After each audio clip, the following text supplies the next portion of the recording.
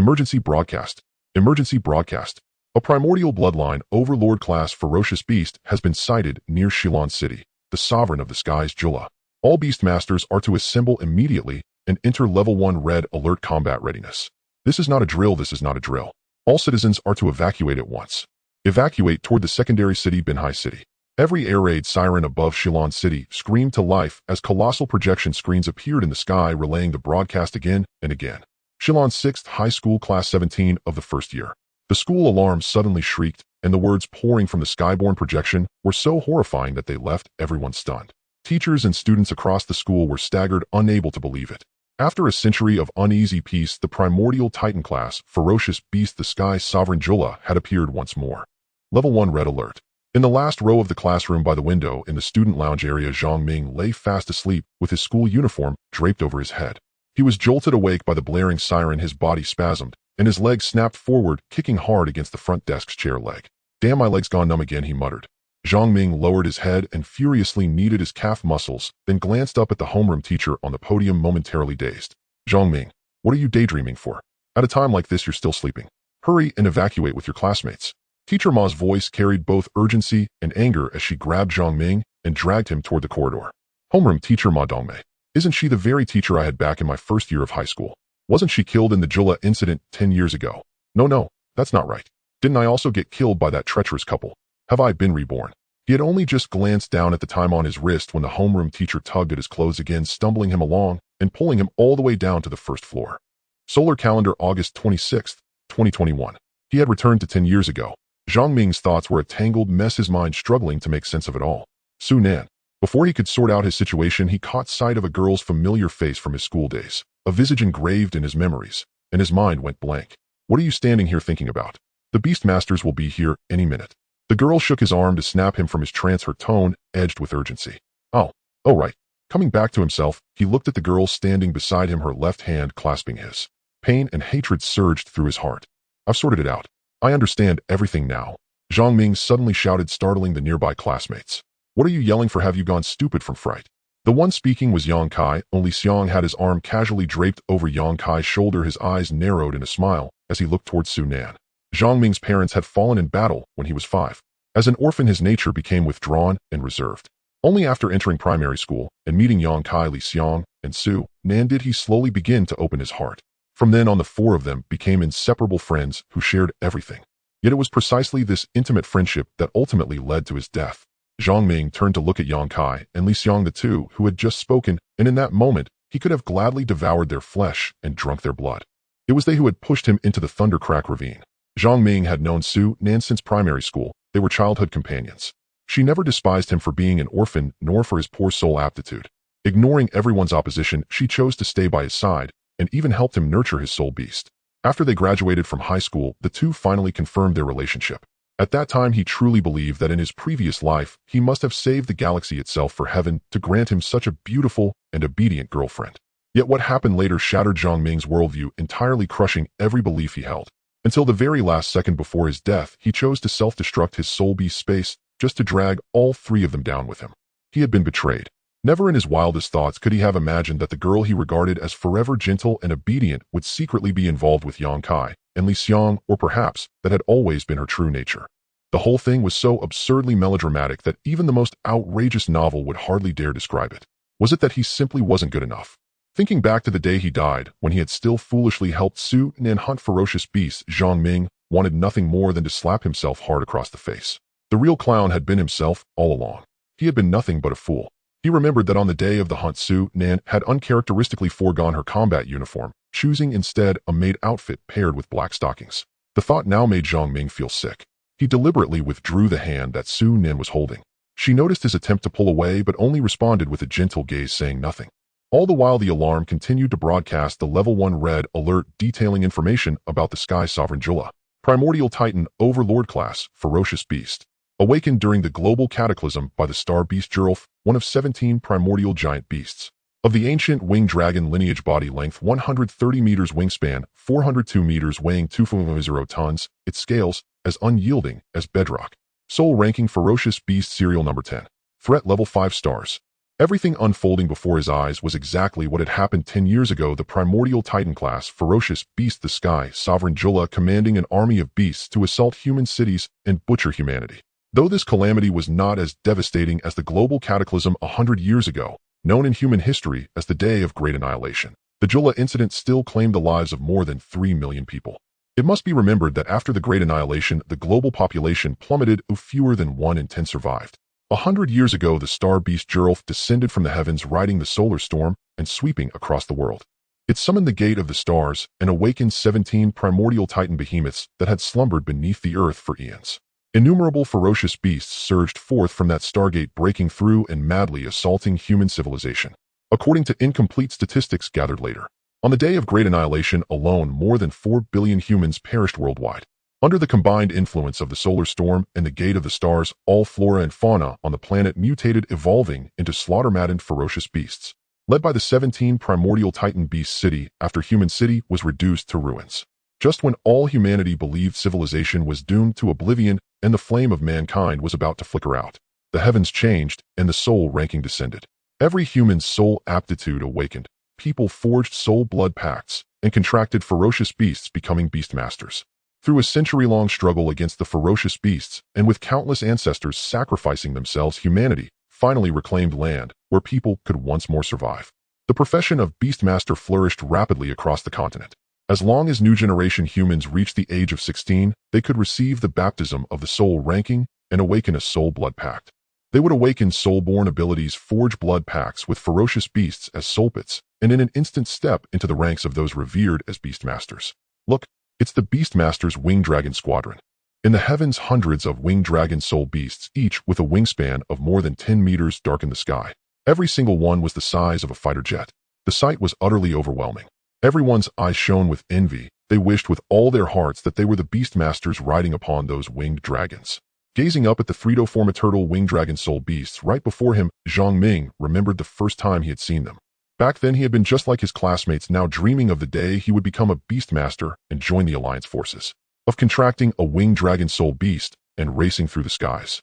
Yang Kai, thoroughly excited, tried to step forward and stroke one of the winged dragon soul beasts, only to be firmly restrained by a Beastmaster. Facing the winged dragon before him, Zhang Ming's eyes could not help but reveal a hint of sorrow. He thought of the companion who had died under an onslaught by the 3 of their soul beasts while trying to protect him. Old hatred and fresh resentment entwined. In this life, he swore the 3 of them would pay in blood for blood. Hello, I am the squadron leader of this Pterosaur combat unit, designation XJ-91. We have received orders from our superiors to ensure that all teachers and students are evacuated within half an hour. Jiola may appear at any moment, and Shilon City could fall at any time. A burly soldier in a flight combat suit salutes, his voice deep and powerful. Under the joint coordination of all the teachers and the army, every student climbs onto the Pterosaur soul beasts, fastening their safety harnesses tightly around themselves as they prepare for takeoff. Several safety ropes are strapped to the Pterosaur's back, allowing 6 or 7 people to lie prone upon it. Zhang Ming lowers his head, reaching out to help Sunin fasten her safety rope, yet he is met with a cold rejection. I can do it myself. If this had happened before, the gesture would have warmed his heart. But now her indifferent gaze fixes on him. Zhang Ming has no idea what he has done wrong. The tip of his nose reddens as grievance wells up within him. Yang Kai, lying on the back of another pterosaur, notices the strangeness between the 2 of them. His gaze happens to meet Zhang Ming's icy eyes, and Yang Kai hurriedly pretends to avert his gaze, as if unintentionally. All personnel prepare for ascent. With the commander's shout, hundreds of pterosaurs spread their wings more than 10 meters long and suddenly beat them fiercely as they surge into the sky. In merely a few seconds, they climb to an altitude of 300 to 400 meters, the rushing wind howling past their ears. Copy that. Copy that. The Beastmaster riding at the pterosaur's neck presses one hand against the intelligent detection device at his ear, replying while nodding as he listens.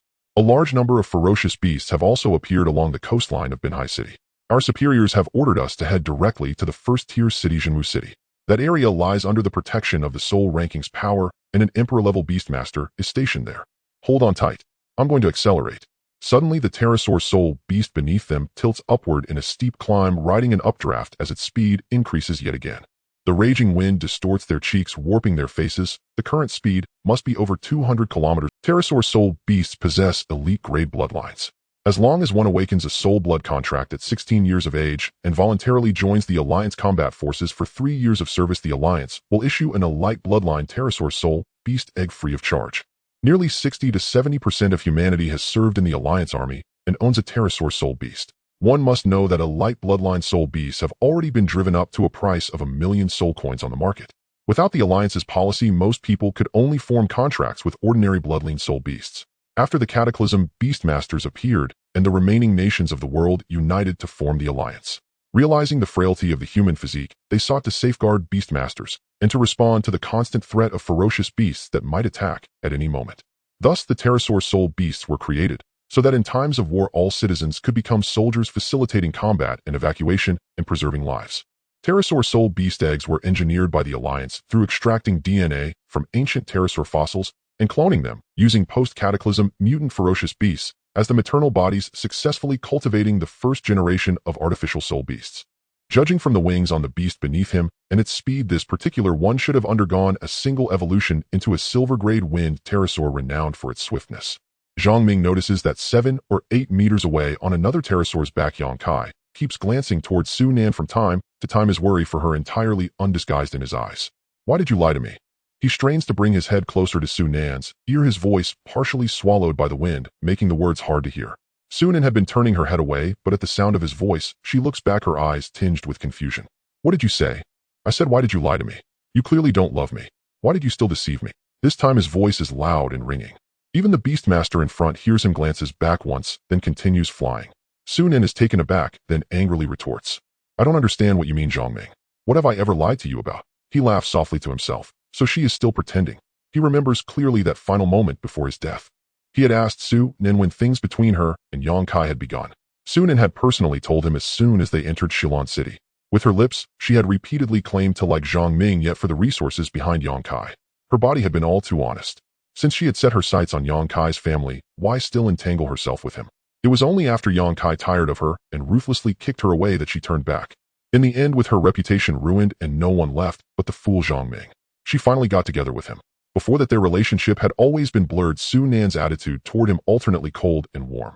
He had been nothing more than her spare tire. His face now expressionless, he no longer wants to ask anything. He fears that if his emotions erupt in a moment of impulse, he might strangle her then and there. Yet with that one question, Su Nan's heart also awakens. She feels that Zhang Ming today is different from usual, as though he has become a completely changed man, an icy figure no longer allowing anyone to draw near. Zhang Ming strives to steady the turmoil within his heart. Suddenly it feels as though something immense has blotted out the sky above his head, and a chilling sense of foreboding sweeps from crown to heel. It's Jula. He snaps his head up. 1,000 meters above, a colossal monster armored in bluish-gray scales, so vast it obscures the heavens, flies directly over their pterosaur formation. With a long piercing screech, its wings, hundreds of meters in length, suddenly beat violently, whipping up a tempestuous gale. The surrounding air currents are instantly thrown into turmoil by the storm, and hundreds of pterosaurs are battered into one another, colliding and crying out in wretched screams. The pterosaur beneath Zhang Ming also crashes into another, snapping one of its wings and plummeting rapidly toward. They are over 1,000 meters in the air. If they smash into the ground from this height, they will be crushed into pulp in an instant, their bones ground to dust. Damn it. In my previous life, Jula didn't appear during the evacuation. Why is it here this time? Could it be that I've just come back to life only to die once more? The Beastmaster struggles desperately to stabilize the pterosaur, but the surrounding gale keeps hammering at them. The beast's body plummets ever faster. In the confusion, Zhang Ming hears Yang Kai's voice. Su Nan. Su Nan. Yang Kai, I'm fine. At a time like this, the two of you are still putting on a passionate life and death romance. Truly the best emotional drama of the year. Zhang Ming lets out a cold, self-mocking laugh, then silently closes his eyes, preparing once more to greet the arrival of death. He had never expected that mere hours after rebirth he would again have to face death. Ding! You have a new message notification. Please check promptly, Master. A pleasant lowly-like voice suddenly sounds by his ear. Zhang Ming, who had just closed his eyes, snaps them open. What on earth? Detected. The Master's life state is extremely dangerous. The Soul Beast cultivation system has been activated for you. Detection shows you have not yet awakened a soul blood contract and have no contracted soul beast. The Soul Beast cultivation function cannot be activated. Please form a contract with a soul beast. The system will automatically enable cultivation thereafter. The optimal teleportation destination, first-tier city Jinwu City, has been selected for you. Do you wish to change it? Zhang Ming is utterly stunned. 3 consecutive Lala-voiced prompts echo through his mind. Soul Beast cultivation system. Without time to think, he quickly responded. No. All right, Master, you can bring one person to teleport to Jinwu City. Would you like to bring someone? Hearing the system prompt, he looked at Su Nan's desperate eyes and coldly uttered a single word. No. All right, the system is constructing the teleportation array. Countdown begins. 3, 2, 1. Just when there were still 100 meters to the ground, Su Nan's eyes widened in disbelief. Zhang Ming had actually vanished into thin air. The Beastmaster desperately tried to steer the wyvern towards the forest, hoping to slow down by crashing into the treetops and lessen the impact upon landing. The last few individuals fell into the forest, and the wyvern used its final wing to protect the human on its back, fulfilling its mission. Jinwu City, the primary city of the Huaxiao region in the Alliance. Zhang Ming's figure suddenly appeared on the streets of the city, and before he could stabilize himself after landing, he was collided with by a girl running down the road. Still in shock, he hadn't regained his senses when he heard a scream and was mercilessly knocked away. His legs went weak, and he fell to the ground, gasping for breath. That was too thrilling. He was so close to saying goodbye to this world. Who was that? Why did they suddenly dash out? My head. After stabilizing his emotions, he tried to get up with his hands on the ground, only to be helped up by a pair of delicate, fair-skinned hands. I'm so sorry, did I hurt you? The girl kept apologizing as she helped him up. Looking up, he saw a cute girl wearing a pink tight combat suit with her hair tied in 2 buns adorned with a pair of pink. Somewhat captivated by her attire, he deliberately shifted his gaze and brushed the dust off himself, saying, I'm fine. Is this Jinwu City? Yes, where did you come rushing out from? You really hurt me. Quickly help me check if my forehead is red. Saying this, the girl lifted her bangs, revealing her fair skin, which was slightly flushed. It's nothing, just a bit red. I'm sorry, could you tell me how to get to the Jinwu City Aid Center? Aid Center? What do you need to go there for? The girl gently rubbed her forehead, unaware that he had just escaped from Shilon City. I'm from Shilon City. We were attacked by the Jula, and I was rescued by the Wyvern Division and brought here. They returned to rescue others, and I want to go to the Aid Center to meet up with the other teachers from school. Upon hearing he was a disaster victim from Shilon City, the girl instantly became serious. Let's go. I'll take you there. As soon as she finished speaking, she grabbed Zhang Ming's arm, her bold personality contrasting sharply with her appearance. I was actually planning to go out to help too. I've heard that 10 Tier 3 cities have already been destroyed by this Jula attack. Did your school manage to escape? The girl asked while running with him. No, we encountered the Jula during our flight, and were swept down by the winds created by its wings. Many students and teachers might have perished. Oh, you encountered the Jula. The girl looked shocked. Let me take you to Jinwu Academy. They have complete medical facilities and temporary student dormitories. My uncle is the principal, so you can check if you're injured there. Thank you. Zhang Ming nodded earnestly in gratitude. It's nothing. You need to pull yourself together and become a Beastmaster to rebuild your home. Hearing the girl's passionate words of encouragement, his heart felt slightly warmed. We've arrived, this is it. Jinwu Academy. In the Alliance, Jinwu Academy is the highest institution for Beastmasters in the Huaxiao region. It boasts master-level Beastmasters as instructors, and the principal is a king-level Beastmaster with a perfect bloodline of a king-level spirit beast. Due to regional and conditional restrictions, Zhang Ming was automatically assigned to Shilon No. 6 High School, while Jinwu Academy was the institution he had wanted to attend in his past life. Please wait a moment, though I will contact my uncle. Okay. The girl raised her left hand, tapping her smart virtual wristband, which displayed a 7-inch projection screen dialing a number. Noticing that the wristband the girl wore was the latest model from 10 years ago, equipped with a virtual intelligence that could automatically detect beast levels priced over 30,000 spirit coins, he realized this girl's identity was not simple. Uncle, it's Angel. I just ran into a student from Shilon No. 6, and he just escaped from Shilon City. I want. Ding. You have a new short message. Please check it promptly. Task released. Join Jinwu Academy. Activate the Soul Blood contract. Task reward unknown. Zhang Ming had just avoided it when the system prompt in a lowly voice rang out again. Taking advantage of this moment, he awakened the Soul Beast cultivation system that had just appeared in his mind to check it. Instantly, a virtual panel appeared in his field of vision. Name Zhang Ming, age 19, soul quality, none, soul ability, none, soul beast, none, soul points, 0, soul beast, bloodline enhancement function, not activated, soul beast evolution, route hint, not activated, system rewards, pending distribution. After reading all this, he took a deep breath. Goodness, this is a cheat. Although specific functions were marked as not activated, just looking at the literal meanings made it clear that this system could enhance the bloodline grade of soul beasts. It could also show the evolution routes of soul beasts. Unbelievable. System, what does rewards pending distribution mean? And what are soul points? Once the master contracts the first soul beast, the system functions will activate and all rewards will be distributed. Soul points can be obtained by defeating ferocious beasts or completing system tasks. Soul points can be used to enhance the bloodline grade of soul beasts, replacing evolution materials and improving soul beast levels and beastmaster levels. My uncle said you can directly handle your admission procedures. The Alliance has issued documents that all students from disaster-hit cities will be transferred to Jinwu No. 1. You can complete your admission today and start classes tomorrow. Really? That's great. Thank you so much. This was truly fantastic news. Enrolling in Jinwu No. 1 and awakening the Soul Beast cultivation system meant that his fate had changed with this rebirth. The girl looked at the overly excited Zhang Ming with amusement, feeling a bit shy. It's no problem, here's my number. If you need anything, contact me. I won't accompany you inside. After you enter, turn left to the office building to handle your admission procedures. You haven't awakened your soul blood contract yet, right? At Jinwu No. 1 you can receive the illumination of the soul list upon admission and awaken your soul blood contract. Other schools only distribute ordinary soul beast eggs, but Jinwu No. 1 gives out elite soul beast eggs. I hope you can awaken a soul quality above D grade. Good luck. After saying this, the girl waved goodbye. Throughout their encounter, neither of them had revealed their names. Looking at the number left by the girl and recalling her appearance, he thought she was quite young. The admission procedures were very simple. After verifying Zhang Ming's records from Shilon No. 6 high school, his student status was directly transferred to Jinwu No. 1. Gather at the east square of the school at 8 a.m. tomorrow for the awakening ceremony, and then we'll sort into classes. This is your temporary dormitory access room, 416. Stepping out of the office building, a feeling of indescribable excitement radiated from his face. Entering Jinwu No. 1 high school was equivalent to taking a step into Jinwu Academy. Jinwu Academy, one of the 4 major academies of the Alliance, was founded by the first Master Beast Tamer of Huaxia, nurturing countless excellent Beast Tamers for humanity. A beacon of hope for humanity.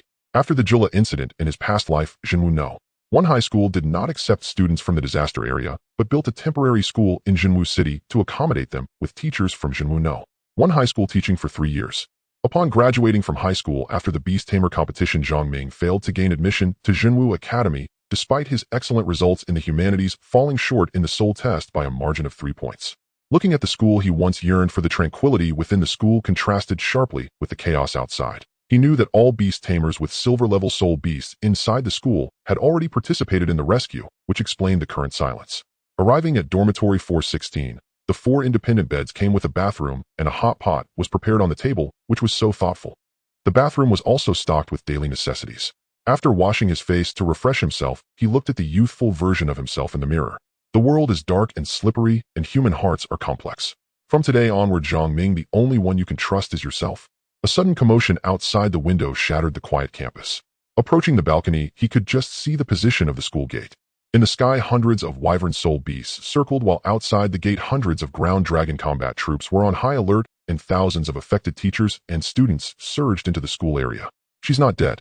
At a glance, he spotted Su Nan, who was lying on Yang Kai's back amidst the crowded crowd. Her clothes were torn in several places, and her face bore scratches. Seemingly sensing Zhang Ming's gaze, Su Nan looked up at the window of the dormitory building, meeting his eyes. Her expression was equally cold, filled with resentment and anger. The survivors were still in shock, with the principal of Jinwu No. 1 high school personally organizing rescue efforts, first treating the severely injured teachers and students, and arranging medical accommodations. Turning his head, he lay back on the bed. Tomorrow, I will undergo the soul ranking baptism and awaken the blood contract. Lying on the bed, he began to anticipate the soul awakening the next day. In his past life, his soul quality had been a rank with the low-level skill of weakness, reducing the target's defense slightly for 5 seconds. It could be said to be virtually useless, even somewhat trashy. A Beast Tamer's ability to contract soul beasts for life depended entirely on their soul quality. Once the soul blood contract was awakened, a soul beast space would spontaneously generate within the body for carrying and nurturing soul beasts. Soul quality ranks are divided into F, E, D, C, B, A, S, S, S, S, S, S. So far, the highest soul quality recorded in Beast Tamer civilization has only reached SS rank. Within Frank soul quality, one could only contract a single soul beast in their lifetime. Even if they became a Beast Tamer, they would still be at the bottom. In his past life, he was a rank in soul quality and had contracted 2 soul beasts, one of which was nurtured to golden level 2-star status with elite bloodline. Although his soul quality was trashy in his past life, he still became a master Beast Tamer. While soul quality determined the number of soul beasts a Beast Tamer could contract in the future and the strength of their soul abilities. But it does not determine the future achievements of a Beast Tamer. Even a Beast Tamer with frank soul quality, if their soul contracted soul beast is of epic bloodline, could still become a royal level Beast Tamer. However, this hope is very slim. The bloodline of soul beasts cannot be changed, and the evolution of soul beasts determines their growth path. The quality of the bloodline represents the potential of the soul beast and the extent of overall strength improvement with each evolution. Among 2 soul beasts of the same golden level, the power of an elite bloodline is naturally stronger than that of an ordinary bloodline. As time goes on, the disparity in combat power becomes vast. Higher soul quality is certainly better, a stronger soul abilities and a greater number of soul beasts can also compensate for the shortcomings in bloodline. Students who awaken brink soul quality are typically the focus of cultivation at the school and receive more resources. The Alliance invests over 10 billion soul coins annually in resources for new Beast Tamers. The better the soul quality, the more resources the school allocates. Just during this moment of rest, the dormitory door was pushed open. 3 disaster-affected students from the secondary city of Lanchan made quite a noise, and upon conversing it was found that they were classmates. The tall and plump one is named Guofei, the thin and dark one is named Zhao Kai, and the shorter, slightly hunched one is Huang Xing. The 3 quickly filled their stomachs, and after washing up it was already 7 p.m. That night all 4 slept soundly, exhausted from a day of fleeing. At 7 a.m., the intelligent voice alarm clock in the dormitory woke the 4 from their dreams. Zhang Ming was the first to get up and wash up, while the other 3 did not dare to lag behind. Today was the day Zhenwu know. One high school would open the soul blood contract for all disaster-affected students who were 16 years old. The 4 casually ate some milk and bread prepared in the dormitory and rushed to the playground. Before 8 a.m., nearly 1,000 people were scattered across the playground, many still bandaged or in casts, leaning on crutches, yet determined to participate. All the students gathered in small groups, excitedly discussing what level of soul quality they might awaken and what kind of soul abilities they desired. They envisioned contracting a powerful soul beast as their partner.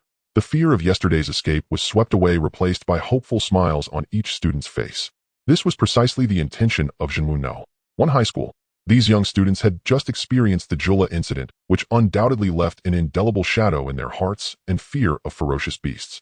Once a shadow is cast, it becomes exceedingly difficult to achieve great success, even as a beast tamer. To reignite confidence in the disaster-affected students, Zhenwu know. One high school had put in great effort and specifically dispatched 10 royal-level beast tamers for assistance. In the crowd, he spotted Su Nan, who had changed into clean clothes, being supported by Yang Kai, and Li Xiang also making her way to the playground, seemingly with a sprained ankle. Yang Kai and Li Xiang noticed Zhang Ming, who was unscathed and full of spirit. Yang Kai shot him a fierce glance, and the 3 brushed past each other as if they did not know one another. "I will definitely kill you." As Yang Kai passed by him, he deliberately paused and whispered. Zhang Ming replied with a cold smile, unsure of who would live or die. "Brother Ming, our school is over there. We're heading over first." Zhang Ming nodded. Guofei called him Brother Ming because last night he insisted on sorting them by birth date, only to be outdone by Zhang Ming by a single day. The ceremony for awakening the soul blood contract finally commenced. Principal Lin Zhe of Zhenwu know. One high school personally presided over the soul awakening ceremony. In the center of the playground, a complex and profound hexagram array had been prepared. When your name is called, step into the soul awakening array, relax your body, and receive the baptism of the soul rankings power. Wu Yifun Crank Intermediate Hardening Soul Ability. As the first student stepped into the awakening array, the array shimmered with light, and the projection screen in the playground displayed this student's soul quality information. The first to appear was Crank Soul Quality, which was not bad, and a smile appeared on Principal Lin's face. Huazhan Crank Intermediate Shock. Tian Yuan Drank Low-Level Hard Skin. Qianfeng Rank Low-Level Sharpness. Several consecutive excellent soul qualities caused Principal Lin's brow to furrow. Soon in Brank Intermediate Frost. Brank. Intermediate Attack Ability. An Intermediate Frost, how impressive. Who is this girl? She will definitely be a royal-level beast tamer in the future. Seeing Su Nan's information displayed on the big screen, countless envious gazes were directed at her, but Zhang Ming was not surprised. Yang Kai Brank Intermediate Thunderstorm. Intermediate Attack Ability. Another future royal-level beast tamer is born. After all their past life qualifications were both 2B. With level soul aptitude, one can contract 5 soul beasts. As long as there are no accidents under the Alliance's training, in less than 20 years humanity will gain another king-level beast master. Intermediate Ability Thunderstorm. Intermediate Ability Frost. The former grants the Beast Master Lightning attribute soul power, while the latter provides Ice attribute. Unlike other status and support abilities, once the Beast Master possesses an attribute, they not only have formidable combat capabilities, but also enhance their physical qualities to protect themselves.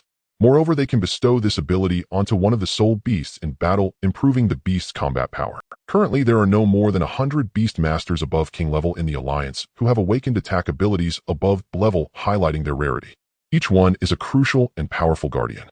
Principal Lin's face was beaming with joy, unable to contain his smile. Yang Kai and Su Nin both come from Shilon No. 6. They are amazing. On the playground, some noticed that both were from Shilon No. 6 and were even classmates.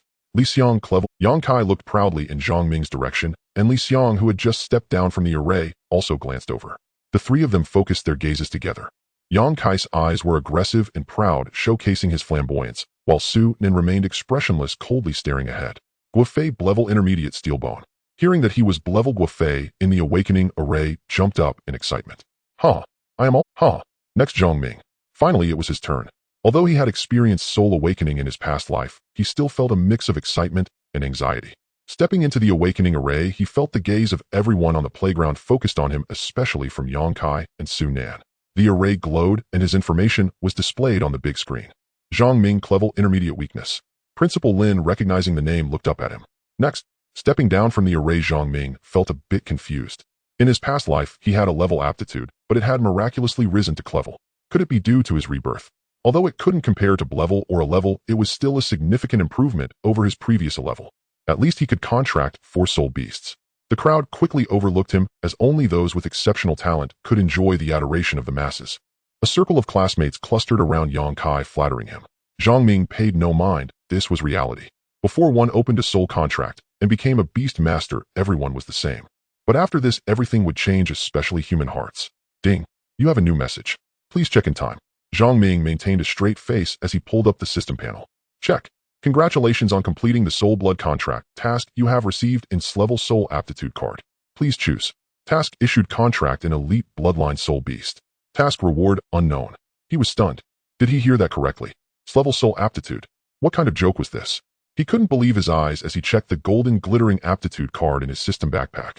God's Bloodline. When the Soul Beast's life is below 30, it gains a 40 damage reduction. When attacking, there is a 15 chance to deal 10 of the target's maximum life as damage. Effective for all soul beasts in battle.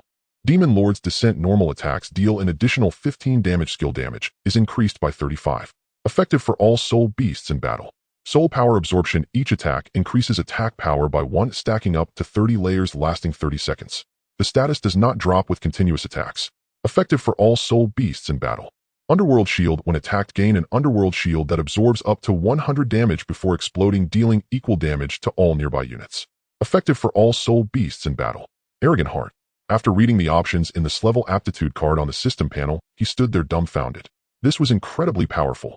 This was just level aptitude. What degree would be required for S level and SS level? Though each ability was aimed at soul beasts, he was very aware. Any one of these 4 abilities, if taken out, would likely drive all beast masters in the Alliance crazy. Carefully comparing, he felt an unprecedented mental struggle. I choose God's Bloodline. Although he was very tempted by Demon Lord's Descent and Soul Power Absorption, one cannot have both fish and bear's paw. Whether early or late, gain God's Bloodline, which grants a 40 damage reduction when life is below 30, is simply a divine skill. Moreover, it has a 15 chance to deal 10 maximum life damage to the target, making it the ultimate divine skill. It can be said to ignore defenses and armor, directly dealing damage to life. Not only can it absorb damage, but it can also deal damage. While a 15 chance may seem low in the late game, when a Beastmaster commands Soul Beasts against Savage Beasts, they can unleash dozens of attacks in the blink of an eye, making 15 not low at all. This level Soul Aptitude fused directly into his body, and the originally level Soul Beast space also changed. The intermediate ability weakness remained and was not overwritten. Current number of level abilities acquired 19. Friendly reminder: the maximum number of level and above abilities is 9, while below level is unlimited. System sprite: my low-level weakness is still here. Does this mean I can have other level soul abilities in the future, even S level? That's right, Master. You can use S level aptitude cards to gain other abilities or upgrade existing abilities. Complete more tasks, kill savage beasts to earn soul points in exchange for stronger level and above aptitude cards. Keep up the good work, my master. The system's cute, lowly voice warmed his heart. Looking at Yang Kai and the others' proud expressions, he suddenly felt less angry, and even the clouds floating in the sky seemed so lovely. In the sky, the soul ranking hanging from the dome suddenly emitted a brilliant blue light. This drew everyone's attention to the soul ranking. The soul ranking, a list of soul abilities, displayed the 4 gilded words God's Bloodline, shining brightly, pushing down the previously 7th ranked soul ability Earth Armor to the 8th position. God's Bloodline. Lin Zhe's gaze tightened. The soul ranking displayed the rankings of all current Beast Masters' soul abilities. Everyone was shocked. In the sky, the Alliance's giant virtual projection screen appeared, instantly broadcasting explosive news about the newly ranked God's Bloodline in the top 10. It had been many years since the Alliance had seen a new entry in the top 10 soul abilities. Just hearing the name made one realize the power of this ability. Unfortunately, the soul ranking only shows the names of the soul abilities and cannot reveal who the Beastmaster is. However, Lin Zhe was certain that the student with the newly appeared God's Bloodline ability was surely among those on this playground. Because today, only Jinwu knew. One was holding the Soul Awakening ceremony, other first-tier cities would not conduct theirs until the end of the month. Principal Lin's expression was serious as he quickly turned to whisper a few words to the king-level Beast Master beside him, who hurriedly left the playground. Zhang Ming was also startled by the 4 gilded words God's bloodline on the soul ranking. Fortunately, the ranking did not display the names of the Beast Masters. The commotion caused by the changes in the soul ranking was quickly quelled by Principal Lin. Silence. The ceremony will continue. All new students who have completed the soul blood contract gather in the incubation room. The voice of Principal Lin echoed from the projection screen. Incubation room. Here I come. How exciting, I'm finally going to have my first soul beast in my life. In the queue, everyone wore smiles, eagerly discussing among themselves. Zhang Ming also felt a hint of anticipation. Having lived another life, he maintained a calm expression, his demeanor steady. Great aptitude is enough for you to eat for a lifetime, haha. Don't you all agree? Huh. It's a waste for the school to distribute soul beast eggs to you. A harsh derision came from nearby, the tone arrogant and the expression frivolous. Behind Yang Kai stood a group of students who had just awakened great aptitude, with Yang Kai seemingly at the forefront. They haven't even been grouped yet, and they're already forming cliques. Continuing forward in the line, they completely ignored Yang Kai, not even sparing him a glance, treating him like a pile of foul dog excrement. Seeing that verbal attacks had no effect, Yang Kai's face flushed with anger. Leave. The incubation room was located deep within the school's experimental building, a place strictly forbidden for entry. To protect the vitality and safety of the soul beast eggs, the entire experimental building was equipped with infrared sensors and the most advanced thermal weapons to eliminate intruders immediately upon detection. Not even a fly could get in. The Wang-level beast master of the True Martial Academy regularly rotated to guard, ensuring the safety of the soul beast eggs. Passing through one titanium steel door after another, Principal Lin scanned his iris to open the last half-meter-thick titanium steel door. The incubation room, the size of 3 basketball courts, came into view. Various soul beast eggs lay quietly in the incubation chambers, patiently waiting for their masters to arrive. Students, before we distribute the soul beast eggs, there is something I need to clarify with everyone. According to the Alliance's regulations, all newly promoted beast masters must contract a flying soul beast as their initial soul beast. I understand that everyone has their ideal first soul beast, but the school must adhere to the Alliance's regulations. By convention, the pterosaur soul beast egg remains an elite bloodline. After Principal Lin finished this statement, the audience erupted into applause, thunderous cheers filling the room. The elite bloodline pterosaur soul beast egg is valued at least 1 million soul coins on the market. Only a fool would refuse. Although the pterosaur is somewhat lacking in attack as an auxiliary soul beast, it possesses the ability to fly, which means even if I can't fight, I can run fast enough. Most importantly, the pterosaur is a soul beast strongly promoted by the Alliance with a relatively mature evolution path. Currently, there are over 10 known evolution routes, and the materials for evolution are easy to purchase in the market with stable prices. The ordinary schools only distribute ordinary bloodlines, while elite bloodlines are sought after by many. If it weren't for the incident with the Jiu, he might have ended up like in his previous life, contracting an ordinary bloodline pterosaur as his initial soul beast, only to join the Alliance's combat forces after graduation to finally obtain his first elite bloodline soul beast. All students with grade and above step forward to the second laboratory, including those with grade. Hearing this, all the students with grade aptitude lit up with joy, even though Principal Lin did not elaborate.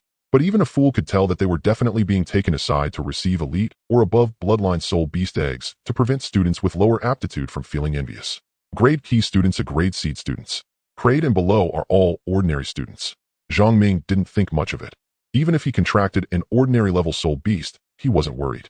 Yang Kai, as a seed student, walked proudly at the front of the line, glancing at Zhang Ming, chest out and head held high, striding into the second laboratory. TCH, what are you pretending for? Isn't it just good luck to awaken grade aptitude? The school seed class isn't without a grade students. Well, I heard there's even a grade student. Really?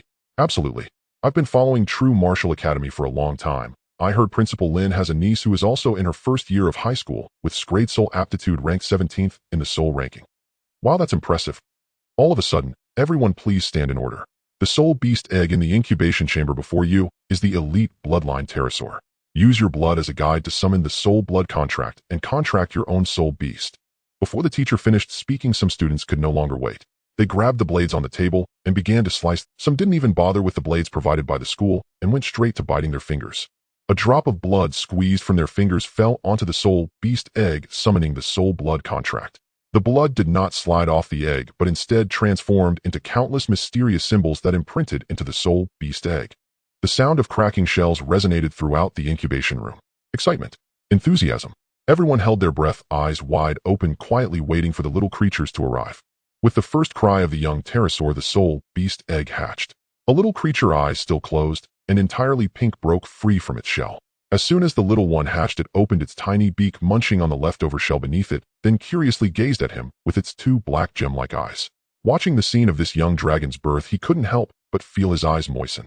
In his past life, his first pterosaur soul beast, although it was just an ordinary bloodline, had its wings torn and its neck broken while desperately protecting him until the very last moment. Compared to humans, soul beasts are loyal. They know no betrayal. Not only does this stem from the nurturing of the beast masters since childhood, creating a deep bond between them, but it also comes from that profound connection at the very essence of life and soul, stronger than blood relations. Gently wrapping the little one in a soft blanket, he took out the soul beast food previously distributed by the school to feed the little creature. Raton, rest assured your blood will not flow in vain. Woo-woo. The little one seemed to sense the sadness deep within him, lifting its unfeathered pink wings to gently. This is the charm of soul beasts. They understand your feelings without any need for expression. Ding. You have a new short message. Please check it promptly. Congratulations, Master, on completing the contract for the elite bloodline soul beast, receiving a reward of 1 epic bloodline card. You now have the Eye of Detection activated, automatically triggered. The Soul Beast Encyclopedia has been unlocked, allowing you to view all Soul Beast evolution routes. Bloodline Enhancement feature has been activated. Epic Bloodline Card. View. Epic Bloodline Card, a one-time item that does not consume soul points. After use, it will elevate the specified Soul Beast's bloodline to epic level. At this moment, his feelings were beyond words. He just wanted to shout. Awesome. Use. Ding. The Soul Beast bloodline has been successfully elevated to epic level. Just as he finished using the epic bloodline card, the little creature in his arms began to change. The little creature grew at a visible speed. Just a second ago, it could be cradled in his arms, and in the next moment, it had already reached half a meter tall, startling Zhang Ming into quickly storing it in the Soul Beast space. Please name the initial Soul Beast, and you will receive 100 soul points. Leighton. Successfully named the initial Soul Beast, reward 100 soul points. Congratulations on becoming a Beast Master. A Beast Master gift pack has been issued.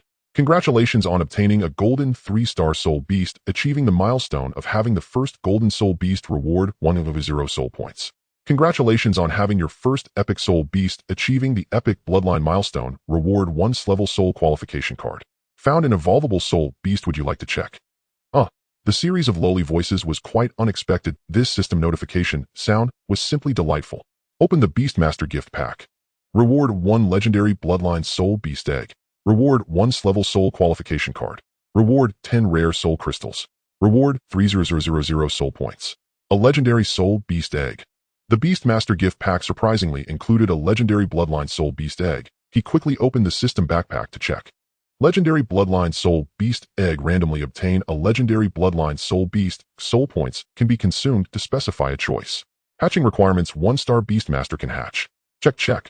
You can only obtain more information about the soul beast egg by leveling up, Master. The system's little sprite voice chimed in. Zhang Ming eagerly wanted to see what soul beasts could hatch from this legendary bloodline soul beast egg, but his low level meant all he received were messages indicating he could not check.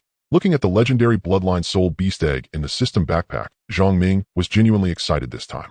To outsiders, Zhang Ming appeared to be standing there in a daze. In reality, he was inspecting the various items given by the system gift pack. Is it really that exciting? He's just standing there for half an hour grinning like an idiot. It's just an elite bloodline soul beast. It shouldn't be that thrilling. Sigh, this kid is truly pitiful. 2 level soul qualification cards. Rare fierce beast soul crystals. I'm going to defy the heavens. That laugh drew attention. The hatching room, which was originally filled with familial warmth, was now filled with pitying gazes directed at Zhang Ming. This kid must really be an idiot. Hey, I'm telling you, Zhang Ming has been standing there with a silly grin for almost 10 minutes now. Zhang Ming noticed his odd behavior and hurriedly composed himself, continuing to inspect. Name: Zhang Ming. Level 1-star Beastmaster. Soul qualification S. Soul ability: intermediate weakness, divine bloodline. Soul beast Leighton. Bloodline epic. Level golden 3-star. Talent: geothermal armor composed of magma and scales. Skill: storm strike, high-speed rotation to create a storm that attacks the target. Evolution: route 36, types evolvable. Description: a demon born in volcanic lava that once fought against the ancient giant beast Geo-La for dominion over the skies. View evolution. The best evolution plan has been recommended for you: Wind Wing Dragon, Storm Wing Dragon, Wind God Wing Dragon, Feather Snake, God Wing Dragon, Calamity Monarch. Flame Wing Dragon, Lava Wing Dragon, Crimson Flame Wing Dragon, Blazing Wing Red Lotus Tyrant. Earth Wing Dragon, Armored Wing Dragon, Blade Wing Dragon, Heavy Armored Wing Dragon, Earth Tyrant. He fell into a dilemma of choice. In his past life, the evolution routes of soul beasts were all provided by the Alliance, shared experiences discovered step by step by countless beast masters. With the Soul Beast cultivation system, so many evolution routes were listed on the system panel, complete with the quantities of required materials and the skills that the Soul Beast would comprehend after evolution. This was incredible. For a moment, it was truly hard to make a decision. The growth of the initial Soul Beast relates to the combat power for hunting fierce beasts in the early stages. Routes focusing on speed and defense were clearly not suitable for me. The next few options of Dark-Winged Dragon and Light-Winged Dragon, whether developed into attack or support types, are also. However, the talent of Geothermal Armor already provides a layer of defense for Leighton, and coupled with my Divine Bloodline's abilities, I need not worry about defense. Speed does not need to be too fast, what I need are powerful skills and high damage. The Flame-Winged Dragon combined with Geothermal Armor can unleash tremendous combat power. Just you flame. Materials required for evolving to Flame-Winged Dragon: Elite Fire Attribute, Soul Crystal 3, Lava Crystal 3, Geothermal Grass 10. Insufficient materials. Would you like to consume soul points as a substitute? Yes. Tip: would you like to consume 1/0 soul points to complete the evolution to Lava Winged Dragon directly? Yes. Ding. Evolution completed. Skills comprehended. Fireball launches a huge fireball at the target, causing continuous damage. Lava Breath emits ultra-high temperature lava breath at the target with melting properties that can reduce the target's defense. Both are high damage, high burst skills. He was very satisfied. In the Soul Beast space, Leighton underwent a dramatic transformation influenced by the epic bloodline. Having just been born, it became a golden 3-star Soul Beast. After 2 evolutions, its size had already surged to 4 meters tall, with a wingspan of 15 meters, resembling a gigantic winged dragon. Its entire body was covered in scales filled with magma, and fiery red lines flowed freely between the scale gaps. The cute little soul pet that was just cradled in his arms had transformed into a soaring flame demon in the blink of an eye. The Soul Beast cultivation system was truly miraculous. Recalling his past life of cultivating soul beasts, it was truly exhausting. From the moment the Soul Beast was born, he had to spend money on Soul Beast food to fill its stomach and buy soul crystals for it to absorb and level up. Time-consuming and labor-intensive. In summary, cultivating a Soul Beast was not easy. The investment in soul coins was no less than $1 million, and the effort and energy expended were beyond words. Because of this, Beast Masters cherished their Soul Beasts even more. Fortunately, there were still 10 rare soul crystals in the system backpack to be fully invested in the Soul Beast space. Your Soul Beast has leveled up to Golden 4-star. Your Soul Beast has leveled up to Golden 5-star. The 10 rare soul crystals directly allowed Leighton to level up to Golden 5-star. Looking at Leighton, which was now covered in lava scales and emanating an imposing aura in the Soul Beast space, he felt a sense of satisfaction. However, as the owner, he was still just a 1-star Beast Master. The leveling up of a Beast Master is similarly dependent on soul crystals. The Soul Blood contract allows them to absorb the pure soul power contained in soul crystals to enhance their own soul power level. Usually the level of a Beast Master is consistent with that of their Soul Beast. When the Soul Beast levels up and evolves, it will also impart some soul power back to its master, helping to elevate their level. Thus, soul crystals became the most sought-after commodity in the Alliance, with countless Beast Masters forming teams to venture out and hunt fierce beasts to obtain soul crystals. Just after Leighton completed its evolution, it wanted to bestow soul power upon Zhang Ming, but he stopped it. He didn't want to arouse suspicion. He had entered as an ordinary person, and now coming out as a high-level Beastmaster would definitely attract attention and lead to research. The door to the second laboratory opened, and Principal Lin stepped out.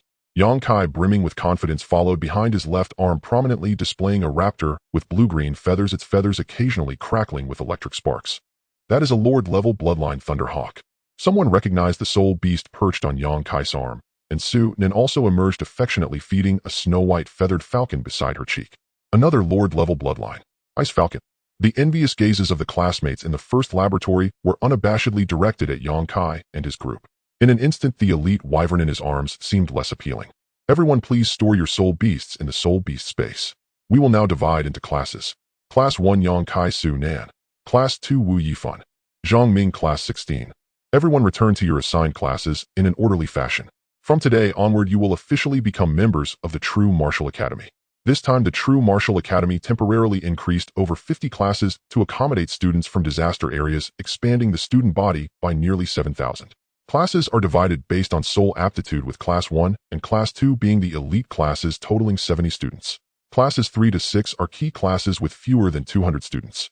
Starting from Class 7, the remaining classes are ordinary. Elite and key classes not only have all accommodation and meal fees waived, but students can also receive free Soul Beast rations from the school each month, with elite class students receiving an additional 20 soul coins as a subsidy. Ordinary classes do not enjoy such benefits. The difference is like heaven and earth. Not only do they have to pay for accommodation and meals, but they must also purchase Soul Beast rations out of their own pockets. In his past life, just after graduating, he scrimped and saved, investing all his earnings from part-time work into his Soul Beast, yet he only reached the silver 3-star level. It was only after joining the Alliance's combat unit that he gradually accumulated some soul coins to evolve to golden 1-star. Every step of hardship is vividly etched in his memory. Without money, one cannot move forward. In his past life at Shillong No. 6 middle school, because of his identity as an orphan, he had no source of income, and the school provided him with support for needy students, waiving 3 years of accommodation and meal fees. They gradually returned to the classroom. The classroom was spacious with the most advanced virtual smart teaching screen on the blackboard, and the teacher had not yet arrived. The more than 100 classmates from various cities quickly filled the room with noise, turning it into a chaotic scene. Whether in his past life or present, Zhang Ming still preferred his old spot in the VIP sunbathing area near the window. I heard she is a retired instructor from the Special Operations team. Bang! Classmates, quiet down. A young female teacher dressed in a white striped shirt and a tight-fitting skirt with a stunning figure and golden wavy hair stood at the podium, slamming her textbook on the desk, her voice loud. The male students were instantly mesmerized. So sexy. Who said she's sexy? Step up and stand at the... This innocent student lowered his head and stood up, making his way to the door. Everyone lying on the desk, put your hands down and sit up straight. Let me introduce myself. My surname is Lin, and I'm called Wan Wan. I will temporarily teach you the knowledge of beast mastery. I am a member of the Songlong battle team, and for now your lives will be under my responsibility. So she is a member of the Songlong battle team. How impressive. Who said I'm impressive? Step up and stand up. Damn it. Remember, in my class, do not whisper under the table.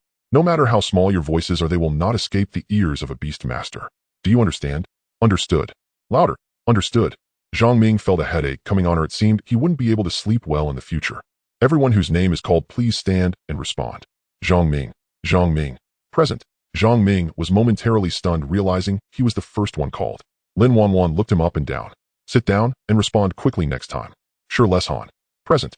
This is the first-year test paper for Beast Mastery. Everyone completed, and after finishing we will rank you according to your scores. Zhang Ming. Present. Why is it him again? Come up and distribute the test papers. As he walked to the podium to receive the test papers, Zhang Ming felt Lin's gaze scanning him, making him feel uneasy. Looking up, he met Lin's eyes. To be honest, up close, Lin's skin was truly fair with delicate pores. She looked to be just in her early 20s, probably freshly graduated from college. A faint fragrance emanated from her clothes, invigorating. I didn't know this Lin Wanwan in my past life. Why is she always targeting me? After distributing the test papers and returning to his seat, the timer on the screen started counting down from 30 minutes. Question 1, please fill in the titles of Beastmaster ranks. What the hell is the first question? Just a giveaway.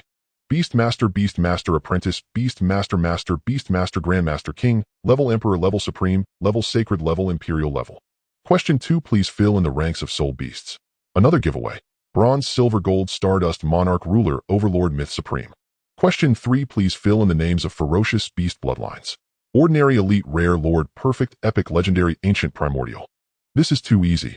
For Zhang Ming, who had already graduated from college, these questions were as simple as elementary school 11. 30 minutes passed quickly. Zhang Ming. Present. Collect the test papers. Lin Wanwan placed the test papers into the podium scanner, and the scores of all students displayed on the virtual screen in an instant. First place, Zhang Ming, 100 points. As soon as the ranking was announced, all the classmates looked at Zhang Ming in the leisure area with curiosity. Is this guy a hidden academic genius? He must be, but he looks like a slacker to me. Who was talking about academic geniuses and slackers earlier? Did you forget what I just said? Stand at the door. Seeing no one stand up, Lin Wanwan lost her temper. So you are unaware, huh? Lin Wanwan directly pulled up the classroom surveillance playback, revealing the 2 students who had been whispering. Their words were crystal clear on the screen. Zhang Ming, come to my office after class. Next, the first lesson, understanding the habits of soul beasts. Finally, after a day of classes, he quickly grabbed a bite at the cafeteria and returned to the dormitory. It was only when he went to Lin's office that he learned Lin Wanwan was a temporary reinforcement from the Songlong battle team. The cute girl with cat ears he saw that day was actually her cousin, who had mentioned his orphan status, drawing Lin Wanwan's attention. Calling him to the office was to inform him about the support for needy students. The school understood the family situations of all students from disaster areas and provided uniform assistance for needy students with no income source, waiving accommodation and meal fees. Finally, I have time to check the system. This day of classes kept him busier than the teacher. Leighton slept in the Soul Beast space for a whole day and didn't even manage to feed the Soul Beast rations, leaving the little one starving. Start the Soul Power feedback. In the Soul Beast space. Through the Soul Blood contract, Leighton let out a cry in response to his thoughts. The Soul Power regeneration begins. Congratulations, Master, for upgrading to a 2-star Beast Master. Congratulations, Master, for upgrading to a 3-star Beast Master. Congratulations, Master. 9 consecutive notification sounds. Name: Zhang Ming, level 10-star Beast Master, soul quality S, soul ability, intermediate weakness, bloodline of the divine. 10-star Beast Master. Feeling the enhancement of his soul power, he was ecstatic. Ding. Do you want to consume 666 soul points to upgrade to a 1-star Beast Master? Yes. Congratulations, Master, for becoming a 1-star Beast Master, achieving the 1-star Beast Master accomplishment, and receiving an upgrade qualification card X1. Level 1-star Beast Master soul points required for upgrade 02000 Soul Beast Laden Bloodline Epic level Golden 5-star soul points required for upgrade 1356800. I still have 29,434 soul points. If I choose to upgrade Laden, it might be enough to upgrade to 2 stars. If I upgrade the Beast Master level, I could increase it by several stars. Let's do it. Upgrade. Successfully upgraded to a 2-star Beast Master. Successfully upgraded to a 3-star Beast Master. Successfully upgraded. Insufficient soul points to upgrade. 4-star Beast Master, still have 15,434 soul points left. Let's upgrade Laden. Successfully upgraded Laden to Golden 6-star. Still have 7,434 soul points left. After upgrading to a 4-star Beast Master, his soul power also increased. The soul power of a Beast Master is primarily used for the consumption of soul abilities and controlling soul beasts.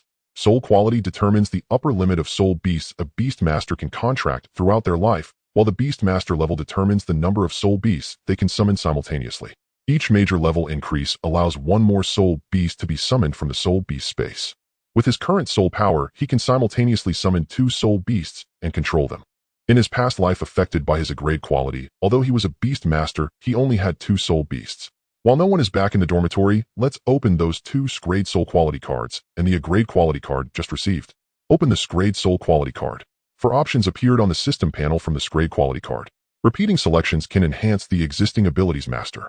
Just as Zhang Ming was lost and thought, the voice of the system sprite appeared. Alright, I'm an adult now. No. I choose Demon Lord's Descent and Soul Power Absorption. Demon Lord's Descent normal attacks deal 15 additional damage. Skill damage increases by 35, effective for all deployed soul beasts. Soul Power Absorption, each attack increases attack power by 1, stacking up to 30 layers lasting for 30 seconds. It does not drop during continuous attack state, effective for all deployed soul beasts. Congratulations, you have obtained the Scrade soul abilities Demon Lord's Descent and Soul Power Absorption. Current Scrade abilities owned 39. Just as the system sprite finished its prompt. Under the pitch-black night sky, the soul ranking board shone with a blue light, illuminating once more. The originally 8th-ranked Earth Rock Armor was pushed to 10th, while Demon Lord's Descent took 8th place, and Soul Power Absorption occupied 9th. The changes in the soul ranking abilities once again stirred the Alliance. The Alliance executives held an emergency meeting overnight. In the dark sky, a massive steel fortress floated thousands of meters above. At the Alliance headquarters, the Noah's Ark. In the headquarters conference hall, 12 blue virtual signal lights lit up in sequence on a gigantic round table. 11 virtual figures appeared in an instant. They wore different outfits, including a white-bearded old man, a determined middle-aged man, a knight holding a long sword, and a beautifully dressed young woman. Only the seat at the head of the round table with a flickering red virtual signal light remained unoccupied. The crowd fell silent, seemingly waiting for the owner of the red virtual signal light to arrive. The signal light extinguished. A mysterious figure shrouded in a brown cloak whose face was obscured appeared, and everyone stood up. The saint. The person beneath the brown cloak nodded slightly, indicating to sit down. The ancient Titan Mu, who sleeps in the abyss of the dead, has just awakened at the call of Jula, so I was late. The Soul Reaper ranked 7th among fierce beasts. Mu. Let's get to the point. Yes, saint. Yesterday at 1531, the soul ranking abilities showed the Scrade ability Bloodline of the Divine, and just now at 716, 2 more Scrade abilities appeared: Demon Lord's Descent and Soul Power Absorption, pushing Earth Rock Armor from 8th place. From yesterday until now, only our Huaxia District Jinwuno, one high school, has held a Soul Awakening ceremony. I suspect that these 3 Scrade abilities all come from the same student. Saying I do not agree with Lin's statement. A blonde, blue-eyed, beautiful woman said with a smile.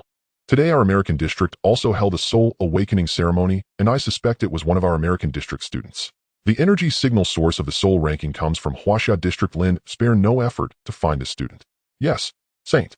After the brown-cloaked saint said this, the figure blurred and disappeared, and the red signal light flickered again. Seeing that the saint had left, the others seated around the round table also logged off in succession. Only the 2 who had just spoken remained at the large round table. Lin, I hope your Huaxia District won't come in last place in the regional competition 3 months from now. After the blonde beauty made this teasing remark, she logged off as well. Fairy. The round table conference hall returned to silence, as if the previous scene had never occurred. Zhang Ming, lying on his bed, felt an immense excitement. 3 Scrayed soul abilities which he wouldn't even have dared to dream of in his past life. Scrayed soul abilities are equivalent to BUFFs automatically enhancing summoned soul beasts and belonging to passive skills consuming no soul power. On the other hand, abilities below Scrayed, weather state skills, support skills, or attack skills all require soul power to actively release. Due to the limitations of Beast Master level and soul power, the number of times abilities can be released is also restricted. However, Zhang Ming had no such worries. This was the true essence of Scrayed soul quality. Also in a grade soul quality card open. Do you want to consume soul points to open it and select specific abilities? Yes. Thunderstorm, Ice, Spirit, Explosive Flame, Dark Strike, Meteor, Nightfall, Advanced Shock, Advanced Fatal, Advanced Steel Bone. Several hundred high-level skills available for him to choose from, dazzling to the eye. The best options have been recommended for you. Explosive Flame adds fire attribute to soul power, summons explosive flames to attack the target, adds explosive flame status to soul beasts, fire attribute skill bonus of 15, lasts for 10 minutes, consumes soul power. Meteor adds rock attribute to soul power, summons a giant rock to crash into the target, adds meteor status to soul beasts, rock attribute skill damage bonus of 15, lasts for 10 minutes, consumes soul power. Advanced Shock, a supportive skill that reflects 20 of the damage taken by the soul beast back to the target for a duration of 10 minutes, consuming soul power. Latent is a fire attribute soul beast, and with a 15 bonus to fire attribute skills, there's no time to hesitate. Though it's only for 10 minutes, stacking it with the 35 bonus from the Demon Lord's arrival gives a total skill damage increase of 50. That's equivalent to dealing half more damage with a single skill. Finally done. Looking at the 4 extraordinary abilities on the panel, a smile spread across his face. He began to fantasize about riding Leighton and wreaking havoc, imagining taking on 10 opponents at once. Come on, open the smart computer. Another explosive news. Guofei rushed into the dormitory, sweating profusely, while Zhao Kai and Huang Xing were panting heavily, leaning against their knees. Brother Ming is back. Check the news. 2 more strength soul talents have appeared on the soul ranking. Demon Lord's arrival and soul power absorption. Just hearing the names of these abilities tells you they're powerful. Zhang Ming exclaimed, lying back down. Guofei thought he was in a bad mood, especially since he had heard some things about him and Sunan. He stepped forward. Brother Ming, don't worry. Although I'm careless, I know what loyalty means. Right? Brother Ming, you don't know that we just had a fight with Yang Kai. A fight?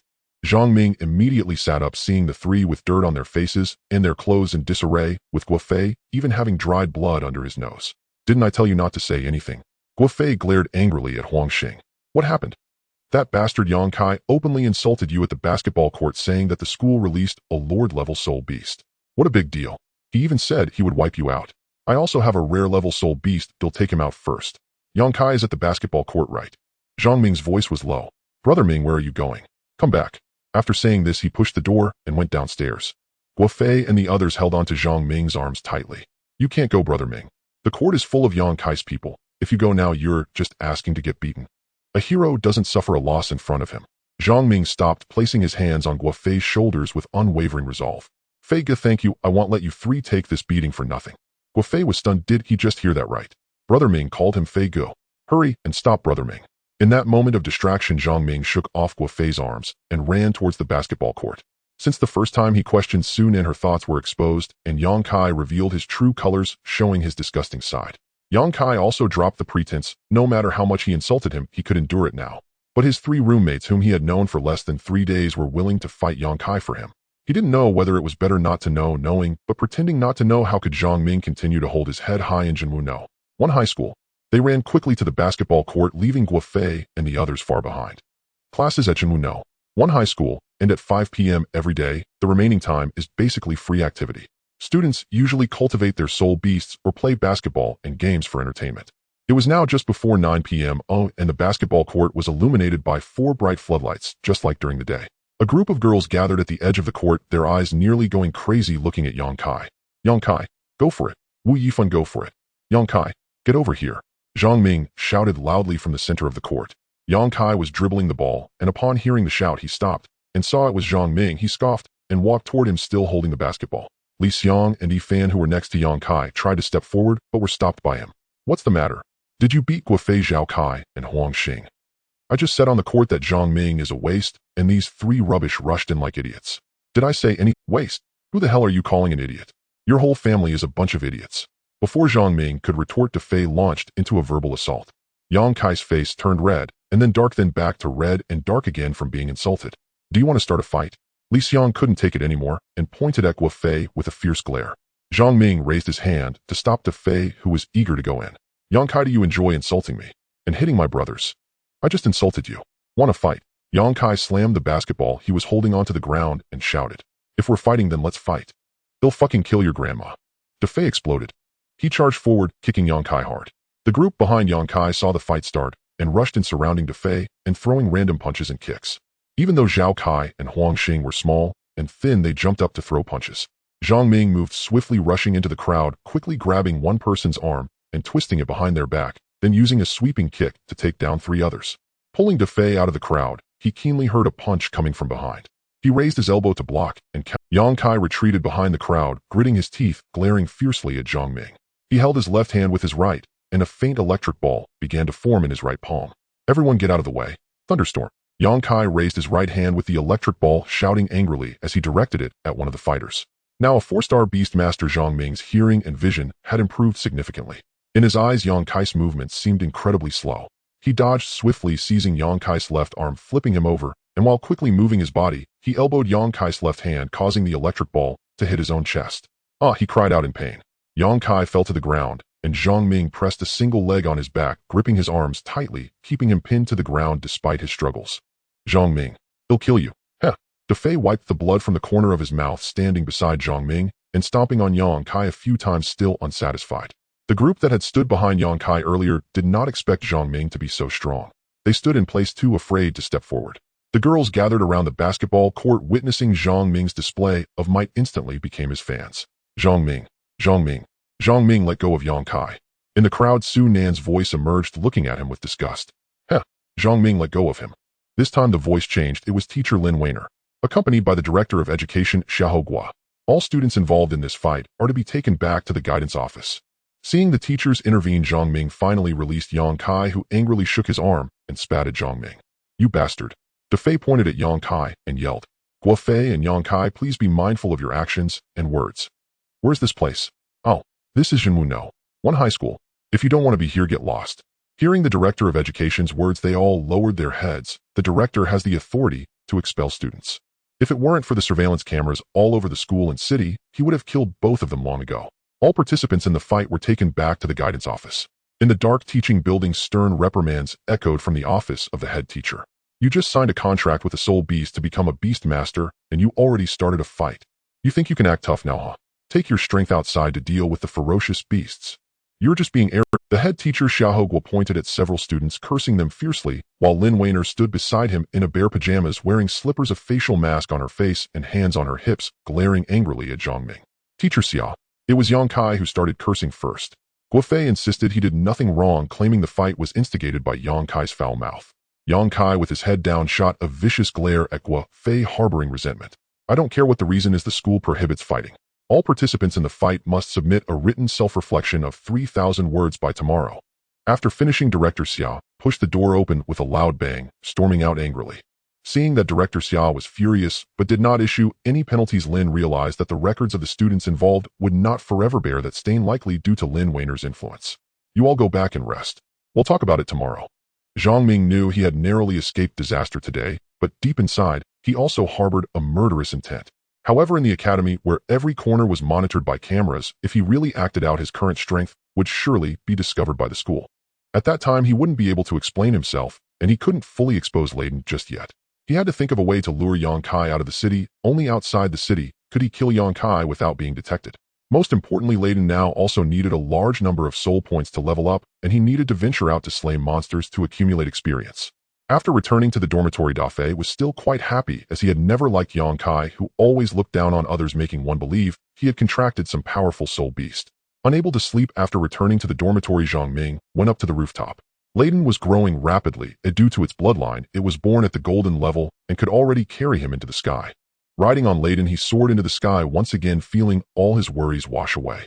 In this life, he was determined to live out his true self. The next day in class, teacher Lin Weiner said nothing about the previous day's fight, as if it had never happened. Zhang Ming also behaved honestly, but while getting food in the cafeteria, he happened to run into Yang Kai again. Yang Kai, along with his entourage, saw Zhang Ming holding nothing but ordinary food and wanted to find an opportunity to humiliate him. Oh, is this all you're eating? Can this give you strength? Oh, I'm sorry, I forgot you're an orphan and need the Academy's subsidies for food, huh? If you don't have enough, I can lend you some. Just shout big brother if you want something, and it'll cover your meals from now on. Yang Kai said this deliberately with a mocking tone, and Dafei could no longer endure it, ready to strike. Zhang Ming, however, had already slammed a tray right into Yang Kai's face, thinking, damn it, why should I put up with this nonsense? I won't spoil you any longer. You want to fight? Dare to duel me on the Academy's competition stage. Do you dare? Yang Kai, why wouldn't I dare?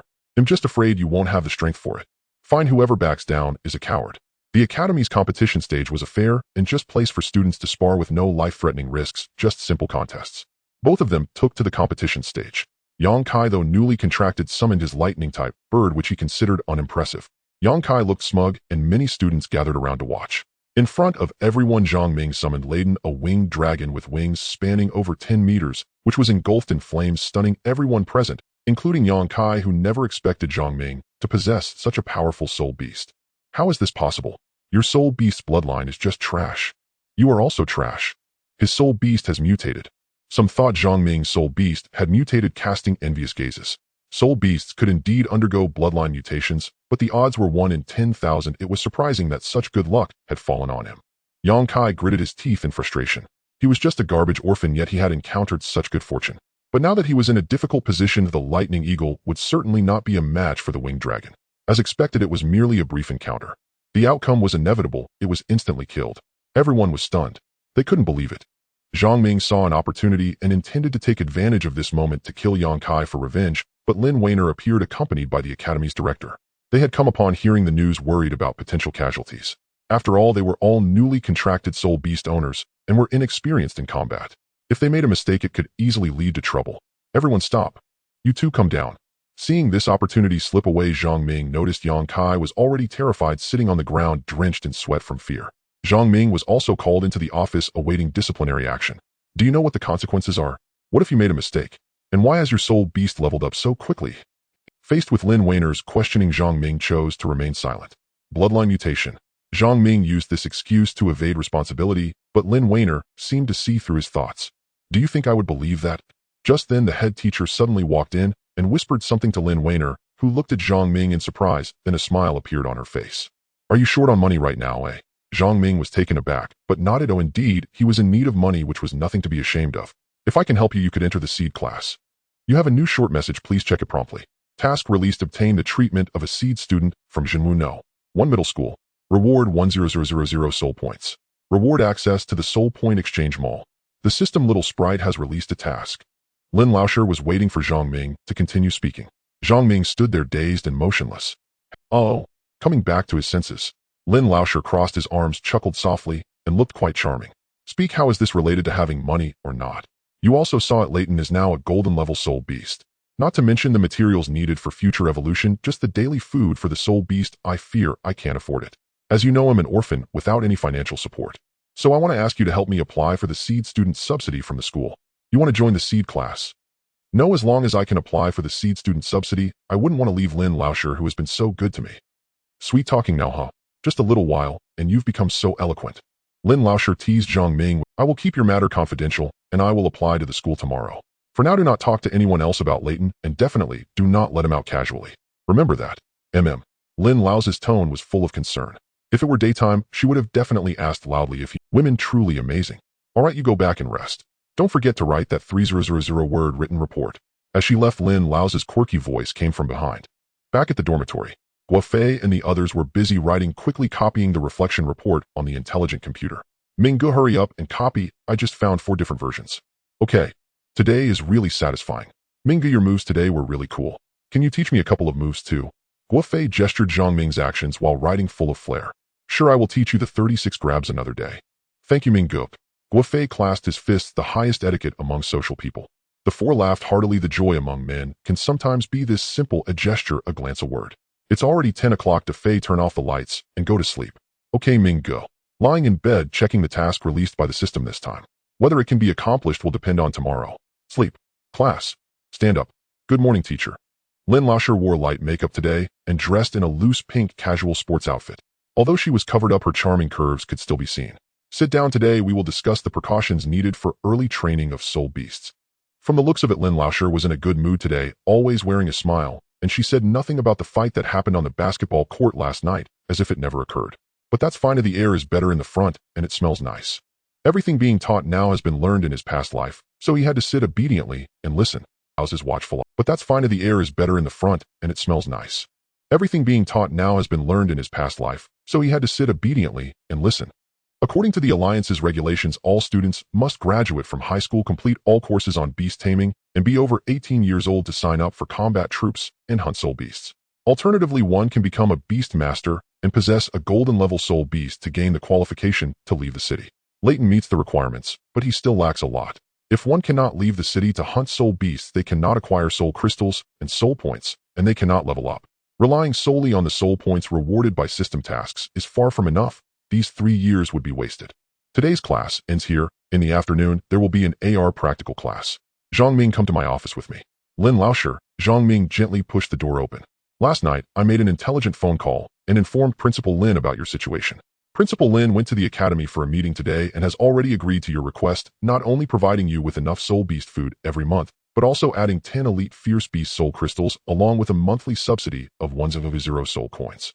How about that? Is it all right? Lin Laosher sat in the boss chair, lightly tapping the floor with the tip of her shoe, spinning in the chair with an innocent smile. Wow. Thank you, Lin Laosher.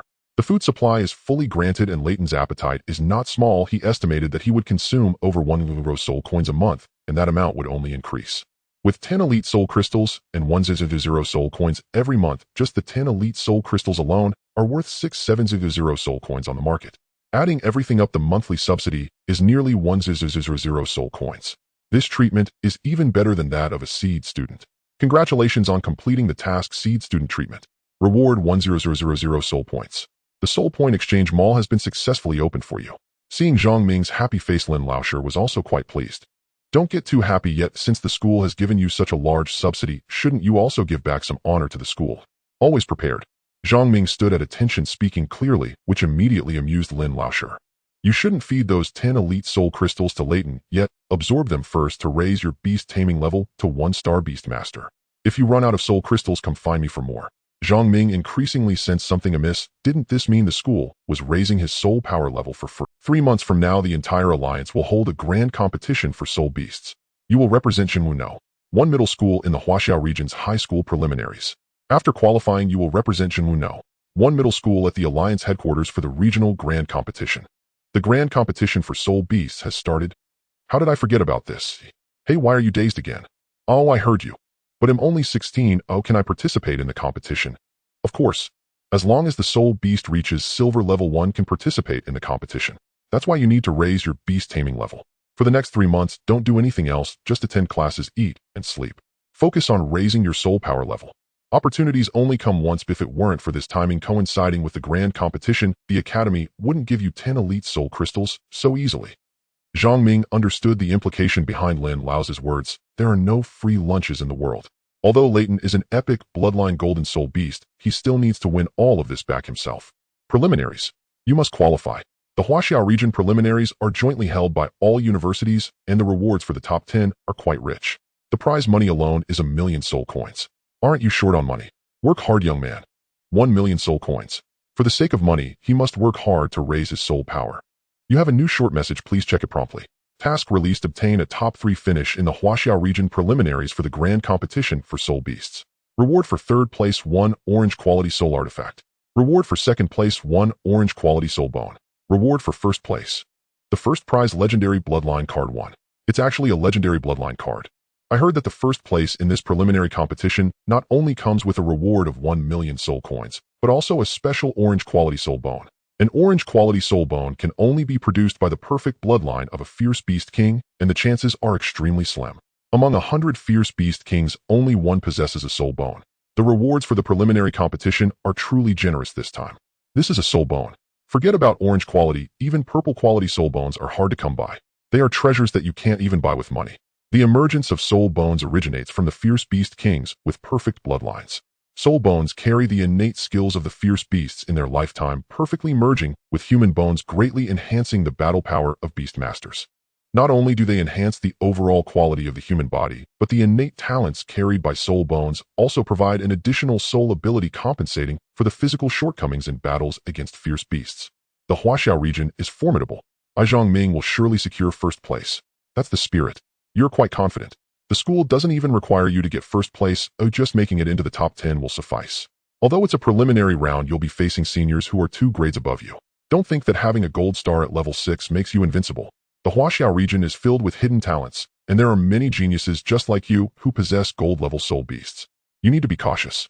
Teacher Lin said, looking at the overly confident Zhang Ming, intending to temper his enthusiasm. Yes, I will be careful. All right, that's enough. You can go back now. There are still 2 months until the preliminary competition. The contestants will be selected before the big match, so take your time to prepare properly. Thank you, Teacher Lin. He bowed deeply at 90 degrees. Teacher Lin was amused by Zhang Ming's serious bow, but Zhang Ming was genuinely grateful to Teacher Lin. He understood in his heart that to secure the seed funding, Teacher Lin must have used Principal Lin's connections. Teacher Lin Wanwan is the daughter of Principal Lin Zhe. After leaving the office, he returned to his seat in the classroom. Huang Xing and Zhao Kai approached him. Both were of level aptitude and in the same class as him. Brother Ming, what instructions did Wanwan give you during your talk? Yeah, what did Wanwan say? Get lost, don't pry into my business. Also call her Teacher Lin. Stop calling her Wanwan all day long. Zhang Ming pretended to be angry, trying to scare the 2 of them. System Sprite, check the Soul Point Exchange Store. Soul Point Exchange Store. Soul Points 17434 green soul beast feed 100 soul points, a level soul aptitude card 500 soul points, level soul aptitude card 100 soul points, S level soul aptitude card 100 soul points. The system panel displayed a dazzling array of colorful items with various levels of soul aptitude cards in the first row. Damn, so this level soul aptitude card is actually so valuable. It's 100,000 soul points for one. The S level costs 100 soul points. There's even an SSS level with so many zeros, tens, hundreds, thousands. 10 million soul points. System Sprite, are you sure you're not joking? Can I afford anything in this store? Dear Master, you can earn soul points by completing tasks or defeating soul beasts. Defeating a fierce beast of silver level or higher automatically grants you over 1,000 soul points. The higher the level of the fierce beast, the more soul points you gain. Recycling soul crystals can also earn you soul points. The System Sprite's enchanting lowly voice was truly delightful. Thank you, little sprite. It is an honor for the little sprite to serve the dear master. Continuing to browse the Soul Point Exchange Store.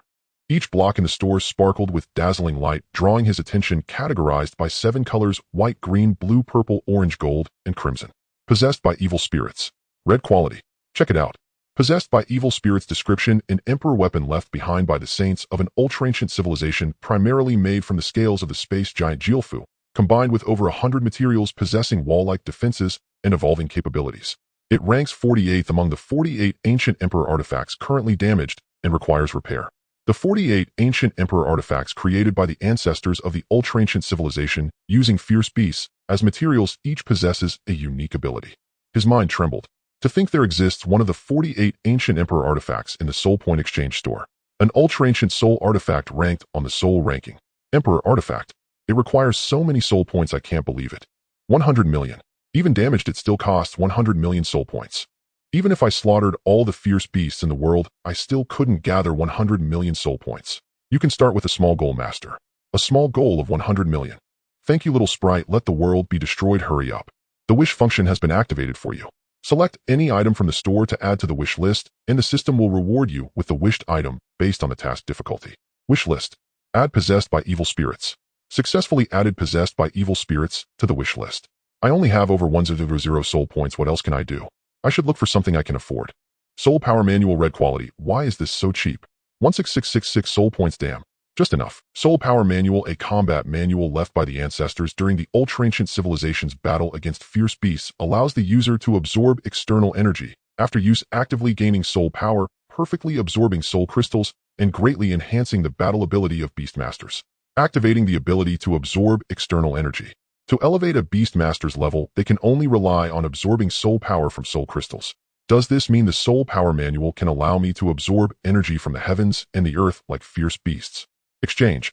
Successfully exchanged for the Soul Power Manual, remaining 768 soul points. Congratulations on using the Soul Power Manual. Since you possess level soul aptitude, automatic absorption mode is activated, increasing energy absorption speed by 70. Level upgrade requires 1732000 soul points. 17 soul points, 18 soul points, 16 soul points. Damn. It's automatically increasing soul points. Zhang Ming noticed that every 30 seconds, the system message bar displayed an increase in soul points. Soul points can not only upgrade the level of soul beasts, but also enhance the level of beast masters. At this rate, 30 soul points in a minute, 60 minutes in an hour, that's calculated as 2,000 soul points, and for 24 hours, that's nearly 5,000 soul points. In 1 month, that's 1.5 million soul points. In a year, 18 million. After this calculation, it suddenly felt like setting a small goal of 100 million was too little. Soul Power Manual Forever Strong. 3. After finishing the geography class in the afternoon, I casually had a couple of bites in the cafeteria. I took out the Elite Soul Crystal from my system backpack. Absorb. Perfectly absorb the Elite Soul Crystal, gaining 5,000 soul power. Watching the soul crystal that was just in my hand vanish in an instant, leaving not even a trace behind. Ecstasy. Instant absorption. There was no need for any absorption time. 10 Elite Soul Crystals were absorbed all at once. Successfully upgraded to 5-star Beast Master. Is it really just this moment? 5-star already. I opened the system panel repeatedly, confirming my face, filled with disbelief. Level required soul points for upgrade 180,006,4000. Has the experience for upgrading doubled? 20 soul points, 21 soul points, 22 soul points. The experience had indeed doubled, but I noticed that the soul points gained every 30 seconds had also slightly increased, although it was only a few points. Every little bit counts. Accumulating little by little, persevering. Suddenly I realized a very serious problem. The soul crystals were... Although the school provided free soul crystals, I wasn't that thick-skinned. With my current absorption speed, even a ton of soul crystals wouldn't be enough. Forget it. Teacher Lin knows that with my class aptitude absorption speed, it would take over a week to finish these soul crystals. I'll see about it next week. Looks like I need to find a way to leave the city and hunt fierce beasts for soul points. Staying in school like this isn't a solution. With that, I got to work. I changed into thermal underwear, put on a multi-pocket flying leather jacket, kicked on my big leather boots, and donned my night vision goggles. I walked out of the dormitory building nonchalantly. There are surveillance cameras everywhere in the school, only the back wall of the girls' shower room has no cameras. I cautiously approached the back wall of the girls' shower room, the window fogged up with steam, indicating that there were quite a few people showering today. I summoned Radon, quickly mounted its back, and gently patted Radon's neck. Let's go, Radon. In the pitch black and tranquil night, a sharp cry pierced the night sky. Zhang Ming laughed heartily on Radon's back, shouting. Feeling the cool breeze pass by, he spread his arms wide. Off. I'm back. Radon, fly freely. Ah woo. Zhang Ming laughed wildly, calling out Radon's name. Radon also let out a cry in response. A female student who was showering in the girls' shower room was startled by Radon's cry from outside the wall. Teacher Lin Wanwan happened to be in the staff shower room, and upon hearing the cry, furrowed her brow. Zhang Ming. In the night sky 1,000 meters high, a person and a beast soaring freely. The night in Jinwu City was ablaze with lights, dazzling and vibrant, exceptionally enchanting. At this moment, Zhang Ming truly felt reborn. Be careful, Radon. Ascend a bit higher to avoid the patrol of the Wyvern squad ahead. As a former member of the Wyvern combat unit, I knew that at night the skies were also patrolled by beast masters with Wyvern. To avoid the patrolling Wyvern squad, we had to ascend to an altitude above 2,000 meters. This height was safe to evade the Wyvern unit. The Wyvern squad typically patrols at altitudes around 1,000 meters. After all, the high altitudes at night are extremely cold. Maintaining this height, flying southeast for an hour, would lead us to the ruins of Lion City. The light and shadow of Jinwu City gradually disappeared into the darkness. Lower the altitude, maintain alert height. Zhang Ming quickly entered a state of readiness, his past experiences in Beastmaster combat coming into play. After the calamity, global vegetation grew wildly, and the ruins of this city before me were covered by countless green vines. Although shrouded in night, the entire ruins of Lion City were pitch black with not a glimmer of light, yet one could vaguely see the outline of a city from a century ago, scattered historical reflections everywhere. The skyscrapers collapsed under the trampling of giant beasts, the rusty traffic lights, and the asphalt roads cracked open with fissures. Every fragment of ruin displayed the disaster that occurred a century ago. Looking down from above, it seemed that countless pairs of eyes glowing green were hidden in the darkness. Automatically detected the group of fierce beast targets ahead. Night Demon Mouse Bloodline, ordinary level silver, 3-star skills, Bite Shadow Strike. Introduction: mice that lived in the city sewers before the calamity. After the mutation, their size increased dramatically, carrying a mutated Ebola virus, moving as fast as a shadow. Be careful not to get bitten. They fear sunlight and prefer to hunt in groups at night. It's the Night Demon Mouse. Zhang Ming controlled Radon to hover a few hundred meters in the air, keeping us safe. Do not underestimate these little night demon mice. Although they are only silver 3-star in level, and their bloodline is not strong, the Ebola virus they carry was responsible for the deaths of over 1 billion people on the day of the calamity. Even a golden level fierce beast would perish if bitten by this little creature. Moreover, they are pack hunters. If you spot one night demon mouse, congratulations, at least 1,000 have already set their sights on you. Radon attack. Fireball technique. Radon, who had been waiting for a long time, raised its head, and a massive fireball erupted from its mouth, instantly illuminating the surroundings. Taking advantage of the momentary brightness, Zhang Ming felt a tingling sensation at the back of his head. On the ground, the night demon mice were densely packed. Each of them was a meter-long black rat, one climbing onto another's back, rapidly forming a human ladder in the blink of an eye. They had stacked over 100 meters high. The giant fireball targeted the highest night demon mouse, and the newly built ladder collapsed, instantly scattering everywhere, clearing a large area. Hundreds of night demon mice that couldn't escape were instantly burned to death, filling the air with a pungent stench of charred flesh. I quickly pulled out a gas mask from my pocket and put it on. These night demon mice carry the Ebola virus, and this squeak. The group of night demon mice hid in the crevices of the rocks, emitting sharp cries, venting their anger from earlier, as if calling for more companions. Killed silver 3-star night demon mouse, gained 1,000 soul points. Killed silver 4-star night demon mouse, gained 1,200 soul points. Killed silver 5-star night demon mouse, gained 1,400 soul points. Just from that one fireball, I earned over 8,000 soul points. So exhilarating. Moreover, the higher the level, the more soul points gained from kills. The night demon mice, realizing Radon's strength, stayed hidden in the crevices, squeaking in fear, not daring to show themselves. The squeaking became more frequent and louder. Although the night demon mice are of low level, they are highly intelligent and understand teamwork. Just like earlier, even knowing Zhang Ming was in the air, they cleverly used the human ladder strategy to reach him. Warning. Detected the approach of golden level fierce beast night demon mouse king. Not good. This group of night demon mice has actually given birth to a golden level mouse king. The night demon mouse king has wings resembling a bat and is a golden level fierce beast moving at an incredible speed. It is not inferior to the golden level storm wyvern. 100 meters away, an ugly fierce beast with a mouse head and long teeth flapping a pair of bat wings flew towards him at astonishing speed, and the cries of the night demon mice below became even more frantic. Night demon mouse king. Bloodline rare. Level gold 9 stars. Talent death, soundwave. Skills bite, rapid shadow strike, brutal crush. Description: the mouse king, nurtured by the night demon mouse, has mutated into a rare bloodline due to the influence of the Ebola virus. It appears only when summoned by the mouse horde. Beware of its sound waves, which can briefly deprive you and your spirit beast of rationality, causing a dizziness effect that lasts for 30 seconds. Gold 9 stars. It possesses a talent with debuff effects. Before he could react, the mouse king suddenly transformed into a shadow and appeared before him in the blink of an eye, less than 3 meters away. This distance is extremely dangerous. The speed of the mouse king seemed to have pressed the acceleration button, closing a 100-meter gap in an instant. Zhang Ming remained calm under pressure, commanding Layden to suddenly flap its wings and fly upwards, creating a safe distance. Flame explosion. The fire-based skill damage bonus accumulates to 15 for 10 minutes. Fireball technique. 3 scorching fireballs shot out explosively towards the mouse king's ugly mouse head. The mouse king transformed back into a shadow, effortlessly evading the attack. Squeak. The night demon mouse king casually flapped its wings, emitting a sharp, piercing, grinding sound from its mouth, seemingly mocking him. You dodged quite quickly. Let's see if your speed is faster than my bullets. Layden let out a loud roar, red flames igniting on its back, covered in magma scales, gathering soul power, its sharp cheeks bulging instantly. A superheated fireball erupted from its mouth, transforming into a fire pillar over 10 meters long. The pitch-black night sky was suddenly illuminated by this fiery beam. The night demon mouse king moved like a ghost, its bat-like wings flapping wildly, resembling a large black rat with bee wings. Wherever it hid, the pillar of fire would spray. In an instant, the entire sky turned into a sea of fire, leaving the night demon mouse king with nowhere to hide. Now Layden was like a flamethrower, the intense flames sizzling as they evaporated the moisture in the air. Squeak. Killed silver 3-star night demon mouse, gained 1,000 soul points. Killed silver 4-star night demon mouse, gained soul points. The system message bar went crazy, instantly filling up with thousands of prompts. As the pillar of flames dissipated, the stench of charred flesh permeated the air, even detectable through it. On the ground lay a massive black sphere over 10 meters high, emitting wisps of white steam, glowing red from the flames. One by one, night demon mice fell from the sphere, revealing the night demon mouse king wrapped inside. These night demon mice protected their king by wrapping around it with their bodies. Somewhat astonished. Are these still ordinary night demon mice? These are loyal subjects.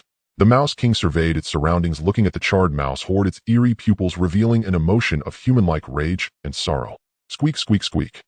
Waves of sound emitted by the mouse king's voice reverberated, extremely piercing, unsettling the mind. It's the death sound wave. Hurry and cover your ears. But the power of the sound wave had already traveled through the air, entering his ears, causing shortness of breath, anxiety, and a racing heart. He felt a lump in his chest, unable to release, and his head was spinning. He always felt like he was going to collapse. A roar erupted from Layden, overpowering the death sound wave, awakening him from his dizziness. Though the Night Demon Mouse King's death sound wave could affect Zhang Ming, it had no effect on Layden. The power from its epic bloodline disregarded any debuffs from bloodlines lower than its own. After using its talent, the Mouse King gasped for breath, clearly exhausted, and the frequency of its wing flap take advantage of his illness to strike. Lava breath. The earth was illuminated once more. It was as if endless flames were contained within Layden's mouth. The scorching flames melted the ground upon contact, transforming into hot magma, an endless inferno descending upon the world, devouring the earth. The ruins' broken walls continued to melt, with night demon mice hidden in the crevices rushing towards the Mouse King, wanting to protect it just like last time. The molten rocks turned into streams of magma, with hundreds of night demon mice evaporating every second, completely turning into bubbles of magma. Layden slaughtered the night demon mice like a demon born from hellfire. The system message bar had exploded. Over 10,000 kill prompts. System prompts have been automatically blocked for you. Ding. Congratulations on killing the gold level ferocious beast Night Demon Mouse King, gaining 500 soul points. Ding. A gold ordinary treasure chest 1 dropped. Finally dead. He sighed in relief. On the ground, magma flowed freely, turning into a hell of flames, melting everything in the world. It took over an hour for the magma to gradually solidify.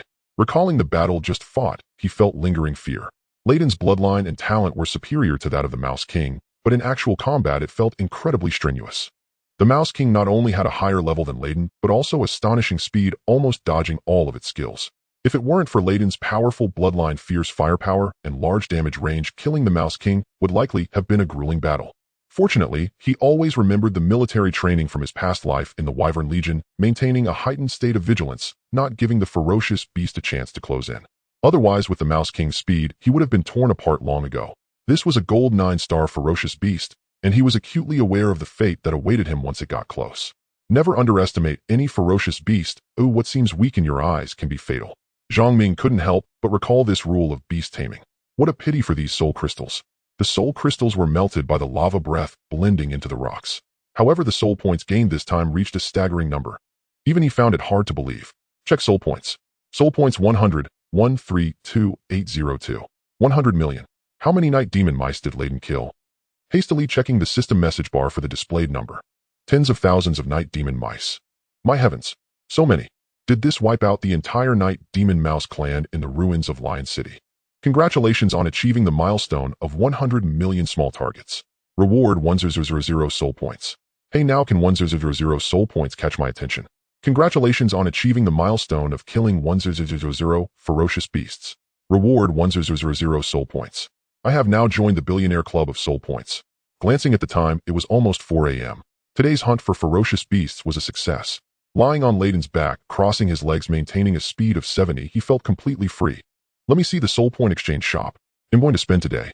Spend money. Looking around, he inadvertently fixated on that bright red imperial artifact cursed by evil spirits, feeling a mix of urgency and itchiness like being scratched by a cat. Should I buy it to check it out? Or should I wait a bit longer? Level up first. A fierce internal struggle. Finally, curiosity overcame reason. I just made 100 million overnight. What do I have to fear? Do it. Successfully exchanged for the imperial artifact cursed by evil spirits, consumed 100 million soul points. Remaining soul points 152,802. Haha. An imperial artifact. Wear it. System prompt: the imperial artifact is damaged and cannot be worn. Please repair it. Repair cost 10 billion soul points. Insufficient soul points for repair. What? Say that again. 10 billion.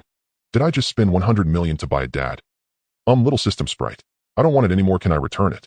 Then, can I exchange it for something else? Staring at the remaining 150 soul points, sorrow welled up within him and threatened to drown him. A 1-minute trial card for the Billionaire Club.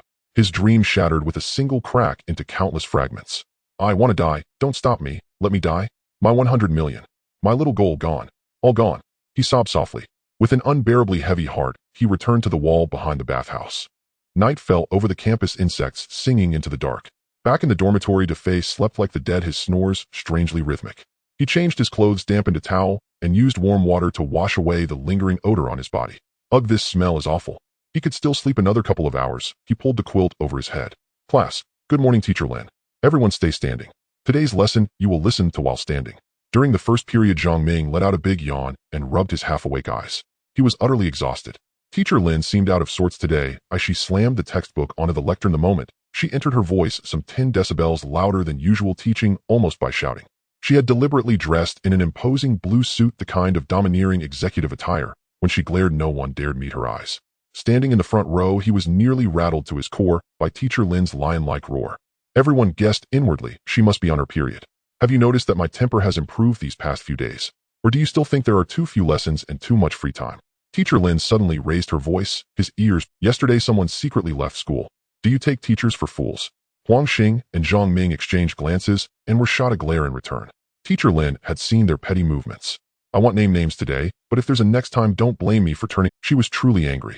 She even planted a foot on Zhang Ming's desk, looking every inch the imperious ruler. Today we'll discuss physical conditioning for Beast Tamers. He breathed out silently. He had been frightened. How did she know he had snuck out of school? Last night La Dun had uttered a cry, but such sounds from soul beasts were common on campus.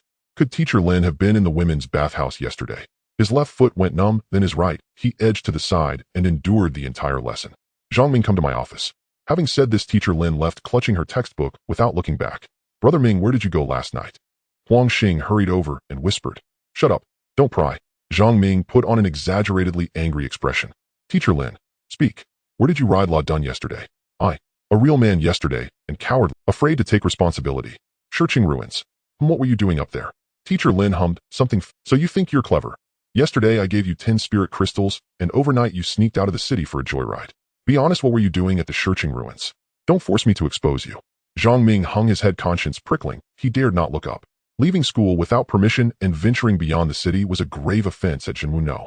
One high school. Serious cases could lead to expulsion. I killed a few night demon rats. I just wanted to take La Dun into real combat to prepare for the preliminaries. Zhang Ming wore a mischievous, contrite smile, the standard expression of a boy admitting a fault. Not a bad excuse. How many night demon rats did you kill? Teacher Lin leaned back in her chair, casually trimming her nails with a clipper, as if nothing were amiss. 5 or 6 perhaps. Making that up. 7 or 8. You're making it up. 17 or 18. Are you deliberately trying to rile me? Have you wiped out every night demon rat in the searching ruins and expect me to be ignorant? I'm telling you, Zhang Ming. I heard La Dun's cry last night and suspected it was you. Early this morning, the military sent the footage of your fight in the searching ruins to the principal's office. Now it's out. The military brass knows you possess a soul beast with an epic bloodline. The military is asking the school for personnel to verify your identity and investigate La Dun's origin. So tell me, what are you going to do now? Didn't I fly above 2,000 meters to avoid the patrols? Those little tricks of yours. Do you take the military for fools? Teacher Lin, may I know how the military discovered us? See for yourself. Teacher Lin activated the smart computer on her desk and projected a holographic screen. Zhang Ming astride La Dun appeared in footage from the searching ruins. Beta System. This is the black technology the Alliance was supposed to develop 3 years later. No satellites needed to obtain imagery. It is the Alliance's first-generation plant-type spore soul beast for real-time monitoring. Using the Soul List's power as its hub, spores are deployed around the world to grow automatically. Though they lack combat capability, they transmit real-time surveillance, enabling the Alliance to build a comprehensive ferocious beast monitoring and prediction network. Why had the first-generation plant-type spore soul beasts appeared 3 years early? In his previous life, the Beidou Spore system had borne almost the entirety of the Alliance's defensive reconnaissance, becoming the eyes of every beast tamer, omnipresent across the globe and forming a living map.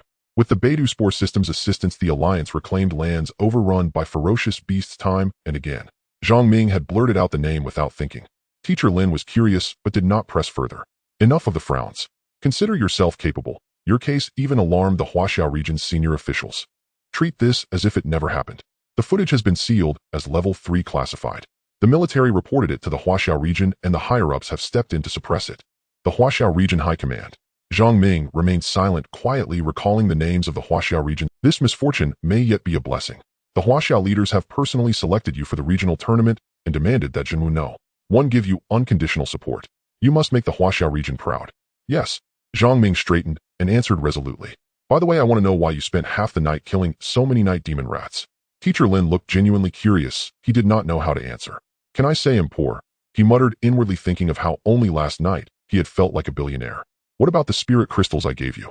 Sold them. Used them up. Used them up, Zhang Ming whispered. How could someone with great aptitude absorb so quickly? Put out your hand and let me check your current soul power level. Beast Tamer 5 stars. How is that possible? Teacher Lin was stupefied, staring at him in disbelief. Even the prodigies in the seed class reached at most Beast Tamer 9 stars. How could this be? What exactly is your aptitude? Teacher Lin's voice was flat and unervingly calm. The more composed she sounded, the more fearful he became. You wouldn't be hiding anything from me, would you? The two locked eyes as Zhang Ming appeared completely calm on the surface, exuding a righteous demeanor. However, inside, he was in a state of panic. Teacher Lin's eyes seemed to speak, and his stare sent chills down his spine. He then forced a smile and said, "All right, no need to be so tense. I was just asking casually." He sighed in relief inside. If Teacher Lin insisted on testing him, the secret of his great aptitude would be exposed. "You don't need to attend class this afternoon. Go home and pack up." "Huh? What do you mean, huh?" "I've officially received notice from the academy. All students in the Key class and Seed class must report to the academy today for a 2-month special training in preparation for the grand competition." "Oh, you have to go too." "This is a spatial soul tool. It contains 2 months' worth of soul crystals and provisions." As Teacher Lin spoke, he tossed over a beautifully designed blue bracelet, clearly a women's bracelet. Zhang Ming hurriedly caught it, feeling its lightness in his hands. A spatial soul tool. Teacher Lin, no, this is too precious. The spatial soul tool has the function of portable storage and belongs to a special class of soul tools made from raw stones infused with spatial energy, typically originating from the territory of monarch-level ferocious beasts. So do not underestimate this small bracelet. Behind it may lie the lives of countless beast tamers who exchanged their lives for it. Each spatial soul tool is worth no less than 2 million soul coins in the market. Even the smallest spatial tool, with only 3 cubic meters, is worth nearly 1 million soul coins. In his past life, Zhang Ming had never managed to acquire a spatial soul tool. Although he had a system that was an infinite storage backpack, in order to keep a low profile, he planned to save money to buy a spatial soul tool after graduation.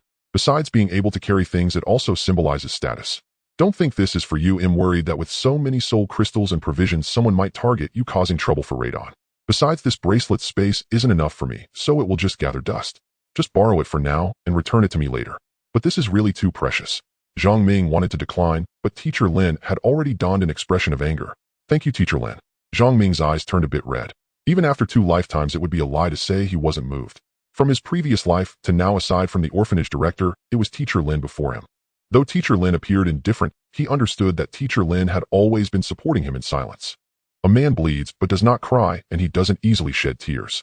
The teacher has always believed in you. You will surely become an excellent beast tamer and bring glory to the school. Zhang Ming nodded vigorously. After leaving the office, he didn't return to the classroom, but went straight back to the dormitory. At 3 in the afternoon, the teachers from Jinwu Academy came to pick up the students participating in the special training. Looking down at the blue bracelet on his wrist, he bit his right index finger and squeezed out a drop of blood, letting it drip onto the bracelet to leave a unique soul mark using the soul blood contract method. The soul power extended into the bracelet instantly, revealing the inner space. It actually has 10 cubic meters, 3 million soul coins. Not a bit less. He never expected Teacher Lin would lend him such a precious soul tool, 3 million. In his previous life, participating in the Wyvern Squad, his monthly salary was only over 300 soul coins. At his wage level, if he didn't eat or drink, it would take nearly 10 years to save up. What is this? New clothes. Teacher Lin even bought him 2 new outfits. No wonder. He currently had only 2 sets of clothes, one being a uniform from Shilon High School and the other from Jinwu High School. He had been alternating between them, and the money he saved was spent on a flight jacket and big leather boots. The Shilon uniform he wore had long since become dirty. Why are there even underpants? Teacher Lin is just too thoughtful. "Oh, Minga, you're here too." Defei pushed the door open. He saw Zhang Ming folding the underpants that were drying on the balcony, while on the bed his neatly stacked Jinwu uniform. "Mingo, are you also going to the academy for special training?" He saw Zhang Ming folding the underpants that were drying on the balcony. "I was worried about how to deal with Yang Kai and that group of miscreants during the special training at the academy. I'm too weak on my own, and that brat has been acting up these past few days, bringing people to our class door every day. Now it's fine. With Minggu here, I'll see who dares to mess with me." Defei spoke passionately. "Don't worry, with me around, whoever dares to provoke us will take care of them. Right? Let's take care of them." The afternoon at the school playground was the assembly point. Students from the Key classes and Seed classes of 3 grades stood in groups, chatting, about 600 in total. Among them, the freshmen from the first year were the most numerous. Zhang Ming quickly spotted Yang Kai and Su Nan. Yang Kai was with a group of second-year Seed students, bowing and scraping to a boy with slicked-back hair, laughing and chatting. The boy with the slicked-back hair didn't even glance at him, his eyes glued to Su Nan, unwilling to look away. "Minga, did you see? Ever since you beat that brat on the basketball court, he has acknowledged a big brother from the second-year Seed class, and is now like a lapdog licking up to him every day." Defei whispered in Zhang Ming's ear. "Is he the successful person?" "Yes, that's him. He is Jiang Jia from the second-year Seed class with a great aptitude. His family runs a business selling soul beast feed in the southern part of the first-class city, making a fortune. He is known as Young Master Jiang. And there's Dong Liang from the second-year Key class, Wang Bin from the third-year Key class, and Meng Xiaoyan from the third-year Seed class. They are known as the four young masters of the first high school, either wealthy or influential. Especially this Jiang Jia. I heard he has a monthly allowance of 3,000. Zhang Ming silently noted their names, wondering if selling feed was really that lucrative. Isn't it just soul beast feed? The white soul beast feed sells for 50 soul coins per pound, the green feed for 200 soul coins per pound. In the exchange market, 100 soul points can be exchanged for one green feed, which probably weighs about a pound. Exchanging 1,000 soul points for 2,000 soul coins, 1,000 soul points for 2,000, and 1,000 soul points for 2,000. It seems like a good way to make money. Hey, you're here too. Just as Zhang Ming was quietly calculating how many green feeds it would take to earn 1,000,000 soul coins, a cute and melodious voice appeared. A lovely girl wearing pink cat ears, a red and black plaid schoolgirl skirt, and white thigh-high knitted socks was Defei's eyes widened, captivated by the girl's cute and innocent appearance, unable to look away. Mingo, I didn't expect you to have quietly gotten close to the first-year school beauty in Chi. Zhang Ming looked at the approaching cute girl and felt a sense of familiarity.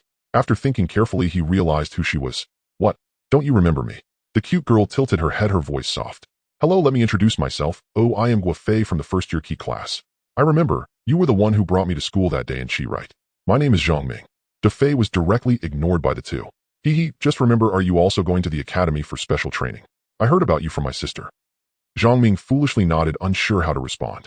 Teacher Lin Wanwan is Lin Anqi's cousin, and this is something almost everyone at school knows. Not far away, Yang Kai's group was pointing at Zhang Ming. Xiao Kai, is that the kid who hit you the other day while talking to Anqi? That's right, Jiang Xiao, it's him. Yang Kai saw an opportunity for revenge and was certain. Let's go over there. Jiang Xiao's voice was calm as he waved his hand, and his followers followed him toward Zhang Ming. Seeing Jiang Jia and his group approach, Defei quickly tugged at Zhang Ming's shirt. Zhang Ming also saw Yang Kai's malicious grin from afar. Yang Kai opened his mouth silently and mouthed 3 words, his eyes wide and exaggerated. Looking at the shape of his lips, it seemed to say, "You're dead." Zhang Ming, right. You have 3 seconds to stay 10 meters away from Anqi. Jiang Xiao fiddled with the white gloves on his hands, his voice cold and his gaze arrogant. Can't understand what Jiang Xiao is saying. Get the hell out of here. Yang Kai shouted from the side. Damn, what kind of dog are you? I kicked you that day, right? Defei was the first to be unhappy and retorted. Upon hearing Defei's outburst, one of Jiang Xiao's followers was about to step forward but was stopped by him. I'm in a good mood today and don't want to fight in front of Anqi. Be sensible and leave on your own. Jiang Xiao's voice was filled with disdain. Jiang Jia, I give you 3 seconds to get out of my sight. Anqi said angrily, hands on her hips, puffing up. Seeing Anqi like this, Jiang Xiao burst into laughter. I love seeing you angry, Anqi. It's just too cute. Defei stood beside them, nearly rolling his eyes to the back of his head, thinking this guy is such a sycophant. From a distance, Zhang Ming caught a glimpse of Su Nin glaring at Anqi, as if Anqi had stolen her prey. What's all this noise? Step aside, our Dong Xiao said that Zhang Ming is under his protection. Another person came. A slightly overweight boy in a white casual suit paired with white shoes and sunglasses approached. As soon as he got close, Zhang Ming was choked by the fragrance coming from him. This guy was even more pretentious than Jiang Jia. Isn't it hot wearing a suit in the middle of summer? Jiang Jia glanced at Dong Liang, sneering and mocking. You? Protect him. I don't think you're qualified. The whole thing is ridiculous, wearing a white suit in the summer. Jiang Jia said to those around him with a laugh. Even if I pretend I'm not wearing white gloves. A feed seller has no right to wear white gloves. What are you, a chauffeur? Haha. Dong Liang's followers laughed collectively. You? Jiang Jia was left speechless with. Though Dong Liang was of lower talent, his father was the deputy lord of a second-tier city, and he looked down on Jiang Jia entirely. A deputy lord of a second-tier city must at least be a 3-star royal beast master to qualify. Enough. Dong Liang, you can leave too. Anqi was angry, pointing at Dong Liang. Anqi, I'm just helping you. I don't need your help. You guys are everywhere. I can't even talk to my friends. Alright, as long as you're happy, that's all that matters. You wait for me. Jiang Jia stepped back, feigning a smile, while pointing at Zhang Ming fiercely. After Jiang Jia left, Anqi glared at Dong Liang again. Great, I'm always the one getting hurt. I don't appreciate good intentions. Zhang Ming, from now on, Dong Xiao will protect you. Whoever touches him is touching me. Did you hear that? Dong Liang shouted deliberately at the departing Jiang Jia. Heard you, Dong Xiao. His followers responded in unison. Zhang Ming was a bit speechless from this scene. In the senior year, Wang Bin and Meng Xiaoyan stood together watching this farce, both revealing smiles of mockery. So immature, still so young. Other than having ins-level aptitude, Lin Anqi can't compare to her sister Lin Wanwan in terms of figure or looks. Wang Bin thought of Lin Wanwan's black stockings and inexplicably felt exhilarated. Exactly, Wanwan is the goddess in my heart. Meng Xiaoyan very much agreed, both having the same mindset. I'm sorry I got you into trouble with Jiang Jia. Anqi apologized with great sincerity. It's okay, even if I hadn't run into you today, I have a grudge against that Yang Kai, and he would still incite Jiang Jia to cause me trouble. Zhang Ming glanced at Yang Kai and Su Nen as he spoke. I heard a bit about you. Su Nen, weren't you his ex-girl? And she felt somewhat embarrassed asking this question, but couldn't help her curiosity.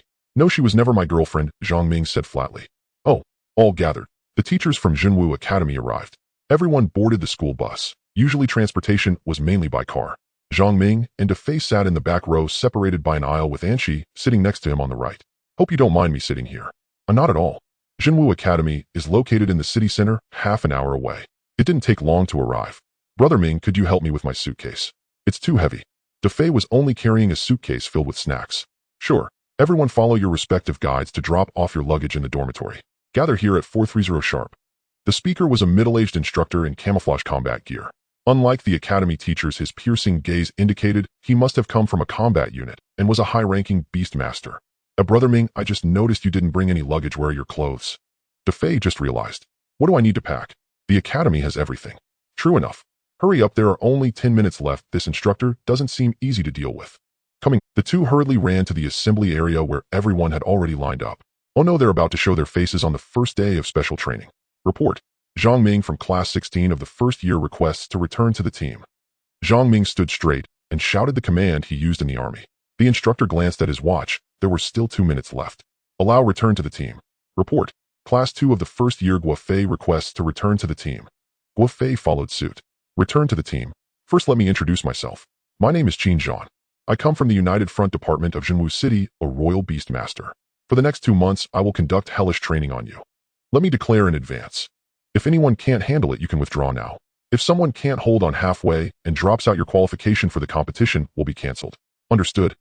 Understood. Louder. Got it. He is Qin Zhan. In his past life, Qin Zhan's name was indeed thunderous. He might not have promoted to royal beast master yet, but in his previous life, after ascending to that rank, he was the kind of ruthless person who dared to single-handedly break into the lair of a monarch-level ferocious beast. However, he was most famous not for this, but for the hellish training he just mentioned.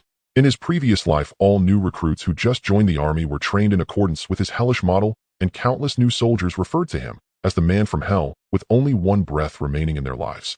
Instructor Qin patrolled the line, observing each student one by one, all of whom deliberately avoided meeting his gaze, afraid to look him in the eye. Is there anyone who wishes to withdraw from the registration now? You have 10 seconds to respond. Starting the countdown now. 10, 9, 8. Everyone held their breath. Whether they were freshmen or seasoned seniors, they were all intimidated by the instructor's imposing presence, feeling a bit fearful. 3, 2, 1. Very good. No disgrace to Jinwu, no. 1 high school. Step forward. Instructor Qin tapped Dong Liang's protruding belly with the bamboo stick in his hand. Did you come for special training or for tourism?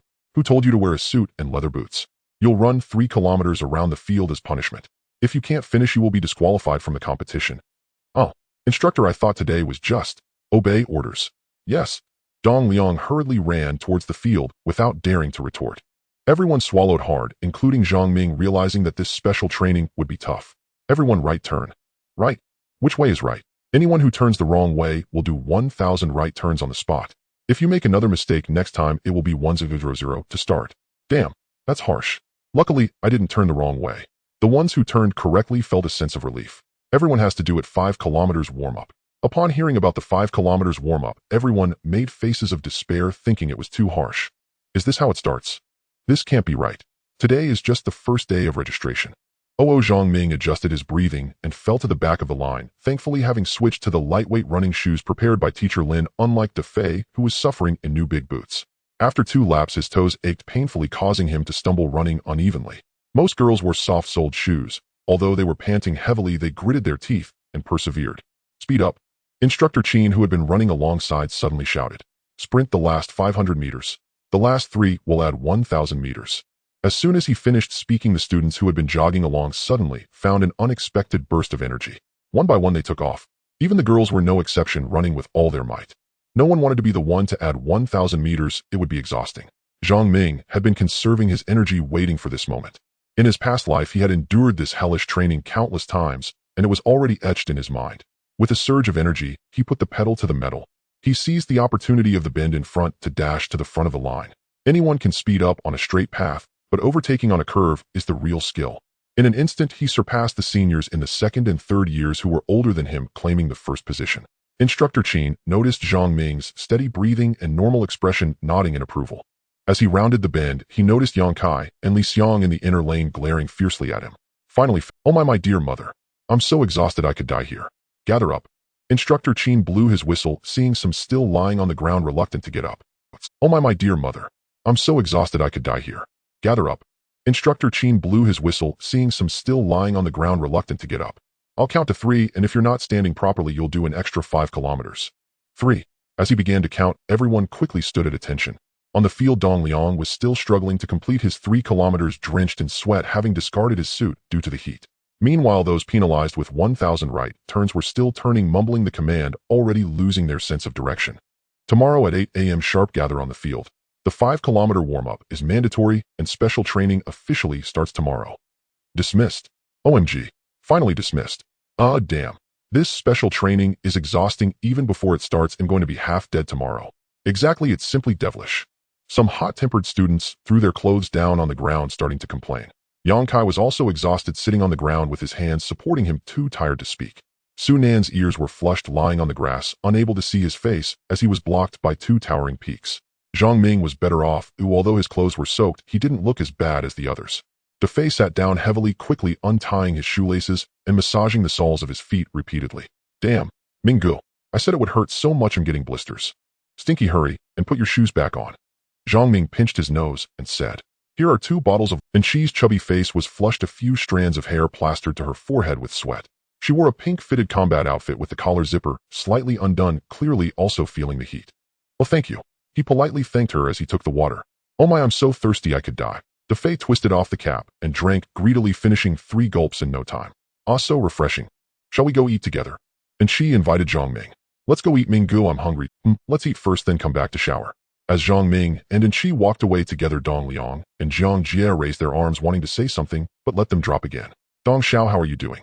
A nearby effeminate little brother asked with concern. I'm fine, still alive. And Shi insisted on treating, and the 3 ordered 4 dishes and a soup at the school cafeteria, devouring their meal. Back in the dormitory, Zhang Ming and Defei hurriedly washed their clothes and took showers, then quickly jumped into bed. My bed, how I've missed you. Defei lay on the pillow, squinting with satisfaction. Within a minute he was snoring. I guess we'll start the Soul Beast duels tomorrow. The reason hellish training is called hell is not only due to the high-intensity physical exertion, but also the real 1v1 battles against soul beasts and the most terrifying wilderness survival. The final item of training in the past lives boot camp was to randomly throw you into any beast-infested area outside the city. Only if you survived in the wilderness for a month could you be considered qualified. If luck was on your side, you might end up in an area with only silver-grade beasts. If luck was bad, encountering a beast king wouldn't be surprising you at all, depended on fate. In his past life, he had the worst luck, being thrown into the territory of a star diamond-grade beast, surviving by the skin of his teeth.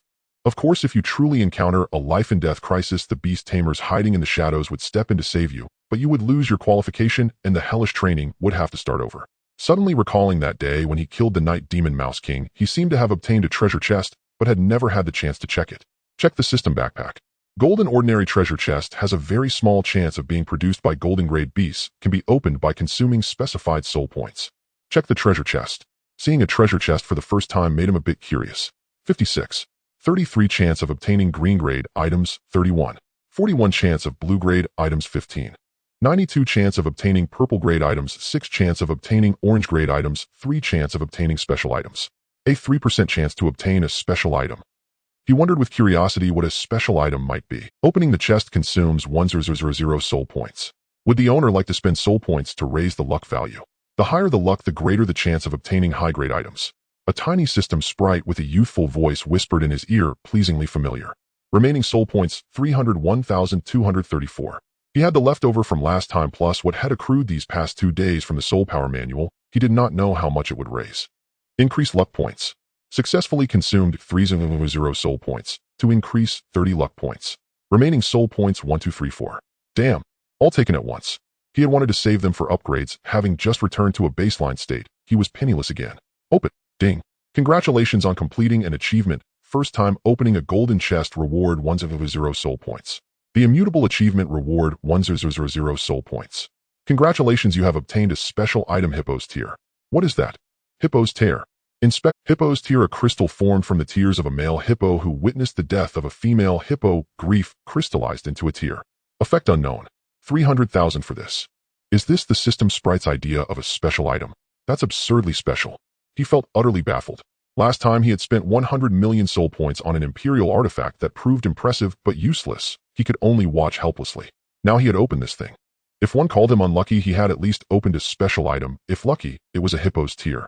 Little system sprite, just look at my tears. He was exasperated. He would have to save from scratch again. Sleep. All present. At ease, attention. Report numbers. Didn't eat. Do it again. 1, 2. 520. 555. Instructor Chin still wore his camouflage combat uniform, though today he added a camouflage cap. With a hawk-like gaze sweeping over them, everyone obediently changed into light clothes and running shoes. All present. Right turn. Instructor Chin deliberately drew out the command, paused a few seconds, and not a single person aired. 5 kilometers run. He ran alongside them, whistling and calling cadence. Compared to yesterday, the formation and steps were much improved. With yesterday's experience, everyone regulated their breathing well today. Instructor Chin led them toward the Academy's Soul Beast Arena. The Soul Beast Arena, the Academy built it to cultivate practical combat ability in soul beasts capable of withstanding damage from star diamond grade beasts.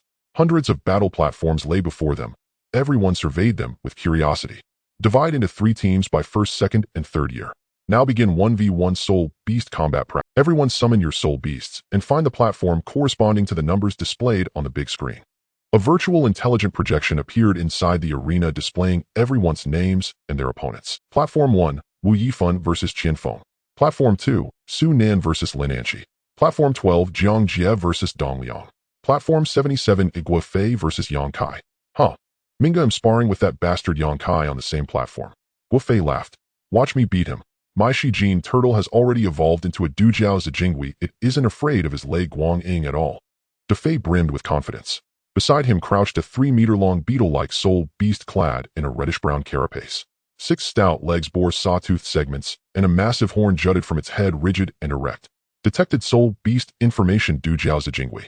Bloodline rare. Level silver 1 star. Talent strength enhancement. Skills charge, use the horn in rapid flight to ram and launch targets. Mighty clamp targets with the horn to delay their movements and tear at them. Evolution routes 12. Description: an insect-type soul beast, valiant and combative with strong territorial instincts. Its horn can easily lift objects heavier than itself, and its carapace offers formidable defense. Weakness: belly. Afraid of light. It was Zhang Ming's first time seeing a phase soul beast. It turned out to be a rare bloodline rhinoceros beetle. On Yang Kai's side, a thunder eagle with blue feathers and a 4-meter wingspan circled overhead, crackling with lightning, its eagle eyes cold and sharp. Lei Guangying. Bloodline lord. Level silver 3 star. Talent swift electric radiance. Skills: lightning chain, fires 3 lightning chain orbs at once that can bounce between targets. Electromagnetic storm unleashes a massive electromagnetic barrage that induces paralysis. Evolution routes 9. Description: a lord that dwells in the thunderous rift, wielding formidable lightning aptitude, capable of devastating group damage. Extremely fast and fastidious about its feathers. Weak point: the eyes, fears fire. Yang Kai's lips curved as he looked at Du Fei, whistled, and the Lei Guangying flew into the platform and settled on the ground, preening its feathers with a look of smug arrogance. Holy shit, Minga, look at the way that bastard acts. Look how full of himself he is. Duli, go. Ram that stupid bird's insides. Hearing Du Fei shout the name, Zhang Ming was stunned. Du Fei had named the Dujiao Zijingui Duli. The Lei Guangying saw Duli charge straight ahead, like a battering ram, shrieked, beat its wings, and lightning arced from its blue feathers, shooting toward Duli. Before a lord-blooded Lei Guangying, you little bug are nothing. Lightning chain. 3 lightning orbs suddenly blasted from the Lei Guangying's beak in succession, thunder cracking and white light flaring as they wrapped around Duli's horn. Du Fei watched anxiously, fists clenched. Come on, Duli. When the chain orbs touched Duli's horn, they merely popped twice and dissipated, leaving Yang Kai momentarily stunned. How can that be? You're clearly rare-blooded. Zhang Ming, however, discerned the trick. The Dujiao Zijingui's shell and horn were excessively hard, rendering its shell impervious to penetration and keeping Duli unharmed. Though Duli was not as fast as the Lei Guangying, its nearly 2-meter horn remained firmly pressed against the eagle's body. Thunderstorm. Yang Kai panicked and hastily infused power to augment the eagle's skill damage. Electromagnetic storm.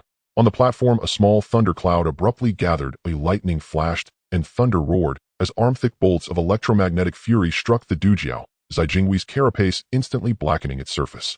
Du Fei watched with a pained expression as fierce lightning seared the shell, wisps of white smoke rising. The Dujiao Zijingui lay motionless on the ground. It seemed Dali had been defeated. Instructor Chin noticed the sounds caused by the battle and came over to inspect. No major problem. Your soul beast simply fainted. Hearing it was nothing grave, Du Fei finally relaxed. Zhang Ming stared intently at the virtual screen, but could not find his name. Instructor Qin, why isn't my name on the list? Zhang Ming, right.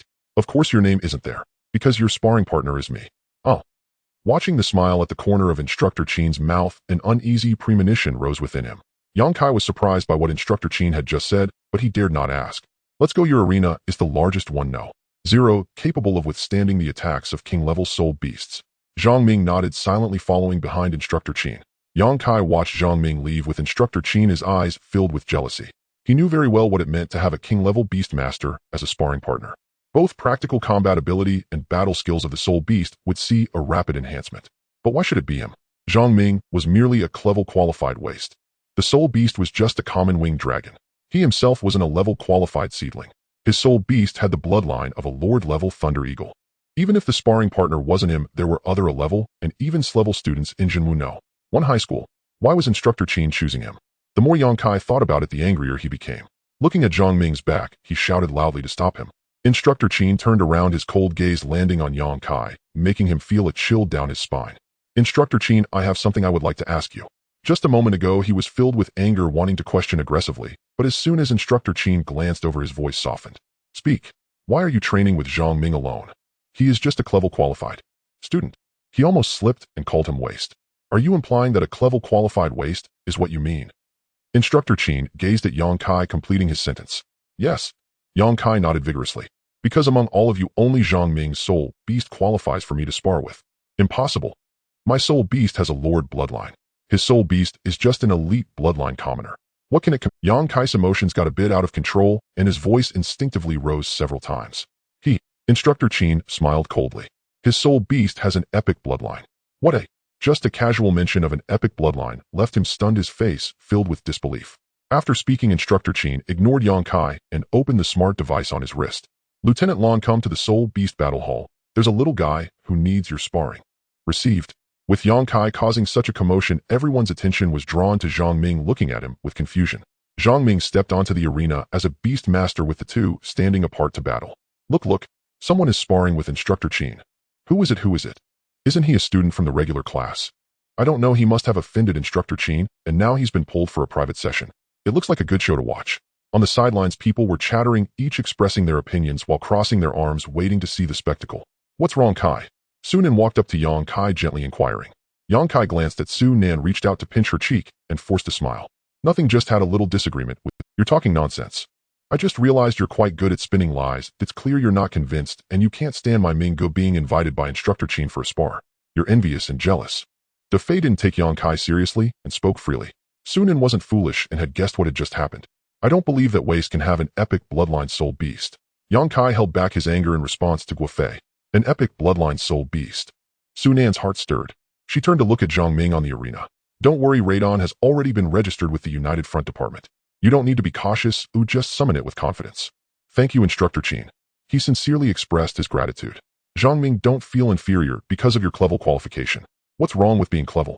You possess Radon, and your future achievements won't be any less than mine. Instructor Qin had a high opinion of Zhang Ming.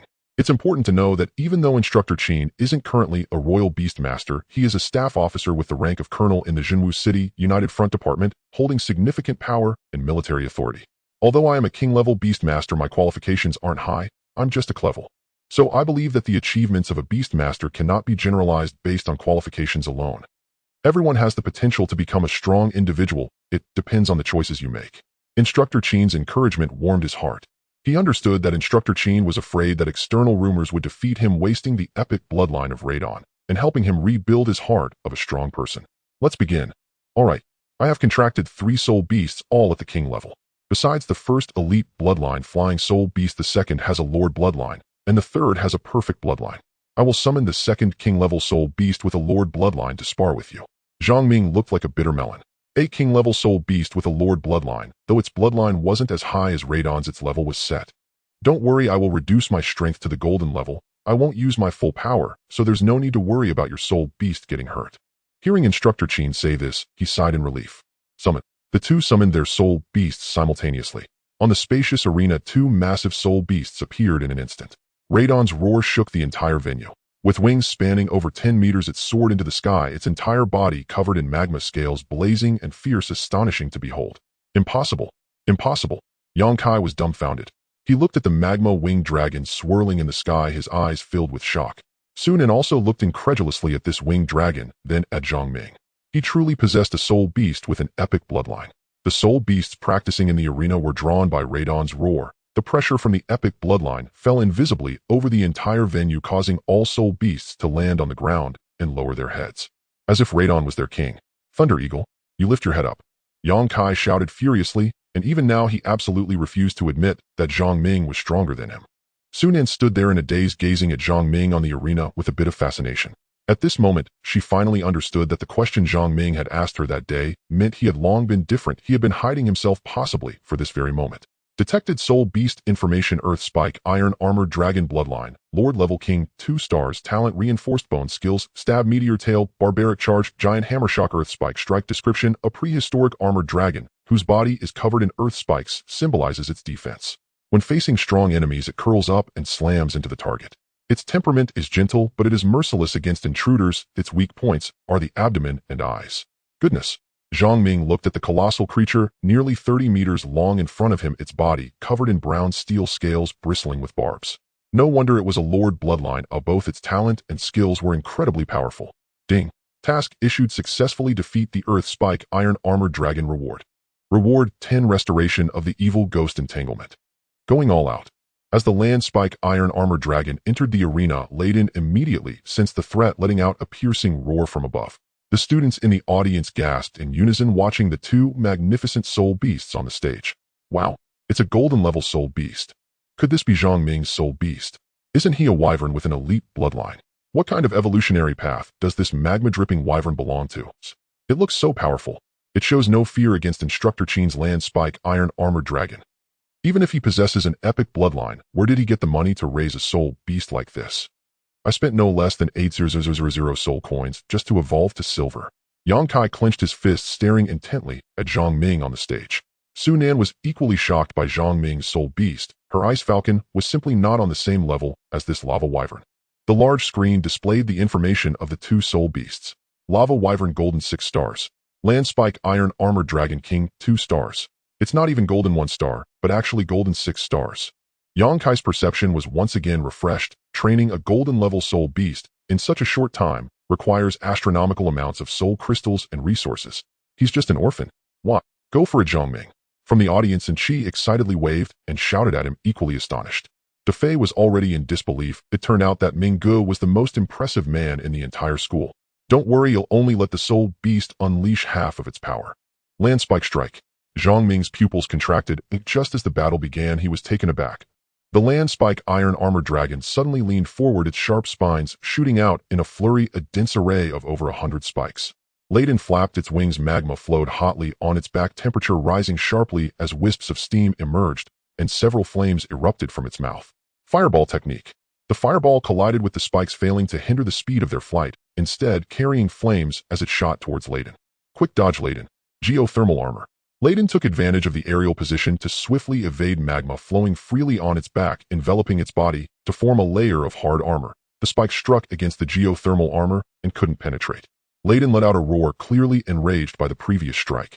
It quickly flew above the Land Spike Iron Armored Dragon, its belly swelling as it opened its mouth wide. Lava breath. A layer of blue protection illuminated the corners of the arena, isolating this fierce attack within, yet even through the barrier the intense heat inside could still be felt. So strong. Everyone stared intently at the arena, not daring to blink, afraid to miss even a second of the thrilling spectacle. Lava breath. This move once annihilated the golden 9-star Night Demon Mouse King, slaughtering tens of thousands of night demon mice.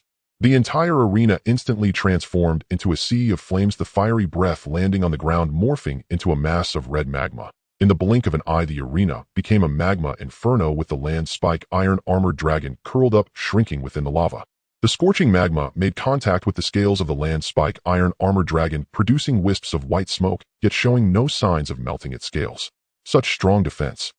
Zhang Ming also recognized the incredible defensive power of this soul beast. With Layden's current attack, it clearly couldn't inflict any damage, but would instead deplete all of Layden's soul power. This is the frustrating aspect of battling a soul beast with high defense, who unable to break through the defense, unable to deal any damage. Good lad. This move is the skill that defeated the Night Demon Mouse King. Unfortunately, your Soul Beast level is too low and cannot break the defense. Instructor Qin praised him with a smile, though not hiding the pride in his expression. Zhang Ming's expression was serious. He was contemplating how to deal with such a high-defense ferocious beast if he encountered one in the wild. Should he escape? If he can't win, he must escape. But if he has a chance to win, he must give it a try. To inflict damage, he must first break the defense. The belly of the land spike iron armor dragon is its weakness. But once the land spike iron armor dragon perceives danger, it will curl up into a ball to protect its belly. Fire burst. Forget everything else for now. Augment Layden's fire attribute skill for a 10 damage increase. How the little guy means business now, Instructor Qin smiled. Wait, did he just seem to use a type of special ability? Zhang Ming was completely unaware that the state he just conferred on Layden had exposed his possession of a high-level special ability. Good lad, who knew you had dual special abilities, hiding it so well. Instructor Qin thought to himself, increasingly finding this sparring session interesting. Giant hammer shockwave. Roar. The land spike iron armor dragon raised its head and let out a furious roar, curling its body into a ball, once more surprisingly bouncing off the ground. With each impact against the ground, the height of the next jump increased. Whoosh! Accompanied by a gust of wind, the land spike iron armor dragon suddenly jumped into the air parallel to Layden, a large iron ball, nearly 8 to 9 meters in size, hovering in midair, spinning in place, and charging straight towards Layden. Wow! Amazing! In the audience, 2 waves of fans supporting Layden and the land spike iron armor dragon emerged. Go Layden! We support you! The loudest cheers did not come from Guofei, but from Dong Liang. Layden glided sideways, evading the first attack. The land spike iron armor dragon continued to hover in the air, spinning rapidly, showing no signs of slowing down, and in an instant it charged towards Layden once again. The transition was too swift. Zhang Ming was astonished at how it accomplished that. Layden! Storm strike! Layden understood Zhang Ming's intent, spreading its wings and quickly rotating its body, whipping up a frenzy of wind on the arena. A fiery whirlwind formed.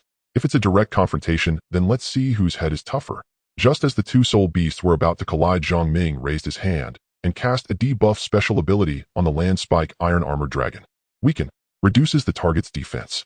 The fiery whirlwind collided with the giant iron ball, sending ripples through the air, and the loud noise made everyone involuntarily sweat. The arena was filled with white smoke and heat waves, making it impossible to see what was happening inside, and no one knew who had won. As the white waves dispersed, on the arena, the land spike iron armor dragon still stood on the ground, while Layden also hovered proudly in the air, but it was covered in injuries, severely wounded. The 2 soul beasts were actually evenly matched, neither superior nor inferior. Instructor Qin was quite shocked. Layden, just a golden 6-star, possessed such formidable strength. Though he hadn't unleashed his full power, the land spike iron armor dragon had also exerted more than half of its strength. At this moment, even Instructor Qin couldn't help but feel his blood boiling, igniting the passion that had lain dormant for years. Instructor Qin is not done yet. Since he couldn't harm the weak point of the land spike iron armor dragon, he would continuously stack attack power to forcibly break through its defense. Soul Power Absorption. Soul Power Absorption increases attack power by 1 with each attack, stacking up to 30 layers, lasting for 30 seconds. The status remains active during continuous attacks, effective for all summoned soul beasts.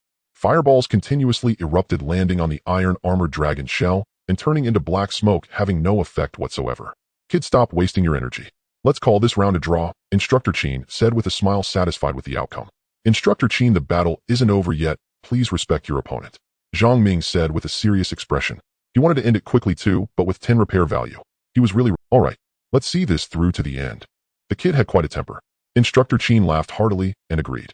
Layden attacked continuously, his whole body enveloped in a faint glow, radiating a sacred light. The system panel also displayed that the soul power absorption had stacked to 27 layers. Instructor Qin's expression tightened as he noticed that the fireballs spat out by Layden seemed different from before. The fireballs grew larger and the flames fiercer. Previously they were only about half a meter, but now they reached 3 to 4 meters, their color shifting from fiery red to deep crimson, exceptionally striking. Boom! Lava breath. Layden gathered power, his entire body igniting in roaring flames, a terrifying spectacle. He resembled a demon born from the flames. The arena transformed back into a sea of lava, and Instructor Qin noticed that the surface of the arena was actually melting. The iron armored dragon felt the high temperature from the ground, with scorching lava flowing beneath its feet, rising wisps of white steam. Sensing the pain, the iron armored dragon frantically lifted its feet, curling into a ball to shield itself with its armor against the lava. The color of the blue protective shield instantly turned red. Not good. The power of the shield is about to give out. Instructor Qin's face changed dramatically. He was quite puzzled as to why the same move had multiplied in power compared to before, now reaching damage levels of a star diamond level soul beast. The virtual large screen immediately displayed a red alert symbol. The protective shield is about to reach its limit. Please evacuate quickly. The protective shield is about to reach its limit. Please evacuate quickly. Everyone was stunned upon hearing the alarm. How is this possible? A gold-level beast cannot inflict king-level damage. Everyone evacuate. Quickly. Instructor Qin hurriedly descended from his beast master position, shouting loudly. If the protective shield were to break, the lava from the arena would flow down and the consequences would be unimaginable. Zhang Ming, hurry and stop. The lava continuously eroded the iron armored dragon's shell. The originally sharp spikes gradually softened. Instructor Qin turned to look at the arena and saw that Zhang Ming had no intention of stopping, so he quickly recalled the soul beast to the Beastmaster space. Ding. Congratulations on completing the task of defeating the iron armored dragon. Reward 10 repair value for the Imperial artifact, Evil Spirit Binding. Zhang Ming wiped the sweat from his forehead and hurriedly recalled Layden to the Beastmaster space upon hearing the system prompt. The flickering red protective shield turned blue again. It was truly a close call. Instructor Qin angrily rushed towards Zhang Ming, pulling him down. Do you have any idea how dangerous that was? I know. Then why didn't you stop? Zhang Ming did not respond. He had not anticipated the damage after stacking 30 attack power would be so fierce. It reached a star diamond level. Zhang Ming, are you trying to kill us? Yang Kai pushed his way to the front of the crowd, pointing at Zhang Ming and speaking loudly. Yes, that was so dangerous. Many voices chimed in, previously filled with admiration, now turned to anger and hatred. Zhang Ming remained silent, looking coldly at the faces of these people, hearing the unpleasant curses. Everyone shut up. Although Instructor Qin was angry, he still stepped forward to quell the crowd's fury. Today's events are my fault. I misjudged the damage of the epic bloodline soul beast and nearly caused a major mistake. I will report to my superiors and seek punishment. The responsibility does not lie with Zhang Ming, so do not wrongfully accuse him. Once a soul beast skill is unleashed, it cannot be interrupted. And you are all beast masters now. How can you handle emergencies like what just occurred? How will you survive in the wild? If a king-level ferocious beast really appears, how will you respond? Everyone go back and write a 3,000-word contingency plan for me. Instructor Qin's few words not only defended Zhang Ming, but also reprimanded everyone. Old Ginger is still spicier. However, there were still many murmurs of discontent. Having someone like him with an epic bloodline is simply a disaster for humanity. This kind of power absolutely cannot be placed in the hands of a student. It must be handed over to the Alliance for judgment. You're right. He scared me to death just now. This is premeditated murder. What nonsense. Anshi's sweet voice rang out loudly. It was rare to hear such foul language from a cute girl. Instructor Qin already explained clearly, once a soul beast skill is unleashed, it cannot be interrupted. Zhang Ming recalled the soul beast at the first opportunity, and even if the protective shield were to break, each of you has a flying soul beast, so you wouldn't be harmed. With your kind of mental fortitude, if you truly encountered a ferocious beast in the wild, it would be a dead end. Anshi spoke loudly, chastising everyone in one breath. Everyone was left speechless. Upon reflection, it was indeed such a reason. Instructor Qin looked at Zhang Ming with some apologetic eyes, and understanding Qin's gaze, Zhang Ming slightly nodded and smiled. Everyone continue training. Awesome, Brother Ming. I really admire you. Epic level bloodline. Star diamond level damage. Brother Ming, can you secretly tell me how you did it? Defei's eyes sparkled with desire as he looked at him. Because of my handsomeness. Brother Ming, just tell me. Defei knew immediately that he was bragging. Shaking his head helplessly, he thought, to be honest, no one would believe it. Zhang Ming Layden is really amazing. Anshi looked at him with admiration. Thank you for what you did earlier. No problem. I just couldn't stand Yang Kai's petty talk stirring up trouble. In the midst of the three chatting, Defei animatedly explained the battle scene when Su Nin walked over. Su Nin bit her lip, lightly unsure how to start her expression, quite strange. Zhang Ming looked coldly at her, offering no response.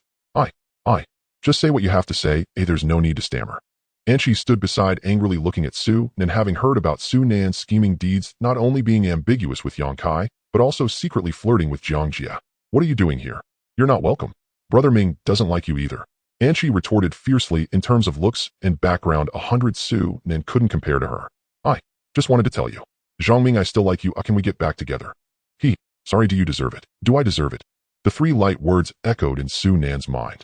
Su Nan, with your petty matters, I can't even be bothered to talk. Who in the entire school doesn't know? Now that you've seen Brother Ming's potential, where were you before? Why don't you hurry and leave? Have you forgotten how you were defeated in the arena just now? Facing Anshi's retort, Su Nan was left speechless, her eyes filled with resentment. Get lost. The word get lost came from Zhang Ming's mouth. Zhang Ming, you will regret this. Impressive, Ming Go. Defei was even more excited than Zhang Ming. Lieutenant Lan Tianai, from the Unified Front Department of Jinwu City, reporting for duty. At the entrance of the battle hall, a young instructor in camouflaged combat attire with dark skin stood at attention and saluted. Instructor Lon, a student here wishes to practice with you. Please guide him a bit. Understood. Yang Kai, get ready. Instructor Qin said calmly. Instructor Qin, Yang Kai hesitated, wanting to decline. Follow the orders. Yes. Don't worry this student, I'm just a master-level beast tamer and will only guide you within limits. Instructor Lon smiled knowingly, causing Yang Kai to feel uneasy, his smile more painful than a frown. A master-level beast tamer has at least a golden-level soul beast. How could his silver-level soul beast compete? All of this was Zhang Ming's fault. He glared fiercely at Zhang Ming and reluctantly stepped onto the platform for Beast Tamers. Deserved it. This is what you call overestimating yourself, ha. De Fei was overjoyed. Zhang Ming, come here for a moment, I have some questions for you. Instructor Qin gestured to him, looking somewhat serious. Nodding slightly, he had a rough idea in his mind. In the office on the second floor of the battle hall. Let's get straight to the point. What is your soul qualification? Why are you hiding your level qualification? Just now the last move of Radon obviously increased in power. How did you achieve that? Soul inquiry. Instructor Qin was indeed an old hand, a king-level beast tamer. No secret could escape his keen eyes. Actually, I am. Before he could finish, the soul ranking board hanging high in the sky suddenly shone with a blue light. The rankings on the board were refreshed again. For golden characters appeared. Pure Ice of Extremes. The system automatically detected the presence of S-level soul ability, Pure Ice of Extremes, nearby. Pure Ice of Extremes S-level soul ability that allows beast tamers to control extreme cold and normal attacks, have a 40 chance to summon frost power to assist attacks. Ice-type skill damage is increased by 50, applicable to all summoned soul beasts. The virtual large screen in the venue immediately broadcasted this explosive news. Following the 3 mysterious beast tamers who awakened S-level soul abilities last time, today the soul ranking again features an S-level ability named Pure Ice of Extremes. Ranked 10th in the soul ability rankings. According to the source of the fluctuations detected, this level ability comes from the Huaxia region, but its specific city cannot be located for now. All units are to strictly inspect newly awakened beast tamers. Instructor Qin paused for a moment, then the smart wristband on his wrist lit up with flashing lights. Hello, it's me. Received. Instructor Qin suddenly stood still, responding with a serious expression. He hurriedly left the office, leaving him alone. System sprite, are you certain it's nearby? Yes, Master. Zhang Ming furrowed his brows tightly. Could it be her? He followed out of the office as well while the students stopped their practice and gathered together to speculate on who this person might be. What could the ability of Pure Ice of Extremes be? Instructor Qin had not been gone for long when he rushed back in a hurry. He was holding an instrument that looked like a thermometer, an ability detector. As per higher authorities' request, we will now conduct ability screenings on each student. Everyone understood that they were looking for the student who had just awakened this level ability. The broadcast had also mentioned that the energy fluctuations originated from the Huaxia region, but the specific city could not be located for now. The ability detector. No complicated contractual rituals are needed. It can detect the soul qualifications of beast tamers anytime and anywhere. This black technology was recently developed by the Alliance, having just completed its preliminary testing phase. It was supposed to take a while longer before being put into use. The incident occurred suddenly, and 4 beast tamers with S-level soul qualifications had already appeared in the Huaxia region. No time to waste. Immediately use the latest spatial technology to send the ability detector over. Everyone gather. Instructor Qin was somewhat excited. He had a premonition that the newly awakened S-level ability Beast Tamer must be among these students. Instructor Qin, no need to test, it's me. From the crowd, Su Nen walked over slowly. Everyone widened their eyes in disbelief as they looked at her. Wasn't she supposed to have awakened a level soul qualification? Could it be a dual qualification?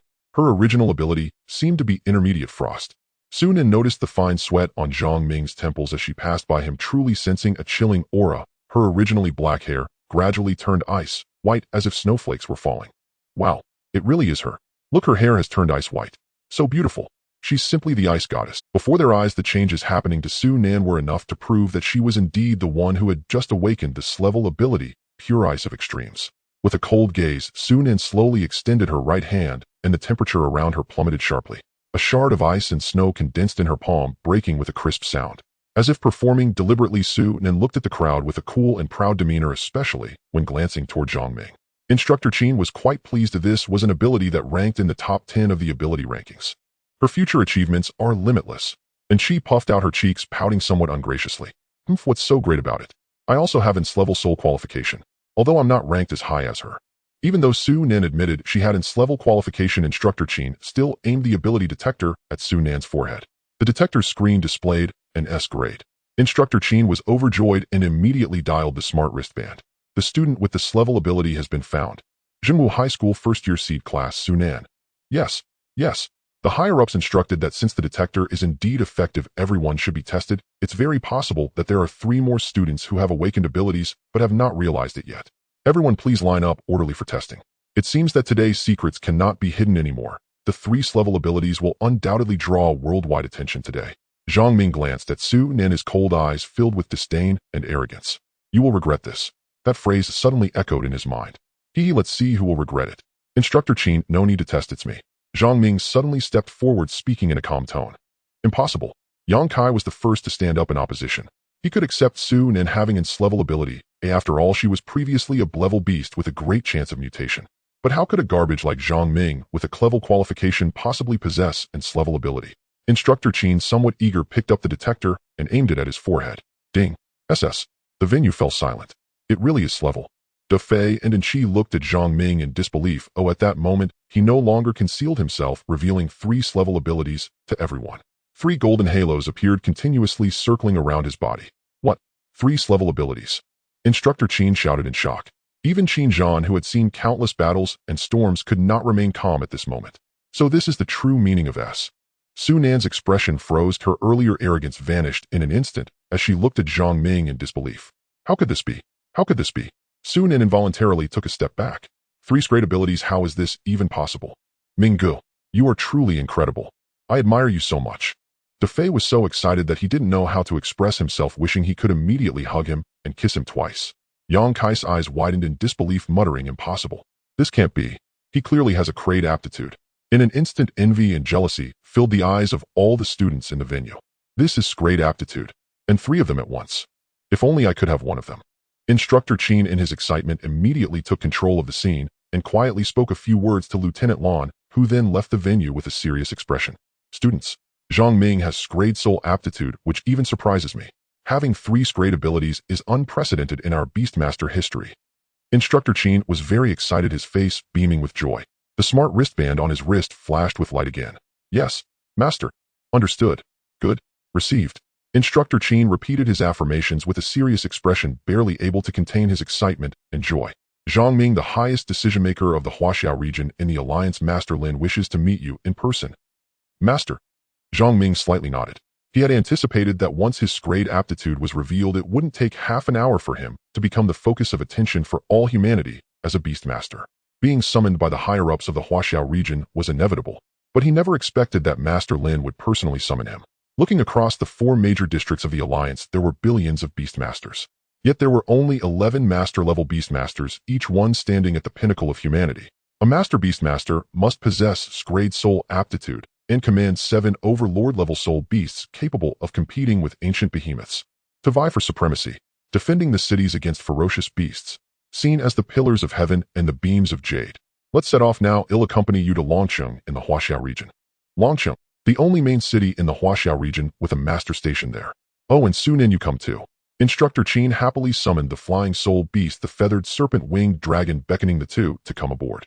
Zhang Ming glanced at Su Nen, but remained silent as he climbed onto the broad back of the winged dragon. Although he was curious about how Su Nen obtained great soul aptitude, he had no intention of starting a conversation at that moment. Yang Kai, seeing the 2 of them ascend the winged dragons back together, was infuriated. Su Nen was clearly his woman. This honor should have belonged to him. Yet now it was stolen by this waste. The feathered serpent-winged dragon spread its wings, measuring over 30 meters, soaring into the sky. In the blink of an eye, it vanished from everyone's view. So fast. No wonder it's a wind, a tribute soul beast known for its speed. Longcheng, the most prosperous city in the Huaxiao region of the Alliance. Not only does it occupy the core area illuminated by the soul rankings, but it is also home to master-level Beastmasters. With the speed of the feathered serpent-winged dragon, it took merely 2 hours.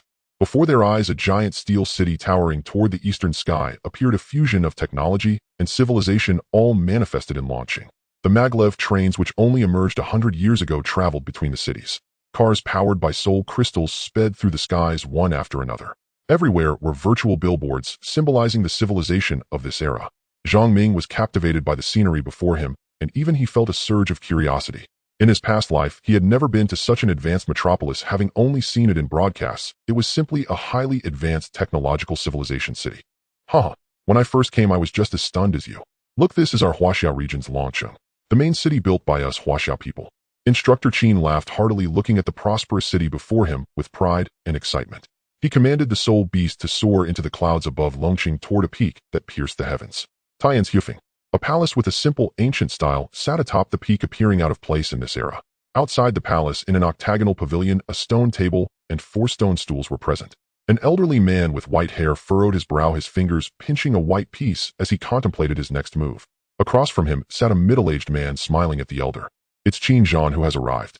The feathered serpent-winged dragon descended to the ground, its massive wings stirring up a fierce wind. The flowers and grass on the ground were blown about by the wind, yet the 2 individuals in the pavilion remained utterly undisturbed, their hair not moving a single strand, quite alarming. Qin Zhan recalled the soul beast, and Zhang Ming and Su Nin stood behind him. Greetings, Master.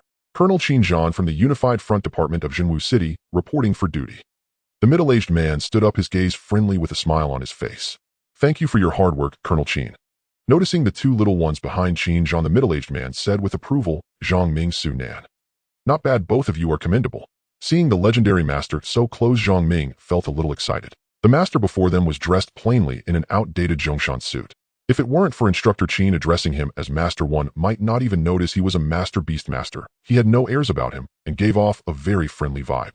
No need to stand on ceremony, Colonel Qin. Please sit and speak. Thank you, Master. He'll stand.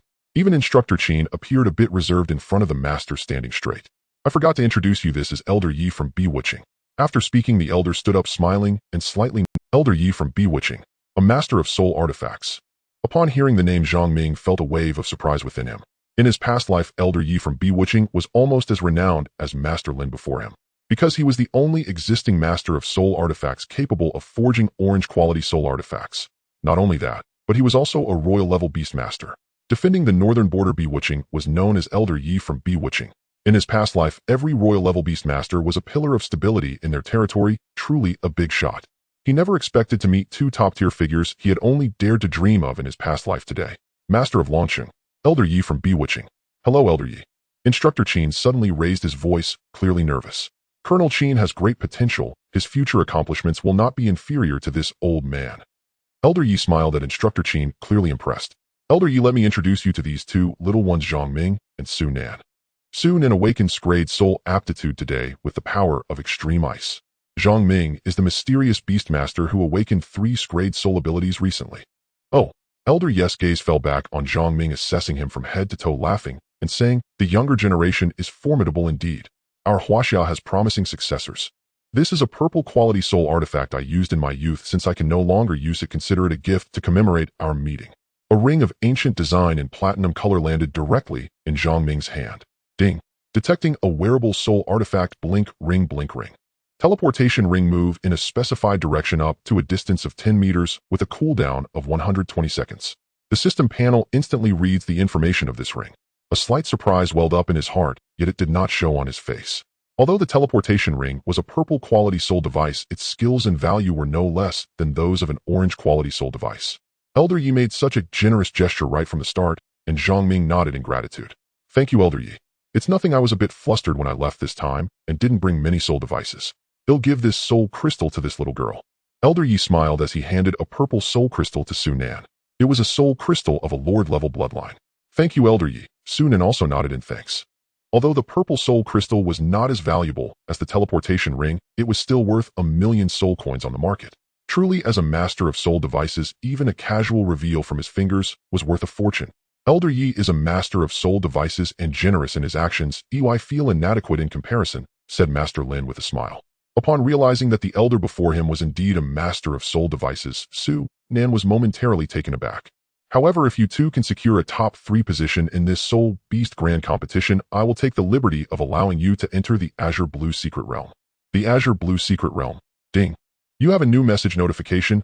Please check it promptly. A century ago, the starry sky behemoth Jelf arrived in the world with a solar storm, summoning a spatial gate through which countless ferocious beasts surged forth, causing global disasters as the solar storm wreaked havoc, leading to spatial instability. For spatial rifts opened, connecting to 4 different realms. One of them was the Azure Blue Secret Realm. After the first Beast Tamer of Huaxia appeared, the Azure Blue Secret Realm was sealed and became an exclusive secret realm for Huaxia, serving as a place for future Beast Tamers to contract powerful bloodline soul beasts. It provided countless Beast Tamers in Huaxia with deep bloodline, highly talented soul beasts. To enter the Azure Blue Secret Realm, 2 requirements must be met. Reach the level of Beast Tamer Master. Only those who have made outstanding contributions to Huaxia are qualified to enter the Azure Blue Secret Realm. The lowest level of ferocious beasts in the Azure Blue Secret Realm has rare bloodlines. Although it is an exclusive secret realm of Huaxia, the current exploration level has not exceeded 10 and numerous dangers and terrors exist within. One must have a royal level beast tamer accompany them to successfully complete the contract.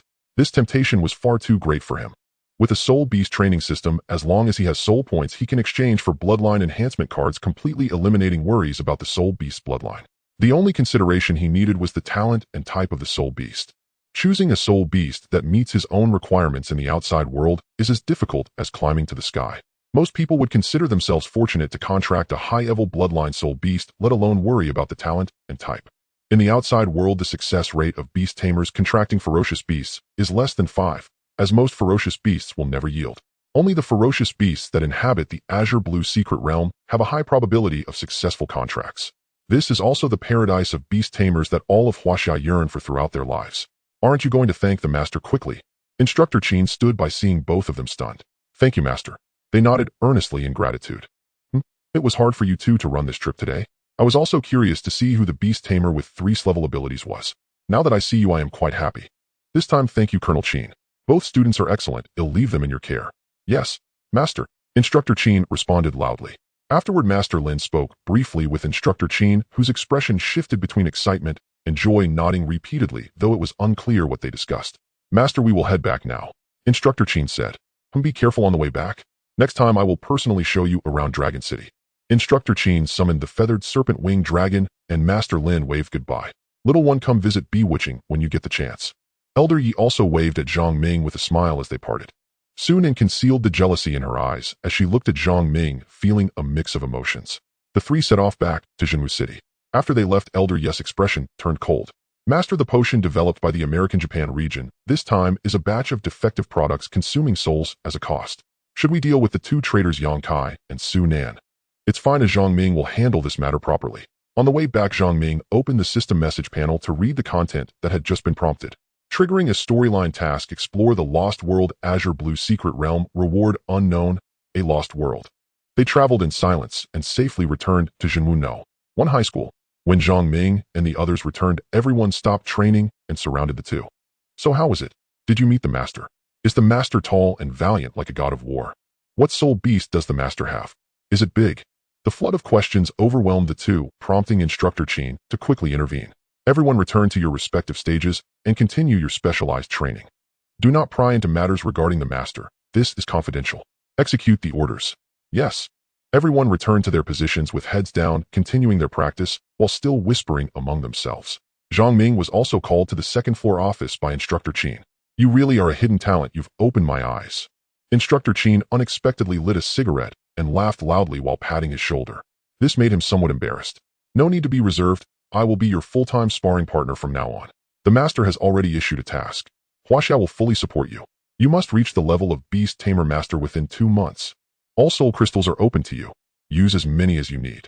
This month, just focus on leveling up. I plan to take you into the wild for real combat next month. A beast tamer who has never experienced the terrifying crises of battle can never grow. Instructor Qin took a deep puff of his cigarette as he spoke. Moreover, this time the American-Japan region, the European Union region, and the Soviet Alliance region all have level qualified talents participating. Layden is not the only epic bloodline soul beast. To my knowledge, there are already 9 beast tamers with epic bloodline soul beasts. 9. That's quite a lot. Is the epic bloodline that easy to come by? You must quickly level up to Beast Tamer Master and have enough soul power to control 2 soul beasts. Although you can contract a second soul beast, now your level is too low and your soul power cannot keep up, resulting in too short a battle time for the soul beasts. Dividing your focus to cultivate a second soul beast would also consume too much energy, so you must fully unleash the potential and combat power of Layden. Listening to Instructor Qin's words, he understood that he must secure a top 3 position in this grand competition. There was no room for failure. He felt a heavier burden on his shoulders. Whether it was the rewards for the top 3 in the preliminaries, the system rewards, or the final competition rewards, each reward was like a dazed golden-haired bunny girl, seductively beckoning to him, constantly teasing and alluring him. Let's start wild combat training from today. Instructor Qin. All right. Instructor Qin extinguished his cigarette and laughed loudly. Let's go. Seeing Zhang Ming follow the cheerful Instructor Qin out, everyone was filled with curiosity. Yang Kai clenched his fists and his gaze towards Su Nan became increasingly malicious. After returning, Su Nan was very cold towards Yang Kai, even ignoring Jiang Jie, who had previously approached her. In the span of half a day, it was as if she had become a different person, cold and unfeeling. Have you turned into a phoenix after flying up the branches? It's not the time when you clung to me to buy evolution materials. Just wait for me. Zhang Ming and Instructor Qin left the combat hall, flying towards the outskirts of the city. Instructor Lan continued training the other students. Su Nan watched the two depart, feeling quite displeased, with a hint of resentment flickering in his cold gaze. At this moment, he was riding on the back of a feathered serpent god's wyvern, soaring through the sky. His eyes were filled with anticipation. Finally, he could openly hunt fierce beasts. Earn soul points. Although the resources provided by the Alliance are numerous, nothing compares to the satisfaction of upgrading through the Soul Beast cultivation system. As long as you have enough soul points, upgrading will be a breeze.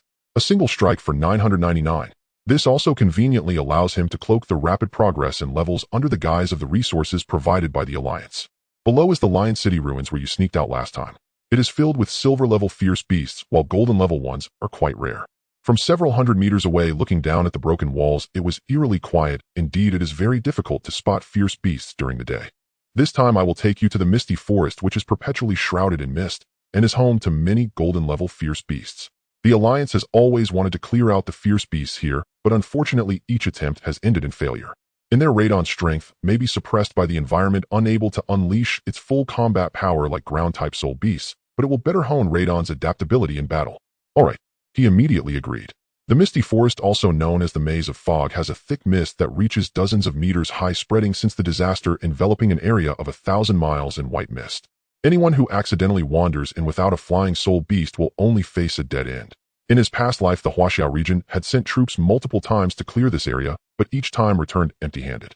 As part of the transport unit for the injured, he had come here once, but coincidentally encountered a star diamond-level fierce beast, a memory that still lingered vividly. If it hadn't been for his timely discovery and swift escape, he would have long since become nourishment for the soil. They flew for about 2 hours. Now they were gradually covered by a vast expanse of white mist, the mist reaching a thickness of 40 meters, visibility nearly non-existent. By looking down from the sky, nothing could be seen. Only the tips of trees could be seen, with occasional strange sounds echoing through the air. It was extremely eerie. In the past, the Alliance had established a royal-level beast master investigation team to reclaim this land occupied by fierce beasts. They finally uncovered the long-hidden secret of the misty forest. It concealed a lord-level fierce beast, the Shincho beast. The system notification chimed continuously, and the message bar was filled with hundreds of messages. Opening one displayed fierce beast information. Jungle python. Bloodline elite. Level golden 2-star. Skills death coil venom spray python swallow. Description: a giant python living in the primitive jungle, reaching a length of 30 meters after the disaster, capable of easily swallowing prey several times its size. The venom it sprays from its fangs has strong corrosive properties, with weaknesses in the eyes and abdomen. An elite bloodline golden 2-star python. Is this formidable? The misty forest is indeed terrifying. He checked the message bar, carefully reading the information on the fierce beasts, taking note of their levels and weaknesses. Phantom tiger. Bloodline rare. Talent stealth. Briefly enter an invisible state for 12 seconds, then increasing speed by 50. Level golden 7-star. Skills bite, blood drain, excitement. Description: a tiger that can become invisible, often appearing out of nowhere to strike. Encountering it, one can only wish for good fortune. Weakness: abdomen and tail, provided you can see it first. Phantom tiger. In his past life, the phantom tiger was synonymous with nightmares for all beast masters. Not only was it incredibly fast, on par with the nightblade leopard, but its talent allowed it to become invisible. It often ambushed combat personnel on missions.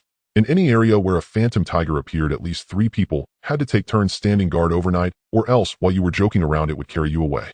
Instructor Qin noticed Zhang Ming's expression fluctuating, sensing something was off. What's wrong? Regretting it? Are you feeling that this place is too terrifying? Instructor Qin intentionally provoked him with a laugh. No, I just sensed the presence of a phantom tiger just now. Phantom tiger. Instructor Qin furrowed his brow slightly. Although the phantom tiger is just a golden-level fierce beast, its threat to us is comparable to that of a star diamond level or even a king-level fierce beast.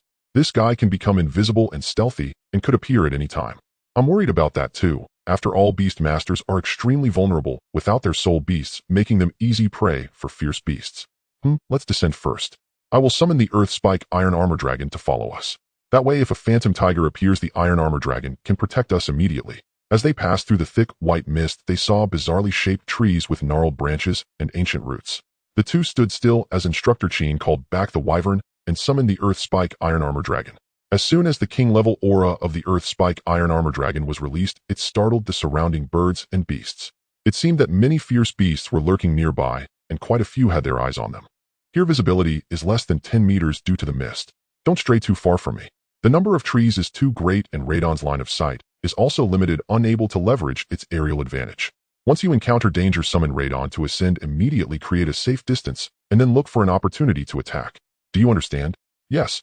Although the misty forest is terrifying, it is also the habitat of purple heartgrass, which is why the Huaxiao region desperately wants to reclaim it.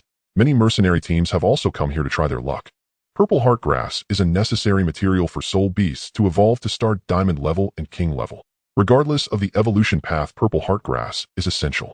Moreover, the higher the bloodline, the greater the requirement for the quality of purple heartgrass. A single purple quality purple heartgrass has already sold for 3 million soul coins on the market, and it's in high demand. He had a deep understanding of the prices of evolution materials. For beast masters, it was manageable, at most spending some soul crystal money, but soul beasts were a different story. Everything from food upgrades to evolution costs money, especially the expenses on evolution materials. Many evolution materials are also hard to come by. Instructor Qin and Zhang Ming walked side by side, explaining everything around them. The laws of survival in the wild, how to identify plants, how to determine levels through the droppings of fierce beasts, how to stay alert in such an environment, and how to respond immediately in case of danger. Zhang Ming listened earnestly. Although he had participated in combat units most of the time, it was just executing patrol tasks within the city, and he had rarely engaged in actual outdoor hunting operations. Thus, these invaluable experiences were treasures in his eyes. Be careful. Don't move. Instructor Qin suddenly stopped, a shield-like soul device appearing on his arm, blocking in front of him. The Big Dipper Spore system has just been developed, and it will take a long time before it can be fully utilized, otherwise we wouldn't be so passive. Instructor Qin kept a vigilant eye on the surroundings, speaking softly to him. Once a beast master reaches the master level, their 5 senses are enhanced by soul power. I just heard what seemed like a branch snapping ahead. In the wild, one must never let their guard down. Fierce beasts often appear the moment you relax. Zhang Ming nodded, inwardly scanning his surroundings with his left hand already resting on the flash ring, ready to activate it at any moment. It's getting closer, Instructor Qin whispered. The crisp sound of a branch snapping underfoot reached even his ears as he focused intently on the system message notifications. A decaying deer covered in black worms and revealing a section of white bone appeared before them. A putrid stench wafted over from a distance of several meters. Its hollow eye sockets devoid of eyeballs, a gaping hole the size of a basin in its abdomen with rotting flesh and dry bones clearly visible. It was evident that it had been dead for a long time, emanating a horrifying aura of death like a living corpse. Corrupted corpse, deer bloodline, elite level, silver 5-star skills, death aura, corruption. Description: an ordinary beast that died during a catastrophe, infected by the death aura of the ancient titan March of the Dead, becoming a mindless, slaughtering undead beast, extremely sensitive to the vitality of living creatures. Be careful not to get bitten. If you unfortunately encounter one, watch its back for a weak point. The head is vulnerable to fire. It's a corrupted beast of the undead. Instructor Qin immediately recognized the terrifying creature. Undead beasts are different from ordinary ferocious beasts. Although they are dead, they retain the bloodline and some abilities from their previous life, having been infected by the death aura of one of the 17 ancient titans March of the Dead. They belong to a different category of ferocious beasts. All beings infected by the death aura, whether animals, humans, or plants, will become undead. They stand again, losing their rationality, transforming into mindless corpses that only know slaughter. On the day of the catastrophe a century ago, over 1 million corrupted beasts invaded human cities, and the name of the ancient titan beast March of the Dead was forever etched in human history. These undead corrupted beasts possess no soul crystals within them, typically gather in hordes, and are extremely sensitive to the vitality of living beings, able to sense it from several kilometers away. Even true ferocious beasts prefer not to provoke corrupted beasts and tend to keep their distance. Suddenly, the Earth Spike armored dragon burst forth from the ground, swinging its tail, and the massive tail hammer instantly sent the corrupted deer crashing into a nearby tree, its rotting flesh and white bones scattering. The corrupted deer made no sound, merely opening its half-exposed jawbone, appearing fierce as it dragged its half-body forward with its forelimbs. In the white mist, more and more corrupted beasts emerged. Corrupted sheep, corrupted monkeys, densely packed, numbering in the thousands in the blink of an eye. Immediately I summoned Layden, and a shrill roar resonated. Fireball technique. In an instant, nearly 100 corrupted beasts charged forward, the hard spikes of the Earth Spike armored dragon acting like a fortress holding them back. Each attack crushed several corrupted beasts. The tail hammer splattered with rotting flesh and blood. Successfully killed a silver 2-star corrupted beast, gained 200 soul points. Successfully killed a silver 5-star corrupted beast, gained 500 soul points. Zhang Ming noticed the system message notifications. The soul points gained from killing corrupted beasts were significantly fewer than those from killing ferocious beasts. Killing a silver 10-star corrupted beast only yields soul points equivalent to that of a silver 2-star ferocious beast. Thankfully, Layden's fireballs are powerful. The soul power absorption had already stacked to 30 layers, with each fireball taking down 6 or 7 corrupted beasts. The air was filled with thick black smoke, the smell of charred flesh mingling with the stench, and Instructor Qin quickly pulled out 2 gas masks, handing one to him. Although the corrupted beasts feared fire, they instinctively retreated from the fireballs raining down. However devoid of pain, they were still mindless corpses, and even after being set ablaze, they charged forward recklessly. Zhang Ming and Instructor Qin stood back to back, vigilantly guarding against the white mist around them, wary of the corrupted beasts that might charge out. Layden circled above them, continuously spewing flames. Instructor Qin threw his round shield forward with all his might. It spun perfectly in an arc, and the seemingly rounded edge of the shield turned into a sharp blade as it sliced through a corrupted beast's head in an instant. The round shield returned to his hand, and Instructor Qin turned to smile. This shield soul artifact was crafted by Old Yi using teeth from a monarch-level ferocious beast combined with divine materials. At high-speed rotation, it can produce extremely sharp cutting power, serving as both an offensive and defensive tool. Thinking of the Imperial artifact lying in the system backpack entangled with malevolent spirits. To be honest, he felt a bit envious. The combat capability of a king-level beastmaster can easily deal with gold-level ferocious beasts even without summoning soul beasts, let alone these mere silver-level corrupted beasts. Watching Instructor Qin effortlessly take down 6 or 7 corrupted beasts, as if they were vegetables, the flames of Layden burned even brighter. Lava breath. Wisps of white vapor hissed the white mist before them, evaporating in the intense heat, clearing visibility within 100 meters. Before their eyes, countless corrupted beasts continued to surge forward, charging madly. Even when they were impaled on the spikes of the armored dragon, their bodies pierced by the earth spikes, they still struggled in a grotesque manner. No, there are too many, we can't kill them all. Instructor Qin surveyed the surroundings and said, "At this rate, we will exhaust our soul power and stamina. I will summon the feathered serpent god Wyvern. You go up first." Okay. Zhang Ming also realized that continuing like this was not a solution. The corrupted beasts felt no pain, charging forward fearlessly in their large numbers. The system prompt bar had long since exploded and soul points were rapidly increasing. In just this short time, he and Instructor Qin had killed 30,000 of them. Instructor Qin's wrist was sore from throwing the shield. The Earth Spike armored dragon shielded them, while Zhang Ming activated his blink ring, appearing directly on the back of the feathered serpent god Wyvern. With a roar, Instructor Qin leaped onto the back of the Wyvern, and the two soared into the sky. Layden followed the feathered serpent god Wyvern, not forgetting to unleash a lava breath before leaving. The large and small wyverns spread their wings and soared high, while the corrupted beasts on the ground all issued strange sounds towards the sky. Haha, this is exhilarating.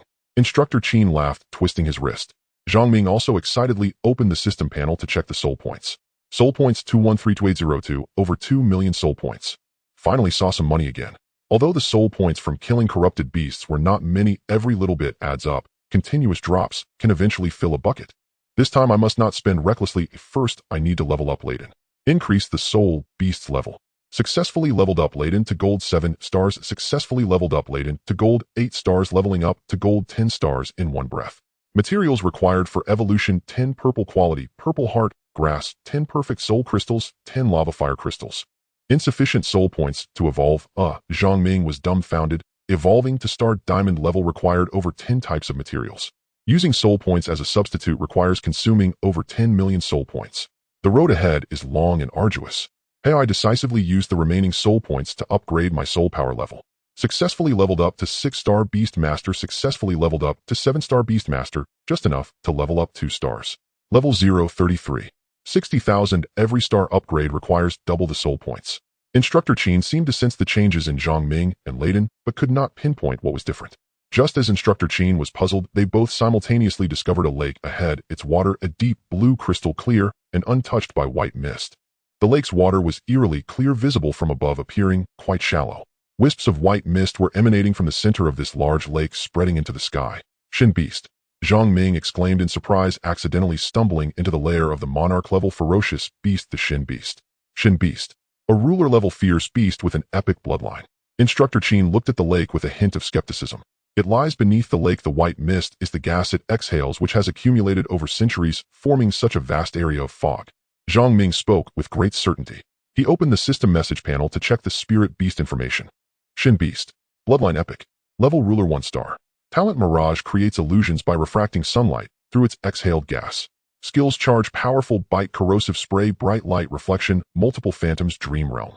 Description: a giant clam from prehistoric times that lived in the ocean awakened after millions of years with greatly diminished power, lazy by nature, and does not actively attack targets. The white mist it exhales serves as both armor and weapon. Be careful not to inhale too much. Weakness: the nerve tissues within its shell provided you pry its mouth open first. Zhang Ming briefly summarized the information from the Spirit Beast panel. Instructor Qin looked surprised, yet somewhat convinced. How do you know so much detail? You even know its skills. I saw this in the Ancient Biological Encyclopedia a long time ago and thought it resembled the Shin Beast. Ancient Biological Encyclopedia. I don't recall this book, Instructor Qin said, looking at him with skepticism. Never mind the details, what should we do now? He interrupted Instructor Qin's doubts and asked directly. If it really is a ruler-level fierce beast, as you say, I need to report immediately and decide after consulting with superiors. After all, it's a ruler-level beast. Even if just 1 star, it's probably not something I can handle. Zhang Ming nodded, understanding Instructor Qin's concerns. Whether it's a fierce beast or a beast master spirit beast, once it reaches the ruler level, there will be earth-shattering changes. Not only will its size and power drastically increase, but it will also experience a qualitative leap. All skills will advance and evolve, unleashing destructive power unlike before, capable of effortlessly destroying a city. Some powerful ruler-level fierce beasts can cause destruction comparable to that of overlord-level beasts. Instructor Qin dialed his smart wristband, but it showed that he was out of the service area. The Shin Beast is inherently lazy. Each time it surfaces for air, it doesn't stay long. Its appearances are fixed, and after storing enough oxygen, it will fall asleep again. We accidentally stumbled upon it surfacing for air. Who knows how long it will take to see it again? If we miss this opportunity. Instructor Qin understood his thoughts. Seeing Zhang Ming's confident demeanor, he began to believe. It can't run away anyway. It can't run, but once we're prepared, who knows if we can find this lake again the next time we enter the misty forest. Moreover, when the Shin Beast is asleep, it burrows deep into the lakebed, emitting minimal soul power waves. Even if we find the lake, we can't lure it out. What do you suggest then? Listening to Zhang Ming's analysis, Instructor Qin began to consider taking action. He had never killed a ruler-level fierce beast before. Instructor Qin, what star rank are you as a king-level beast master? King level 8 stars. So your strongest spirit beast is also king level 8 stars. Instructor Qin nodded, waiting for him to continue. If I say that as long as you hold the Shin Beast back, I can find a way to kill it. Kid, it's not that I don't believe in your unladen strength. This is a ruler-level fierce beast. If it weren't for you saying this giant clam doesn't actively attack people, would we still be here chatting for so long? Don't be reckless and don't gamble with our lives and the lives of the spirit beasts. Instructor Qin's expression was serious. I understand, Instructor Qin. I am very clear-headed and rational. I'm not boasting, nor will I gamble with our lives and the lives of the spirit beasts. Please believe me. Looking at Zhang Ming's resolute gaze, Instructor Qin contemplated whether they should really give it a try. What if they succeed? If the misty forest can disperse the white mist, the Huaxiao region can reclaim this land. The ruler-level fierce beast is made up of top-notch soul equipment materials. But what if they fail again? He would be fine, but Zhang Ming possessed 3 level abilities. He could not allow anything to happen to Zhang Ming. Let's do it. If we can't beat it, can't we run? I don't believe this giant clam can catch us.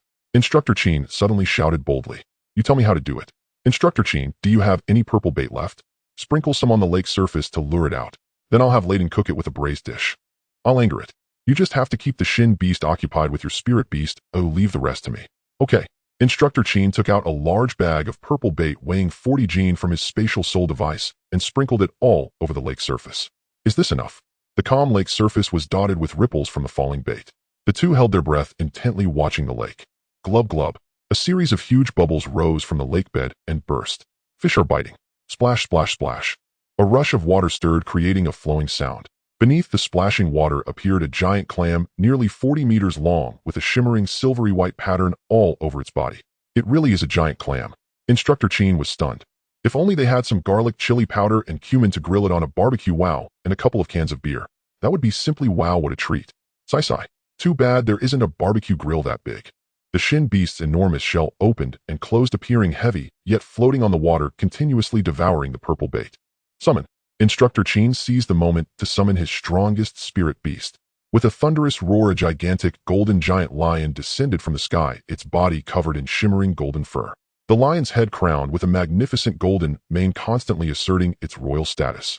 Golden Lion Beast. Bloodline perfect. Level King 8 stars. Talent Majesty of Beasts causes pressure on the target, reducing their attack power by 30. Skills: Lion Roar, Rally, Beast King Claw, Golden Sword, Rain, Fatal Strike. Description: the Golden Lion King with a perfect bloodline, exceptional in damage. Cover your ears, be cautious of being stunned, and never look directly into its eyes, or you'll have nightmares. Weakness: the eye in its abdomen. So powerful. As soon as the Golden Lion Beast appeared, Zhang Ming's eyes lit up, captivated by its golden fur. Majestic. Dominant. The Golden Lion Beast stood nearly 10 meters tall and measured over 30 meters in length, utterly imposing. It charged directly at the Shin Beast. The lake's surface erupted in towering waves, and a deafening lion roar echoed, prompting them to quickly cover their ears. The Shin Beast was instantly flipped over by the Golden Lion Beast in the lake. Its sharp claws pressed tightly against the Shin Beast's shell, attempting to pry it open. Countless transparent liquids mixed with white mist suddenly surged out from within the Shin Beast's shell, splattering the Lion Beast's face. The intense corrosive liquid emitted wisps of white vapor, causing the Lion Beast to quickly shake off and immerse its head in the lake. In the next second, the Golden Lion Beast's eyes became entranced, glowing blood red, and its roar was filled with brutality. Not good. The Lion Beast has fallen into the Shin Beast's dream realm. Zhang Ming exclaimed anxiously. The Golden Lion Beast released the shimmering beast and suddenly turned its head to viciously pounce on Leighton in the air. Leighton hurriedly defended. The hot magma on its scales forced the Lion Beast to let go as it quickly ascended. The shell of the shimmering beast opened and closed continuously, constantly spewing out white mist, instantly shrouding the entire surface of the lake, with visibility reduced to less than 3 meters. Seeing the situation was not right, Instructor Qin urgently summoned the Earth Spike Iron Armor Dragon. A furious roar from the Lion Beast echoed in the mist. A long shrill cry resonated, sensing the anger in Leighton's voice. A streak of dozens of meters long crimson flames shot out. The white mist in front was partially cleared, revealing the figure of the Lion Beast. Leighton looked down from above, alert to the Lion Beast. The Lion Beast kept leaping, lunging at the air. Instructor Qin maintained contact with the Lion Beast through the soul contract, realizing that all efforts were in vain. The Lion Beast was already trapped in an illusion. It regarded them as enemies, unable to retrieve the Lion Beast into the Soul Beast space. This shimmering beast skill is too difficult to deal with. Without the ability to remove abnormal states to awaken the Lion Beast, we are in a very dangerous situation. Instructor Qin said seriously. Golden Sword Rain.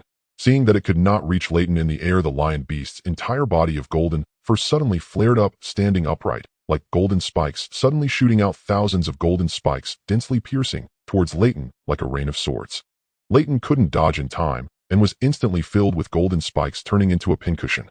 Fortunately, the geothermal armor was hard enough, and the flowing magma melted the golden spikes on its body. Through the system panel, it was discovered that this attack had reduced Leighton's health by more than a third. Indeed, the Golden Lion Beast of the 8-star Monarch level. The damage is too high. Remove abnormal states ability. Instructor Qin's words inspired him, and he hurriedly opened the Soul Points Exchange shop. System Sprite, which ability removes abnormal states? Time is tight, there's no time to search. I have recommended the abilities that meet your requirements. Advanced Purification. After active use, it can remove one abnormal state of the Soul Beast. Advanced Protection. After active use, it grants the Soul Beast immunity to abnormal states for 10 minutes. Glancing at the remaining soul points. Use them all up. Successfully exchanged for Advanced Purification, consuming 1/0 soul points. Successfully exchanged for Advanced Protection, consuming 1/0 soul points. The Golden Lion Beast seized the moment Leighton paused, raised its large lion paw, and suddenly clawed at the sky. 3 blood-colored claw lights instantly appeared, rushing towards Leighton. Beast King Claw. Leighton couldn't dodge in time, hit directly in the body, let out a shrill cry, and fell onto the lake surface. Successfully exchanged for Advanced Purification, consuming 1/0 soul points. Successfully exchanged for Advanced Protection, consuming 1/0 soul. At a critical moment, 2 white light pillars descended upon the Lion Beast's head, enveloping its golden body in a layer of white fluorescence.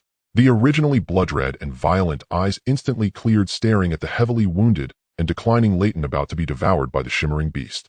The Lion Beast has awakened. Instructor Qin exclaimed joyfully. Lion Beast. Fatal Strike. Roar. The Golden Lion Beast suddenly vanished and transformed into a golden flash, directly attacking the shimmering beast. Golden light burst forth. A gold arc over 10 meters long appeared, sharply striking fiercely against the shimmering beast's shell. With a loud crash, the shimmering beast was pushed back by this attack, leaving a deep claw mark on its shell, extremely noticeable. The shimmering beast opened its shell wide, and endless white mist spread from within, making its figure slowly disappear, appearing in the sky, on the lake's surface, in front and behind it was everywhere. It's a multiple phantom. Sweat beaded on Instructor Qin's forehead. Indeed, the Lord-level fierce beast was difficult to deal with. This shimmering beast is just a Lord-level fierce beast that is not good at attacking. If it encountered a Lord-level fierce beast with a strong bloodline and astonishing combat power, even a royal beast master would have to think twice. This is troublesome, and we can't find out which is the true body of the shimmering beast at all. Zhang Ming calmly observed all the phantom shimmering beasts and suddenly thought of something. All the phantoms are fake. Its true body is hidden at the bottom of the lake. Leighton breathed molten lava towards the lake water. Leighton responded to Zhang Ming, once again flapping its wings to soar, activating the explosive flame state, increasing fire-type skill damage by 15. A column of molten lava erupted from its mouth. As the scorching magma touched the lake water, wisps of white smoke instantly rose, and the lake water began to boil. From dozens of meters away, both of them felt that the lake water in front was about to boil. Leighton's breath continued, and the lake water bubbled up, continuously rising in temperature. The surrounding phantom shimmering beasts gradually began to blur and disappear. The shimmering beast suddenly floated up from the lake bottom. The golden lion beast had been waiting for this moment, delivering a fatal strike. Hitting the previous claw mark, the shell of the shimmering beast actually cracked open a gap.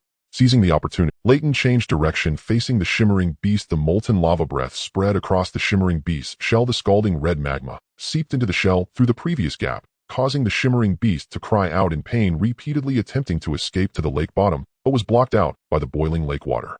Zhang Ming noticed that Leighton's health had already fallen below half and automatically activated a 40 damage reduction. Bloodline of the gods. Storm strike.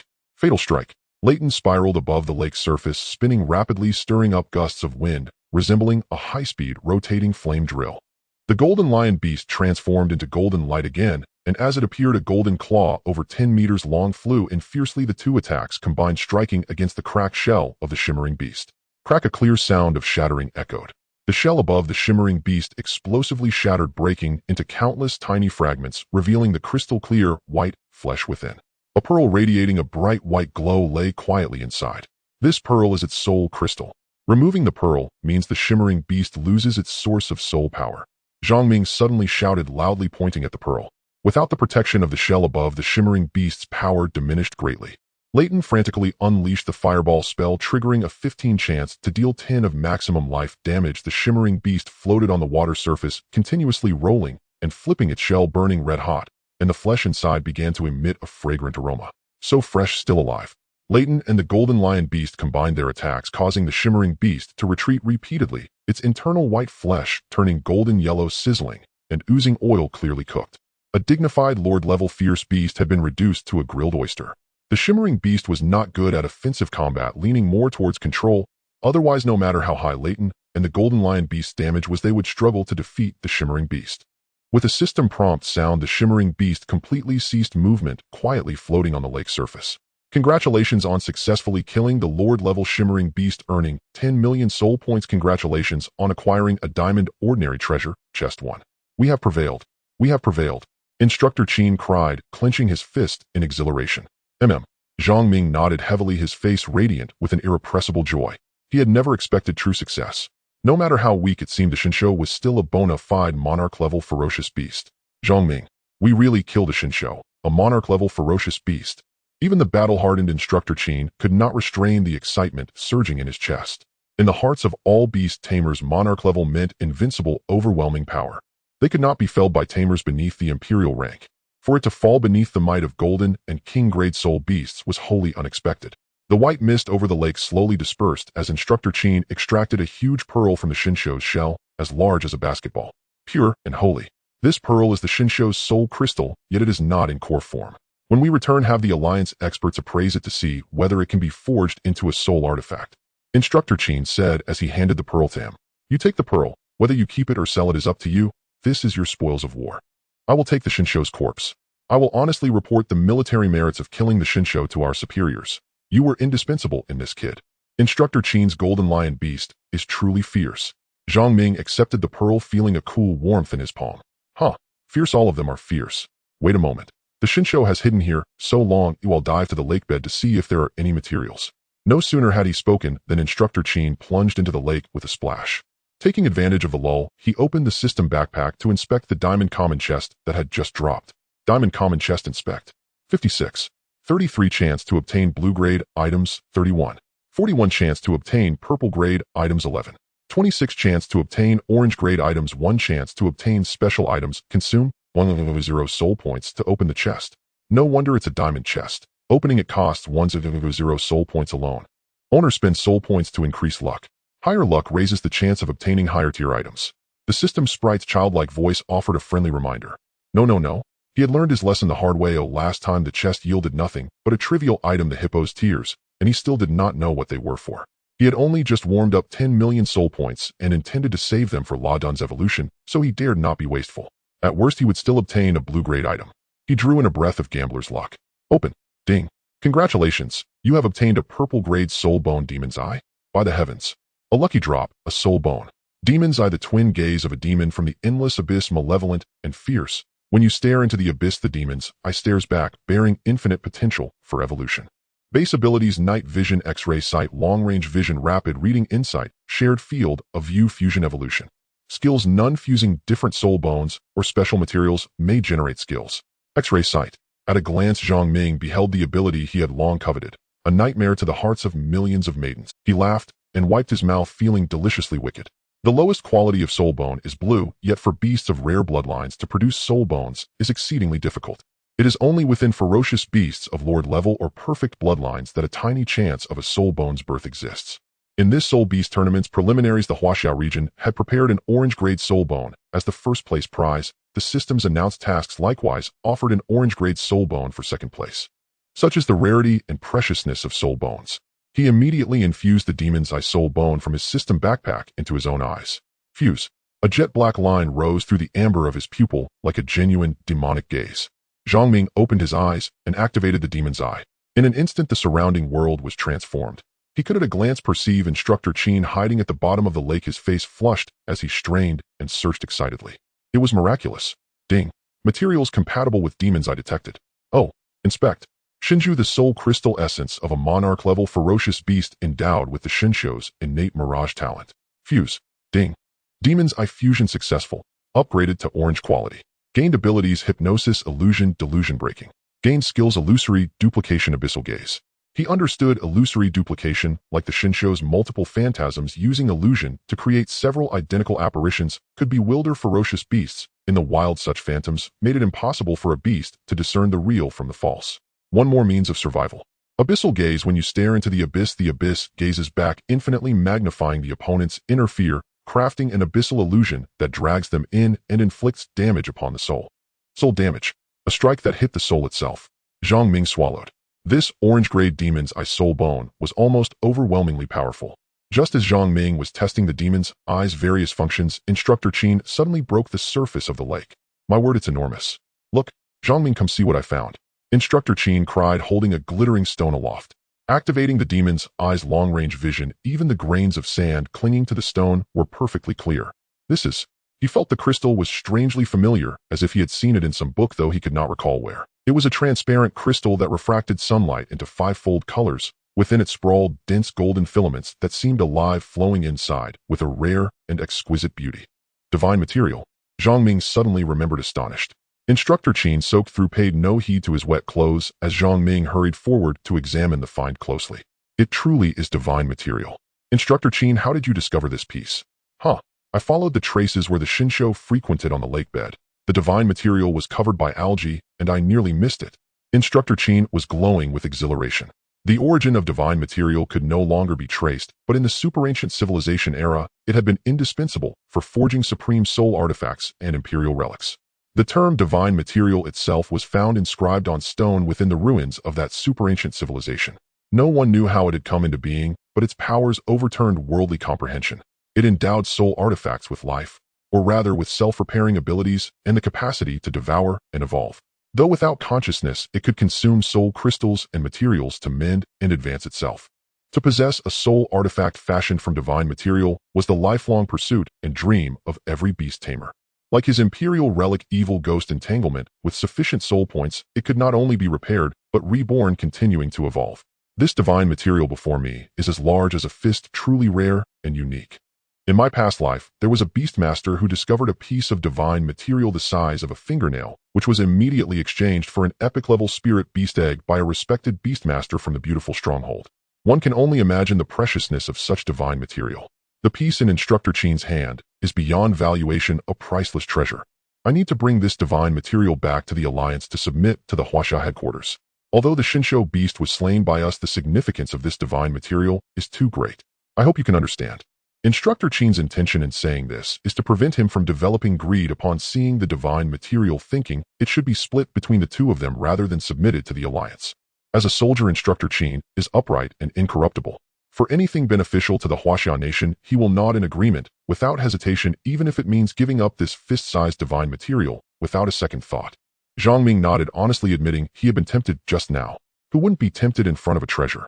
But this divine material was discovered by Instructor Qin after all. I understand, Instructor Qin. The divine material is incredibly precious and should be submitted to the Huaxia headquarters to create more powerful spiritual devices for the beast masters who guard Huaxia cities, allowing it to shine with its brilliance. I'm glad you can understand, Zhang Ming. Kid, I know you must be reluctant. After all, this is divine material. I still have a few Zixinko here, so you won't be at a loss. Take them.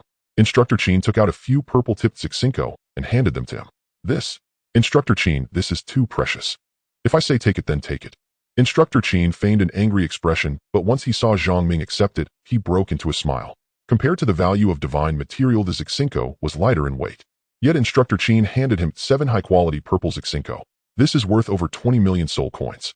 For someone still in the student phase like him, this is an astronomical sum. It's a fortune most beast masters could barely hope to attain in a lifetime.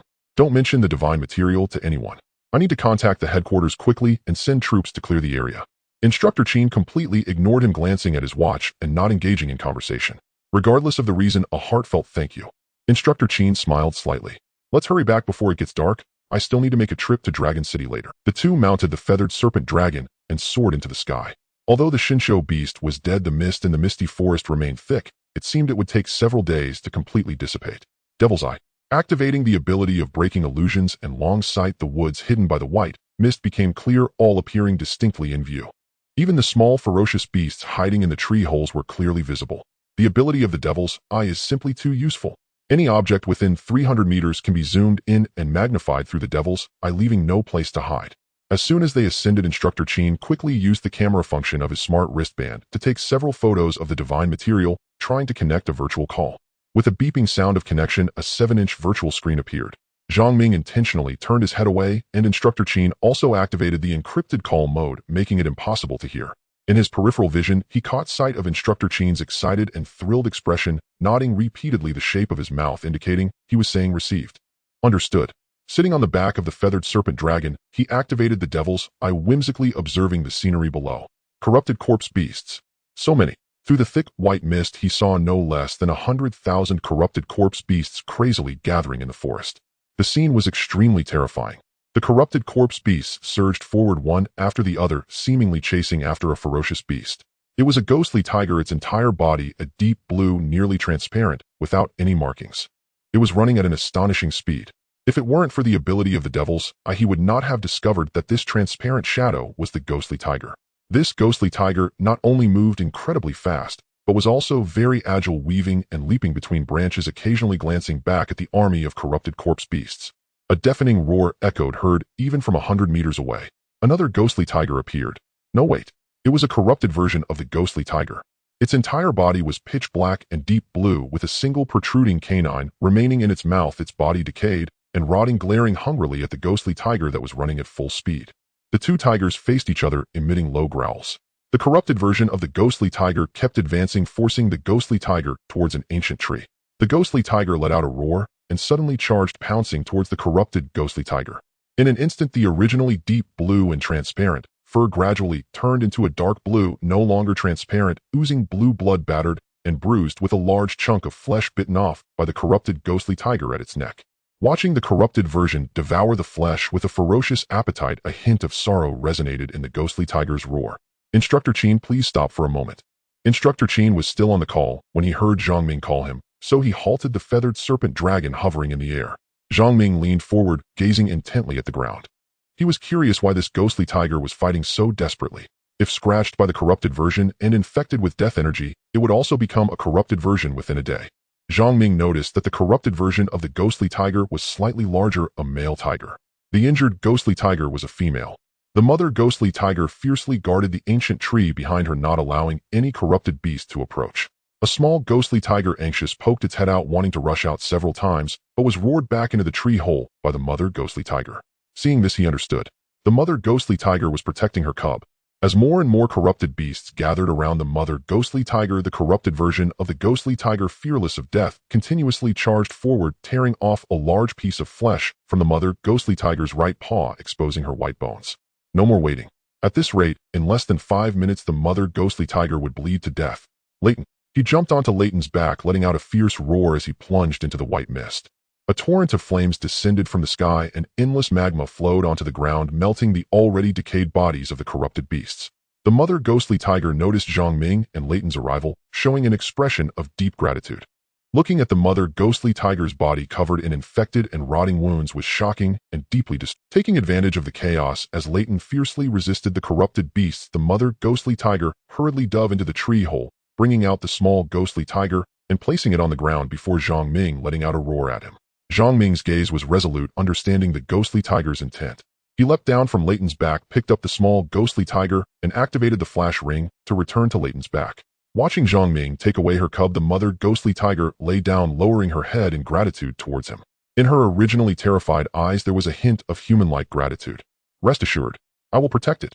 The number of corrupted beasts on the ground continued to swell, beginning to pile up, and the corrupted version of the ghostly tiger had its sights set on Leighton, constantly attempting to pounce on him. The mother ghostly tiger let out a furious roar and fiercely lunged at the corrupted version of the ghostly tiger, engaging in a fierce fight, while the army of corrupted beasts overwhelmed her. The small ghostly tiger in Zhang Ming's arms kept whimpering, trying to break free. Instructor Qin saw him directing Leighton into the misty sea below, quickly ending the call and following closely behind. Through the white mist as he descended to the ground, he saw Leighton suddenly soar upwards. Just as Instructor Qin was about to lose his temper, he noticed the little creature in his arms. A phantom tiger. He activated the teleportation ring again and returned to the back of the feathered serpent dragon, relaying the events that had just occurred to Instructor Qin. In the face of maternal love, all beings are equal. The phantom tiger sacrificed itself, entrusting its cub to you. But you, my boy, are quite something. Your ears are sharp. In the time it takes to make a phone call, you managed to acquire a phantom tiger cub. You really have good fortune. He gently stroked and comforted the cub in his arms, his gaze softening and becoming tender. Although the phantom tiger is a rare bloodline, its talent is unparalleled, destined to be a natural assassin. Once grown, even a king-level fierce beast would have a headache when facing a phantom tiger. Many beast tamers are willing to pay a high price for a phantom tiger cub. You really are lucky, Zhang Ming said with an embarrassed smile. This is all thanks to you. If you hadn't brought me to the misty forest, I would never have encountered the phantom tiger. The cub has just been frightened and witnessed its mother's demise. Try to establish a blood contract by first calming the little one with your soul power. If the first attempt fails, don't rush it, nurture it for a while to build an emotional bond, and once it becomes reliant on you, try the blood contract again. Zhang Ming nodded, placing his palm on the cub's light blue skin, allowing strands of soul power to flow. The little one had yet to grow teeth, opening its tiny mouth and gently nibbling on his finger while raising its adorably dazed little head, emitting a tender cry. A drop of blood squeezed from his fingertip fell onto the cub's forehead, slowly soaking into the light blue skin, forming a pattern made of strange symbols. Ding. Congratulations, you have successfully contracted the phantom tiger. The system notification sounded suddenly, and Zhang Ming's face lit up with joy. It worked. Is it successful, eh? Looking at the little one slowly closing its eyes, Instructor Qin asked softly. Zhang Ming nodded, not daring to make a sound, fearing to wake the little one. The two understood each other without words, holding the little one all the way back to Jinwu City. Upon returning to Jinwu Academy, they landed on the playground and placed the little one into the Soul Beast space. Tomorrow you get a day off. After I return, we'll have special training. All right. After saying this, Instructor Qin continued to control the dragon to fly into the sky, heading towards Dragon City. As the sky darkened, he casually bought 2 boxes of bento from the Academy's self-service supermarket before returning to the dormitory. Brother Ming is back. As he pushed the door open, he saw Defei with his shirt off playing with 2 other roommates. The 3 were engaged in a game. He set down the bento and went to take a shower first. Just as he finished squeezing out the shampoo, he heard Defei knocking on the glass door. Brother Ming. Explosive news. Explosive news. Huh. I'm washing my hair. I can't hear you. I'll talk when you come out. What a... Zhang Ming almost choked on his bento upon hearing Defei's words. Su Nan Yongkai and Li Xiang were taken away by a mysterious royal beast tamer this afternoon. Yes. Instructor Lan was seriously injured, and even the Academy's principal showed up. The mysterious beast tamer let Su Nan choose whether to go with him. She agreed, while Yongkai and Li Xiang insisted on following her. What did the beast tamer look like? What soul beast did he have? Wearing a mask I couldn't see, but the soul beast seemed to be a large bee. What bee? Fago, I think it looked like a greenhead fly. Bee. Fly. Recalling the royal Beast Tamers from the 4 major regions of his past life, only one matched Faye's description. In the American district, the royal Beast Tamer, known as the Hornet. Traitor. He slammed his hand on the table in anger. Now he understood why Su-Nan had suddenly awakened her level soul ability. In his past life, the Alliance in the American district had developed human potential to enhance soul qualifications, aiming to have more powerful Beast Tamers. They extracted blood from legendary fierce beasts to develop a secret medicine that could trigger a second awakening. Once taken, there is a 50% chance of a second awakening resulting in a second type of level ability or an enhancement of the existing ability's level. No wonder he noticed Su-Nan's hair was drenched in sweat that day. She must have obtained the secret medicine for the second awakening and took it at the last minute. This secret medicine is aimed at developing the soul, and the pain endured by both body and soul is unimaginable. He never expected that Su-Nan and Yang Kai would betray the Huaxia district. After the disaster 100 years ago, the remaining countries of the world spontaneously united to form an alliance, but the alliance is not a monolith. There is competition among the 4 major regions. Each major region goes to great lengths to cultivate and discover talented beast tamers, resorting to intimidation and temptation. Once the label of treason is established, future generations will never be accepted. Expelled from Huaxia. He hadn't even dealt with those 3 yet, and they had run away first. This is also good. The next time they meet, he will have ample and reasonable justification to eliminate the 3. He was worried about how to deal with these 3 pests. After all, the laws and investigations of the Huaxia district are extremely strict, and the entire city is covered in surveillance cameras. It would be difficult to act outside the city anytime soon. I understand now. Zhang Ming calmed himself and continued eating. In his past life, they betrayed him. Now they betray the nation. It seems this dog will never change his habit of being a traitor, whether in this life or the next. Fei saw him suppressing his emotions and dared not say anything further. Lying on the bed, he sent his consciousness into the soul beast space to feed the little one. He opened the soul point exchange mall. Epic Bloodline Card 1 million soul points exchange. Successfully exchanged for Epic Bloodline Card 1. Originally, he had planned to wait until he advanced to Beast Master to hatch that legendary Bloodline Soul Beast egg as his second soul beast. But he encountered the Phantom Tiger. Although the Phantom Tiger's bloodline was somewhat inferior, its talent is unparalleled. Just imagine a soul beast that is extremely fast and can become invisible. It will be a nightmare for all fierce beasts and beast tamers. He decisively exchanged the Epic Bloodline card to enhance the Phantom Tiger's bloodline. He was looking forward to how strong the Phantom Tiger would become after growing up with an epic bloodline. With the remaining soul points, he advanced latent, so he could continue to break through the upper limit of soul power. Materials required for evolution: 10 purple quality, purple heart, grass, 10 perfect soul crystals, 10 lava fire crystals. Do you want to spend 683 million soul points as a substitute? Yes. Ding. Successfully evolved into the Crimson Flame Winged Dragon skill. Learn Dragon Flame Song. Breathes out several fire dragons to attack the target with an attached tracking effect. In the soul beast space, latent size changed again, growing to 7 or 8 meters tall, with a wingspan of over 20 meters, transforming into a giant flaming dragon. Star Diamond, level 1 star. Remaining soul points, 2033687. Looking at the remaining soul points, he still had over 2 million, enough to upgrade to 1 star. After increasing to a higher level, the soul points required for each star upgrade also reached millions. Check the Phantom Tiger. Yiling Hu. Bloodline rare. Talent stealth. Briefly becomes invisible for 12 seconds and gains a 50% speed increase. Level bronze 3 star. Skill bite. Description: a cub of the Yiling bloodline, though small and endearing, now anger it, and it will sneak in a bite. There are 7 evolution paths. He opened the Epic Bloodline card from his system bag and used it. In the soul beast space, the once scrawny, clumsy Yiling Hu suddenly let out a tiger roar that reverberated through the chamber. Feeling the surge of power from its bloodline, its tiger eyes flared with fury. Its formerly pale blue hide deepened into an eerie, translucent azure and began to fade into a ghostly translucence. Its body grew in response. Within breaths, it became a vast azure behemoth, roughly 3 meters at the shoulder and 5 meters from head to tail. A system chime announced the upgrade. The Yiling Hu's bloodline had been elevated to epic. The system offered a recommended evolution route. He chose to view it. Hidden evolution: Yuing Hu Fuma Hu Jinyu Mo Hu Shirtian Mang Hu Daian Tian. Reversion evolution: Yulan Hu Qingyan Hu Baimu Gui Hu Zitong Mo Hu Shimu Junju. He carefully compared the 2 evolution schemes recommended by the system. The first path favored extreme agility and close quarters strikes, an assassin archetype with explosive single target kill potential. The second emphasized single target skill burst and long-range artillery supplemented with control abilities. Both routes appealed to him, whether pairing with La Dun to forge a savage firepower duo or stealthing into lone assassinations to grow into a silent killer. Either choice would greatly enhance a Beastmaster's combat strength. After the bloodline ascended, the creature's talent itself had transformed.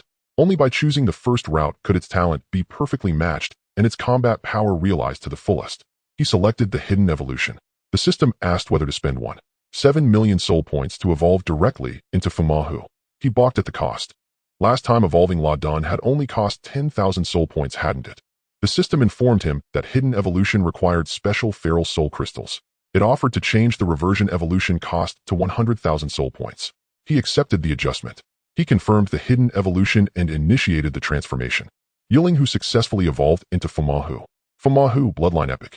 Talent Yiling Bloodline. Passively grants 40% agility and 15% evasion. I actively enables invisibility, increases attack by 15%, and adds 35% bonus damage on the first strike. Invisibility must be manually exited and can be maintained indefinitely without cooldown. Level Golden 3-star. Skills Li Zhao Single Target Claw Strike. Roar decelerates and stuns nearby foes for 3 seconds. Yuhan Claw slashes with a spectral claw, increasing critical damage by 25%. Description: A Ancient Millennium Epic Bloodline Yiling, who with immense agility and burst, no one has truly seen its face for those who do not live to tell of it. Weakness: Vulnerability to slows and defensive effects. This talent is the embodiment of an assassin. The transformed Yiling bloodline can apparently remain invisible indefinitely. He was almost tired of saying the same crude exclamation. Inwardly he marveled. Judging by its skills alone, the Yiling Huss single target kill power now likely surpassed Ladon. If they were to fight, the Star Diamond 1-star Ladon would probably lose to the Golden 3-star Fumahu. Inside the Soul Beast Chamber, the newly evolved creature's azure hide shifted again into near transparency. Only the blurred outline of a body could be discerned if one looked closely. Its towering form had contracted into a compact creature barely over a meter tall and under 3 meters long, yet beneath those small paws lurked claws like tempered steel, cold and razor sharp. The system prompted him to name his new soul beast. He named it Yulan. The naming registered, awarding 100 soul points. Yulan answered the soul's naming with a resonant howl. It was unfortunate that night had fallen. He could not yet behold the full majesty of the Yulan Tiger King. He glanced at the remaining 300,000 soul points and felt how quickly they had been spent. When he first obtained the Soul Beast nurturing system, 1,000,000, 10,000,000, 100,000,000 had seemed astronomical. In hindsight, he had been young and naive. Morning came in the blink of an eye. Zhang Ming, who had hoped to sleep late, was rudely awakened by Defei at dawn. Defei sat shirtless before the virtual smart terminal, shouting and cursing furiously. They wondered where Defei got such energy so early. Had he been watching rousing videos again last night? Defei kept calling Brother Ming, Brother Ming. He swore loudly. Get up and look. On the Soul ranking broadcast, Yang Kai and Li Xiang are on television. Hearing that, Zhang Ming rubbed his eyes and got up without even putting on a shirt, coming over in his boxers. The broadcast was from the Meijian District channel. Yang Kai and Li Xiang appeared in the signature battle suits of Meijian District Beastmasters, all glossy and immaculate, their hair slick with oil, wearing proud, self-satisfied smiles for the camera. Yang Kai declared on camera that for them to awaken his great abilities a second time, he must first thank all the researchers of Meijian District. He lauded their quiet research, selfless dedication, and the sacrifices of life and energy that produced the awakening elixir. As beneficiaries, they offered their sincere gratitude. After saying that, Yang Kai bowed deeply to the camera. Defei exploded in curses and raged and swearing at him and his whole family. His indignation was volcanic. Zhang Ming watched silently, saying nothing, but the fire of anger burned within him and his fists clenched tight. They called the two idiots and scoundrels. The broadcast then brought in Meijian District researchers to explain the components and effects of the awakening elixir. The researchers announced that young Beastmasters joining Meijian District would be welcomed. Any young grade talent who joined would be eligible to receive an awakening elixir. Isn't that blatant poaching? Meijian District has no shame. Centuries have passed, and they are still arrogant and selfish. All humanity has formed an alliance, and they still play these games. Still dreaming of domination. Defei wished he could punch the screen and smash the faces of Yang Kai and the Meijian host. They were boiling with fury. The broadcast then announced the names of the great abilities: Yang Kai and Li Xiang. Thunder God's Wrath, ranked 13th on the Soul ranking ability list. Blood Frenzy, ranked 17th on the Soul ranking ability list. The broadcast only listed the names, offering no detailed explanations. Yet combining their prior abilities with these new names, it was not difficult to infer the functions of these two grade powers. Yang Kai had previously wielded an advanced storm ability, while Li Xiang had a mid-level rage power. These new awakenings were likely second-stage enhancements, amplifying their original talents. Both placings were impressively high. They had squeezed into the top 20. They reveled in the spectacle. As they discussed the two traders' abilities, a smartwatch on one wrist buzzed. A call, and Chi's voice came through. Hey, Brother Ming, are you up? Want to have breakfast together? The smart band had been a gift from Chi. He could never have afforded such technology himself. Hearing the sweet voice, DeFei and the others turned to him with mischievous grins. DeFei began to mock the tone, teasing. Hee, Brother Ming, are you awake? Want to eat together? Huh? DeFei deliberately mimicked and Chi's voice, his face flushing all the way down his neck. At the Central Hospital of Jinwu City. After finishing breakfast at the Academy cafeteria, Anchi suggested visiting the injured Instructor Lon at the hospital. Room 203. Gently pushing the door open, Instructor Lon had his arm in a cast and bandaged, wearing a patient gown, looking somewhat ridiculous. Upon seeing Zhang Ming and the others, he quickly adjusted his clothing. You don't need to get up, Instructor Lon. We noticed you and Instructor Qin weren't here today, so we thought we'd come to check on you. I'm fine, just a scrape, nothing serious. Instructor Lon smiled as he lifted his casted arm. This is From outside the ward, Instructor Qin's voice could be heard. Colonel Qin. Instructor Lon quickly sat up straight and saluted with his other hand. How is the injury? Is it serious? It's nothing. I just told Zhang Ming and the others that it's not a big deal. A few days in the hospital and I'll recover, he replied. I never expected these three ingrates would turn traitor. The people from the U.S. are being too domineering, coming to our China to poach people openly. Instructor Qin was indignant, his eyes bloodshot, showing signs of not having rested well. The others remained silent as they listened to Instructor Qin. Let's not talk about that for now. The higher-ups require you to take care of your injuries. During this period, headquarters will send another instructor. You don't have to worry, just focus on recovering. Yes, Instructor Lon replied in a low voice. Zhang Ming is here as well. Instructor Qin called him separately to the balcony of the ward. Instructor Qin had a stern expression, looking completely different from yesterday, clearly angry about the situation regarding Su Nan and the others. According to intel from the U.S., over 40 new class qualified Beast Masters emerged overnight yesterday, and this number continues to rise. The Soul leaderboard is updated constantly. Zhang Ming furrowed his brow, realizing the seriousness of the situation. In the short term, there won't be much difference, but over time, the advantages of high-qualified Beast Masters will become evident. The more Soul Beasts contracted, the more resources are required, and the speed of external expansion will also accelerate. This morning, the U.S. officially announced through the media the launch of the Monarch Project, establishing a Monarch organization to fully cultivate class qualified Beast Masters. The ambitions and tentacles of the U.S. are extending further outward. Instructor Qin lit a cigarette and took a deep drag. I know you might not understand the implications of these matters. Exhaling thick smoke, Instructor Qin looked at him with unwavering determination. What I'm about to tell you is a top-level secret that must not be disclosed to anyone. The Elder has issued an order to establish the Emperor Project. The Emperor Project? That's right. The resources in Huaxia are limited and cannot match the financial might of the U.S. After accounting for the military expenditures and the annual soul crystal costs for each city academy along with research funding, there are hardly any resources left to utilize.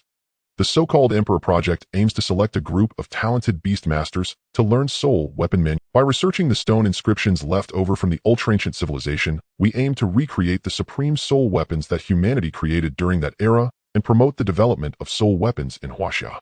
Emperor weapons. Zhang Ming exclaimed, somewhat shocked. The Emperor Project indeed existed in his past life, but was revealed years later. He never expected it to have already begun secretly running parallel to the U.S. Monarch Project.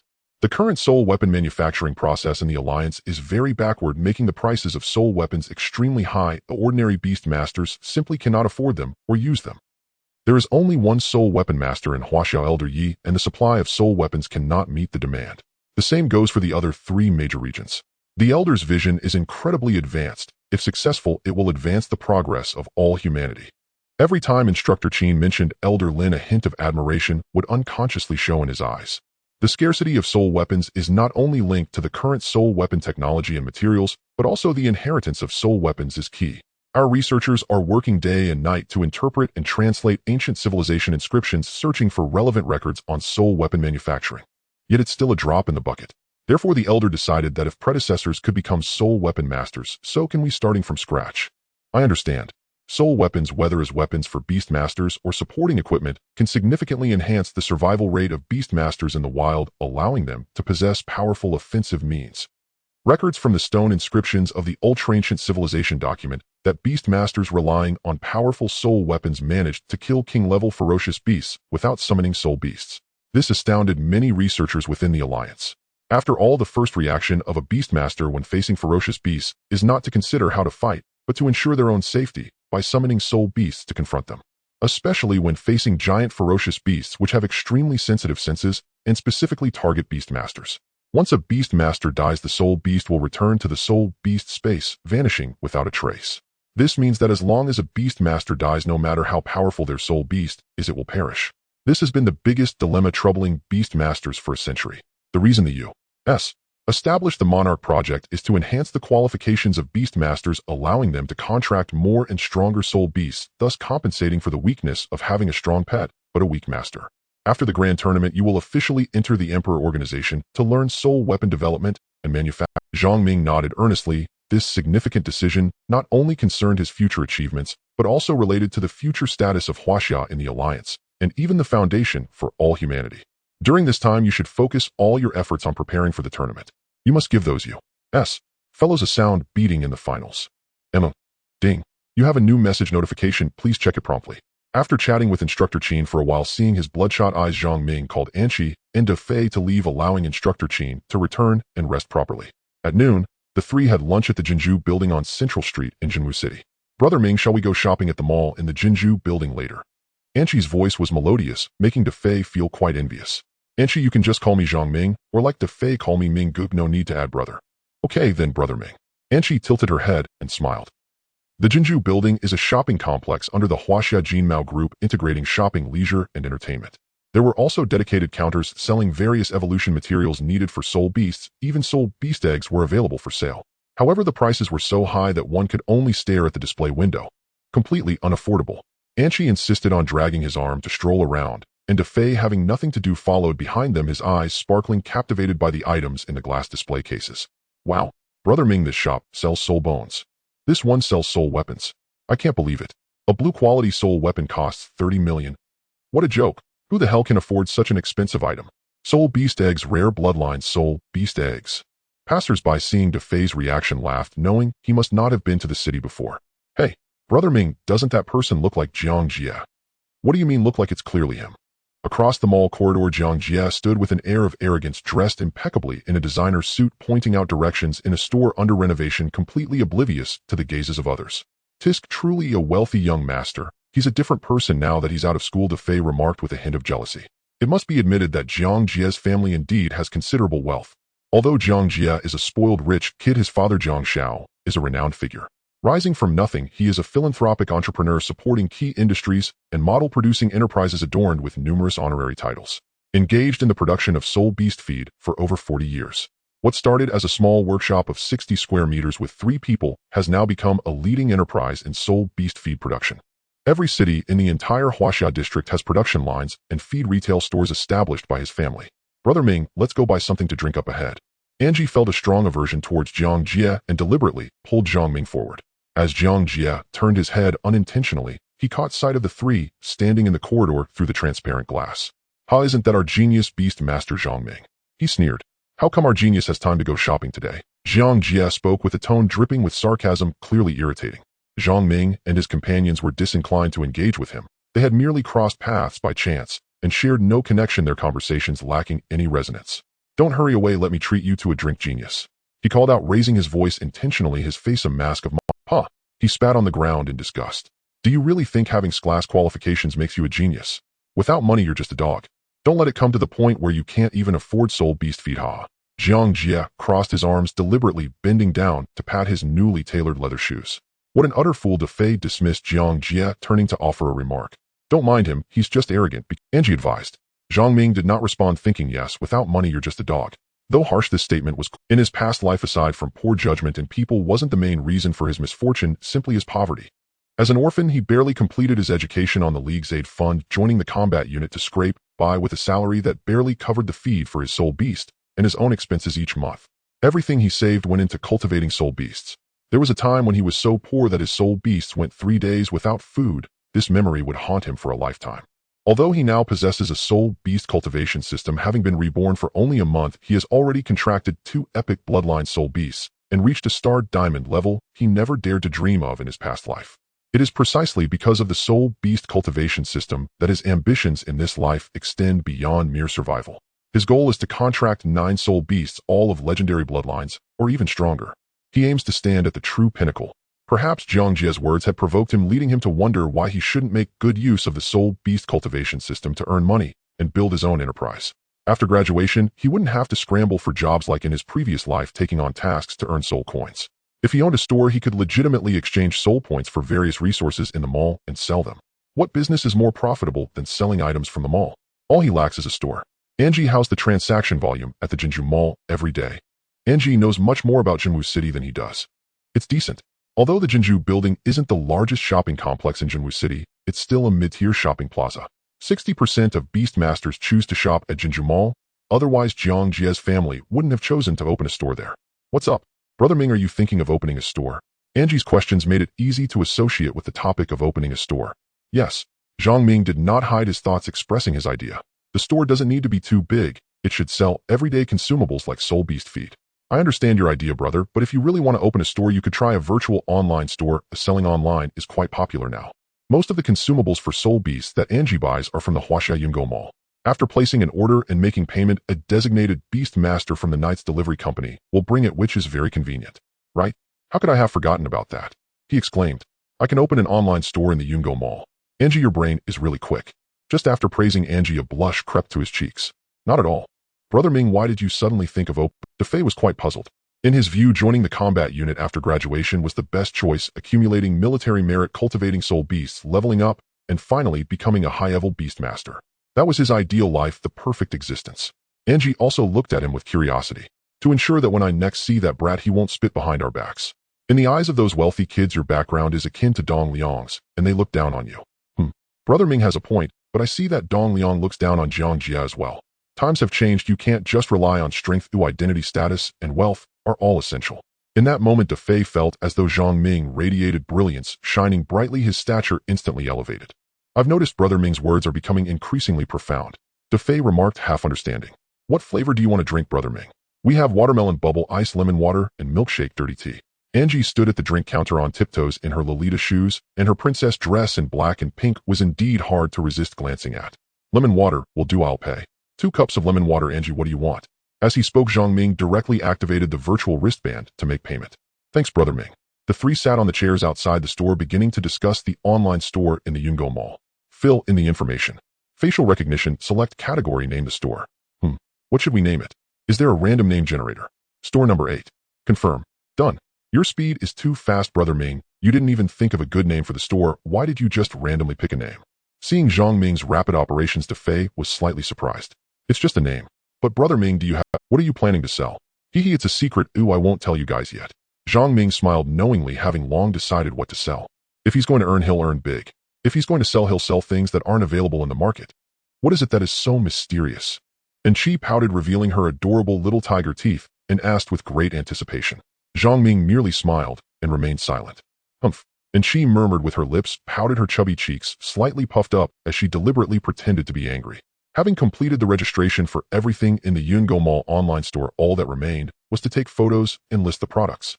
The transaction process of Yungo Mall is very convenient. Whether ordering food or shopping, everything can be done with a single click. After buyers browse the store and select items, they place an order and the merchant confirms it. In every city, there are full-time or part-time Beastmasters acting as couriers for swift delivery and item pickup. Flying soul beasts are used for delivery, earning delivery commissions. In his past life, he was also an honored member of the Swift Delivery Service, where local packages were picked up and delivered in no more than 20 minutes. Industry insiders referred to it as quick seconds, having once won the fastest courier honor for 3 consecutive years, garnering countless positive reviews. For cities that are very far apart, after pickup, items are handed over to the headquarters of the delivery service, which uses the most advanced spatial technology to transport packages to the target city's branch. Then the knights deliver them, making it extremely convenient. However, the spatial technology is still in the testing phase and is only used within the military of the Alliance, not yet widely available to the public. At the current stage, delivery to distant cities requires knights to transfer packages, but it will not exceed 4 days at the latest. Generally, packages can be received in 12 days. Therefore, the Yungo Mall is not as popular as it was in his past life and is still in its early stages, not yet forming the wave of online shopping that would come later. Thanks to the existence of spatial soul devices, Zhang Ming does not need to worry about stockpiling inventory. Once he lists the items he wants to sell, he can sell or swap them at any time. It's incredibly convenient. Although the Soul Point Exchange Mall can meet nearly all of his needs for cultivating soul beasts, he still needs to eat, drink, and take care of daily expenses, thus requiring money. Hastily taking items from the Soul Point Exchange Mall to sell in a physical store could lead to malicious intention. Yungo Mall keeps the information of each store owner confidential, encrypting the privacy of all online stores in the 4 major districts with the Alliance's intelligent cloud computing, making it impossible, even for the highest levels of each district, to pry into private matters. It is extremely secure, and there is no need to worry about items in the Soul Point Exchange Mall being investigated. Let's go. What do you want to eat? It's on me, Zhang Ming said as he felt increasingly that this plan was feasible. Although he was treating his tight budget only allowed him to invite the 2 of them to eat a single fast food meal. The 3 of them enjoyed their meal and did not complain about it. Oh, what a coincidence today. How did I run into a genius again? The speaker was Zhang Jia wearing sunglasses who slightly adjusted his frames and glanced down at the fast food the 3 were eating, his tone laced with disdain. Hey, genius eats this food. And you too, why must you follow him to eat this junk? Is this something fit for humans to eat? Even the workers at my house don't eat this, ha. With a round of ridicule and laughter, Zhang Jia walked into a nearby high-end restaurant and called the manager, ordering pompously. Damn it, you dog. If it weren't for the city's regulations against summoning soul beasts, I would have killed him today. De Fei glared fiercely at Zhang Jia and cursed, spewing foul language. What's there to argue with him? Tomorrow during the special training, let Instructor Qin arrange for you to spar with him and give him a good lesson. It's still you. Brother Ming, that's a good idea. De Fei's eyes lit up with surprise, and he began to plot how to deal with that dog. After finishing their meal, they did not continue to wander around, but returned to the academy to avoid running into that fool Zhang Jia and feeling nauseated. The taste of throwing up right after eating is unpleasant. Back at the dormitory, De Fei went out to play basketball. Zhang Ming lay on the bed, crossing his legs, checking the system panel. This morning, Instructor Qin told me about the Emperor's plan, and it seems I received a system message that I didn't have time to look at. Check it out. Triggered secondary profession task, create a white quality soul device, open collection function soul device, crafting function, exchange mall soul device manufacturing book category reward, purple manufacturing book 1. After reading this message, Zhang Ming sat up suddenly. Secondary profession, soul device crafting function, soul device manufacturing book. System sprite, what does the soul device crafting function mean? Dear Master, place the soul device manufacturing book in materials you wish to craft, and the crafting function will automatically create it. Upon successful crafting, you will gain corresponding experience points, and as you level up, the success rate of crafting will also increase. There's even a chance to craft a higher grade soul device master. So that's how it is. It's similar to what I thought. Awesome. Sai containing his small excitement, he felt a bright future ahead. Yesterday, after evolving the blue flame, I still have over 3,000 soul points, plus the nearly 4,000 accumulated from the soul power manual overnight. That's probably enough. Let's exchange a few to open the market. Soul Point Exchange Mall, finding the cheapest option. Grade Soul Qualification Card, 5,000 soul points. Grade Soul Qualification Card, 2,000 soul points. Let's get 10 of the same kind since I don't have many soul points anyway. Grade Soul Qualification Card, using it will enhance the soul qualification to grade randomly, granting 1 soul ability, and soul points can be used for designated choices. System sprite, if others use the qualification card, is the soul ability randomly chosen, or Dear Master, for others using the qualification card, the default is random abilities. Oh, okay, good sprite. The second awakening elixir from the United States, I never heard of this ghost thing in my past life. Oh, it might have side effects. How can it be as healthy and green as the soul qualification cards produced by our system? Take a photo, fix this area, adjust the shadows a little, make the colors softer. Select to upload. Price. Using De Fei's virtual computer to check how much the second awakening elixir sells for in the United States, he was shocked by the price. Tens, hundreds, thousands, tens of thousands, hundreds of thousands. Exactly 10 million soul coins. Moreover, it was already sold out. In the black market, the second awakening elixir is called a divine medicine, and the price has skyrocketed several times, reaching 70 million per bottle, and it's still a seller's market. These Americans really know how to do business. As Zhang Ming was looking, a pinned message appeared at the top of the screen, marked with Huaxia District. After verification, the second awakening elixir in Huaxia District contains a large number of harmful ingredients, which will accelerate soul decay after consumption. It is strictly prohibited to use or purchase for private circulation. I knew those Americans had ill intentions. The grade qualification card is priced at 5,000 soul coins, and the grade qualification card is priced at 2 million soul coins. Let's set it like this for now. 2 million soul coins may seem like a lot, but in my past life as a low-level beast master, I could earn over 3 soul coins a month, so this price isn't too high. However, the soul beast cultivation costs a staggering amount of soul coins, causing everyone to end up with empty pockets every month. I'll just wait for the order notifications. Moreover, Zhang Ming wants to sell qualification cards, and he also wants to use Qi to connect with the real higher-ups of Huaxia District to ensure the qualification cards are used in the right places. This is Zhang Ming's true plan. After all, taking out such a large number of qualification cards at once will definitely raise suspicions, but this way it can also serve to protect himself. Ding dong. Just launched, and someone is already inquiring. Open the virtual display screen. The Forest Fairy has sent you a message. Forest Fairy. Is the boss there? Customer service of store no. 8. Yes, what can I help you with? The Forest Fairy has sent you a product link. Forest Fairy. Does this grade qualification card really enhance soul quality? Customer service of store no. 8. Yes, our store guarantees authenticity, or you can get 10 times the refund. Forest Fairy. Oh. Customer service of store no. 8. If the product does not work after delivery, you can click the complaint button to appeal. You can apply for a refund at any time, so you don't have to worry at all. For the first time acting as an online store customer service, I was careful with every word and sentence. Although I didn't expect this first buyer to place an order, I could still accumulate experience in serving customers. After waiting for a long time, there was still no reply from the Forest Fairy. The status showed online, but seemed she was ignored. In my past life, I only had experience as a knight and no experience running an online store. So I guess I'll just learn slowly. An entire afternoon passed. Except for the Forest Fairy's inquiry, no one else came to consult. Is the grade qualification card not attractive? It shouldn't be. Most Beast Masters have qualifications below grade, and new stores have a 7-day traffic support. Looking at this display, over 2,000 people have already browsed my store. That's right, even the Awakening Elixir is sold out.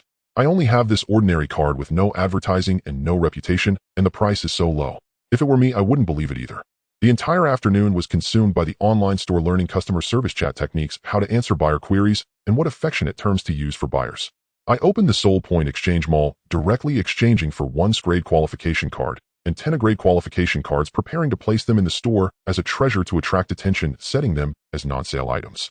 System Sprite. If someone else uses an grade qualification card to awaken their abilities, will it be the same as mine? Don't worry, Master, the grade qualification card can only be chosen by you using soul points. Other people using it will only enhance their existing abilities to grade, so there's no need to worry.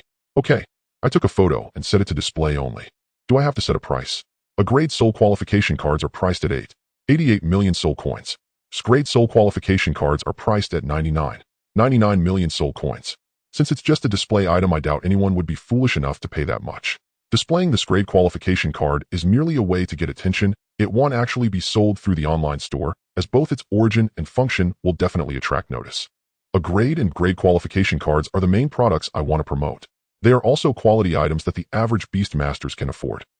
When DeFei returned from basketball and she called saying she couldn't have lunch with us this afternoon. I just had a quick meal with DeFei in the self-service cafeteria. Looking at the quiet online store which remained unattended, I didn't pay much attention to it. After all, I just opened the store, and there's no need to rush. A fine wine fears no deep alley. I believe once someone tries to buy it and discovers the function of the qualification cards, it will undoubtedly cause a stir, attracting countless Beast Masters and creating a frenzy. In the morning, it was cloudy today. Instructor Chin had also regained his previous demeanor, and a new instructor named Leah joined us.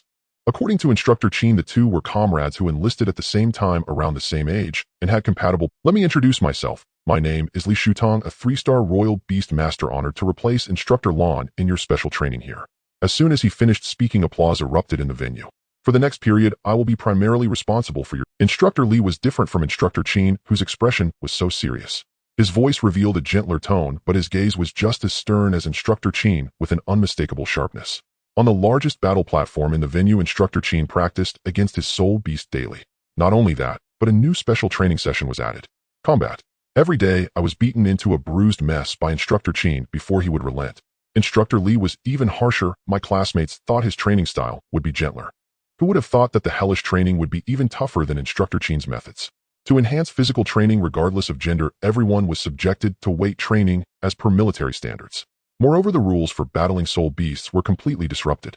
Beast Masters were not allowed to stand in safe positions. They had to enter the battle platform and engage in combat with the soul beasts. Only when one side voluntarily admitted defeat could a winner be determined.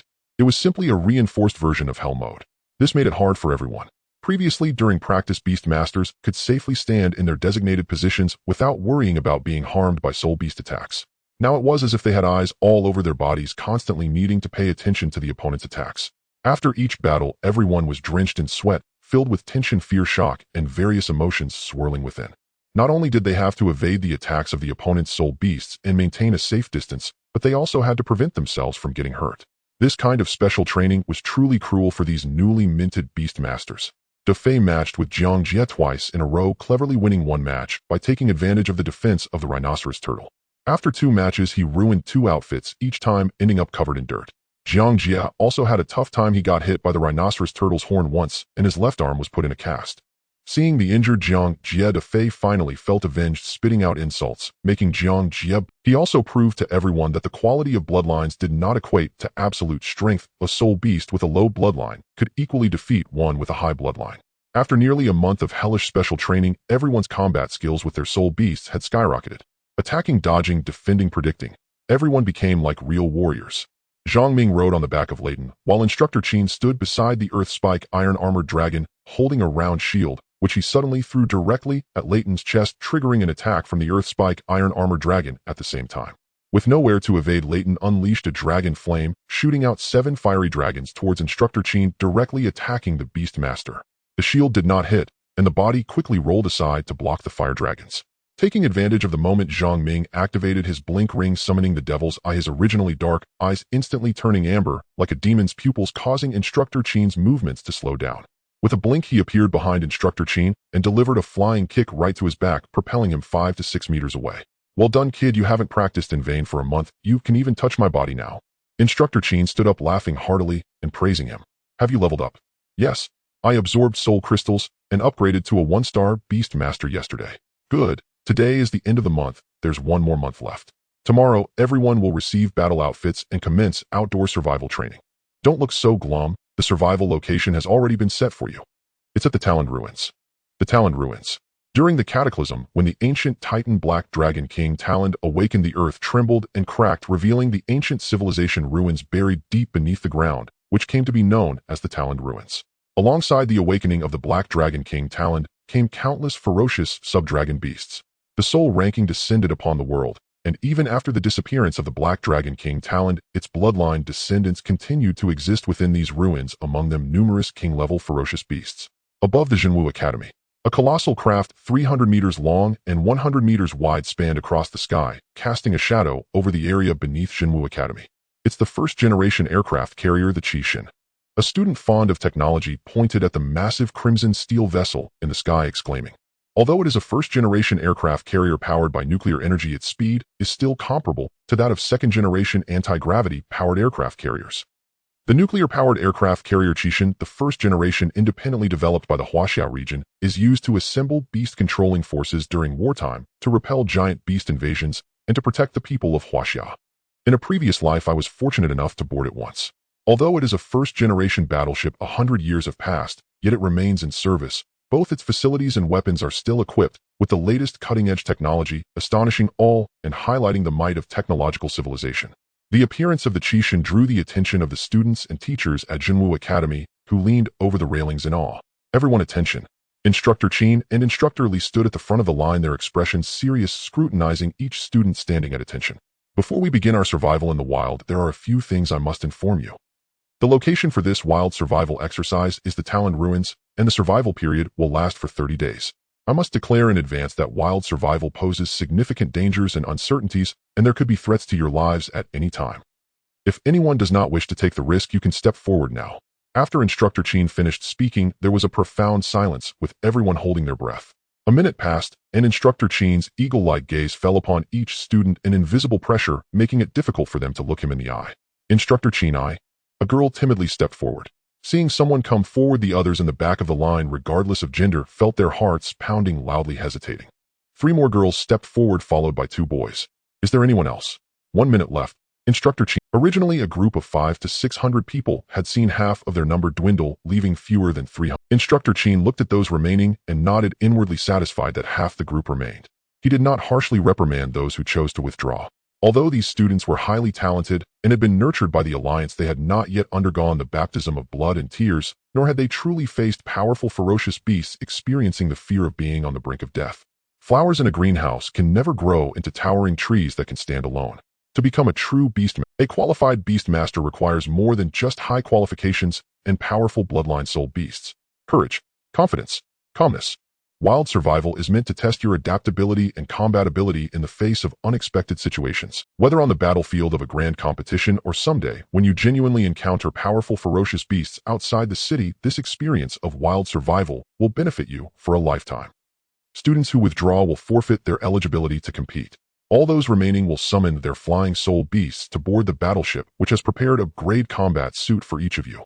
This is a welcome gift from the Alliance to all remaining students, wishing that each of you can improve your combat abilities in conjunction with your soul beasts through this survival exercise. The previously tense atmosphere shifted to one of joy and excitement upon hearing the words "grade combat suit," and applause erupted. The Alliance has really invested this time. Grade combat suits sell for 2 million outside. Grade combat suits, which can only protect against fire and water, sell for 700,000. I've tried on a grade combat suit in the mall. It enhances resistance to high temperatures and is made from the fur of Lord Bloodline Ferocious Beasts. Fur from Lord Bloodline Ferocious Beasts. Then 2 million is indeed not expensive. Exactly, it can withstand attacks from golden level ferocious beasts, so there's no need to worry about injuries. The students whispered among themselves, discussing the value and functions of the grade combat suit, while those who had just withdrawn felt envious and deeply regretful. Instructor Qin's gaze fell on Zhang Ming, and they exchanged knowing smiles as everyone summoned their flying soul beasts and flew towards the battleship above. Although I had been on the Qishan in a previous life, once again standing on the steel deck of the Qishan and overlooking the earth, my feelings remained invigorated. Wow, this is a quantum cannon. One shot can knock down even a star diamond level ferocious beast. The students who just boarded the battleship exclaimed. Even the railings looked novel to them. Everyone gather. First, you are not allowed to touch any equipment on the battleship. Second, you are not allowed to roam freely. You can only move on the deck. Everyone gather. First, you are not allowed to touch any equipment on the battleship. Second, you are not allowed to roam. Everyone will orderly receive their combat suits. During this wild survival exercise, the Qishan will utilize the latest spatial teleportation technology to randomly transport you to different areas within the Taloned ruins. Here are 3 days worth of supply packs, one for each person. Every 3 days, the Qishan will drop supplies from the air. Your task is to find the supplies, evade the ferocious beasts, and survive. You can find a safe place to hide. I will not interfere with how you choose to do so. As long as you successfully survive, you will be considered qualified. Instructor Qin, what if we truly encounter a situation where we are certain to die? A senior male student asked. There is a positioning wristband in the supply pack. If you really encounter an unavoidable danger, use the wristband to send a distress signal, and the teleportation device on the Qishan will automatically locate your position. Remain still for 3 seconds, and it will automatically teleport you back to the Qishan. Wow, this is black technology. However, you will also lose your eligibility to compete, and the combat suit must be returned. Many people showed expressions of disappointment at having to return the combat suits. As expected, the spatial teleportation technology from my previous life has now been applied to combat units. Zhang Ming thought to himself. The Qishan set off. The massive battleship slowly ascended with its enormous thrusters at the rear glowing red and heating up, suddenly unleashing a torrent of fierce energy fire. A spherical shield composed of pentagonal shapes appeared around the Qishan. Its speed was incredible, vanishing from sight in an instant. Those aboard the ship felt no sense of weightlessness, with the air currents and clouds swirling around them in a fantastical manner. In the sky at an altitude of 10,000 meters, a crimson light streaked across the azure heavens. It was the aerial battleship Qishan. Everyone had already donned their combat suits and packed their bags, feeling a mix of tension and fear. Defei and Qi, after the teleportation, regardless of where you appear, immediately summon your soul beasts to ascend, maintaining a safe distance. Don't fly too high or too low. First, look for a place with a water source to hide and gather high-level beast feces. Defei and Qi stood in front of him, resembling attentive elementary students. He generously shared all the outdoor survival tips he learned from Instructor Qin. If you really can't hold on any longer, activate the locator bracelet to send a signal. You only have one life. Got it. Looking at Zhang Ming's serious expression, both nodded in response. I know, Brother Ming. Don't worry, I hope to run into you soon so we can team up together, he. And she said with a smile, her pink combat suit hugging her petite figure, looking quite exquisite. Don't worry, Mingo. My Shijin turtle has reached silver 6 stars this month. Defei proudly patted his chest. All right, remember the signal we agreed on, and let's meet up early. Preparing for teleportation countdown. In the main control room of Qishan, dozens of operators were controlling the battleship's instruments, and a glass platform for one stood in the center of the control room. Students ahead stepped onto the teleportation platform, one after another disappearing in a blur of light. Be careful. Instructor Qin walked up to Zhang Ming and patted his shoulder. Zhang Ming nodded heavily. It was his turn. Standing on the teleportation platform, to be honest, it was his first experience with this high-tech spatial teleportation. Countdown begins. 3, 2, as the operators beside him counted down, he felt a powerful suction force wildly surging around his body.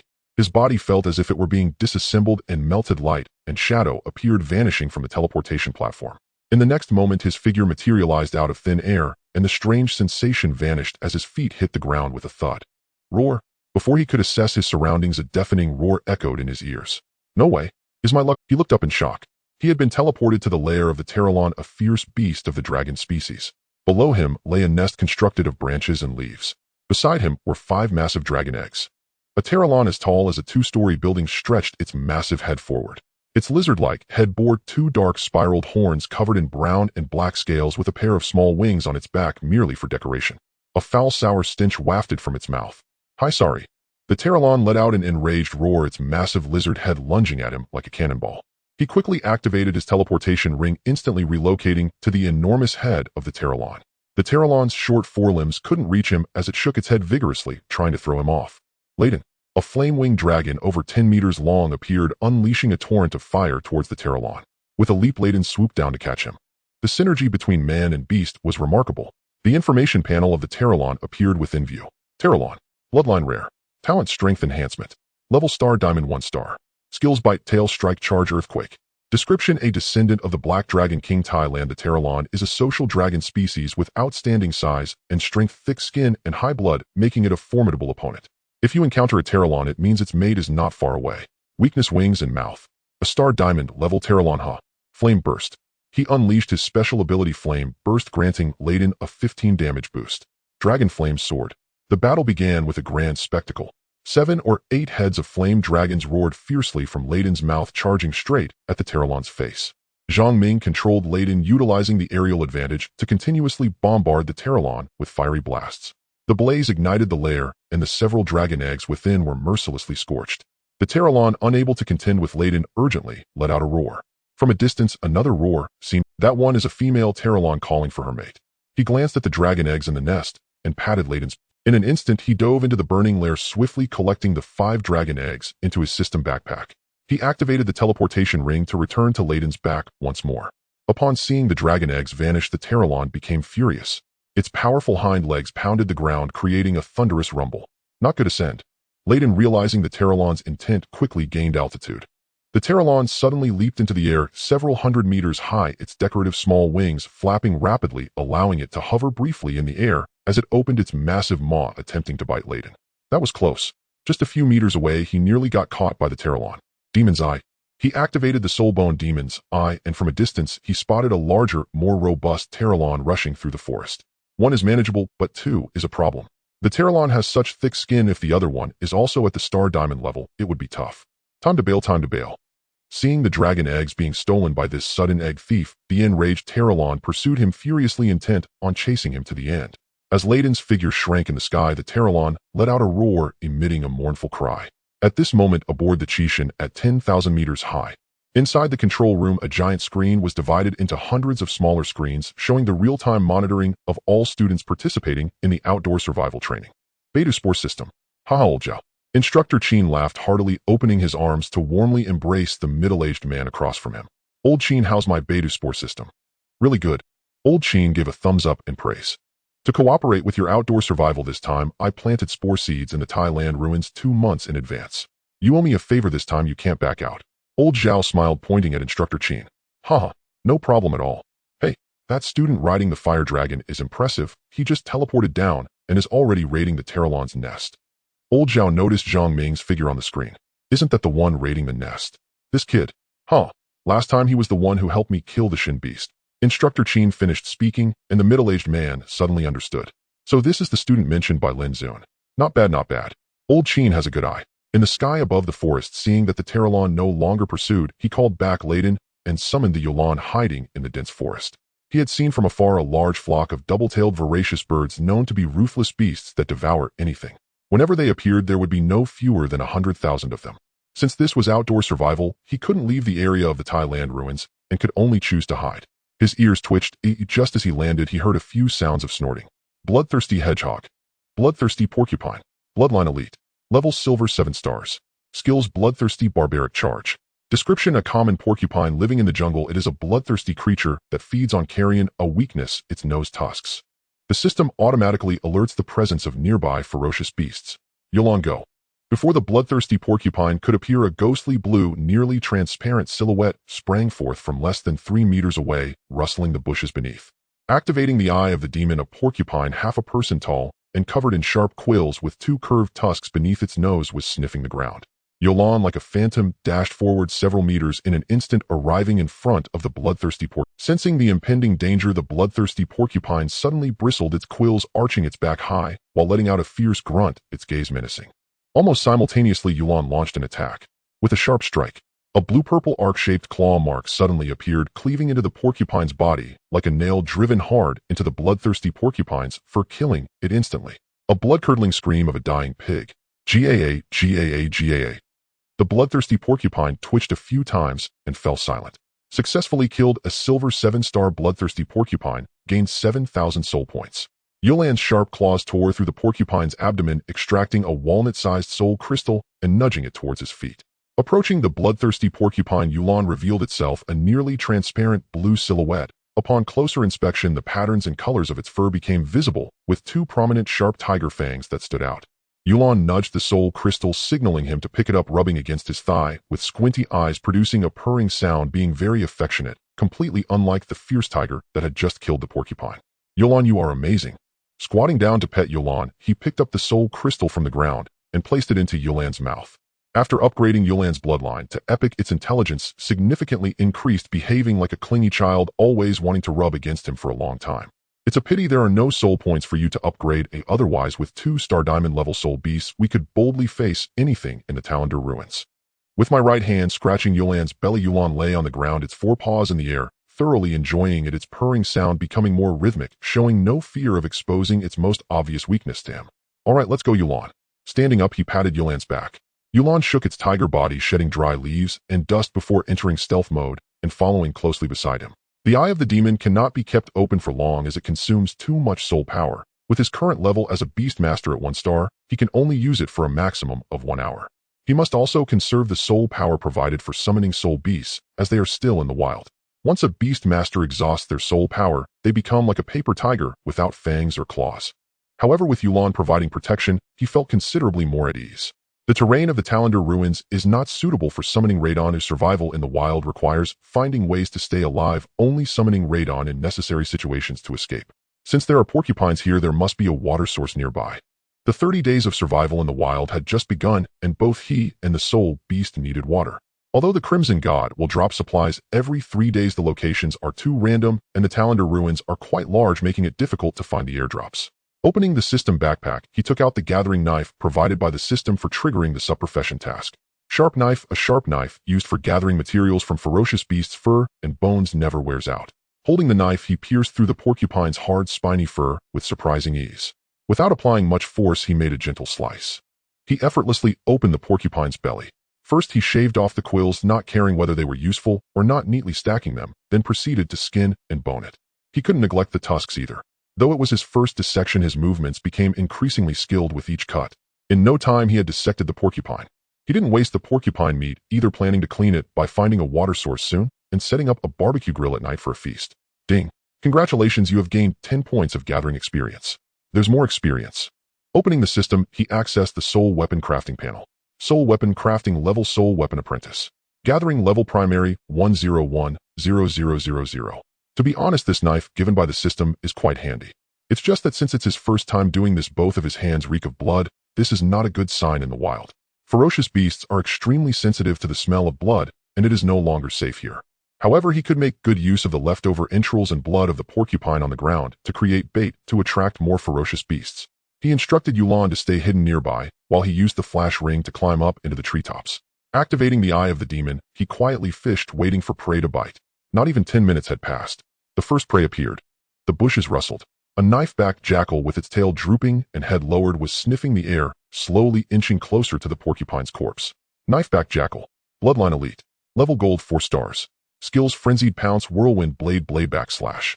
Description: a mutated wild wolf species after the disaster, with blade-like exoskeletons growing on its back, capable of easily slicing through the scales of its prey. It has an acute sense of smell and excels at ambushes. Weakness: its nose and abdomen. It's the knife-backed jackal. Hiding in the treetops, he looked down at the jackal, which had brownish-yellow fur and a back resembling a large knife, glimmering silver with red stains on the blade.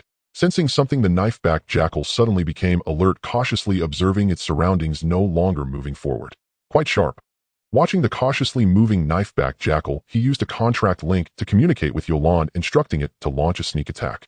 Without realizing it, 3 blue-purple claw marks shrouded in ghostly light appeared crashing down towards the knife-backed jackal with a length of nearly 2 meters. The knife-backed jackal suddenly spread its 4 paws startled. Reacting swiftly, it turned and ran. The ghost claws struck the blade on the jackal's back, producing several low howls. Through the eye of the demon, he saw that the blade had been scored with numerous gashes from that blow. This blade doesn't seem very durable, though it got damaged after just 1 strike. Yulan chased closely after the knife-backed jackal. The jackal couldn't outrun Yulan, who caught up within a few breaths, roaring and pouncing directly at the jackal. The jackal lay on the ground, gasping heavily, its eyes filled with malice as it glared at Zhang Ming full of resentment. Whoa! A mournful wolf howl rang out. Not good. It's summoning its kin. Before Hu Lang could shout a second time, he ordered Yulan to pierce its throat with a claw. As a result, the knife-backed Hu Lang quickly took out a sharp knife and began to dig out the blade embedded in its back. Although several cuts were made, it should still be usable. With nimble hands and feet, he finished collecting the materials from Hu Lang's body. Activating the eye of the demon, he surveyed the surroundings, then mounted Yulan's back, preparing to flee the scene. Yulan dashed swiftly, weaving through the dense forest like a ghost. Because Yulan was in a state of invisibility, Zhang Ming felt as if he were riding on air, moving at great speed. The scene was exceedingly strange. The eye of the demon remained open, observing the surroundings. He was not afraid of facing 2 or 3 golden-level fierce beasts alone, and Yulan could handle them without the need for La Dun to intervene. But a group of golden-level fierce beasts required careful consideration. They were not like the silver-level night demon rats from the ruins of Lion City, which were so easily dealt with. Once the knife-backed Hu Lang summoned the wolf pack, it would be a rallying call echoing through the woods as all beasts belonging to the wolf family would come in response, demonstrating incredible unity. At that time, thousands of golden-level wolves would rush forward, and among them might even be star-level or even king-level wolf kings. With La Dun's star-level 1 strength, he not only had to protect his own safety, but also deal with the attacks of the wolf pack. It was truly too strenuous. It was not worth the risk for the sake of earning soul points. The best strategy was to run away first and focus on developing. Fortunately, Yulan's speed was astonishing, and the scenery around them changed rapidly, as if a phantom was continuously passing by. The eye of the demon carefully observed the distance and spotted several fierce beasts hiding in the bushes. Among them, the most numerous were the brutal dinosaur-type fierce beasts, 2 or 3 of which were gathered together, feeding on the rotting flesh on the ground. I wonder where Defei and Enchi were teleported to. Is someone there? Just when he was pondering at Yulan's speed, they had managed to escape several dozen miles, yet no one had been spotted. In the distance, he saw a man and a woman fleeing at high speed in the southeast. Both were wearing the newly issued combat suits, students participating in the outdoor survival training. It swung its claws continuously, resembling 2 sharp sides, effortlessly cutting through the stones and trees in its path. And the air was It swung its claws continuously, resembling 2 sharp sides, effortlessly cutting through the stones and trees in its path. And the air was sliced with a sound from the rapidly swinging claws. He slapped Yulan's neck, quickly changing direction, running towards the 2. They were getting closer. Help! Help! The cries for help reached his ears. The girl panicked, stumbled over the vines on the ground. Although he was curious why he couldn't see their soul beasts, saving them was the priority. The boy glanced back at the fallen girl, showing no intention of stopping. He continued to run wildly. At this moment, he couldn't care less about anyone else's fate. His own escape was the most important. The girl's pupils constricted, her expression filled with fear. She didn't even have time to activate her positioning bracelet. Was she really going to die here? As the terrifying claws of the clawed dinosaur were about to pierce through her body, a tiger's roar echoed through. The clawed dinosaur paused for 3 seconds. The boy running at the front was startled by the roar, turning his head sharply. He saw a man with nothing beneath him, poised, as if riding like a knight. With a swish, he leaped out from the nearby bushes, jumping 4 to 5 meters high before landing, kicking up dust. The scene was extremely shocking. In that 3-second window, he hurriedly activated the blink ring and suddenly appeared beside the girl. He lifted her up and ran. The entire motion was fluid and seamless, leaving the boy dumbfounded. Yulan lunged toward the clawed dinosaur, swiftly following with a sharp strike aimed at its face. A painful roar erupted from the clawed dinosaur, which raised its massive claw to shield its face and took a few steps back. Yulan launched another attack, catching the clawed dinosaur off guard, and in an instant several wounds appeared on its body. In its invisible state, Yulan resembled a soul-harvesting ghost hiding in the darkness, holding a small knife, stabbing repeatedly. You couldn't even see him, making one feel infuriated. The clawed dinosaur, in pain, let out an angry roar. Its keen sense of smell had already detected Yulan's presence, and it wildly swung its claws in an attempt to attack. With more and more wounds on its body, it cast a reluctant glance at the prey it had lost, and turned to flee. The girl had already closed her eyes, giving up hope and awaiting death. The clawed dinosaur was right before her. She didn't even have time to send her positioning transmission with the bracelet. Suddenly opening her eyes, she saw someone carrying her on their shoulder. Feeling the softness on her shoulder and seeing the clawed dinosaur leave, Zhang Ming heaved a sigh of relief and carefully set the girl down. The clawed dinosaur was a rare, golden-level fierce beast with attacks that had a cutting effect. Unlike the sub-dragon type, which is a descendant of the black dragon king Tailanda and resembles a western dragon, the dinosaur type is based on creatures extinct since prehistoric times. Famed for its cruelty and ferocity, the clawed dinosaur's exaggerated massive claws were akin to meat-reaping knives, easily slicing through the defenses of golden-level fierce beasts, as if cutting tofu. Yulan was able to scare away this clawed dinosaur entirely due to its rapid attacks. The girl looked up in disbelief at Zhang Ming, asking herself, "Am I not dead? I'm still alive." Just then the boy also rushed over, panting heavily, resting his hands on his knees to catch his breath. "Thank you for saving me, Zhang Ming." The girl directly called out his name to thank him. After all, his name was quite famous in the training class. Quick. Our soul beasts are still back there injured. Hurry and save our soul beasts, Zhang Ming." The girl clutched his hand, speaking urgently. "Where are your soul beasts?" "Our soul beasts ran away to protect us, and they were injured while trying to block the clawed dinosaur." "Are you saying you abandoned the partner you trusted the most?" His tone was somewhat flat. The two seemed not to understand the meaning of his question. Isn't the mission of soul beasts to protect their beast masters? He didn't need an answer, mounting Yulan and activating the eye of the demon, searching along the path the clawed dinosaur had taken. He found two soul beasts covered in injuries, pitifully lying on the ground several miles away, but fortunately, they were still alive. These two really didn't run slowly. Thankfully, the clawed dinosaur is not good at running, otherwise they would have been dead long ago. The two clearly had the opportunity to escape by using their flying soul beasts when they first encountered the clawed dinosaur, yet they didn't do so. The clawed dinosaur is a rare bloodline fierce beast, and in their greed for soul crystals, the two undoubtedly took the risk to hunt it.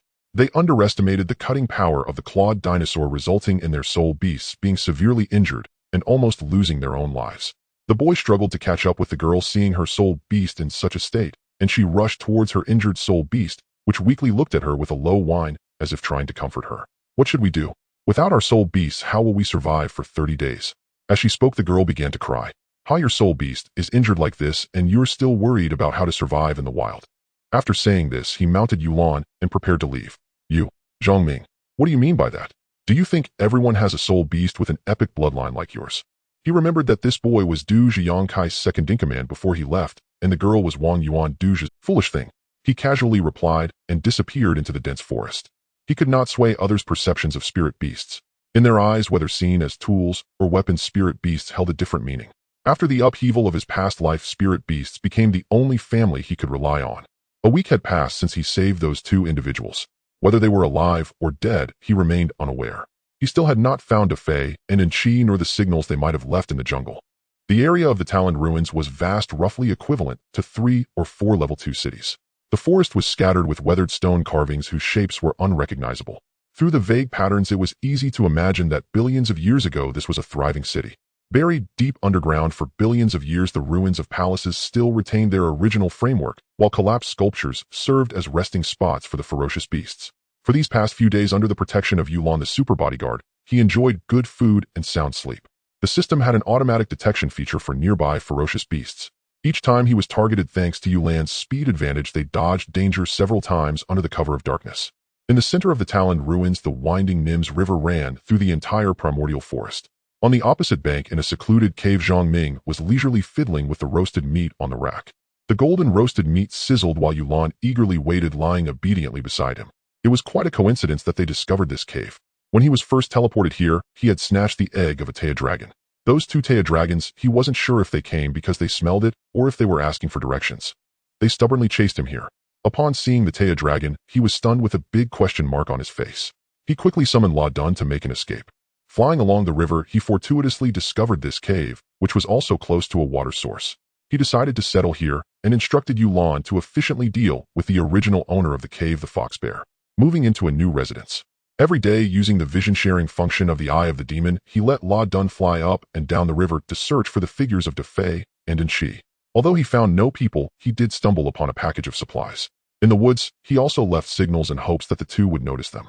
Having this cave to reside in amidst the ferocious beasts of the Talon ruins was truly a stroke of luck. Yulan and La Dun guarded the cave entrance, ready to launch an attack or retreat. He had Yulan dig a large pit at the cave's entrance and hang the corpse of a ferocious beast to attract other beasts looking for food. As long as any ferocious beasts were drawn in, La Dun's fire therapy and Yulan's massage would be fully utilized. After 2 or 3 days the corpse was crawling with maggots, yet not a single piece had been nibbled away. Instead, various ferocious beast meats piled up in the cave, and his system backpack was filled with ferocious beast materials. His experience and soul points had increased significantly. Others participating in outdoor survival truly came for the extreme challenge.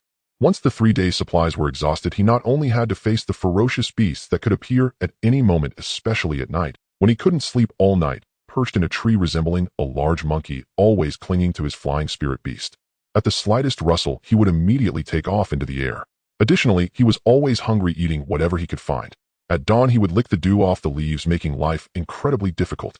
Yulon lay beside the barbecue rack sharing bites of food, while another rack held a whole ferocious beast prepared for Ladon. With each person having 2 beasts, they were well fed and satisfied. Today I'll create 3 green quality spirit weapons. I should be able to level up to a high apprentice. He opened the exchange shop and redeemed 3 green spirit weapon crafting books. Unfortunately, the highest grade available in the shop is only blue spirit weapon crafting books, and a single green one costs 1 soul points. Thankfully, he had hunted enough ferocious beasts these past few days to have accumulated over 3 million soul points. How he longed for the night demon rat swarm of yesteryears. Let's exchange for 3 attack type crafting books. Oh, anyway, the type of weapon crafted will be random after successful creation. He placed the green spirit weapon crafting books in the center of the crafting function. Crafting books below the purple grade, whether for weapons, armor, or special spirit weapons, all depend on the ferocious beast materials you input, resulting in random weapon shapes and styles with varying additional traits. It all relies on the properties of the materials. The green spirit weapon crafting book requires 3 different materials to be placed in. Each crafting consumes 1,000 soul points. Ding! Crafting successful. Obtained 3 green quality attack spirit weapons. Congratulations, you have leveled up to a high spirit weapon apprentice. Another 3 trash swords. Recycling them might recover some of my losses. Ding! Recycling successful. He took out the purple spirit weapon crafting book he had long desired as a system task reward. Purple spirit weapon crafting book. Place any 5 types of materials to randomly craft an attack type spirit weapon. You're the one. He placed the purple crafting book in the center of the spirit weapon crafting function, examining the remaining 5 slots and contemplating the materials in his system backpack. This is the tendon of the ferocious beast, the water-draining lizard. This is the fire sac and skeleton of the flame crystal dragon, and this crystal found in the ferocious beast's belly. Looking at the bag full of materials, he placed some and took others back, feeling overwhelmed. Heavens, I have decision-making difficulties. Why can't the crafting book let me designate the materials to use? Ding! Master, only the orange spirit weapon crafting book allows for designated materials. Forget it, I'll go with this one. Who knows what it will turn out to be. If I craft a trash weapon, so be it. I'll just consider it a waste of this purple crafting book. There were no purple crafting books in the exchange shop, which made him cherish it even more. Ding! Special item, discovered hippo tears. Would you like to input this? This thing can also be used as material. Ding! Inputting special material hippo tears grants a 10 chance to craft an orange spirit weapon. Upon hearing this, he had no second thoughts. Let's do it. Craft. Watching the progress bar on the spirit weapon crafting function gradually move from 1 to 100.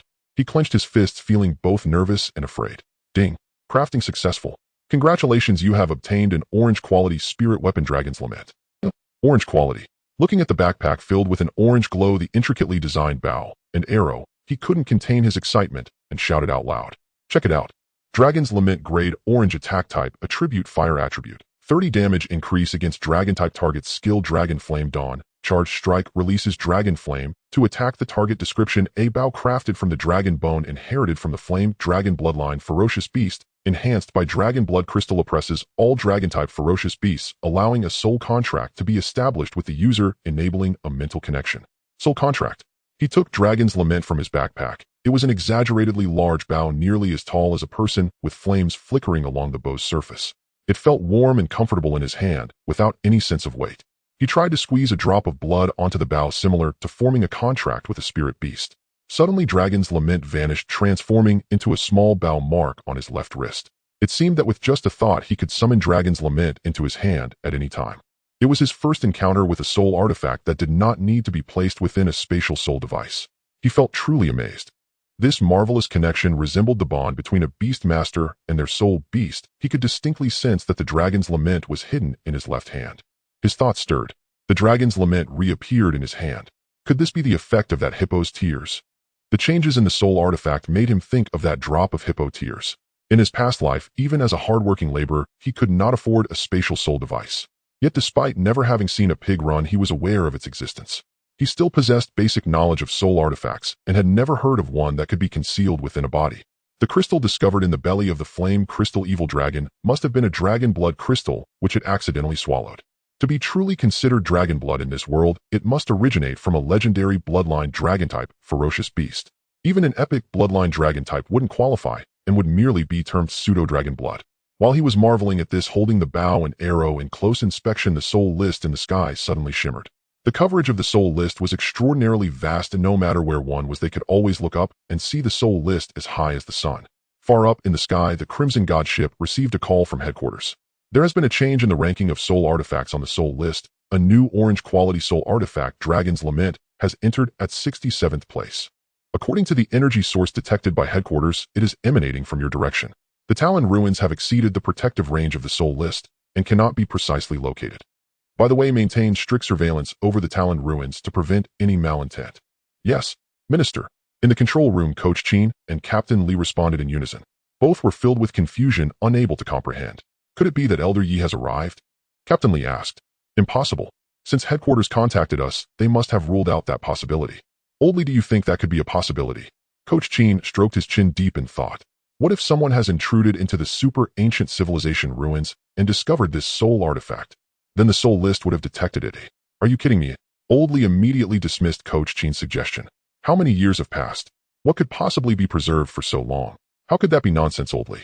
We have already achieved spatial transmission technology. Just look at Zhang Ming, that student I have a good relationship with. His first soul beast has undergone an ancestral awakening of epic bloodline. Do you think that's not credible? Moreover, Elder Yi has also stated that soul artifacts are made from the bones and fur of ferocious beasts, and theoretically, as long as they are sealed properly, they could be preserved from the super ancient civilization period to now. Isn't our spatial technology also discovered in the ancient documents of the Azure Blue Secret Realm? And what about that soul artifact? Have you forgotten? Should. Upon hearing this, Old Lee quickly covered Coach Chin's mouth. You really dare to say that these are all top? I can't argue with you, let's drop it, okay? However, Old Chin, your words have sparked my thoughts.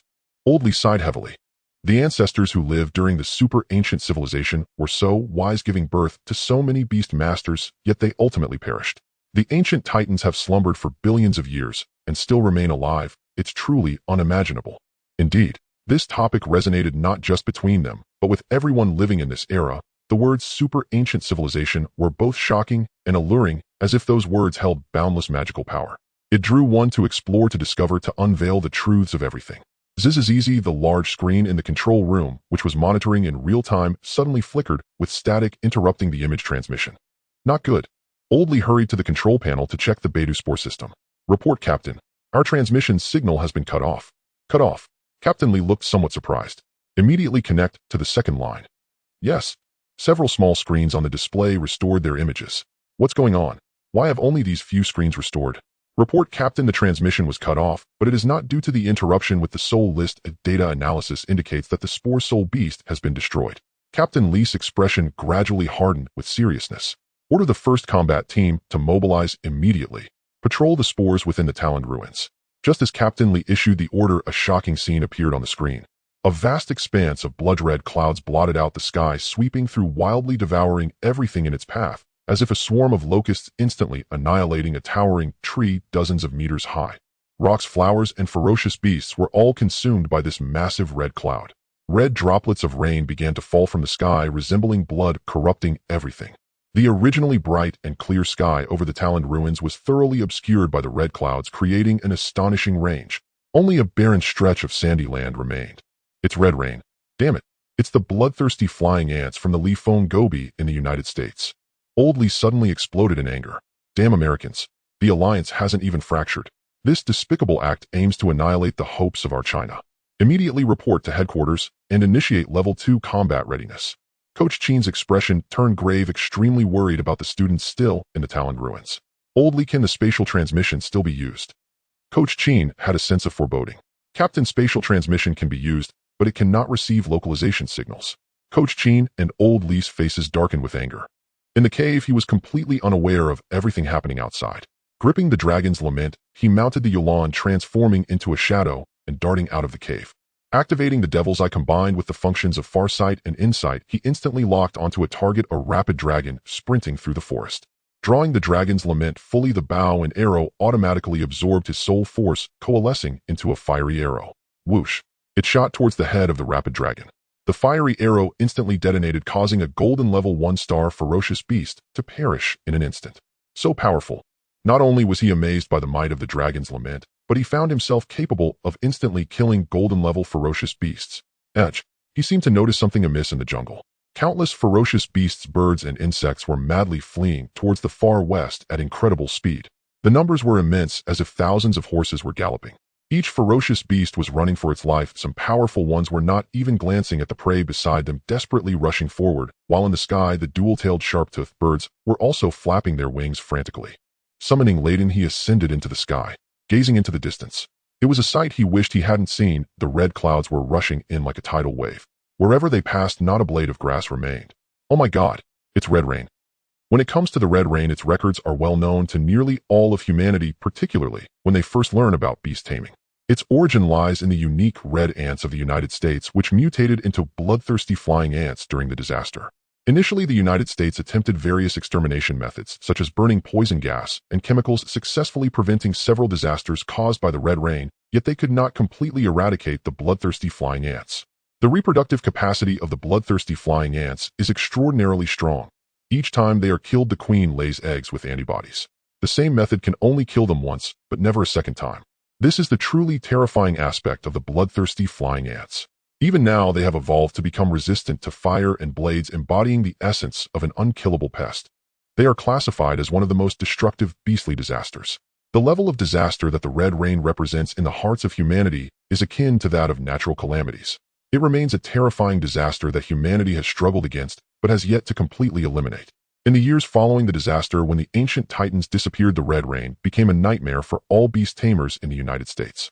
Historical records indicate that to slow the rapid reproduction cycle of the bloodthirsty flying ants, the United States deployed hundreds of thousands of beast tamers with fire-type soul beasts. They continuously breathe fire day and night, driving the bloodthirsty flying ants to the desolate Lifeng Gobi. There, the intense sunlight and extreme lack of moisture successfully extended the egg-laying cycle of the bloodthirsty flying ants. The red rain could not appear in the Taloned ruins without reason. It must be that the United States brought the ant nest and the queen here. Suddenly, he recalled that in his past life, when the United States declared its independence from the Alliance, a terrifying beast tamer controlling millions of bloodthirsty flying ants emerged to expand its territory. Regarding the identity of this terrifying beast tamer, some speculated that they were a disciple of a revered figure in the United States, while others claimed it was the Hornet Emperor, with opinions divided. Seeing the increasing red clouds gathering behind him, his heart couldn't help but race. The Red God has already issued orders to terminate outdoor survival. Deploy all combat units for rescue, racing against time to search for the students. In the control room, Instructor Chin and Captain Lee wore heavy expressions. I have already requested support from higher-ups. There must be a conspiracy from the United States behind this red rain. Captain Lee exclaimed angrily. Only I am very worried about one thing. Not only can the United States silently evade the monitoring of the Big Dipper Spore system, but they also deployed bloodthirsty flying ants to the Taloned ruins. Observing the trajectory of the red rain, it seems as if someone is manipulating it from behind. Instructor Chin pointed at the screen. Are you saying someone in the United States has contracted the bloodthirsty flying ants? Exactly, Instructor Chin nodded. Contracting bloodthirsty flying ants is not particularly difficult, but to control such a massive number of them and create a scale like the red rain, one must contract the queen. Once the queen is contracted, the beast tamer can directly issue commands to the queen, thereby indirectly controlling the other soldier ants. Only you stay here. As the instructor for this special training, I cannot just wait here in such a situation. With that, Instructor Chin walked out of the control room, and Oldley did not stop him. He knew that even if he tried to stop him, it would be futile. Instructor Chin summoned a flying soul beast and flew straight toward the oncoming red rain. He swam upstream. In the sky, Zhang Ming rode on Leighton, but did not fly very high. He continuously searched the ground with the eye of the demon. Looking back in the distance, he fully activated his powers and clearly saw the true form of the red cloud, truly startling him. Although he had never seen a real bloodthirsty flying ant, he was astonished by their size. Each one was the size of a fist, and with 2 pairs of wings rapidly flapping behind them, it was almost impossible to see the traces of their movement. He also discovered that bloodthirsty flying ants did not consume everything they encountered. Instead, they ground their victims into powder with their saw-like fangs. Terrifying. Horrific. Goodness, such a massive red cloud, there must be at least billions of them. If one were to get bitten, not just a group, even 1 or 2 would be deadly. He was somewhat frightened wherever the red rain passed. It instantly turned into a barren wasteland with flowers and rocks completely gone, disappearing before the naked eye under the red rain. The once lush green forest now resembled a desolate hell devoid of any signs of life. Fortunately, the speed of the red rain was not too fast, advancing along the Namutsi River and pushing a long strip of open space in the middle of the Talon ruins, as if a chunk had been shaved off. "Hey, Zhongming, save me." He was no more than 50 meters above the ground, making it easy for those below. Is it those two again? Du Jie and Wang Yuan. These two had no idea what was happening. They only saw all the ferocious beasts running for their lives, including the fearsome raptor that had attacked them earlier. Seeing that they showed no signs of stopping, it seemed as if both of their last values had been lost. Although they didn't understand why, it was clear even to a fool that something major must have occurred to make the ferocious beasts flee in such fear. The two speculated that a terrifying beast must have appeared. However, their soul beasts had not healed since being injured and were unable to carry them for flight. They did not know how they had survived in the Talon ruins, and feeling hungry and exhausted, they had not run far before losing all their strength. By chance, Wang Yuan spotted him, and both shouted at him with all their might. Looking at their hopeful and expectant eyes, Zhongming rode over Leighton without any intention of stopping. It was as if he hadn't seen them at all. "Zhongming, Zhongming." Behind him, their voices grew louder as they called out further away. "I've already given you a chance to live. Without a soul beast, you are destined to die in the wild." Looking at him, growing distant, Du Jie was filled with venomous hatred, pointing at the place he disappeared and cursing furiously. "Zhongming, you see death and do nothing to save. May you meet a bad end." Somewhere in the Talon ruins, a figure cloaked in black stood upon a rock. He raised his arms high, slightly tilted his head, whispering in a low voice like a devout believer. In front of him, a block emitting a starry blue slowly floated. A space portal the size of a fist rotated slowly, emitting dazzling sparks, and one after another bloodthirsty flying ants emerged from this portal, flying into the sky. The figure lowered his arms, covering his face with his hands. When he removed them, his palms were covered in blood dripping. The originally fist-sized space portal suddenly expanded to half a meter. Countless bloodthirsty flying ants madly rushed out. The figure's entire body trembled uncontrollably. Suddenly, he burst into laughter filled with excitement. "Seal it." A rectangular layer of light suddenly appeared above the entire Talon ruins, enveloping all around. The moment this rectangular barrier materialized, the Chishan warship detected an extraordinarily intense wave of soul energy. "Report to the captain. An anomalous surge of soul energy has been detected. Link me to the Celestial Eye." "Captain, connecting to the Celestial Eye. May. 5 minutes will be safe. I assume full responsibility if anything goes wrong." On the main screen, a colossal luminous barrier shimmered into view, enveloping the Talon ruins entirely. Crimson rain gathered at the very apex of the barrier, swelling relentlessly. It appeared poised to swallow the entire Talon ruins whole. The American sector is diverting disaster eastward, channeling the crimson rain into our Chinese sector. Captain Li froze, then erupted in fury. "Issue my order, prepare the quantum cannons. Damn it all, blow that wretched barrier to absolute oblivion." "Aye, sir." In unison, every quantum cannon aboard the Chishan warship pivoted toward the luminous barrier, hundreds roaring in perfect thunderous alignment. Boom, boom, boom. White quantum beams slammed into the barrier with cataclysmic force, yet produced no smoke, no shockwave. Instead, countless arcs of sapphire lightning flared across the impact zone as the barrier absorbed the energy entirely. "Captain, the quantum cannons are ineffective. Prepare the compressed quantum cannon." "I'd." Compressed quantum cannon activated. Energy compression initiated 1-6. The compressed quantum cannon was a hyper-advanced weapon, over a dozen times more devastating than standard quantum artillery. A single shot could obliterate even a sovereign-tier beast. Even monarch-tier beasts would suffer grievous injury from its blast. From the Chishan warship's bow extended a colossal cannon barrel, over a dozen meters in radius, crackling with volatile cobalt energy, tightening inward under immense pressure, its core blazing with an incandescent azure point of light. Fire, a searing white beam, vast as a celestial pillar, lanced across the heavens, striking the barrier heated. For an instant, the sky itself blanched, white though daylight still reigned. Zhongming had already sensed the disturbance overhead. Compressed quantum cannon, a flash of temporary blindness. Then the sky returned to azure, now veiled by a faint ring of cloud. How is this possible? He recoiled in disbelief. At the moment the blinding light erupted his demons, I had seen it all with perfect clarity. The compressed quantum beam struck the luminous barrier like a stone dropped into placid water, rippling outward in concentric waves before vanishing entirely, absorbed without resistance. "Captain, the compressed quantum cannon has failed." Captain Li remained impassive, his expression unreadable. "Transmit the footage immediately to Central Command in China." That single act had jolted every soul within the Talon ruins. Though the crimson rain had just begun falling, those stationed at the periphery had yet to notice the anomaly. Zhang Ming's expression tightened. He grasped the gravity of their predicament. There was no escape. A barrier blocks the sky above. The crimson rain advances from behind. A danger looms ahead and behind. We've been sealed inside a cage. Since both the crimson rain and the mysterious barrier emerged simultaneously, someone must be orchestrating this. They intend to lure the bloodthirsty flying ants into the Chinese sector and seize the opportunity to eliminate us, the competition participants. The American sector would never expend such effort merely to kill a handful of students. What masterful scheming! What exquisite calculation! With no choice left, they ran forward, without looking back. Moreover, Zhang Ming sensed the crimson rain's advance had accelerated. Earlier he'd needed to strain his demon's eye just to glimpse the ants, but now even from afar their swarm resolved with chilling clarity. The crimson rain is accelerating. Faster, run faster. Crimson rain fell in hushed, drizzling sheets. Countless beasts were lifted skyward by its torrent, transformed midair into droplets of scarlet blood, while the low, ominous hum of countless wings echoed like distant rolling thunder. Shadow and dread descended upon the Telend ruins. Ahead, two familiar figures emerged: a colossal armored beetle and a flamingo with rose-hued plumage. They were Defei's and Enchi's soul beasts. "Hey, Defei!" La Dun surged ahead, overtaking them. "Brother Ming, big Brother Ming." Both cried out in unison, joy lighting their faces. "It's such a relief to see you. Come here, you're too slow." He seized their hands and pulled them onto La Dun's broad back. "I've searched for you both for days. I found none of your hidden markers. Where were you teleported?" "Ugh, don't ask. That teleportation system must have been out to get me. It dumped me straight into a nest of twin-tailed razorbeaks. I've been running for my life ever since." Defei looked battered and grimy. His combat suit bore deep abrasions, evidence of relentless hardship. "And you, Enchi?" "Enchi fared even worse," Defei grumbled. "She was sent to an underground palace ruined deep within the Telend ruins, filled with venomous serpents and poison dragons. It took her immense effort just to escape. Then I followed the Nims River downstream searching for you, and met Defei there," Enchi recounted vividly. "An underground ruin. Was it an ancient civilized city?"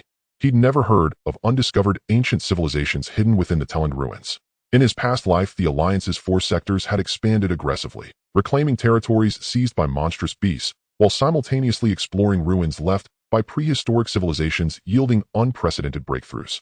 I'm not quite sure, but it was terrifying.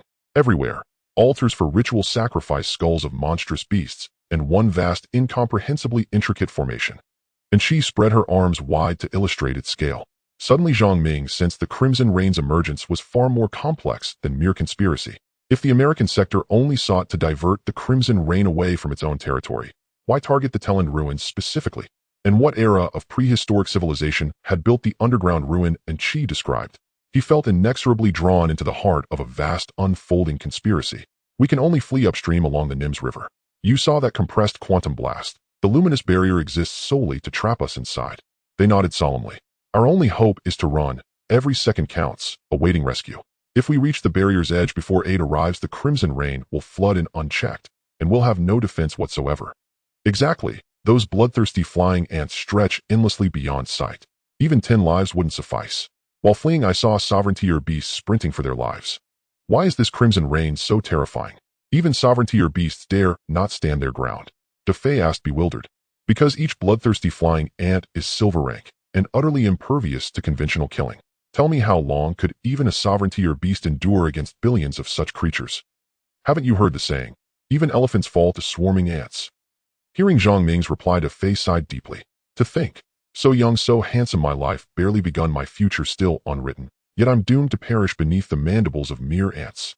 Hey, Brother Ming, look, isn't that Instructor Qin? Upon closer inspection, it was indeed true.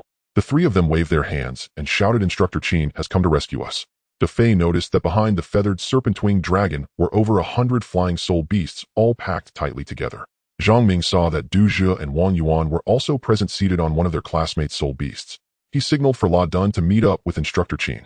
Everyone is here. Instructor Qin raised the tracking device in his hand where all the yellow dots were clustered together. Follow me. Instructor Qin had no time for further words, sweat pouring down his face as everyone closely followed behind. The group flew upstream along the Nimis River while Du Zhe and Wang Yuan shot him venomous glances the entire way. They wished they could devour him. The crimson rain was already very close behind, within less than 5 miles. The distance was rapidly closing in, and it was no exaggeration to say it was right before their eyes. Damn it, why is the crimson rain so fast? Instructor Qin turned his head to remark. This group of students had been personally brought by him, and he had to ensure that everyone returned unscathed. He could not let anyone fall behind. Just as they had not yet reached the edge of the taloned ruins, the crimson rain was about to catch up. Everyone's face was filled with anxiety, their hearts racing, wishing they could be riding rockets. At the back of the line, a few bloodthirsty flying ants that had taken flight first had already charged forward. Instructor Qin raised his shield, standing atop a dragon, continuously throwing flying shields to knock the charging bloodthirsty flying ants away. Zhang Ming deliberately slowed down, allowing La Dun to breathe flames to halt the ants' assault. Unfortunately, a few bloodthirsty flying ants managed to crawl onto the wings of several dragons, frantically tearing at their wings. In just a few breaths, 2 dragons lost their balance and fell behind, swallowed by the crimson rain. In an instant, a complete dragon skeleton appeared, all its flesh and scales shredded into a mist of blood. Myain. He watched helplessly as the soul beast he had nurtured with his own hands was reduced to nothing, transforming into blood mist in the blink of an eye, letting out a heart-wrenching cry. Instructor Qin's combat suit had also been torn open by the bloodthirsty flying ants, exposing flesh and bone, yet he continued to resist, buying time for everyone. Instructor Qin.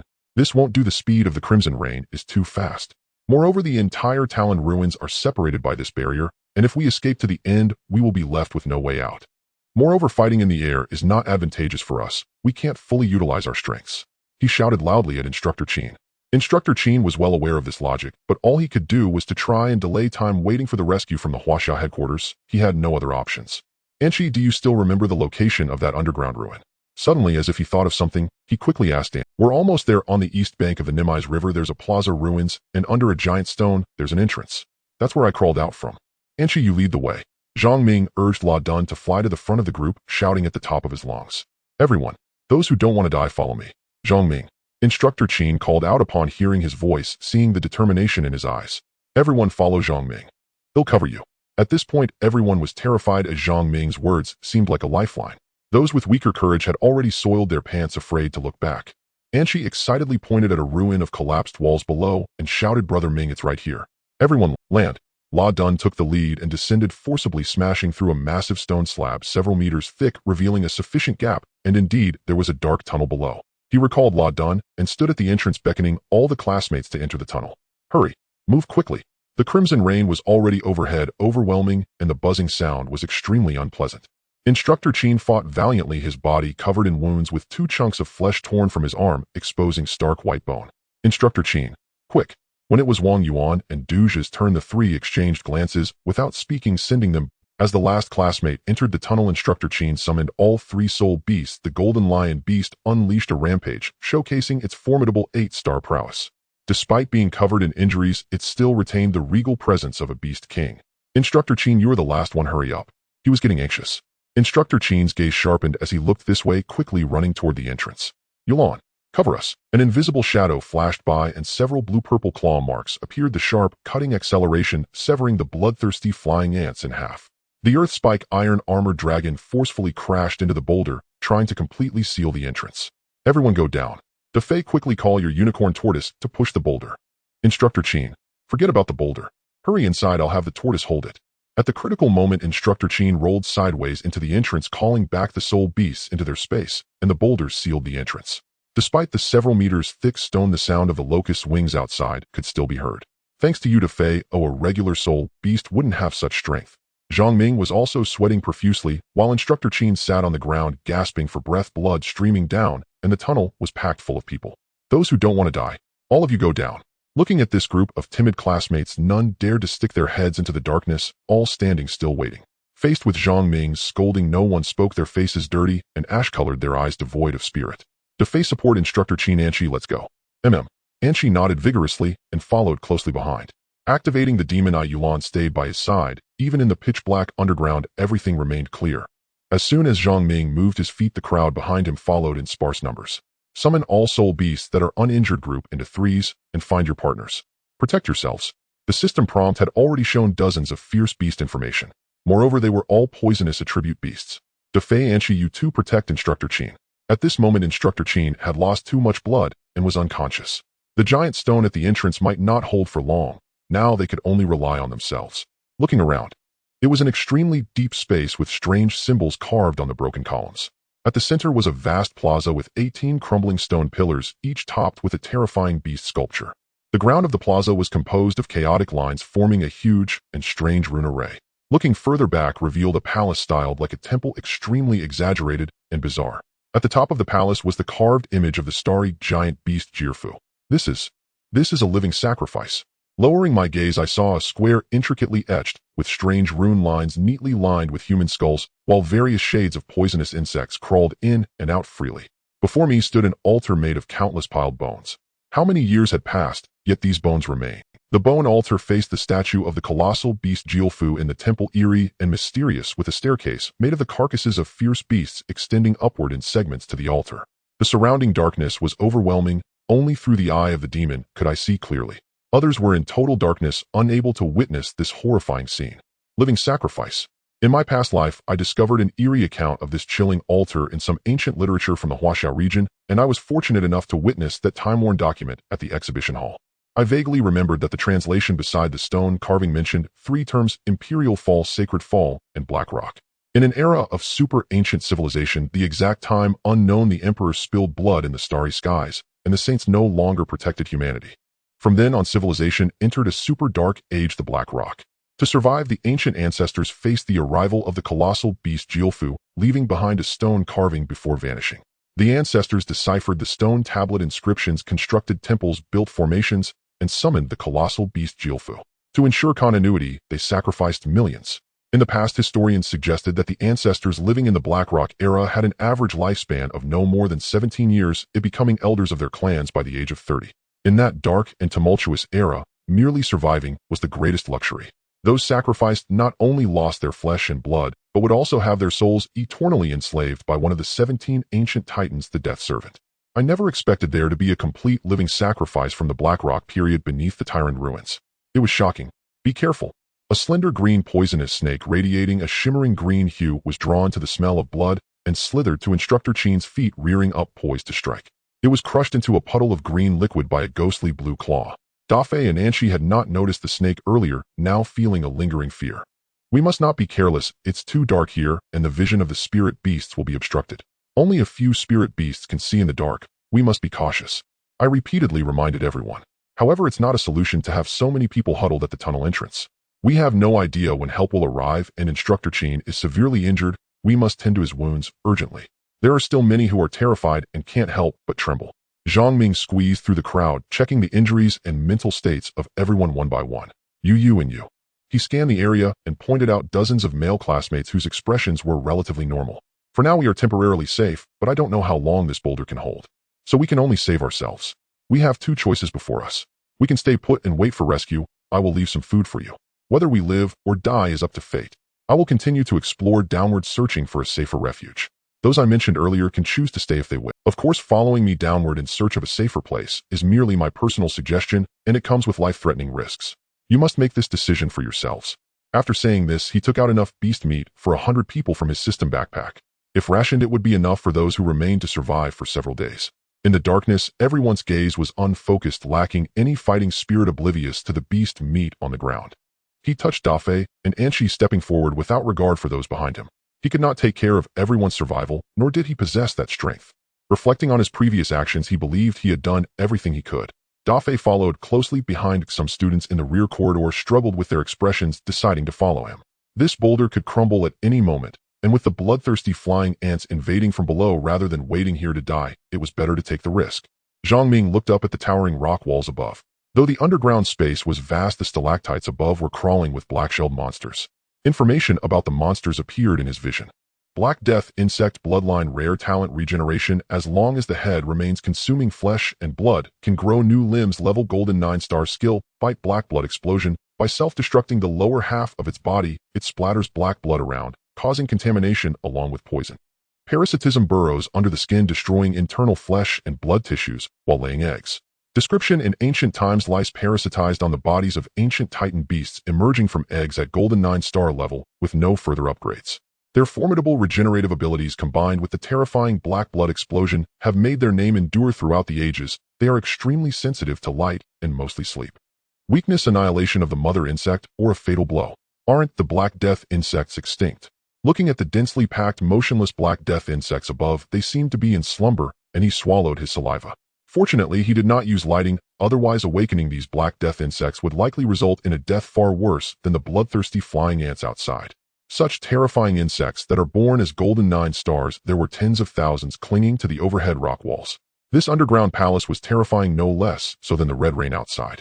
Suddenly, a glimmer of light illuminated the surroundings. This light appeared like a lighthouse in the dark sea of night, guiding the path forward. Ahead was a bright area. Everyone could see the scene before them, and some timid girls screamed sharply. "Who the hell is—" Zhang Ming shouted loudly, turning to glare. It was that bastard Duja. Damn. He snatched the light source from Duja and turned it off, intending to reprimand him. Dust and debris from the overhead rock fragments began to fall. One by one, the black-shelled black death insects slightly opened their shells, revealing wings and fluttering gently. Run. He pulled Dafei and Anshi sprinting away. One by one, the black death insects flapped their wings and left the stalactites swirling in the air above the rock walls, aimlessly flying around without targeting anyone.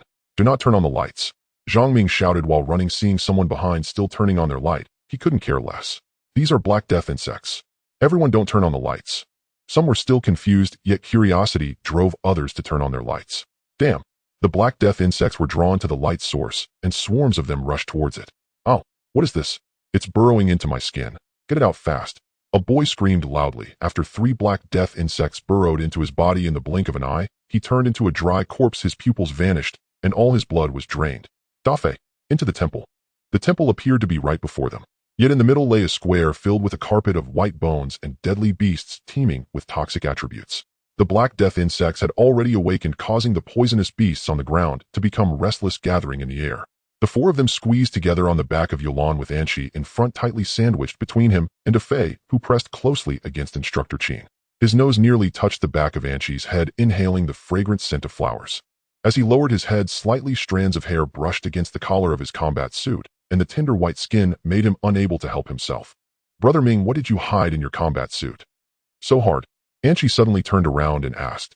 Fortunately, it was pitch black and unseen, yet his cheeks were crimson. "It's my secret weapon, don't touch it." Oh.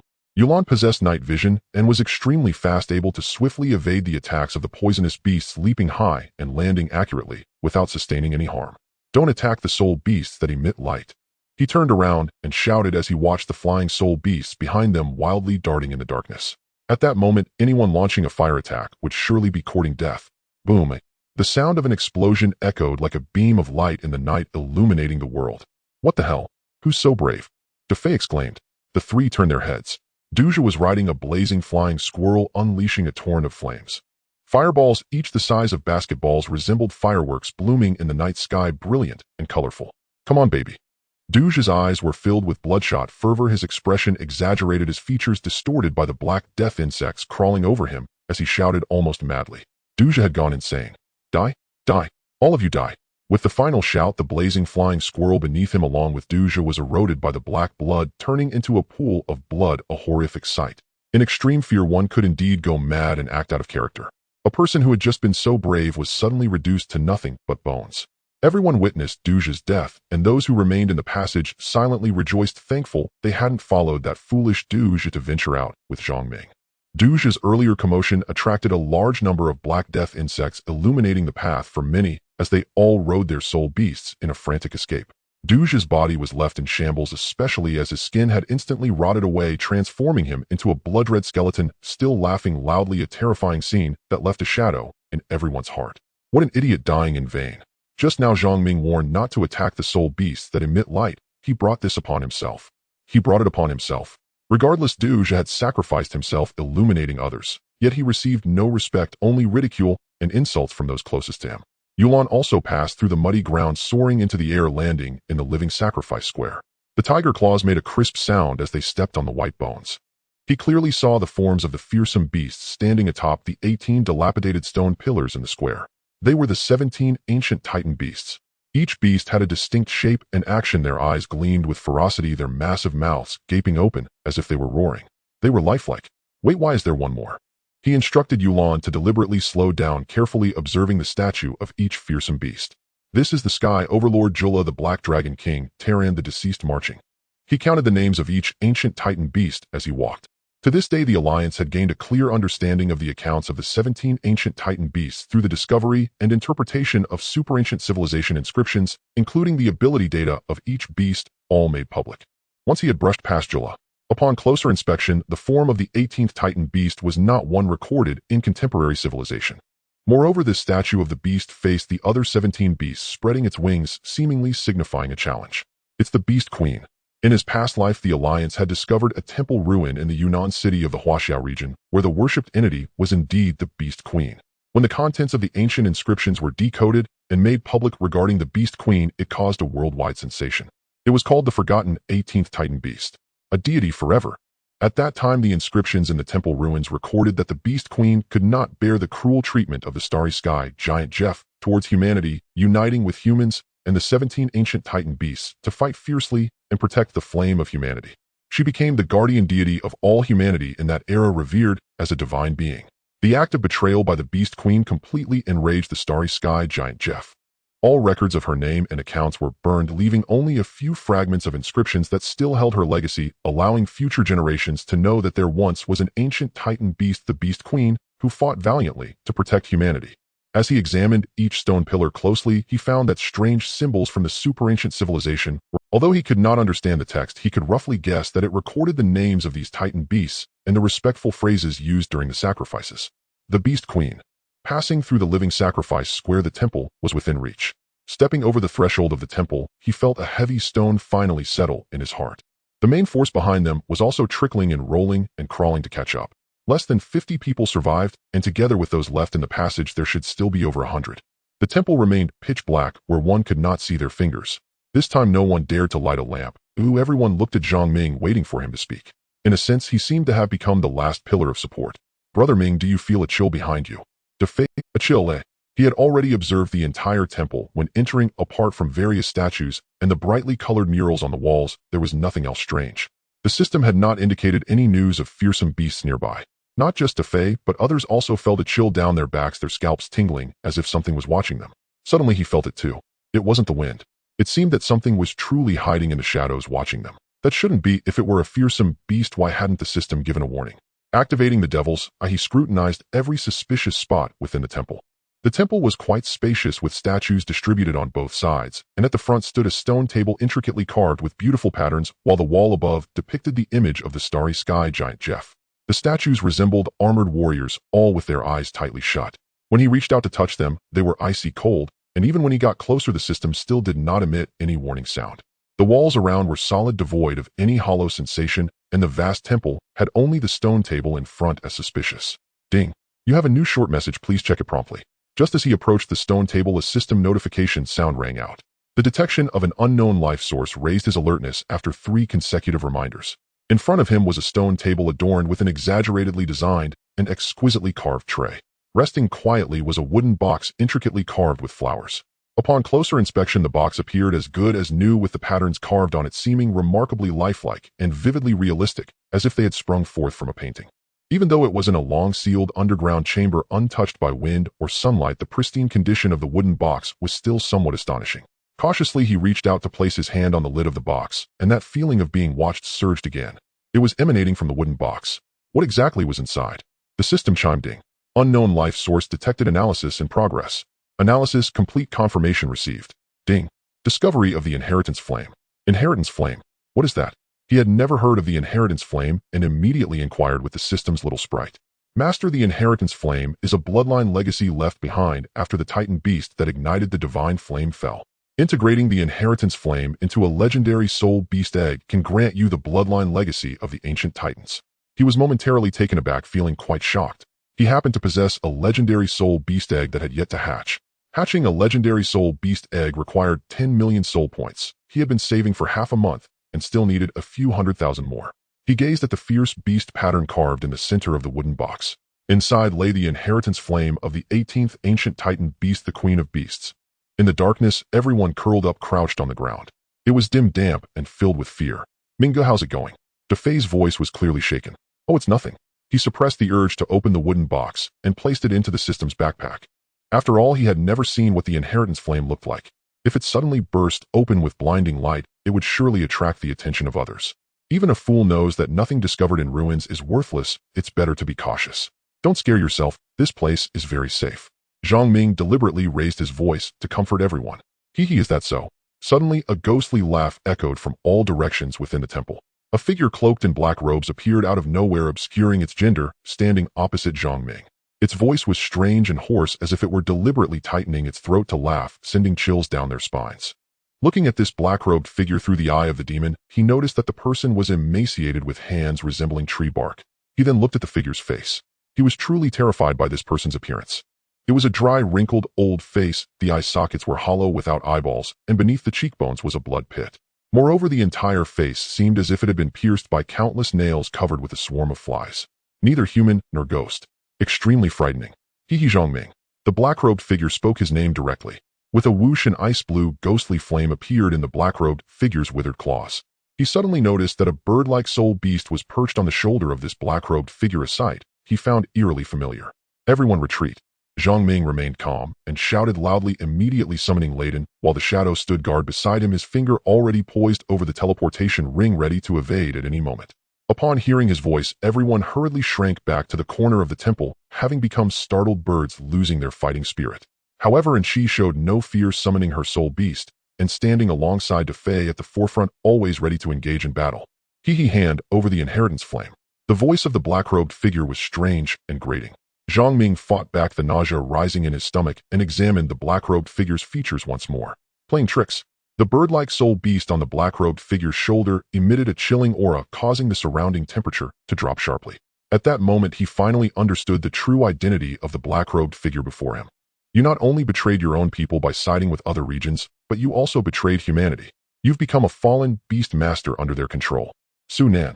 The others behind him were startled by Zhang Ming's furious shout. The black-robed figure, illuminated by the ice-blue, ghostly flame, revealed a terrifying apparition. So what? What does it matter that I betrayed the Huaxia region? What does it matter that I became a dog for the master? Now I possess an immortal soul. I have become an eternal existence. You all are merely stepping stones paving the way for me. The black-robed figure's hoarse voice screamed almost crazily, making him uncomfortable. Damn fool. Having not found the opportunity to strike in school, Su Nan and her companions fled the Huaxia region. Now that they encountered her here, enemies meet with particularly fierce hatred. It's either you die or I live. Just based on you. Let them have some fun first. In the darkness, two figures devoid of life in their eyes and radiating a crimson light materialized from the ground, transforming into two armored, sword-wielding, cursed warriors. Upon closer inspection, he recognized that these two were Yang Kai and Li Xiang. The moment they appeared, they knelt down and respectfully addressed Su Nan as master. The black-robed Su Nan extended her withered hand and waved at the two, igniting two blue flames in her previously hollow eyes. Master, master. The two of them fixed their gaze on Zhang Ming, their aura now entirely different from before, as if they were facing two king-level fierce beasts. Cursed warriors are humanoid fierce beasts created from the curse of the ancient Titan's death god servants. A unique blood contract method of fallen beast masters. They permanently seal the soul of the slain within their bodies, becoming a contract soul beast of a fallen beast master after being cursed by one of the ancient Titan's death god servants used for combat. Ancient texts once recorded that the ancient Titans cursed the beast masters who died in battle, binding them as servants of fierce beasts, becoming brutal killing machines that only knew slaughter. These were the earliest fallen beast masters. Later, unable to endure their suffering, some humans voluntarily became servants of the Titan beasts, turning into controlled fallen beast masters, just like Su Nan now. Surprised, aren't you? You originally had a chance to become one of them. What a pity I didn't get your body. With your bloodline, once you become a cursed warrior, you could directly become a ruler-level soul beast. So it turns out you were a fallen one long ago, and you approached me only to obtain my body. At this moment, he finally understood. In his past life, he was clearly an ordinary person without qualifications or background. Why would she choose to approach him? What else could it be? Did you really think I liked you? I was merely after your body. Although your soul's qualifications were quite poor before, you possess a bloodline that even the master praises. Su Nan licked her dry lips. A bloodline that even the master admires. Master. Bloodline.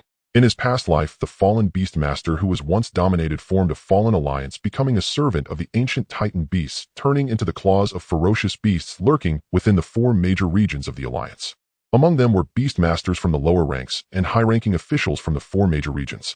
In search of powerful human bloodlines, the fallen ones were like a swarm of rats living in the cities, sewers, testing each opposite sex they encountered with their own bodies every night. Once one became a dominated fallen beast master, they could only keep one of the contracted soul beasts, while the others would be turned into nutrients to be absorbed by the fallen ones, enhancing their soul quality and soul power levels. At this moment, he understood why in this life, Su Nin Yongkai and Li Xiang's soul qualities would suddenly improve. It turned out these three had already become dominated fallen beast masters. To obtain an immortal soul, the fallen ones willingly sacrificed their own souls. Taking advantage of Zhang Ming's distraction, the two cursed warriors Yang Kai and Li Xiang suddenly launched their attack. Two great swords instantly grew to enormous sizes, raised high and slammed down onto the ground. I've been prepared for this move. Zhang Ming activated the teleportation ring, instantly moving to the side, a cold smile curling at his lips. He had been waiting for this day for a long time. Cursed warrior Yang Kai. Bloodline perfect. Talent cursed battle armor restores cursed energy after each attack. Level King 2 stars. Skills undead binding death god's curse, great sword mastery corpse spirit strike. Description: cursed by the servants of the death god, these undead beings have their souls trapped within their bodies, enduring endless torment, becoming tools of slaughter with a weakness to holy attributes. Taking the opportunity to evade, he summoned the system panel to appear in his field of vision. Looking at Yang Kai's incredibly powerful talents and skills, he understood what Su Nin referred to as the bloodline. Humanoid ferocious beasts. In his past life, the Alliance had published ancient records about humanoid ferocious beasts. This dates back to the era of ancient civilization, the origins of humanity. At that time, there existed a total of 15 types of humanoid races on the Earth, each with unique talents and abilities. They once gathered to resist the giant beasts, but due to unknown reasons they fell apart, with the 15 types of humanoid races intermixing, passing down to the present, leaving only modern civilizations. Humans, the beast masters, evolved from one of those races. Among them was a humanoid race, the Tanyas. They possessed a naturally strong bloodline with bloodline talents not inferior to ferocious beasts, exceptionally powerful physical strength, yet their soul quality was remarkably poor, naturally unable to become beast masters. The Titan beasts viewed humans with this bloodline as their mortal enemies. All Titan beasts invoked the oldest curse, permanently sealing the souls of the slain Tanyas within their bodies, turning them into the first generation of humanoid ferocious beasts. Cursed warriors. Until the Tanyas were completely exterminated, this method continued from ancient times into the ultra-ancient civilization, with Titan beasts enslaving countless beast masters as their servants. Even now, the fallen ones still use this ancient curse technique in the same way, searching for and killing modern humans who still possess trace amounts of Tanya's bloodline. They would turn them into cursed warriors, becoming their soul beasts, serving him. It turned out that the root of all this was that he too possessed Tanya's bloodline. Zhang Ming seized the opportunity, connecting with Radon, and immediately attacked. Dragon Flame Song. Radon spread its lava wings over 10 meters long, but due to the spatial limitations of the temple, it could not fly, forced to attack from the ground, while Yulan cooperated, swiftly ambushing Yang Kai and Li Xiang. In an instant, 9 fire dragons rushed forth, roaring towards the cursed warriors. The intense heat instantly illuminated the entire temple. The crowd, originally huddled in the corner, suddenly felt warmth and light. Outside the temple, the previously fearful black death worms that dared not enter were drawn in by the light, swarming in. "Oh, it's the black death worms!" The crowd screamed in fright, unsure where to flee, as several unwilling to die classmates resolutely stood up. Even if they were to die, they would take a few down with them. "Dolly, kill for me." DeFei was also panicking, using the unicorn-horned gold tortoise to charge forward, relying on Dallas' hard shell. The black death worms could not find a way to penetrate, trying to burrow in several times without success. Zhang Ming's eyes narrowed. At this moment, he could not be distracted. Without the deterrence of the inheritance fire within the temple, the black death worms had lost their fear. If he brought out the inheritance fire, Radon and Yulan would be overwhelmed by Yang Kai and Li Xiang, the two cursed warriors, unable to spare any effort, and the inheritance fire would undoubtedly be seized by Su Nan. She had a soul beast radiating a king-level aura standing on her shoulder, eyeing hungrily, eager to try. Yang Kai held a great sword, and with each strike it rang out with a clang, indicating its weight was no light matter. Radon activated its talent, the geothermal armor, as scorching magma flowed freely along its back, forming a magma armor around its body, constantly flickering red, bright and dim. Bang! Yang Kai and Li Xiang continuously aimed at Radon, launching repeated attacks. Their dark, lifeless great swords swung with great ease, relying on the sword's weight and length, fearlessly breaking through Radon's fiery encirclement, slashing down. Seeing Radon retreating step by step, Yulan's attacks could inflict no harm. The cursed warriors employed a completely hard-hitting approach, their expressions emotionless, feeling no pain whatsoever, their deep black-blue armor emanating faint wisps of black mist. Each time they were attacked, the black mist emitted by the armor seemed to possess life, constantly coiling around the two. Level suppression. A powerful approach. With the black death worms continuously flooding in from outside, if it weren't for Yulan desperately defending, Su Nan wouldn't even need to intervene. He would have already perished under the black blood of the black death worms, turning into a puddle of blood. Su Nan lowered his head, the black hat he wore trembling incessantly, emitting a terrifying, chilling laughter. He seemed ecstatic, excited, his entire being trembling. To him, this scene appeared to be that of a madman completely lost to insanity. I'm so happy soon I can have you. Sunan's voice was laced with a near-maniacal laugh. Crazy. He activated teleportation again, dodging the assaults of 3 black death worms. Though he had only heard about the fallen beast masters in his past life, who were all fervent believers in power pursuing strength, today witnessing it firsthand, he truly understood. What one obtains by selling their soul is not strength, but merely awakening the desires and ambitions lurking deep within their hearts, amplifying them infinitely. To possess power, the fallen ones would stop at nothing, even committing patricide or matricide. A shrill, piercing scream. The ice hawk surrounded by icy blue flames on Sunan's shoulder moved. Its speed was astonishing, its sharp wings resembling a charging fighter jet. Dragon's Lament. Dragon flames dawn. The right hand pulls the dragon's lament to its fullest. A fire dragon engulfed in golden flames roars out. A faint dragon's roar reverberates loudly, piercing through inside and out. This is an ancient eastern giant dragon inherited from the old Huaxia. It charges straight at the ice falcon. Boom! As the two collide, the temple suddenly shines with a dazzling aurora, illuminating the entire underground ruins. The icy blue flames and the golden fire dragon seem to purify everything, leaving the surroundings in a bright void. As the light fades, the blue flame on the ice falcon visibly diminishes, letting out a hoarse scream as drops of icy blue blood fall, clearly indicating that this strike has severely injured it. Zhang Ming gasps for breath. That single strike nearly drained his soul power. At this moment, even the summons of Wei Dang and Yulan seem a bit forced. Sunan, however, remains unfazed. The face beneath the black cloak turns increasingly terrifying as countless colorful rotting insects emerge from her densely packed eyes, and the ice falcon directly extends its claws, viciously scratching her face. Pulling out a rotting insect from her eye, the previously injured wings rapidly heal at a visible speed. Hee, I didn't expect you to have such an ancient soul artifact. I truly underestimated you. It seems you have many secrets hidden within you. Once I obtain your soul, everything you have will be mine. Sunan screams madly, her face flowing with crimson blood, her hollowed eyes devoid of pupils appearing exceptionally terrifying. The ice falcon lunges at him once more. This time his soul power has been depleted, desperately clutching the flashing ring. How can he die here? Even if it costs his life, he must kill her. Just as the ice falcon is about to pounce in front of him, a furious lion's roar reverberates around. A golden flash appears. The golden lion beast. Roar. Beast King's claw. The golden lion beast pounces fiercely on the ice falcon, pinning it to the ground, opening its lion's mouth as sharp fangs grip the ice falcon's neck, rendering it unable to turn over despite all its flailing and struggling. Instructor Qin. Zhang Ming exclaims excitedly, turning to see the battered Instructor Qin leaning against the wall for support, a smile appearing on her pale face as she raises her arm, extending her right thumb. Off. Damn. Qinzhan. Die. Sunan screams hoarsely, her raspy voice carrying a square glimmering with starry blue light appears out of nowhere, slowly rotating, the light mysterious and deep, resembling a night star shimmering in the endless starry sky. You forced me to use the cube. The cube. Zhang Ming also notices this strange square glowing with starry blue light, eerie and profound, something he has never seen before. Ding. Nearby, the energy fluctuations of the sacred artifact appear, a sacred grade soul artifact. The cube before Sunan is actually a sacred grade soul artifact. Although he does not know what power this square-shaped sacred grade soul artifact possesses, once a soul artifact becomes sacred, its power is no less than facing an ancient titan beast. Ding. Your soul points are sufficient. Discovered a soul beast egg that can be hatched. Would you like to hatch it immediately? Are the soul points enough? The 10 million soul points required to hatch the legendary soul beast egg were gathered from the black death insects that Layden and Yulan just killed. Ding. Discovered the fire of inheritance. Would you like to fuse and inherit the bloodline of the Beast Queen? Choose the Beast Queen default. You abandon other choices for the legendary soul beast egg. Yes. Fusion. In the system's backpack, a wooden box carved with flowers slowly opens, revealing a vividly depicted pattern of a giant beast resembling a butterfly with blue-spotted wings. The fire of inheritance merges into the legendary soul beast egg, instantly emitting a dazzling red glow.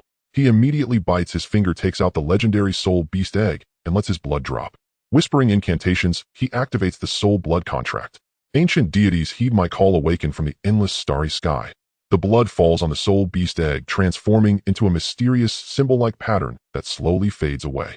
Sunan sees a mysterious soul beast egg radiating red light suddenly appear in front of him, its ancient aura and powerful bloodline intimidating all surrounding fierce beasts.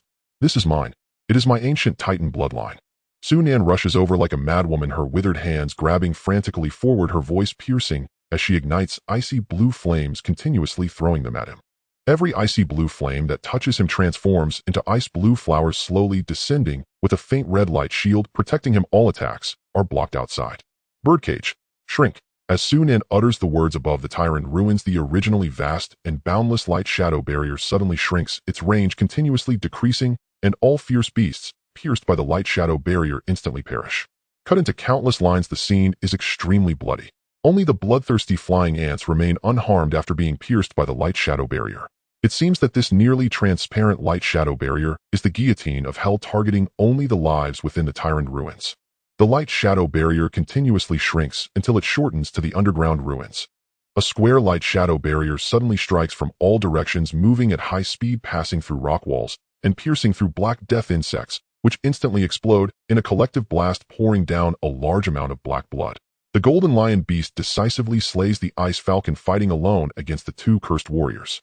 Accompanied by a crisp cracking sound, a crack appears in the soul beast egg floating before Zhang Ming, and a small head pokes out, opening its half-closed eyes, curiously looking at him. Its gem-like eyes curiously observe the surroundings, opening its tender pincers to cleanly devour the eggshell beneath it, revealing its entire body. It is a small pale caterpillar with blue stripes on its back. A caterpillar. Is this the legendary soul beast that inherited the bloodline of the ancient titan? Zhang Ming's eyes widen in shock. Amidst the astonishment, he remembers that the beast queen is an insect-like fierce beast resembling a butterfly. Just like the powerful strength of a giant fly, it needs to go through a larval stage. The plump white caterpillar before him is indeed the beast queen from ancient times. As soon as the larva crawls out, it affectionately climbs into his palm, rubbing against him continuously. It has only been a minute since hatching from the soul beast egg. Suddenly the ground shakes violently, an earthquake occurs. A large crack opens above the underground ruins, and endless bloodthirsty flying ants pour in. Not good. Sunan laughs maniacally, continuously urging the cube to shrink the light shadow barrier's space, attempting to kill everyone. Ding. Congratulations, you have completed the achievement of hatching your first legendary soul beast. Ding. Congratulations, you have completed the achievement of contracting an ancient titan beast. You have received an excess reward. Ding. Congratulations on acquiring the soul beast armor, thorned armor. Crafted from the carnivorous plant thornvine, this armor significantly enhances defense. Soul beast armor. If soul artifacts are the weapons and armors of beast tamers, then soul beast armor is the soul artifact of the soul beasts. Currently, the manufacturing techniques of soul beast armor are still in exploration, and the existing armors are all excavated from ancient relics. Soul beast armor is rarer than the soul artifacts used by beast tamers, and its existence is scarce. Furthermore, this thorned armor is of purple quality. Its rarity is no less than that of the orange soul artifact Dragon's Lament. As soon as he donned the thorned armor on Leighton, it seemed as if vines took root and sprouted. Countless thorny branches instantly appeared on his magma-flowing back, each radiating a chilling light. The previously fiery geothermal armor was instantaneously enveloped by the thorned armor, covering Leighton from head to toe, accompanied by a roar. Leighton spread his fire wings several meters long and unleashed 7 flaming dragon heads towards the ice blue flames danced in the dry palms, suddenly transforming, filling the entire temple with ice blue fire, forming a fiery circle that surrounded Zhang Ming. Zhang Ming had just regained some soul power and placed his right hand once more on the bowstring, aiming at Sunan. Whoosh! A fiery sharp arrow shot straight towards that foul-smelling, ghostly face. Hee. A sneer of disdain emerged from beneath the black robe. A layer of shadowy barrier suddenly appeared before her. The fiery sharp arrow pierced into the barrier, and with a puff, it extinguished the arrow. Futile effort. Seeing Leighton and his attack completely blocked by the eerie barrier summoned by the magical cube, she felt a pang of unease. The strange barrier was shrinking, already nearing the temple. Outside, endless bloodthirsty flying ants were tearing at the remaining Black Death bugs. The current situation necessitated the swift elimination of Sunan. Otherwise, everyone, including him, would be doomed. Zhang Ming's expression tightened. A heart-wrenching pain surged in his right leg. 2 bloodthirsty flying ants were gnawing at his thigh, and he quickly swatted them away. The little caterpillar that had been quietly resting on his shoulder suddenly became agitated, stretching its tender mandibles and issuing a strange sound at the bloodthirsty flying ants, as if warning the intruders. The bloodthirsty flying ants seemed to be frightened by this strange sound, immediately spreading their wings and flying away from his thigh, leaving behind a small piece of flesh. It was the little caterpillar's warning that drove away the bloodthirsty flying ants. He promptly called up the little caterpillar's attribute panel. Beast Queen Larva. Bloodline Legendary. Talent Queen's descent upon active release forcibly weakened the target's power by 50. Level Bronze 1 star. Skill Silk Spinning. Description: inherited the bloodline talent of the ancient titan beast in the larval stage. It evolves to the golden level and pupates, completing its first metamorphosis. Bronze 1 star. Based on previous experience when Leighton and Yulan used the epic bloodline card to enhance their bloodlines, they were born at the golden level. Though he couldn't understand why the little caterpillar was only bronze 1 star, its earlier warning that scared off the bloodthirsty flying ants proved that the Beast Queen's bloodline talent should not be underestimated. The little caterpillar stood on his shoulder, straightening its upper body and letting out a hiss-hiss sound. The bloodthirsty flying ants surrounding the temple suddenly gathered together, not daring to continue flying in, while those remaining inside the temple quickly fled. Sunan noticed the change in the bloodthirsty flying ants, and the pale, terrifying face was marked with 5 long blood streaks grabbed by a withered hand. Die for me. 2 cursed warriors deflected the golden lion beast with their great swords, leaping into the air, raising their swords high to attack him. Leighton stepped forward while Yulan swiftly lunged at Sunan. A deep blue claw light emerged. Bang! The layer of shadowy barrier appeared again, blocking Yulan's attack, while Leighton intercepted the cursed warrior's assault. In an instant, the scene fell into a stalemate. A smile crept onto Zhang Ming's lips. Do you think you've won? His fingers were already resting on the teleportation ring as he spoke, continuously closing the distance between them. Hee, I have the magical cube protecting me. You all shall die. The Black Hood lowered slightly as she noticed him moving forward. Don't even think about activating the teleportation before the magical cube. All attacks are in vain. Sunan's hoarse voice carried confidence. I don't believe it. Before the words fell, he activated the teleportation. Zhang Ming instantly appeared before Sunan, crashing into the shadowy barrier. Sunan's pale, ghostly face was just a layer away, yet he couldn't kill her. Hee, I told you before the magical cube, all attacks are in vain. Bang! A fine crack suddenly appeared in the shadowy barrier before him, like shattered glass, causing Sunan to instinctively step back. How is this possible? How could a barrier summoned by the magical cube break? Impossible. Snap! The shadowy barrier instantly shattered, transforming into sparkling light dots that floated away. Zhang Ming's left hand tightly gripped a cold, sharp dagger as he plunged it into the shadowy barrier. Abyssal gaze.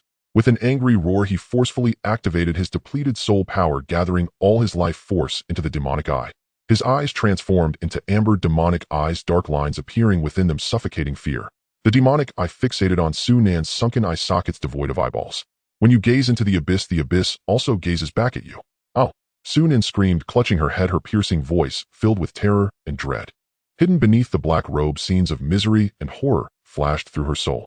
She saw the people she had killed appear before her, bound to a crucifix covered in wounds, all the people she had murdered grinning wickedly, their eyes filled with menace as they stared at her. Each held a sharp knife slicing through her skin, through her face. Blood dripped down the wounds.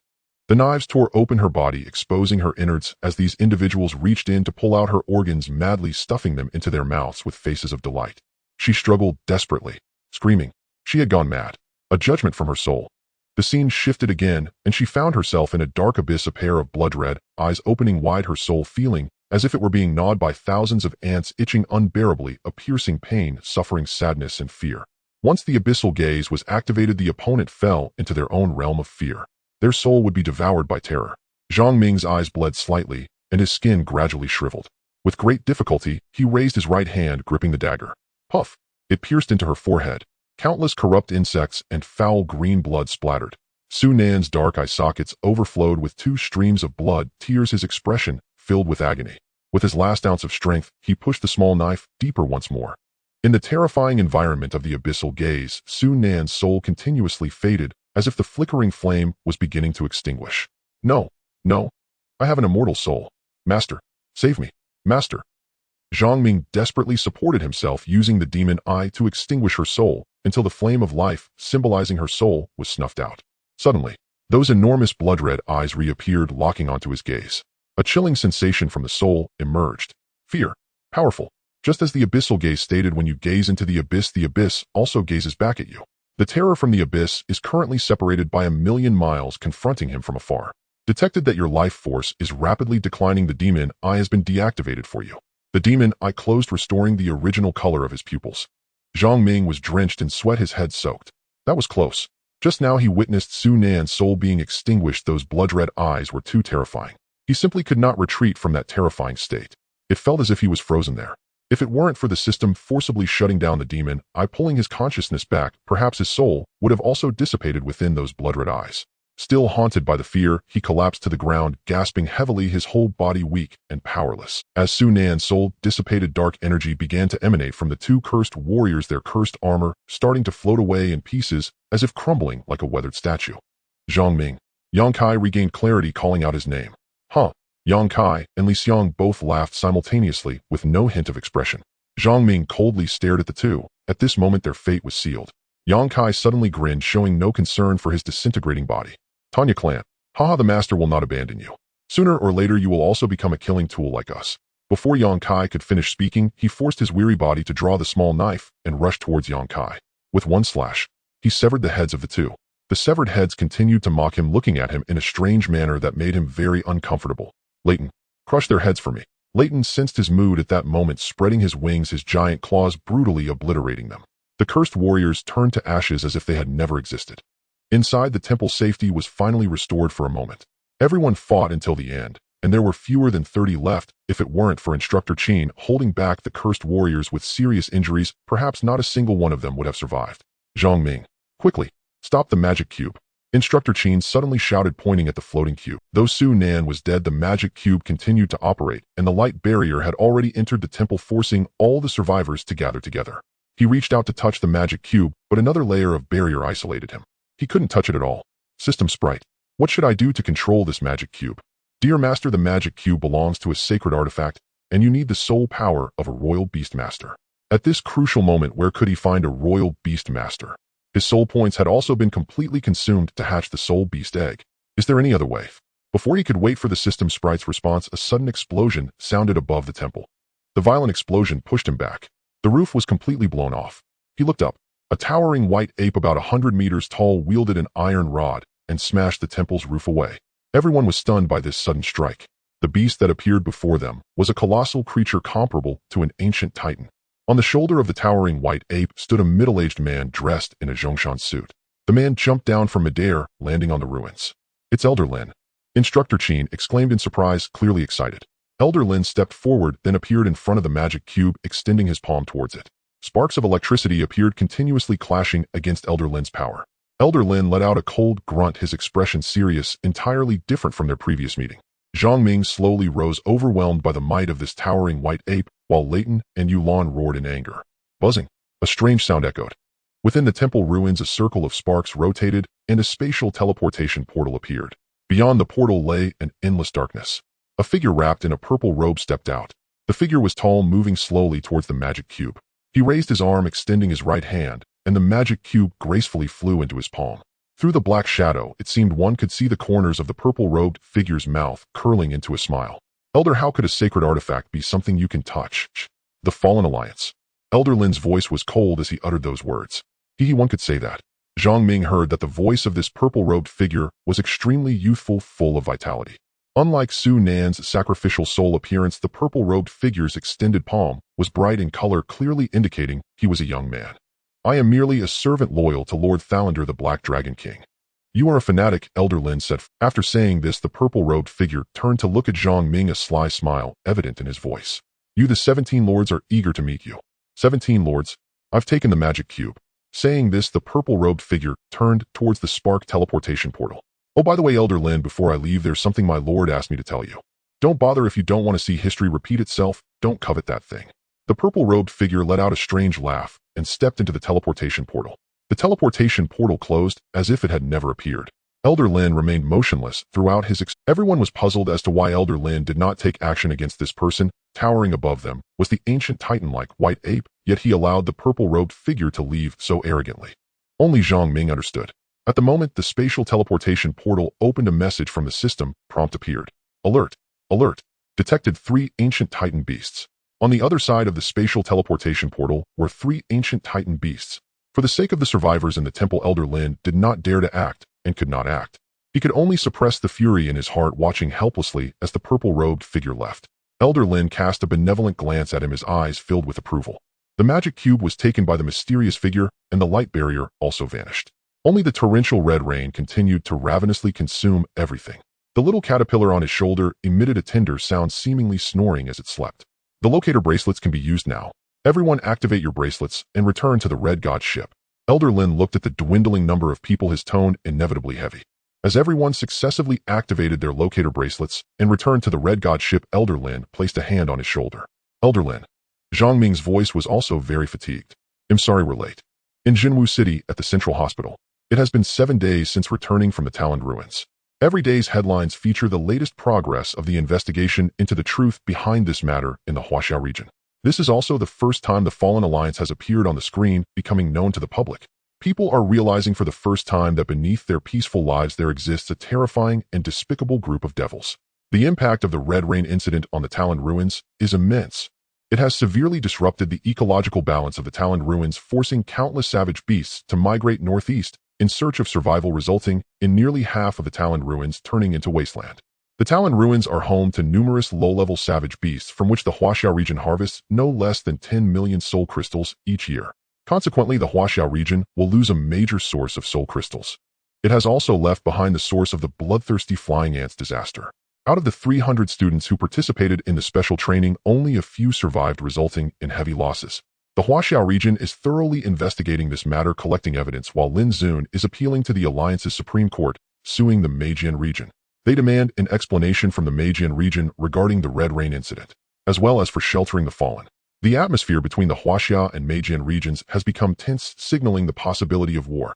Ultimately, it was a saint who intervened to mediate this matter, to prove that everything that happened in the Talon Ruins was not orchestrated by the Meijian region. Regarding the students who died in this incident and the bloodthirsty flying ants left behind, the Alliance has stated its willingness to increase compensation for the deceased and support their families.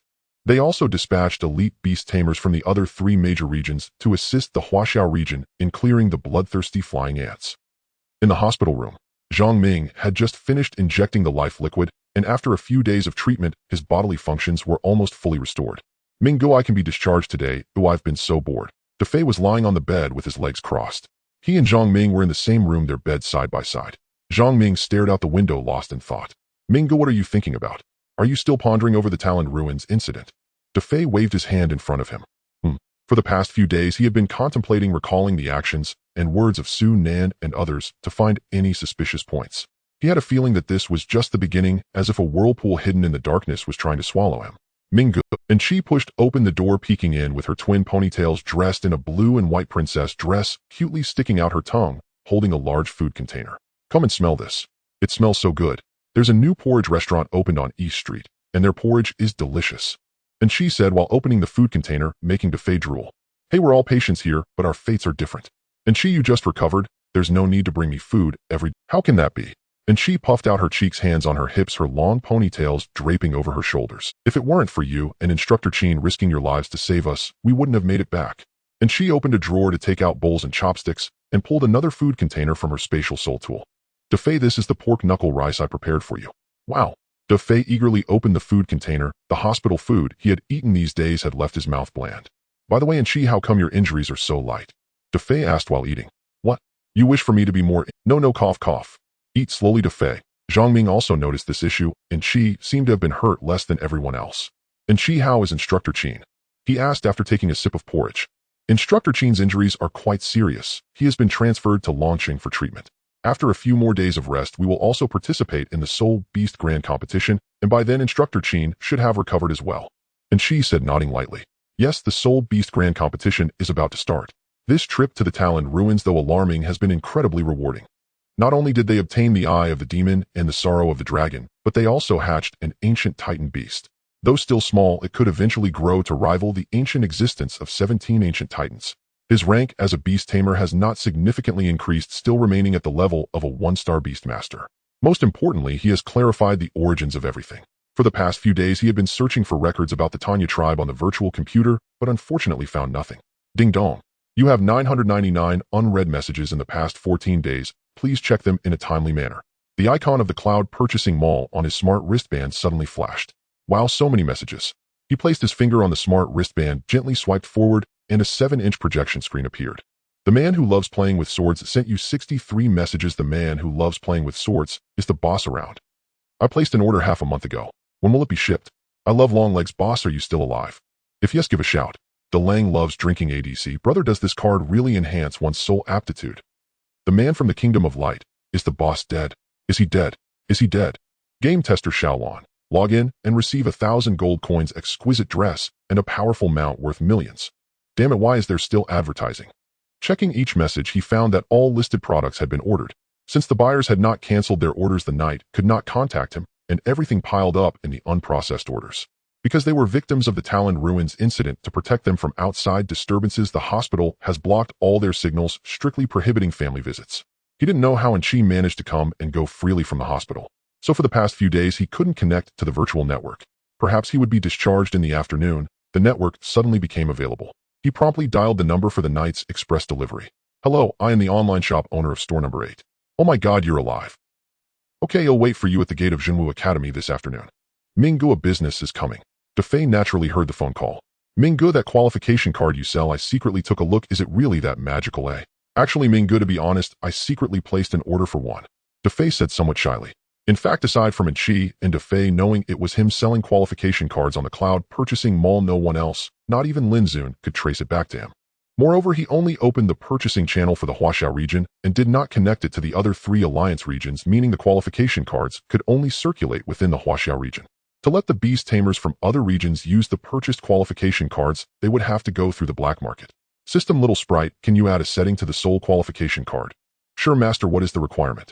When others use the qualification card to enhance their bloodlines regardless of grade, they can only use it once. You don't need to worry, Master, this setting is default.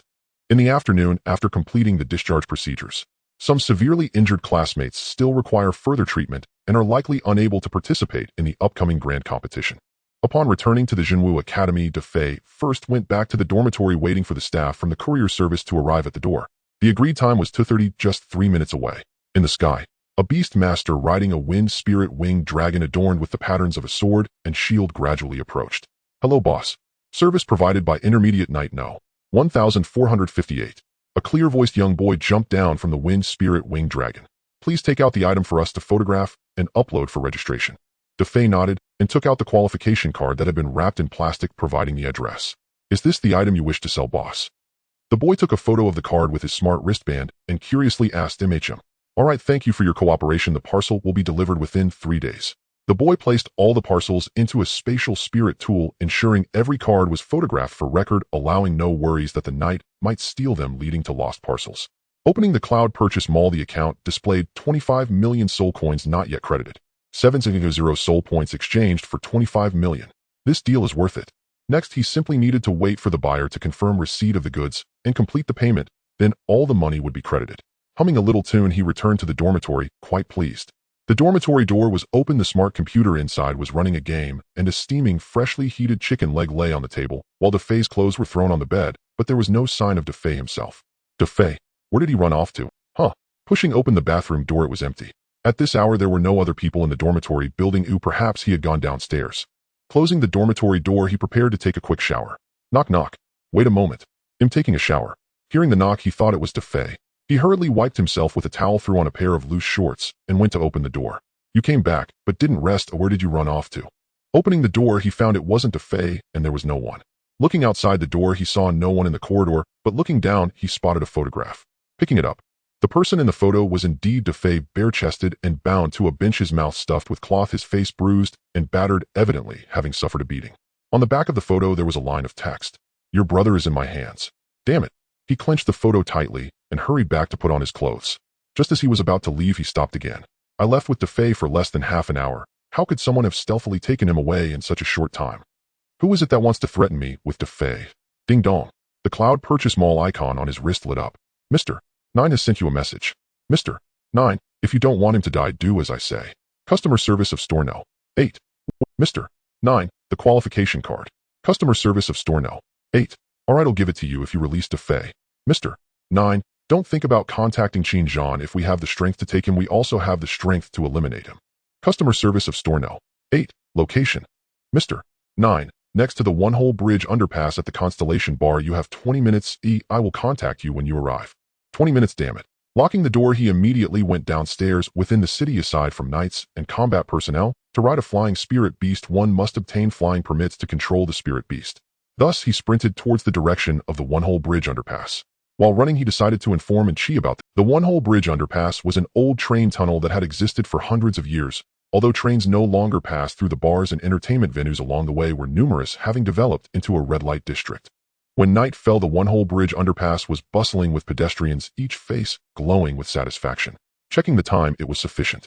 Before him stood a small abandoned train tunnel with small shops extending on both sides of the road, each shop boasting colorful signs, and within each small shop sat a woman dressed attractively, either pure or stunning. "Hey handsome, come on in and have some fun. We have young ones, come on." A sister in a blue tight-fitting dress with a long neckline leaned against the door cracking sunflower seeds and waving at him continuously. Although this group of people were also beast masters as the lowest tier, they had long lost the desire to rise, instead indulging in the wild life of nightly revelry. Some young people, however, sought to make quick money through this means, striving to cultivate spirit beasts. Each person's circumstances and thoughts were different, making it hard to judge. Zhang Ming stood at the position of the Constellation Bar in the one-hole bridge underpass, opening the message on his wrist. "Mr. 9, enter the Constellation Bar and order a bloody tear with soy sauce. Someone will bring you to meet him." A young server stood at the entrance of the Constellation Bar, noticing his intention to enter and hurriedly greeting him. "1 VIP. What number do you have reserved?" Oi. Ignoring the server inside the bar, colorful spotlights illuminated the room, where a flamboyantly dressed woman was performing an extravagant dance, while the audience was filled with people swaying their heads. Although it was broad daylight, there were quite a few people. He squeezed through the crowd, heading straight for the bar. "What would you like to drink, little friend?" A seductive blonde woman in a black lace dress teased him. "He'll have a bloody tear with soy sauce." As soon as he finished speaking, the blonde woman showed no surprise, putting down the glass she was wiping, leaning over the bar close to him, face to face with only a fist's distance between them. The alluring scent wafted through the air, and looking down he could see the sight that excited all men. Little brother has good taste. The first time drinking a bloody tear might be quite uncomfortable. With soy sauce added, you might get drunk. Zhang Ming's gaze was resolute, and he did not respond. The blonde woman smiled faintly, took several bottles of liquor from the shelf, opened them, and soon a glass of vibrant red bloody tear was ready, with a drop of soy sauce added at the end. The originally blood-red liquor suddenly turned black on the bottom and red on top, appearing like a toxic concoction. "Mr. 9, drink it." Seeing the message on his wrist, he raised the glass and downed it. Knowing it was a poison that could kill, he had to finish it. Little brother is quite brave. As the drink hit his stomach, he instantly felt dizzy, his head spinning. The blonde woman in front of him seemed to transform into a white skeleton draped in golden hair and clothing extremely eerie and terrifying. Supporting himself on the bar, he looked back, who everyone had turned into white skeletons dancing madly. He shook his head vigorously, and everything went black as he fainted. In the hall, all the lights went out, and the dancing people stopped, all turning to look at the unconscious Zhang Ming. "Ding. Current status unconscious has been cleared for you." In his dazed state, he squinted and saw a spatial teleportation portal suddenly appear. "Ding. Triggering side quest, eliminate the traitor of the Twilight Organization." Two tall men in black suits emerged from the spatial portal. They propped him up and helped him inside. Zhang Ming squinted, his body limp as he passed through the portal. A palace styled after ancient Chinese dynasties came into view. On the plaque edged with gold, 4 large characters were prominently inscribed: Twilight Organization. With his head drooping and eyes slightly open, he caught sight of 2 serious-looking soldiers standing at the palace entrance, clad in tiger-armored attire and wielding large sabers, gazing coldly ahead. The head of all underground darkness in the Huaxiao region, the Twilight Organization. Momentarily stunned, he was taken in by the 2 imposing soldiers and thrown onto the cold floor. After tossing him down, the 2 soldiers turned to close the door and left. The palace was dimly lit with only a few yellow candles flickering. A large inscription hung prominently on the wall of the main hall. "End conflict with conflict." Taking advantage of the moment when the hall was empty, he discreetly released the ethereal blue presence hidden in the shadows, preparing for unexpected events. A middle-aged man with a scar on the back of his head, looking rather fierce, accompanied an old man out from the back hall. The old man leaned on a cane, moving slowly with each step, while the middle-aged man carefully assisted him, standing aside only after the old man was seated. "Who's he? Check where your 3 uncles are." Despite his old age, the old man's voice was strong and full of vigor. "Yes, grandfather." Zhang Ming lay quietly on the ground, waiting for the right moment to move. "Young man, if you're awake, you should get up. The ground is cold." The old man lifted his cane and tapped the floor twice. Hearing this, although he was unaware of the old man's identity, lying there pretending to be dead was not his goal. He stood up, brushed off his clothes, and met the old man's gaze without flinching. He scrutinized the old man before him, white hair and kind eyes. His face did not seem to belong to a bad person. In stark contrast was the man standing beside him, robust and tall, with a scar the size of a bowl on his head, giving off an air of a desperate outlaw, as if he carried dozens of lives on his back. "Grandfather, the 3rd and 4th uncles are already on their way and will arrive soon," the fierce man said, bending slightly and speaking in a low voice, treating the old man with utmost respect. The old man nodded gently, then turned his gaze to Zhang Ming. "Young man, I invited you here today because I have some questions that need your clarification." "Please speak, senior." Zhang Ming replied, neither servile nor arrogant.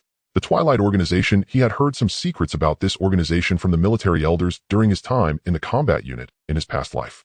It was established after the catastrophe precisely when the alliance was formed and the Huaxiao region stabilized. It was undoubtedly the underground overlord of the Huaxiao region commanding all the underground dealings that could not see the light of day, whether it be underground arenas, black markets, or casinos, all submitted to the Twilight Organization's orders. The old man sat in the main seat, undoubtedly holding a noble status within the Twilight Organization. From their earlier conversation, it was clear that the old man and the middle-aged man were related as grandfather and grandson, both waiting for the old man's several sons. This young man is quite composed, no wonder he is a student trained by Qin Zhan. The old man set his gaze gentle with a hint of a smile. Zhang Ming did not respond, but inwardly speculated that the old man seemed quite familiar with Instructor Qin. I will not bully the young with my age, you can rest assured. I only wish to ask you 3 questions, and in exchange you may also ask me 3 questions. All right, please ask, Senior. Zhang Ming cupped his hands in greeting. In terms of the current situation, he was temporarily safe. Although he was unclear about where exactly this place was, surrounded by a gloomy and eerie atmosphere, he did not want to be too passive led around by others. Where did the qualification cards come from? The old man fixed his gaze and began his first question. You better speak the truth, kid. The fierce man named Huzi threatened, but the old man raised his hand to stop him. Zhang Ming remained silent and did not answer immediately. The old man raised his hand, pinching several grade qualification cards between his fingers. The qualification cards are made from the bloodline power of fierce beasts that I extracted using my bloodline strength. Zhang Ming's response was calm. Nonsense. Grandfather, this kid had no intention of revealing the truth from the start. In my opinion, he should be handed over to the grandson. The fierce man had a temper and outright denied his explanation. The old man chuckled lightly and shook his head. Young man, I know you possess the ancient bloodline of the Tanya tribe within you, but the bloodline ability you just mentioned is not one that the Tanya tribe possesses. As far as I know, there indeed exists a race among the ancient 15 tribes that can extract the bloodlines of fierce beasts and turn them into qualification cards supplementing human innate soul qualifications. Unfortunately, this race was the first to go extinct, and it has been many years since then. Young man, why don't you think it over and come up with a better excuse to fool me? Zhang Ming's expression did not change in the slightest. He originally intended to use the ancient secret of bloodlines to cover up his past, but unexpectedly the old man explicitly stated that he possessed the Tanya bloodline. He even informed him that such a race truly existed in ancient times, possessing the miraculous ability to extract the bloodlines of fierce beasts and turn them into qualification cards, which was simply unfathomable. If you don't believe me, Senior, we can conduct the experiment on the spot, Zhang Ming said, cupping his hands. No matter whether the old man believed it or not, he had to firmly stick to this reasoning. Regardless of whether such a race existed in ancient times, he would find a way to prove that he possessed the ability of this ancient bloodline. The old man turned his head to signal, and the middle-aged man stepped forward, instantly producing the corpse of a rare bloodline fierce beast in the hall. Try it. If you can't produce a qualification card, you can skip the next 2 questions. The fierce man said menacingly. By the way, wait, bring your spatial soul artifact over here. He took off the soul artifact bracelet and tossed it to the man, who caught it and examined it without making a sound. He crouched down, took out a small knife, and first cut open the abdomen of the fierce beast, reaching inside. He summoned the system panel in his field of vision, opened the exchange mall, and immediately exchanged for a grade qualification card. His hands fumbled inside the corpse's abdomen, and the qualification card instantly appeared in his right hand. Without any unusual signs or changes, a few minutes later, he raised his right hand, holding a bloody grade qualification card. Upon seeing Zhang Ming actually produce a qualification card, the old man's expression momentarily showed astonishment, flashing by before returning to normal. The old man concealed his expression well, but Zhang Ming still caught the glimmer of surprise hidden in the corner of his. For the second question regarding the grade qualification card you displayed, if someone who already possesses grade qualifications uses it, will their qualifications increase to SS? No. An grade qualification card can only be used once by each person, and it can only forcibly enhance existing abilities to grade. It has no effect on those who already possess grade abilities. I see, that's about what I guessed. The old man nodded.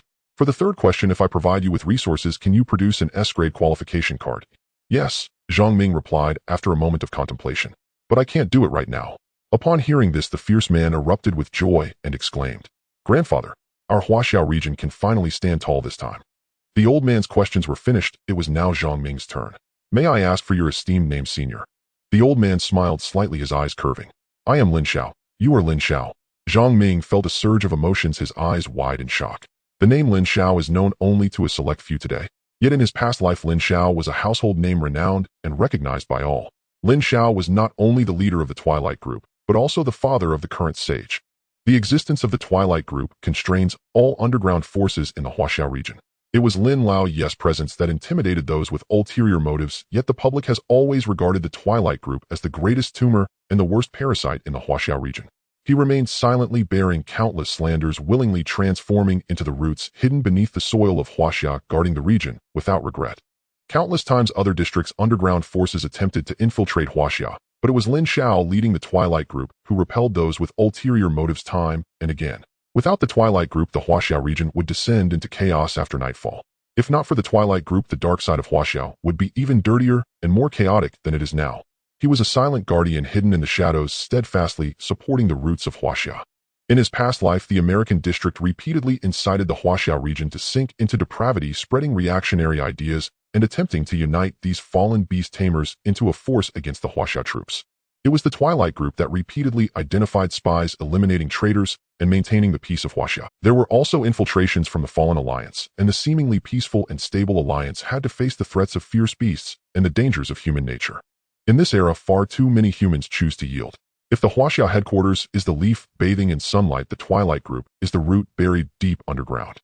I apologize for the offense, please forgive me, said Lin Lao Yi with a hearty laugh. No worries, no worries. At my age, how could I hold a grudge against a junior like you? Your friend is safe, no need to worry. There are 2 more questions, go ahead and ask. It will clear your doubts, Lin Lao Yi said. I would like to know about the Upon hearing this question, Lin Lao Yi's expression grew grave. Regarding the Fallen Alliance, I can't tell you too much. I can only tell you that these people are adept at disguise, willingly selling their souls, serving different ancient titans whom they call their masters. Within the Fallen Alliance, there are also differences due to serving different giants. The older the Fallen are since the awakening of the ancient titans, the stronger they become. Also, regarding your bloodline, do not mention it to anyone in the future. The Twilight Group will send people to protect you in the shadows. We have already investigated Su Nan's case. She had already become a Fallen One during elementary school, having sold her soul. Do you know what the price of her power was? What? Patricide and matricide. Actually, this is also my fault. We noticed Su Nan's disloyalty early on, but to draw out the Fallen behind her, we didn't take action. Lin Lao Yi sighed deeply. Bringing you here in this manner is my mistake. I have already had someone test your aptitude card. It does not have the side effects of the Second Awakening secret medicine from the American district. Humans can perfectly enhance their aptitude after using it. I was only worried about the aptitude card leaking to other districts, concerned that someone might get a head start. I didn't want to alarm the snake, and it was out of helplessness, alas. Senior, I understand, the junior replied. As for the aptitude card, I will have Lin Hu discuss it with you later. After saying this, the man standing beside him changed from his previous ferocity to a warm smile. My 3 sons have arrived, and they might make you laugh in a bit, Lin Lao Yi said, gesturing for him to stand beside. 3 similarly styled men in Zhongshan suits entered, greeting in unison.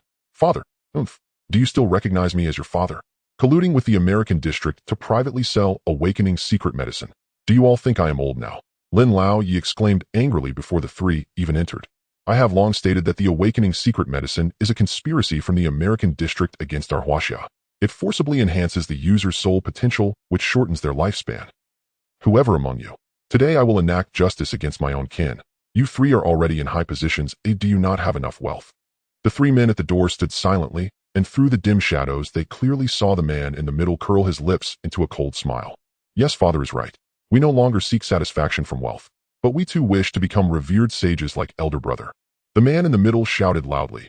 As long as we agree to this condition, the American district will promise me a legendary bloodline soul beast as my contracted beast. Why should I not agree? I can easily agree to their terms first, and then protect our Huaxia.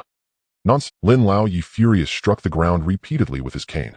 I never expected my own sons to be ungrateful. 4th and 5th, kill him. Lin Lao Yi shouted angrily. The 3 heard the voice and remained motionless, and Lin Lao Yi's gaze twitched, realizing something was amiss. So you 3 have all become dogs for the American district. Hee, so what if we are dogs? Why should all of us be sons and father gives all the resources to elder brother? Why can elder brother become a sage, but we cannot? Why should elder brother stand in the sunlight revered by thousands while we hide in the dark? I refuse to accept this. 4th, you have always been timid. Every time a task comes, you shirk it. A person like you, even as a sage, would still be a disaster for our Huaxia. Hee, old man, you are old. This dragon head position should also be mine to sit. As he spoke, the 4th stepped forward. A deafening roar broke through the clouds, instantly penetrating the palace. 7 soul beasts, each over 30 meters tall, suddenly appeared. The 3 stood atop the soul beasts, looking down from above. Good, truly my good sons. Lin Lao Yi felt his heart bleeding, not expecting the 3 to be so audacious as to dare to act against him here. Old man, you are old. Today we 3 brothers already guessed your intentions for calling us here. Hand over the key, and we 3 brothers will leave immediately. We don't even care about this so-called sage. Hee I may be old, but handling you three ungrateful wolves is still more than enough. Lin Laoyi tossed aside his cane, and his aura suddenly surged. The aura of a sage. A black-haired ape over 100 meters tall burst through the palace. From a distance, it looked somewhat similar to Lin Laoyi's white ape, the mountain-moving demon ape. The wild wind swept past. The elder Lin with flowing white hair stood immovable like a mountain, his gaze as fierce as thunder. Beneath him, the mountain-moving demon ape loomed like an angry golden Buddha, looking down at the 7 giant soul beasts that were no more than pests, completely disregarding them. Zhang Ming rode the Leighton into the sky, grateful he had dodged in time. Otherwise, being struck by the collapsing beam would not have been light. In my lifetime, I have guarded Huaxiao, and I will never allow my son to betray Huaxia. No matter who it is, betraying Huaxia. Kill. The elder Lin roared angrily, his voice booming, even startling Zhang Ming. Lin Xiao upheld absolute justice in his life. Black and white were clearly defined. The evil of humanity could only be terminated with evil. He suddenly recalled the large characters hanging in the main hall. To stop war with war. Father, hand over the key, and we promise we will never be enemies of Huaxiao again. We have merely accepted the terms of the U.S. alliance. What is wrong with that? Shut up. You speak without shame. What is wrong with that? Have you forgotten how your mother died? How your sister-in-law died saving you? And your elder brother? He could have advanced to sainthood, who stood up to protect Huaxia. Where were the three of you? Faced with the elder Lin's questioning, the 3 brothers were left speechless, falling into silence. The middle brother, with a fierce expression, gritted his teeth and spoke. Have we not contributed to Huaxia? Can't you see everything we have done? Still the same statement I refuse to accept. Why does father give all the resources to elder brother? In terms of talent, I am not inferior to him. In terms of merit, I am not lacking either. Why should everything father brought back from the divine gift lands be given to elder brother? I refuse to accept it. The elder Lin's aura surged once more, his anger boiling without release, while the mountain-moving demon ape below pounded its chest, revealing its massive fangs, its pupils blood red, exuding a terrifying might. Unfilial son. Kill. The elder Lin spat out the word kill. The mountain-moving demon ape, like a true mountain, lifted its gigantic paw and advanced, shaking the ground. Kill. The 3 brothers also embraced a resolute attitude, commanding the 7 soul beasts to attack the demon ape. The mountain-moving demon ape suddenly grabbed one of the lizard-like soul beasts, violently tearing at its massive mouth, attempting to rip it apart. This mountain-moving demon ape possesses an epic bloodline, while the 7 opponents only have a perfect blood. Through the system panel, it was seen that the mountain-moving demon ape is a 5-star monarch-level soul beast, while the 7 soul beasts it is fighting are king-level beasts. The mountain-moving demon ape possesses immense strength and relies on its massive size to face the enemy. The 7 king-level soul beasts continuously charged, launching attacks, sneaking up on the demon ape's back, attempting to directly attack the elder Lin, only to be sent flying by the elder Lin wielding a spear, an astonishing feat. The elder Lin's coordination with the soul beasts was exquisite, seamless, opening his eyes and shattering his preconceived notions of beast tamers in battle. It turned out that beast tamers could unleash such powerful combat strength with soul tools. One must admit that the elder Lin was experienced, as he summoned only 1 soul beast to completely suppress the 7, effortlessly handling 1 against 7.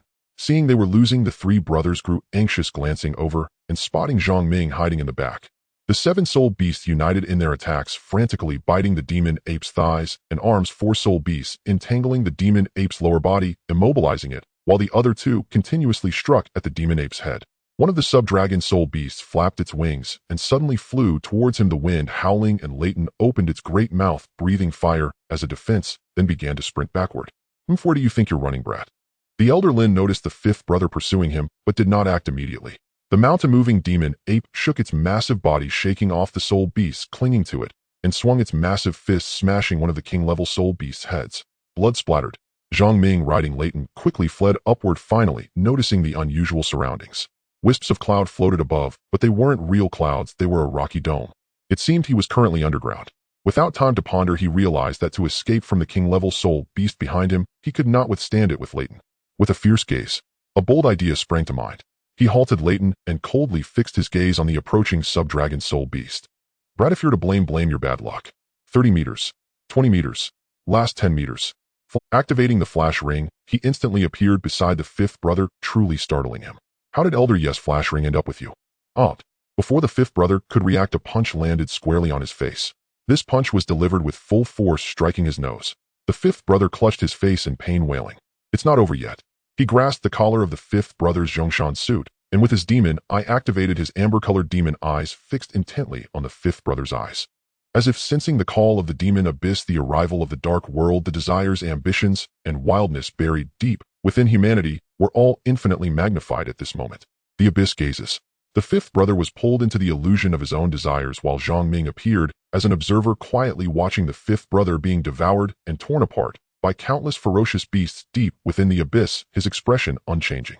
It was not that he was cold-blooded, for betrayers such a death was already mercy. No, don't chase me. This is my legendary bloodline. Please just give it back to me, okay? Please. The fifth brother begged frantically, his voice laced with tears as the scenes of being chased by ferocious beasts transformed into a lavish palace, where he knelt like a lost dog before a golden-haired, blue-eyed person from the U.S. Alliance, wagging his tail and begging for mercy. His words were filled with pleading, and his gaze was one of begging. Please, as long as you give me the legendary bloodline you promised, I guarantee to provide you with intelligence from Huaxia, the leader of the Dust Group, is my father. As long as you give it to me, I bet my father won't dare say I'm useless. Suddenly, the surrounding illusion changed again, symbolizing power and ambition shattered as the golden-haired, blue-eyed person from the U.S. Alliance opened their skin, and a massive, ferocious beast with a bloody maw bit down on their head. Blood splattered. The headless body staggered a few steps, its soul completely dissipating, falling into its own desires. With the fifth brother's death, the two soul beasts were summoned back into the soul beast space, disappearing as well. Ding. Congratulations, you have killed the traitor of the Dust Group. 13. Ding.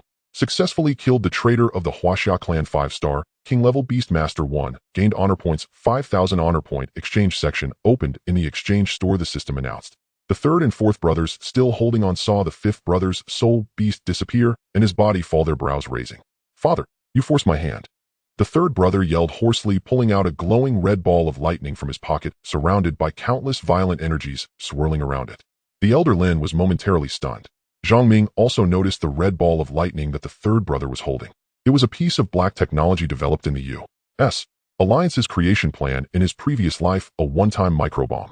A destructive weapon compressed from the most explosive red lightning in the thundercloud. Enough to instantly erase all life. Warning. Danger detected in your environment. Please evacuate immediately. Alert. A dangerous environment has been detected. Please evacuate immediately. Faced with the system's frantic warning, he wanted to escape too, but this was underground with no way up to the sky or down to the earth. Old Master Lin's expression was grave, with what seemed like tears glistening in his eyes. Zhang, my boy, it was I who harmed you. Old Master Lin turned his head and said with a smile. The third son of the Lin family held a miniature bomb, as if he held the lives of everyone in his hands. His expression twisted, his tone frenzied. Lin Xiao, if you want to blame someone, blame yourself. Blame yourself for taking in this adopted son of the elder brother. Old Master Lin's mouth twitched slightly, his eyes blazing with anger. This was the stronghold of the Twilight organization he had managed for decades. If it were to be destroyed in this incident, not only would the intelligence network of the underground forces in Huaxia be obliterated. Without the covert protection of the Twilight organization, spies and informants from other factions in the Alliance in the turbulent Huaxia region, how many could hold on to their true hearts? Old Master Lin understood these seemingly peaceful humans all too well. To gain greater power and higher status, too many were willing to choose submission. After striving for so many years, Lin Xiao, who had always worked hard to unite humanity against the beasts, finally understood. Humanity's greatest enemy is not the beasts, but desire. Wolf-hearted and dog-livered. Zhang Ming shot back at the silent Old Master Lin. Shut up. This is the Lin family's affair. What are you? The third son barked angrily at Zhang Ming, looking extremely intimidating. Zhang Ming showed no fear, riding La Dun and continuously closing in on the two. If you're a man, let's all die together. I ask you, do you dare? If you don't dare, you're a damn coward. Get lost. Although the third son was emotionally agitated, he knew that the fifth brother had just died at this kid's hands and didn't dare to be careless. Stop. This is a bomb developed by the American district. As long as I activate it with my soul power, this place will be leveled. What about a monarch-level soul beast? If it weren't for him, if it weren't for his favoritism, the three of us would have long become royal beastmasters.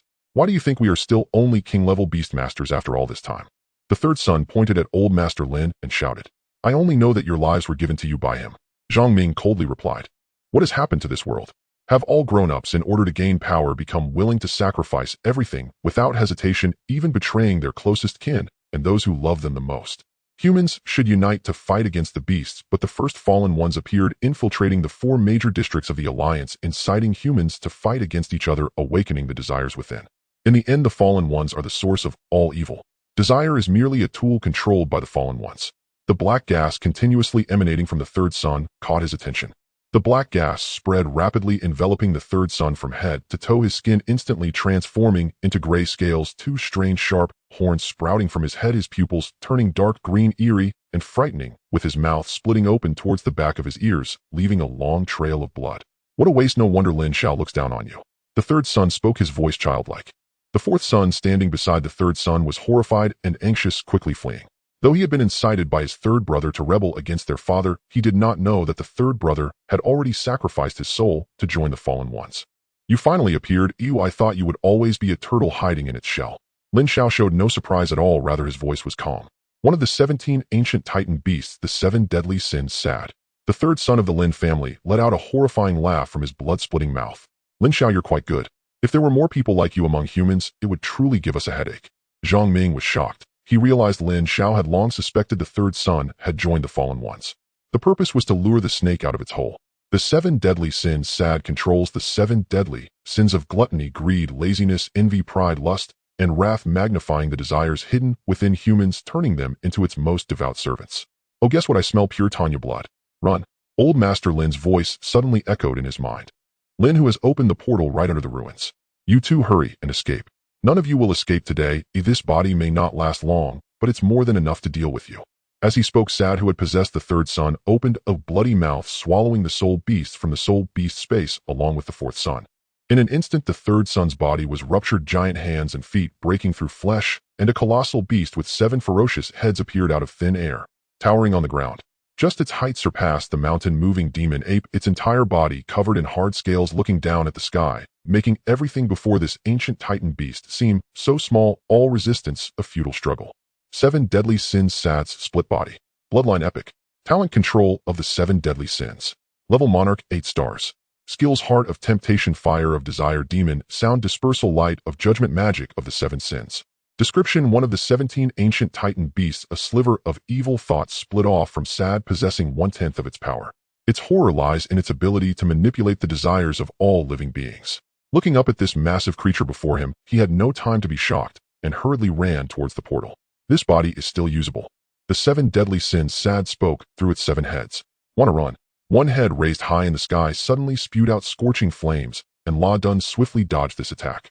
Damn. Even 1/10 of its strength is at Monarch level 8 stars. This was already beyond his ability to contend with.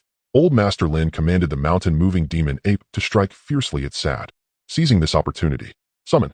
Immediately 3 soul beasts over 100 meters tall appeared out of thin air, landing heavily on Sad's 7 massive heads. One was a strange tiger beast with deer antlers and hooves, its body covered in golden scales, its fierce bite tearing at one of Sad's heads, while another was a terrifying dinosaur-type soul beast. All of them are monarch-level soul beasts. That strange one with blue-purple scales and wings is a Sky Split beast. Bloodline legendary. Talent Sky Split Slash. Level Sovereign level 1 star. Skills Earth-shattering Sky Split Strike Space Shatter Void Slash. Description: an ancient bloodline from the prehistoric era once ignited the divine fire to ascend to ancient Titan status and later fell to legendary level when the divine fire extinguished. The Sky Split beast, inheriting ancient memories, has regarded ancient Titans as its lifelong enemies. It's the Sky Split beast. As soon as the Sky Split beast appeared, its 4 pairs of iron-like wings flapped, rapidly shaking the very fabric of space. The 7 deadly sins, Sad, roared viciously, facing the offensive of 3 monarch-level and 1 sovereign-level soul beasts, managing to withstand the attacks with this hastily assembled body. Old Master Lin was drenched in sweat, simultaneously controlling 4 soul beasts, the soul power depleting rapidly, especially since one of them was a sovereign-level soul beast. He had to not only focus on controlling it, but also constantly resist Sad's temptations. The 7 heads of the ancient Titan 7 deadly sins opened together, spitting out 7 colored halos, 4 of which trapped the Sky Split beast, while the remaining 3 ensnared the monarch-level soul beasts. Lin Xiao's strongest 4 soul beasts' pupils dilated, changing color, and they turned against each other, attacking one another. Not good. It's the magic of the 7 deadly sins. Old Master Lin was taken aback. The Overlord-level Rift beast was ensnared by the bizarre circle of the 7 deadly sins magic. Its originally clear and bright pupils were now filled with fierce and brutal fury. The mountain-moving demon ape pounded its chest, charging forward while striking with its elbow against the tiger-shaped soul beast. In an instant, the 4 soul beasts attacked each other. The fighting spirit within them surged, and a bloodthirsty desire was ignited. The 7 deadly sins judgment, Sad, raised its 7 heads, disregarding everything, and let out a chilling laugh. This world was born from desire, and it will perish from desire. In the name of my Lord. The judgment descends. Old Master Lin had already leaped off the shoulder of the demon ape, holding a spear with his eyes solemn. Though the combat power of the 7 deadly sins judgment sad may not be the strongest among the 17 ancient titans ranked at number 17, the threat it posed to humanity was undoubtedly within the top 5. Old Master Lin moved with agility, leaping step by step to avoid the playful attacks from the 7 deadly sins judgment sad. A beast tamer without their soul beasts is like a tiger without its claws. Even Lin Xiao, with his supreme strength, felt weak in the face of the ancient titans.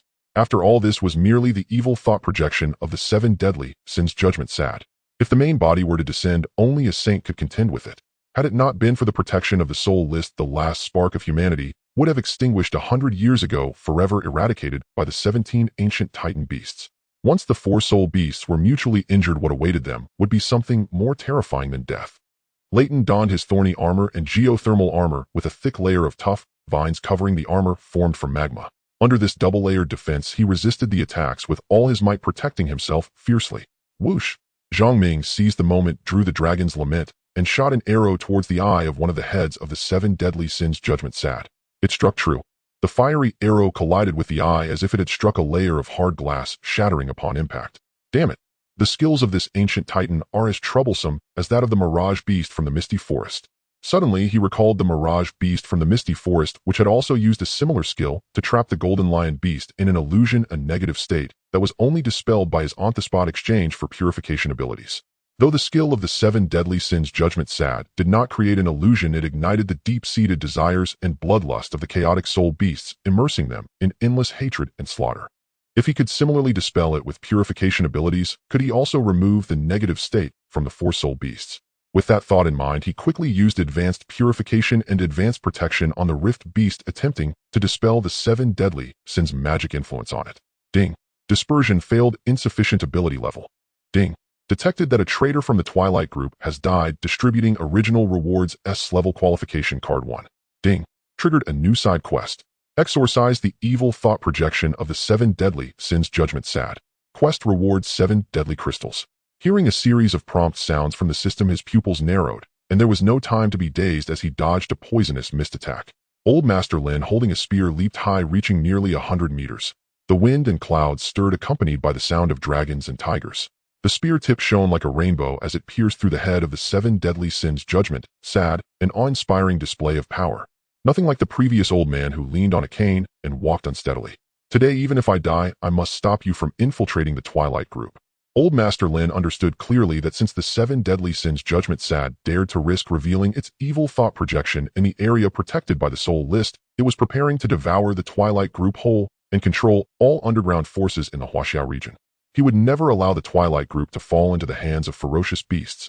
Watching Old Master Lin fighting valiantly, covered in blood with a gaping wound the size of a bowl on his left arm bleeding profusely, while still wielding his spear, he felt his heart bleed. The little caterpillar, which had been sleeping lazily in the soul beast space, suddenly became restless, as if it had sensed the aura of the ancient titans outside, continuously sending signals wanting to come out. The little caterpillar appeared on his shoulder, raising its upper body high, its young mandibles moving slightly, making a sizzle sound, seemingly declaring war on the colossal creature in front of it. Oh, no wonder I sense the aura of an old friend. It turns out to be you. The 7 deadly sins judgment sad extended one of its heads downward, speaking with some delight. Your bloodline has shattered, your divine fire extinguished, and you have fallen from legendary status. Old friend, do you think you are still the empress of yesteryear? The little caterpillar discerned the mocking tone of the 7 deadly sins judgment sad, its lively eyes sparkling with starlight. Haha, bronze level. The dignified empress of beasts, the ancestral insect, has actually fallen to the bronze level. Why not offer up your bloodline? The 7 deadly sins judgment sad scoffed, its massive body advancing like an armored tank, flattening everything in its path, mocking the fleeing Zhang Ming as it unleashed attacks with its 7 heads. With all his might, he activated the eye of the demon, gazing at one of the pupils of the 7 deadly sins judgment sad from afar, invoking the abyss gaze in an attempt to slow down its advance. The body of the 7 deadly sins judgment sad paused slightly, its pupils flashing red before returning to normal. In that brief moment of pause, he quickly opened his system backpack to use the S-level qualification card. He checked the abilities listed on the S-level qualification card. System sprite, quickly recommend me some abilities to dispel negative states and debuffs. Understood, Master. I have recommended the best options for you. Holy light descends. summons Holy Light to completely dispel all negative states and debuffs. With a 100 success rate, adds a Holy Light shield increasing the target's defense by 30, and attacks carry light attributes. Duration 3 hours. This ability only affects one target. Judgment using this increases the target's resistance to negative effects by 60, increases the target's attack power by 15, and gives a 5 chance to summon the Judgment Blade to strike the opponent, dealing 30 true damage. This ability only affects one target. The Corona Crown. Glancing over the options, he couldn't help but exclaim that these S-level abilities truly outclassed the S-level abilities. Looking at the abilities listed on the SS qualification card, he wished he could swap them all out and activate them. Unfortunately, soul points were always insufficient and spent too quickly. The little caterpillar had yet to upgrade or evolve, and who knows how many soul points it would take for a legendary soul beast to evolve. Layton and Yulan's levels also needed to be raised as the need for soul points was everywhere. He could only use them in the most critical areas. It was time for an adult's choice. Holy Light descends, focuses on defense with attacks carrying light attributes, and a 100 chance to dispel negative states. Judgment focuses on offense, and its 30 true damage is tempting, not to mention the Corona Crown. In comparison, they were neck and neck. But in the current situation, the primary goal was to expel the 7 deadly sins. Judgment sad. I choose Holy Light descends. The soul qualification was once again elevated. His vision became incredibly clear. Even without relying on the eye of the demon, he could see everything within 30 meters. The keen intuition of the 7 deadly sins. Judgment sad, since the changes in this weak little ant. He slightly raised his hand. A beam of golden light filled with divine radiance shone upon the Rift Beast, as the sacred light broke through the clouds to reveal the sun, bathing the Rift Beast in sunlight, instantly restoring its clarity. The Overlord-level Rift Beast broke free from the mountain-moving demon ape, revealing its clear and the recovering Void Beast lunged fiercely at the 7 sins sad, accompanied by a series of piercing sounds, as if the very fabric of space was about to be torn apart. In a fit of rage, the Void Beast exerted itself to the fullest, its speed astonishingly swift, its figure vanishing before reappearing, a sharp blade of space suddenly materializing above the 7 sins sad. It resembled a dagger suspended above its head, gleaming with a fierce radiance. Boom! The Void struck. The massive jaws of the Void Beast clamped down hard on one of the heads. The surrounding space continuously collapsed. Chaotic and complex fissures emerged, with endless gales surging forth, madly absorbing the surrounding mountains, and air pulling everything inside. Space shattered. Elder Lin, gripping a spear, stood firm amidst the wind and sand, unmoving as the fierce winds whipped past him. Blood contract reversal. Elder Lin's temples glistened with sweat, his face blood-red, an eerie array of runes formed from gathered blood floating before him as he summoned all his soul power to forcibly reverse the blood contract. Summoning the Soul Beast. PFF. Elder Lin spat out a mouthful of blood, spraying it onto the blood. It was as if an overwhelming force surged from the blood contract array, pushing back the 3 still rampaging soul beasts, constantly pulling them back to the soul beast space. On the ground, only the 7 sins sad and the Void Beast gazed at each other from afar. A monarch level versus a sovereign level. Forcing the 3 soul beasts back into the soul beast space, Elder Lin staggered and nearly fell. Zhang Ming quickly appeared beside Elder Lin, hoisting him onto the back of Layton. Old man, I'm not dead yet. Elder Lin gasped for breath, looking at the worried Zhang Ming, his voice straining. The 7 sins sad's 7 heads continuously spewed forth bloody flames resembling hellfire, the flames sweeping over the mountains and stones, as if passing through an illusion, extinguishing suddenly upon touching the holy light shield beside the Void Beast. Seeing its signature desire fire unable to breach the holy light shield, the 7 sins sad raised its 7 proud heads, opening its maw, ball of purple-black energy continuously coalescing in the air. This ball of purple-black energy grew larger, gradually forming into the shape of a sword. Judgment Light. Falling. The purple-black sword rose high, suddenly shooting out, aiming directly at the head of the Void Beast. Behind the Void Beast, 4 pairs of iron-like wings thrashed violently, causing space to collapse and shatter again, the gales surging from the fissures seeming to be guided by the Void Beast, forming a wall of wind blades around it.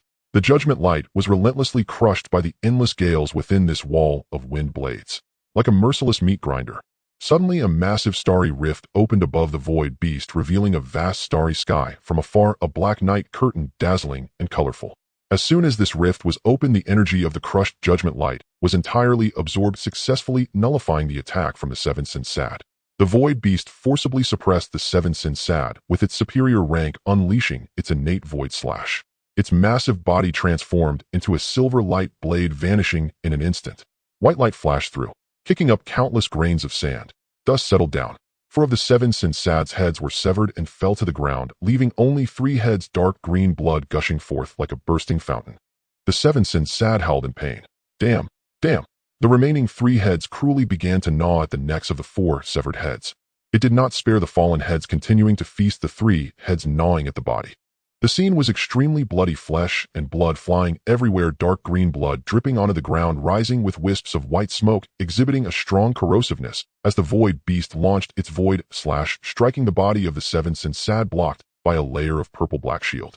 This body is nearing its limit. Let me send you off with one last performance before the curtain falls. The 7 Sinsad's voice, reminiscent of a child's, concealed a chilling terror. The 7 Sinsad, with only 3 heads remaining, was connected to a pulsating blood-red heart, and the Void Beast emitted a strong warning sound, causing the little caterpillar to grow tense. Ding! The level of the 7 Sinsad has changed. Upon hearing the notification, it quickly checked. Sovereign level 1 star. It was now of the same rank as the Void Beast. Constrained by its bloodline, this split body of the 7 Sinsad was merely epic, and the Void Beast could still suppress it with its bloodline. Boom! Suddenly a black beam shot out. Hitting the Void Beast, the wall of wind blades was utterly unable to withstand it, forcibly pushing it back 100 miles, crashing into a mountain range, before finally stopping the Void Beast's mournful cries echoing in the heart. Thick white smoke rose from the Void Beast's chest, a round hole piercing through its body, the edges still glowing, with unextinguished flames flickering continuously. In that strike, it finally understood the terror of the ancient titan. Even a powerhouse as strong as the Void Beast, facing an ancient titan of the same rank, was still overpowered, being pierced through its body in one blow. Zhang Ming clenched his fists, watching the 3 grotesque heads of the 7 Sinsad closing in on the Void Beast, wanting to intervene, but knowing that even with latent strength, it would be a suicide mission. Heartache, unwillingness. Elder Lin's eyes widened, his blood-red eye sockets glistening with tears. Void, stand up. Elder Lin's sudden scream broke his voice. Void. The Void Beast pierced through its body, lowered its head, seemingly nailed in place, showing no reaction. The little caterpillar that had been standing on its shoulder suddenly floated up, slowly ascending, drifting into the air, gazing at the 7 Sinsad from afar. Lin Xiao had long noticed this plump little caterpillar, and Zhang Ming's possession of a legendary soul beast had yet to be discovered by the Twilight Group. Lin Xiao was unaware of this little caterpillar situation.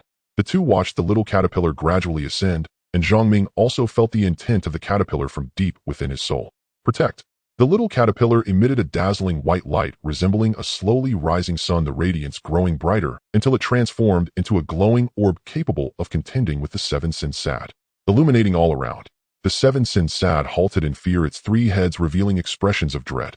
Your legacy fire is intact. You still retain divine power. The white light shone upon the injured Void Beast's wound, the massive gap visibly healing, growing as the previously lifeless wings of the Void Beast twitched slightly. Vitality, energy, descended upon the Void Beast. All wounds healed, and the Void Beast stood up once more.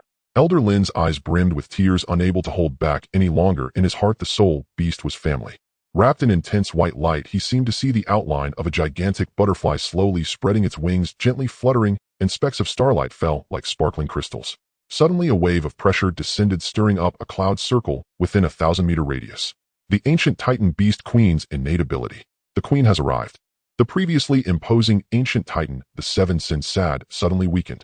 In the system panel, the level of the 7 Sinsad began to drop from Sovereign level 1 star, Monarch 5 stars, King 3 stars, rapidly plummeting, finally settling at Star Diamond level 7 stars. Blue die. Very well. The Master will welcome your return. The 7 Sinsad, instead of worrying, mockingly scoffed. In the interplay of light and shadow, the little caterpillar that had taken the form of a butterfly dimmed at its edges. Old Master Lin could feel Chizue Sada's aura plummeting with startling speed. Strike while he is weak. The Rift Sky Beast sprang up on its limbs, its tentacles curling inward as a sphere of azure thunder coalesced, relentlessly compressed, bristling with lightning and roaring with thunder. Its limbs snapped wide, the thunder sphere driven by a gale that scourged the ground and left a crushed furrow. Bang! It struck Chizue Sada's still throbbing heart, unleashing searing heat as steam billowed upward. Chizue Sada did not so much as flinch, allowing the strike to batter his mutilated form as a chilling, uncanny laugh rose. Lanran, your power remains so strong. This time what will you choose? Hee. With that laughter, Chizue Sada's body suddenly exploded in a thunderous blast, torn apart into bloody fragments. Shards and blood splattered everywhere. Ding. Ding. Congratulations on completing the mission. Expel the Chizue Sada punitive fragment. Reward obtained: Chizue Crystal. Honor points awarded. Hearing the system prompt, they confirmed that the corrupt fragment of Chizue Sod had finally died. A long breath was exhaled. The Rift Sky Beast vanished, a streak of light returning to the Soul Beast space. Old Master Lin's body slumped, and he collapsed to the ground. Earlier, by reversing the Blood Pact and forcibly recalling the Soul Beast, he had suffered a backlash of soul power that he could endure until now was owed entirely to his venerable level soul, resisting the blow. Old Master Lin's skin visibly sagged, his complexion faded, and the few remaining strands of black hair turned white in an instant, making him look markedly older. After Old Master Lin was settled, the little caterpillar that had hovered in midair drifted down. Yuan leapt up and caught it, holding it gently in his mouth and presenting it before him. The little caterpillar vanished, transforming into a pale blue chrysalis etched with spiral patterns. Fierce Beast Empress. Chrysalis, having exhausted the last vestige of the divine flame's ancient power, it falls into slumber and spins a cocoon. After emerging from the chrysalis, it will fully inherit the divine flame legacy, metamorphosis cycle 3 months. He cradled the chrysalis with care and recalled it to the Soul Beast space. It was thanks to the little caterpillar. Had it not revealed its mighty prowess at the end and exercised its innate talent to forcibly sap Chizue Sada's strength, he would likely already have become a thrall of the ancient titan. Gazing upon the ruined ground, the fractured stones, and vast chasms, the desire to grow stronger and to scale the summit flared anew. This inner fire only burned hotter. Mingo, grandfather. Not far off atop the palace ruins, a spark-laced teleport gate opened. Lin, who led 2 squads of soldiers clad in tiger guard armor, Guofei and Anshi hastened over as well. 2 bespectacled doctors accompanied them. Anshi rushed to Old Master Lin's side, her eyes rimmed red, as if she had been crying for a long time. Clutching his withered hand, she sobbed incessantly. I'm sorry, I came late. Lin, who stood self-reproachful, head bowed and voice low. Doctor, how is my grandfather? The doctor produced the most advanced medical instruments, checked all vital signs, and then felt Old Master Lin's pulse. Old Master Lin's vital signs are relatively stable, do not worry too much. However, his internal organs suffered a severe impact and must be taken for immediate treatment. Yes, quick. Upon hearing Old Master's stability, Anshi promptly ordered the soldiers behind her to carry him away. Zhang Ming stood to one side, slightly surprised. Anshi addresses Lin Xiao as grandfather. Lin Xiao's granddaughter. He knew Lin Anshi was teacher Lin Wanwan's cousin. What the outside world did not know was that Lin Wanwan's father, Lin Zhe, the principal of Zhenwu No. One high school, was actually Lin Xiao's second son. Could it be? Anshi is the daughter of the contemporary venerable Lin He's own younger sister. Anshi looked at him with some guilt. Brother Ming, I. Anshi, first get brother Zhang Ming treated. I will explain everything later. Lin, who sensing the embarrassment between them, hastily signaled his men to place him on a stretcher. Zhenwu Central Hospital. Having been discharged only a few days after receiving life-sustaining infusions, he was back again. The hospital's network was painfully slow. After arranging for Old Master Lin, who immediately hurried to his ward. I'm sorry for dragging you into this. Lin, who apologized earnestly.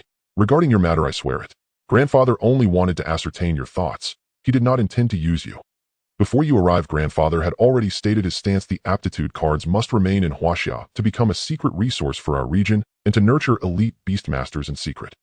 I understand. The aptitude cards determine the future of all Huaxia beastmasters. The reason I listed the aptitude card for sale in the market was to use it to gain leverage with the higher-ups.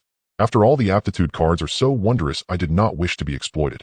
If the cards leaked, I did not want to be seized and subjected to torture or investigation. After all, I am just an ordinary man.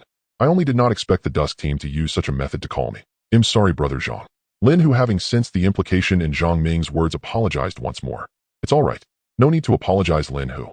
I understand Old Master Lin's intentions. Were I in his place, I might have done the same, Zhang Ming said with a smile.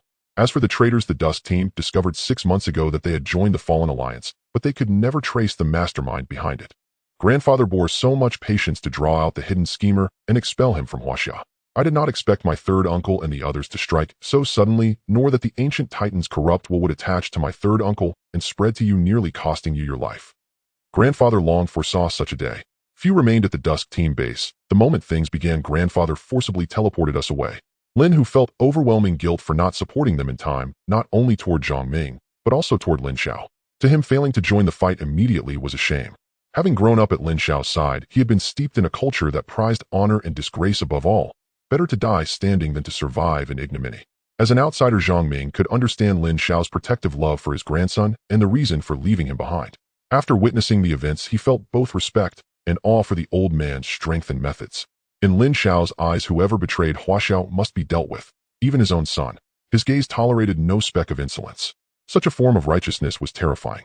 Leaving him was meant to compel submission through a display of force to ensure he would not dare betray Huaxia. Lin Xiao was confident in both the means and the resolve to sacrifice Qin for the greater good, revealing his venerable level power without reserve. It had indeed shaken him.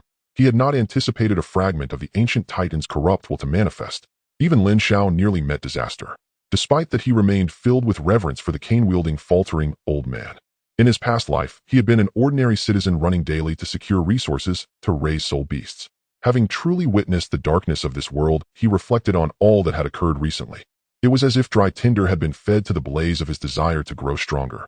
As the two spoke, the ward door opened, and Anshi entered supporting Old Master Lin as she came in. Upon seeing the Old Master Lin, who quickly stepped forward to assist him, Lin Xiao waved his hand, and with the support of Anshi sat down on the opposite bed, signaling for them to leave. Only he and Lin Xiao remained in the hospital room. "I understand your anger," the Old Master Lin said directly.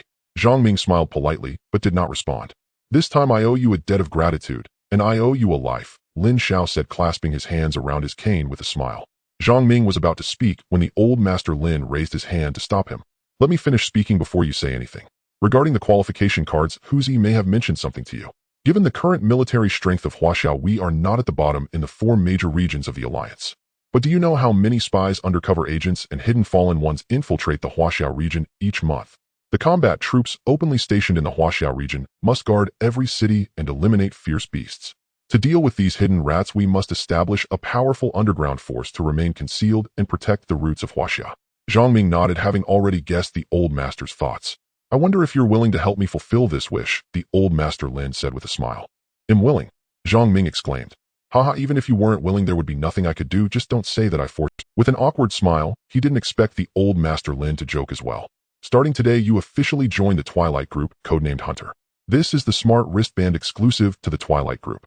As he spoke, the Old Master Lin took out a plain-looking smart wristband and handed it to him. After putting on the wristband, it automatically recognized his face and pupil, authenticated his identity, and displayed the identity information named Hunter. Member of the Twilight Group, Zhang Ming. Codename Hunter. Level 1 Star Demon. Contribution 0. Zhang Ming browsed the Twilight Group's intranet with curiosity. It not only listed various tasks, but also had a contribution mall similar to that of the system, where he could exchange for any items. From soul bones and soul tools to spirit beast rations, everything is available.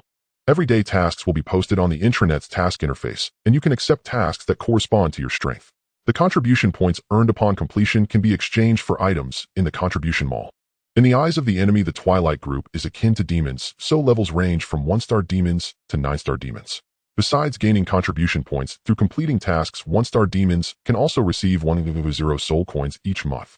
2-star demons receive 500 soul coins monthly, as clearly stated in the intranet's level. To advance levels, you must not only improve your beast taming level, but also complete higher-level tasks to be certified as a higher-star demon and gain more resources. Zhang Ming was quite delighted.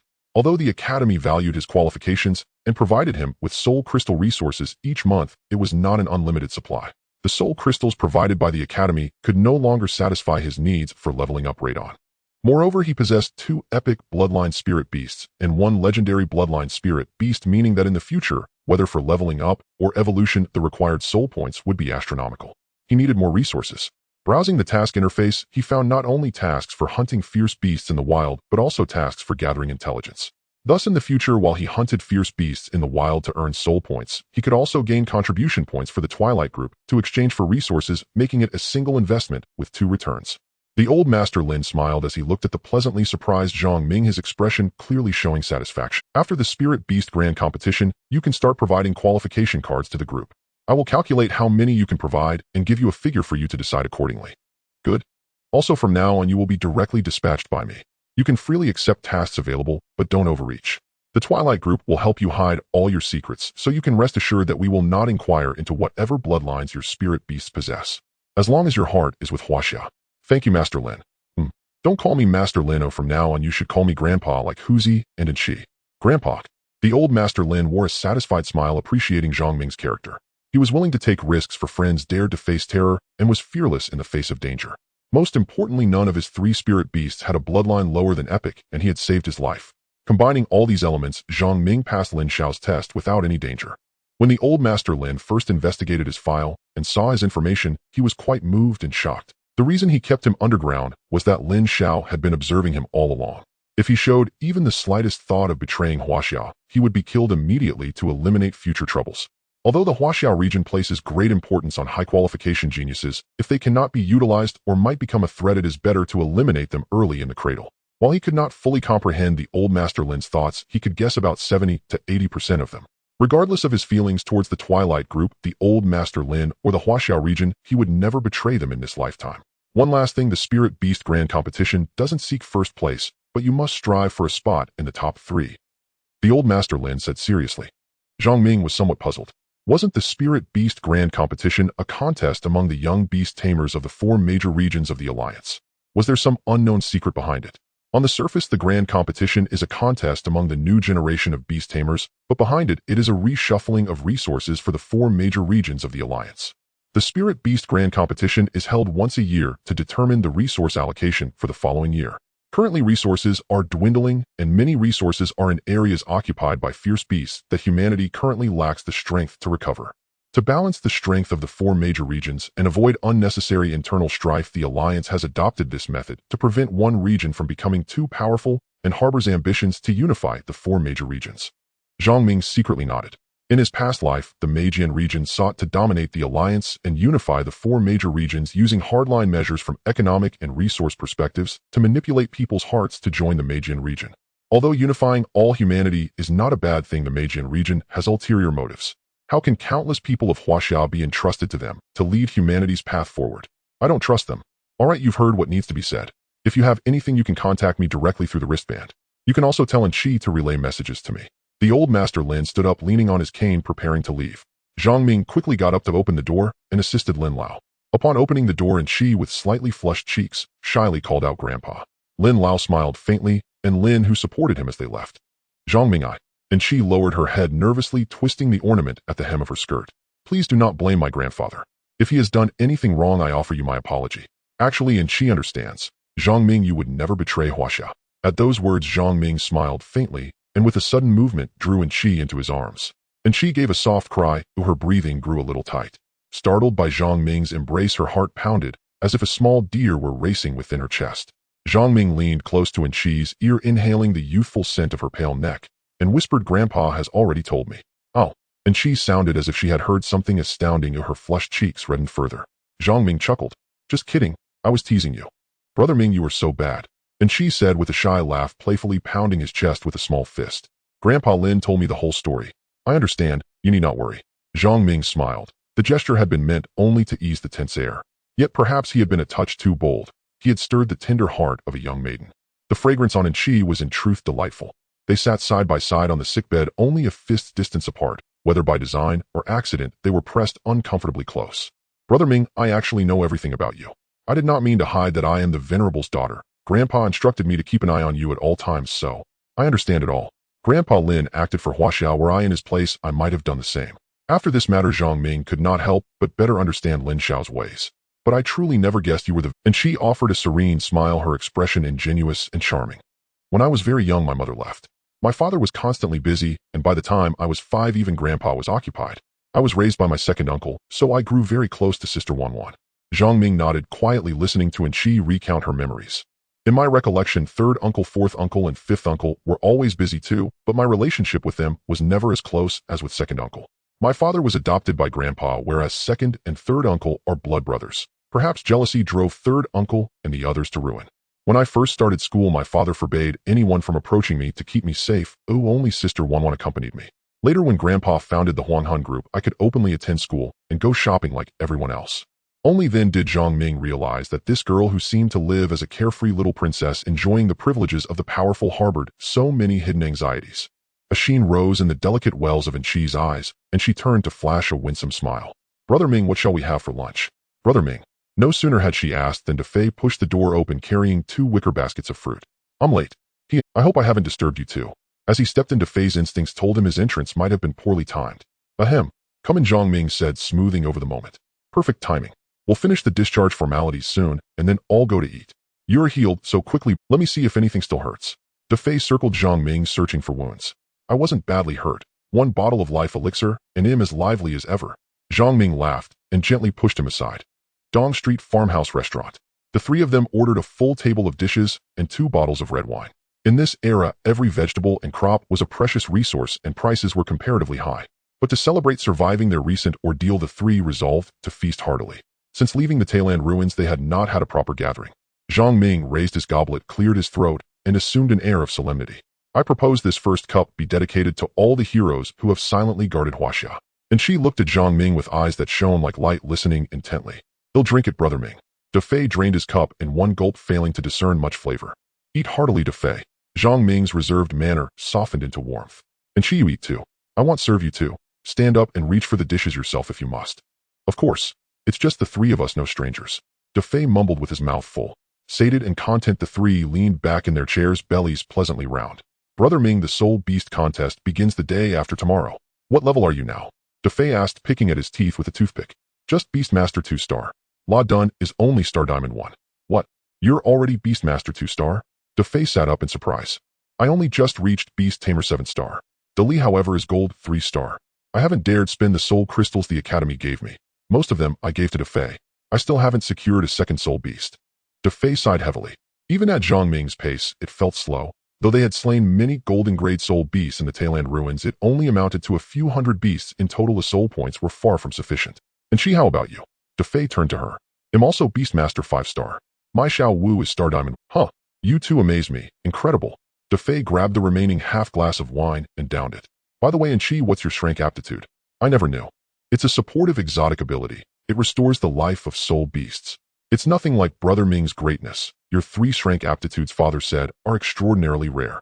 Zhang Ming fell momentarily silent. And she did not yet know that he had just acquired an S-Shrank ability. Only Elder Lin had noticed, and he had not exposed the matter.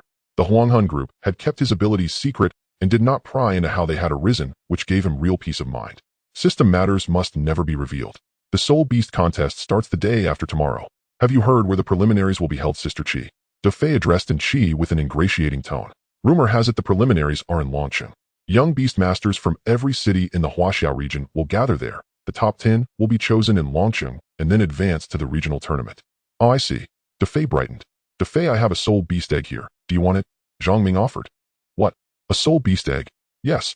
Hearing that De Fei still lacked a second soul beast, and remembering that Zhang Ming's system bag held 3 tail-long eggs, De Fei's excitement surged. He had almost forgotten about them. There were 3 eggs after all. As a sub-dragon species, the tail-long had tough hide and meat. Defensively, they were excellent. Zhang Ming set the large egg upon the table, and De Fei's eyes went wide. What ferocious beast lays such a huge egg? A tail-long. My goodness, it's enormous. That must be at least a rare bloodline. Probably so. Take it home and form the contract, then incubate it. The tail-long is slow but astonishingly defensive and tremendously strong. It will pair well with your De Li. It's practically perfect. De Fei cried, scooping the tail-long egg into his arms with giddy affection and planting a couple of adoring kisses on its shell. De Fei did not have a space soul device, so he first helped put away the soul beast egg. Gazing at the soul beast egg he longed for, he couldn't help but wish to blood contract and hatch it immediately. Back in the dormitory, De Fei could no longer wait and began to form a soul blood contract. Zhang Ming was not idle either. He opened the system backpack to check the 7 Sins crystal that the system had previously rewarded. 7 Sins crystal produced from the separation of the evil thoughts of Sada Titan from ancient times. It is a crystal condensed from the 7 deadly sins and the power of evil, containing powerful desire energy, and can be used as material for soul devices.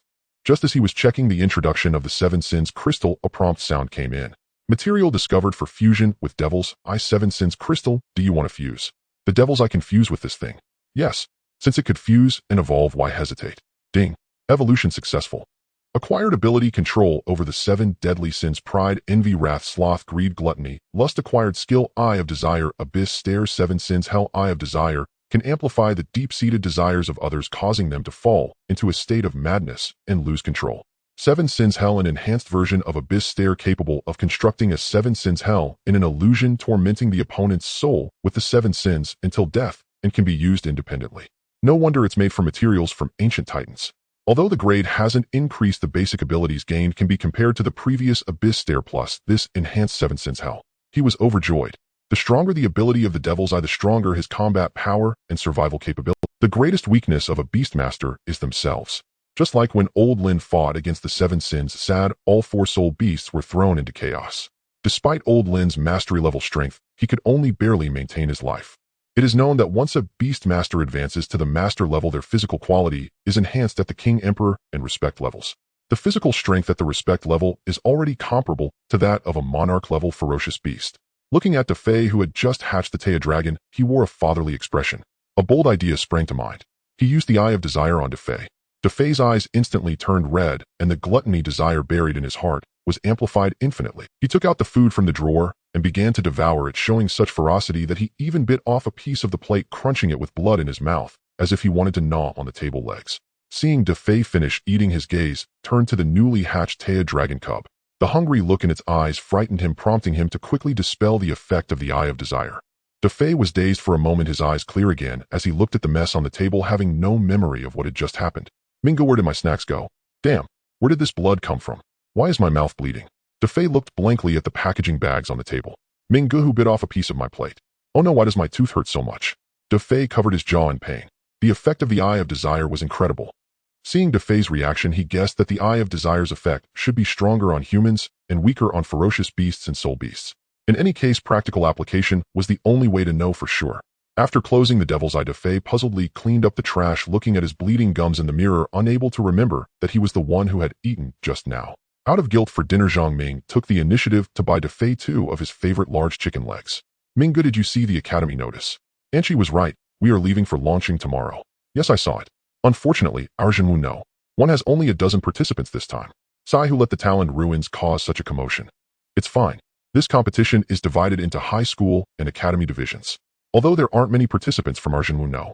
One in the high school division, there are quite a few seniors from Jinwu Academy competing. Zhang Ming said.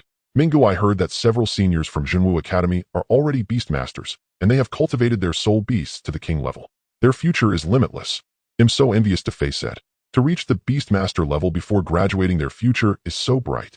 As long as they don't die after graduation, they will definitely be king level beast masters. There's even a chance to continue climbing and become emperor level beast masters. An emperor level beast master is a pillar that guards a land. They hold significant status and power.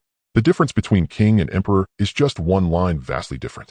Ordinary people can invest a lot of resources, and even with enough effort, they can become king-level beast masters, but to become an emperor-level beast master, you not only need to contract an epic bloodline soul beast to the monarch level, but also have your soul sufficiently nurtured to complete the transformation. You must also comprehend the elemental energy of heaven and earth that resonates with yourself, merging the comprehended elements with your soul. Those who can achieve this are basically half a foot into the threshold of the emperor level. This is also why those awakened with elemental abilities receive so much attention. Compared to others with supportive awakened abilities, they have been perceiving the elements of heaven and earth since childhood. After becoming king-level beast masters, they can more easily comprehend elements and merge them into their souls. The last point and the most crucial step is to drink the blood of a dominator-level ferocious beast, using its blood to cleanse the physical body, reorganizing flesh and blood, and strengthening the body. Once a beast master advances to the emperor level, their body strengthened, they no longer need to rely on flying soul beasts and can achieve flight. With each upgrade of the beast level, the soul power will undergo transformation. At the master level, one can attach their soul power to soul devices, enhancing their power and comprehending various elemental energies of the world, integrating them into their unique abilities. At the king level, one can use soul power to retrieve objects from a distance and utilize surrounding elemental energy through soul devices as an attack method. Upon reaching the emperor level, the power of the soul can materialize directly, manipulating various elemental attacks, becoming a formidable means. With just a wave of the hand, one can command the elements. Even without summoning soul beasts, one can still contend against monarch-level ferocious beasts. The transformation of soul power brings boundless benefits, and each beast master's abilities differ, leading to various specializations. Thus, the blood of dominator-level ferocious beasts becomes the chasm that hinders all beast masters from becoming emperors. To become a dominator-level ferocious beast, it must possess an epic bloodline, its combat power comparable to that of ancient titans. Even if it cannot match the 17 ancient titans, it will still possess titan-level destructive capabilities. This is also why until now emperor-level beastmasters are so rare. Resources, talent, effort, and opportunity are all indispensable. As the sky darkened, preparing to put away the change of clothes into the space soul device, Defei went out again for a big shopping spree, buying a large pile of food, afraid of suffering after arriving and launching. He put everything into his space soul device. Minggu, we're going to launching tomorrow. I've never been there before. Him a bit. Didn't you go with instructor Qin once? Are the girls in launching beautiful? Do they have long legs? Are they fair? Zhang Ming was embarrassed, really caught off guard by Defei's questions. I was in a rush last time, damn it, I didn't have time to look. DeFay said, damn it.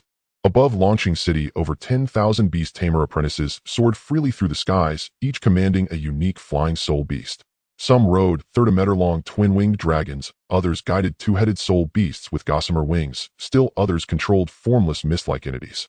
Their soul beasts varied wildly in shape and nature, yet every tamer's face gleamed with quiet confidence.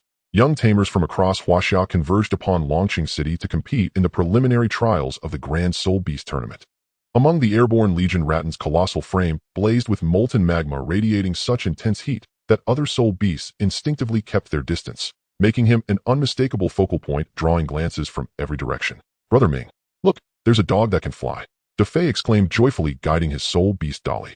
Below launching city was draped in crimson banners celebrating the opening of the Grand Soul Beast Tournament.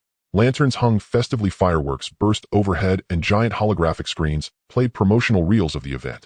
All eyes widened in awe as they gazed upon this city, the most revered metropolis in the hearts of every Huaxian. Wuzhen Academy formation. Descend collectively to Landing Zone 3. The Wuzhen Academy's lead instructor called out.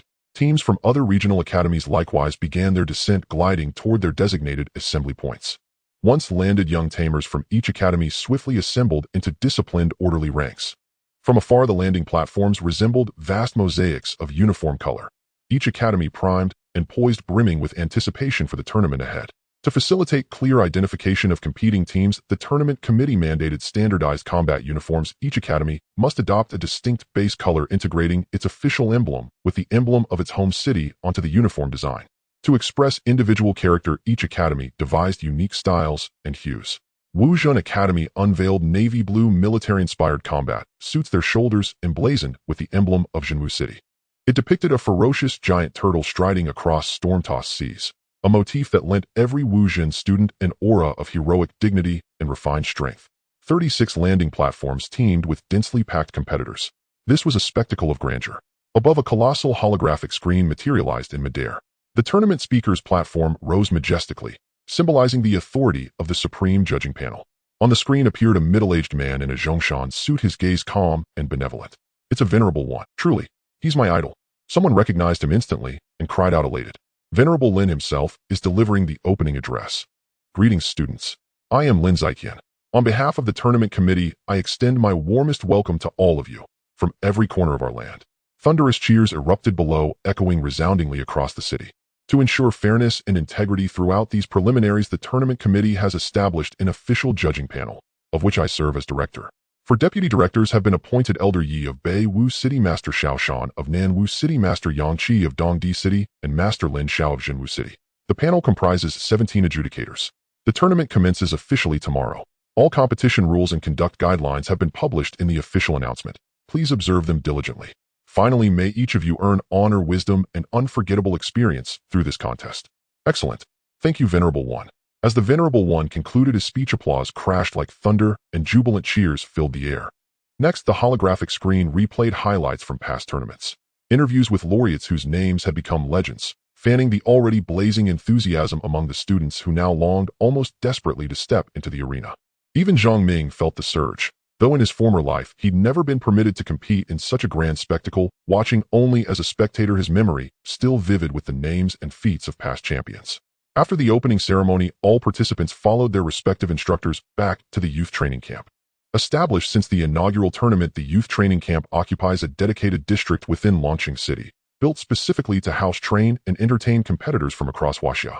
Over the years, it has evolved into a fully self-contained town, complete with dining, recreation, and training facilities. Unit 2, Block 29 of the youth training camp housed the Wuzhen Academy delegation, including students from Zhenwu No. One high school. Over 300 delegates were accommodated there. Zhang Ming and DeFei were assigned room 303 on the third floor, a two-bedroom, one living room apartment. To guarantee undisturbed rest, each unit housed exactly 2 competitors. DeFei rushed straight to the bed the moment they entered, flopping down with limbs splayed.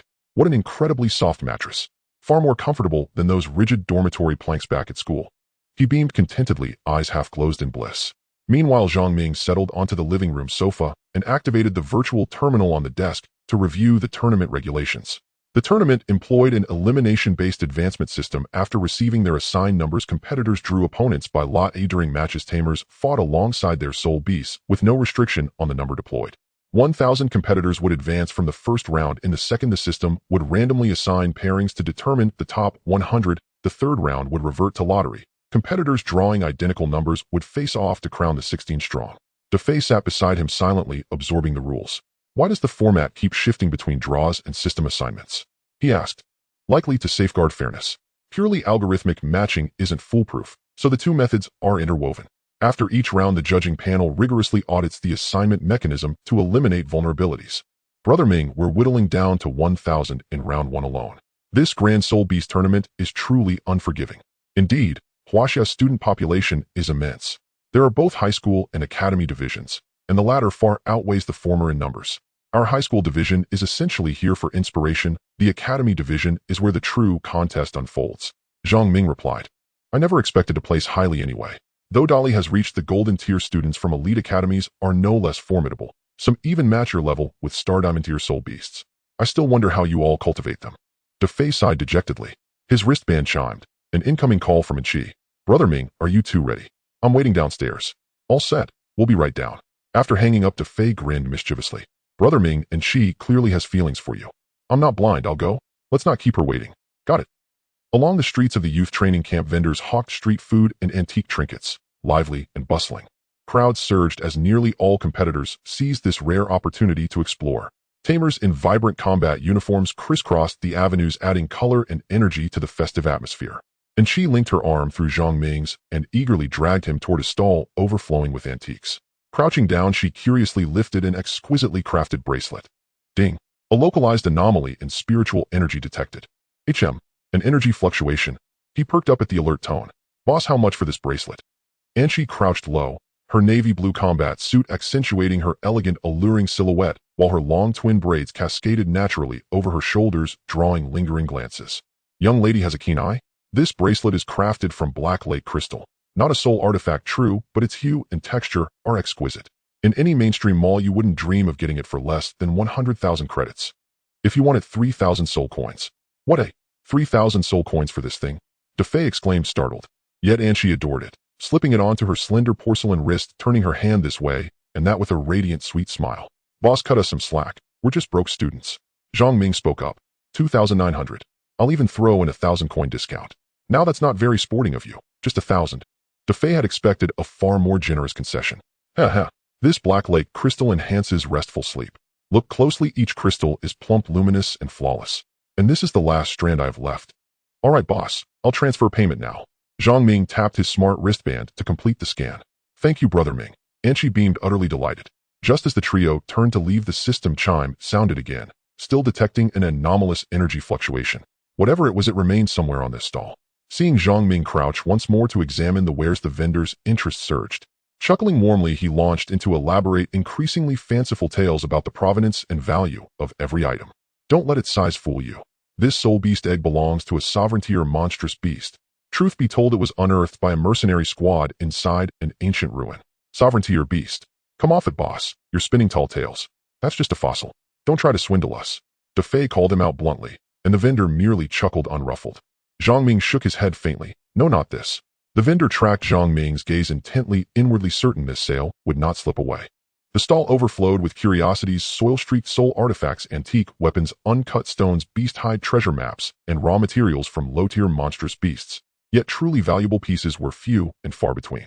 Zhang Ming ran his fingers over each item one by one, but the system alert remained unchanged. The vendor grew impatient, baffled as to what exactly his customers sought. Hey, I've watched you handle nearly everything here.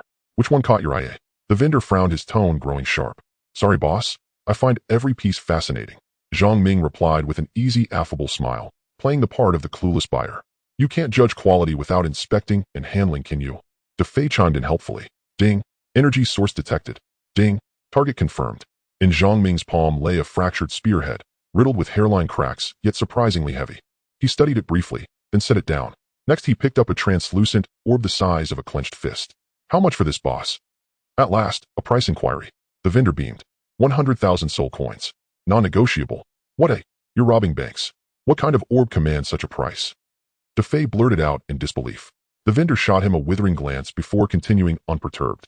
This orb is no ordinary trinket. It's the eye of a sea dragon beast. What do you know about that? A sea dragon beast? Precisely.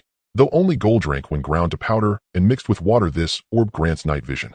Tell me, does 100,000 soul coins still seem steep? Uft. Modern combat gauntlets already feature built-in night vision. Who'd buy this relic? DeFei scoffed, deliberately baiting the vendor. What if I add this? Zhang Ming lifted the broken spearhead once more. Ah, adding that. The vendor paused thoughtfully. Make it 110,000. I acquired it from a ruin. Thought it might be something special. But after months on display, no one's recognized it. If you want to consider it yours. Agreed, I'll transfer now. He activated his hollow wristband, 11,000 soul coins transferred in. He was now a veritable tycoon, possessing 20 million soul coins. All qualification cards sold via the Cloud Purchase Mall had been snapped up by the Dusk Squad, and the full sum had long since settled into his account. To him, now this amount was negligible. He turned the fractured spearhead over in his hands, its break clean and vertical, bisecting it precisely down the center. Beside it rested a crescent-shaped spade, suggesting at first glance a halberd head from the ancient Huaxia dynasty. Just as he stowed the spearhead into his soul artifact storage space, 3 students in Donghai Academy combat uniforms approached the stall. The leader, a strikingly handsome youth flanked by 2 unmistakable lackeys. The moment he arrived, his eyes swept over Anchi, lingering shamelessly on her upper body, his grin wide and devoid of decorum. Told you she'd be perfect. Even from behind. That taut little backside is irresistible. Pay up. He didn't bother concealing his lewdness, even with Anchi standing right there. What are you staring at? Any woman my brother deigns to notice is top-tier merchandise. One lackey glared fiercely. Idiot, Zhang Ming muttered coolly. DeFei stifled a snicker behind his hand. What did you say? Step back. The leader shoved his subordinate aside, then stepped forward, chest to chest with Zhang Ming, chin raised defiantly. Looking for trouble? What law says I can't look at a woman? My mouth's mine. I'll speak as I please. My brother's a prodigy student at Donghai No. 1 high in Dongdi City, a master beast tamer with 2 lord-tier soul beasts. The lackey boasted proudly, while DeFei crossed his arms, utterly indifferent. Moron, Zhang Ming murmured, his gaze icy and dismissive. Without another word, he turned to leave.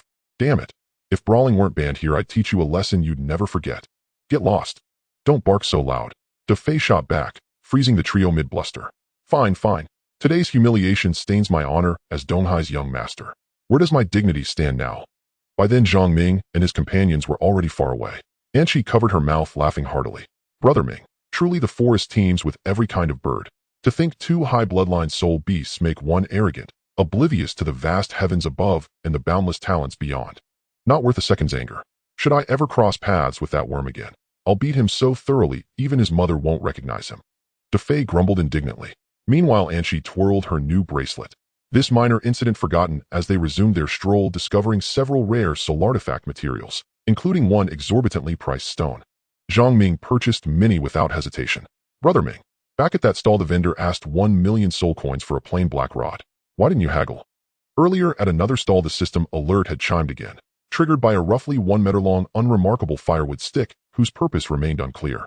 The vendor demanded 1 million soul coins, and Zhang Ming paid on the spot, not blinking once, leaving DeFei clutching his chest in dismay. With the upcoming Grand Marshal tournament, merchants had flocked en masse to the youth training camp, well aware many students carried deep pockets.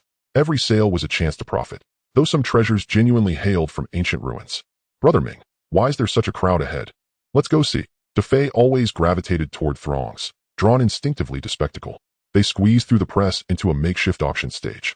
2 statuesque mature models in sleek attire stood sentinel on either side, while a crimson-draped table held a delicate tray at center stage. 3 million credits. Any higher bids? Our Su young master bids 3,050,000. A voice rose from the crowd. Zhang Ming peered closely. The tray held a resplendent blue-rank soul artifact. Brother Ming, these folks really know how to run a business. 3,050,000, first time. 3,050,000, second time. Congratulations to young Master Su. Next lot. Next item. The auctioneer cried. The offspring of a legendary bloodline demonic being, a humanoid species. He raised his right hand, and a steel cage ascended from the center of the platform. Inside the cage was a figure resembling a human, slight in stature, curled into a corner, a girl. The crowd beneath the auction roared with excitement at the sight of a humanoid. A once-in-a-century humanoid specimen. Someone exclaimed. Yes, classmates, this is a humanoid bearing the bloodline of a ferocious beast. The auctioneer continued his fervent introduction. Zhang Ming felt a flicker of surprise. He had heard tales of humanoid ferocious beasts in his past life, but had never seen one with his own eyes. Legend held that humanoid ferocious beasts came from another world beyond the Stargate. Though they appeared human, they bore the same bloodline as ferocious beasts and possessed strength far beyond mortal ken. Until now, the Alliance's research into these humanoid beasts remained blank. Even the most ancient tomes offered only scant records, as if they had never existed at all. In recent years, the Alliance had discovered traces of humanoid activity across the world, slowly confirming that these creatures truly existed. Zhang Ming studied the girl in the cage closely. Long silver hair, sharply pointed ears, violet pupils, and a fine dusting of scales on her skin that gleamed like silver. Otherwise, she looked no different from an ordinary person. Attendees, to aid you in the upcoming competition, we present this lot with a starting price of 50 million. Each subsequent bid must increase by at least 1 million. The auctioneer beamed at the crowd's reaction and quoted the opening price. A voice from below demanded, "What bloodline does this beast possess?" "Lord grade bloodline," the auctioneer announced. "This humanoid is still juvenile. Any buyer will be guaranteed a forced contract by this house. Do not worry about contract failure." The crowd was reassured. The auctioneer stroked his little mustache, inwardly delighting at the prospect of a windfall. Though the creature carried a Lord grade bloodline, it displayed no combat skills. Purchased, it would be nothing more than a trophy. Rare and beautiful, but useless in battle. Good heavens, starting at 50 million. Many in the audience felt tempted, yet their purses were empty. A handful of wealthy youths were eager, already calling home for funds, leering at the humanoid with greedy intent as they plotted to claim this rare beast. The auctioneer showed no haste, rubbing his hands and smiling as he waited. "Hurry and bid, ladies and gentlemen. Once you bring her home and train her, she can wash, cook, massage your shoulders, wear all manner of pretty clothes. She will be the perfect choice," the auctioneer urged. Seeing no immediate bids, he continued to fan the crowd's desire. The girl in the cage crouched fearfully, her violet eyes full of loathing. Whenever someone approached to peer closer, she bared small tiger-like teeth and snarled, making the onlookers all the more thrilled. The spectacle only increased the crowd's excitement. Ankila tugged at Zhang Ming's sleeve, whispering, "Brother Ming, look. She has injuries. Why don't we buy her?" someone suggested. Defei asked, "Brother Ming, what exactly is a humanoid species?" Zhang Ming explained, "You can think of a humanoid as a being that, like ferocious beasts, carries a formidable bloodline and limitless capacity for evolution. They may not grow to enormous size, but their power is tremendous." "I'll bid 51 million. A voice called out. Bids had already begun to flow. 55 million. 60 million. "Damn it, who dares contend with our Donghai Tian young master?" One man jeered while his follower flattered, "Young master, this humanoid's figure is perfect, just to your taste." The leering speaker grinned obsequiously. "Once I bind her as a soul beast, I'll do as I please with her." The thought of such dominion crossed nearly everyone's mind. Bidding surged heedlessly. In a short span, the price shattered the 100 million mark. "This young master has bid 110 million. Any higher bids?" the announcer called. Zhang Ming saw that the highest bidder wore a red battle suit and hailed from Downanwa City. A beast master of noble bearing with sword-like brows and phoenix eyes, undeniably handsome and of exceptional pedigree. "Brother Ming, shall we bid?" "Anshi has the funds," Anshi whispered near his ear. He considered for a moment and nodded slightly. 111 million. Anshi shouted boldly. The red-clad beastmaster noticed he had been outbid. His gaze swept over, colliding with Zhang Ming's. Across the crowd, they felt the chill of one another's intent. Zhang Ming matched it without hesitation and activated his demonic eye. "The Eye of Desire," he intoned. The rival's pupils instantly shone amber, invaded by the demonic eye. His inner desires were magnified until madness seized him. Watching the young man suddenly lose his wits, the auctioneer sensed something amiss. He had hoped to fetch a fortune, and now the sum stalled at just over 100 million. His mood soured. "Boss, called a bid." Defei barked. 111 million. "First call," the auctioneer announced. Zhang Ming closed the demonic eye. The previously competing youth was borne away by his followers, and no one suspected Zhang Ming's intervention. They merely assumed the man had lost his mind. 111 million. "Second call," the auctioneer cried. "Wait," someone shouted from the back. "I bid 200 million. All heads turned to locate the source of the voice. "It's the young battle king of Nanwu Academy, Chi Peng," people murmured, making way for him. Zhang Ming recognized the name. In his past life, the title Young Battle King had belonged to a Wang-class beastmaster who reached the final 16 of the Soul Beast Grand Tournament. Now Chi Peng was likely a beastmaster grandmaster, famed and idolized by many. Chi Peng wore his black cropped hair and sharp features with the look of one tempered by combat. A far cry from the pampered rich boys nearby, he bore the mien of a seasoned beastmaster. Zhang Ming's gaze settled on Chi Peng. Anshi, displeased at being outbid, pouted and cried out 200. Chi Peng caught sight of Anshi and smiling said, "I did not expect to see you here, Anshi. If you wish it, I will not contest this humanoid." Anshi ignored his remark. "Boss, check her funds." Anshi called toward the auction stand. The auctioneer, a perceptive man, could tell at once these two were no ordinary pair and immediately verified the payment. 210 million. First call. 210 million. Second call. Chi Peng did not raise his paddle again. He watched Anshi transfer the funds with a faint smile. Defei stared in astonishment as Anshi scanned and paid over 200 million. His eyes widened like saucers. He had never seen such wealth. Anchi had been hiding her fortune well. Though everyone knew Anchi's father was a venerable, the ease with which she spent this sum, as if it were pocket change, still unsettled the Fae's worldview. The realm of the wealthy could be so utterly disorienting to those who had never known such abundance. Chi Peng smiled and asked Anchi's sister, "Do you have a moment?" "No," she replied curtly. And Chi showed no respect for this little battle king. After paying, she pulled Zhang Ming's arm and headed toward the auction stage. The crowd buzzed with discussions about this little battle king. A leading figure among the younger generation of Nanwu Academy, he was a beast master at a young age, possessing a soul beast with a perfect bloodline, which he had cultivated to the king level. His beast level was just a few stars away from upgrading to the king level. As soon as Chi Peng arrived, he noticed Zhang Ming, but looked at him with disdain, never meeting his gaze. In his eyes, such a small fry was not worth his attention. However, seeing Chi actually holding the other's hand sparked anger within him, though he quickly concealed it, maintaining his smile. "And Chi, why are you in such a hurry?" "Hey you, stop right there." When neither of them responded, Chi Peng could not hold back and shouted loudly. Zhang Ming wasted no words. He activated the Eye of the Demon, triggering the Eye of Desire directly. Chi Peng's desires were awakened, and lust and greed erupted instantly. The entire person danced around, laughing wildly with both hands raised high. He laughed madly. "Huh? I am the Little Battle King. Do you know what a Little Battle King is? A future king-level beast master of Nanwu Academy. That's me. I will prove myself in this competition. I am the strongest." "Huh?" Everyone was stunned by Chi Peng's sudden madness. What was happening? Had he lost his mind? Zhang Ming wore a wicked smile, and as he released the Eye of the Demon, the now awakened Chi Peng saw people around him pointing and spitting at him, insults flying, leaving him dumbfounded. What just happened? However, that scene had already been recorded by someone's smart bracelet. "Get lost. What are you pretending for? Damn Little Battle King." The passionate youths in the crowd erupted in curses, and Chi Peng, confused, stared blankly at Zhang Ming. Although he didn't know what had just occurred, he sensed something was off and abruptly turned to leave. And Chi looked up at Zhang Ming's mischievous smile, guessing that it was Zhang Ming who had caused this. Although she didn't know how he made Chi Peng go crazy, she felt quite pleased. Brother Ming, Chi Peng was in the same school as me during elementary school. He always stuck to me, which was very annoying. And Chi explained. Zhang Ming smiled and said, "I understand. That's because you and Chi are just too cute. All the boys like you." And Chi smiled slightly, looking quite charming. "Brother Ming, you just gave me a bracelet, so I'll give you this humanoid beast."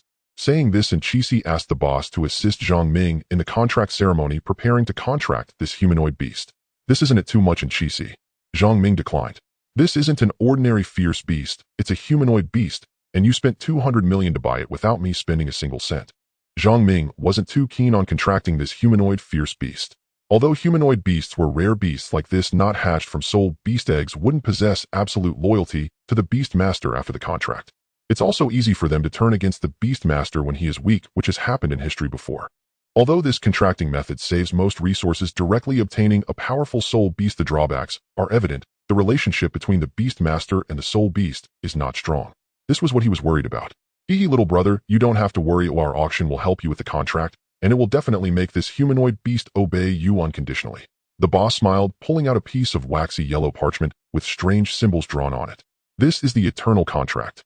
Hee little brother has good eyesight. It is indeed the eternal contract. Although this eternal contract is precious, since this young lady just paid so generously, our guild should also show some sincerity. This eternal contract was discovered in ancient ruins and has absolute binding power over soul beasts below the epic bloodline. It can ensure that after the contract, the soul beast will never betray you. If it shows even a hint of disobedience, you can activate the eternal contract, leaving it unable to live or die." The boss explained with a smile, handing the parchment of the eternal contract to him. The eternal contract comes from an ultra-ancient civilization, and how it was made is unknown. The world only knows that the eternal contract is a stronger binding method than the soul blood contract. If the soul contract establishes a friendly and equal agreement, then the eternal contract transforms fierce beasts into servants and slaves, creating a master-servant relationship. It can also control the life and death of the soul beast, all at a thought. This thing is rarer than humanoid beasts, but unfortunately the eternal contract is also graded, and this one only works on fierce beasts below the lord level. Although lord level bloodlines are rare, one can buy lord level soul beast eggs at a cost. It is something that is tasteless to eat, but a pity to discard. Thus this auction was naturally bundled with the sale of the humanoid fierce beast. Looking at the malicious gaze of the little girl in the cage, as if she wanted to eat him, he didn't know whether contracting this humanoid beast was good or bad. "Brother Ming, just consider this money as a loan from me. After the martial arts competition ends, you can slowly pay me back. And Qixi naturally knew about Zhang Ming's agreement with Old Lin regarding the sale of qualification cards. As the daughter of a master, money was just a number to her. She had never worried about resources growing up. Defei watched from the side, full of envy. A humanoid fierce beast, wouldn't that mean he could do whatever he wanted? So little brother, have you made up your mind? Zhang Ming nodded, biting his index finger, squeezing out blood to drip onto the eternal contract. As the blood fell onto the yellowed parchment, it slowly soaked in, forming a formation made of blood-colored symbols similar to a soul blood contract. The boss took the eternal contract, pulled out a small knife, and instantly cut the little girl's arm, letting a few drops of blood fall onto the eternal contract. A strange connection seemed to emerge in the soul, a feeling unlike the comfortable sensation of a soul blood contract, but rather carrying a slight pain, as if the soul were being stripped away. The little girl also clutched her head, letting out a strange scream. The eternal contract suddenly floated up, spontaneously igniting, turning to ashes, indicating the successful establishment of the eternal contract.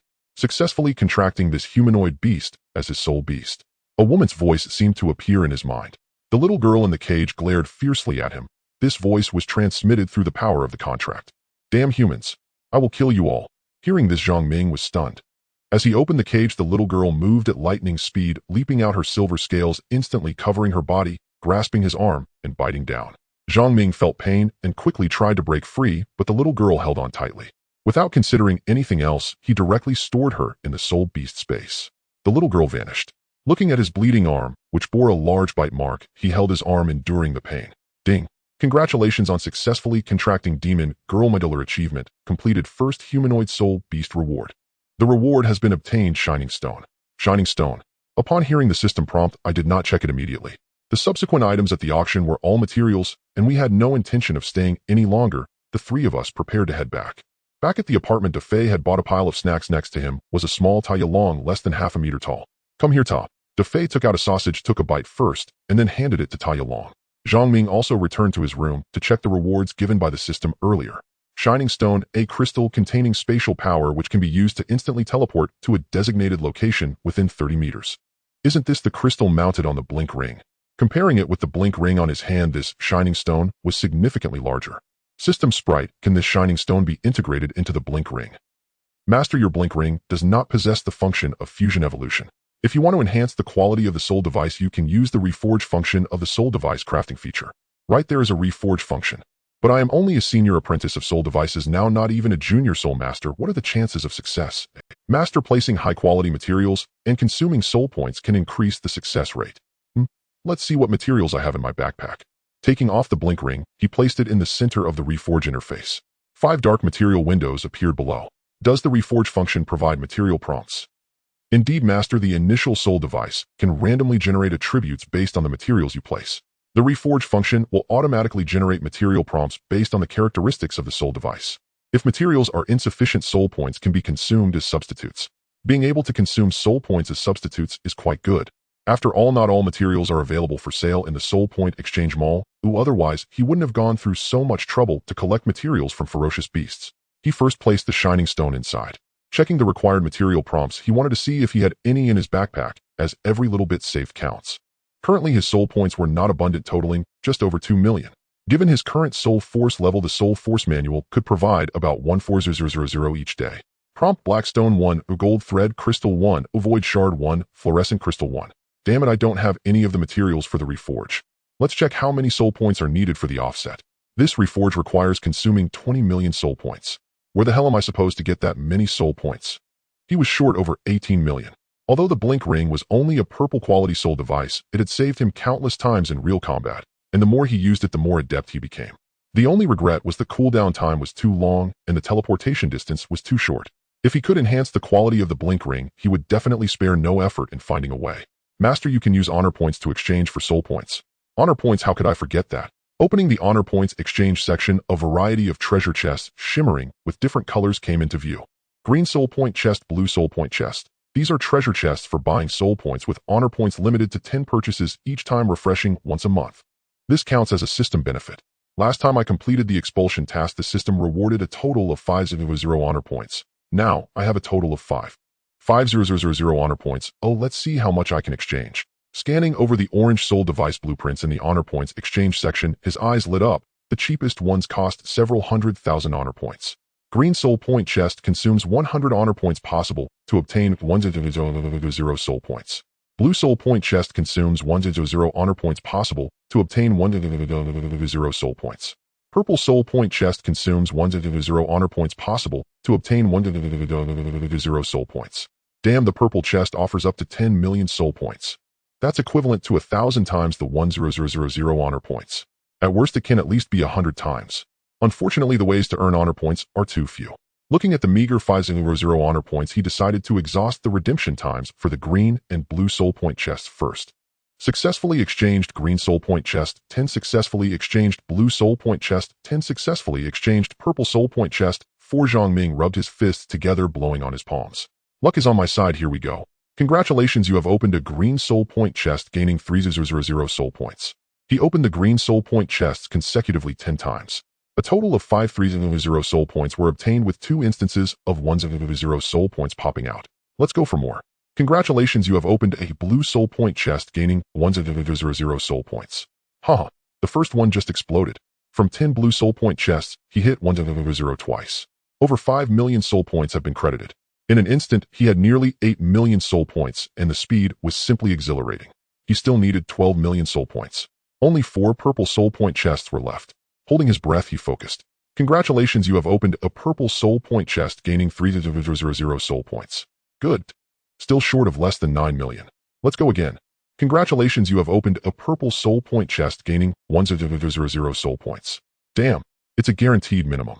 Luck is with me, may the heavens bless me, there are just 2 chests left. Congratulations, you have opened a purple soul point chest, gaining 700 soul points.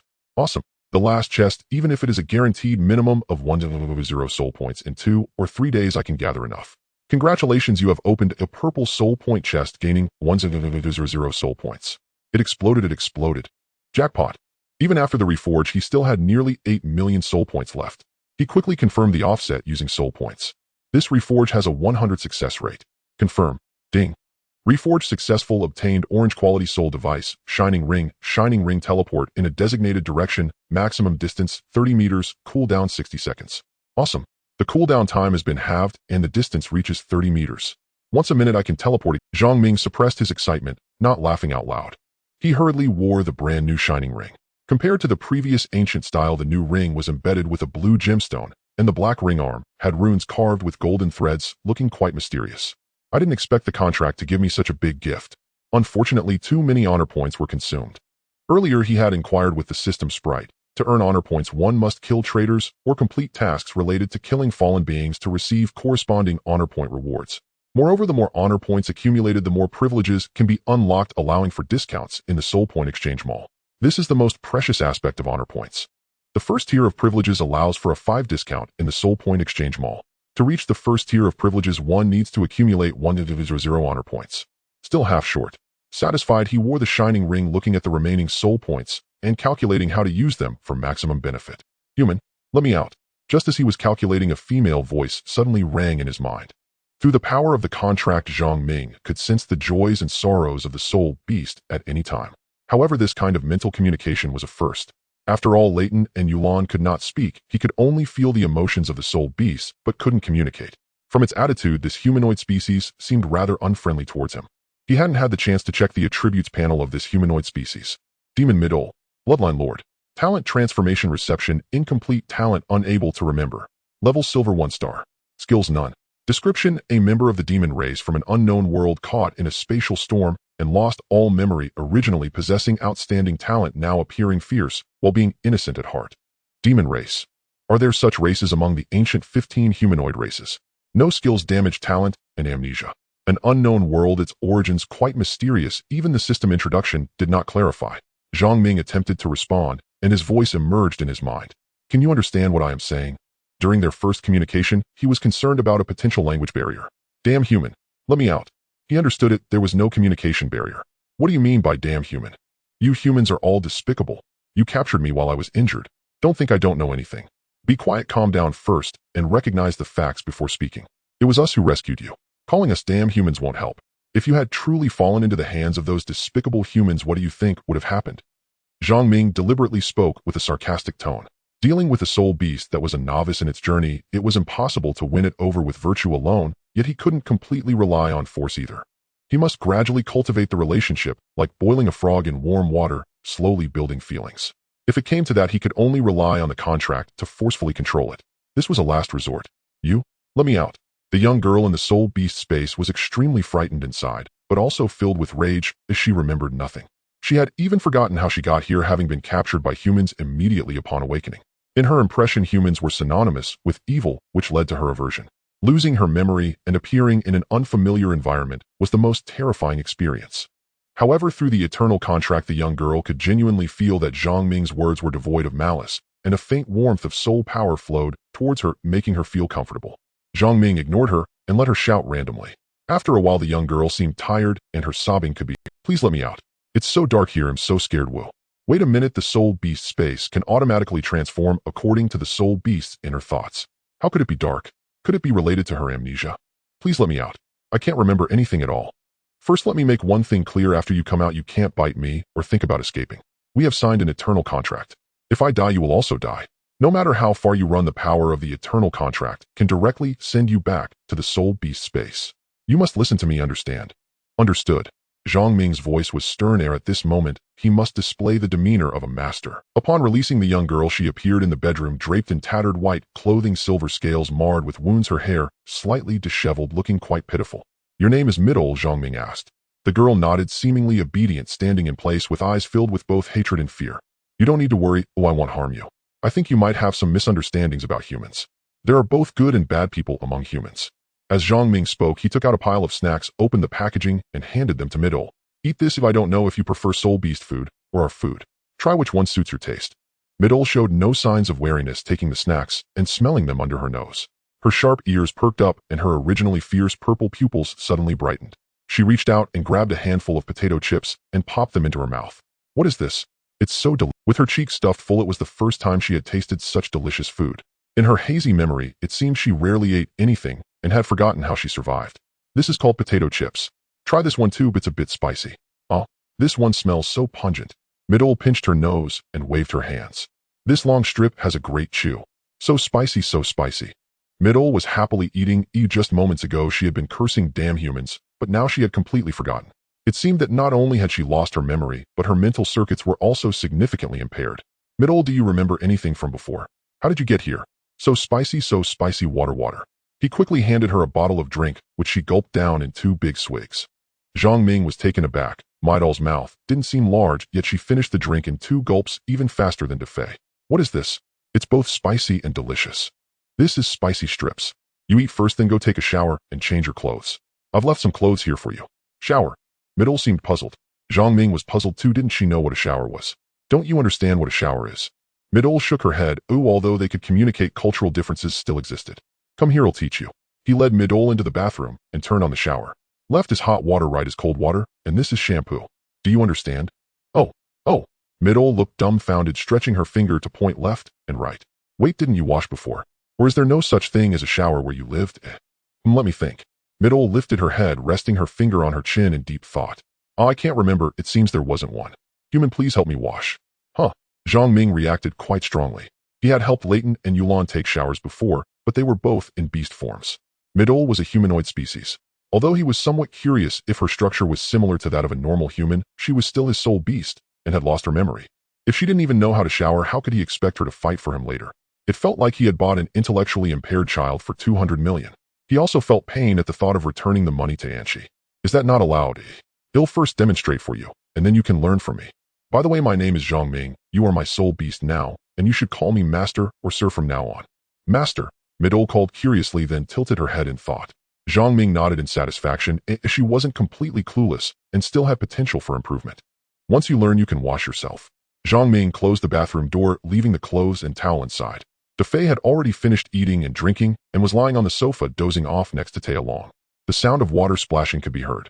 Zhang Ming lay on the bed, still calculating the maximum value of soul points. The bathroom door opened. Middle stood at the door, wet with Zhang Ming staring wide-eyed mouth agape. He was momentarily stunned. Why aren't you wearing any clothes? Middle stood adorably at the bathroom door, droplets of water sliding down her body. Perhaps due to an instinctual shyness, a hint of crimson appeared on Middle's cheeks. I quickly stood up to wrap her in a bath towel, pulling out a towel to cover her still dripping hair.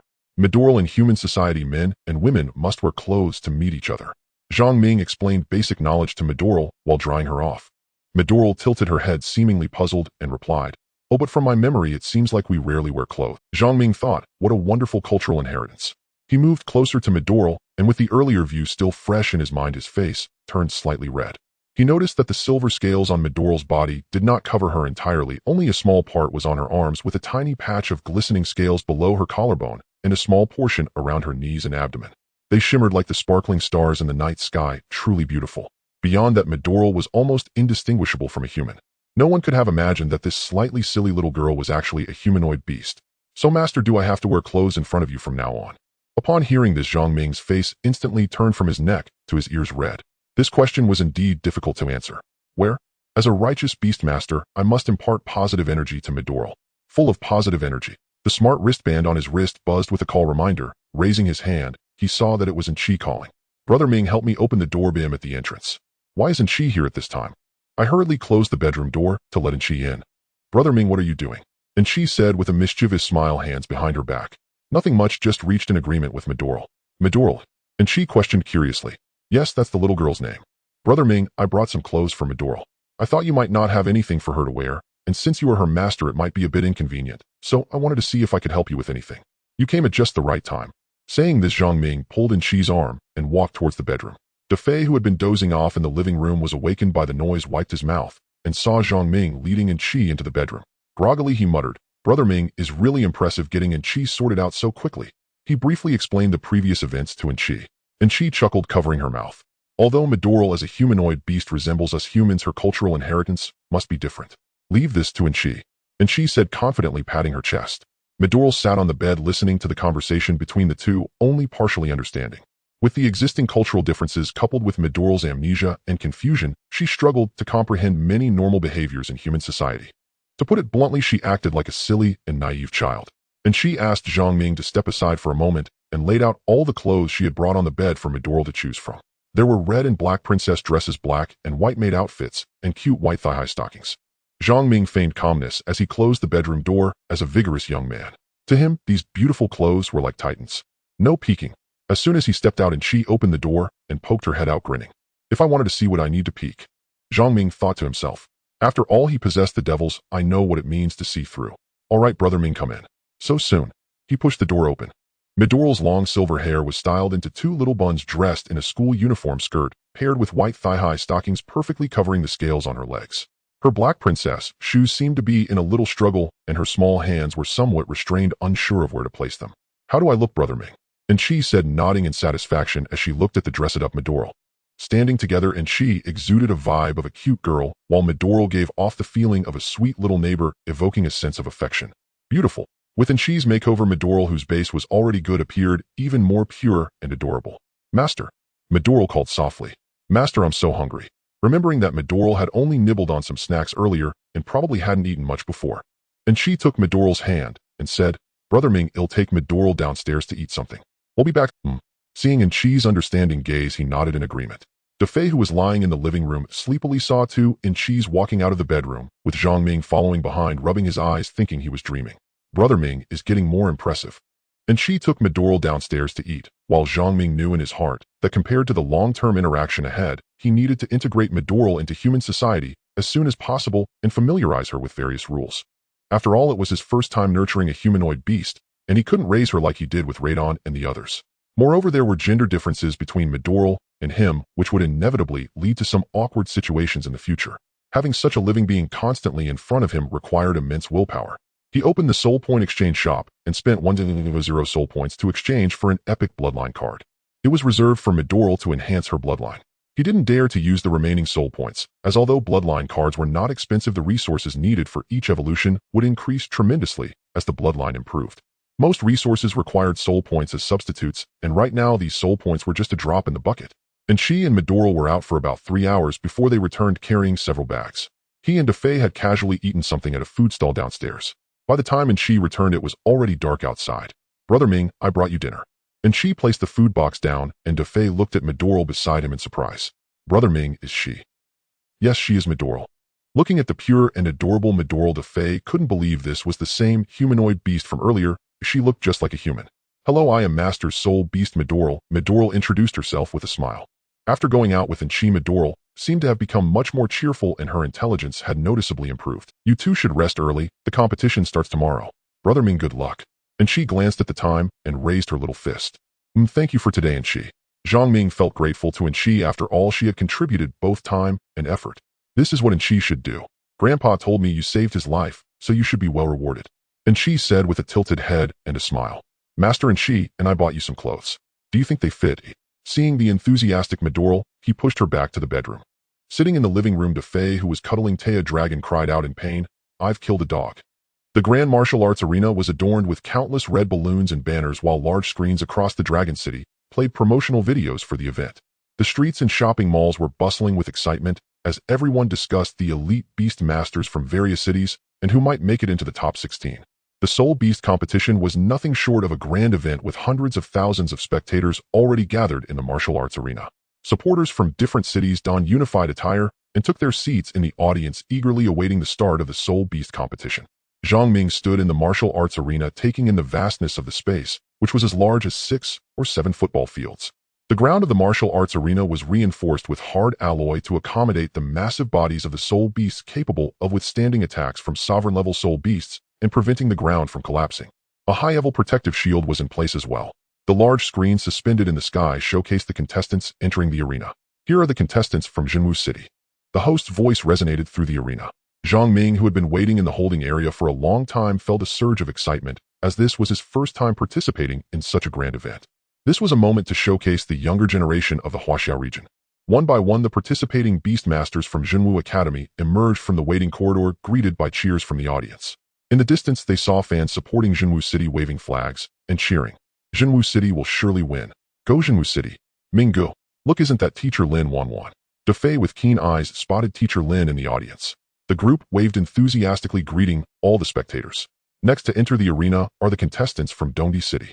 Following Jinwu City was a group of beast masters from Donghai Academy, all dressed in ocean blue battle gear, marching forward while shouting slogans with high spirits. Dongdi City, victory is ours. Dongdi City, victory is ours. The leading contestant rallied everyone to shout. Zhang Ming noticed that the young man who claimed to be Tian Xiao was also in the lineup, shouting with a flushed face. The large screen continued to focus on each contestant from Dongdi City, and the audience erupted in gasps and cheers. Young fan, I love you. I'm here. Hearing the excited voices of some female fans, a boy in the front row of Dongdi City's team smiled and waved. Young fan, the genius with this class explosive combat ability. Zhang Ming thought to himself. He had already reviewed the list of contestants for this grand competition. He had long remembered the talents who had shown in the previous competition. While geniuses with class abilities were rare, there were still a dozen in the entire Huaxia region. Although their rankings on the soul list and ability list were not as high as they were not to be underestimated. Moreover, in this lifetime, the American district openly sold second awakening potions, leading to a surge in beast masters with class abilities, though the portion of potions that flowed into Huaxia were often laced with side effects. Nevertheless, a significant number of people chose to consume them. The true elite descendants naturally had ways to obtain qualified potions without side effects. Zhang Ming dared to say that within the current martial arts arena, at least several hundred individuals possessed class abilities. The already entered ranks stood tall in their designated areas, secretly sizing each other up. As they awaited the conclusion of the entry, most of the top-ranked beast masters from his past life had already appeared. Among them, Dongdi City and Nanhua City had the strongest overall strength ranking in the first tier, while Jinwu City and Bewitching were in the second tier. In the first-tier cities, there were also Zhenheguan Yulong City and Tating City in the third tier. Although their overall strength was not as great as that of the first tier, several strong young beast masters were among them. It seems this competition will be even more thrilling than I imagined. Zhang Ming was already looking forward to the start of the competition, as battling against various qualified beast masters and soul beasts was what he longed for the most. Beast masters must not only endure the trials of battle, but also remain ever prepared to confront the fallen alliance. The battles between beast masters would not cease merely with the fight against ferocious beasts. Silence. A booming male voice echoed through the martial arts arena. Hello everyone, I am the host of this competition. Let the grand martial arts competition officially begin. All contestants will draw lots according to the rules. As soon as the words fell, a large box appeared in front of every team. Spatial transmission technology. Someone immediately called out the name of this black technology. Have we already mastered the technology of spatial transmission? Some contestants were still in disbelief. Currently, the Huaxia region had mastered not just this basic transmission technology, The spark gate transmission had already reached perfection, but it had yet to be widely applied. Each contestant stepped forward to place their hand in the box and drew out a numbered badge. I'm number 561. I'm number 7. I'm number 3256. Zhang Ming, without using the demon eye's perspective function, stepped forward and drew a number. Number 17, not bad. Minggu, what number are you? DeFei asked curiously. Number 17, and you? I'm number 745. What about you, Angel? Zhang Ming asked. I'm number 520. What a lucky number. The host's voice rang out again in the arena. All contestants who have drawn their number badges, please wear them on your chest and take care of your badges. We will now proceed to draw lots to determine your opponents. Suddenly the box for drawing lots disappeared and reappeared, prompting many students to murmur in surprise. I hope we don't face each other in the first round. Fingers crossed. DeFei clasped his hands in prayer. I'm number 67 for the station. DeFei began searching for his designation. I'm number 79. Zhang Ming also finished drawing. I'm number 132. Angel was curious about who her opponent would be. Minggu, although this arena is quite large with so many of us, I haven't seen the combat stage. How are we going to fight? Moreover, there isn't enough space for so many soul beasts. DeFei asked with confusion. Zhang Ming smiled knowingly. You'll find out soon enough. Everyone scan the drawn lot with your badge. Following the host's instructions, the large screen instantly displayed the names, numbers, and designated stations of all contestants. Station 79, Zhang Ming number 17 vs. Lu Bo number 99. The screen listed contestants from Station 1 down to over 4,000, showcasing the sheer number of Please enter the red battle zone ahead. Thousands of contestants simultaneously entered the battle zone, and suddenly a blue beam of light illuminated beneath their feet, enveloping them, and they vanished. The arena was now empty. The previously vibrant sounds had completely faded.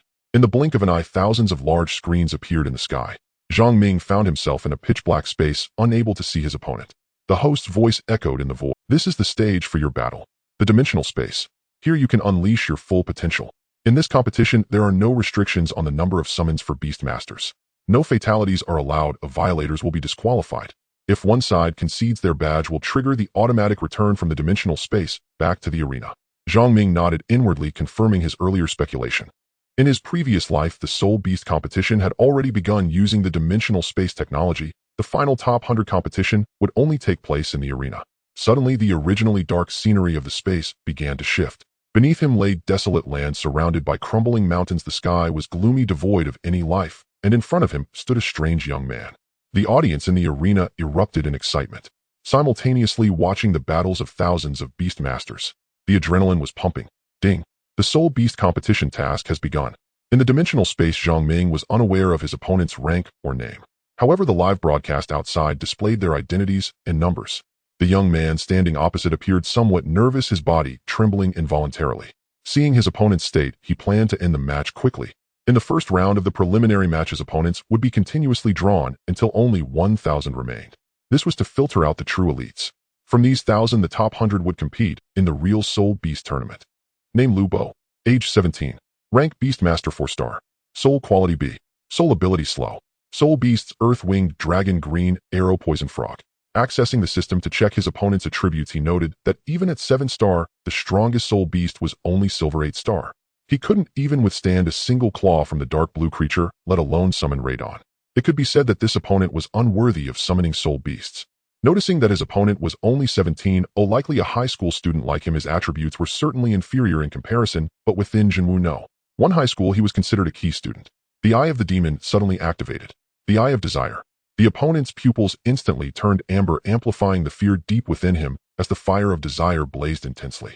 Lu Bo clutched his head with both hands, his expression exaggerated, laughing maniacally and babbling nonsensically. Seizing the opportunity, he leaped forward and quickly approached Lu Bo. The frenzied Lu Bo completely failed to notice Zhang Ming, who gently extended a finger and pressed it against the number badge on Lu Bo's chest. Lu Bo's figure blurred and was instantly teleported away. The Eye of the Demon was deactivated. A mechanical voice echoed in the dimensional space. Contestant No. 17, Zhang Ming wins. In the large auditorium, Lu Bo was the first to appear, leaving everyone stunned.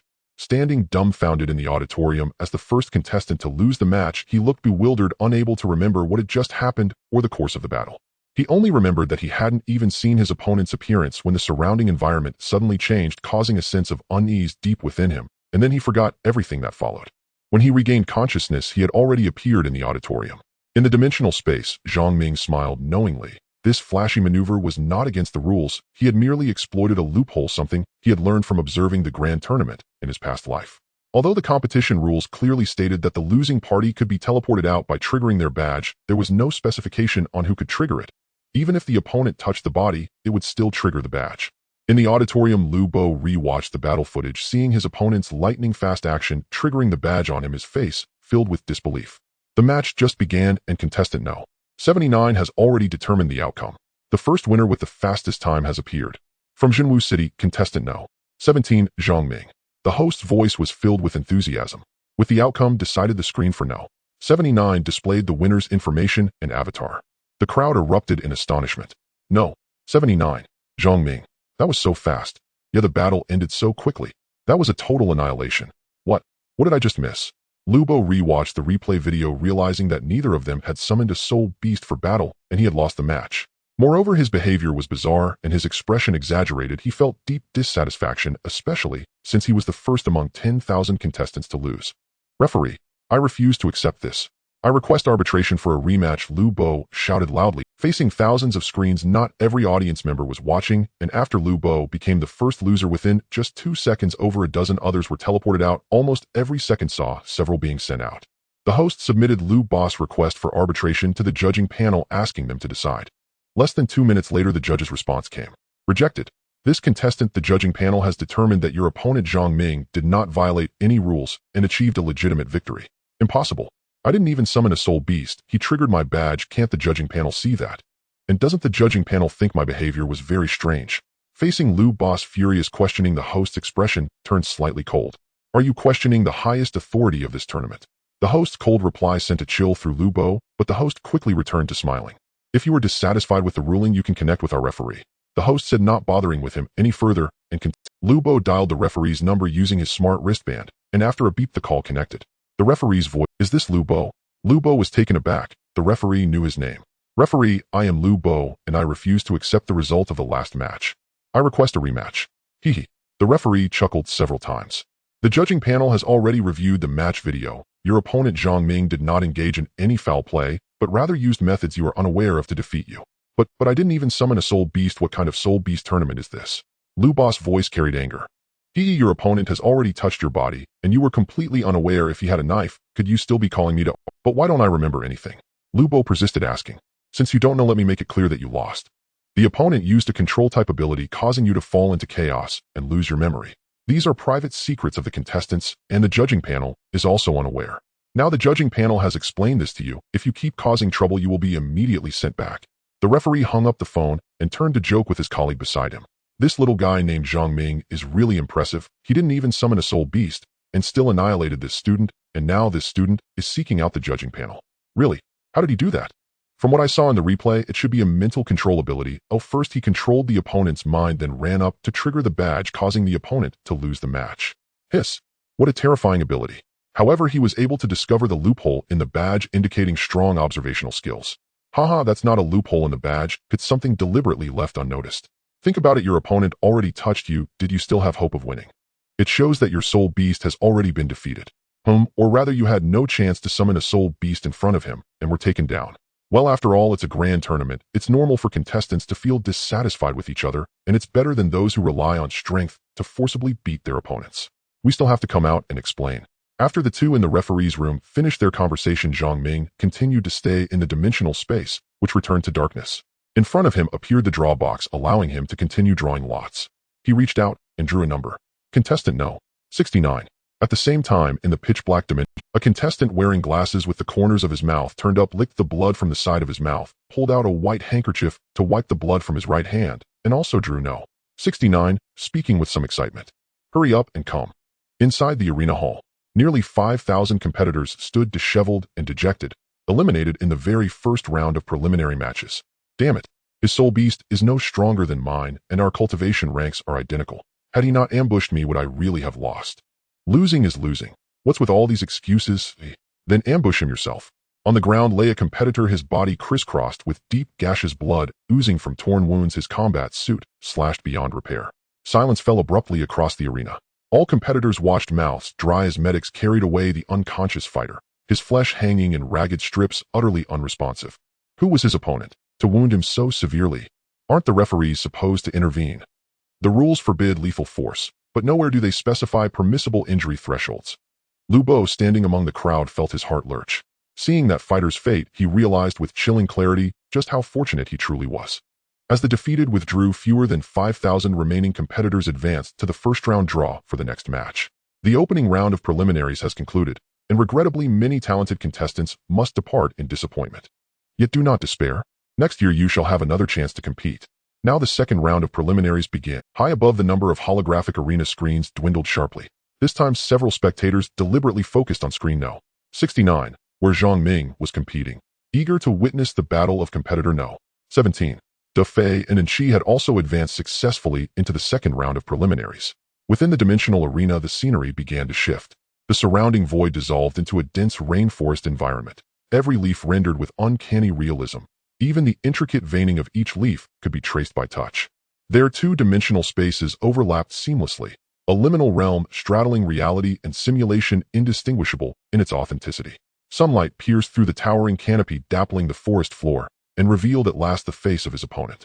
A pale Cleanshaven youth appeared, silver-rimmed glasses perched on his nose, a neat braid trailing down his back, eyes crinkled in an affable smile. His facial structure suggested Han Chinese heritage, yet his skin was unusually fair, his hair faintly sun-bleached. Faintly, almost imperceptibly, there rose from him the metallic tang of blood. It's him, Ten-Blade Catclaw Lu Ikander. That name alone evoked unease. He was no ordinary adversary. In his past life, though he never reached the top 16, he had still qualified for the 100-competitor finals. His face wore perpetual warmth, but beneath it slumbered a ferocious beast, a ruthless, bloodthirsty predator. Lu Ikander was a high school student from a Tier 2 desert city. His hyphenated name honored both parents. His father a native of the Huaxiao region, his mother from the Yura region, blending their surnames into one. Thus he was a mixed blood. His mixed heritage had cast a long shadow over his childhood, marked by ostracism and isolation. From that darkness a demon had taken root within his heart. His mother, later exposed as a covert Yura spy, ignited his fury, driving him to defect from the Yura. The epithet, Ten-Blade Catclaw, had been coined by fellow competitors after the Grand Martial Tournament of his past life, named for his signature soul artifact, the Ten-Blade Catclaw. Ikander specialized in assassination. Against every opponent he employed unspeakable cruelty, slicing flesh inch by inch, prolonging agony, until his victims collapsed begging for mercy, feeding his hollow craving for dominance. In his past life, Zhang Ming had already held Ikander in low regard. Later learning of his mother's espionage, and his subsequent betrayal of Huaxia to flee to the Yura only deepened the collective outrage. Zhang Ming met Ikander's genial gaze with a slow, intrigued smile. This time he intended to fight seriously. He summoned his system interface. Name Lu Ikander. Age 17. Rank Soul Beast Master 2 stars. Soul Aptitude Class A. Soul Ability Precision Cutting. The system scan confirmed what he recalled from his past life. Ikander remained a Class A talent, showing no signs of having taken a second awakening elixir. Ikander continued, smiling warmly through his lenses. Hello, friend. Shall we begin? Unexpectedly genuine kindness shimmered in Ikander's earnest gaze. No sooner had the words left his lips than Ikander leaned forward, coiling into a sprinter's stance. In the next instant, Ikander vanished from sight. Zhang Ming instantly activated his demon's eye, expanding his perception to near 360 degrees, yet detected not a trace of movement, not a flicker of presence. Impossible. No human could move that fast. Behind him, Zhang Ming twisted sideways in a flash. As anticipated, 5 alloy claws slashed past his cheek, drawing thin lines of blood. Your reflexes are exceptional. You evaded my silent step. They stood facing each other. Zhang Ming wiped the blood from his cheek and smiled. Moments earlier, under the demon's eyes' all-encompassing vision, except for the blind spot directly behind his head, not a single anomaly had registered. His evasion had been pure instinct. His opening strike had been viciously precise. You're equally impressive, closing in on me without summoning your soul beast. Then let us summon ours, shall we? Ikander blinked, then chuckled lightly at the remark. 2 soul beasts, each over 3 meters tall, materialized before Ikander, one feline-like tawny furred, the other a colossal pale green mantis, brandishing twin scythe blades.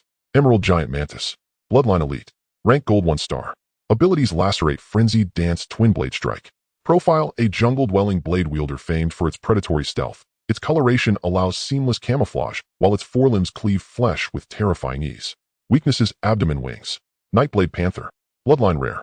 Innate Talent Shadow Assault. Rank Gold 2 stars. Abilities: Blazing Speed, Windcatcher, Phantom Strike. Profile: a born assassin among soul beasts. Its velocity rivals that of shadows. Alongside the ghost tiger, it haunts the nightmares of soul beast masters. Encounter it, and sleep becomes a luxury. Weakness is abdomen eyes, if you can spot it at all. An elite insect lineage and a rare nightblade panther. Both the nightblade panther and the ghost tiger excel in ambush, true assassins of the soul beast world. Zhang Ming summoned Leighton and Yulan. Yulan's near-translucent form melted silently into the surrounding undergrowth the moment she manifested. Even Ikander was momentarily stunned by Leighton's imposing presence. His scales wreathed in molten magma radiating searing heat that vaporized the air around him. His guttural roar sent shivers through both opposing soul beasts. The moment Leighton took flight, wings unfurling, he ascended skyward. His overwhelming bloodline aura triggered fierce resistance from the two soul beasts below. Ikander adjusted his spectacles with the heel of his palm, the clawed gauntlets on both hands flashing fiercely in the sunlight, while his lenses reflected a blinding white glare. "You are extraordinary. I shall fight with absolute seriousness." Under the illumination of the sunlight, Ikander's lips curled into a smile. The green giant mantis waved its blade, producing a series of sounds that pierced the air, moving with incredible speed, its emerald eyes locking onto Leighton, while its wings began to beat, preparing to launch an attack. Ikander naturally let his arms drop, his long claws extending, shimmering with a cold light. The cat's claws rubbed against each other in his hands, creating sparks. Zhang Ming focused his probe on the soul tool in Ikander's hand, examining its attributes. 10 Blades Cat Claw Grade Purple Traits, possesses a sharp cutting ability. Introduction: a soul tool forged from the claws of the king-level ferocious beast, the fear cat, capable of granting the wielder terrifying cutting power. It's still a purple soul tool. Although it lacks skills, this trait is considered high quality among attacking soul. Most soul tools only generate skills when they reach orange grade, although there are a few special soul tools like the blink ring that possess skills even at the purple grade. "I'm going in," Ikander said with a smile, and then his figure vanished once again from the spot. The demon's insight. In the dense forest, a shadow darted like a ghost, its cat claws emitting a silver cold light. Zhang Ming observed that although Ikander moved at an incredible speed, not a speck of dust stirred beneath his feet, as if he bore no weight. The Nightblade leopard let out a furious roar, transforming into a brownish shadow that also vanished. It reappeared already close at hand. Roar. Suddenly the deep blue lunged out, accompanied by 3 streaks of deep purple claw light, bringing the Nightblade leopard down to the ground. With Leighton a powerful aerial support, Zhang Ming felt no fear of Ikander's ambush. The demon's eye locked onto the opponent, and he drew the dragon's lament, resting his right hand on the bowstring. Soul power gathered autonomously onto the bowstring, forming a fiery arrow. He aimed at the green giant mantis. Whoosh! The arrow flew out. It struck the left eye of the green giant mantis. Seeing it suffer, Ikander still did not show himself. Shortly after, several fireballs were spat out by Leighton, instantly igniting the surrounding dense forest, engulfing the green giant mantis. In the battle between the soul beasts, there was no doubt that Leighton and Deep Blue were crushing their opponents. They easily defeated the green giant mantis and the Nightblade leopard. Originally, Leighton and Deep Blue had the advantages of level and bloodline. The Nightblade leopard was disemboweled by Deep Blue's claws and returned to the soul beast space in a flash of light. The green giant mantis was nearly roasted by Leighton's scorching flames, defeated after just one encounter. Although Ikander's 2 summoned soul beasts were all defeated, they returned to the soul beast space. But the battle was not yet over. Ikander was best at ambush and assassination techniques. In his past life, he stood out not solely due to his soul beasts, but also because of his bizarre steps and those cat claw soul tools in his hands.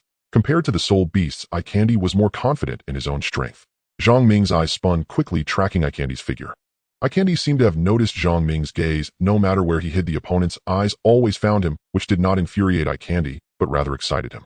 "It's been a long time since I've encountered such an opponent." Ikander licked his lips. Zhang Ming knocked the dragon's lament again, condensing another fire arrow and aiming at the target. Ikander had just witnessed the power of the bow in Zhang Ming's hands. A single arrow had severely injured his golden-level soul beast, the green giant mantis. He had to make a move. Using the ability of the demon's eye, Zhang Ming turned his body, keeping the arrowhead pointed at Ikander. Whoosh! The fire arrow was shot. Bang! Did it actually miss? Ikander's previous position left behind a shadow of himself. Break the illusion. Ikander's pupils suddenly contracted, resembling an eagle's eye, as Ikander's speed seemed to slow down in his view. "This time, let's see where you can hide."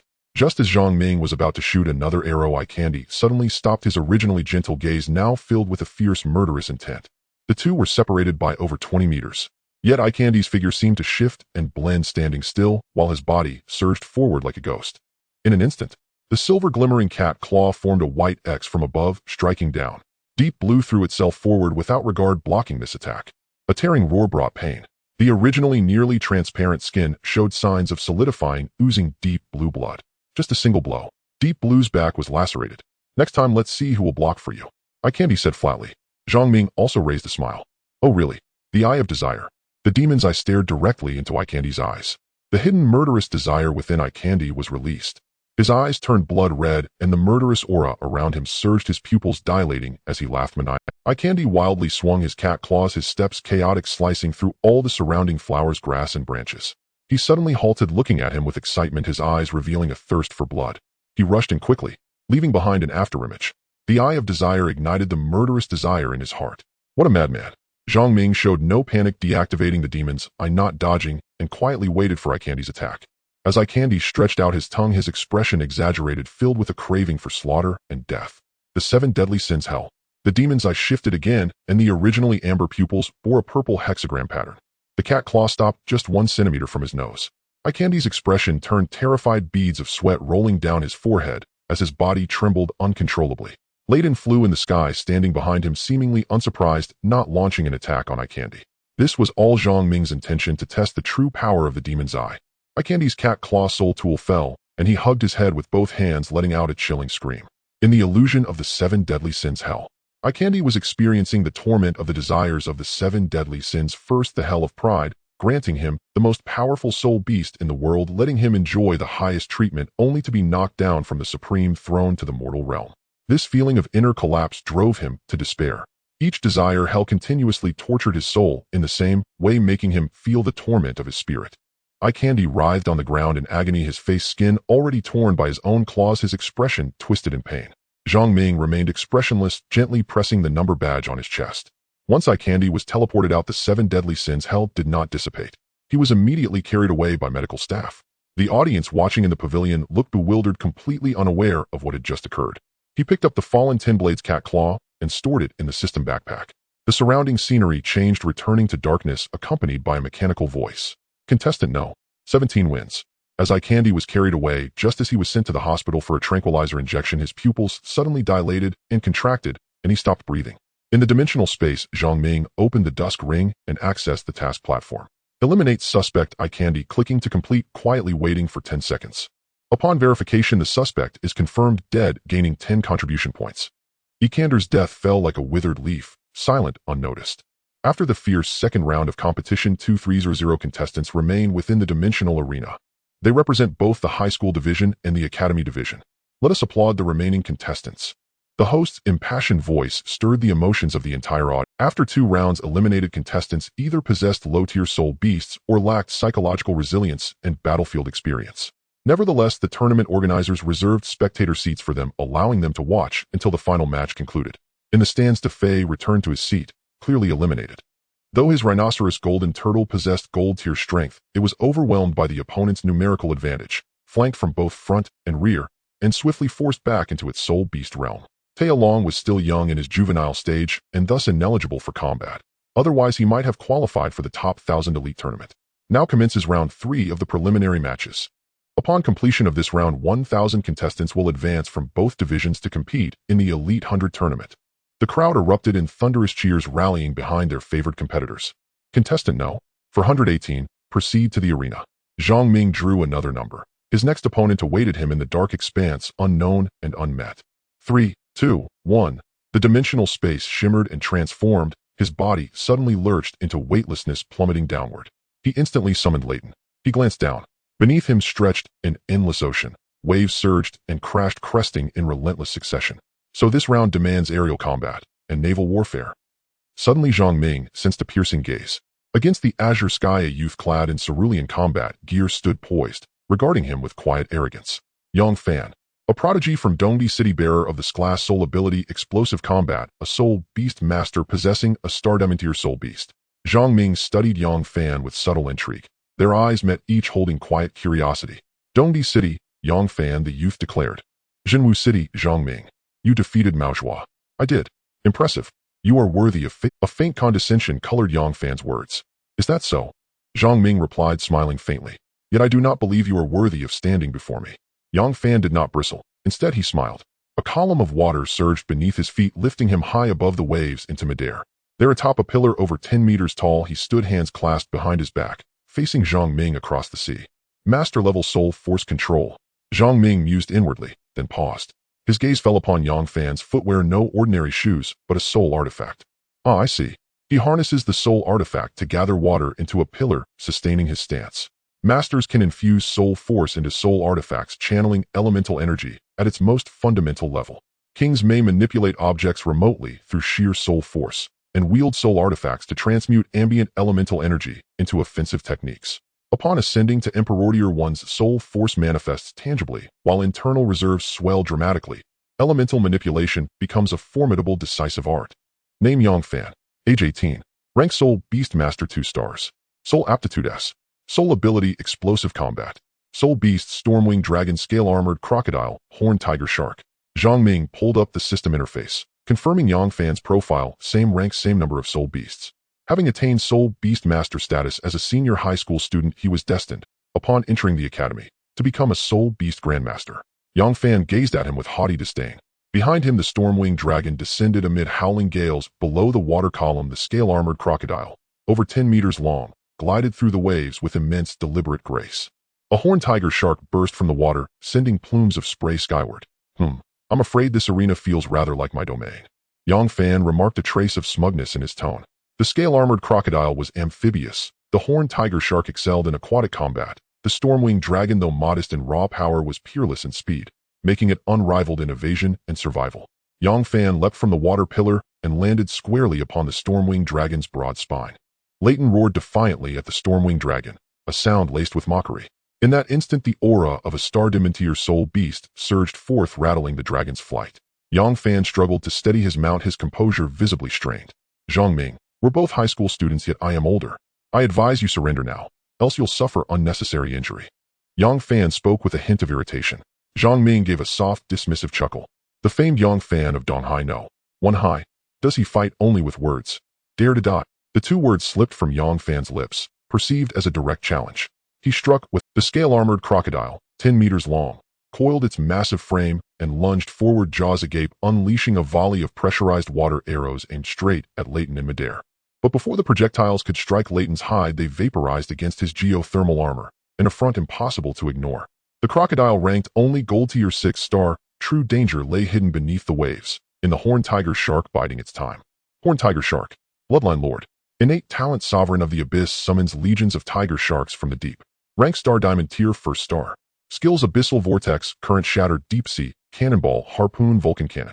Profile: a colossal tiger shark dwelling in the abyssal trenches, possessing extreme territorial instincts. Upon maturity, its form swells to titanic proportions, earning it the title Sovereign of the Abyss. Its bite force is legendary. Zhang Ming reviewed the beast's attributes. Though its bloodline ranked 2 tiers below Leighton's, its innate talent placed it solidly among the upper echelon of lore-tier predators. No wonder he is Grandmaster Yang's grandson, Zhang Ming murmured inwardly. To cultivate even one soul beast to Star Diamond tier at such a tender age demanded staggering resources. Even many older academy students had yet to attain a Star Diamond tier soul beast. Zhang Ming yearned for battle, but this environment worked heavily against him. Yulan was still recovering from prior injuries, relying solely on latent victory over the submerged horned tiger shark seemed unlikely. He would need to activate the demon's eye once more. Though it felt less than honorable, the urgency of the moment left no room for scruples. Yang Fan had already urged the Stormwing Dragon into attack. Gales shrieked toward Zhang Ming like razor-edged blades. Leighton activated his Thorn Sin magma armor.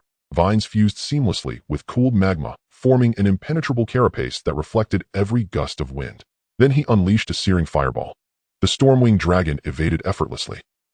Surrender. Yang Fan boomed, seizing full initiative. Master, I wish to fight too. Midol's voice echoed suddenly in Zhang Ming's mind. Just as Zhang Ming dodged another assault, Midol's voice resonated clearly within his consciousness. No, Zhang Ming refused. Plainly, the opponents outside are beyond your capability. The one-horned tiger shark and the dragon-armed croc were soul beasts bred for aquatic combat. He would not let me Duol risk her life. It's all right, Master Me Duol, just remember to way to fight. Master Me Duol can do it. Hearing her pleading, endearing and insistent, he sent the 10-blade cat claws from his system pack into the soul beast space. Try to see if you can use this soul artifact. Me Duol awkwardly fitted the 10-blade cat claws onto her paws. Master, it's so heavy. Although Me Duol possessed a Lord-grade bloodline, her talent was incomplete, and her rank remained only Silver 1 star. He had not yet had the chance to raise her bloodline, and he worried whether she could evolve smoothly. A Soul Beast bloodline tier directly dictated its future evolutionary growth. Rare bloodlines and epic bloodlines followed starkly different evolutionary paths, and their attribute gains after evolution diverged accordingly. He had once contemplated whether it would save spirit points to raise a Soul Beast's rank first, and then use a bloodline card to upgrade its bloodline. He was wrong. The higher the bloodline, the more evolution routes revealed themselves. By choosing the strongest, most suitable route, one reaped the greatest rewards, and each rank increase yielded larger attribute bonuses. If one evolved first by rank, and only later upgraded the bloodline, the beast's potential toward lordly tiers would be exhausted. Master Mi-Dual likes this. In the Soul Beast space, Mi-Dual flailed her claws in a comical, clumsy way. Mi-Dual wait. Zhang Ming took an epic bloodline card from his system pack and used it on her directly. Seeing Layden keep ascending, Yang Fan ordered the one-horned tiger shark to barrage him with deep-sea shells. If you're frightened, fly higher. Zhang Ming gave no reply to Yang Fan's taunt. Within the Soul Beast space, a burst of five-colored light flared, enveloping Mi-Dual in a splendid radiance. Silver scales instantly covered her. Her pupils turned a jewel-like azure. Silver plates grew beneath her ears, wrapping, then receding, and a single azure scale condensed on her forehead. Her skin no longer bore scales and resembled a human girl's save for those azure eyes. Master Mi-Dual feels so comfortable. Mi-Dual closed her eyes and emitted a soft hum. The sound sent a shiver through him, a guilty thrill. He opened Mi-Dual's attribute panel to inspect her details. Mi-Dual, Bloodline Epic. Talent Assimilative Transformation, can memorize 6 transformation modes. Rank Golden 1 star. Transformation skill Satan's Soul, 16. Description: a noble blood demonkin possessing the terrifying gift of absorbing the power of feral beasts for her own use. She can assimilate parts of a target's body or absorb it entirely, though she cannot assimilate beasts more than 1 rank above her. After transformation, her combat power leaps across ranks. She is feared and called the Satan Witch. Satan Witch. Under the Epic Bloodline card's enhancement, Mi-Dual's rank was forcibly raised to Golden 1 star, and her talent seemed restored. From that complete description, it was clear her bloodline was exceedingly formidable. He only wondered why she possessed a single skill, Satan's Soul. Satan's Soul, the body adopts a satanic form, granting extraordinary speed and strength, but disallowing repeated uses. It provides powerful immunity to toxins and can absorb external poisons, converting them for her own benefit. After reading, Zhang Ming was astonished. This was Mi-Dual's true innate strength, the ability to assimilate a feral beast's power and make it her own. Terrifying. Feeling Mi-Dual's change radiate from the Soul Beast space, he resolved to pour all his remaining spirit points into her. View evolution routes. A system sprite Chan master. Due to Mi-Dual's talent, she cannot evolve. Her talent prevents evolution, Zhang Ming murmured. On reflection, it made sense. Mi-Dual's assimilative talent already stored a feral transformation form functioning like an evolutionary ability. The system panel showed she could memorize 6 transformation modes in total. That meant she could assimilate 5 more. In other words, as Mi-Dual's rank rose, she could gain a variety of transformation modes with differing abilities. Formidable. Since evolution was unavailable, he funneled all remaining spirit points into leveling Mi-Dual. Upgrade. Success. Mi-Dual upgraded to Golden 2 star. Success. Mi-Dual upgraded to Golden 3 star. Over 7 million spirit points, and she had only risen 3 stars. She should have reached Golden 4 star just now. Yang Fan noticed Zhang Ming's strange behavior midair and ordered the one-horned tiger shark to attack in rapid succession. The black horn atop the one-horned tiger shark split into 5 segments, exposing conical charges that screamed forth like shells hurtling straight for Layden. A harpoon fire cannon. The shell slammed into the geothermal armor. The thorn plate rebounded some damage, but the one-horned tiger shark's thick hide and the buffering waves meant it took no harm at all. Huh. Surrender now. Yang Fan laughed with pride, pleased with his one-horned tiger shark. He had begged and labored mightily to catch that one-horned tiger shark pup in the deep sea, expending immense resources to raise it to the star diamond tier. The more effort and resources poured in, the stronger the one-horned tiger shark became. A mischievous smile crept to Zhang Ming's lips. In the sky, a silver-haired girl in a school-style short skirt appeared, floating there without any visible support. Yang Fan stared in astonishment. In the pavilion, others took notice as well, puzzled by the silver-haired girl. That girl can float. Could she be a royal beast master? How could that be impossible? No, wait, she looks familiar. Doesn't she resemble the humanoid feral that appeared that day? Come to think of it, she really does. My god, that humanoid form is actually this stunning. Amid the murmurs, Mi-Dual said, Master Mi-Dual is ready. Mi-Dual flashed 2 little tiger fangs and spoke in an adorable voice. Zhang Ming nodded. Just don't kill them, that's all. Okay, master. Mi-Dual hovered in the air, her small fists clenched, and a surge of potent aura suddenly blossomed. Her silvery hair, which had lain over her shoulders, suddenly bristled upright. A purple-black light shimmered, and the cute childlike Mi-Dual transformed into a bewitching figure, silver hair lofted, high eyes cold, and keen, a trace of playful mockery in her expression. Her hands became a pair of savage demonic claws, a grotesquely large set of demon wings unfolded from her back, and a dark green tail trailed behind powerful as it lashed up and down. This is the transformation skill Satan's soul. After transforming me, Duel not only grew taller, but even the undeveloped parts of her body became larger. The alluring curves wrapped in dark green armor were utterly captivating, drawing one into a maze of desire. Especially her smoky-eyed gaze laced with mockery and her defiant expression completely different from the cute appearance of me Duel before it was a total transformation. With an air of cold arrogance, me Duel crossed her legs and rested one hand on her chin, her voice a soft murmur as she said, "It's time to get started." As soon as her words fell, me Duel's figure vanished from sight, as if she had teleported. A splash echoed as if she had plunged into the sea. Suddenly, a massive figure over 10 meters long emerged from the water with a roar. Me Duel had seized the tail of a dragon armor crocodile and hurled it out of the sea. Yang Fan's eyes widened, his mouth agape. Is this also a soul beast? Even Zhang Ming was startled. How could Me Duel possess such formidable strength? Although this dragon armor crocodile was of golden tier, such a gigantic body weighed at least several tons, yet Me Duel handled it as if it were a small dog, effortlessly spinning it in the air. With one hand gripping the tail of the dragon armor crocodile, a dark purple ball of soul power slowly gathered in her fierce claws. Dark torrent. Boom. The tail of the dragon armor crocodile was blown into 2 pieces. In an instant it transformed into a beam of light, returning to the soul beast space, and Yang Fan gritted his teeth in fury. Damn it. How could this humanoid species be so powerful? Didn't Grandpa say this humanoid was already useless? Yang Fan clenched his fists, his gaze icy. A wicked smile crept across Me Duel's lips as she glanced at Yang Fan. Not good. Attack. Yang Fan hurriedly commanded a hammerhead shark to stir up a whirlpool, preventing a repeat of the earlier setback. Me Duel showed no concern for the hammerhead shark below her. Extending her right hand, the dark purple ball of soul power coalesced once more, circles of energy, resembling runic formations swirling around her hand, suddenly transforming into a pitch-black giant hand reaching for the wyvern soul beast beneath Yang Fan. The wyvern soul beast let out a pained wail. It then vanished, returning to the soul beast space. Yang Fan fell rapidly, desperately activating the soul device on his foot, using the power of the seawater to hold himself up. The hammerhead shark leaped high, creating a massive wave that crashed toward Me Duel. In her transformed state, Me Duel had crossed tiers equivalent to possessing the strength of a 4-star star diamond, with both speed and power greatly enhanced. Just as the hammerhead shark soared into the air, Me Duel suddenly embraced it. Her fierce claws dug deep into the thick skin of the hammerhead shark, tearing through and drawing blood. Me Duel spun the hammerhead shark rapidly in the air, creating a tornado visible to the naked eye, raising the surrounding waves to over 10 meters in height, even drawing Yang Fan into the maelstrom. Utterly devastating. Me Duel summoned another dark purple energy ball with her claws, which then exploded with a loud bang. The hammerhead shark, covered in lacerations, turned into a beam of light, returning to the soul beast space. Yang Fan fell into the water, swallowing several mouthfuls of seawater. Me Duel lifted him effortlessly, presenting him before Zhang Ming. The terrified Yang Fan looked at Zhang Ming with fear, unable to meet the gaze of this terrifying humanoid creature. So powerful. With just a wave of her hand, she had sent his prized soul beast back to the soul beast space in mere moves. Zhang Ming smiled, saying nothing. Slowly she extended her right index finger and gently pressed it against the badge number on Yang Fan's chest. Contestant No. 17, Zhang Ming wins. A mechanical voice announced the winner.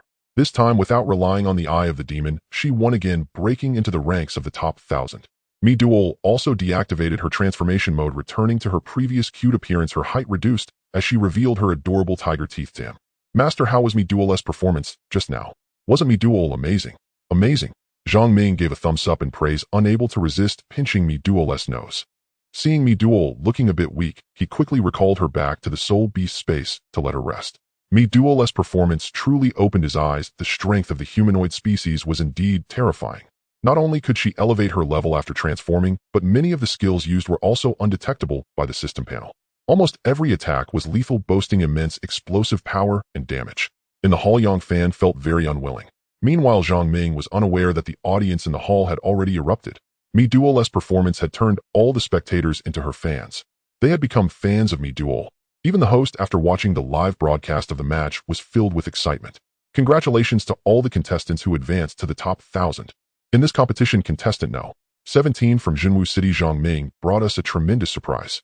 Let us warmly welcome all the contestants who advanced this time. As the losers exited the stage, the victors in the dimensional space appeared in the hall. Each of them displayed proud expressions, facing the audience as champions. As Zhang Ming stepped out, he noticed a large flag being waved in the audience by Defei, who was shouting loudly. From a distance, he could see the words "awesome" written in large characters on the flag. When did Defei make this thing? Looking at the exuberant Defei, Zhang Ming waved back.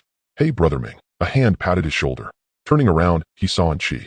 Congratulations, Brother Ming, you advanced. Same to you, Enchi, you advanced too. Hee. Enchi said cutely with her hands behind her back. Today's matches are over, and we have a total of 1,127 winning contestants. Starting tomorrow, the top 1,000 competition. The top 100 contestants will emerge from among you, over 1,000 winners. All contestants advancing to the top 100, whether they are academy students or high school students, will receive 1 year of Soul Beast feed supply from the organizing committee for this competition. No restrictions on Soul Beasts. As soon as these words were uttered, all the winners present burst into joy. Although purchasing Soul Beast feed is not expensive, the number of contracted Soul Beasts increases as time goes on. With the rise in Soul Beast levels, their appetites also grow larger. Beast Masters not only need to gather resources for Soul Device evolution and leveling, but the daily consumption of Soul Beast feed is also a significant expense. A year's worth of Soul Beast feed supply can easily save hundreds of thousands of Soul coins. The first round of preliminaries ends here. Tomorrow marks the start of the second round, the top 1,000 advancement competition. As everyone exited, Defei hurriedly ran over carrying the flag, his expression very excited. Brother Ming, you were so damn cool. Did you know as soon as your humanoid transformed, the audience went wild? They went wild. Damn. So exhilarating. Ha ha ha. Hearing Defei's description, Zhang Ming laughed heartily. A tall lady in a gray bodycon dress next to them cleared her throat. Teacher Lin. Sister. It was Teacher Lin Wanwan. Teacher Lin patted Enchi's head deliberately, putting on an angry expression as she said, Teacher, I'm still here. Are you just chatting like this? Defei scratched his head awkwardly, while Zhang Ming also wore an embarrassed smile. However, congratulations to you, Zhang Ming, for advancing. Thank you, Teacher Lin. Today the teacher will treat you all to a feast. Teacher Lin said with a pat on her chest, smiling. Inside a hotel at the training camp, Teacher Lin Weiner had long reserved a table to celebrate for Zhang Ming, and all the restaurants in the training camp were already packed, basically fully booked, as the winners of this competition had come to reserve places for their celebration. Hello, our dishes are ready, the waiter said with a smile in the private room. Seeing the table full of sumptuous dishes, the three of them suddenly felt a bit hungry. Teacher Lin Weiner sat at the main seat, telling the three to eat first since they were hungry. What a delicious dish. Defei picked up a piece of something that looked like meat, but wasn't, and put it in his mouth, savoring it to the point of tears. Teacher Lin Weiner placed her hands on her chin, watching with satisfaction as she said, This is the meat of the ferocious beast, the wood tenon fox, a specialty of this place. And she and Zhang Ming, you both should try it too. Okay, sister, and she nodded, quite pleased. Sister, I propose we have a drink first. Halfway through the meal, and she felt that something was missing. You wanting to drink right after coming out? All right, let's get a small bottle then. They called the waiter to order wine. I'm sorry, everyone, but we only have white wine left in the store now. Is it just white wine? The three looked at each other. They had never even had white wine before. We just want a small bottle to try, sister. We don't need to finish it all. And she said, I'm okay, we'll have the white wine then. All right. Before long, the waiter brought a bottle of beautifully packaged liquor and poured a small cup for each person. This wine is 56 degrees of strong alcohol, Zhang Ming remarked as he looked at the bottle. That is quite a high degree. Teacher Lin raised her mini wine glass and said, First, I want to congratulate Enchi and Zhang Ming on advancing. Defei, don't be disheartened. There will be opportunities next year. Thank you, teacher. The three raised their glasses together, speaking in unison. This wine is so spicy. And she took a small sip and set it down. Looking at Teacher Lin, her glass was full, and she drank it all. Teacher Lin drinks a lot. Defei had not dared to drink much before, and only took a small sip, now feeling somewhat impressed at Teacher Lin's capacity. Zhang Ming, your performance this time truly surprised us. After downing a glass, Teacher Lin's cheeks flushed slightly as she steadied herself with one hand on her head. Teacher Lin. Zhang Ming looked at Teacher Lin, who appeared slightly tipsy, her eyes half closed, and her speech a bit slurred. Could it be that she got drunk after just one glass? Her alcohol tolerance is poor. Ming, good, this is a toodle glass, right? Defei remarked. Let's eat quickly, we need to take Teacher Lin back soon. They helped Teacher Lin to the sofa to rest, first feeling awkward about where to place their hands, but as they felt the softness in their hands, their hearts raced. This feeling was like injecting a large dose of strong hormones, causing his blood to surge wildly. Let's eat first, otherwise this table of food will go to waste. I also don't know why sister chugged it down just now. Clearly her alcohol tolerance is so poor, yet she drank so fiercely, and she laughed. Beast, I will never agree to you. Beast. On the sofa behind Teacher Lin, in a daze, seemed to be dreaming, mumbling continuously. This caught the attention of the three. Defei's eyes widened as he tilted his head, and all three slowed down their eating. They only heard the words beast. Looks like there's a story. Zhang Ming and Defei turned to Enchi, their curiosity piqued. I'm not sure either, I usually don't ask about sisters' matters. Enchi quickly explained. They had eaten almost everything, leaving very little on the table. Zhang Ming was troubled about how to get Teacher Lin back. And she, do you know where Teacher Lin lives? Sister and I live together, we can help carry her back together. As he spoke, Zhang Ming helped lift Teacher Lin, who was lying on the sofa, draping her over his shoulder. However, Teacher Lin was uncooperative and swayed unsteadily. He simply lifted her onto his shoulder and carried Teacher Lin away. And she led the way. As Zhang Ming carried Teacher Lin, she instinctively wrapped her arms around his neck, nearly choking him. And she covered her mouth and smiled, seemingly enjoying this scene. The building ahead is ours. We live on the second floor.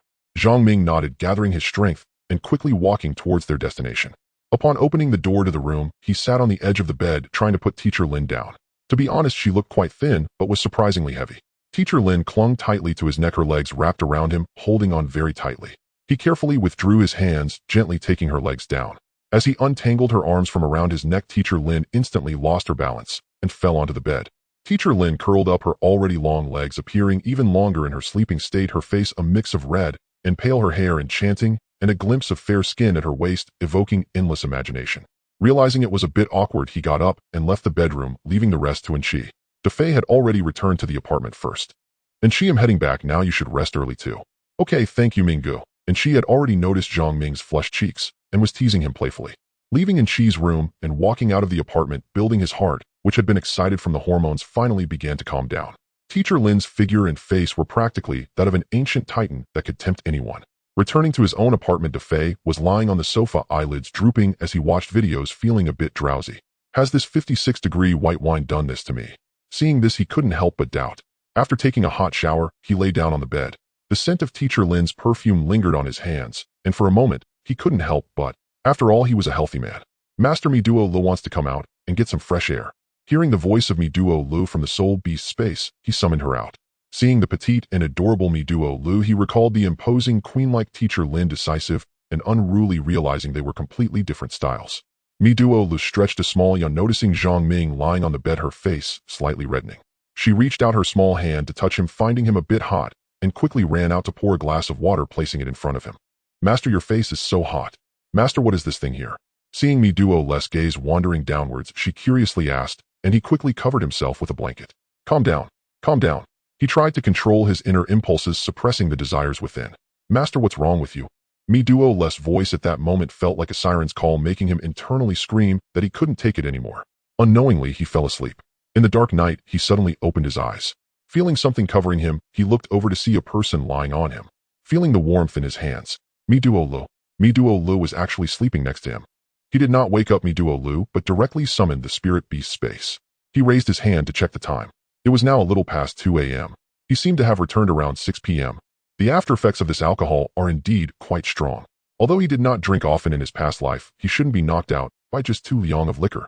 It is possible that the current body has not yet developed a resistance to liquor. He got out of bed and washed his face, seeing Defei hugging Tai Long soundly asleep on the sofa. He did not wake him to go back to bed. The smart wristband beeped, lighting up. It was a call from Enchi. 17 missed calls. He hurriedly answered. Hello? Brother Ming, my sister is missing. What a... Don't panic, Enchi, I'm heading over now, take your time to explain. Has it been reported? On the other end of the smart wristband, Enchi's sobs could be heard. He quickly pushed the door open and ran towards Enchi's place. It was a little past 2 a.m., and there was still a night market outside the training camp. Although there weren't many people, the lights were brilliant. Enchi had been anxiously waiting for him downstairs at the apartment. What happened, Enchi? Take your time to explain, Zhang Ming comforted her. After you dropped us off, my sister received a call, and then went out, and she hasn't returned since. I've already informed my father, and people are searching for her. It's been over 2 hours now. The main issue is that no matter how I call, my sister's phone indicates it is out of service. Teacher Lin went out after receiving a call. This is Long City with strict security. How could a living person go missing like this? And she, who was the caller for Teacher Lin. What did they talk about? What was Teacher Lin's attitude? Do you remember? Zhang Ming asked, hoping to find any suspicious points from Teacher Lin's phone call. I had just finished showering when I saw my sister looking very impatient. Then she cursed at the wristband and hung up. Not long after, it seemed like the caller redialed. I asked my sister who called, but she wouldn't say. What did Teacher Lin curse? It was that phrase beast we heard together at the restaurant. Has Teacher Lin ever mentioned to you what kind of people she hates? Zhang Ming speculated in his heart that Teacher Lin's disappearance likely had a connection with the beast she cursed. And she tilted her head, thinking seriously. Before my sister graduated, she once mentioned a guy with the surname Xiao who liked her and constantly harassed her. However, this person is not ordinary, my sister told my father, but he just said to ignore him. Surname Xiao. He quickly recalled the families with the surname Xiao and Huaxia. For someone like Lin Zunjia to say ignore him, the force behind it must be someone of equal standing. Besides the Xiao family in Nanhua City, he couldn't think of another family with the surname Xiao. This was because there was a quasi-unlevel beast master Xiaoshan stationed in Nanhua City. Controlling the southeastern region of Huaxiao, their power overshadowed the area domineering. Zhang Ming hurriedly opened his dusk wristband to contact the dusk group, hoping to find some clues. He saw that a 2-star mission had been posted on the task platform. Find teacher Lin Wanwan from Zhenwu. One middle school. He decided to accept the mission first. However, Long City is so vast, where to search, how to search, and he had no clues at all. It seems he could only start looking from the lead of the Xiao family. Brother Ming, could the Xiao family be the one from Nanhua City? And she pondered for a moment and asked in confusion. Zhang Ming nodded, his gaze sharp. Although he wasn't certain, it was highly likely. But the Xiao family has Grandpa Xiao stationed in Nanhua City, who is a pillar of the region. Grandpa Xiao wouldn't do such a thing.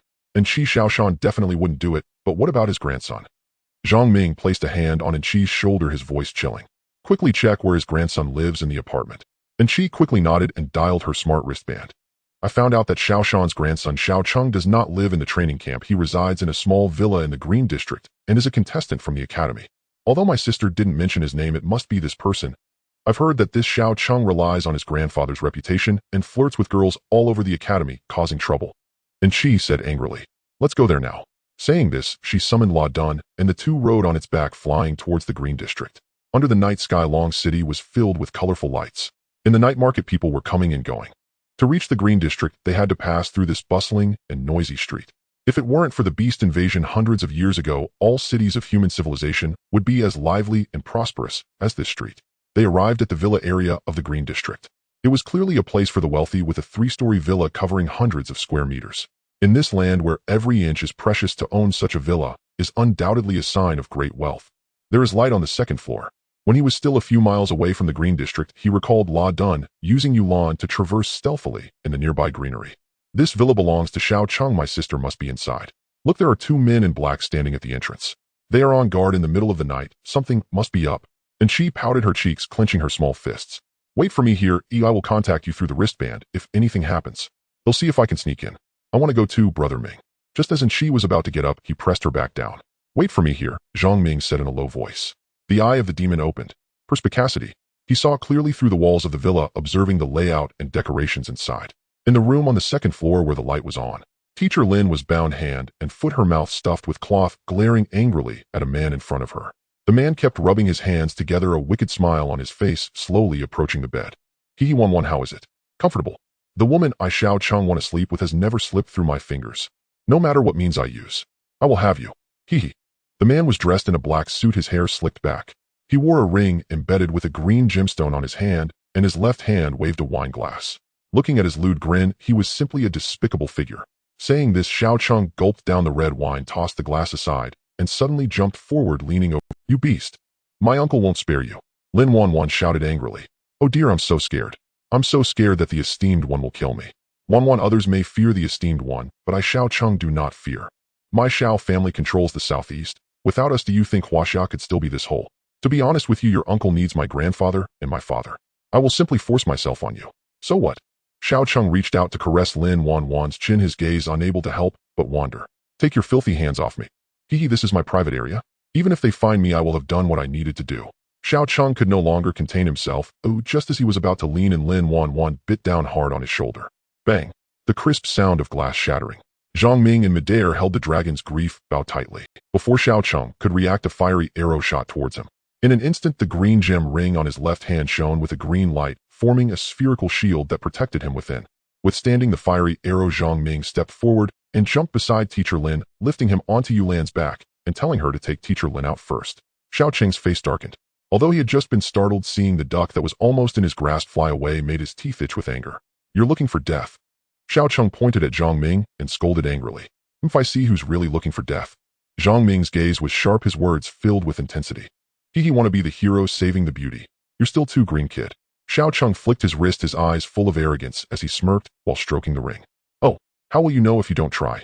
Zhang Ming responded with a smile already prepared. Tension filled. Good. You've got guts. If you're capable, don't summon your spirit beast. Let's duel Onion, and the loser will bow 3 times to the winner. With a wicked smile on his lips, Xiao Cheng was scheming something. Come on. Zhang Ming readily agreed. When it came to close combat, he believed he hadn't met a worthy opponent aside from Instructor Qin. Who knows what schemes this kid has up his sleeve?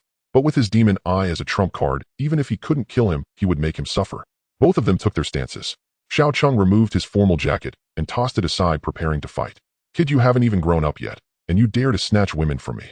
As soon as he finished speaking, Xiao Cheng moved swiftly, swinging his fist and charging at Zhang Ming. His punch aimed directly at the vital point. Zhang Ming did not back down, standing firm in place. He stepped forward with his right leg solid as if rooted in the ground, and suddenly unleashed his arms, bending his body as his fist struck Xiao Cheng like bullhorns, sending him flying. The bull's charge. Xiao Cheng flew back, clutching his chest in pain. This guy is trained. Zhang Ming, with a face like a peach blossom, smiled broadly and reached out his right hand. Come here. Xiao Cheng, seeing his arrogant demeanor, could hardly tolerate it. He got up and charged again, bending down to sweep Zhang Ming's legs in an attempt to knock him down. To his surprise, his leg felt as if it had kicked a stone. Not only did he fail to hit Zhang Ming, but he also ended up knocking himself down. Zhang Ming seized the opportunity to strike. With a swing of his arms, he unleashed a series of powerful sounds, his fingers tightly clenched, fists solid and forceful. He grabbed Xiao Cheng from the ground, using him like a sandbag. On the shoulder, he struck down. On the chest, a heavy punch shook. On the collarbone, his palm transformed into a claw, squeezing hard to lock Xiao Cheng's strength. In pain, Xiao Cheng's legs went weak, and he knelt, begging for mercy. If he had used more strength, Xiao Cheng would have been finished. Ouch. It hurts, it hurts. Kid, let go. Oh, let go. Tears streamed down Xiao Cheng's face from the pain, but his stubbornness was surprisingly strong. Do you submit? I submit. I submit. I'll let go. Will you dare again? I won't dare anymore. I won't dare anymore. Zhang Ming smiled knowingly, stepping forward and kicking Xiao Cheng against the doorframe. Damn it.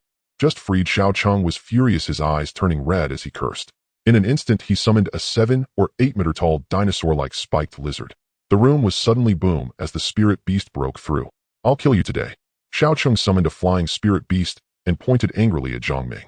Zhang Ming deliberately let him go, intending to provoke him into summoning his spirit beast to fight. This way, even if he was Xiao Shan's grandson, according to Huaxiao laws, he would be the victim and could retaliate in self-defense. As long as he didn't kill him, it was fine to cripple him partially. In the dark night, a firebird over 10 meters long suddenly soared into the sky, illuminating the surroundings as brightly as the sun. As soon as Layden appeared, its momentum overshadowed Xiao Cheng's spiked lizard. A series of fireballs were unleashed without hesitation, igniting the surrounding villa area, quickly transforming it into a sea of flames. You're really playing for keeps. Seeing the villa area ignited, Xiao Cheng panicked. He had originally intended to summon a spirit beast to scare Zhang Ming, but now things had escalated. Seeing his brand new villa engulfed in raging flames, cracking and roaring, his heart bled. The furniture inside was all made of the finest wood. Each piece was carefully chosen by him. It was all gone, all gone. Xiao Cheng's anger surged, wishing he could tear Zhang Ming apart. He summoned 3 spirit beasts in quick succession. The earth trembled. One of the spirit beasts was quite intimidating, nearly 20 meters tall. It was an ice claw white bear, its white fur covered with a layer of ice-like armor, majestic and imposing. As soon as it appeared, Zhang Ming felt the surrounding temperature drop, sharply contrasting with the flames of Layden. The other 2 spirit beasts were a dinosaur-type thunder dragon and a fierce bird with 3 pairs of wings. Along with the previously summoned spiked lizard, the 4 spirit beasts launched a combined attack on Layden. Desperate now are we. 5 spirit beasts summoned. I'm just afraid you don't have enough spirit power to maintain the summoning time. Zhang Ming smirked as he spoke. This Xiao Cheng, with the level of a beast master, the highest level spirit beast, is this Ice Claw White Bear. Ice Claw White Bear, Bloodline Perfect, Talent 0 degree, ICL level, Star Diamond level, 3 stars, Skills Frenzy, Piercing, War Charge, Cracking, Ice Claw. Description: a white bear living in the extreme northern ice fields, born to control the power of frost, immensely strong, capable of manipulating frost elements at will, with a pair of exceptionally cold ice claws that freeze the target with each attack. Perfect bloodline. Truly powerful. After reviewing the attributes of the Ice Claw White Bear, he gained a rough understanding of Xiao Cheng's strength. Of the remaining 3, 1 had a Lord-level bloodline, and the other 2 had rare-level bloodlines, all around the golden level 6-star range. Not a significant threat. Dealing with these 3 low-level beasts was a piece of cake for Layden, who was at Star Diamond level 1. Xiao Cheng rode on a large eagle, looking down at Zhang Ming with a smug expression. Kid, do you see this? This is my true strength. And she and Teacher Lin, hiding not far away, watched Zhang Ming in midair with concern. Teacher Lin had already contacted the launching combat department, but it had been a while and the combat team had not yet arrived. Sister Minggu will win, don't worry. And she was very confident. Teacher Lin suddenly recalled the scene yesterday where Zhang Ming's humanoid spirit beast had brutally defeated Yang Fan, and she nodded in agreement. At this moment, Zhang Ming was riding on Layden's back, arms crossed, while a cute little girl floated beside him. Seeing this floating girl, Xiao Cheng's eyes lit up, captivated by her beauty. But then he realized something was off. He had been focused on kidnapping Lin Weiner today, only having heard about me Duo Lu, not watching Zhang Ming's battle video. However, when he saw the little girl before him suddenly transform into a demoness resembling Satan, Xiao Cheng's mouth fell open, stammering, "Satan demoness." Though he had not watched Zhang Ming's battle video, the reputation of the Satan, which had spread far and wide, gazing at the enchanting figure of this bewitching witch, he swallowed hard. He didn't know why he was sweating profusely, as if an inexplicable pressure was making it hard for him to breathe. Instinctively, he sensed that something was amiss. Since a strike had been made, it was time to battle. The ice claw white bear roared with its mouth wide open, and a chilling aura descended, forming layers of frost. The icy claws were like sharp ice blades slicing through the air, accompanied by drifting snowflakes as they suddenly slashed towards Radon. Midoral's figure flickered and vanished from sight. She had actually caught the several-meter-long ice claw. A wicked smile appeared at the corner of Midoral's mouth, her smoky eyes captivating yet cold. Then, with a sudden burst of strength, she exclaimed. She actually lifted the 20-meter ice claw white bear. Raising it high, power gathered in her right hand. A black-purple energy sphere materialized, exploding fiercely, filled with rampant violent power as it opened its claws, aiming at the white bear's chest, launching like an artillery shell. A deafening explosion. The fur on the white bear's chest, once as white as snow, was instantly burned and charred, revealing a large patch of black. The anguished wails echoed through the night. Midoral floated in midair, her enchanting smile complementing her graceful figure, resembling a queen descending into the darkness. She raised both hands, and 5 metallic claws extended from each magical claw. 10 blades cat claw. Xiao Cheng looked at Midoral in disbelief. How could the ice claw white bear be defeated in one strike? He couldn't believe it. Ice claw white bear. Get up. Attack. Attack. The ice claw white bear responded to Xiao Cheng with its head raised, its claws embedded in the ground as it stood up. Its eyes were also filled with sharpness as it slightly lowered its body, heavy white mist billowing from the white bear's nostrils. Which is more powerful, your ice claws or my cat claws? Midoral let out a soft laugh and vanished again. When she reappeared, she was already in front of the ice claw white bear. 2 streaks of white light flashed by. An X-shaped attack mark was imprinted on the furry face of the ice claw white bear. In pain, the white bear staggered, unable to showcase its might once again. Countless icy breaths were exhaled from the white bear's mouth, causing the surrounding environment to plummet to freezing temperatures, with ice forming in the air. Midoral understood that the ice claw white bear was preparing to unleash its talent. The 10 blades cat claw danced furiously. Hundreds of cold lights erupted. Midoral grinned with excitement, swinging the 10 blades cat claw. Each flash of cold light left a scar on the ice claw white bear. Flesh and skin tore apart. Finally, the magical claws struck down upon the white bear's forehead. A surge of silvery lightning flashed rapidly, resembling a quantum cannon about to fire. Boom. An ultra-destructive flash. The ice claw white bear was sent flying. Its eyes rolled back, revealing the whites as it collapsed to the ground. Xiao Cheng clenched his fists, unable to believe that his ice claw white bear, with its perfect bloodline and star diamond level spirit beast, had not even unleashed its innate skills and had already lost. Midoral circled around the other 3 spirit beasts and appeared directly in front of Xiao Cheng. She grabbed him and brought him before Zhang Ming. Slap. Without hesitation, Zhang Ming slapped Xiao Cheng's left cheek. Again, Midoral deliberately leaned to the left, exposing her right cheek. Slap. After 2 slaps, his hand felt somewhat numb. Xiao Cheng covered his left and right cheeks, tears welling up, his demeanor clearly that of a rich second generation afraid of toughness and taking advantage of the weak. Brother, I've changed. Please don't slap my face. Not slap your face. Slap. I insist on slapping your face. Why are you covering up if you don't care? The other spirit beasts looked on helplessly as Xiao Cheng was taken away, not daring to make a move, especially with Midoral standing guard. Her enchanting gaze instantly made the 3 spirit beasts lower their heads. What do you think should be done with you? Zhang Ming said, noticing Xiao Cheng's small movement, with his left hand, his index finger resting on a ring. Go to hell. A surge of violent energy suddenly erupted from the ring. A blinding light flashed, and he instinctively let go. Midoral quickly stretched out her hand to block this attack. After the flash, wisps of black smoke emerged from Midoral's magical claw, clearly injured, as Zhang Ming's cold gaze turned towards Xiao Cheng, who hadn't run far. He immediately activated the blink ring. In an instant, he appeared in front of Xiao Cheng, grabbing him by the collar as the demon eye opened. The eye of desire. He then drew out a sharp knife, glinting coldly. Kid, do you dare? Stop. A middle-aged figure appeared from the side, attempting to intervene. But it was too late. The knife fell. It directly severed Xiao Cheng's finger that wore the ring. Lost in lust and greed, Xiao Cheng felt no pain as blood dripped freely. Removing the ring from the severed finger, he released the demon eye. A now clear-headed Xiao Cheng saw that his left hand was bleeding profusely and was missing a finger, screaming in terror. My finger. You cut off my finger. Looking at Zhang Ming's cold and ruthless eyes, Xiao Cheng was filled with fear. This person was simply a demon. Just now it was your ring that harmed Madoral, so I had to cut it off. Demon. You're a demon. Xiao Cheng turned to flee, and Zhang Ming did not stop him, for he knew that someone had already appeared behind Xiao Cheng. A middle-aged man somewhat resembling Xiao Cheng immediately launched an attack upon his appearance. Xiaolian, stop. A voice of an elder echoed through the night. Two teams of launching combatants appeared, sealing off the entire area. Looking up, an elder with a mix of black and white hair and a dignified demeanor was walking towards him. Nanhua City, the barbarian hammer Xiao Shan, the pillar of the southeastern Huaxiao region.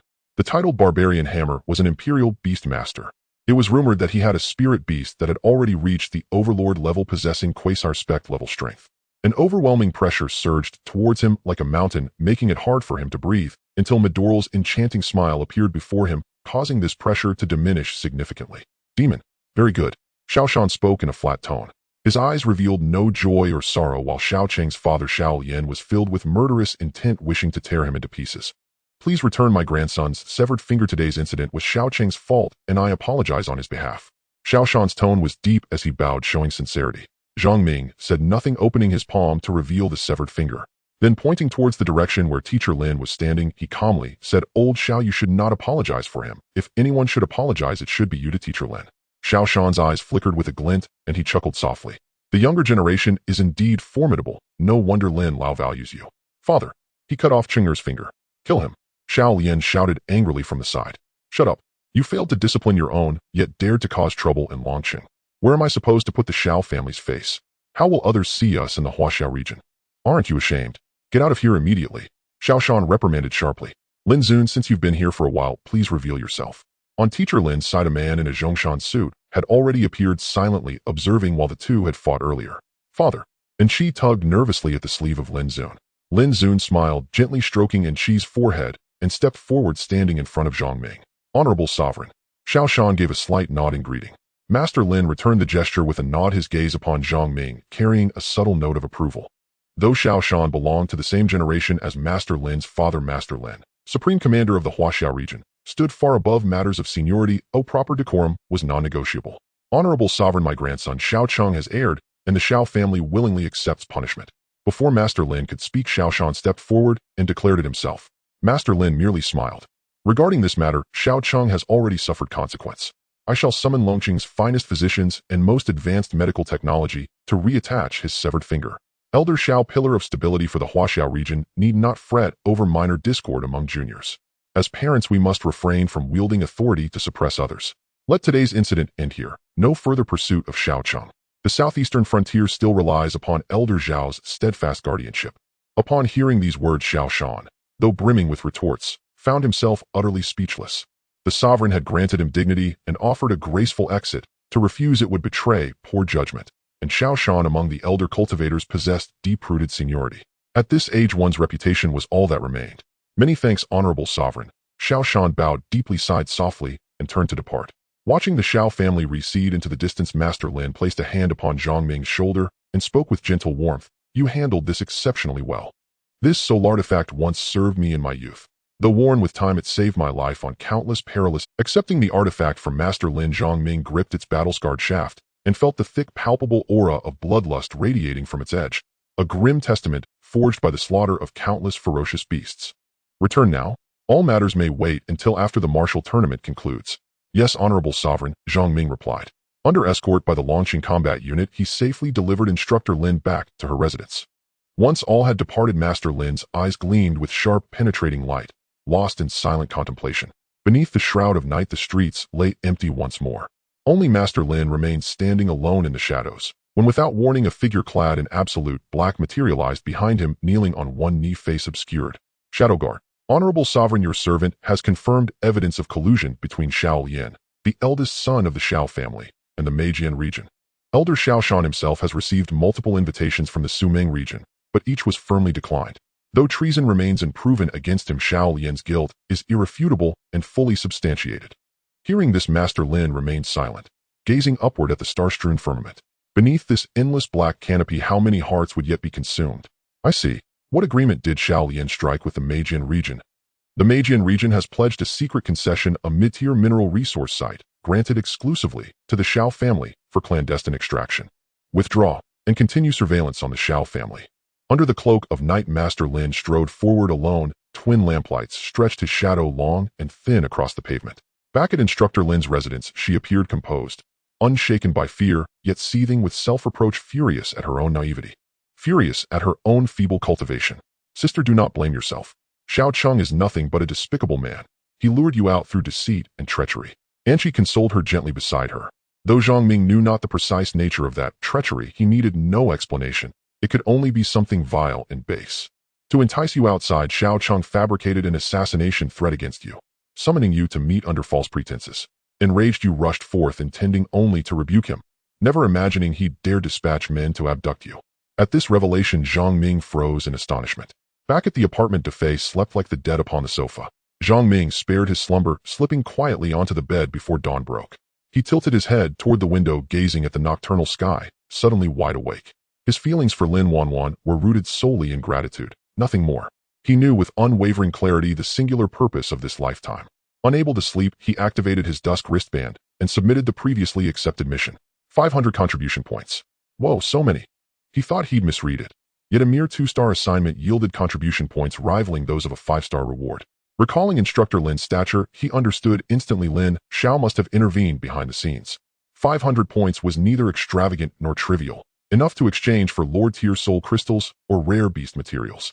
He'd hold on to them, for now, and wait until his reserves grew larger. Dawn would bring the 1,000-participant top 100 tournament.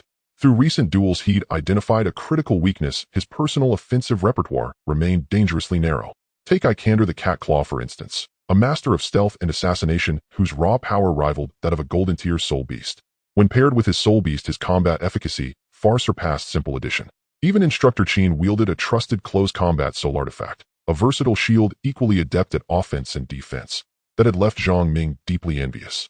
Though Zhang Ming possessed an rank ability, blazing ignition, capable of imbuing soul artifacts with fiery spiritual energy to amplify their might.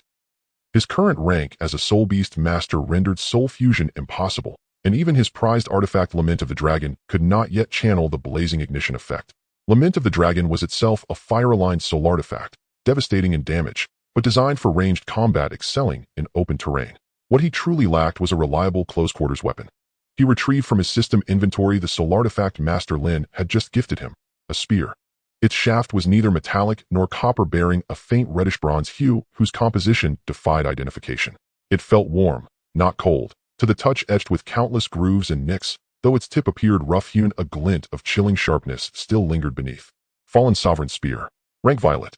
Attribute passive. Absorbs 7 of inflicted damage, converting it directly into vitality. Description: forged from Blood Abyss Demon Stone, steeped for a century, then consecrated with the Black Tongue Spirit Curse, granting it vampiric essence. This blood-drinking spear's passive ability is extraordinary. It siphons damage to restore life. No wonder the Sovereign said it had saved him in times of dire peril. He opened the soul artifact reforging interface and placed the blood-drinking spear at its center, then reviewed required materials. Ding. For reforging paths detected. Frost Tyrant Spear. Demon Repelling Azure Steel Spear. Weeping Abyss Blood Spear. Shinshin, Nine-Headed Serpent. Zhang Ming felt a surge of curiosity upon seeing the fourth reforging option. This Fallen Sovereign Spear was clearly a violet-tier soul artifact, yet the system offered no fewer than 4 distinct reforging paths. Moreover, each of the 4 options was described as orange tier. Though the final option, Nine-Headed Serpent, concealed its precise attributes, its mere description radiated overwhelming power. Shinshin, Nine-Headed Serpent, a royal treasure forged by ancient primordials in imitation of the primordial titan beast, the Nine-Headed Serpent. Blessed with the black word incantation, it manifests 9 distinct arcane orbs, hence its epithet God-slaying. The black word incantation, an innate gift of the Robe Witch clan from antiquity.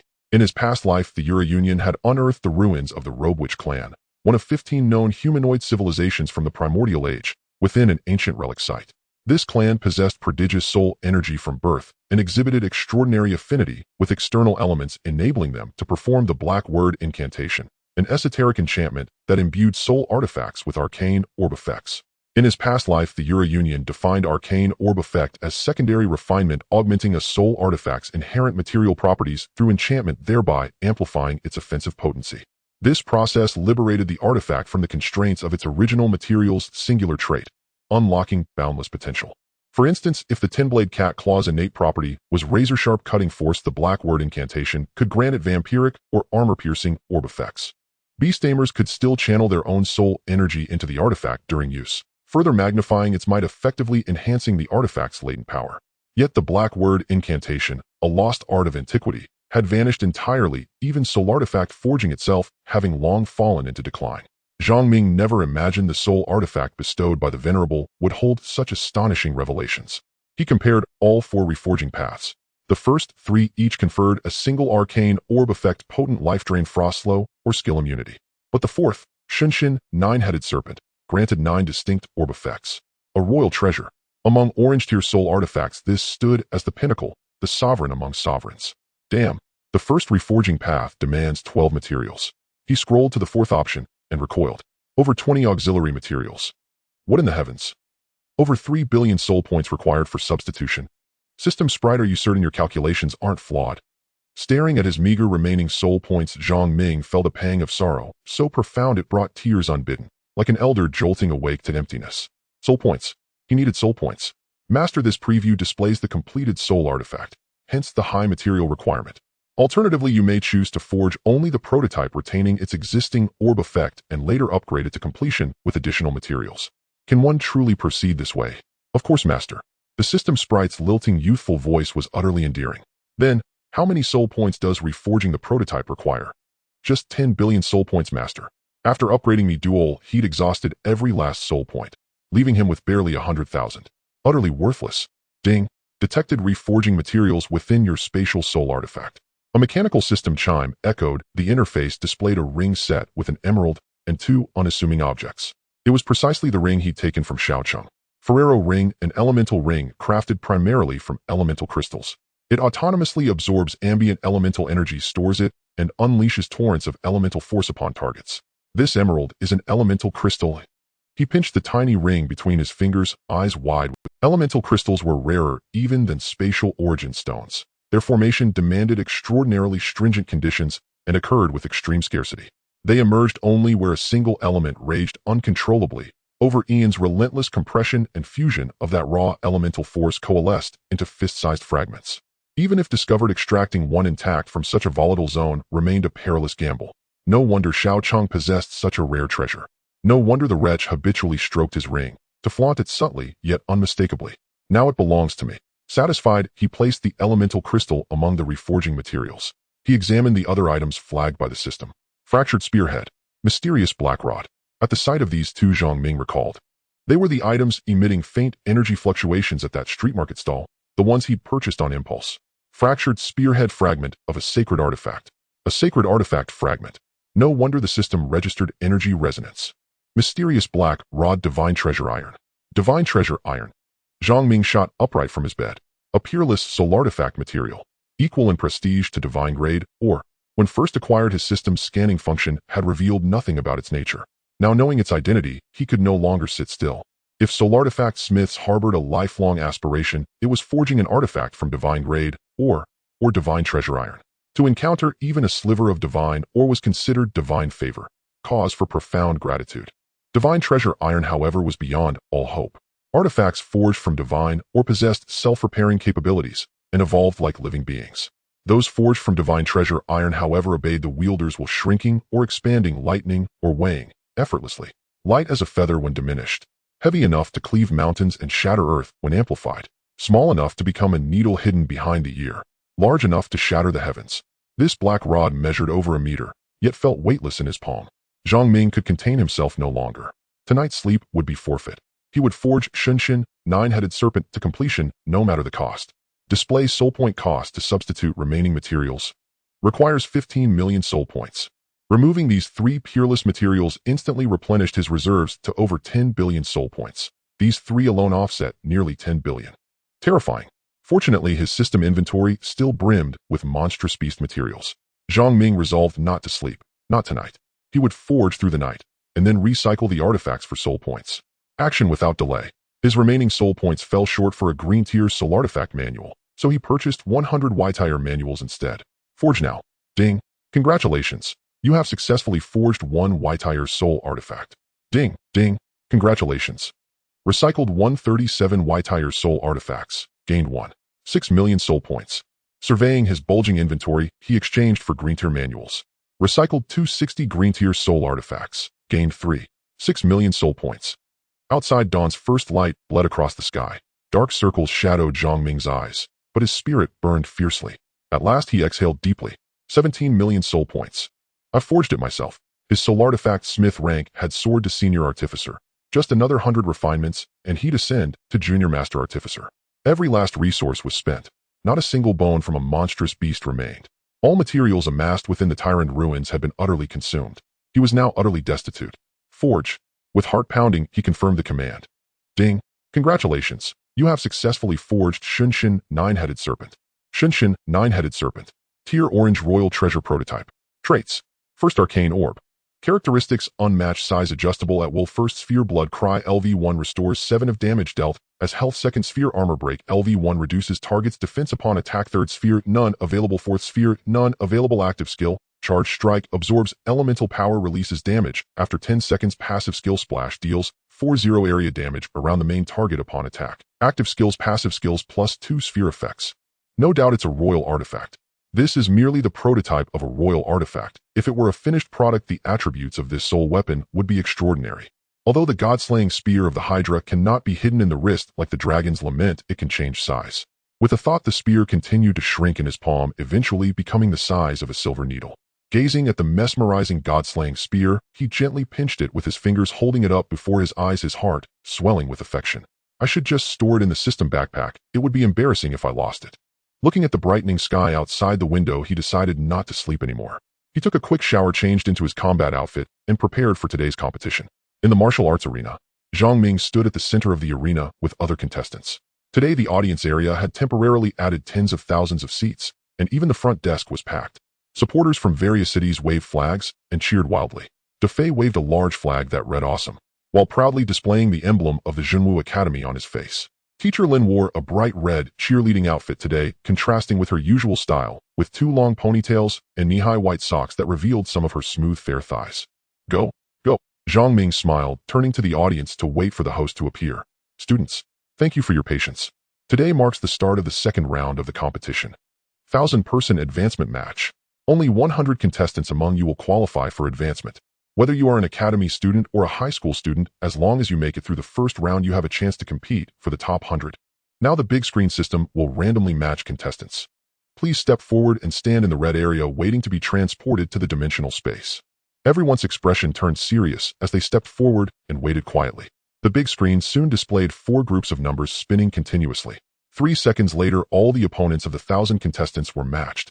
Contestant 17, Zhang Ming versus Contestant 369, Chi Peng. The teleportation flickered, and Zhang Ming caught sight of his opponent Chi Peng, the academy student known as the Little War King and a Beast Master. In the dimensional space, the scenery changed. Beneath him was a muddy swamp dense with rainforests. Feeling the ground sink beneath him, he quickly summoned Yolan, leaping onto its back to soar into the treetops. Before he could steady himself, a sudden sound of air being cut through reached his ears. A crimson long blade brushed past him, embedding itself in the tree trunk before him. Zhang Ming, we meet again. A man in a red combat suit perched on a nearby tree trunk stared at him with a wicked. From Nandu Academy, the Little War King. Chi Peng. Chi Peng suddenly reached out. The long blade was attracted by his soul power returning to his hand as he slung the crimson glowing blade over his shoulder. Zhang Ming smiled instead of getting angry. Kid, you embarrassed me in public last time. This time I spent 2 million soul coins just to match up with you for a personal vendetta. Chi Peng laughed excitedly, eager to strike immediately. Zhang Ming noticed that Chi Peng was wearing a sealed combat device that resembled goggles, obscuring his eyes completely. Don't even think about using that ability of yours again. This combat device was custom made for you. It's specifically designed to counter that move. What Chi Peng referred to was the Eye of the Demon. After returning home that day, he found a video uploaded online that showed Zhang Ming's ability, which left him furious. He studied the video repeatedly and discovered the issue lay within Zhang Ming's eyes. In soul abilities, there are some who rely on their eyes to cast their powers, and he mistakenly regarded Zhang Ming as possessing a special ability. That combat device must not be cheap, right? Of course, a custom order can't be cheap. That long blade of yours is quite impressive, Zhang Ming remarked, gesturing at the long blade in Chi Peng's hand. Chi Peng's proud gaze was filled with admiration for the long blade. Indeed, this blade is called the Plunderer, a purple tire weapon. Oh, that sounds impressive. Zhang Ming replied with feigned sarcasm. Let's see if you can still smile later. Qi Peng said, his expression turning serious. Summoning his soul beast. A massive creature with wings over 20 meters wide suddenly appeared. It was a two-headed griffin with enormous wings. In the sky, the two-headed griffin had heads that measured 7 to 8 meters wide. As it opened its mouth, it revealed its fearsome fangs with 4 fierce eyes, giving off a chilling aura. Two-headed griffin bloodline, perfect talent, beast king, roar level king, 1-star skills, roar fury, strike ice, and fire breath lines, claw break wing. / description, a king beast living in the Rift Canyon. Its massive wings can stir up violent winds, and its 2 lion heads can unleash ice and fire attacks on targets. It excels in close combat, and with its exceptional flying speed can engage in battles beyond its level. Weakness, wings, tail. Checking the attributes of the two-headed griffin through the system panel, both its bloodline and skills surpassed that of the one-horned tiger shark. With merely law done, it would be impossible to defeat it. Moreover, seeing Qi Peng's smug face, it was clear he had other soul beasts yet to be summoned. But even a 1-star king-level soul beast was enough to intimidate opponents. Summoning La Dun soaring into the sky.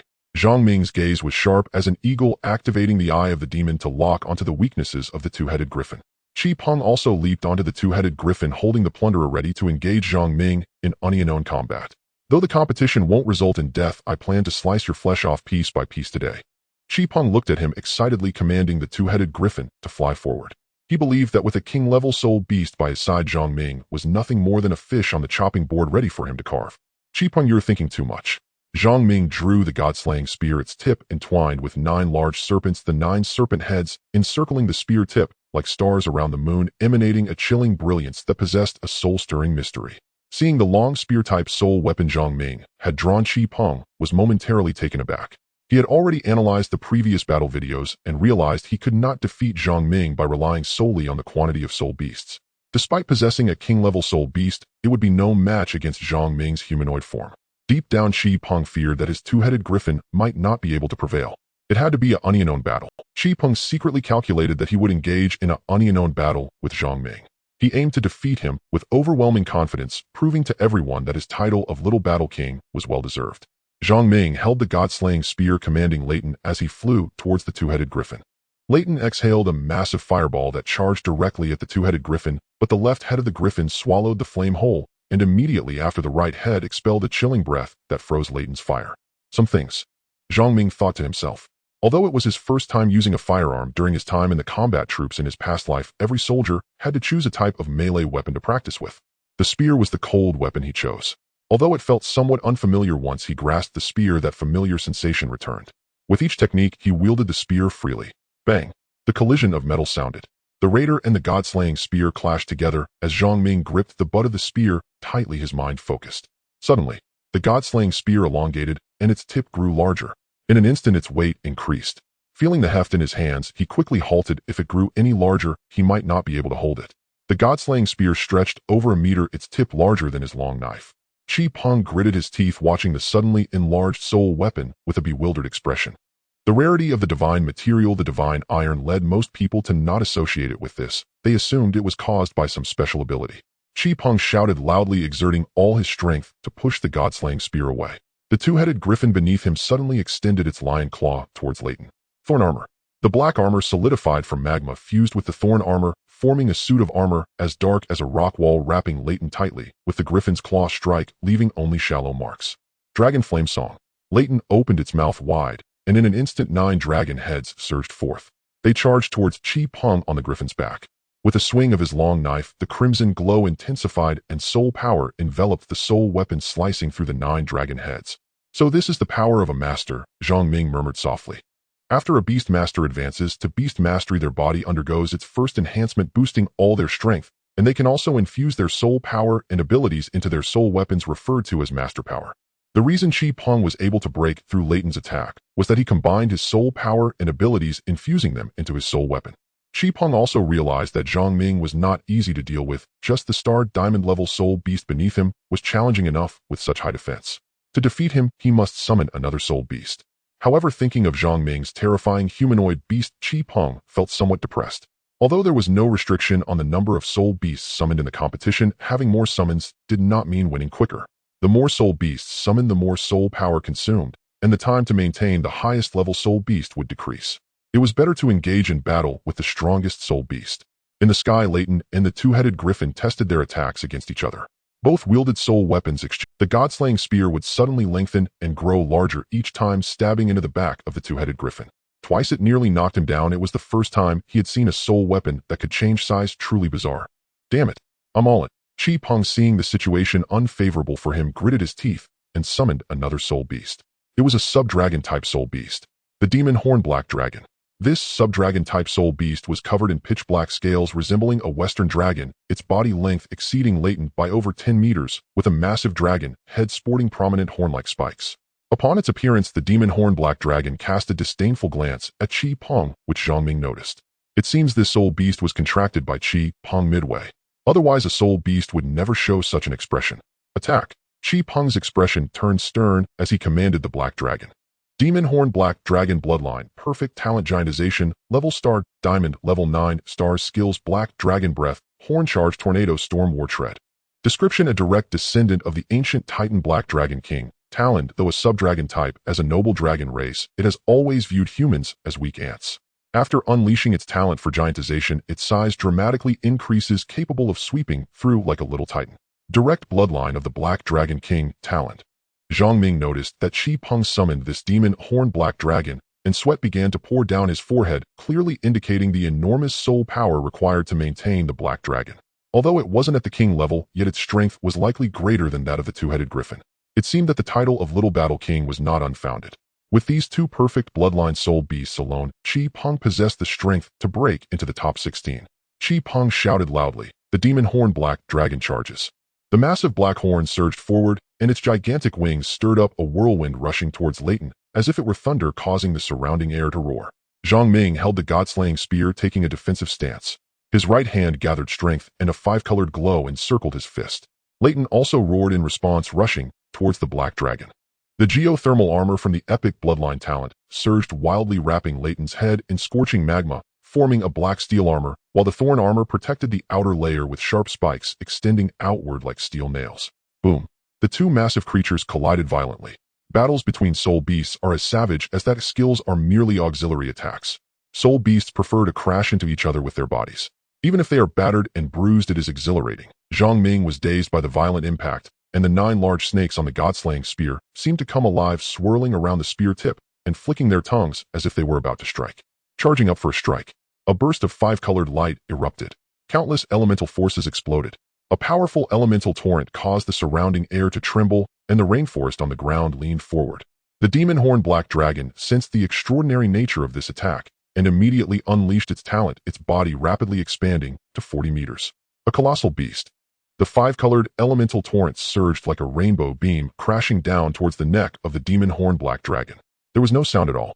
The elemental torrent pierced through the scales on the black dragon's neck. Instead, the demon horn black dragon let out a painful howl and began to fall. The surrounding elemental power was completely absorbed. Zhang Ming seized the moment, leaping high off Leighton's back. He activated the shining ring.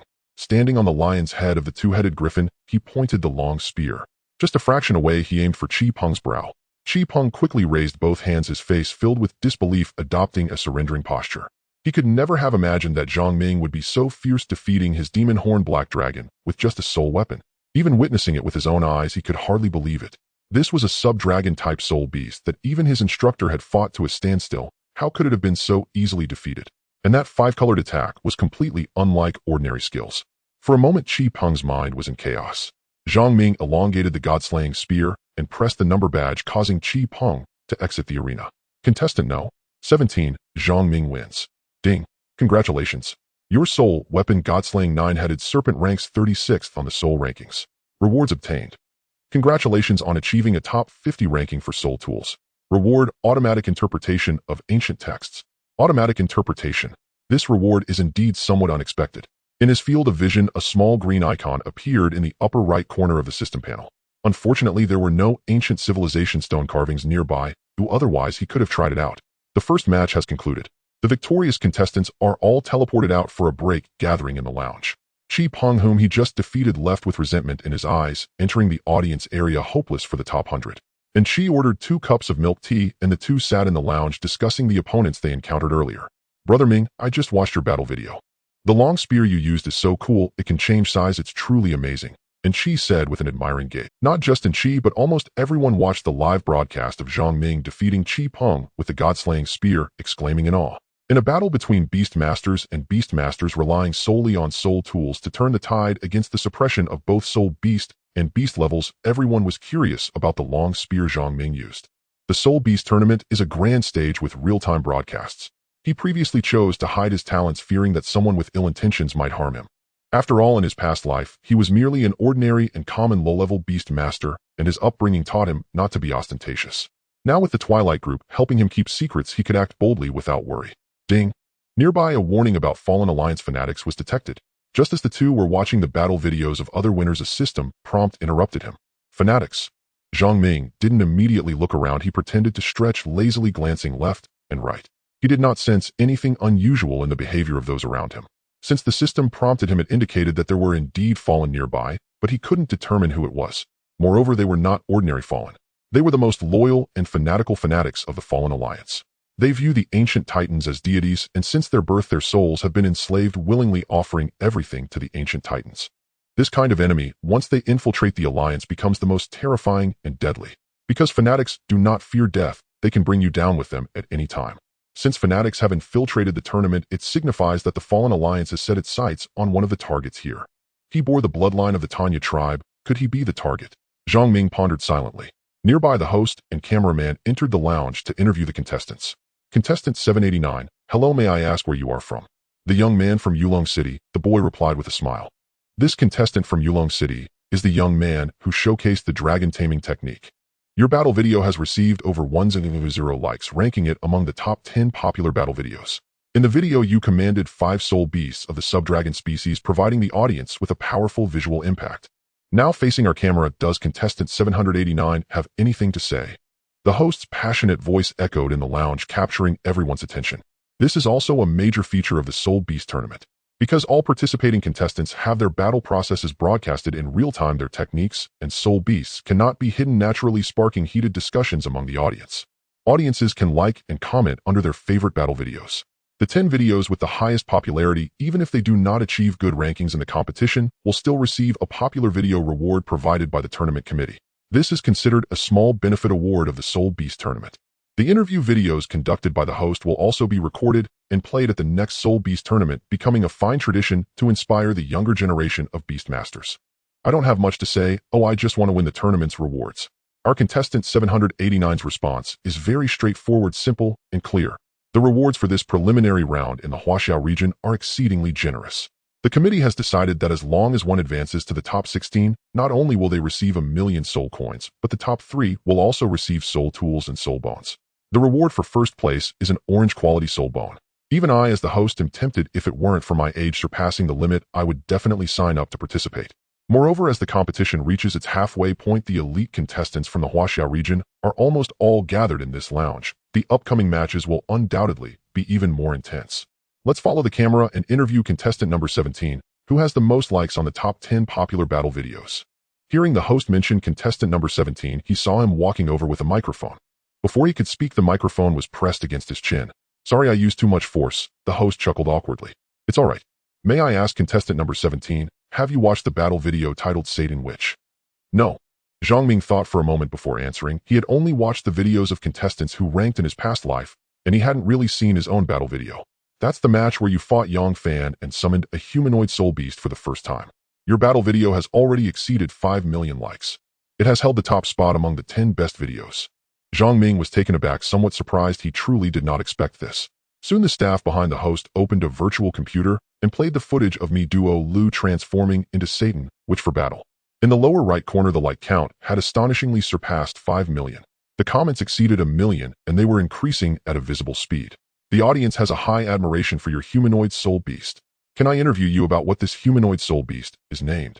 In the comments, thousands were pleading for the name, and he himself was eager to know, fulfilling a small request from the fans.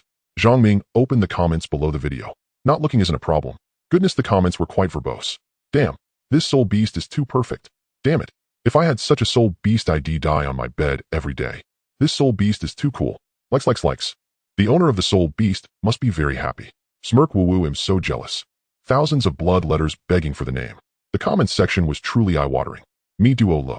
So the humanoid soul beast Satan, which is named Me Duo Lu. Zhang Ming nodded gently. All right. The camera turned to the host. This tournament has seen many outstanding contestants bringing us unexpected excitement. Contestant number 17's humanoid soul beast, contestant number 789's command of 5 subdragon species soul beasts, and contestant number 211's muscular rabbit soul beast. The host concluded the interview segment. Returning to the venue, entering the red combat area, waiting for the system to match opponents entering the dimensional space. Matching begins. Zhang Ming's name appeared on the screen. 17 Zhang Ming vs 595 Lu Yuan. Seeing the name Lu Yuan, Zhang Ming recalled information about this person. In his past life, he ranked 10th in the preliminary round top 16. Known as the Ghost Master, his soul beasts are unlike those of ordinary people. They are not fierce beasts, but rather they are ghosts. Ghost Master Lu Yuan.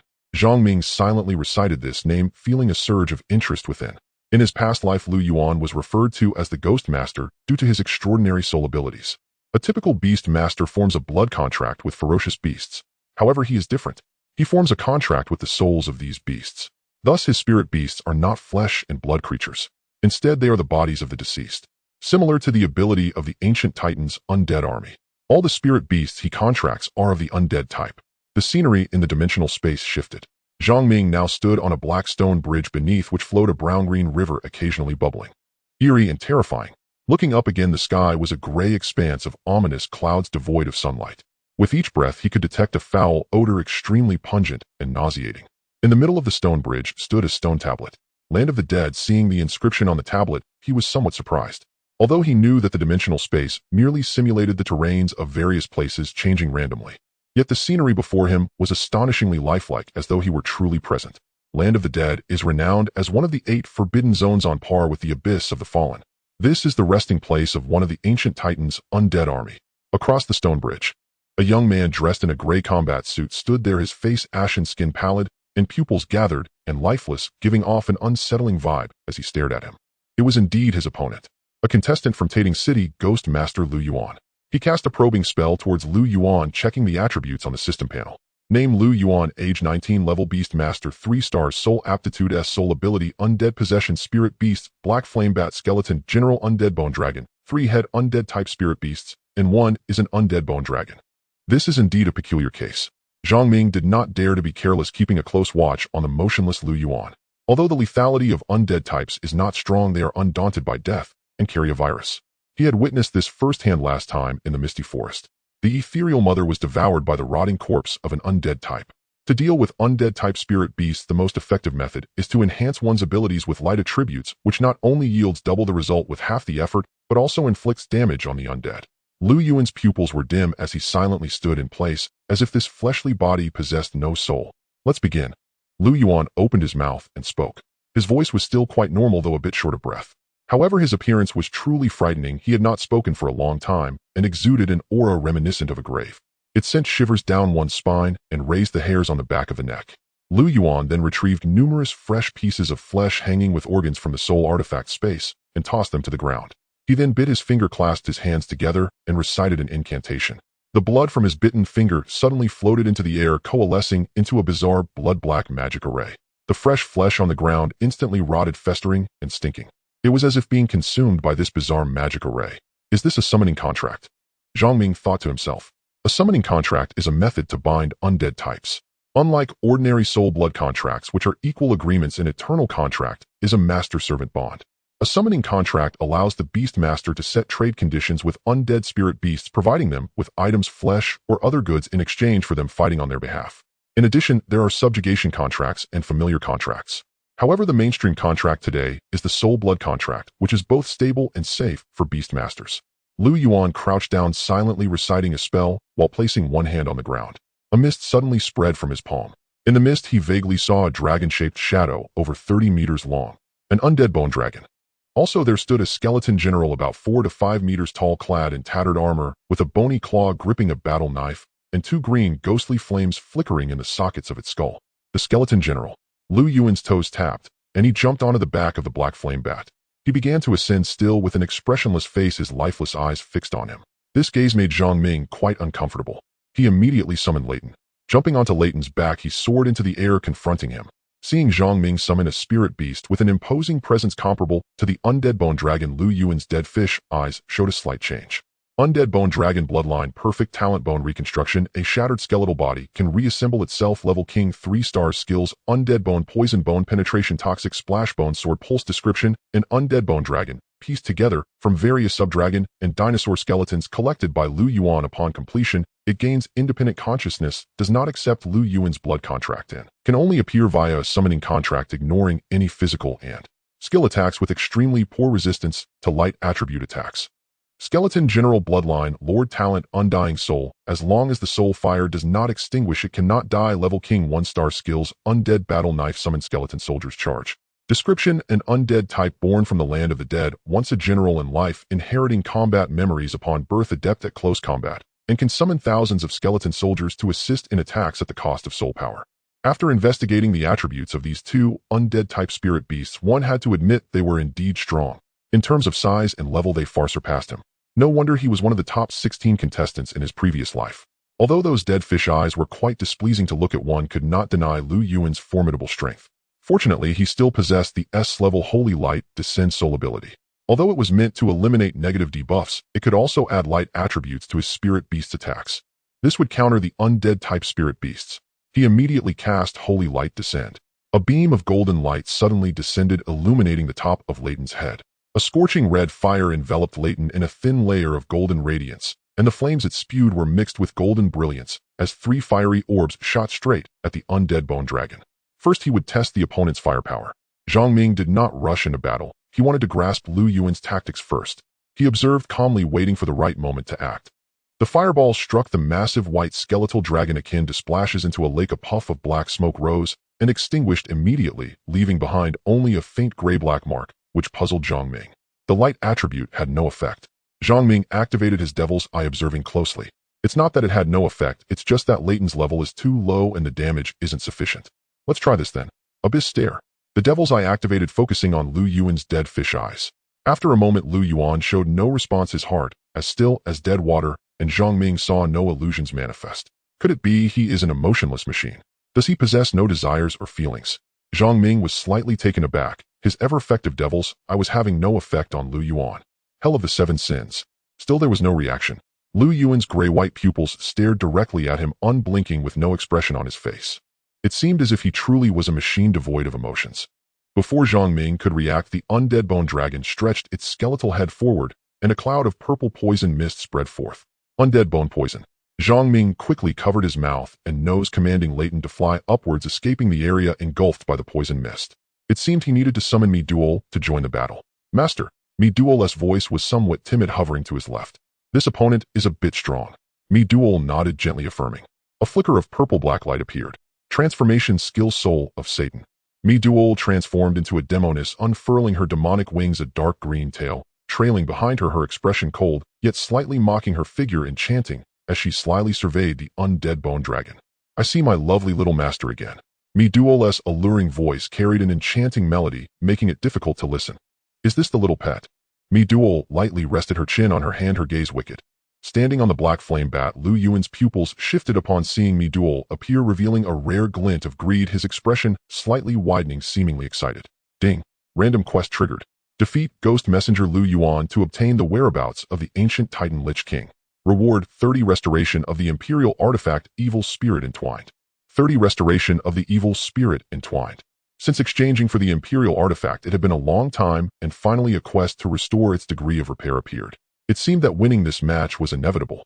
The undead bone dragon raised its massive skeletal head, its bony frame extending sharp bone spikes, glistening coldly as the skeletal warrior wielded a battle axe, and somehow a skeletal warhorse had appeared beneath him. Riding the skeletal warhorse, he raised the battle axe high and charged forward. Behind him followed thousands of skeleton soldiers clad in simple armor. In an instant, it was as if thousands of troops were charging in endless waves. The scale and momentum did not resemble a battle between beast tamers. Mi Duol crossed her arms, a subtle smile playing on her lips, a hint of cold amusement. Slowly extending her right hand, dark green claws gathered purple-black energy, orbs crackling like lightning, a violent aura emanating from her palm. The energy grew larger and stronger. The purple-black energy orb split in two, then divided into 4. Mi Duol suddenly threw her claws forward, launching the purple-black energy spheres, dropping them into the ranks of the skeletal army. Dark firework. Like a series of explosions, the skeletal army was instantly illuminated by brilliant light.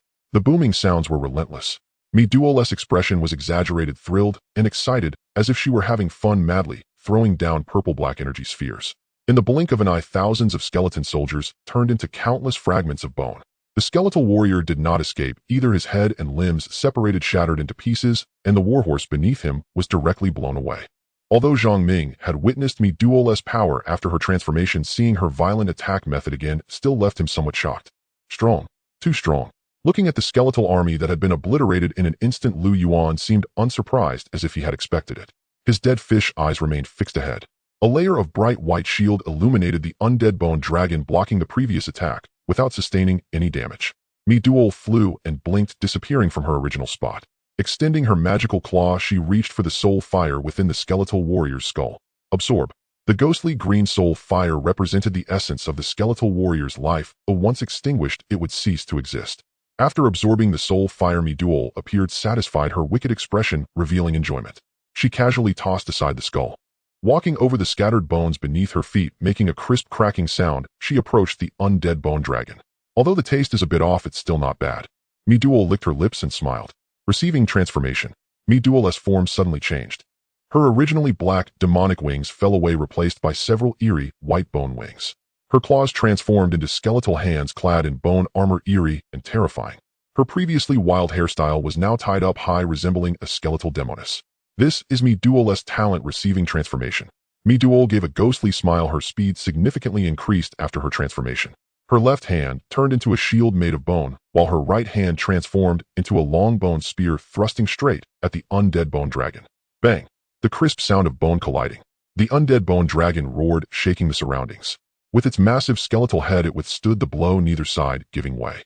On the skeletal frame of the undead bone dragon's chest, the bones seemed to soften, flowing like liquid, gathering into a giant bone spike, resembling a missile suddenly launching towards Mi Duol. Boom! The immense explosion created a thick cloud of smoke. After the explosion, it was not over yet. The skeletal bones of the undead bone dragon stretched like thorns, abruptly extending akin to a cactus, all stabbing toward Mi Duol. In an instant, Zhang Ming quickly jumped down from Leighton, wielding the god-slaying spear, extending it. With both hands, he exerted force, shouting as he pushed the undead bone dragon back by 2 meters. Mi Duol.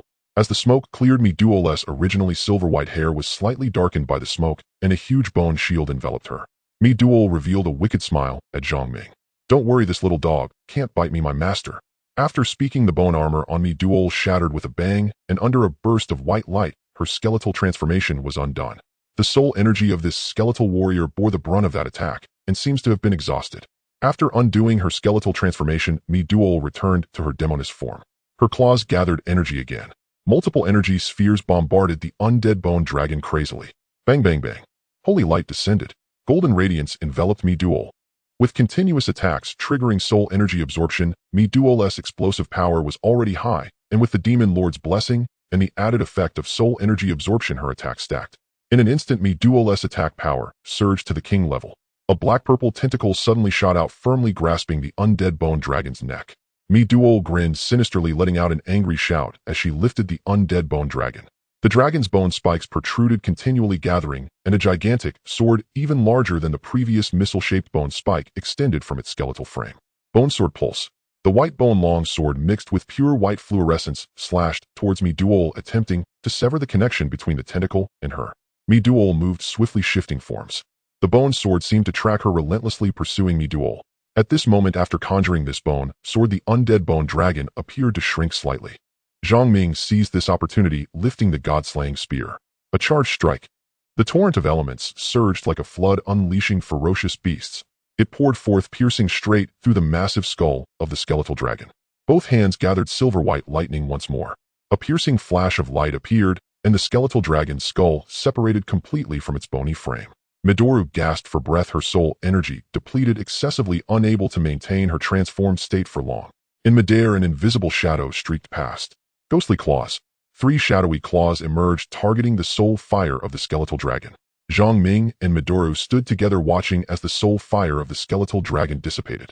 The level of the skeletal dragon was a whole tier above Midori, hence she could not absorb its soul fire like she did with the skeletal warrior. She could only watch helplessly as it vanished. Meanwhile, Lu Yuan, standing on the black flame bat, remained unmoved, showing no concern, as if the one dying was not his soul beast. Are you done fighting? Lu Yuan spoke, his cold voice seemingly inquiring.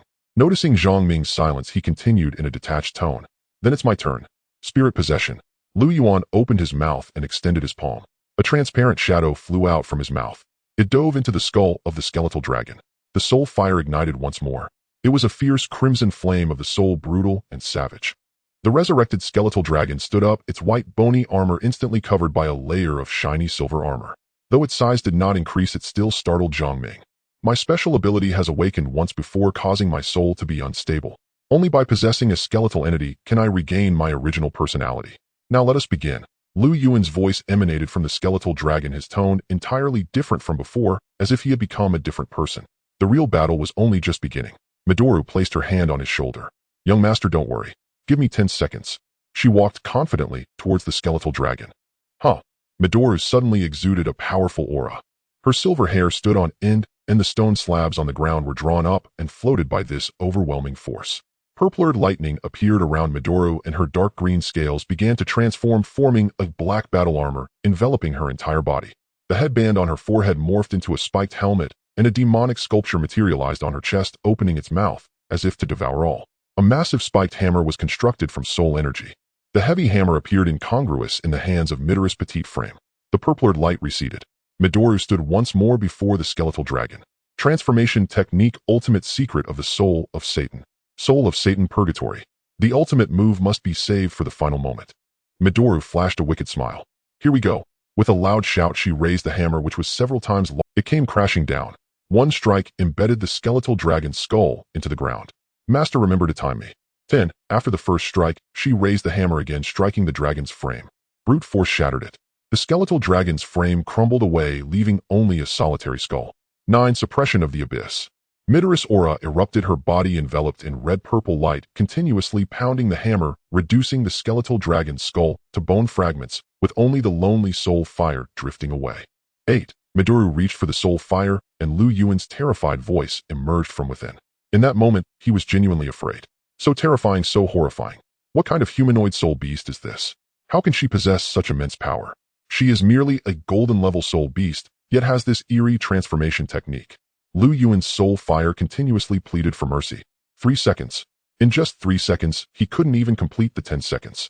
The skeletal dragon, which had just seemed like a formidable foe, instantly turned into a pile of bone fragments. Truly shocking. Even Zhang Ming couldn't help but feel astonished. Midori was merely of epic bloodline golden rank. If she were to be elevated to legendary bloodline, or even king rank, wouldn't her transformation grant her power comparable to a sovereign or even overlord? If Midori were truly cultivated to that extent, even the ancient titans would be on high alert. Her might had transcended normal reasoning. Looking at the soul fire before him, Zhang Ming was momentarily at a loss as to how to handle it. After all, the competition rules prohibited killing the opponent, but he also lacked a soul container. Master, can I let Midori have him? Midori is quite weak. No. Please spare me, I am just an inconspicuous pawn. Behind me there are important figures. One of them is also participating in the competition. Oh, hearing this, Zhang Ming became interested. First, tell me about that dead fish-eyed expression you had before. My ability unexpectedly initiated a second awakening, upgrading to S rank, connecting with the ancient Titan Lich King's spiritual space. I don't know how it happened, but the Lich King enchanted my soul, causing my thoughts to be somewhat sluggish. I can only restore clarity with the help of a skeletal entity. I truly have no intention of betraying Huaxia. It was purely an accident. Please help me break free from the Lich King's control. It is genuinely too painful. The voice of Lu Yuan, pleading in the soul fire, desperately explained, attempting to justify why he was currently in the form of soul fire. Typically, a normal person's soul resembles a human form. Only a skeletal entity takes on the form of soul fire. At this moment, Lu Yuan appearing in the form of soul fire indicated that his soul was no longer human. Regardless of the reason, Zhang Ming had never intended to let him go from the very beginning. He activated the Twilight wristband, connecting with Elder Lin, and initiated signal blocking. The external live broadcast screen suddenly went black, and the audience could not see what was happening inside. Elder Lin, this is Zhang Ming. The call was connected. I am currently battling Lu Yuan in the dimensional space. His soul fire has been captured, and I would like to inquire about the Lich King. It may cause immeasurable harm to Lu Yuan. I understand. Leave Lu Yuan to you. Go ahead without worry. As long as they are pests from the Huaxia region, leave not a single one. With the Twilight group backing you up, do not be afraid. Elder Lin's commanding voice from the smart wristband reassured. Thank you, Elder Lin.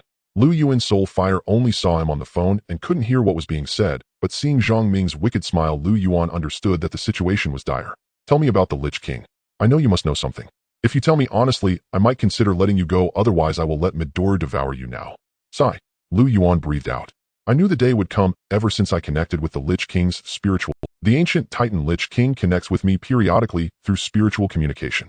The skeletal dragon and skeletal warriors were summoned using the methods taught to me by the Lich King. It seems the Lich King is trapped in. The Lich King seems to be trapped in the desolate land of the Outer Realm. I do not know what that place is. Zhang Ming thought to himself. This was the first time he had heard of such a place. What is the true purpose of the Lich King? The Lich King has been secretly helping me summon powerful undead creatures, hoping that I can achieve a good ranking in the competition, get closer to the core of the Huaxiao region, and find the key. The key. Zhang Ming recalled that in the base of the Twilight Group, Lin Lao's 3 sons had come to demand this. Even one of the ancient titans, the 7 deadly sins, spared no effort to infiltrate the Huaxiao region under the illumination of the Soul Ranking's power. As for what this key is, Zhang Ming did not know. But something coveted by ancient titans must be an extraordinary treasure. Tell me, how do you contact the Lich King? Upon being asked this, Lu Yuan also understood the gravity of the situation. If he continued to speak, he might really lose his life. He immediately presented his conditions. I can tell you, but you must ensure my safety. Oh, do you think you still have the right to negotiate? Zhang Ming said mockingly.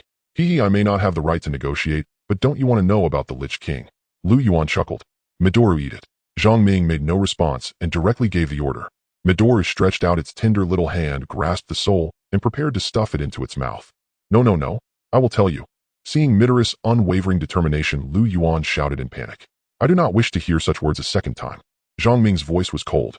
The Lich King, as the 6th ancient titan in the sequence, was trapped in the desolate land by the 7th-ranked Soul Reaper Mu Shun, who joined forces with the armies of the dead and the servants of death. As for why there would be conflicts among the ancient titans, I do not know the reasons, but I only know that the Lich King's strength is exceedingly powerful, comparable to the 4th-ranked Black Dragon King talent. This is because the Lich King can summon an undead army of millions. The undead army.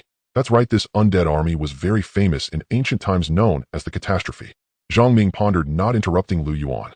The Lich King has been secretly instructing me to gather the bones of fierce beasts and the undead, and then to help me shape them into soul beasts of the undead kind for me to control, enhancing my strength with the goal of winning a ranking and obtaining information about the key.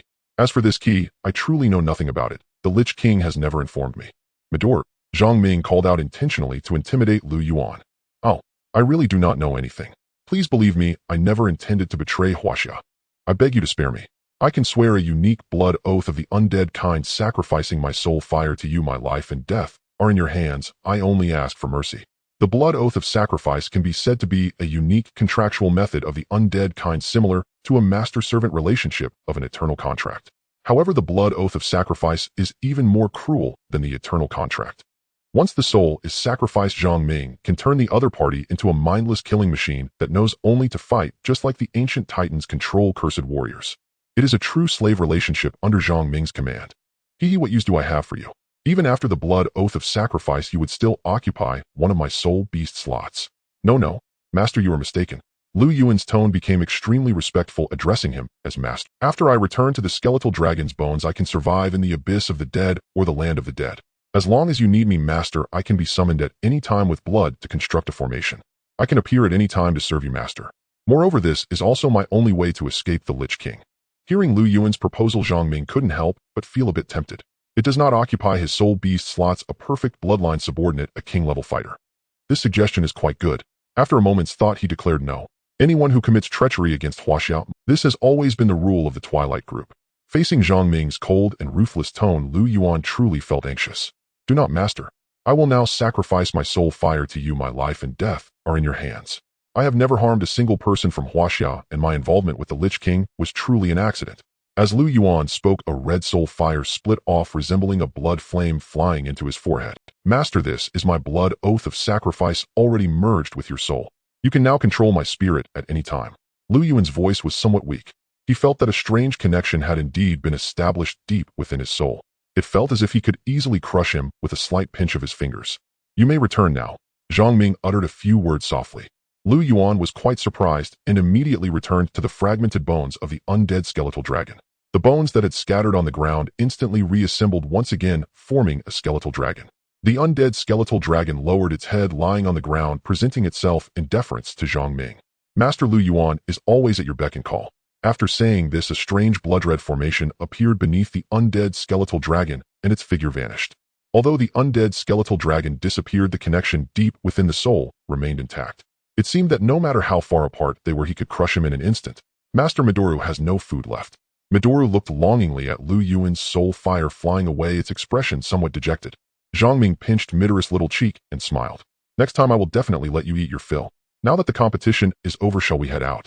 Okay, Midori will wait for you, master. After Midori said this, it also returned to the soul beast space, and Zhang Ming was transmitted out of the dimensional space. There are still over 200 remaining victors.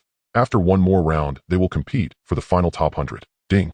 Congratulations on completing the task of defeating Lu Yuan and acquiring the Lich King's whereabouts. You have received a reward of 30 repair for the Emperor Artifact Evil Ghost Entangled. The Emperor Artifact Evil Ghost Entangled has gained an additional 30 repair, adding to the previous 10, leaving a total of 60 to be fully repaired. Upon closer inspection, it was Elder Yi. He hurried forward to greet him, attracting the attention of the others. Although everyone knew that Zhang Ming possessed a humanoid spirit beast, envying Midal's combat power, their admiration was merely that. Envy, believing Zhang Ming had simply stumbled upon a mispriced humanoid spirit beast from the Merchant Guild. Due to the circumstances surrounding the Twilight team, all information about Zhang Ming was confidential and outsiders knew little about him. Even the auction house regretted their decision that day, having auctioned off such a formidable humanoid spirit beast. Elder Yi has arrived. Nearby contestants immediately stood at attention, welcoming him with their eyes. In the hearts of the beast masters of the Huaxiao region, Elder Yi was revered for his identity as a soul tool master. Nearly 70% of the soul tools in Huaxiao were crafted by the Huashan Soul Tool Master Association in Bewitching. Most of the high-quality ones were also made by Elder Yi. To acquire a soul tool crafted by Elder Yi, countless wealthy families knocked on his door with great gifts, yet found no way in. Thus, in a certain sense, Elder Yi's status in Huaxiao was somewhat on par with that of Master Lin. Respected. Looking at Elder Yi's kind smile, Zhang Ming could roughly guess the reason for his visit. Is Elder Yi here to see him? Isn't he the Beastmaster with a humanoid spirit? That's him. The surrounding crowd began to murmur. He performed excellently. Elder Yi said amiably. Zhang Ming scratched his head, feeling a bit embarrassed. Do you have time to chat with this old man for a while?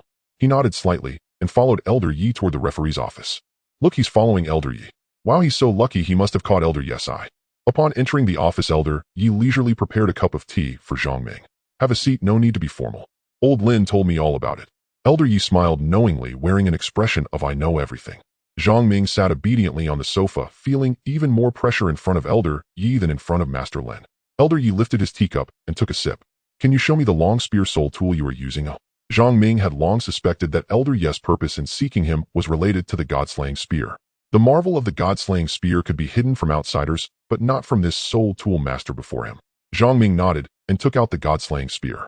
As soon as Elder Yi laid eyes on the god-slaying spear, his originally hazy pupils immediately sparkled with brilliance, scrutinizing the spear closely, as if it were a treasured item. Indeed, it is forged from divine rare iron, Elder Yi said excitedly. No, this soul tool possesses the power of the black language curse. It is an enchanted soul tool. Zhang Ming, quickly tell me, where did you obtain this soul tool? Elder Yi's emotions were a bit stirred, and his voice inevitably rose. Zhang Ming recounted the story of how the master had gifted him the god-slaying spear. I have no ulterior motives, I just got a bit excited seeing this soul tool forged from divine rare iron. The last time I saw divine rare iron was 30 years ago. It's a pity it's not in my Huaxiao. The capabilities of divine rare iron are something I've long coveted. Elder Yi examined the god-slaying spear closely, admiring its patterns and craftsmanship, deeming it exquisite. May I ask you a question? Elder Yi, please speak freely. Do you have any more divine rare iron? And where did you get such a long piece? Elder Yi awaited his answer with great anticipation. This piece of divine rare iron was discovered on the body of the Seven Sins Sod. Oh, Zhang Ming casually fabricated a story. After all, at that time no one knew, and Elder Lin was also in a daze. Do you still have any divine rare iron? No, there was only this piece at that time, and I used it all to craft soul tools. You can craft soul tools now. This soul tool, did you make it? Yes, I did. I crafted it. Looking at Zhang Ming's determined expression, the teacup in Elder Yi's hand began to tremble slightly. Incredulous. How old is he? With his discerning eye, he could immediately tell that the quality of this soul tool had already reached the orange tier. And not just any ordinary orange tier, but the finest among the orange tier, a royal treasure. He actually managed to craft an orange tier soul tool. It is known that even at the level of soul tool masters, one cannot claim to have a 100% success rate in crafting orange tier soul tools. Furthermore, this soul tool was made from divine rare iron. To melt divine rare iron into molten iron requires not only a very high flame, but also perfect control of spiritual power to manipulate the molten iron's form, merging the properties of each material into one. This is the most challenging step in crafting soul tools. Elder Yi was at a loss for words to praise him, gently setting down the teacup he held. Good child, can you tell me your current level as a soul tool master? I'm close to becoming a soul tool master. Close to becoming a soul tool master. Elder Yes' eyes widened in surprise. The levels are Soul Tool Apprentice, Soul Tool Master, Soul Tool Grandmaster, and Soul Tool Patriarch. These 4 levels may seem brief. Yet between them lie 3 distinct levels: beginner, intermediate, and advanced. Each promotion requiring countless experiences starting from white materials to green, blue, and purple qualities, consuming innumerable materials from vicious beasts. It is unknown how many resources are needed to cultivate a Soul Tool Grandmaster. Even a Soul Tool Grandmaster can only barely craft purple tier soul tools with quality fluctuating between good and excellent. Each tier is further divided into 4 sublevels: good, fine, exquisite, and supreme. In just a few short months, Zhang Ming has already become a senior soul tool master. Moreover, he has crafted an orange tier soul tool. If this were to spread, it would surely draw the attention of many within the alliance. Elder Yi secretly thought to himself that he must keep this secret safe, absolutely not allowing outsiders to know. Child, the soul tool you have is extraordinary. You must not mention to anyone that you crafted it yourself, or it may invite unnecessary troubles. Your primary task now is to properly cultivate your spirit beast and raise its level. Elder Yi spoke earnestly, as if mentoring a junior. Zhang Ming nodded in response. Yes, I understand, Elder Yi. If anyone asks, just push it onto me. Zhang Ming understood that Elder Yi was helping him shoulder unnecessary troubles. He had already used the god-slaying spear in battle. While not everyone in the alliance had noticed it, at least those with keen eyes had already discovered the spear's extraordinary nature. Elder Yi's implication was essentially to act as a shield for him. I remember you mentioned you had a bow. Can you show it to me as well? Zhang Ming summoned the dragon's lament from his wrist. The 2 orange tier soul tools were placed on the table, and Elder Yi's expression grew somewhat excited. These 2 are the dragon's lament and the god-slaying hydra from the soul tool ranking. I didn't expect to find them in your hands, ha. Elder Yi threw his head back and laughed, very pleased. Child, would you be interested in joining the bewitching Soul Tool Master Association? Ding.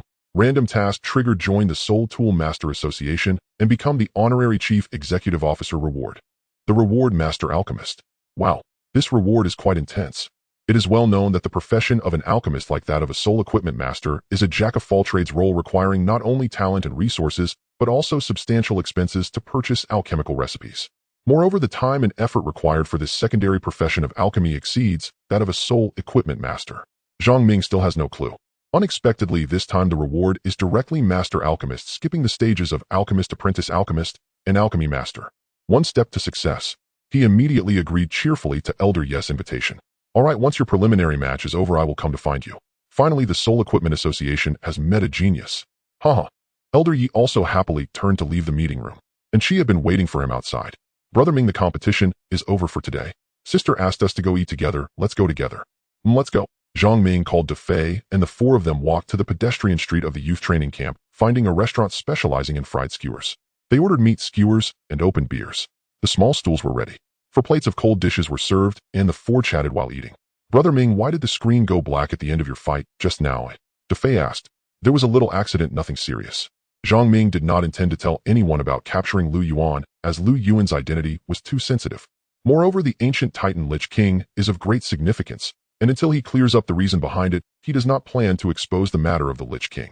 For now, focusing on the competition and obtaining rewards from both the tournament and the system is of utmost importance. The food is here. The boss is a one-armed man holding a large pot of boiling copper with his left hand, in which a layer of red, oily chili floats. Wow, this looks especially spicy.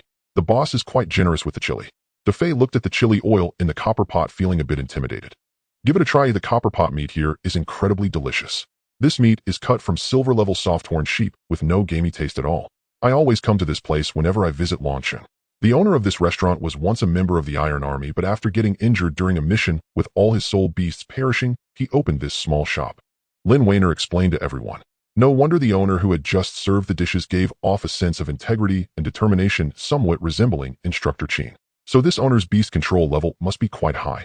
Why hasn't he raised new soul beasts? I'm not too sure about that either, Lin Weiner replied. Zhang Ming had just cooked a piece of meat and was dipping it in the sauce, pausing for a moment to say, because even if new soul beasts were raised, the lost loved ones cannot be replaced. Is that right, Brother Ming? And she said, somewhat puzzled, as among the 4 present, only Zhang Ming had joined a combat unit in his past life, where he could encounter powerful, fierce beasts at any moment during outdoor combat. The death of a soul beast would be an incredibly painful blow to a beast master. Even if one could move past the sorrow and transform that pain into strength as time goes by, most team members would choose to retire and live through the rare peaceful moments of life. This is a microcosm of today's reality. In the 4 major regions of the Alliance, due to the protection of the soul rankings power, the ancient titans are kept at bay, allowing the human elites to thrive within the circle. In contrast, ordinary people like Zhang Ming could only live outside the circle in his past life. Thus, when the ancient titan Jula invaded the outer circle cities, it caused such significant casualties. In this seemingly stable and peaceful circle, humans still retain the lifestyle from before the cataclysm. Even though everyone is a beast master, no one is willing to risk their lives just for a chance to secure a position within the circle. Eat up, and after finishing make sure to rest well. You both have a competition tomorrow, Lin Weiner said. Today's battle was quite exciting. Your opponent was also very strong, but I wonder how you managed to win against him. Lin Weiner sat elegantly with her legs crossed, picking up a piece of lamb soaked in spicy sauce and bringing it to her mouth. Lu Yuan's strength is indeed formidable and quite challenging. I remember the soul beasts Lu Yuan summoned seemed to be of the undead type. Beast masters who contract with undead types are quite rare, but the combat power of undead types should be higher than that of ordinary soul beasts. De Fei said, curiously looking at Zhang Ming. That's right, in the future we definitely need to be cautious when encountering undead types. Zhang Ming did not elaborate further, focusing on his meal, while Lin Weiner glanced at Zhang Ming, smiling knowingly. Tomorrow's competition will determine the top 100 contestants. After all, there is a significant gap between high school students and academy students. Your soul beasts have been trained for 2 to 3 years less than theirs, so securing a place in the top 50 would already be quite impressive. Don't feel too pressured, Lin Weiner said with a smile, exuding a slightly girlish charm that captivated those. After all, the grand competition is primarily for academy students. The high school students are just here to gain experience and broaden their horizons. The final 16 competitors are all from the top tier. Zhang Ming said, exactly, this competition will help clarify the direction for contracting soul beasts in the future, allowing for mutual strengths and weaknesses to be considered. After the 4 finished eating, Lin Weiner insisted on settling the bill. Zhang Ming felt a bit guilty and bought each of the 3 a cup of milk tea. Sister, and I will head back first, Brother Ming. And she waved goodbye from downstairs. Bye-bye, see you tomorrow. Zhang Ming and De Fei also walked towards their apartment. That girl, why does she have to be so cheesy? Lin Weiner feigned a senior stance in front of Enchi, playfully scolding her. What's wrong, sister? Are you And she had a mischievous smile. Get out of here. I'm several years older than him. And you having just turned 18 must not. Oh, I know, sister. And she understands everything. I'm not a child. If sister likes Zhang Ming as well, I could help you out. Furthermore, I sense something different about Brother Ming. I feel very secure with him. You little girl, the older you get, the more nonsense you speak. You've become less quiet than you were as a child, filled with wicked thoughts. Just wait until I catch you. Lin Weiner in her pajamas chased Enchi around the living room, their playful antics quite amusing. Ah, sister, you poke me again. Haha, sister, I was wrong. Please forgive me. Enchi rolled back and forth on the bed, clutching her waist, nearly crying from laughter. Let's see if you dare to speak nonsense again in the future. I won't. Huh. This time I'll let you off the hook, but next time in front of others don't call Zhang Ming in such a cheesy way. Alright, I understand, sister. Do you know that Zhang Ming saved Grandpa, joined the Dusk group, and even Dad thinks After Enchi finished speaking, Lin Weiner was somewhat surprised. I've never met my uncle and haven't been in touch with Grandpa. I didn't know about this. What's going on with Grandpa? The next day? Today is the day to determine the top 100 contestants. The remaining over 200 contestants are all talented beast masters from various academies and high schools. As long as one makes it into the top 100, even if they rank at the bottom, they will receive a reward from the competition committee, a blue-grade soul artifact. Everyone is eager and ready, standing in the center of the venue waiting for the host to appear. The large screen above continuously displays the identity information of each contestant along with screenshots of their fighting soul beasts. This draws countless applause and cheers from the audience. Ladies and gentlemen contestants, I apologize for keeping you waiting. The host appears in midair, standing on a floating disc, making quite the entrance. Today we will conduct the final match of the top 100 competition, determining the contestants who will participate in the final round. Let me hear your cheers, okay? As soon as the host appears, the atmosphere is electrified and the audience erupts in screams. First, I would like to reiterate the matching rules. This match will still use a lottery system. After drawing a number, contestants will enter the dimensional space for battle with live broadcasts of all competitors' matches. The contestants will be ranked based on the fastest completion time, and those who rank beyond 100 will be eliminated. Upon hearing this, the contestants in the venue furrow their brows, some looking quite worried. Host, what if we encounter a very strong opponent and can't determine a winner in time? That's a good question. To ensure contestants can display their true combat power in the shortest time possible, the committee has decided that this match will only last for 30 minutes. If neither contestant secures a victory within 30 minutes, both will be eliminated. Only by defeating your opponent in the shortest time, within 30 minutes, can you qualify for the top 100. Damn, isn't this competition rule just pushing us to our limits? Someone muttered quietly. Host, if someone is fortunate enough to draw an opponent whose level and soul beast are inferior, getting instantly defeated, wouldn't that person be ranked first in the top 100? Exactly. The rankings in the top 100 are only preliminary rankings and will not be the final standings. However, sometimes good luck is also a form of strength, so are you all ready? The host suddenly raised his voice, asking loudly. Ready. Let's go, young people. Everyone enter the red combat zone and wait for the lottery to begin. Zhang Ming and Shi exchanged a glance and nodded subtly. However, they did not notice a tall, thin young man in the northwest corner of the crowd who was staring at them with a smile. Stepping into the red combat zone, everyone's bodies transformed into shadows and disappeared from the venue. They arrived again in the dimensional space where a lottery box appeared before them. Zhang Ming reached in with his arm and randomly grabbed a number. Number 6, Guolei. That name sounded. Before he could think further, the surrounding darkness began to shift. This is the Thunderclap Valley. Looking up at the sky filled with booming lightning, blue and red bolts continuously appearing, an endless storm raged. In an instant, his thoughts were pulled back to his past life. He had to admit the dimensional space simulation was incredibly realistic. Even the cliff he fell from in his past life was there, as well as the cave where the wind beast resided. It's hard to imagine how the dimensional space managed to replicate such a one real scene. Ahead, a hefty figure appeared, a big man about 1.9 meters tall and half a meter wide, weighing no less than 300 pounds. Holding a roasted leg of an unknown ferocious beast in his left hand and a large can of drink in his right, sipping through a straw, Zhang Ming was momentarily stunned. Is this size real? A humanoid titan, he remembered. In his past life ranked 7th among the top 16. Human cannonball Guolei. Despite his chubby appearance, seemingly harmless, his ability was in strength damage rebound. He could rebound all damage back to his opponent. His entire bulk was specifically cultivated for this ability. Moreover, the soul beasts he contracted were all primarily defensive types, exceptionally skilled in defense. In his past life, Guolei was able to rank 7th among the top 16 mainly because he continuously defended, exhausting his opponent's soul energy through a war of attrition to win. Unfortunately, he encountered Zhang Ming. Before Guolei could summon his soul beast, the Eye of the Demon opened. Quick battle, quick resolution. He didn't even give him a moment to breathe. The Eye of Desire. The power of the Eye of the Demon directly gazed into his opponent's eyes. Why didn't it work? Zhang Ming suddenly realized that the Eye of the Demon had failed again. After 2 consecutive failures, he felt somewhat speechless. The Eye of the Demon only required his opponent to make eye contact to activate. However, Zhang Ming looked at Guolei, whose eyelids were barely cracked open, resembling a big eye. At that moment, he couldn't tell whether Guolei had his eyes open or not. Damn, I'm truly impressed. Zhang Ming made a running motion, preparing to close the distance between them. The Shining Ring. He instantly appeared before Guolei. With a duong sound, Guolei surprisingly cooperatively thrust his belly forward, sending Zhang Ming flying. I've already analyzed the characteristics of all the contestants. I know your eyes are tricky, so I won't look at you. As long as I avoid your gaze, I won't be caught off guard, the big guy Guolei said, while munching on the roasted leg. Quite smart. Zhang Ming speculated that during the battle against Eye Candy, Guolei must have realized the threat of the Eye of the Demon and prepared in advance. Glancing at the time on his wrist, only 2 minutes had passed. It seems the first kill is out of reach since his opponent is well prepared. Then let's fight. He didn't believe that Guolei would keep avoiding looking at him. He summoned Leighton and ascended to the skies, aiming to gain the advantage of high ground. Moreover, he had long since released the shadowy blue beast in secret. It was already lying in wait behind Guolei, ready to strike. Guolei bit down on the roasted leg, and with his sturdy hands clasped together summoned 4 small soul beasts that were about the height of a small mound. He then summoned a huge feathered dragon that slowly carried him into the air. The feathered dragon is a type of sub-dragon flying creature covered in feathers, not particularly fast in flight nor strong in attack. Its only feature is its large size and strength, allowing it to carry weight. The 4 soul beasts appeared with green faces and red eyes, sharp tusks curving downward. As soon as they appeared, they lowered their heads to root in the ground, kicking up clouds of dust while snorting. They are actually 4 identical soul beasts. The mountain-opening beast. They are wild boars. The 4 mountain-opening beasts are massive, covered in poisonous spines like a porcupine, their colors ranging from dark green to light.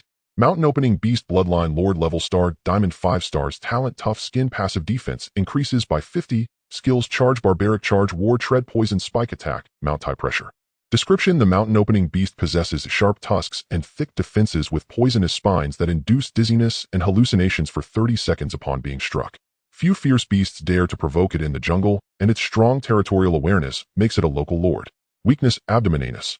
1 is star diamond, 5 stars, 1 is star diamond, 3 stars, and 2 are star diamond, 1 stars. That weakness is a bit peculiar. The four-headed mountain beast charged forward like a bulldozer, panting heavily. The violent stomping resonated like thunder shaking the earth. Guo Lei sat atop the long feathered dragon, squinting his small eyes and grinning widely. A san shao si go. Push it down for me. Guo Lei shouted excitedly, gesturing animatedly. This chubby guy is truly adorable. Zhang Ming didn't pay it much mind, a smile curling at the corner of his mouth. He immediately summoned Mid-Ol. Master. Mid-Ol spoke with a hint of shyness. Mid-Ol, bring that chubby guy over. All right, master. Transformation skill soul of the Satan. The Satan sorceress descended. Mid-Ol spread her black, demonic wings and swiftly flew the gale. She stirred, lifting the four-headed mountain beast off the ground, while Guo Lei remained calm atop the long feathered dragon. The four-headed mountain beasts unexpectedly coordinated perfectly, turning to shield Guo Lei in the center. As the long feathered dragon descended to the ground, the beasts forming an iron wall, staunchly defending against attacks. Mid-Ol smiled wickedly, raising the corners of her mouth. A purple-black energy sphere began to gather in her magical claws, which she hurled forward. Several energy spheres bombarded the thick fur of the mountain beasts. A cloud of dust was kicked up. As the thick smoke dispersed, the four-headed mountain beasts only emitted black smoke from their bodies, showing some signs of being attacked, yet they maintained their firm defense around Guo Lei, intending to wear Zhang Ming down through sheer defense. Hee, keep attacking. Isn't your soul beast powerful? Let's see how much soul power she can expend and how long your soul power can last. Guo Lei had a confident grin as he took a bite of roasted leg. Hee, you fatso, are you celebrating too early? Zhang Ming replied with a laugh instead of anger. Mid-Ol stood amidst the smoke, her long legs stepping forward like a modern woman, her figure enchanting with smoky eye makeup that captivated. A silver-white flash flickered in her magical claws. Thunder echoed. Ultra torture flash. Mid-Ol suddenly vanished, transforming into a whirlwind akin to a drill, crashing into the massive body of the mountain beast, emitting puffs of hot smoke. The mountain beast let out a painful roar. The silver-white flash struck at the back end of the mountain beast, which was now in tears from the pain. The mountain beast grunted, and Guo Lei realized something was wrong. You despicable one. How could you attack that place? Hee, isn't it also despicable for you to hide inside and sap my soul power? The crow stands on the black pig, who can say who is blacker? Zhang Ming retorted. A cold light flickered. Mid-Ol produced her 10-blade cat claw and directly severed the short tail of the mountain beast, which fell to the ground. A pig's tail. Maya-san. Guo Lei panicked, shouting loudly. Damn. I'm so furious. Charge. With Guo Lei's command, the four-headed mountain beasts suddenly turned their sharp tusks towards Mid-Ol, their front hooves scraping the ground in unison. The mountain beast that had its tail severed by Mid-Ol was readied, shedding tears and huffing out hot air. Guo Lei rode in the center of the mountain beast like 4 armored tanks, clearing everything that obstructed his path, advancing brutally. The four-headed mountain beasts shook the earth and mountains as they charged. Guo Lei, riding the mountain beast, raised the roasted leg, looking somewhat comical. Mid-Ol stood firmly in place, motionless. The magical claws suddenly emitted a purple light, enlarging into 2 enormous demonic hands. Shing! The enlarged magical claws seized all the mountain beast's tusks. Mid-Ol exerted strength, suddenly letting out a loud shout. The magical claws tightly gripped the tusks, bringing them together, raised high above her head. The ground beneath Mid-Ol's feet sank in. Zhang Ming was also shocked by Mid-Ol's immense power. Until now, he still didn't know the limits of Mid-Ol's soul of the Satan transformation skill. The transformed Mid-Ol could easily handle soul beasts at the star diamond level, and while it took some effort to defeat those at the king level, she could still emerge victorious. No matter how one looked at it, Mid-Ol's strength was indeed astonishing. The four-headed mountain beasts revealed terrified expressions. Mid-Ol pushed off the ground with 1 foot, leaping into the air. Spinning rapidly in the air, the four-headed mountain beasts were thrown into chaos by the raging winds, even producing pig-like cries. Boom! With a mighty throw, they crashed far away into a small hill, creating a large pit. Mid-Ol then followed up, grabbing Guo Lei and bringing him before Zhang Ming. Master, thank you for your hard work, Mid-Ol. Looking at the dazed Guo Lei, Zhang Ming wore a wicked grin, extending his hands to forcibly pry open Guo Lei's eyes. Let's see how wide he can open them. Damn, so it can only open this wide. Guo Lei, startled, immediately woke up, and seeing Zhang Ming before him, wanted to retreat, but his arms were firmly held by Mid-Ol. What the hell do you want? Nothing, just want to see how wide your eyes can open. Zhang Ming, too lazy to play tricks with Guo Lei, directly pressed his badge. As the white light appeared, Guo Lei exited the arena. Mid-Ol also returned to the soul beast space.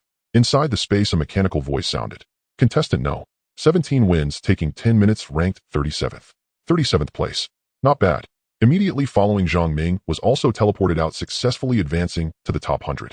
Upon arriving at the venue, he saw a pouting Guo Lei staring at him. Seeing Zhang Ming advance successfully, the fans supporting him in the audience cheered enthusiastically, especially after witnessing Mid-Ol's impressive performance Just now, these people were practically ecstatic. Brother Ming, congratulations. And she ran over to him, showing off her results. You're even more impressive than me and she. You finished the battle 20th. I saw your match. Just now, Guolei's four-headed soul beasts primarily focus on defense. Even soul beasts that excel in offense would struggle to defeat him quickly. Only a soul beast like Middle with high speed and explosive power can catch him off guard in a short time. If it were me, I would definitely have to wait until the time was up. Guolei sat angrily on a bench hugging two large roasted legs, even bigger than before.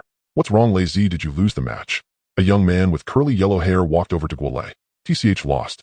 Oh, even our little cannon lost. Tell me, who was it? He'll avenge you in a bit. TCH, just you. If you encountered him, you would definitely lose.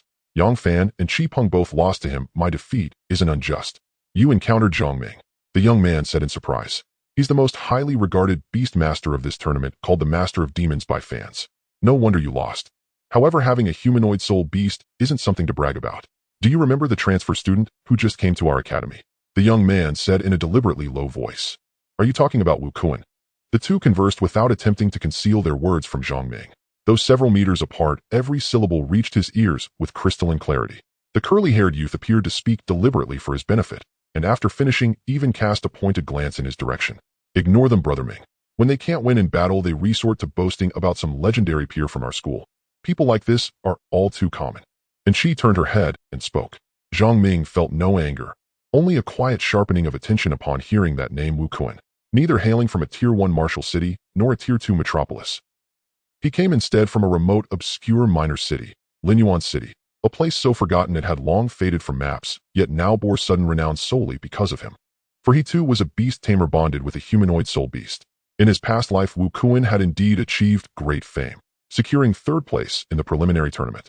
Back then, Wu Kuan had swept through the competition with relentless dominance, every opponent vanquished in an instant. His ascent to the top three nothing short of breathtaking. Had he not faced the preliminary tournament's champion, the one wielding a synthesized beast, that grotesque anomaly, Wu Kuan might well have claimed first place. Ding! A fallen alliance fanatic detected nearby. Zhang Ming murmured softly, swiftly scanning his surroundings, only to find near the exit's corner wall a tall, slender man gazing at him with a faint, enigmatic smile. Upon meeting Zhang Ming's gaze, the man instantly pivoted and vanished. Lu Yuan is no fanatic of the Fallen Alliance. This individual conceals his identity with extraordinary depth. The man had turned with such blinding speed that Zhang Ming failed to glimpse his face. Yet instinct whispered certainty this man was inextricably entwined with the fanatics. Zhang Ming had now secured a place among the top 100. The remaining matches would unfold gradually as contestants vied for rank, until the grand tournament itself crowned its ultimate victor. Today's contest concluded here. The final minutes slipped away swiftly. Then the host's voice resonated through the hall. As of this moment, the 100th and final contestant has emerged. First, heartfelt congratulations to all who have advanced into the top 100. Let us honor them with thunderous applause. A wave of roaring applause surged from the spectator stands. The swiftest finisher, the very first to emerge, is contestant No. 996, Nan Zhan of Dongdi City. The second is Wang Yang of Nanwu City. The host announced the top 10 finalists one by one. Each stepped forward with quiet confidence, their faces radiant with the luminous pride reserved only for victors. Today's tournament concludes here. Beginning tomorrow, the top 100 elimination rounds commence, with new rules revealed at dawn. Champions, rest well, replenish your strength, and prepare for tomorrow's trials. The audience rose and began departing. Zhang Ming and Enchi reunited with Teacher Lin and exited the Ding. A Fallen Alliance fanatic detected. The system alert chimed again. Zhang Ming whirled, only to see amid the crowd that same tall, slender man watching him with a serene, knowing smile. Without pausing to explain, Zhang Ming bolted after him. The system's repeated warnings stirred deep unease. He sensed something momentous was about to unfold. Weaving through the dense throng, the man seemed to linger deliberately, guiding Zhang Ming onward. They ascended to the rooftop terrace of a sprawling commercial complex. Clad in ordinary civilian attire, not battle gear, the man stood motionless at the terrace's edge, back turned as if awaiting his arrival. You've come. His voice rang clear and resonant. Zhang Ming remained silent, advancing slowly while secretly deploying Yulan, its azure form slipping unseen into the shadows, poised to strike. But in an instant, the man flicked a throwing knife from his sleeve, driving it deep into Yulan's back. Blood sprayed, the illusion shattered, its invisibility broken. I approach you in sincerity, no petty tricks before me. The man turned slowly.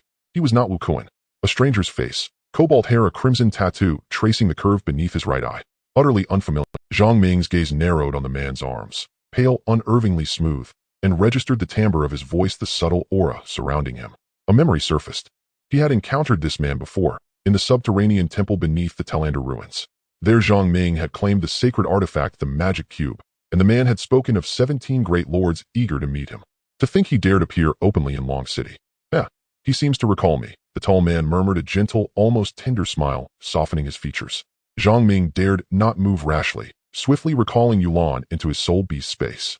Even Lin Zun's, a venerable master, had refrained from direct confrontation with this being. He activated the system's reconnaissance function, seeking to unveil the man's true nature. Fanatic Nandisai N age 320 N race robe witch clan N rank senior 3 stars in soul aptitude SSS in soul ability celestial gravitation dark incantation in soul beast none. Zhang Ming's breath caught. Saint Tier, 320 years old, a robe witch, an SS steer soul aptitude. How is that possible? Historical records stated no SS steer soul had ever been documented. If one existed, why did the soul chart remain silent? The soul chart, attuned to potent souls across the world, inscribed their names for all to witness. Nandisai watched him, smiling faintly. I am Nandisai. Before this saintly figure, whose youthful visage masked a soul centuries ancient, Zhang Ming felt the ground shift beneath him. What do you want? Zhang Ming's fingers rested lightly upon his radiant ring, ready for any contingency. Before a Saint-tier Beast Tamer, even one whose soul beast count registered as 0, his life hung by a thread. Such masters required no beast to end him.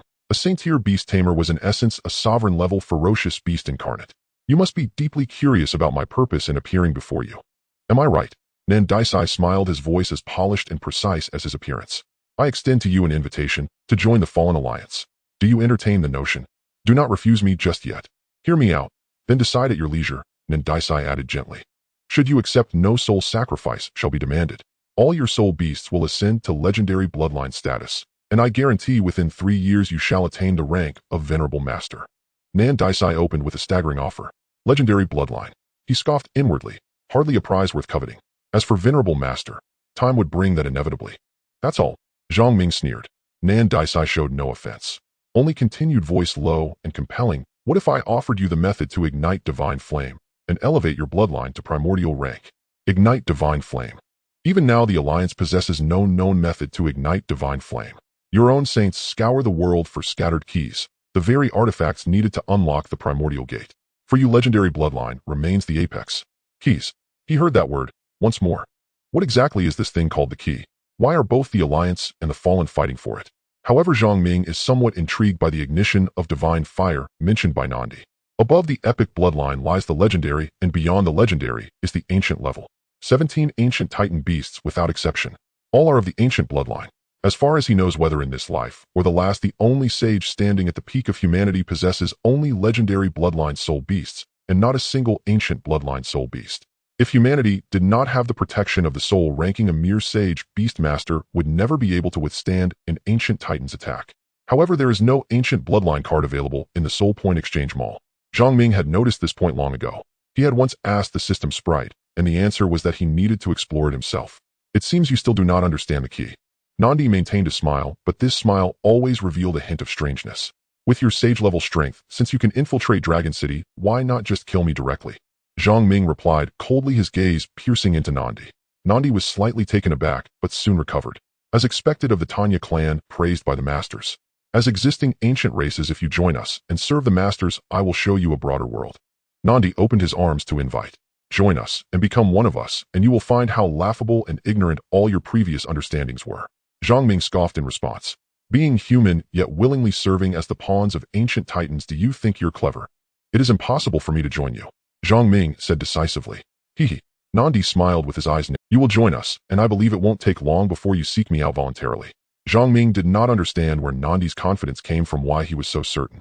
Moreover, what was the purpose of the ancient titans regarding him? If they viewed him as a threat, why not simply eliminate him? The convoluted invitation to join the Fallen left him perplexed. You have crossed the line. Nandi. A calm voice resounded from the rooftop. Elder Lin appeared beside Zhang Ming, his gaze cold and fixed on Nandi. A little Lin has come. Nandi greeted Elder Lin with a wave. Since our last encounter at the Tyrant Ruins, Little Lin's level has progressed again. Elder Lin did not respond to the remark, but his aura continuously climbed, an invisible wave surging forward. This is not a place for you. Elder Lin's voice was low. I just came to meet this little friend. What's wrong, Little Lin? Now you no longer even regard your teacher. Nandi's words were astonishing, revealing a cold, killing intent beneath his kind smile. Elder Lin's teeth, do not force me to take action. This is Dragon City. Even if you are a sage beast master, you no longer have a soul beast. Do you really intend to face all the beast masters here alone? Or do you have absolute confidence that you can escape? Elder Lin spoke, each word clearly, his gaze sharp. Little Lin is now the ruler of the Huaxia district, and I will leave after saying one more thing.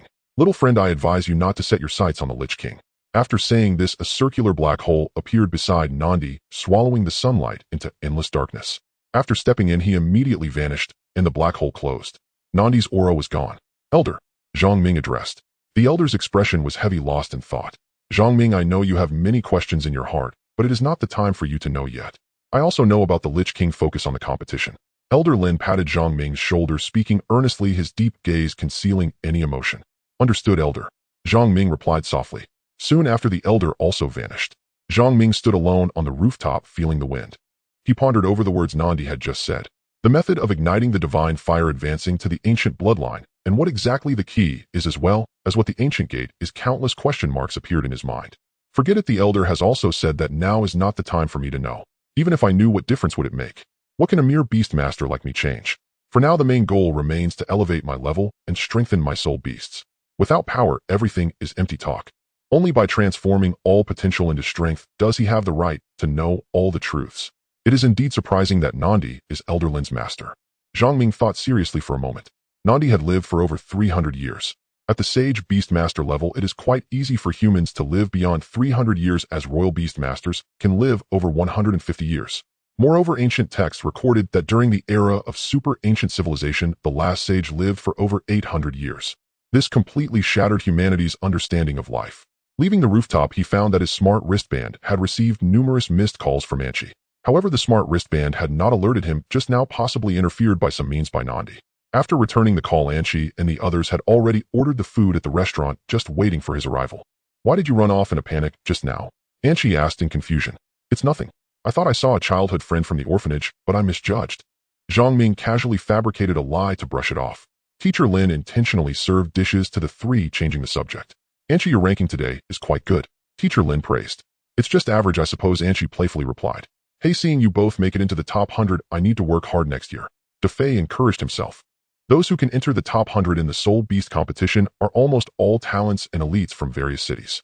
Besides the high level of Soul Beast bloodlines, a skilled cooperation between the Beast Master and the Soul Beast is also required to win each match. Teacher Lin remarked. I am rather surprised that Zhang Ming could make it into the top 100. I originally thought that with Radtan he could easily break into the finals, but seeing so many contestants with 2- or 3-star diamond level soul beasts, I realized that the competition this year is much fiercer than in previous years. Anchi picked up on Teacher Lin's words and continued, I also didn't expect Brother Ming's humanoid species to be so strong. A boy with a cold expression sat down, pulling out a chair. Zhang Ming looked at the boy's face. It's Wu Kuan. He was also a beast master with a humanoid soul beast. Wu Kuan stepped out alone. At this moment, although he possessed a humanoid spirit beast, it had yet to be revealed. Thus, he was not overshadowed by the aura, as in his past life. Wu Kuan simply ordered a plate of egg fried rice, eating very lightly. Unconsciously, he looked up and exchanged a glance with Zhang Ming. Zhang Ming keenly sensed that Wu Kuan seemed to be sizing him up. Boss, let's settle the bill. After the four finished their meal, Zhang Ming paid. Leaving the restaurant, they passed by a small supermarket. Defei suggested buying a few decks of playing cards to pass the time. Playing cards? Zhang Ming said. Yes, this is a time-honored game, a popular entertainment activity for both young and old before the catastrophe. Anyway, there's nothing to do after we return. It's barely afternoon. Defei said, let's buy a few decks. Brother Ming and Chi also wants to play poker with you, and Chi said playfully, it's quite boring for me and my sister at home. Why don't you come to our apartment, and we can all play together? Zhang Ming glanced at Teacher Lin, who did not object, tacitly agreeing. All right then. The four returned to Chi's residence. Chi and Teacher Lin went to the bedroom to change into comfortable clothes. Zhang Ming lay on the sofa, resting his arms behind his head, lost in thought about today's events. Through the soul contract, he sensed that the Beast Queen in the Soul Beast space was still asleep. The Beast Queen Lan Ran was one of the ancient titans once igniting the divine fire, a genuine ancient bloodline behemoth. Although her bloodline had diminished, she still possessed legendary status. There were still 2.5 months until hatching. Previously, the system had indicated that Lan Ran began to inherit the fire of legacy, but it was uncertain whether the transformed Lan Ran retained the memory of igniting the divine fire. Chi and Teacher Lin changed into pajamas with a bear design. The two girls with their fair skin couldn't help but attract more than a few glances while Defei was busy trimming Taya Long's nails. "Let's get started. What shall we play?" And she said as she moved a small stool to sit down. "Since there are 4 of us, let's play Do Di Ju." "Okay, but let's agree on the punishment for the loser beforehand," and she said with a mischievous smile. "The loser treats the winner to a meal. As for playing for money, I don't have much left." "All right, it's settled then. The loser treats to a meal." They opened 4 decks of playing cards and shuffled them. Drawing the landlord card, they began to play. The first dealer was Zhang Laokai. 13. "And Chi, you draw first." Everyone drew their cards, leaving not a single one behind. "And Chi, will you accept the landlord? If not, pass." "I accept. Why wouldn't I?" Seeing In Chi's smug smile, Zhang Ming looked at the biggest card in his hand, which was a high card. "It's over. This round is a loss. Play a card, In Chi." Defei was also motivated, holding his cards tightly and shaking them, filled with confidence. "All right, I'm going to play now." And Chi shuffled a large handful of cards and discarded 2 or 3. "Sorry, I couldn't hold on to them." 4 5s with 2 6s. Defei looked bewildered. "The 4-card set is a bomb. How could you just give it away? What's wrong? Is that not allowed?" "It is allowed." Defei was really confused by the play. No one wanted to take it. And Chi continued dealing. 4 4 5 5 6 6, a pair. "He'll take it." Defei was next to In Chi with 556,677. Teacher Lin followed suit with 667,788. "You guys are playing, and I'm just here scratching my head." Zhang Ming couldn't take it anymore. He had 4 small 3s trying to test the waters. 4 9s. And Chi once again put him down. That's it. It seemed that In Chi was bound to win this round. 4 2s with 2 kings. And Chi's final blow. 4 2s with the big and small kings astonished everyone. "Haha, I won," and Chi exclaimed. Teacher Lin shook her head, somewhat speechless. The landlord had lost, yet continued to play. "Which of you 3 will treat to a meal?" "Whoever has the most cards left will treat," Zhang Ming said. However, as soon as he finished speaking, he regretted it. He had the most cards. "They'll treat. Let's restart next round. I don't believe I can't get good cards." They shuffled the cards and continued. The 4 played poker for the whole afternoon. As the sky outside grew darker, Zhang Ming ultimately lost 6 rounds to Fei, 3 Teacher Lin 2, and In Chi won decisively. It was indeed strange. In Chi seemed to draw the big and small kings every time. All the big cards went to her, and it was unclear what luck she had. Even when positions changed, she still drew well. This left the 3 feeling a bit gloomy. Thus, in the coming days, it started with Zhang Ming treating to meals. Today counted as the first. At night, after dinner, they returned to the apartment. Lying on the bed, he summoned Midoril. He took out the playing cards again. The 2 played against each other. He refused to believe this luck and taught Midoril the rules. The winner would stick a white note on the loser's forehead. The 2 sat on the bed and played poker until late at night. In the end, Midoril, this novice, won every hand. It was truly miraculous. Zhang Ming lost as if he were submerged in a flood, utterly defeated with his forehead covered in white notes. By the end, they could no longer continue playing. He might as well sleep. There was a competition to continue tomorrow. The next day, he had a light breakfast at a street stall before heading to the venue. Today, the number of competitors at the venue was noticeably fewer, but the audience in the stands had increased significantly. It was a sea of people. The top 100 elites had all gathered here, talented beast masters from various cities in the Huaxiao region. Today, the competition for the top 16 would officially commence. The host wore a red and blue racing suit today, making a dramatic entrance with a full 360-degree Thomas spin as he descended from above. It was quite the spectacle. Dear audience and contestants, it's wonderful to see you all again. Today, we officially begin the competition for the top 16. Our top 100 contestants have already assembled in the venue. It seems you all have confidence in this competition. Let's give them a round of applause to encourage our contestants, shall we? The host's voice resonated throughout the venue, and the audience responded with enthusiastic cheers. Now let's announce the matching rules for our top 16 competition. According to the judge's decision, the competition will use a system of random matching, meaning your opponents will be evenly matched, avoiding any extreme disparities in strength. So contestants, please keep this in mind. Additionally, the competition will adopt an elimination mechanism. Each person has 3 matching opportunities. Winning all 3 automatically advances to the next match. If you lose all 3 matches or lose 1 or 2, there will be a loser's rebirth match to determine the final standings of the top 16. Contestants, are you ready? Ready. Please step into the red battle zone and await your matches. On the big screen, the names of the top contestants spun like a roulette wheel. The lists of 50 matchups were instant. Zhang Ming clearly saw that his opponent was contestant number 211, Feng Jian. In the dimensional space, the surroundings began to change, revealing a scene of grasslands. The ground was overgrown with weeds, the trees were not tall, and rocks were scattered about. Across from him stood a handsome young man with a slicked-back hairstyle, shining brightly, dressed in a fitted battle suit, holding a mirror and combing his hair. This contestant's quirky entrance made Zhang Ming chuckle. He was being rather vain. "Hello, baby," Zhang Ming replied symbolically. He carefully examined the youth named Feng Jian, whose confident smile and skin were even fairer than that of a girl. The way he carried a mirror and a small comb indicated that he was at the age of adolescence, where one is concerned about appearances. Baby, shall we start now? Feng Jian's voice sounded a bit awkward. Although he spoke in Huaxiao language, it was laced with an unfamiliar tone. Oh, sorry, baby. My father is from the Huaxiao region and my mother is from the European Union region. I lived in the European Union during my elementary school years and just returned to the Huaxiao region, so my language skills are a bit rusty. Feng Jian explained elegantly and gentlemanly. The top 100 competition had no time restrictions, allowing for free play without the worry of time. Although Feng Jian's name was not renowned in his past life, and he did not advance to the top 16, he was the most popular contestant among girls. This popularity stemmed not only from Feng Jian's gentlemanly image, but also from his special spirit beast, the muscle rabbit. What's wrong, baby? Why aren't you speaking? Seeing Zhang Ming ignoring him, Feng Jian pressed further. It's fine, let's start now. Although Feng Jian was polite in his demeanor, he still felt a bit awkward. Alright, baby, I'm going to summon my spirit beast now. A rabbit roughly 4 meters tall with brown fur and a muscular build appeared. It surprisingly wore sunglasses and a championship belt around its waist. This appearance was simply astounding. The rabbit also wore boxing gloves on its strong forepaws. With a bang, it threw 2 punches. Then 2 slightly shorter kangaroo-like spirit beasts appeared.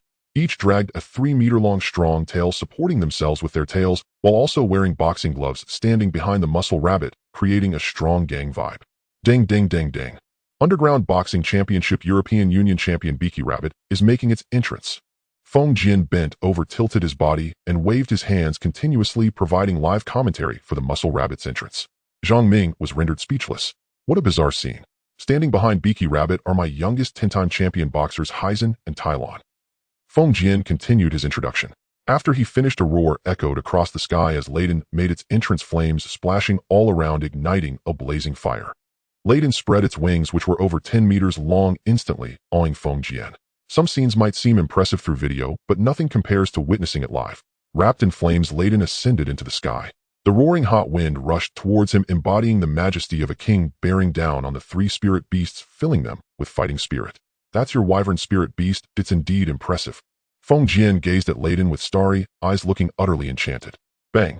The muscle rabbit decisively punched Feng Jian, knocking him to the ground, causing a large bump to form on his head. Feng Jian sheepishly smiled and apologized to the muscle rabbit. I'm sorry, champion, you are the strongest. Looking at Beaky Rabbit exhaling white vapor, its boxing gloves constantly colliding and swaying side to side, it was always ready. Devil Muscle Rabbit Bloodline Lord Talent Mastery of Boxing Level Star Diamond 7 stars Skills Bullet Punch Rocket Punch Machine Gun Punch Storm. Description: a rabbit mutated due to gene alteration in the Fallen Zone after the disaster, possessing a robust physique, fierce strength, a natural boxer. In its eyes, nothing can't be resolved with a punch, and if there is, then 2 punches. Eastern Rock Kangaroo Bloodline Rare Talent Rockification can partially turn its body into Rock Level Star Diamond 3 stars Skills Hook Punch, Jump Punch, Windmill, Tail Whip, Sudden Rain Combo. Description: a kangaroo mutated due to gene alteration in the Fallen Zone after the disaster, capable of partially turning its body into rock, making the rockified parts as hard as stone, a powerful means of attack easily provoked with a natural strong aggressiveness. After checking the attributes of the 2 spirit beasts, Zhang Ming had a rough idea. He truly did not expect that Feng Jian was such a boxing enthusiast, with all 3 of his spirit beasts primarily focused on boxing. Though their bloodlines were not high, they still possessed star diamond level strength. I know you have a humanoid spirit beast, can you summon her? I can challenge you unknown to see which is stronger, your humanoid spirit or my Beaky Rabbit. Feng Jian said confidently, with the devil muscle rabbit crossing its muscular arms over its chest, exuding an aura of waiting for a challenger. Since the opponent embraced the spirit of friendship above competition, it was necessary to accommodate him. Summoning Middle, he pointed at the devil muscle rabbit. Middle, that rabbit wants to have a spar with you. Rabbit. Following Zhang Ming's gesture, Middle saw the devil muscle rabbit, her eyes shining with excitement as she drooled. What a big rabbit. Master Middle wants to eat. Feng Jian, not far away, also heard this. However, he couldn't help but worry that this adorable girl would transform into a terrifying devil, which after her metamorphosis. Beaky Rabbit, hearing Midal's words, became a bit angry, shaking its fists in the air. If you win, I'll take you to eat real braised rabbit head. Zhang Ming was being pulled by Middle, pleading to eat the devil muscle rabbit opposite, and had no choice but to agree to take her out to eat. All right, master, it's a promise. Middle cheerfully said. Immediately she transformed. Wrapped in purple-black flashes, Middle transformed into a devil witch. Feng Jian's eyes sparkled. Seeing her up close was indeed more impressive than watching it on a live stream. Middle suddenly swung her tail behind her, striking the ground, the loud noise catching Beaky Rabbit's attention.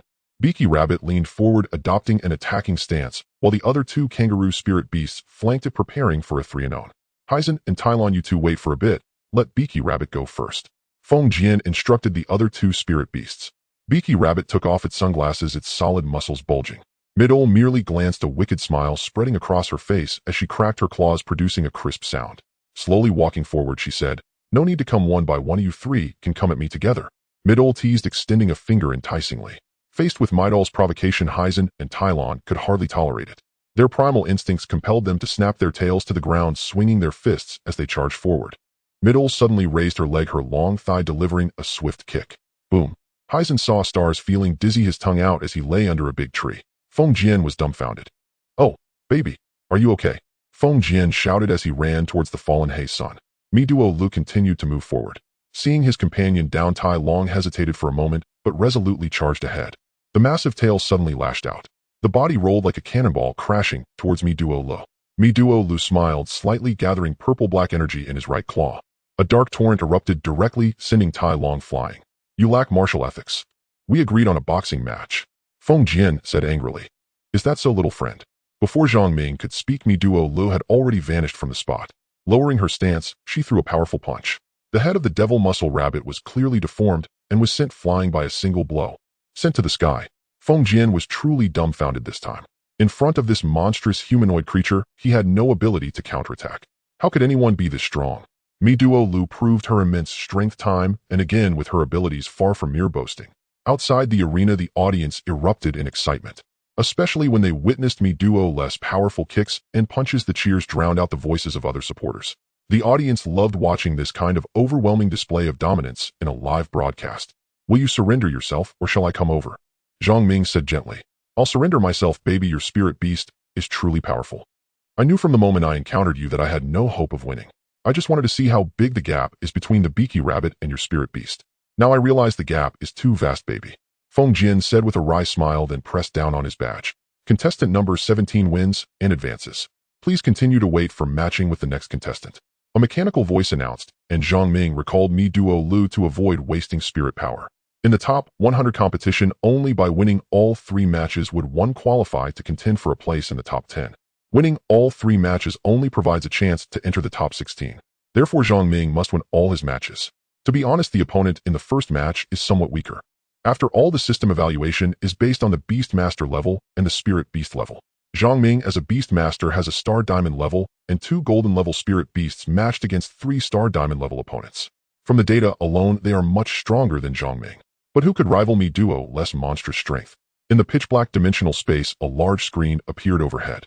Zhang Ming's number continued to match and began to rotate. Contestant number 17 Zhang Ming versus contestant number 789 Long Kong, the young man from Dragon Control City who commands 5 Western dragons. The name Long Kong was somewhat unfamiliar. It had never appeared in any previous generation. The scenery of the dimensional space shifted. Zhang Ming found himself standing in a castle square underneath a castle that resembled ancient Western architecture. Across from him stood a young man with an expressionless face, calm and composed. Their gazes intertwined, and an invisible aura of battle permeated the air. Dragon Control City, true to its name. Almost all Beast Masters their contract spirit beasts that are either sub-dragon or dinosaur types. They firmly believe that only dragon-type spirit beasts are truly powerful. The calm-faced Long Kong said softly.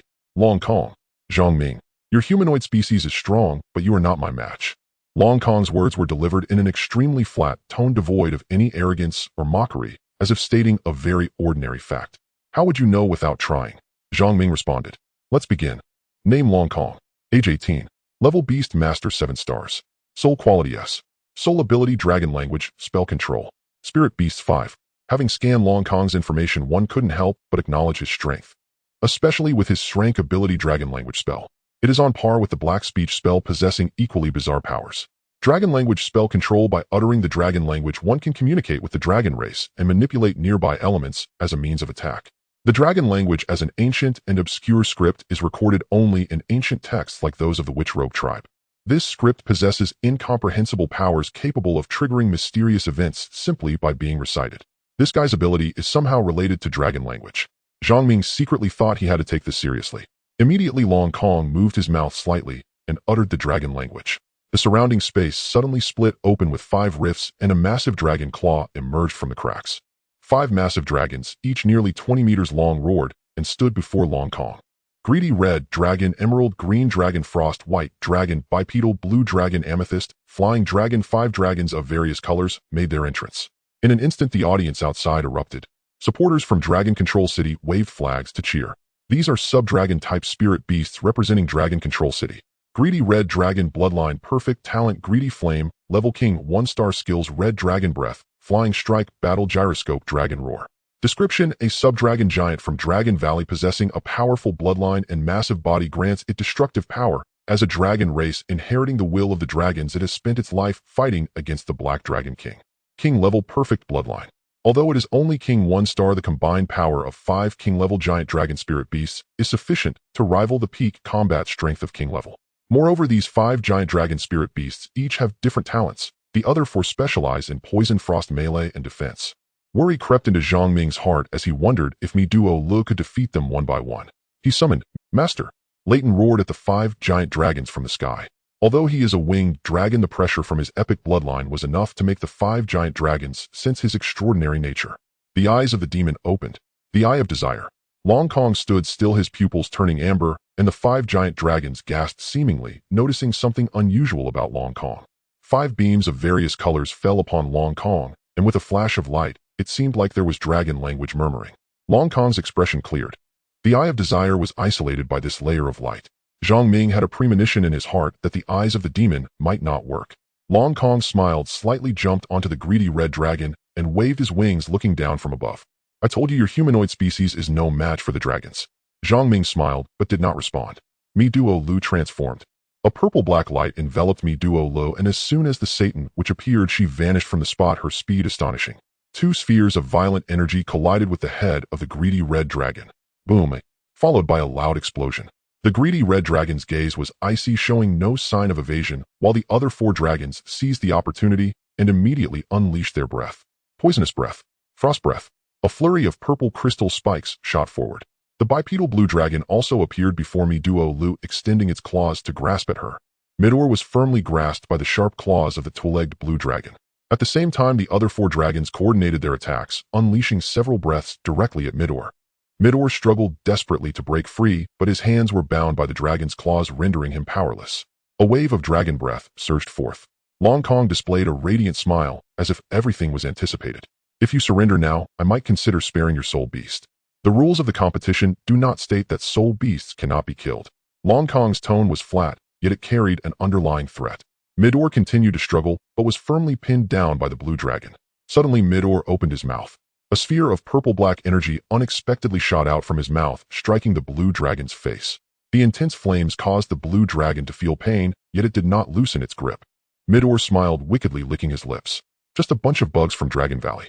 The purple-black light appeared. Satan's soul purgatory. Midor transformed into the ultimate form of Satan's soul, his body covered in black armor with a headpiece symbolizing power and ferocity and fearsome spikes on his shoulders. From the demonic pattern in the center of the purgatory armor, numerous spheres of purple-black energy suddenly burst forth, exploding within the dragon's claws. Boom! Accompanied by a thunderous roar, 2 of the blue dragon's claws were blown off, dripping blood. The blue dragon expressed a look of terror, its gaze meeting that of the other giant dragons. Standing atop the greedy red dragon, Long Kong immediately recited a dragon language incantation. In an instant, the sky turned dark. It was as if the end of the world had come. The greedy red dragon, emerald green dragon, frost white dragon, 2-legged blue dragon, and amethyst flying dragon. All 5 dragons lifted off the ground, their massive bodies enveloped in layers of radiance. 5 beams of light formed in red, green, white, blue, and purple, piercing the heavens. They converged together, stirring the clouds and forming a vortex. The 5 dragons actually gathered together. Fusion. The giant dragon, enveloped in 5-colored light, fused into one. A huge dragon resembling a mountain appeared in the glow. Midor's gaze hardened as he lightly bit his lip, seeming to take the situation seriously. A heavy hammer appeared. He lifted the hammer and swung it fiercely at the dragon's silhouette. Bang! A sharp metallic sound echoed, as if striking steel. Midor was unexpectedly repelled backward. Shaking his arm slightly, he looked seriously at the fused dragon in the sky. It was a dragon over 30 meters tall with 3 wings and 6 legs, its dragon head adorned with twisted horns resembling cow horns, and its body covered in hard scales like black iron. 2 dragon tails constantly whipped the ground. The 6 dragon claws stomped madly on the ground, causing tremors. Gustav Dragon King Fusion Form Bloodline Epic Talent Earth Dragon King Level King 6 Stars Skills Flying Wing Dragon / Ice and Fire Dragon Breath Dimensional / Heaven Destroying. Description: the form achieved after the bloodline heirs of Gustav Dragon King fuse, gaining some of Gustav Dragon King's abilities. The fused dragon race will wield destructive power with a weakness. The fusion state lasts for 10 minutes, after which it enters a weakened period. Using the system to investigate the information of this dragon silhouette, Zhang Ming couldn't help but sigh. It was astonishing that they could enhance the bloodline and level of soul beasts through fusion, somewhat similar to Midor's transformation skill. With Midor's original golden level after transformation, he possessed star diamond level strength, and even facing the 5 king level giants was quite challenging. Now with the 5 dragons fused, their level rose to king 6 stars. Even in the purgatory state, Midor felt a hint of threat. Annihilate. Long Kong stood on the giant dragon's back, extending his right hand like a king ruling over the world. Proud. Indifferent. This confidence stemmed from overwhelming power. The giant dragon extended its head larger than before, resembling an ancient titan. As its 6 legs touched the ground, it created a massive depression, and with a gentle flick of its tail, it flattened a hillside. In terms of sheer power, it was incredibly terrifying. Midor was clad in purgatory armor, wielding a heavy hammer. His lips moved slightly as he too began chanting an incantation. Black Word Spirit Curse. Although Zhang Ming couldn't hear what Midor was chanting, he saw that with each symbol Midor uttered, it transformed into a black rune that attached itself to the heavy hammer. The originally 3-meter-long blood-red hammer spun with swirling black runes, mysterious and unpredictable. The hammer seemed to have been infused with life, emitting a rhythmic heartbeat. Once, twice, Zhang Ming distinctly felt the hammer breathing, vibrating. Midor grinned wickedly, aiming at the giant dragon. He raised the heavy hammer like a dragon-slaying warrior declaring war. Awaken Blood Demon Temple. Midor, the heavy hammer in his hand, seemed to truly come alive as countless black tendrils extended from the hammer's handle, connecting Midor's arm to it. Zhang Ming also noticed the uniqueness of this hammer. Blood Demon Temple Grade Golden Exclusive Sacred Artifact Traits. Evil Power increases user strength by 100. Passive skill Quake. Target hit is forcibly stunned for 3 seconds. Active skill Frenzy increases attack speed by 75 and movement speed by 100, lasting 8 seconds. First spell Ball Bloodthirst LV3. Each attack deals 4 of the target's current health as absolute damage. Second spell Ball Blood Weeping LV3. Each attack absorbs 18 of the damage dealt as health. Third spell Ball Block LV3. 80 chance to block 40 damage. Description: crafted from the soul of the Blood Demon King, who slaughtered living beings in ancient civilization destroyed by the Emperor of Hidden Abyss, using his soul as the main component and his blood as a supplement, creating this unparalleled divine weapon, which became lost during the period of super ancient civilization. Zhang Ming was shocked. The weapon in Midor's hand was actually a sacred artifact. He originally thought it was merely a soul weapon constructed from soul energy, but he never expected the attributes of this hammer to be so formidable. Though it had only 3 spell balls, both its skills and enhancements far exceeded his expectations. Midor held the Blood Demon Temple, wearing a strange smile. The giant dragon also sensed the threat emanating from the hammer, its eyes revealing confusion. Why did this soul weapon exert such a tremendous sense of oppression over it? Does the exclusive sacred artifact mean that only Midor can use it? Zhang Ming couldn't help but speculate. Midor leaped into the air. The Blood Demon Temple, larger than her, was raised above her head. With a single strike, the dragon, having gained the power of Gustav, extended its forelimbs, crossing them in front to create a circular shield that protected it firmly. Red-black lightning flashed. It raged violently. Midor shouted. The shield on Gustav's body showed. Boom. Midor's lips curled into a charming smile as she playfully glanced at Long Kong. With a swift motion, she swung the heavy hammer, which in her hands resembled a lively rattle. Strike after strike. Soul Power siphoned. Attack stacked. Each strike increases attack power by 1, stacking up to 30 layers and lasting for 30 seconds, with attacks continuous and unaffected. Midor activated her skill Frenzy. Tirelessly swinging the heavy hammer, her immense speed combined with overwhelming strength flipped the giant dragon over with a single blow. The giant dragon spread its wings, soaring into the sky with 6 pairs of wings. It unleashed a breath of dragon fire. Mixed with ice and fire, the dragon breath swept across the land, spreading for hundreds of miles, submerging everything around. Bloodthirsty, Midor chased after the giant dragon, feigning a strike that startled Long Kong off its back. Zhang Ming hurriedly controlled Layden, summoning the dragon's lament. Gathering strength, Dragon Flame Dawn. A fiery dragon roared and charged straight for Long Kong. Seeing that it couldn't save Long Kong, the giant dragon had no choice but to engage in close combat with Midor. The dragon breath danced wildly. Its 4 claws hammered down on the heavy hammer, but each attack was mostly parried by Midor. Midor fought more fiercely as the battle continued, growing more insane with each strike. Under the bloodthirsty effect of the heavy hammer, the giant dragon suffered 4 absolute damage with each attack, feeling extreme pain. Midoril completely abandoned skill attacks, relying solely on the heavy hammer to inflict damage on the dragon. The black scales of the giant dragon were smashed by Midoril's heavy hammer, leaving behind streaks of blood. The accumulated attacks combined with 8 seconds of frenzy and the absolute speed boost were overwhelming. The gust-eyed giant dragon's stamina was over half depleted, nearing its limit, struggling to maintain its merged form. Long Kong had just been struck in the shoulder by Zhang Ming's arrow. Clutching his shoulder and enduring the excruciating pain, he hid behind a rock. Zhang Ming did not give Long Kong a chance to escape. He drew the god-slaying Hydra and mounted the blue phantom. With a thrust, the rock exploded, instantly shattering into countless fragments. The gun's muzzle pointed directly at Long Kong's throat. "Will you surrender on your own, or shall I send you out?" Zhang Ming said flatly. Long Kong let out a light laugh, surprised that the words he had just said were thrown back at him. Long Kong glanced at the sky. Such a large figure was being pushed back repeatedly by a small one, which was quite difficult to watch. "I admit defeat." Long Kong lowered his head, though he spoke of defeat. Zhang Ming could tell that while Long Kong acknowledged it verbally, he still felt unconvinced in his heart. Midoril seized the heavy hammer, spinning wildly and creating a crimson tornado, the violent force lifting countless sands and stones, aiming to deliver the final blow to the giant dragon. At that moment, the giant dragon unleashed all its skills, yet they were completely blocked by the strange heavy hammer. Not only did it fail to harm Midoril, but it also fueled her fighting spirit. Midoril's inferno state couldn't be maintained for too long. The cooldown time for the frenzy skill was also 3 minutes, yet she couldn't even sustain the inferno form for 3 minutes. She had to make a desperate last-ditch effort.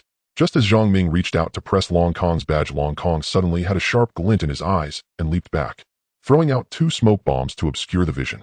"Use hate to destroy the heavens," Long Kong shouted to the sky. It seemed he had made a significant decision. Hearing the shout, the giant dragon hesitated briefly, then revealed an encouraging look. Suddenly a fierce wind arose. Countless sands and stones were drawn in from around the giant dragon, enveloped by a mysterious power. The giant dragon also used its 6 claws to shield its abdomen, slightly opening its mouth, as if a violently turbulent energy ball was brewing within, preparing to deliver a fatal blow to Midoril. Midoril's eyes narrowed as she sensed danger.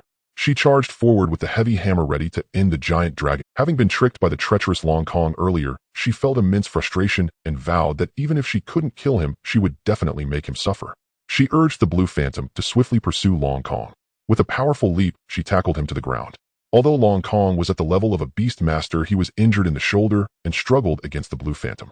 To prevent the giant dragon from executing its attack from the sky, she charged up for a strike. The god-slaying spear shot out rapidly, piercing out a dozen blows in an instant. Each thrust aimed at Long Kong's vital points, hitting the most sensitive nerves, and blood sprayed forth. Like a fountain. "Let's see if I can pierce you to death." Long Kong fell to the ground unconscious. Zhang Ming immediately pressed the badge, sending Long Kong out. In the sky, the giant dragon felt the pulling force and seemed about to be recalled, but the energy ball it had gathered in its mouth had already formed. The arrow was on the string and could not be retracted, so it had to unleash it. A massive energy ball over 10 meters in diameter, mixed with violent waves of energy, swept across the ground, leaving only crushed remnants in its wake. Midoril chose not to endure the impact. She retracted the heavy hammer and quickly moved to Zhang Ming's side, grabbing him and fleeing into the distance. In the distance, a brilliant light momentarily illuminated the sky. A gigantic mushroom cloud rose. Zhang Ming realized that if that attack had been fully prepared by the giant dragon, it could have destroyed the dimensional space. Such power exceeded that of a king-level soul beast, reaching the level of a sovereign. Moreover, ordinary sovereigns might not be capable of such a level of destruction. Only soul beasts inheriting the dragon bloodline possessed such power. The merged form of the Gust-Eye Dragon King made Zhang Ming feel the strength of the dragon race. The Gust-Eye Dragon King is one of the 5 great dragon kings that has existed since ancient times. It is known in conjunction with the Black Dragon King talent. Although the reason is unknown, it has not reached the height of the Black Dragon King, becoming an ancient titan dominating fierce beasts. Even so, each of the 5 great dragon kings ignites the divine fire of the ancient bloodline, being mythical-level giants. Their offspring should not be underestimated. The powerful explosive force nearly sent him flying. Had it not been for Layden protecting him and Midoril with geothermal armor and thorny armor, he would have long since perished. Long Kong, whose thoughts were vicious, must be dealt with at the first chance. The dimensional space shook and the ground finally stabilized beneath him. Then a mechanical voice was heard. Contestant 17, Zhang Ming wins. This match was truly hard-fought. Midoril, having exhausted her soul power, reverted from her transformation, collapsing weakly into his arms. Looking at the slumbering Midoril, Zhang Ming knew that she would likely be unable to compete in the next match. He would have to rely on himself, Layden, and the Blue Phantom. Master. Midoril murmured softly, wanting to say something, but was silenced by Zhang Ming. Rest well. He returned Midoril to the soul beast space and transferred his soul power into her body. Out of 3 matches they had won 2. Only 1 match remained. The opponents were becoming increasingly powerful. Facing academy students older than him and of higher soul beast levels, Zhang Ming's gaze was resolute. Meanwhile, the spectators watching the live stream were all applauding. Brilliant. So brilliant. Whether it was Long Kong, who commanded 5 giant dragons, the super large dragon in merged form, or Zhang Ming, the humanoid soul beast, they had delivered immense thrills and surprises. They continuously refreshed the spectators' vision. In an instant, cheers supporting Midoril nearly drowned out the entire venue. Within the dimensional space, a mechanical voice appeared. This space is damaged. Contestant 17 will be transferred to another space. Matching in progress, please wait. After about 2 to 3 minutes, Zhang Ming felt the sensation of being moved, indicating a shift to another dimensional space. A large screen appeared before him. Matching began. Zhang Ming versus Wu Kuan. Zhang Ming versus Wu Kuan. Hearing this name, I paused for a moment. The 3 matches were held consecutively, leaving no time for rest. According to the organizing committee, the Soul Beast tournament was designed to test the combat abilities of Beast Masters and their endurance in high-intensity battles. Those who can last until the end will emerge as victors. Survivors reign supreme. Only after all 3 matches are completed can one gain a day's rest. By the time of the 3rd match, regardless of whether they were victors or eliminated, nearly all had exhausted a significant portion of their soul power, leaving them with little to spare. It was a test of endurance. In his past life, Wu Kuan gained fame as a human-formed soul beast. Yet now, unlike in his previous life, he did not make a bold advance to the finals, but concealed the truth of his human form. Outsiders may not know, but Zhang Ming was well aware. The dimensional space initiated environmental simulation, placing Zhang Ming on a central island surrounded by lava where the air was suffused with scorching heat, making the soles of his feet feel as if they were burning. Looking at Wu Kuan before him, who bore injuries and appeared rather disheveled, it was evident he had endured a fierce battle. Wu Kuan's clear gaze turned towards Zhang Ming. Without uttering a word, he summoned his soul beast. It was a hellhound towering as high as a 2-story building with dual wings and 2 massive heads, its body enveloped in flickering starry flames. A foul stench emanated from its mouth, and its menacing fangs dripped with saliva that had corrosive properties. 2-headed hellhound. Bloodline lord. Talent magma body. Level star, diamond level 7. Skills rally frenzy, hellhound charge, 2-headed hellfire. Description: a 2-headed hellhound from one of the 10 forbidden areas, demon god, hell, inherently combative and extremely loyal. Once it acknowledges a master, it remains devoted for life. Each head possesses independent cognitive abilities and can attack targets using different powers. Weakness: knows waste. Wu Kuan summoned only 1 2-headed hellhound and did not call forth a second. This was not due to Wu Kuan hiding his strength. Apart from that human form soul beast, he had only this 1 soul beast available. In other words, he possessed only 2 soul beasts. To make it into the top 100 with a single star diamond level 7 beast is indeed not to be underestimated. Among the opponents Zhang Ming had faced prior, none were lacking in resources, each possessing 3 to 4 soul beasts, all reaching at least the star diamond level, if not the king level. Compared to his previous opponents, Wu Kuan seemed somewhat pitiful, yet the sense of danger Wu Kuan presented was subtly comparable to Long Kong. Summoning Raton. Riding Raton into the sky, Zhang Ming's intuition told him that Wu Kuan would be far more troublesome than he imagined. After all, he was the 3rd place winner of the tournament in his past life. Once elevated to midair, Zhang Ming bit his index finger, his lips moving slightly as he chanted an obscure incantation, his blood drifting in the air to form a blood array. A crack opened in space. A white glowing skeletal dragon claw pried the fissure open, revealing its body behind. It was the undead bone dragon, a king-level soul beast. It was indeed Lu Yuan. As soon as the undead bone dragon appeared, its massive form overwhelmed the 2-headed hellhound, leaving it gasping for breath. Lu Yuan's voice emerged respectful and humble as he prostrated before Zhang Ming. My lord, your servant sensed your summoning. Please give your orders. Wu Kuan's expression shifted slightly in shock as he looked up at this towering entity. The undead bone dragon, over 30 meters tall, made the 2-headed hellhound appear like a mere puppy. Fight! Zhang Ming did not elaborate, merely uttering these 2 words. Lu Yuan understood, raising its skeletal dragon head and aiming at the 2-headed hellhound. A breath of undead bone toxin was unleashed, splattering onto the eyes of the 2-headed hellhound, instantly blurring its vision. The hellhound shook its 2 heads incessantly. Seeing the situation turn dire, Wu Kuan leaped onto the back of the 2-headed hellhound. He also bit his finger, using his blood as ink to sketch an eerie blood array, imbuing it into the hellhound's body. What is this anomalous ability? Zhang Ming wondered. Once Wu Kuan embedded the blood array, the 2-headed hellhound's eyes turned crimson as it entered a frenzied state, its aura continuously escalating, jumping directly from star diamond level 7 to king level 1. It forcibly increased by 4 levels. This is the Flame Soul Totem ranked 130 on the Soul. Any anomalous ability ranked on the Soul ranking is nearly etched in everyone's memory. Each of the 4 major regions of the Alliance has dedicated departments that analyze and study the effects and applications of various anomalous abilities. They carry out verification to confirm personnel. Of course, all of this is classified information within the 4 major regions. Others can only see the names of the anomalous abilities ranked on the Soul ranking. After utilizing this anomalous ability, Wu Kun's complexion visibly paled, indicating he had paid a considerable price. Though the exact cost was unknown, it was clear that Wu Kun was also suffering. The Undead Bone Dragon took the lead in offense with Raton supporting. The two launched a pincer attack, Raton's body enveloped in magma, unleashing a scorching lava breath that covered the ground in thick magma as the two-headed hellhound flapped its wings and soared into the sky. But it was struck down fiercely by the Undead Bone Dragon's tail. The skeletal structure on the back of the Undead Bone Dragon coalesced into a blade resembling a sword waiting to be drawn. Bone Sword Shockwave. The powerful shockwave rattled the lava in the magma lake, providing Raton the opportunity to close in. Zhang Ming wielded the god-slaying spear. Extending, a thrust struck the nose of the two-headed hellhound. A woo-woo. With a few pain yelps, the two-headed hellhound was injured. Wu Kun's expression darkened, and he furrowed his brow. The spear swept wide. Blood splattered. A charged attack. He continued to follow up. Countless elemental torrents shot from the spearhead, striking the two-headed hellhound's waist, targeting its weakness. Seeing the two-headed hellhound suffer, Wu Kun could only feel anxious. He patted the hellhound's head. The hellhound enveloped itself in a layer of fiery red light, and with a splash dove into the magma lake. Countless magma cascaded over the two-headed hellhound, melting its fur and flesh, revealing bloody white bones. Half of its 2 heads were also melted, with exposed fangs looking terrifyingly fierce. Relying on its innate magma body, although its body seemed damaged, it had actually fully healed from the injuries sustained earlier. With its 2 heads, it opened its mouth wide. 2 pillars of magma shot forth. Raton, witnessing this, did not flinch, steadily hovering midair. Using its geothermal armor, it completely blocked the attack. Though there was a level disparity, playing with fire before Raton was still too naive.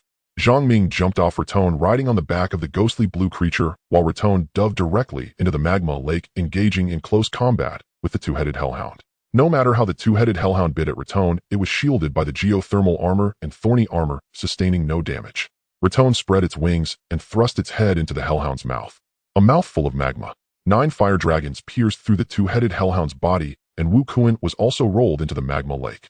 Seeing Raton victorious, Zhang Ming knew it was not yet over. Wu Kun had not yet summoned his human-formed soul beast. A figure clad in demonic armor with 2 ferocious horns on its head, its face obscured, held a battle axe in one hand and a black chain in the other, slowly rose from the magma. The other end of the chain was wrapped around Wu Kun, his eyes filled with unwillingness as he gazed at him. "Human, what do you summon me for?" Wu Kun gritted his teeth, tightly grasping the chains, and was brought to the ground by the humanoid soul beast, unceremoniously thrown onto the ground. To his surprise, Wu Kun respectfully knelt on one knee, his expression somewhat anxious. "My lord, your loyal devotee Wu Kun requests your assistance to defeat my opponent." Zhang Ming was somewhat astonished. It was his first time witnessing a beast master kneeling before a soul beast, and the tone was so respectful.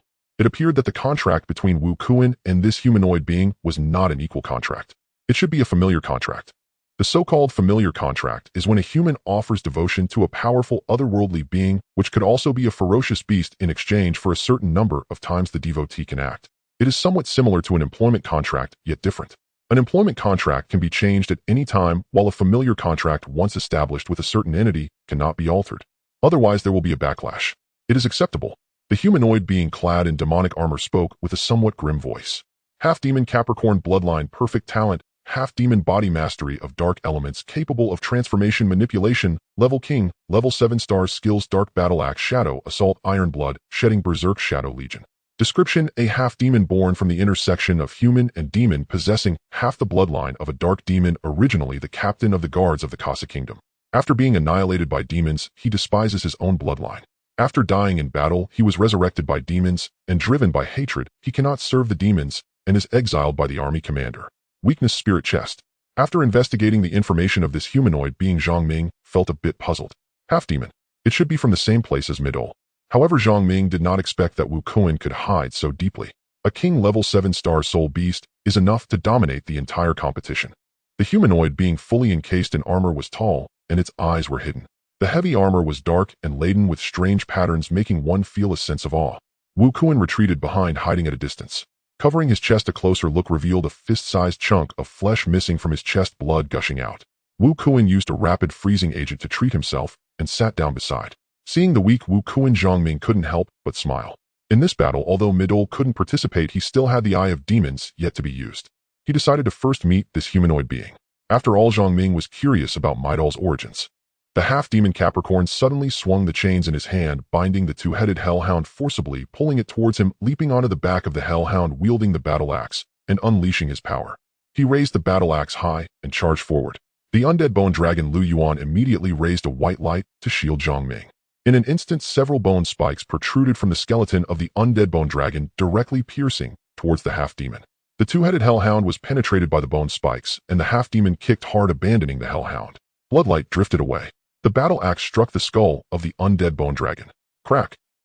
The skeleton of the undead bone dragon actually showed cracks. Although it had not completely broken, just one strike had shattered the undead bone dragon, which was enough to demonstrate the terrifying strength of this half-demon. The undead bone dragon, knowing it was no match, dragged its massive body. Countless toxic droplets splattered onto the half-demon's armor, the venom falling onto the armor, causing wisps of green smoke to rise as it was absorbed by the armor, making it impossible to discern the half-demon's expression. The half-demon threw out the left-hand chain, firmly wrapping it around the skull of the undead bone dragon. No matter how it struggled, the chain seemed alive, tightening the more it struggled. Various black runes flew out from the chain, causing the undead bone dragon to kneel on the ground. "My lord, I feel my soul power draining." The undead bone dragon opened its mouth, emitting Lu Yuan's voice. This black chain could actually absorb Lu Yuan's soul power. La Dun let out a shriek. Spitting out several balls of flame, the half-demon did not dodge, allowing the flames to engulf him. After the flames passed, he remained standing in place. Moments later, the demonic armor unexpectedly opened a large mouth, returning the flames intact. Although it did not harm La Dun, it allowed Zhang Ming to grasp the strength of this humanoid being. The battle axe in hand was immensely powerful, but it was uncertain how it compared to Midol's blood-sucking spear. The black chains could bind and absorb soul power, and the armor could also absorb skills. This level of strength caused Zhang Ming to feel a hint of pressure. The battle axe in the half-demon's hand seemed to possess magical power, emitting a ghostly red glow. With one axe strike, La Dun was cleaved from midair. He fell into the magma. Fortunately, La Dun was not afraid of magma. Upon falling into it, he opened his mouth wide, inhaling the magma, merging with the geothermal armor and releasing scalding steam. A pillar of magma pushed the half-demon back 10 meters. The searing magma not only failed to melt the demonic armor, but was instead absorbed by it. The half-demon turned his head, fixing his gaze on Zhang Ming. The magma fire pillar shot towards him. Immediately, he activated the shining ring. He blinked out of the way, dodging this attack. The half-demon followed closely behind the undead bone dragon, straining to support its skeleton, trying to shield Zhang Ming while the black chains tightened. The undead bone dragon was completely exhausted and could no longer assist. It was up to him now. Zhang Ming mounted the phantom blue and took out the dragon's lament. He created distance. Whoosh! An arrow was fired. The arrow struck the demonic armor, causing no damage whatsoever. The half-demon, wielding the battle axe, stepped forward, the heavy armor making a rustling sound. With every step, each step powerful enough to leave a footprint on the ground. Relying on phantom blue's speed, Zhang Ming exchanged a few blows with the half-demon. But it was only a few exchanges. From the moment the half-demon appeared until now, he could confidently say that it had not yet displayed its full strength. Its slow movements brought immense pressure. This feeling was perhaps the same pressure others felt when facing Midol before. He took out the god-slaying Hydra, relying on its characteristics to launch a sneak attack from behind. The spearhead was instantly wrapped by the half-demon's chains, and he immediately felt his soul power continuously being absorbed through the chains. If it weren't for the spear's flexibility and length, even the god-slaying spear might have been taken away. "Give up. If you want to live, hurry up and surrender. Otherwise he will kill you," Wu Kuan shouted from a distance. Zhang Ming smiled at the corner of his mouth. Surrender? Was he really going to lose the final match? Zhang Ming rode on phantom blue, swiftly moving closer to Wu Kuan behind. Activating the shining ring, he flashed beside Wu Kuan. The Eye of Desire. Wu Kuan was instantly controlled by desire, his expression twisted, pupils dilated, dominated by his cravings. Taking advantage of this moment, Zhang Ming prepared to press the badge number to forcibly end the match. Just as he was about to succeed, two black shadows sprang out of nowhere, blocking Zhang Ming's move. Then over a dozen black shadows rose from the ground, transforming into masked figures in black clothing. Is this the Shadow Legion summoned by that humanoid being? Zhang Ming thought to himself. For a moment this method became unusable. He had no choice but to defeat the half-demon Capricorn. Ding. Detection. Ding. A fragment of the Shadow Demon has been detected. Do you wish to absorb it? After absorbing Midol, will gain a second transformation ability. Shadow Demon. The demon armor of the half-demon Capricorn was being pulled by an invisible force, revealing threads of pure white. He knelt on the ground in pain. His head throbbed violently. No. I will kill you all. The voice of the half-demon Capricorn sounded somewhat like that of a middle-aged man with blood-red eyes hidden beneath the helmet bloodshot, and filled with rage, his gray skin bulging with veins. The demonic patterns on the armor also opened their mouths in agony with a terrifying expression. No, don't put the demon fragment into my body. No, the half-demon shouted hoarsely. At this moment Capricorn recalled various memories, scenes flashing before his eyes. He was a half-demon carrying the bloodline of his kind, born into exclusion by his kin. It was King Kasa who accepted him, making him the head of the guards protecting the palace and earning respect. Later the demon army attacked the kingdom of Kasa, and Capricorn fought valiantly until his last breath. In his dying moments, he vaguely saw a high-ranking demon with horns squatting beside him, seemingly stating that his constitution was very suitable for bearing the demon fragment and inheriting its power, hoping he wouldn't be overwhelmed by violent killing intent. When he opened his eyes again, he found himself nailed to an ancient magic array, surrounded by demons clad in purple robes. They chanted strange words, raising their hands in sincere devotion. Above his head a crystal fragment floated, emitting a faint white light. It was small, only the size of a palm. As this fragment merged into his body, countless violent and brutal emotions surged from his chest. He longed to slaughter all living beings and destroy everything. He lost the last shred of his sanity. After venting the killing intent and resentment in his heart, he was imprisoned in an underwater dungeon where he spent an incredibly dark period of his life. At that time, he finally understood why the demon saved him. Because he was a half-demon, his mother was a demon, and she was a descendant of the shadow demon. Although he also possessed half of human blood, it was precisely because of this. Capricorn's bloodline exhibited a throwback, granting him the ability to control dark elements as a half-demon. Even among the descendants of the shadow demon, only a few demons possessed such a talent. Moreover, only this ability could trigger the remnants within the shadow demon fragment. The demons aimed to eliminate the remnants of the demon within the shadow fragment by first finding experimental subjects to merge with the fragment, then forcibly stripping away their bloodlines and merging them into other demons. Alternatively, they would use one experimental subject after another to wear down the brutal aura within the fragment. This way they could perfectly attain the demon's power within the fragment. Thus Capricorn was merely one among many subjects. Fortunately, after experiencing the onslaught of the brutal aura, Capricorn was still alive. The previous experimental subjects had their souls damaged under the negative aura and died on the spot. Ultimately, the demon's plan did not succeed, because Capricorn escaped from the underwater prison. At that time, Capricorn faced terrifying experiments daily, constantly confronting death. Alone, he could not possibly escape from a prison located thousands of meters deep in the sea. Even if he could, his body would not endure the underwater pressure. He would be instantly crushed by the pressure.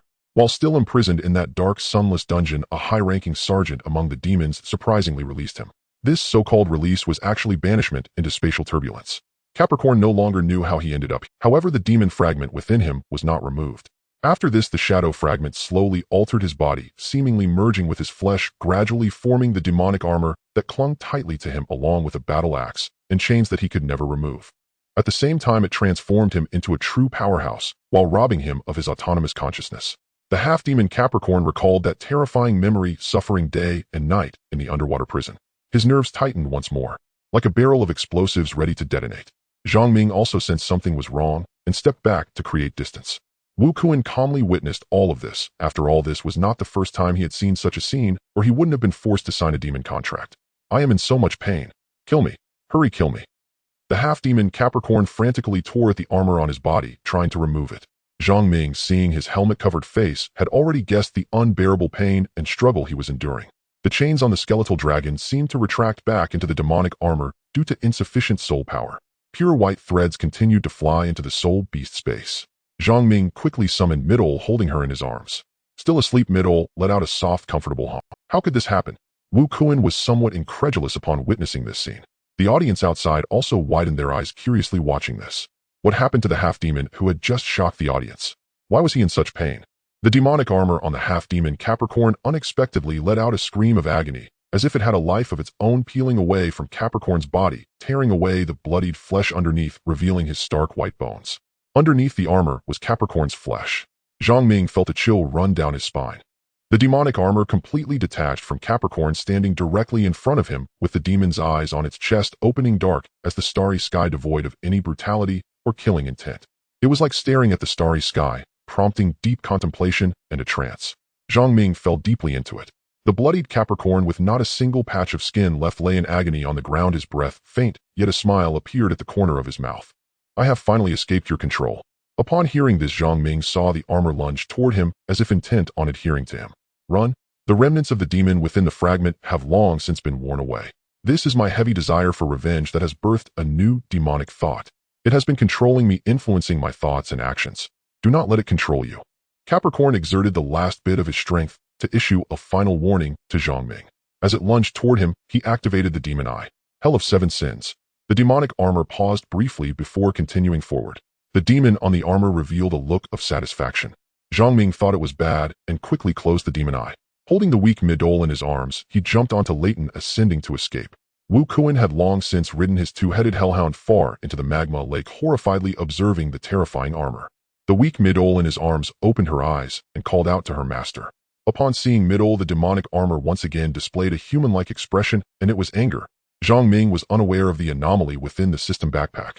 It wasn't until a bright red light pierced through the backpack, illuminating from his chest, that he discovered it. The demon armor noticed Zhang Ming's abnormality, yet its actions did not falter. Detected the remnants of the demon gods. Will do you wish to devour it? After devouring the Imperial Artifact, demon possession will gain 50 restoration. The Imperial Artifact demon possession radiated a dazzling red light, floating in midair, its crimson glow resembling a blood sun, illuminating the surroundings and shrouding everything in blood. Demon God's will. It's the Imperial Artifact.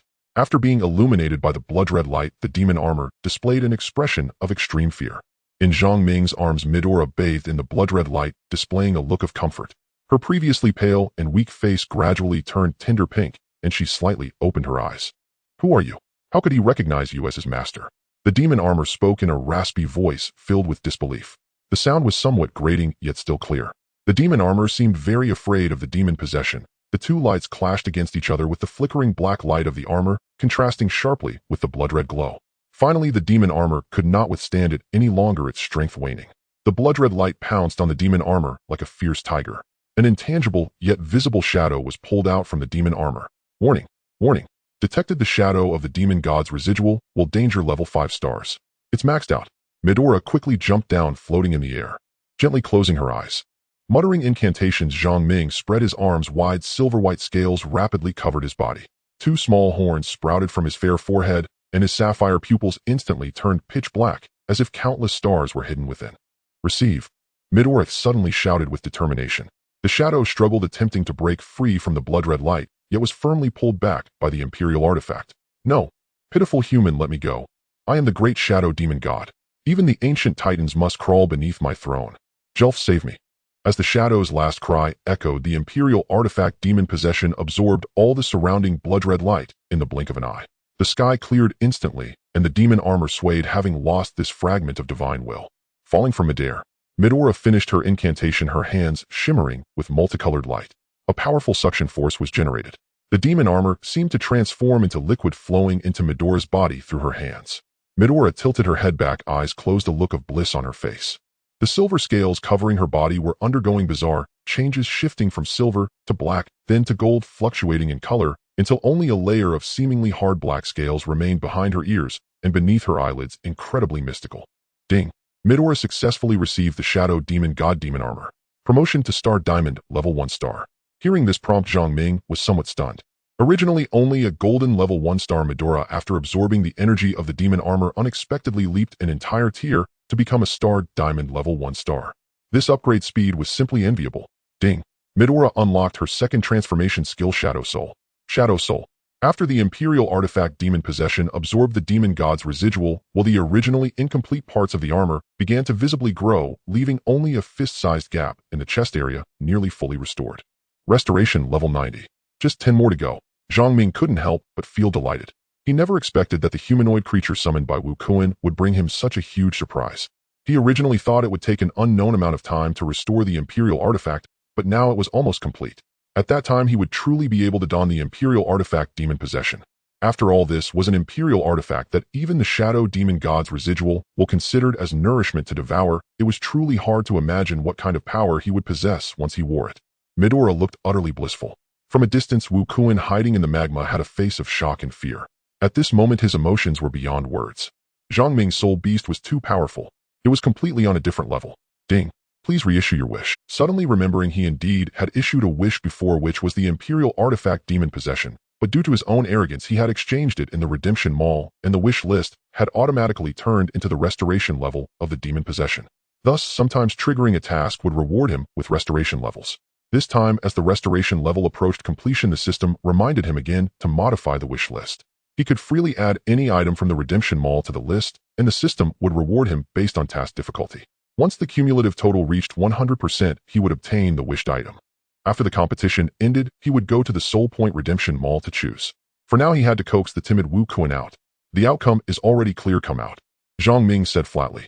My lord. The skeletal dragon lay before Zhang Ming, its voice carrying a hint of apology. This enemy exceeded expectations. You have done your best. Go back and recover well, and contact me through the contract if needed, Zhang Ming said to Lu Yuan. Lu Yuan respectfully bid farewell, a strange magic circle appearing on the ground before vanishing. The humanoid creature Capricorn had no skin left, and a pool of blood flowed beneath it. It had reached the end of its life. Walking up to the humanoid Capricorn, unsure of how to comfort it. The Capricorn gazed at Midora in surprise, seemingly wanting to say something, but the words caught in its throat. I'm sorry for bringing you all such great trouble.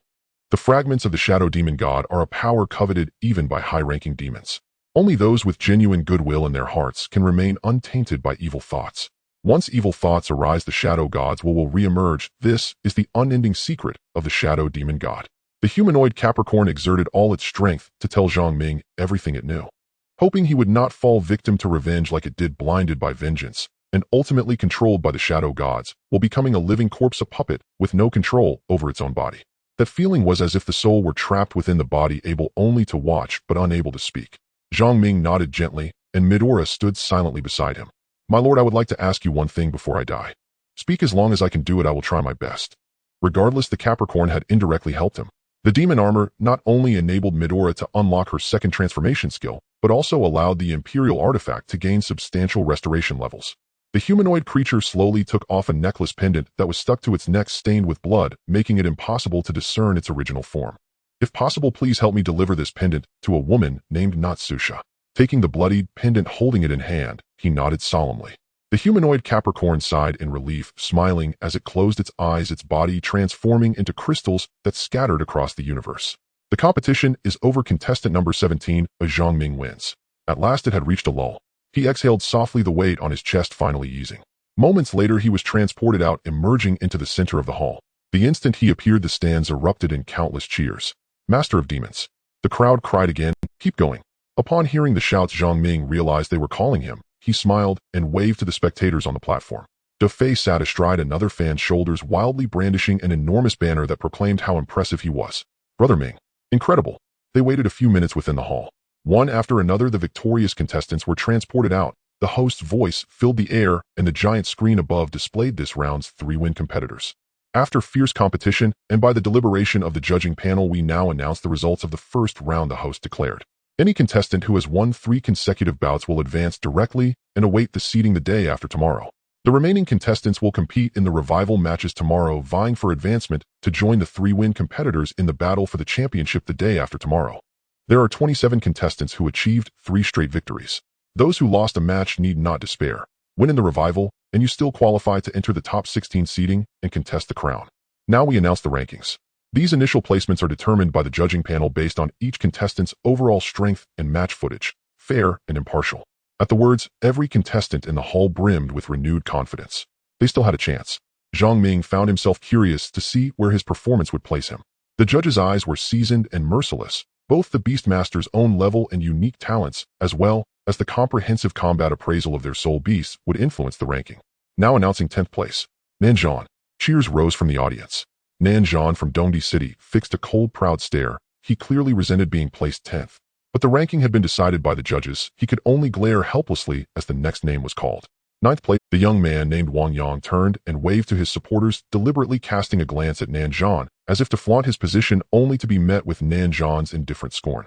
8th place, Wei Dadong. 7th place. The announcer continued down to 5th, and still Zhang Ming's name had not been called. A knot of anxiety formed in his chest. Was he relegated to outside the top 10? 3rd place, Sun Zai. 2nd place, Wen Tang. The giant screen already displayed the information of 9 contestants. 1st place, A, and the contestant with the greatest acclaim among you. He is the Master of Demons, Zhang Ming. The entire hall exploded in uproarious applause. Zhang Ming remained where he stood, genuinely surprised. By the knowledge carried from his previous life, he had not when Tang, who in the previous world topped the preliminaries, already possessed a rank approaching the king tier, his 5 contracted soul beasts were not only of kingly grade, but had been combined into a cutting-edge synthesized beast. Ordinary king-level opponents meant little against such a formation. Then there were Nanzhan Wang Yang Wei Dadong, and those Zhang Ming had defeated, Qi Peng and Yang Fan, figures who had once occupied places among the top 16. Yet because of his arrival, many who had formerly been ranked now found themselves outside the top 16. Some had even lost a match. Take Long Kong, who possessed 5 Dragonline Soul Beasts. By his strength, he could have vied for a top 10 or even a top 3 spot, but having lost to Zhang Ming, he was forced into the revival matches. From the stands, support for Zhang Ming and Mi Duol grew only louder. Fans had even crafted a massive likeness of Mi Duol's transformed form and hung it high, proclaiming their devotion. Now we welcome first place finisher Zhang Ming to speak. Thunderous applause followed as the host handed the microphone to Zhang Ming. I thank everyone who supports and likes me. I will continue to strive. Zhang Ming felt a swell of emotion. Such honor had eluded him in his former life. With Mi Duol's seemingly miraculous rampage, he had bulldozed his way into the top 16 and emerged first. Those ranked after Zhang Ming wore looks of visible displeasure. He is merely a beastmaster. Even if his humanoid companion can fight, so what? Why place him first? Does my beastmaster grandmaster rank and 2 king-level beasts not count for anything? Before the host could reply, one of the former top 10 contestants spoke with a jealous gleam in his eyes. Zhang Ming paid him no mind. If the judging panel chose him for first place, it was because they had seen Mi Duol ascend to Star Diamond rank, a truth plain to the discerning eyes of Elder Lin and Venerable Lin. Such a fact could not be overlooked. Even 2 great venerables would not err in such judgment. This ranking is only an initial seeding and does not determine the final outcome of the tournament. There will be further matchups between you. Who claims the championship remains to be decided on the field. I still refuse to accept it. We are academy students, and he is merely a high schooler. How can he be placed before me? The speaker was Wei Dadong, ranked 8th. Nanzhan, placed 10th, merely curled his lip and said nothing. That look seemed to say, I am 10th. What right have I to protest? Faced with the contestants' challenges, the host's expression darkened as he spoke sternly. The initial ranking is the decision of the judging panel. Do you dare question the panel? Question the venerable. At that, silence fell over everyone. The title venerable lay upon their minds like a ponderous mountain. In Huaxia's people, it carried the weight of the divine, an invisible faith. But I still don't understand why he's ahead of me. Wei Dadong's voice had notably diminished. His confidence had clearly fallen. Second place when Tang then spoke slowly. The reason is simple: his fight against Long Kong. Did you all see it? Tell me among the contestants present who can guarantee victory over Long Kong. Even for me, facing Long Kong and winning would not be an easy feat. Wen Tang's words set the others to mulling, each measuring himself against Long Kong's strength. From the rear, Long Kong clenched his fists and ground his teeth. Being used as the benchmark for comparison rankled him. He believed he should occupy a top 10 spot and bask in adulation. To him, the situation was a humiliation. He swore he would win and reclaim the glory that was rightfully his. The top 10 were then informed the day after tomorrow the seeding matches would commence. In unknown pairings, they would contest 16 to 8, 8 to 4, 4 to 2, and 2 to 1, using this elimination to determine the final champion within the hall. The tournament would continue, but for Zhang Ming, the decisive battle would be the day after tomorrow. As he stepped out of the venue, a crowd of people quickly surrounded him. Lord of the Demon Clan, please give me your autograph. Don't let him get away. A large group of men and women surged forward, causing Zhang Ming to break into a sweat. He had never encountered such a scene before, and with Defei's cover, he flattened himself to the ground and wriggled out. He hurriedly escaped. This group of fans was just too enthusiastic. Brother Ming, these people are really crazy. Defei wiped the sweat from his forehead and said. And she and Teacher Lin had already come out and were waiting for the two of them at a restaurant. Brother Ming, over here. And she waved at the two from the entrance. The competition for today had ended, and there was a whole day of rest tomorrow to prepare for the competition the day after. At the dining table, the four of them raised their glasses together. Congratulations, Zhang Ming, for securing first place among the top 16. Teacher Lin said joyfully. Congratulations, Brother Ming, and she sweetly added. This time, when drinking, the few of them had learned their lesson and didn't behave as foolishly as last time. They ordered a bottle of red wine. The tall wine glass swayed in Teacher Lin's delicate fingers. The alluring fragrance, paired with the crimson wine, brought a unique delight to the heart. There's one thing I don't understand. Why is the judging panel holding a revival match again? Haven't the top 16 already been selected? And she asked in confusion. Defei had been eating with his head down and raised it upon hearing this topic. I think the main reason lies with Zhang Ming. Zhang Ming pointed to himself and asked. That's right. I'm just speculating, but the so-called revival match should be held for a few of them. After all, among the opponents you defeated, there are indeed a few with outstanding strength. Although they lost one match out of 3 victories, they still have the potential to be among the top 16. After all, this competition is also to select outstanding contestants for the Alliance Grand Tournament. Only those truly strong and capable can shine in the Grand Tournament. However, regardless of the reasoning, the judging panel has already announced the rankings of the top 10, and the top 16 is set in stone. Indeed, DeFei said while eating. Zhang Ming knew in his heart that Mi Duo-less strength was astonishing, having even defeated Long Kong, who had 5 king-level sub-dragon soul beasts. Given his strength, he absolutely qualified to be in the top 10. After the meal, they each returned to their apartments to rest. And she, having lost one match in the 3 competitions, was out of the top 16 and needed to participate in the revival match in the afternoon. Zhang Ming returned to his apartment alone, while DeFei went back to the venue to watch the revival match. Upon arriving at his apartment, he took a quick shower to relieve his fatigue. He summoned Mi Duo Lu, casually ate something, and lay on his bed browsing the Soul Point exchange shop, preparing to select an item to add to his wish list. Currently, the Emperor weapon was still missing 10 of its repair value. It seemed like a small amount, but in soul points it required 1 billion soul points. Therefore, he was not planning to change it immediately, just taking a look in advance. He went directly to the sections for soul weapons and soul bones. The various colors and grades of soul weapons and soul bones were simply delightful. To him, the talent cards now seemed trivial. He still had 5 slots left for his level ability and did not intend to fill them all at once, as talent cards were not expensive and could be selected at any time. He planned to keep some in reserve for unforeseen circumstances. Mountain Spirit Ape Fingerbone Naga Wings Bodyguard Life Bracelet Eye of the Underworld Demon. Looking at the oddly named items in the exchange shop made him anxious. He checked the prices. Good heavens. The cheapest one was still 80 million soul points. Then he looked at the red-grade soul weapons and soul bones. Blackword Curse Book Blood Soul Qilin Heart Mysterious Fire Qilin Arm Ancient Horn Snow Toad Paste. He casually checked one out. Ancient Horn, a soul weapon crafted from the twin horns of the Flame Demon.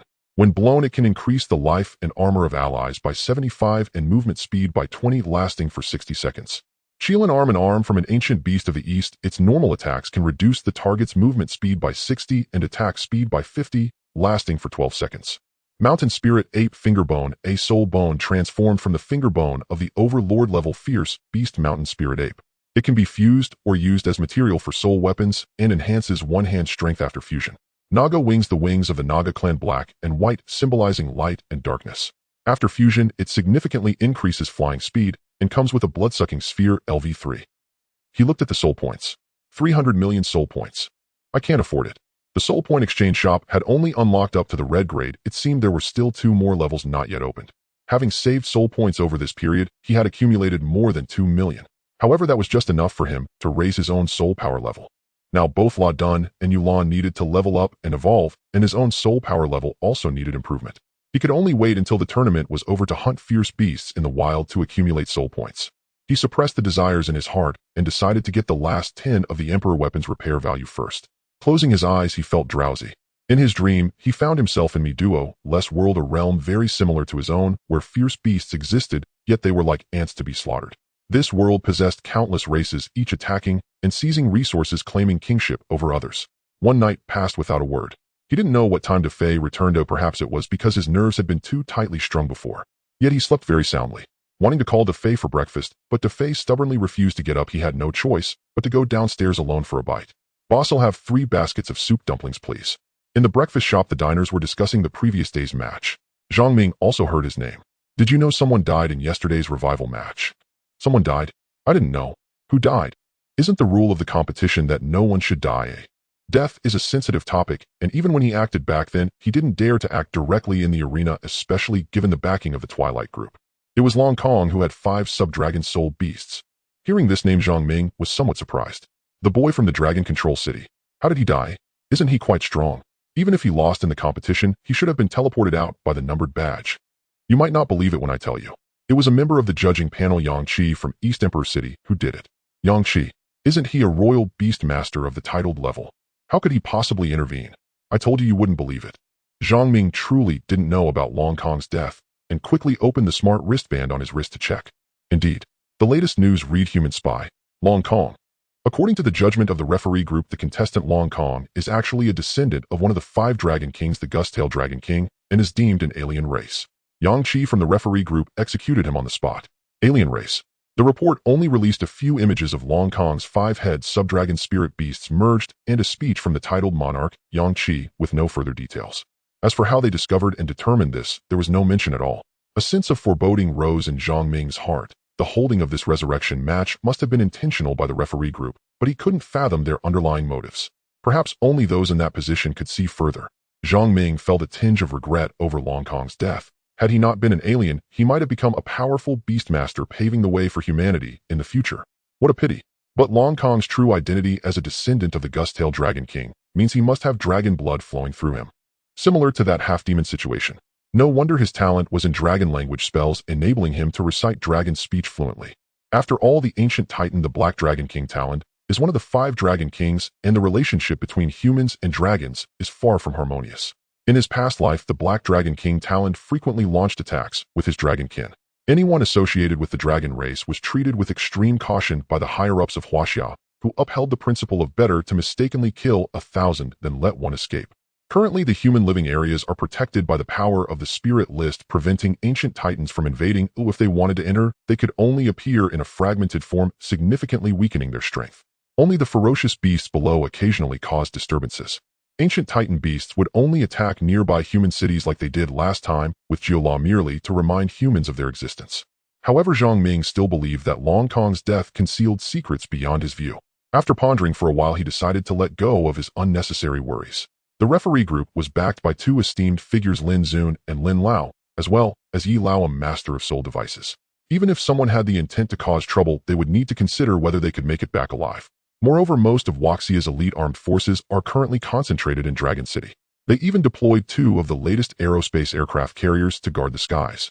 Equipped with long-range annihilation cannons, a single shell can severely injure a Dominator-level beast. After a satisfying meal, he got up to settle the bill. Just then a haughty-looking young man approached. Nanzhan. Nanzhan brushed past Zhang Ming without any exchange of glances. "Boss, bring me 10 baskets of soup dumplings," he exclaimed after taking a seat. "Damn, this guy doesn't look fat, but he can really eat," Zhang Ming thought to himself. Nanzhan noticed Zhang Ming's strange gaze and sat up straight, locking eyes with him. "What's up, eh? Am I not allowed to eat that much?" Zhang Ming couldn't help but laugh. Yesterday at the clubhouse, he had seen Nanzhan's cold demeanor and thought he was arrogant, not realizing his hidden attributes were so unique. "Eat as much as you want. If I can't rank higher than you, how can I not at least match you in eating dumplings?" Nanzhan picked up a soup dumpling and devoured it in one bite. Zhang Ming smiled and prepared to leave. Just then another person entered the door, and his arrival instantly lit up Zhang Ming's face. Instructor Qin. It was indeed Instructor Qin. Zhang Ming. "Good kid. Nice job. First place." Huh. The 2 embraced, tightly unaware of Nanzhan behind them stuffing his cheeks with soup dumplings and glowering at, "Uncle, are you here to find me, or the first place?" Zhang Ming heard Nanzhan call out uncle and looked between Instructor Qin and Nanzhan. So Nanzhan is actually Instructor Qin's nephew. Huh. Instructor Qin smiled awkwardly, pulling Zhang Ming to sit beside Nanzhan, chatting and eating. No wonder he ordered 10 baskets of soup dumplings. With Instructor Qin's appetite, even 10 baskets might not be enough. "What's up with you? Are you still mad at your uncle? If you keep this up, I'll show you how to train." Instructor Qin scolded with a stern face, and Nanzhan immediately, "Let me introduce you to Nanzhan. This is my nephew, and this is Zhang Ming, whom I told you about." "Hello." Nanzhan greeted indifferently. No wonder both their names had the character Zhan in them. Zhang Ming had no idea about this relationship between Nanzhan and Instructor Qin. "Instructor Qin, what have you been busy with these days?" "Classified mission." "Have you eaten yet, Zhang Ming?" "I just finished eating. My nephew has been quite arrogant since he was young, but look at him, now he's impressive. You 2 are around the same age, you can exchange ideas more in the future. I often mentioned you to him, which has made him dissatisfied, saying how could he know who is stronger without a match. Now there's an opportunity. If you 2 are fated, you might even be matched up." Instructor Qin said with a smile, pleased to see both young men so outstanding. "After you finish eating, it just so happens that I'm resting today, so I'll give you 2 a bit of special training." Upon hearing the term special training, Nanzhan's face turned dark. Zhang Ming, confused, also felt a bad premonition, watching Instructor Qin gaze intently at Nanzhan and swallowing hard. "Uncle, can we wait until after my match?" Nanzhan's voice was not loud, and his expression was nothing like the proud youth in the arena. "No way. You can't sharpen your sword at the last minute. You must practice." Instructor Qin's expression hardened as he scolded sternly. Nanzhan had no retort. Zhang Ming silently agreed. After finishing their meal, they followed Instructor Qin to the Combat Conference Center in the heart of Dragon City. This building houses the most advanced technology in Huaxia. It is not just a regular office building, but a defensive fortress with various cutting-edge weapons visible everywhere. Of course, Instructor Qin only took them to the publicly accessible civilian area. "I've watched the battle videos of both of you. Although your spirit beasts are strong, you both share a common flaw, having made them. As beast masters, we command spirit beasts in battle, The stronger the spirit beast, the stronger our own power. This understanding is ingrained in everyone's consciousness. However, you both neglected to enhance your own combat power. Don't think that once your spirit beast levels up, your spirit power will improve your physical qualities, granting you greater strength. With your physiques facing a powerful opponent, you might not even get the chance to summon your spirit beasts. Do you understand? Understood. Understood. The two replied in unison. The competition is not only to select outstanding beastmasters, but also to sharpen your cooperation with spirit beasts. In this regard, Zhang Ming performed fairly well in his battles, effectively utilizing soul devices to attack the opposing beastmaster. Hearing his uncle praise Zhang Ming, Ninjan scoffed. It's not like I don't have soul devices. You may not have soul devices, but why don't you make good use of your abilities? Every time a battle starts, you seem to want to dig a hole and hide. Is your class ability just for show? Why can't you just charge in and give the opponent a good beating? Although I don't oppose conservative combat methods, you are my nephew, and you must learn the aggressive combat style. Under Instructor Qin's reprimand, Ninjan hung his head, unable to argue back. Today I'll give you a bit of special training and teach you how to unlock your physical potential. The two widened their eyes in interest. Instructor Qin took out a yellowed booklet from his pocket and displayed it in front of them. Ding. Automatic identification starting, confirming item as. The confirmation of the item is Zizai Ji Gong. 5 small characters were inscribed in ancient clerical script on the yellowed booklet. Zhang Ming and Nanzhan both widened their eyes, full of curiosity. In his past life, he had heard of a cultivation technique discovered in ancient ruins that could enhance human physical abilities, but this remained a confidential matter within the alliance, never disclosed publicly. Now seeing this yellowed booklet, it astonished the system, and he realized that the technique, named Zizai Ji Gong, must be extraordinary. Instructor Qin feigned mystery as he handed the booklet to the two for perusal. Zhang Ming, do you remember the Emperor Project I mentioned to you before? The Emperor Project. Exactly, from now on I officially announce. Hearing Instructor Qin's serious tone, the two quickly stood at attention. Zhang Ming, you are now a member of the Emperor Project. Zhang Ming, codename Hunter. Nanzhan, codename Blade. Instructor Qin smiled knowingly at Zhang Ming, while Nanzhan maintained a serious expression. Although he had also heard of the Emperor Project, he never expected to be fortunate enough to become a part of it. Zizai Ji Gong is a crucial step in the Emperor Project. I want you both to study it carefully. I will only give you 1 hour. If you can't memorize it by then, you will have to wait until the martial arts competition ends to officially join the Emperor group to receive a copy. Understood. The two answered in unison and began to turn the pages. Starting from the first page, they committed it to memory.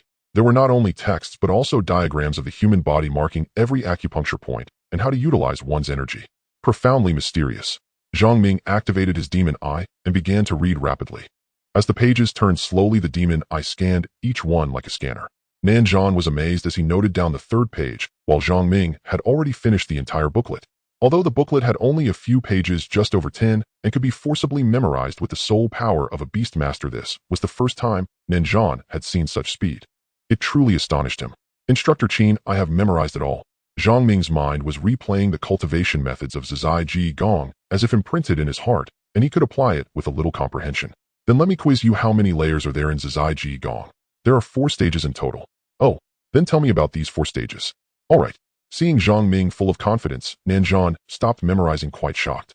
Zizai Ji Gong essentially refers to a method for humans to cultivate their bodies for combat. The first stage is sensation. Sensing the flowing qi around you, using qi to judge the strength of your opponent, the way and trajectory of their attacks, making immediate judgments, especially after reaching the level of a beastmaster, allowing for quicker counterattacks. It greatly enhances combat power. Not bad.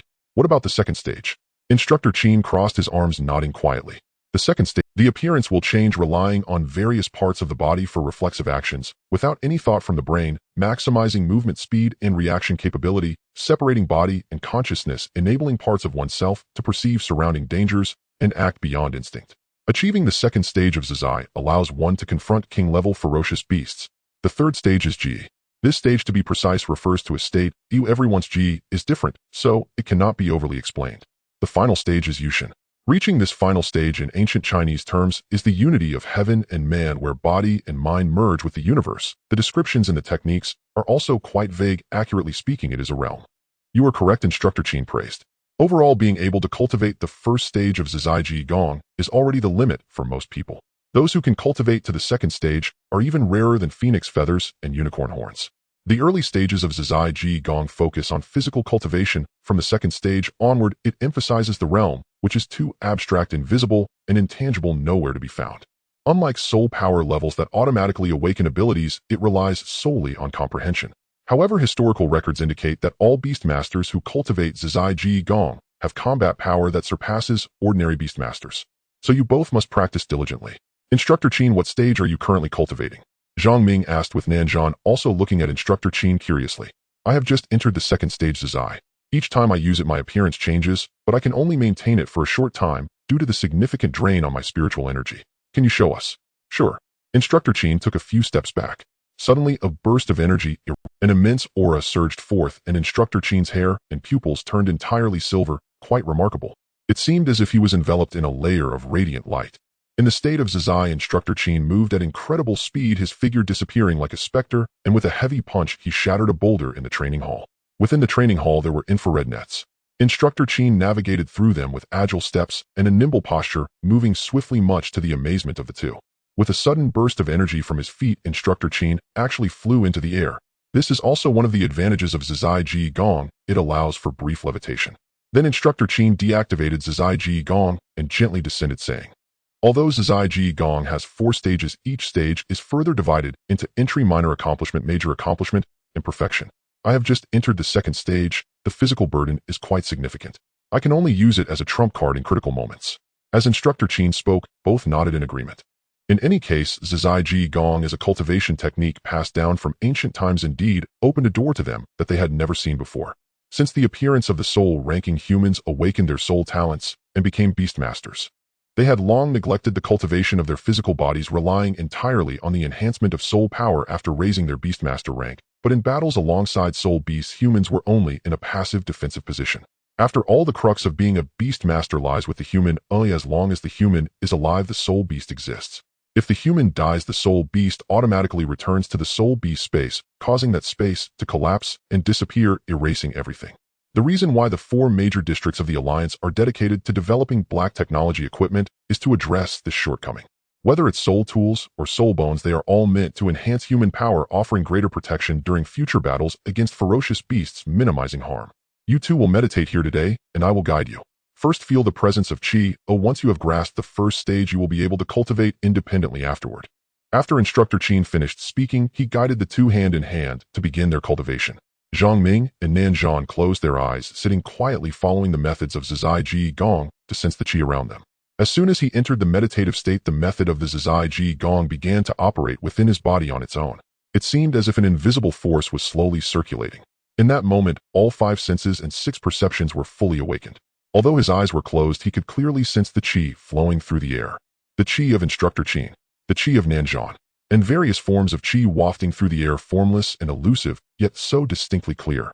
Instructor Qin was greatly surprised to see Zhang Ming enter the state so quickly. Nanzhan opened his eyes and glanced at Zhang Ming, clearly still unable to find that sensation.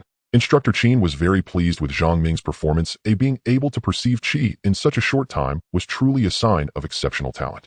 The first stage, perception. At that moment, Zhang Ming felt as if he were an elf bathed in the wind, with everything around him subtly changing and presenting itself in his mind, a feeling akin to that experienced after awakening the devil's eye. Yet it was different from the devil's eye. The former involved seeing first and then reacting. The latter allowed for direct perception, leading to instinctive judgment. Though the difference was slight, he understood the principle that a hair's breadth off could mean 1,000 miles apart in critical moments. Instructor Qin deliberately walked behind Zhang Ming and then threw a punch. With his eyes closed in meditation, Zhang Ming suddenly sensed Instructor Qin's attack, instinctively reacting by tilting his body to evade the blow, and then promptly opened his eyes. Instructor Qin. Haha, not bad. You are the fastest student I've seen to enter the state of Zizai Ji Gong. Though Nanzhan had previously been somewhat resentful, he now felt a measure of admiration for Zhang Ming. Just moments ago, he had sat in meditation for half an hour without sensing any Qi, let alone being able to sense Instructor Qin appearing behind him. Experiencing the power of Zizai Ji Gong, Nanzhan was determined to perceive Qi today. When you go back, maintain this state and sense everyone's Qi. When you can apply it in battle, it will mean you've achieved a small success. Feel free to contact me if you have any questions. Instructor Qin said with a cheerful smile. Zhang Ming nodded, closed his eyes, and resumed practicing Zizai. It was as if Zizai Ji Gong had been memorized by his body, and as soon as he began to cultivate, it would initiate on its own, much like the Soul Power Manual, without requiring any conscious effort. Before long, it was afternoon. After 2 hours of meditation, Nanzhan had also sensed the presence of Qi. This feeling was incredibly mysterious and difficult to describe. No wonder that reaching the second stage of Zizai Ji Gong could rival a king-level beast, Such terrifying perception alone was enough to anticipate dangers and ensure one's invincibility. Truly impressive. The wisdom of the ancient ancestors is beyond imagination. In the afternoon, Instructor Qin received a call and left, leaving Zhang Ming and Nanzhan to continue their training. As dusk approached, the two had grown familiar with each other, and Nanzhan took the initiative to invite him to eat noodles. "Let's go together," Nanzhan said. Zhang Ming nodded in agreement. They randomly chose a noodle shop, each sitting down unsure of how to start a conversation. You. The two spoke simultaneously, both wanting to ask the other a question, clearly harboring their own curiosities. "You asked first," Zhang Ming said. Nanzhan took a bite of noodles and said, "Previously my uncle always praised you in front of me. I was a bit unconvinced before, but although you cultivated faster than me today, I still refuse to acknowledge you." Hearing this, Zhang Ming was not the least bit angry. Instead, he smiled and said, "I've also heard Instructor Qin praise you, but I've never fought against you. If there's a chance tomorrow, we have to have a match." "Really? My uncle praised me in front of you?" Nanzhan's eyes widened, curiosity evident in his voice. Nanzhan had always been trained rigorously by Qin Zhan since childhood, and his feelings towards Qin Zhan were a mix of resentment and fear, yet filled with deep respect. The position Qin Zhan held in Nanzhan's heart was indescribable. Gaining recognition from Qin Zhan was the honor Nanzhan desired most. Hearing this, he hurriedly gulped down 2 big bites of noodles, his face beaming with joy. The previously proud and arrogant Nanzhan now shed all pretenses, revealing his most genuine side. Zhang Ming smiled, but remained silent. He did not underestimate Nanzhan's strength. Though he ranked 10th, Nanzhan was unparalleled in both beast mastery level and soul beast, and a bit of arrogance was only natural. Moreover, the Nan family behind him was a prominent family in the Huaxiao region. Nanzhan's personality, though not good at expressing himself, was not unpleasant. The two shared a bowl of noodles, exchanging smiles as they agreed on tomorrow's tournament. "Zhang Ming, how about we make a bet?" Nanzhan said with a smile. "What kind of bet?" "If we meet on the competition field, whoever wins recognizes the other as the older brother." "Are you daring enough? What's there to be afraid of? What if we don't meet?" "If we don't meet, we can have a private match. Same rules. Whoever wins recognizes the other as the older brother. No backing out." "Deal." The two clapped their hands in agreement, sealing their pact. On the way back, Zhang Ming pondered about Nanzhan, finding him quite interesting. He was the typical proud youth, tough on the outside, but needing to prove himself through actions. Yet such a person harbored no ill intentions. After all, he was Instructor Qin's nephew, and any student taught by Instructor Qin with his strict and impartial methods would not dare to harbor malice. Returning to the apartment, he sat on the bed to continue practicing Zizai Ji Gong. After an afternoon of practice, Zhang Ming discovered that cultivating Zizai Ji Gong could actually replace sleep, and after 1 or 2 hours of cultivation, he felt refreshed without the slightest hint of drowsiness. Moreover, while in the state of cultivating Zizai Ji Gong, the operation speed of the Soul Power Manual would also accelerate. Normally, he gained a soul point every 15 seconds, but in the state of cultivating Zizai Ji Gong, he earned double the soul points, which intrigued him.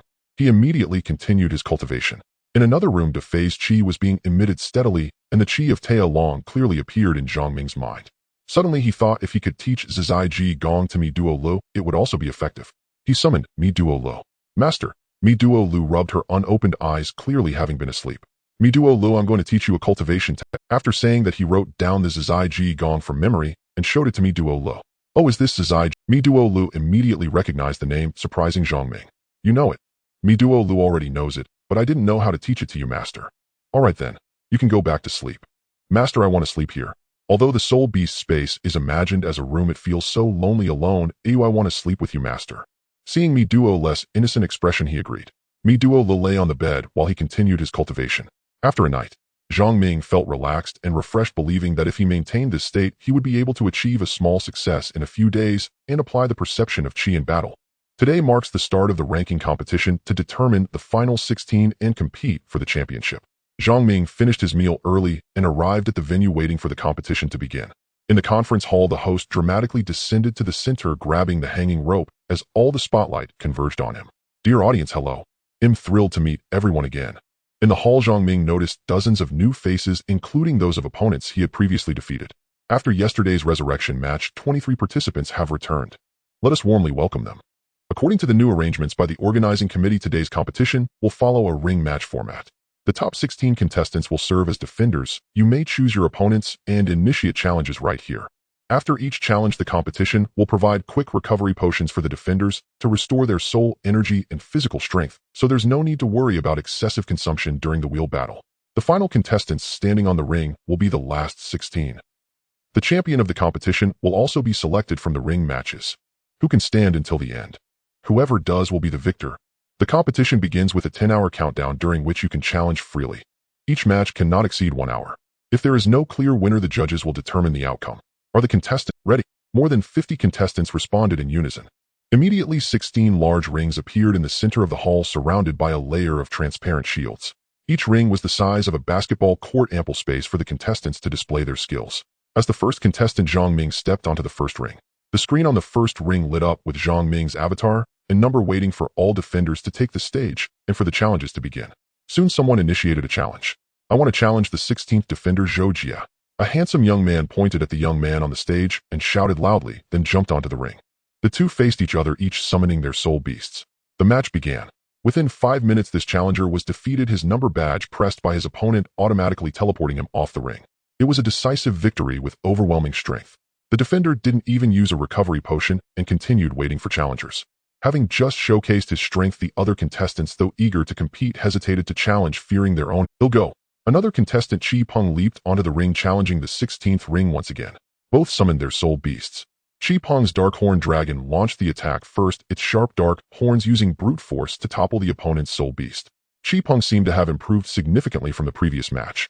Although the opponent also had a star diamond level soul beast, Chi Peng's dark horn dragon, relying on brute strength, pinned the opponent's soul beast against the boundary shield. Despite the barrier preventing a fall, the intense pressure caused the soul beast to cry out in pain. Seizing the opportunity, Chi Peng launched an attack on the Beast Master.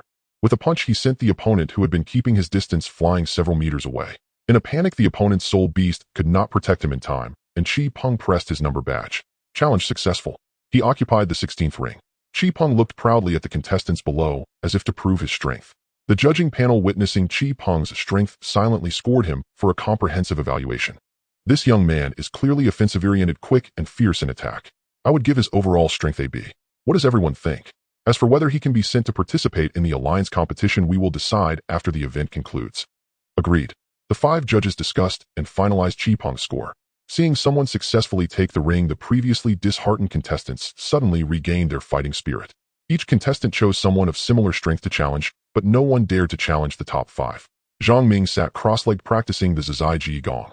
The surrounding energy appeared like images in his mind, all the energies encircling him, allowing him to clearly predict the next moves of his opponents. Zhang Ming, I want to challenge you. Zhang Ming opened his eyes. This energy was familiar. It was Nanzhan. Nanzhan smiled and stepped onto the ring. Just now 2 small fries challenged me, and I just finished dealing with them. During my break, I want to challenge you. Alright, how's your soul energy recovery? You just finished a battle, so your mental strength should still be depleted. I'm willing to wait for you to recover. No need. I'm at my peak state right now. I just warmed up. I want to defeat you right away. Such a bold. Zhang Ming prepared for battle, and both summoned their soul beasts. Behind Nanzhan appeared a mighty lion-like soul beast, somewhat resembling Instructor Qin's golden lion beast, fully armored and equipped to the teeth with a layer of simple soul beast armor. Moreover, it was outfitted with metallic soul devices on its claws to enhance damage. Thunder Sword Lion Beast Bloodline Perfect Talent Thunder Sword Level King Level 4 Star Skills Thunder Strike Sword Tooth Penetration Golden Sword Rain Power Amplification. The Thunder Sword Lion Beast, measuring over 10 meters in length, roared upon appearing, shaking the entire venue. Countless spectators stood up to admire this striking soul beast. Aren't you summoning another one? Zhang Ming asked with some confusion. Nanzhan replied with a smile. The Thunder Sword Lion Beast is already my strongest soul beast. The 5 king-level sub-dragons were defeated by you. The remaining soul beasts are merely star diamond level. So I'm willing to use my strongest soul beast to compete with you. Alright, Zhang Ming responded. Mi Duo Lu was already a star diamond level 1, previously comparable to king-level soul beasts. Zhang Ming was eager to witness Mi Duo Lu's current strength. Seeing Mi Duo Lu appear, Nanzhan realized he would definitely lose. Nonetheless, he was determined to fight. Only by battling could he understand the gap between them and where he fell short. Mi Duo Lu, go. Alright, master. Mi Duo Lu transformed. The entire venue erupted, and in the form of the demon queen, Mi Duo Lu appeared tall and slender with a long demonic tail trailing behind and demonic wings spread wide, casting an alluring gaze at the Thunder Sword Beast, which instantly felt an invisible pressure enveloping it. Nanzhan raised his right hand. A golden light shone upon the Thunder Sword Beast. Class ability Burning Halo. The Thunder Sword Beast was enveloped by a circle of fiery halos, its silver white, fur tinted in flame red. Mi Duo Lu licked her lips and smiled. Her figure vanished. Once again they arrived beneath the fangs of the Thunder Sword Tooth Beast. Mi Duo Lu's right hand gathered power as an orb of purple-black energy accompanied his punch. The punch landed heavily on the jaw of the sword-toothed beast. It was thrown back with a heavy slam. Nanzhan was stunned. Though he knew that Zhang Ming's humanoid beast was formidable, he never expected it to be this powerful. Although he was merely a beast master, he had spared no resources in nurturing the sword-toothed beast to a king level, yet it was sent flying by a single punch, something he could never have anticipated. This was still the sword-toothed beast under the enhancement of the burning halo. Was it truly so fragile? The thunder sword-toothed beast, crackling with thunder and flames, quickly got back up and lunged furiously at Mi-Duol. Mi-Duol gave the thunder sword-toothed beast no chance to catch its breath. The light ball in his demonic claws appeared 3 times in rapid succession. Dark torrent. The sword-toothed beast was charred black. It violently shook its head, seemingly dazed by the explosion. It continued to charge forward, its fur bristling, unleashing a rain of golden swords. Spikes of hair like sharp needles rained down upon Mi-Duol. He grasped his right wrist with his left hand, sketching out a purple-black barrier that blocked all the attacks. Not only was Nanzhan in despair, but the others were also alarmed, especially when Tang on the second arena, who could not help but observe closely, his brows furrowed, as if contemplating some method. So powerful. Mi-Duol spread his demonic wings and flew into the air, almost breaking through the protective. Gathering a massive amount of purple-black energy in both hands, he directed a shockwave at the thunder sword-toothed beast. The beast sensed danger and activated its innate skill, Thunder Sword. A sword forged from thunderous power collided violently with the shockwave, sending sparks flying in midair. After a cloud of thick smoke, the outcome was unclear. Mi-Duol grabbed the already dazed thunder sword-toothed beast with one hand, unaware of when the battle had come to an end. At this moment, Nanzhan was convinced. His eyes also revealed envy. The humanoid beast was truly too powerful. This sense of oppression was suffocating. I admit defeat, I am convinced. This round's champion, Zhang Ming, is undeniably you. Nanzhan sighed with a helpless smile. Thank you. Zhang Ming smiled back, not saying much more. Nanzhan admitted defeat and left the arena, returning to the 10th stage. Those who had witnessed Zhang Ming's strength were even less inclined to challenge him, opting instead for weaker opponents behind him. On the referee's stand, the referees nodded in agreement. Zhang Ming's humanoid beast has a very strong talent. Although it is of epic bloodline, it is already comparable to legendary bloodlines. This potential, once cultivated, will make him a great god of war for our Huaxia. Indeed, I fully agree with Elder Lin's opinion. Zhang Ming's overall strength is S. Does anyone have any objections? None. None. After Elder Yi, Elder Lin, and Xiao Shan spoke, only Yang Qi remained silent. I believe S should be appropriate. OS will depend on his battle against Wen Tang. Agreed. Then let's tentatively set it as S. The competition continued. All the top 10 contestants faced challenges, but without exception, they all successfully defended their positions. Only the ranks beyond the top 10 kept changing. Ultimately, they stabilized in the hands of a few contestants. There were now few contestants left who had not challenged.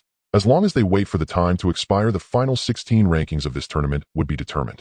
Time was passing quickly, and the defeated challengers had already lost hope, while the remaining contestants continued to observe, torn with indecision. I challenged the first arena. The voice came from the 8th arena. Wei Dadong. Zhang Ming opened his eyes, glanced at the person, and stood up. Zhang Ming, I have already grasped your strength. Apart from that humanoid beast of yours, the other 2 soul beasts are just a star diamond and a golden level. I possess 2 king-level soul beasts, and am now certain that I can defeat you. Wei Dadong crossed his arms, speaking with great pride. The crowd turned to look at Wei Dadong, wondering where his confidence. Wei Dadong was an academy student, slightly older, a beast master with 2 king-level soul beasts at around 4 stars. His special ability was not even level, placing him only among the upper middle tier contestants. Wei Dadong stepped onto the first arena. Zhang Ming didn't even plan to glance at him. Mi-Duol did not call back, either merely reverting to his normal state and staying by Zhang Ming's side. Wei Dadong wore a strange smile, signaling him to let Mi-Duol transform. Although Zhang Ming didn't regard his opponent highly, the strange smile surely hinted at some mischief, so caution was warranted.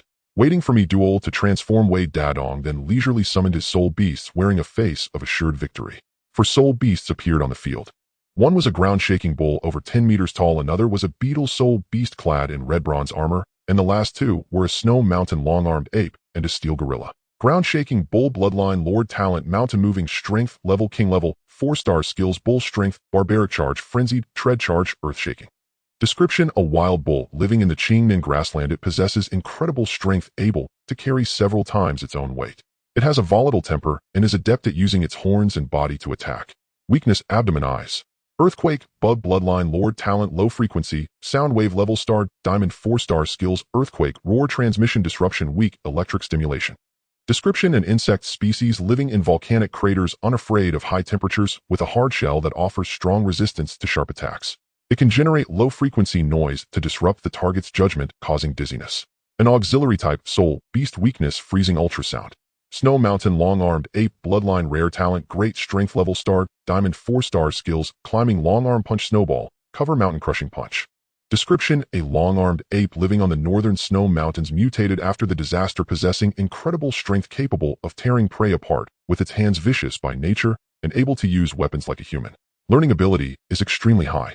Steel Gorilla, bloodline, perfect talent, alloy body, level king, level 2 stars, skills, banana peel, glide, dark energy, bullet, Caesars, fist, death ray blade. Description: a synthetic beast modified by human technology. Its surface is made of super alloy metal, unafraid of extreme temperatures, with super strong defense, able to withstand quantum cannons, immensely powerful, and has a boastful and playful character, striking fiercely. Weakness: arrogance, underestimating everything. The 4 soul beasts made their appearance. Wei Dadong was quite proud. Synthetic beasts, huh? Zhang Ming noticed the last soul beast, feeling somewhat concerned. The name synthetic beast had also emerged in his past life, created by combining human black technology with soul beasts, resulting in enhanced versions. Some soul beasts were even equipped with cannons and aircraft, significantly boosting their combat power. However, relying solely on these might not be enough to defeat him. Then let me show you me Dual S Shadow Soul, Zhang Ming said calmly.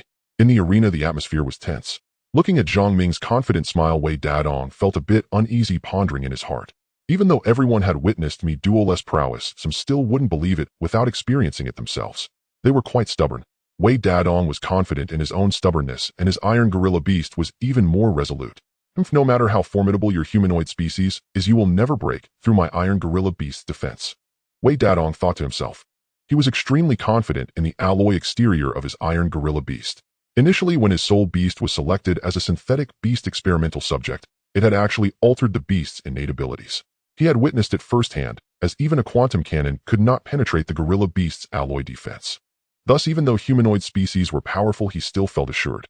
Zhang Ming did not underestimate his opponent, and indeed intended to use Wei Dadong as a sharpening stone. He wanted to test me Dual S new transformation technique and see what abilities it possessed.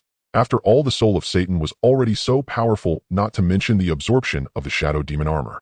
Suddenly, me Dual emitted flowing black ink-like lines, lacking the previous passionate and violent aura, as if a layer of ink was being carelessly splashed.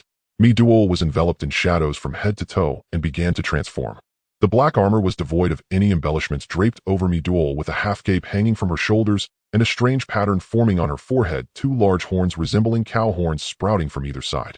Unlike the appearance after transforming into the soul of Satan, me Dual's body mostly retained a human form, with only her hair falling naturally hanging below her ears. In the moment of transformation, a heavy aura pressed down on the 4 soul beasts. Leading the charge, the Iron Gorilla Beast and the other soul beasts roared, declaring war on me Dual. In contrast to the heaviness of the soul of Satan, the soul of Shadow gave off an eerie and ghostly feeling. Me Dual smiled wickedly, a smile that seemed to have become her signature. In a flash, me Dual's figure became completely undetectable. Zhang Ming rode La Dun and distanced himself, sensing me Dual's aura nearby, yet he couldn't find her even with the demon eye activated. It was not that she had become invisible. Suddenly, me Dual's aura disappeared, as if she had sunk into darkness, silent and without trace. Wei Dadong's eyes were fixed on the arena, disregarding everything else, commanding the 4 soul beasts to attack. The tremor bull stomped on the stage, causing the air to resonate with a humming sound, followed by a beetle over a meter long, rapidly flapping its wings, flying towards Zhang Ming from the bull's back. It lunged straight at Zhang Ming. He took out the god-slaying hydra, which suddenly elongated and stabbed into the ground. Using the god-slaying spear to support himself, he jumped onto the tremor bull's back. This act stunned Wei Dadong. It was akin to infiltrating enemy territory. Zhang Ming smiled knowingly, glancing at Wei Dadong, a smile like a steel needle piercing into Wei Dadong's heart. In an instant, the arena was enveloped in endless darkness, as if the sky had suddenly darkened. Both sides were bathed in darkness, with eerie laughter echoing from all directions. In the darkness, Wei Dadong let out a cry of pain, as if someone had punched him, falling to the ground. Me Dual had appeared before Wei Dadong at some point, tightly gripping his neck. Wei Dadong's pupils contracted, only now realizing the vast difference in strength between them. The other party had been toying with him all along. They hadn't taken him seriously. All of this was merely to scare and play. Attack! Attack! In a panic, Wei Dadong urgently commanded the 4 soul beasts. The soul beasts, obstructed by the darkness, launched a flurry of attacks. The Snow Mountain long-armed ape and the Iron Gorilla Beast stood dumbly in place due to the lack of a target. If you have the ability, let's have a fair fight. Stop with the ghost tricks. I won't accept it. Me Dual, give him a chance to lose convincingly. Zhang Ming's voice came from behind. All right, master. Me Dual smirked playfully.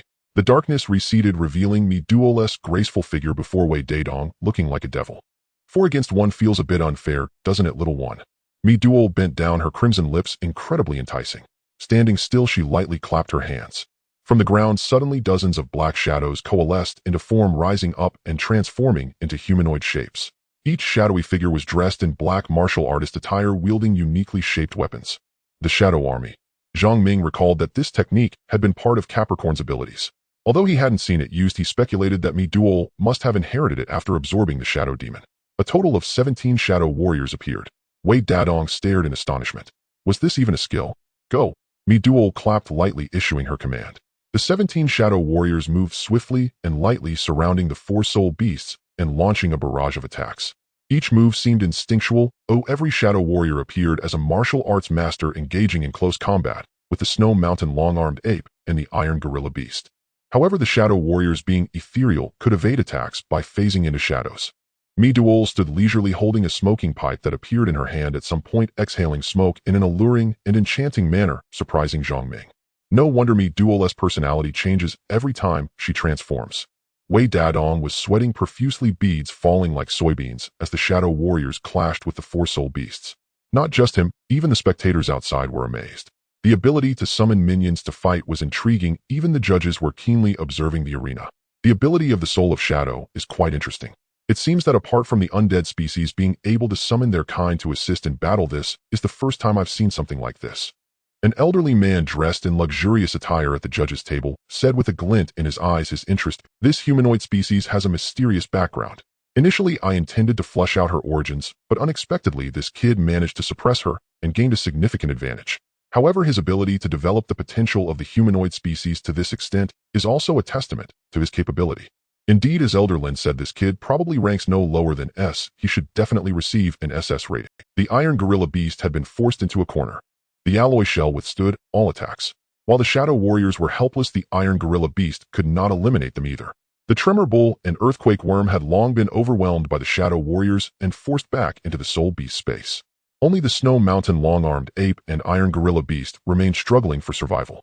Mi Duol exhaled a puff of smoke, showing a look of impatience as she waved her hand to disperse the Shadow Warriors, who faded into shadows and vanished into the ground. Bang! A loud crash. Mi Duol suddenly appeared before the Snow Mountain long-armed ape and delivered a knee strike, sending it flying. Before Mi Duol could turn around, a black beam of light shot in the death light beam from the Iron Gorilla Beast. Mi Duol surprisingly caught it with her hand. Turning around, she held the beam of light, striking it against the Iron Gorilla Beast's combined armor, revealing cracks. I concede. I concede. Wei Dadong shouted loudly upon seeing this. Wei Dadong walked off the arena with a long face. The crowd witnessed Zhang Ming's strength. Their expressions were extremely varied. They wanted to challenge him, yet could not even defeat him. Nanzhan applied to challenge Wei Dadong, starting to rush towards the top competitors. Zhang Ming did not expend much soul power in this match. Seeing Mi Duol's relaxed and contented demeanor, it seemed he hadn't even used his true strength. He knew that the Shadow Demon God wielded a chain and a battle axe. Its true demonic power could rival that of the soul of Satan. One was the power of demons, the other the power of demon gods. Both powers were on par with the might of the ancient titans. It was a force that humanity has pursued and explored to this day. Mi Duol, embodying both powers, nestled next to Zhang Ming, gently exhaling smoke rings, causing the audience outside to erupt. Cheers and screams. They rose and fell. Goddess. Wow. I love you. Shadow Goddess. Mi Duol was becoming a star among soul beasts. By the end of this grand competition, not many knew Zhang Ming, but everyone was familiar with Mi Duol, the Satan Witch, and the Shadow Goddess. Zhang Ming conserved his energy, closing his eyes to rest. He understood that he would have to face Wen Tang. As for the remaining competitors, he was not overconfident. Even if they banded together, they would likely not be enough for Mi Duol. He had this confidence, and Mi Duol had the strength. Wen Tang appeared calm and unhurried. He glanced at the remaining time, which was still half. I want to challenge Zhang Ming, Wen Tang said as he stood up. Zhang Ming smiled and stood out of courtesy. I can wait for you and your soul beast to finish resting to fight me in your best form. That's fine, but I didn't expend much just now. We can start now. Wen Tang did not respond, merely smiling faintly. He walked towards Arena 1. At that moment, the host's voice resounded. Could this be the most exciting match of the day? Arena 1 and Arena 2 are finally going to clash. The Mechanical Madman is about to challenge the Demon. Both are top 10 competitors, already proven award winners. Among the contestants present, it's unlikely anyone can match their strength. With the host's embellishment, the audience's cheers grew louder. They anticipated this match. Name Wentang, age 19, Beast Master, level King, level Beast Master, 1-star, soul qualification S, soul abilities, mental sharing, number of soul beasts 4, King level Beast Master. Through investigation, Zhang Ming's expression turned serious. A 19-year-old King level Beast Master, only 3 years older than him. Although he was only 1-star, his body had already been modified by soul power twice, making him incomparable to a Beast Master like Zhang Ming. When battling such a person, one must be cautious of both their soul beasts and the Beast Master themselves. Sometimes the Beast Master poses a greater threat than their soul beasts. Zhang Ming did not dare to be careless. He summoned Radon for aerial support. Although Yulan was of lower level, after lurking she could act as a potential killer. Mi Duel was the home ground. Wentang showed no signs of tension. He raised his left hand, revealing a metallic arm. He pressed a button on the control panel of his left arm. Before him, 4 spatial rifts appeared. A mechanical dinosaur covered in alloy metal mixed with flesh extended its dragon head. It was equipped with various weapons and missiles, with steel teeth, red glowing eyes, sharp claws made of metal, and a long tail adorned with spikes. Riding atop the dinosaur was a knight clad in silver armor, wielding a giant sword. His eyes shone like laser beams. Immediately after, another massive creature over 10 meters tall and more than 30 meters long appeared. A mechanical giant ape. An energy reactor flashed at its chest, and chaotic energy surged onto the arena. As the 3 composite beasts emerged, the arena spontaneously lengthened and expanded to accommodate the soul beasts. Only 1 composite beast remained. Although Zhang Ming had seen the terror of Wentang's composite beasts in his past life, witnessing them in person today was still shocking. It was not just due to their enormous size. It was also the stunning fusion of technology and soul beasts. Wentang revealed a peculiar smile. From the last rift emerged a plated elephant. To everyone's surprise, this elephant had no trace of mechanical technology. Instead, it shrank in size, transformed into white light, and landed in Wentang's hands. What is this? Elephant sword. A soul weapon from the era of super ancient civilizations. Zhang Ming was stunned. A beastification soul weapon. This was something only recorded in ancient texts. In his past life, Wentang had never revealed this. The manufacturing method of beastification soul weapons was extraordinarily difficult even during the age of super ancient civilizations. It was now beyond inquiry. You could say it was a soul beast, yet it could also transform into a soul weapon. You could say it was a soul weapon, yet in battle, it could also turn into a soul beast to attack you. In short, it was full of mysteries. Although it was not a sacred weapon, a beastification soul weapon was an exception, as all were golden in rank. It was an alternative existence among soul weapons. The most crucial point is that beastification soul weapons can advance to sacred weapons and even emperor weapons as the soul beast level increases. Because they possess life. Among the ancient 48 emperor weapons, nearly half were originally beastification soul weapons that had been promoted to emperor level. They were not only soul weapons, but also partners. Wentang held the elephant sword with a calm expression. Standing behind him were the dinosaur knight and mechanical giant, mechanical evil dragon beast, bloodline perfect, talent infinite cannon, level king, level 7 star skills, quantum missile, medium pursuit cannon, laser beam, evil dragon cannon. Description: its original form is the dinosaur species collapsed dragon, mechanically modified. The synthesized mechanical soul beast is equipped with the most advanced weaponry, and the titanium alloy covering it feels no pain. As a killing machine, it will become humanity's most ruthless war machine. Enduro Knight Beast, bloodline epic, incomplete talent, heavy sword mastery, level king, level 8, star skills, spinning sword, spiral sword, gatling missile, wound of the defeated sword.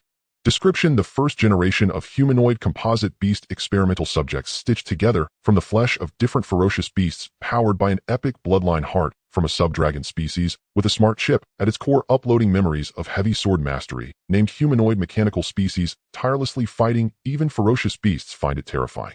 Mechanical Titan bloodline epic talent, Titan strength, level king, level 9, star skills, thunder axe, giant snake, great ape, gun tank, cannon, rhino grenade. Description: the giant ape clan guarding Huaxiao willingly became experimental subjects, the third generation of giant ape composite beasts capable of retaining their original consciousness. The weapons loaded in its chest can precisely strike targets, and the talent brought by the epic bloodline grants it immense strength. Its massive size gives it an absolute advantage. Just these 3 soul beasts put immense pressure on Zhang Ming. No wonder they were ranked first in the grand competition in his past life. The terror of composite beasts just standing there makes your heart race. Ancient white elephant sword form, bloodline perfect talent, sword shape, level king, level 6, star skills, tusk, charge, sword form, blade, form, gravity strike. Description: a beastification soul weapon created by Huaxia district, imitating the secret methods in ancient texts. It has no potential for evolution, possesses the ability to transform into a sword shape, and has autonomous awareness to fight alongside its master. Strictly speaking, the elephant sword is still a contracted soul beast, possessing the ability of an orange-grade soul weapon when transformed into sword form. Although Zhang Ming was astonished, Duel remained calm. Black ink painted Duel's entire body, and a violent aura swept the arena. The ultimate secret skill of the Shadow Soul. Shadow Soul Abijna. The left half of Duel's armor is completely different from the right half. The left side bears the grim visage of a notorious outlaw, while the right side displays a smiling, benevolent face. Yuantalabi. The entire arena is overshadowed by Duel's imposing presence as countless black ink-like gases swirl around him, instantly absorbed into his armor. In that moment, Duel's aura surged to its peak. Zhang Ming was thoroughly astonished, unaware of just how powerful Duel had become at that instant. What kind of impact would the ultimate secret technique of the Shadow Spirit bring? Duel flashed a wicked smile and took a step forward. Wen Tang's face showed no emotion. Sitting on the shoulder of the mechanical giant, the massive body moved forward, shaking the arena, even causing vibrations that the competitors on other platforms could feel. So powerful. Knight Anduru rode the mechanical evil dragon beast, transforming into a dark dragon knight wielding a heavy sword, and charged ahead. 2 shells had long been fired from the mechanical dragon beast's chest launcher. Quantum missiles. This is a weapon capable of severely injuring a monarch-level beast. Whoosh whoosh. The missiles seemed to lock onto Duel, shooting towards him with precision. Duel did not dodge. A strange smile reappeared on his face. He drew a battle axe from his back with one hand, while his left hand conjured a shield carved with a fierce tiger head, placing it in front of him. Bang! The missile struck the shield. Smoke billowed. After the explosion, Duel emerged unscathed, and Wen Tang did not expect these 2 small shells to seriously injure her, otherwise she wouldn't be worthy of being his opponent. It's my turn now, Duel said with a confident smile. The shield in his left hand suddenly transformed. He swung it hard, morphing into a long black chain. It ensnared the mechanical evil dragon beast's running claws. Duel shouted loudly and forcefully tugged. Knight Anduru leaped high, bringing his heavy sword down towards Duel. Duel held the axe with one hand, blocking the attack, while emitting a deep sound. Knight Anduru continued to exert force downward, and his red eyes suddenly shot out 2 beams of laser light. Duel bit her lip in frustration, but soon let it go. Just as the laser beams struck her, the armor on her body suddenly came to life, protecting her face and merely creating a bit of dust. Nevertheless, Duel found the battle increasingly interesting. With a sudden burst of strength, she pushed back Knight Anduru. The battle axe and chain in her hands were enveloped in black-purple energy, beginning to transform. 2 oddly shaped, slender, sharp swords appeared in her hands. The Ubi Yuantal swords. This is where the true secret of the Ubi Yuantal lies. Duel spun the swords in her hands, generating swirling winds.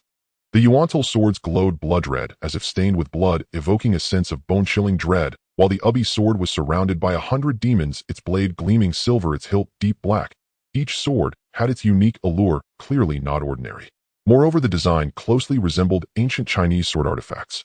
Ubi Yuantal dual swords rank gold, exclusive sacred artifact characteristics, ghost tomb souls trapped in the sword after being killed becoming spirits. Within passive skill, absolute attack speed, passive increase of 100 attack speed, active skill, blood prison. Amateur river creates a sea of blood to extract and suppress the opponent's soul. First sphere, fatal LV3. Each attack adds 1 stack of damage, with the 5th attack being fatal. Second sphere, blood weeping LV3. Each attack absorbs 18 of damage and converts it into life. Third sphere, rising dragon /LV3.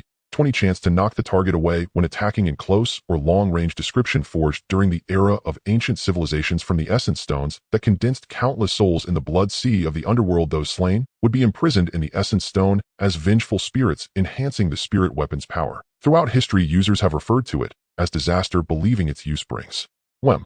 Zhang Ming observed from a distance the soul weapon that Duel wielded. Indeed, like the Blood Demon Temple, it was yet another exclusive sacred artifact. Only Duel could use it. At this moment, even Zhang Ming felt a twinge of envy. With just 2 transformation techniques, she already possessed 2 sacred artifacts, while his god-slaying spear and dragon's lament were merely orange rank. Truly, comparing oneself to others only serves to heighten one's frustration. Duel's talent was simply too monstrous. The Ubi Yuantal dual swords danced as they clashed violently with Knight Andurus' heavy sword. For a moment, missiles flew across the arena. Duel effortlessly faced off against 3 mechanical creatures. The mechanical giant advanced with overwhelming pressure, missiles soaring, while the mechanical ape relentlessly struck the arena. Zhang Ming worried that the arena might not withstand the explosive fury of these soul beasts. The spectators outside were on edge, their hearts racing, cheering continuously. Such a grand and spectacular battle, being able to witness it up close was simply exhilarating. Wen Tang, wielding the elephant sword, seized the moment. The sword thrust forward, the massive elephant head reaching out, its trunk curling like a giant fist attacking him. Zhang Ming quickly extended his god-slaying spear and thrust it upward. He deflected the elephant's trunk. The two faced each other, and it seemed Wen Tang had no intention of standing by idly. Since a battle was to occur, then let it come. Zhang Ming gripped the god-slaying spear, brimming with fighting spirit, activating the shining ring. A spear thrust towards Wen Tang. It aimed straight at Wen Tang's heart. Meanwhile, Midoril leaped into the air, soaring to eye level with the mechanical giant, suddenly hurling her battle axe. It struck the mechanical giant's two glowing blue eyes, a burst of sparks and electrical sounds, and one of the eyes lost its light, though the mechanical giant felt no pain whatsoever. Raising both palms, it grasped Midoril. But the captured Midoril suddenly transformed into a shadow, slipping from its grasp, and appeared on the mechanical evil dragon beast, eerily revealing her upper body like an assassin in the night. The Ubi Yuantil duel, swords whirled wildly. A slaughter. Midoril moved at a speed of 100 swords per second, causing the air to vibrate. The buzzing sound was immense. The attack speed peaked instantly, with every sword strike achieving a fatal hit, severing all flesh and circuitry connecting Knight Anduru's limbs. Boom. With a resounding explosion, Knight Anduru was blown apart, leaving only a head sparking with electricity, while the two glowing red eyes short-circuited. The mechanical evil dragon beast immediately raised its massive cannon. It fired with a bang. This cannon could severely injure a monarch-level beast. Zhang Ming dared not lose focus, and Wen Tang was entirely unconcerned with the battle situation over there. The elephant sword in his hand wriggled like a loach, continually enticing him. Fortunately, the god-slaying spear could also extend, and with its ethereal speed, he managed to contend with Wen Tang without falling behind. Wen Tang observed as Knight Anduru was blown to pieces on the ground. He took out a light blue crystal, tossing it to the ground. The pieces of Knight Anduru were instantly drawn together by this crystal, and Knight Anduru rose again, standing tall. All the machine guns on the mechanical body activated, opening fire on Midoril. Zhang Ming's eyes widened. A hint of worry for Midoril-less safety lingered in his heart. Your opponent is me, Wen Tang's gaze sharpened. The elephant sword in his hand suddenly transformed into a massive white elephant, its enormous tusks nearly piercing his abdomen. A lingering fear. As a royal beast master, Wen Tang's physical strength surpassed his own, and in their unknown battle, Zhang Ming found himself at a disadvantage, nearly suffering severe losses several times. The level of a beast master in terms of reflexes and physical power was not on par with Wen Tang. He feared that before Midoril finished her battle, he would be defeated by Wen Tang. Eyes of the demon. The Eye of Desire. Zhang Ming activated the demon eye, locking eyes with Wen Tang. Wen Tang's heart was as calm as still water, his gaze shifting continuously, his expression morphing from ferocious to brutal, then to benevolent, a peculiar sight alternating between crying and laughing. However, this brief moment of distraction granted him a chance to breathe. The elephant sword seemed to sense its master's distress, thrusting its tusk violently into Wen Tang's shoulder, the sharp pain jolting him awake. Blood flowed profusely from his shoulder. Looking at the furious-eyed elephant sword, Wen Tang finally realized he had fallen prey to Zhang Ming's eye technique. Your move just now was quite impressive. If you had used it earlier, I might not have had the chance to summon my soul beast. Thanks to the elephant sword's connection with my mind, it just pulled me out of the illusion. Zhang Ming was about to unleash the demon eye again when the elephant sword charged forward, forcing him to retreat helplessly. If the opponent did not meet his gaze, he could not activate the demon eye. No matter what, this is still your strength, but defeating someone like you makes me feel a greater sense of honor. To his surprise, Wen Tang exhibited an oddly excited expression. The pain in his shoulder inadvertently revealed his true feelings. He craved battle. He yearned for the blood of the strong. The tusks and trunk launched another assault. The two tusks were 5 to 6 meters long, sharp and lethal.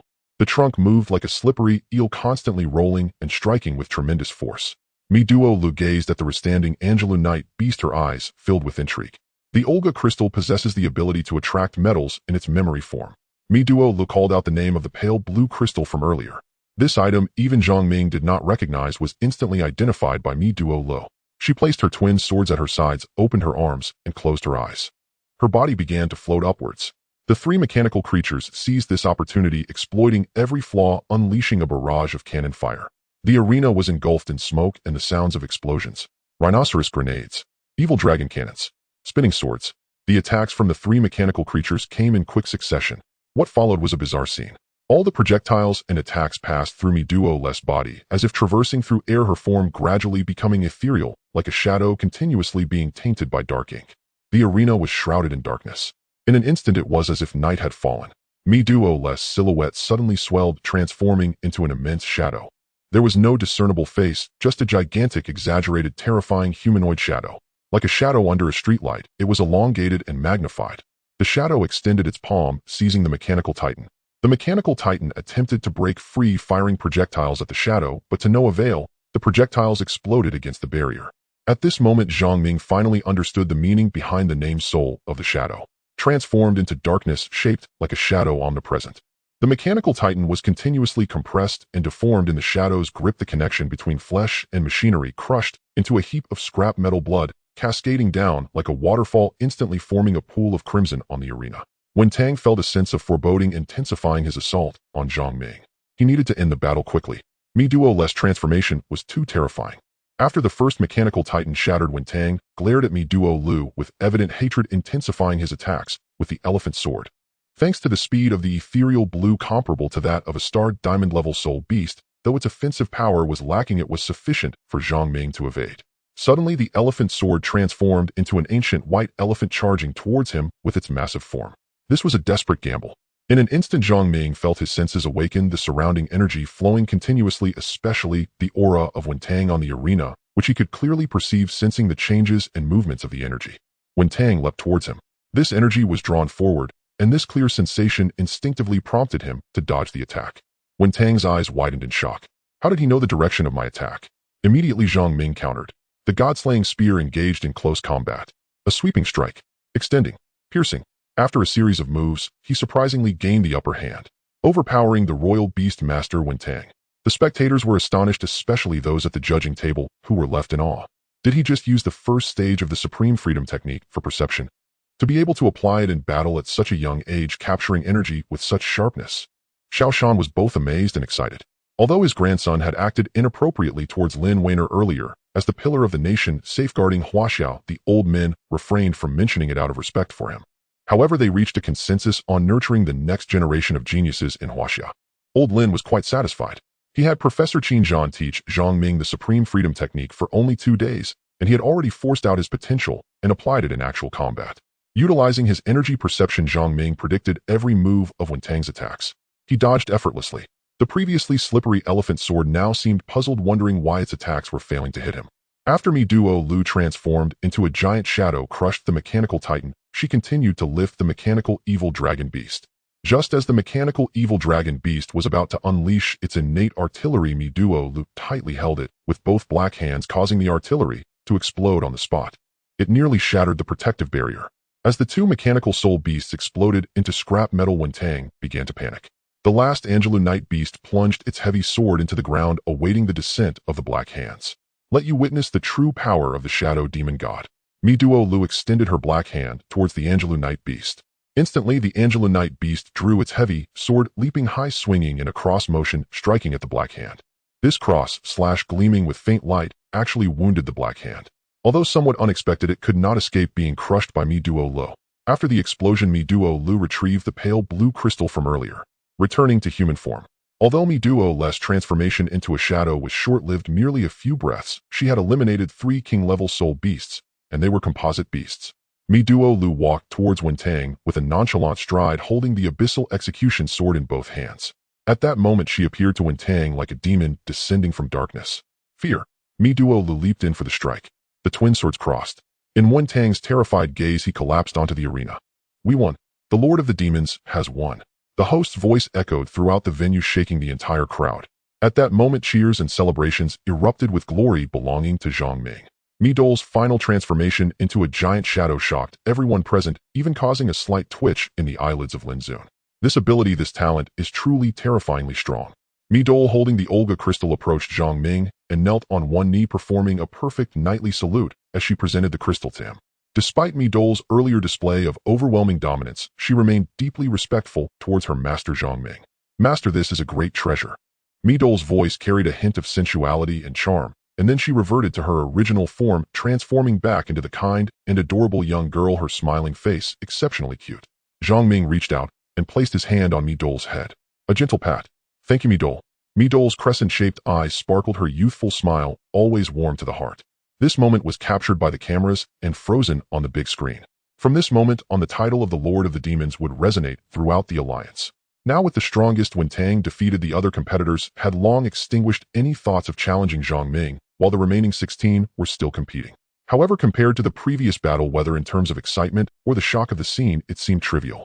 The rankings of the top 16 were still in progress. As long as time wasn't up, there was still hope.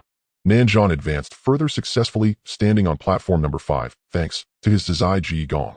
The 5 judges on the platform were quite pleased, nodding in approval as they looked at the competitors below. The strength of this year's top 16 is significantly greater than last year's, declared the titled powerhouse man Chui Xiaoshan seriously. Lin Lao, sitting in the middle, spoke up. It's not just our Huaxia competitors who have become stronger. The competitors from the other 3 regions are formidable as that boy named Wentang is already a royal-level beast master before even graduating. In the future, it won't be a problem for him to advance to emperor level or even earn a title. Looking at the time on the big screen, there are still over 2 hours left. Zhang Ming is now the undefeated champion, the king without a crown. All that's left is for time to run out, and today's competition will conclude successfully. Although when Tang was defeated, he was fully convinced. He believed that Mi Dole's power had surpassed his limits. She must be a monarch-level ferocious beast. When Tang speculated that this humanoid being likely had the strength to fight. This talent for fighting above one's level is truly indescribable, overwhelmingly powerful. Zhang Ming closed his eyes to meditate, his mind as tranquil as still water. The atmosphere of the outside world leisurely floated in his mind, slow and ethereal. The competitors standing on the back platform looked at Mi Dole, who had just performed so explosively, feeling both fear and resentment. Reality lay before them. Even if they couldn't accept it, there was no other choice. The competition has entered its final stage. Is there anyone who wants to challenge for a spot in the top 3? The host's voice suddenly appeared, seemingly rallying for one last push. The contestants clenched their fists, glancing at each other, wanting to advance, but hesitating. They feared Mi Dole's power. Despite each of the top 10 competitors possessing royal-level soul beasts, they paled in comparison to a star diamond-level Mi Dole. Time finally ran out. The final rankings of the top 16 were set with the top 10 platforms standing firm as a mountain. Aside from Nanzhan's successful challenge, the remaining competitors had almost no victories. Congratulations to the competitors standing on the 16 platforms. You have successfully defended your platforms. You have earned the qualification to participate in the alliance competition. The host shouted hoarsely.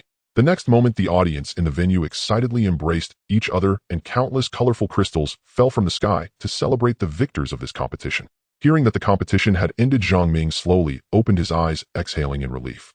He had finally won. First place. The chief judge Lin Zun stood up, followed closely by the other 4 judges. Thank you to all the competitors for your hard work. Today we have chosen the champion of our Huaxia regional preliminaries. Zhang Ming. As soon as the words fell, applause erupted. Lin Zun personally nominated the first place of the competition. Oh, what an honor. Even when Tang showed a look of ding. Congratulations on completing the task. First place in Huaxia regional preliminaries. Since you had no defeats in this competition, your reward has been upgraded, now issuing all rewards for the original top 3. Congratulations. You have received 1 legendary bloodline card. Congratulations. You have received 1 orange quality soul bone. Congratulations. You have received 1 orange quality soul tool. Congratulations. You have received soul points reward. Just as Lin Zun announced he was the first place, the system's rewards arrived almost simultaneously. What a guy. Is this directly rewarding me with all the rewards for the top 3? The reward for first place in the Huaxia regional preliminaries was a legendary bloodline card. A legendary bloodline card costs 10 million soul points in the exchange shop. 10 million soul points is neither too much nor too little for him, but with his current wealth, he definitely couldn't afford it. However, with this legendary bloodline card, after upgrading Mi Dole's bloodline to legendary level, Zhang Ming couldn't help but anticipate how much her talent and strength would improve. Lin Zun stood at the center of the venue, loudly announcing the top 16 of this competition. Second place, Wen Tang. Third place, Wang Yang. Fourth place, Sun Zai. Fifth place, Nanzhan. You will represent Huaxia in the alliance, carrying the honor and hope of Huaxia. Everyone stood up, their eyes bright, filled with a sense of belonging and responsibility to Huaxia, uniting all present to shout, "Long live Huaxia." Next, the 5 judges personally awarded the prizes to the top 16. On the podium, Zhang Ming held high the trophy representing the champion, with spotlights and cheers all directed at him. All competitors who made it to the top 16 not only received a reward of 1 million soul coins, but would also have soul beast feed provided free for a year, while Zhang Ming enjoyed free supply for 3 years. 10 million soul coins as a reward. This reward belonged solely to him. The second place, Wen Tang, also received a reward of 5 million soul coins. And Chi, Teacher Lin, and Defei were all excited, especially Teacher Lin, who, seeing this previously quiet student finally stand on the first place podium, felt indescribable joy. Tears of joy flowed from Yi, overflowing with emotion. And Chi even cried on the spot. Mingguai, Wu Defei wiped his nose. Kid, you did well. Lin Zun patted Zhang Ming's shoulder in praise. He then walked over to Wen Tang, also praising him. Becoming a royal-level beast master at such a young age, your future achievements will not be beneath mine. In the face of Lin Zun's praise, Wen Tang stood at attention. Thank you for the praise, master. The award ceremony concluded. The Alliance competition is scheduled to take place 1 month later with specific timings to be announced. The 16 competitors of this competition will be organized by Huaxiao for a month of closed training. After the award ceremony, the top 3 will receive their prizes. Old Yi said with a smile. Zhang Ming, Wen Tang, and Wang Yang followed closely behind Old Yi while the other contestants could only watch. The first place prize is an orange soul bone. I believe I don't need to elaborate on the significance of a soul bone. Although they already knew it was a soul bone, the value of an orange quality soul bone could not be measured in mere money. The second and third prizes are both orange-grade soul artifacts crafted specifically by me, so don't find them lacking. Old Yi said with a smile, showing no airs of a titled powerhouse. He was approachable, making people feel at ease. The difference between soul bones and soul artifacts, though only a word apart, is significant. The former allows one to use the powerful skills or talents of ferocious beasts after fusion, enhancing one. The latter, however, is made from the fur and bones of ferocious beasts and requires constant training to wield effectively. For instance, Zhang Ming's Demon Eye Soul Bone has proven invaluable in actual combat. Conversely, while soul artifacts are powerful, Zhang Ming's low soul power level prevents him from unleashing their full potential. Naturally, this greatly diminishes their effectiveness. It does not mean that soul artifacts are inferior to soul bones. Wen Tang and Wang Yang were delighted to hear about the orange soul artifacts. Zhang Ming was also looking forward to what soul bone rewards awaited him. The soul artifacts and soul bones in the exchange shop were exorbitantly priced. He could only admire them from afar. Fortunately, this time the system reward included 1 soul bone and 1 soul artifact along with the soul bone reward from the competition. That meant there would be 2 soul bones. Following Old Yi to the judging hall, Lin Lao, Xiao Shan, and Yang Qi, 2 titled powerhouses, were also present. Lin Lao signaled to Zhang Ming with a gentle gaze. Xiao Shan wore a serious expression. Yang Qi, slightly stout, had a loyal and resolute gaze, showing great admiration for the 3 outstanding juniors. Take a seat. Old Yi said, I have brought the rewards. First, I'd like to hear your thoughts on what soul artifacts or soul bones you desire, and then I will let you choose. Upon hearing this, the 3 of them instantly lit up with excitement. Such a good fortune. They could actually choose for themselves. They felt that whatever was given would be sufficient. Let's start with the 2 of you. Old Yi. Wen Tang respectfully bowed. I currently have an elephant sword and wish for a defensive soul artifact. Wen Tang expressed his desires. Old Yi nodded, stroking his soul artifact ring. Years ago, 3 uniquely styled armor soul artifacts had emerged, each radiating its own brilliance. All 3 are high-quality, orange-grade. The first is the Kalen armor, crafted from silk spun by a Lord-level ferocious beast known for its strong resistance to elemental attacks. The second is the Gothic battle armor, which I exchanged from Master Da Vinci in the Eurozone. It is primarily lightweight with enhancements to speed. The third is the elite armor, designed based on ancient blueprints from an ultra-ancient civilization. Wen Tang examined the 3 defensive soul artifacts closely and ultimately chose the elite armor. Wang Yang did not seek offensive or defensive soul artifacts. Old Yi, I would like an auxiliary soul artifact. Since my first soul beast is not a flying soul beast, I want to compensate for this weakness. Alright, I understand your needs. Old Yi brought out 3 auxiliary soul artifacts. There was a rocket flying soul artifact that incorporated the latest technology along with a flying cloak and flying boots. This rocket flying soul artifact has the fastest speed, capable of reaching supersonic, and can use your soul power as energy, or it can also use soul crystals. The flying cloak and flying boots were crafted by my disciple. Both are excellent flying soul artifacts. Wang Yang felt each one in turn. He ultimately chose the flying cloak mainly because he found it visually appealing. Now it's your turn. Old Yi looked at Zhang Ming. Zhang Ming had already thought about what soul bone he needed. The Demon Eye is a special type of soul bone capable of both attack and support, but it has clear weaknesses. If the opponent does not look into your eyes, it is of no use. For attacking, he had the Dragon's Sorrow long-range bow, and in close combat, he had the God-slaying spear. What he currently lacked most was an increase in power and speed. These 2 aspects can only be significantly enhanced if his beast mastery level rises to king or emperor level, and if his body undergoes transformation through soul power. After all, the freeform ultimate skill is merely a combat technique. Training the physical body is auxiliary. So far, the most effective ways for humans to enhance physical strength are through potions or leveling up. There are no other methods. Unless one fuses with a soul bone that can enhance strength. But such soul bones are rarer than normal ones. Old Yi, I dare to ask for a soul bone that can enhance my power or speed. Upon hearing this, Old Yi pointed at him and smiled. You've got some understanding. Take a look yourself on my stock. After saying this, 2 pieces of soul bone radiating a faint golden light floated before Zhang Ming, causing the 2 onlookers to look on with bright eyes. The piece on the left resembled a human finger bone, with 5 translucent fingers seemingly carved from white jade. The one on the right appeared to be a bone from the right arm with traces of red blood, looking like it had just been produced. This finger bone is an external pregnancy soul bone. I am unsure of its owner, but I know that this finger bone possesses tremendous power. Once fused, your punch may rival that of a king-level ferocious beast. The so-called external pregnancy soul bone is one that is formed when a ferocious beast devours a human powerhouse, and the remains are not completely digested, eventually merging to give birth to a soul bone. The one on the right is a congenital soul bone from the arm of the peak lord-level ferocious beast, the Balro King. Fusing with it will gradually enhance the hardness of your entire body. Both of these soul bones can enhance your physical strength. It's a close call. How to choose you will have to consider for yourself. One is a finger bone and the other is an arm bone. I want them both. It's truly a case of decision paralysis.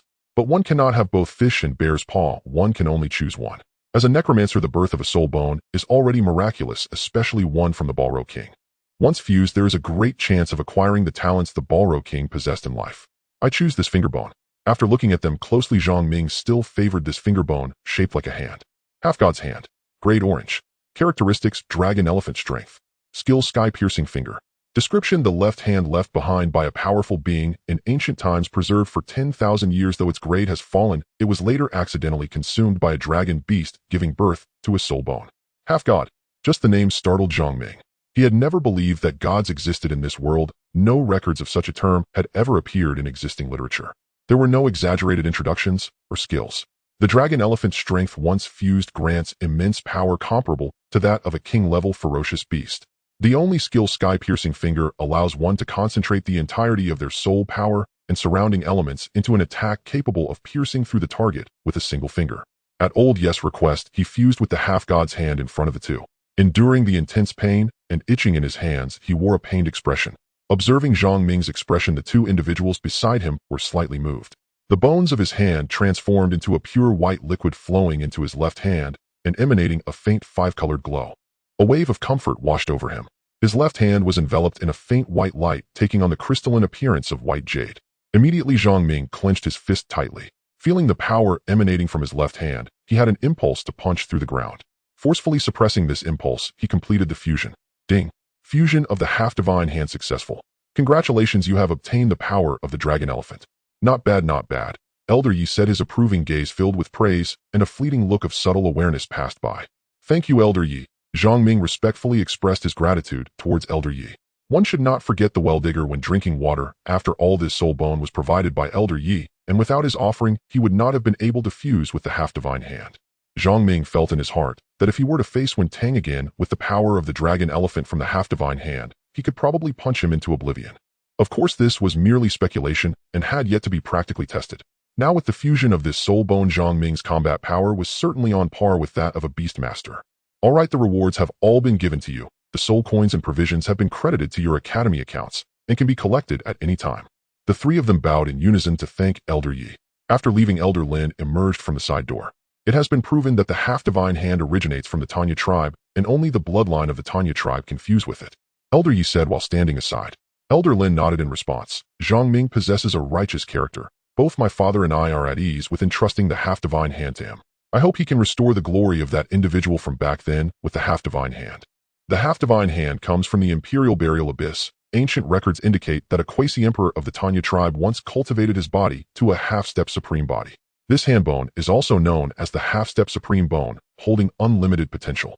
Unfortunately, after so many years of sedimentation, although it hasn't been damaged, its grade has dropped, and the divine power within the soul bone has diminished significantly.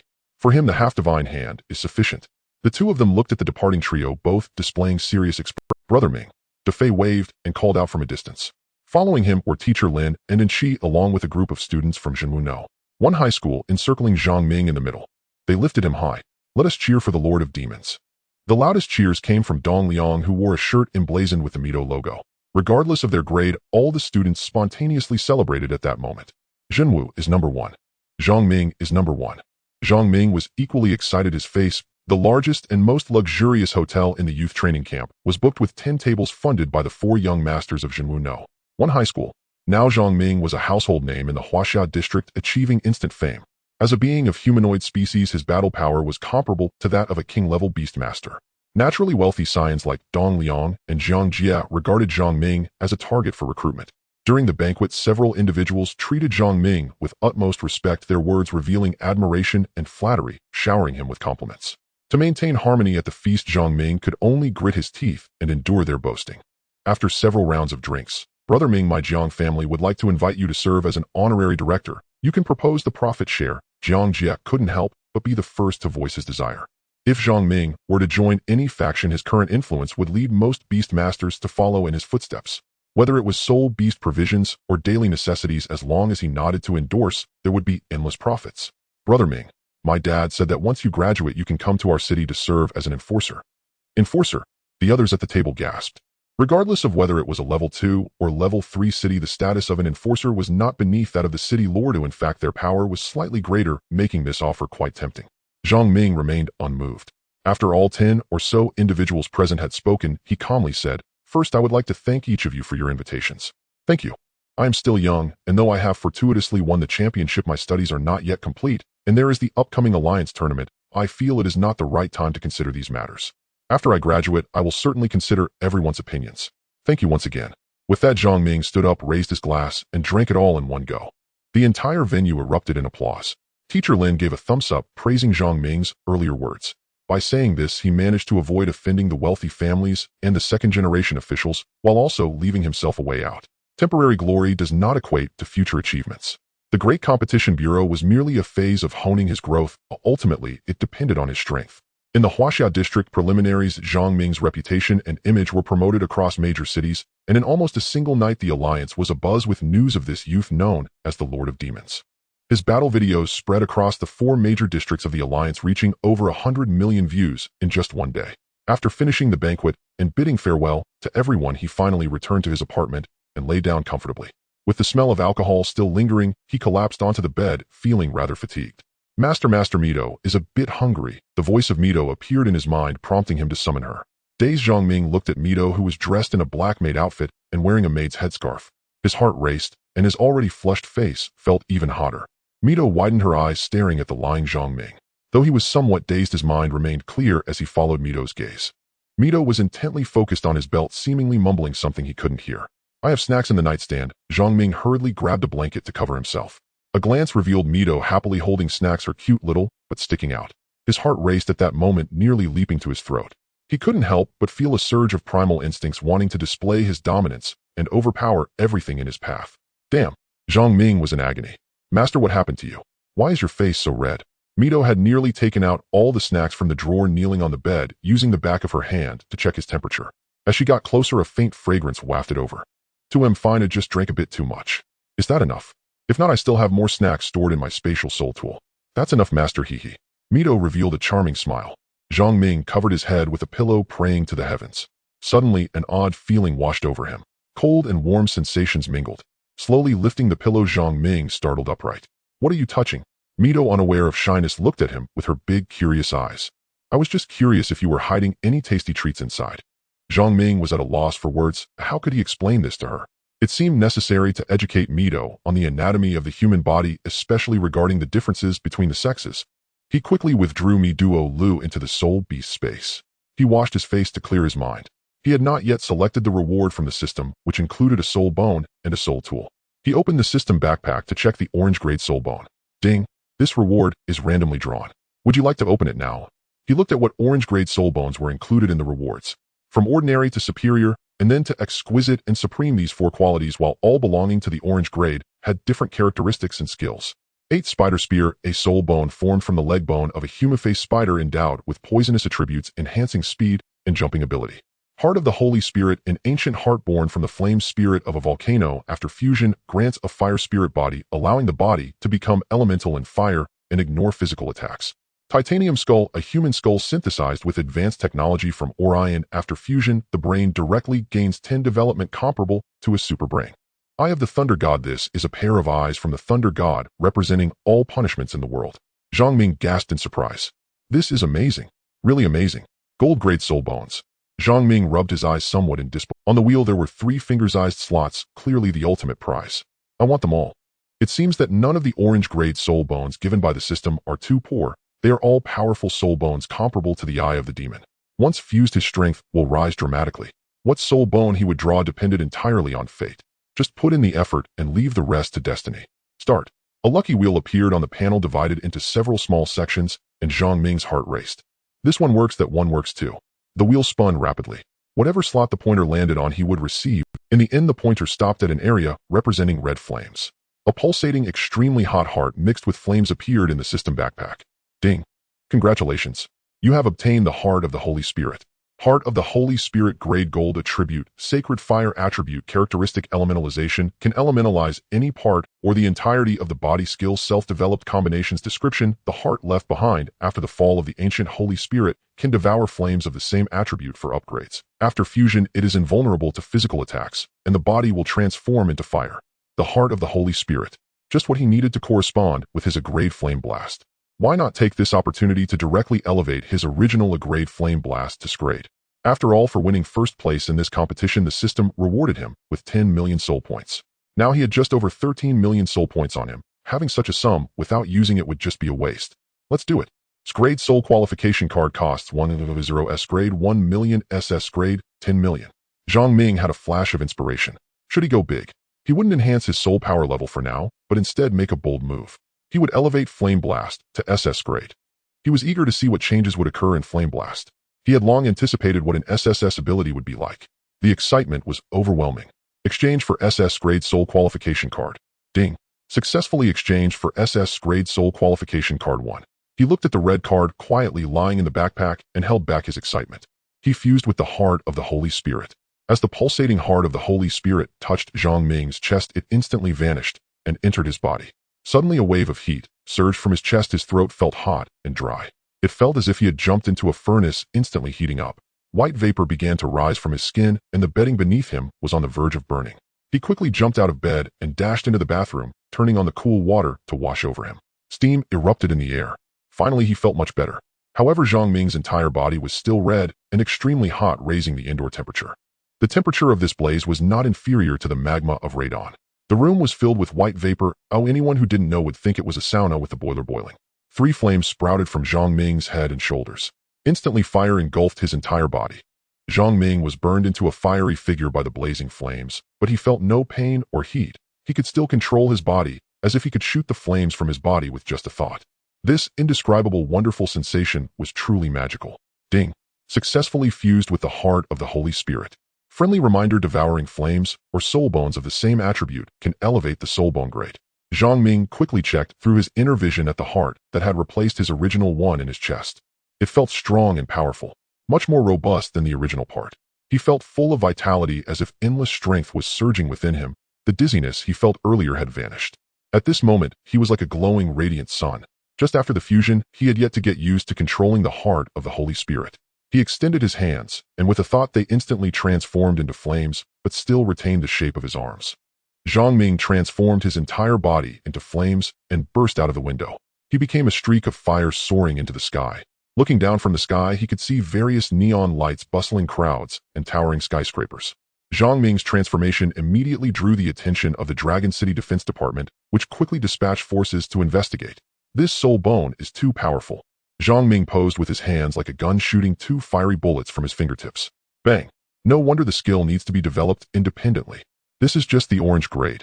If it were upgraded to gold grade, or even higher red grade, it was hard to imagine what kind of power this soul bone would possess. After flying around, he returned to the apartment. Under Zhang Ming's careful protection, the soul tool bracelet, the shining ring, and the dusk hand ring were not burned to ashes. He took out a set of clothes to change into. His confidence surged. What about a beast master? With his ability to elementalize, he was nearly invincible. Moreover, he also had the ability to fly. Unfortunately, the elementalization consumed a lot of his soul power. If it were just a partial elementalization, it would be fine, but he calculated that if he maintained elementalization while attacking, with his current level, he could maintain it for no more than 5 minutes before reverting to his original form. But that was enough. He continued to open the orange grade soul tool. It was still the lucky wheel. His eyes were dazzled. There was even a gold grade soul tool. Various soul tools like swords, spears, and clubs, as well as era-defining technological soul tools. It was simply eye-opening. Steel Rhythm, a soul tool crafted by the legendary soul tool master Latefa during the ultra-ancient civilization period. Steel was endowed with life in his hands, with elegant curves and a body as curvy as a woman's. True Blood Incantation, a soul tool forged by an ancient holy spirit at the cost of its own life. The sword emits flowing fire like blood light, faintly echoing the sound of an incantation. Solemn Melancholy. Drawing. The wheel began to spin. This time the wheel featured over 100 categories of soul tools. It was too much. He was filled with excitement. Demon Emperor Wind God Wings. Grade Dark Gold. Attribute Wind Element. Characteristic Wind God's protection passively increases speed by 50.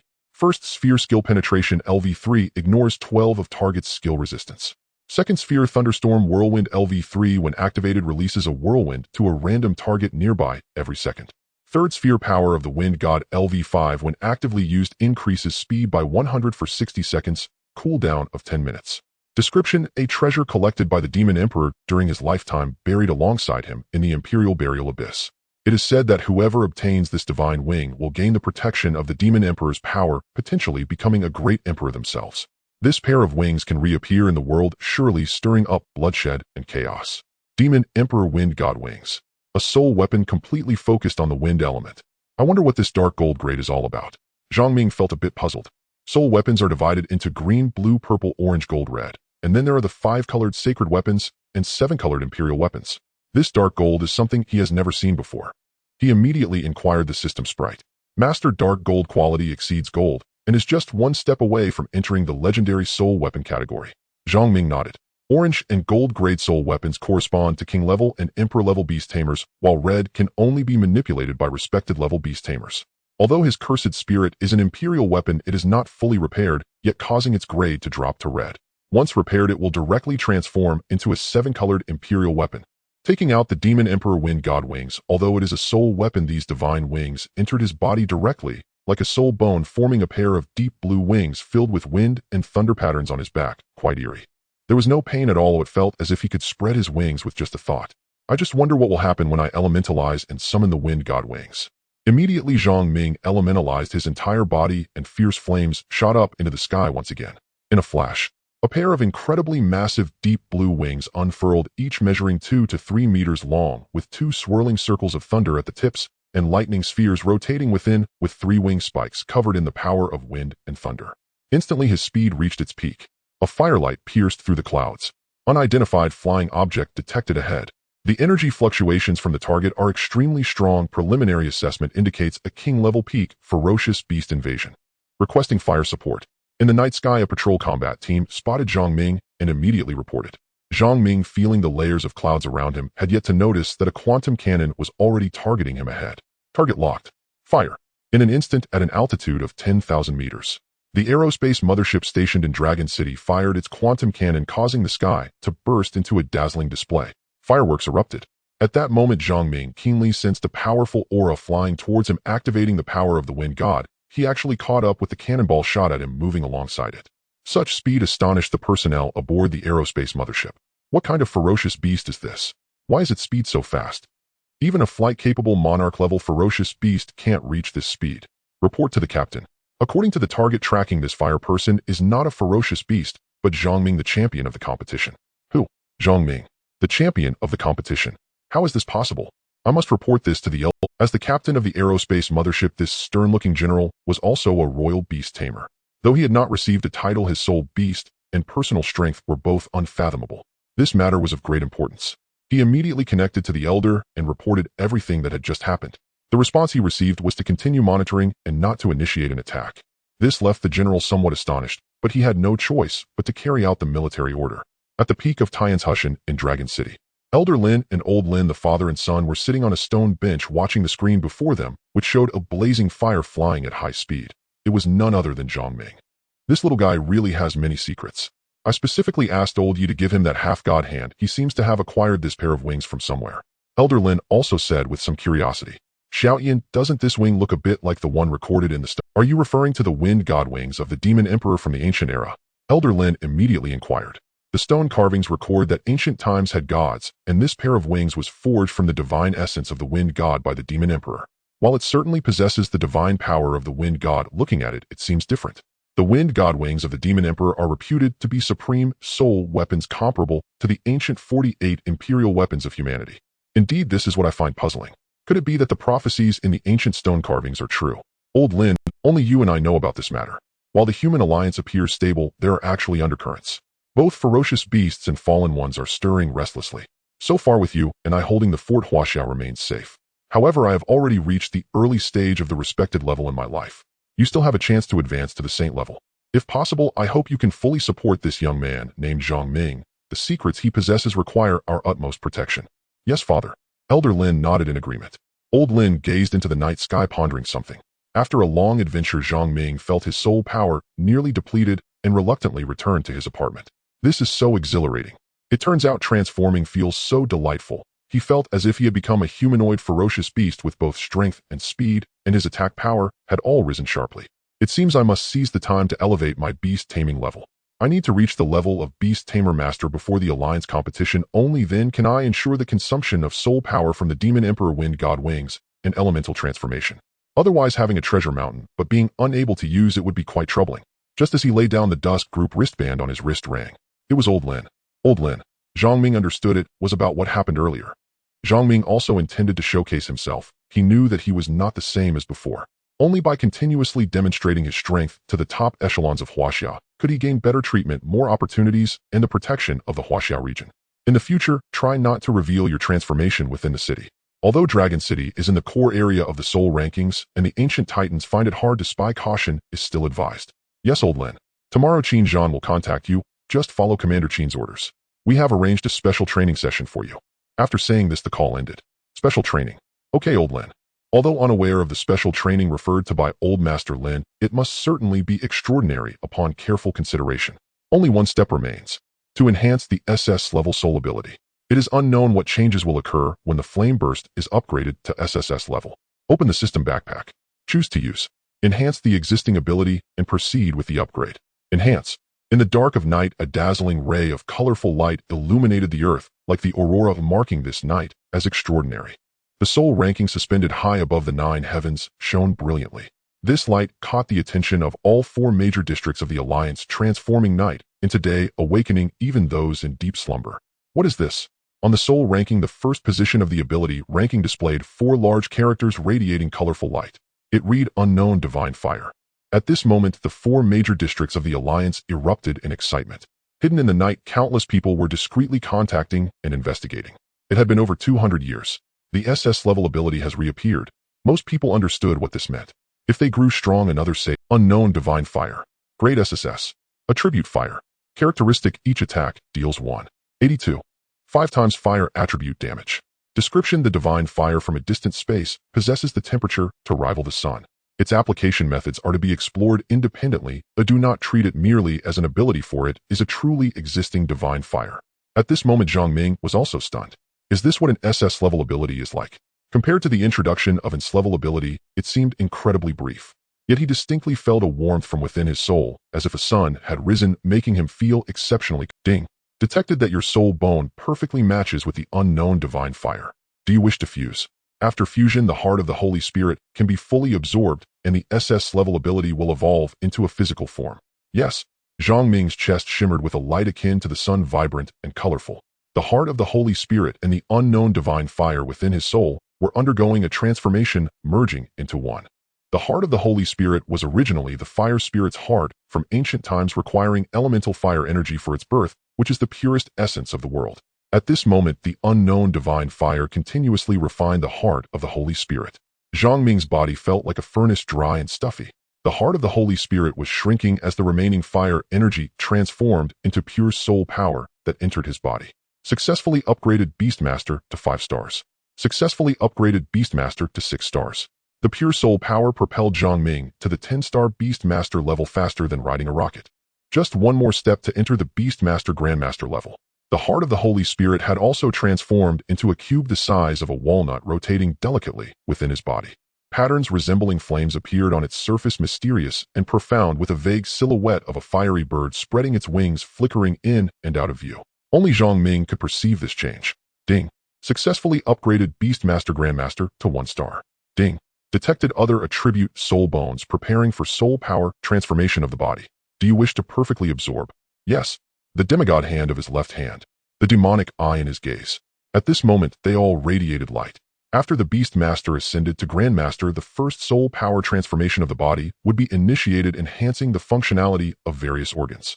Due to the changes from the unknown divine fire, all the soul bones within him were activated, creating a sense of unity. The power hidden within the demigod hand and the demonic force residing in the demonic eye, one representing righteousness and the other evil. Ding. Successfully awakened the Tanya bloodline.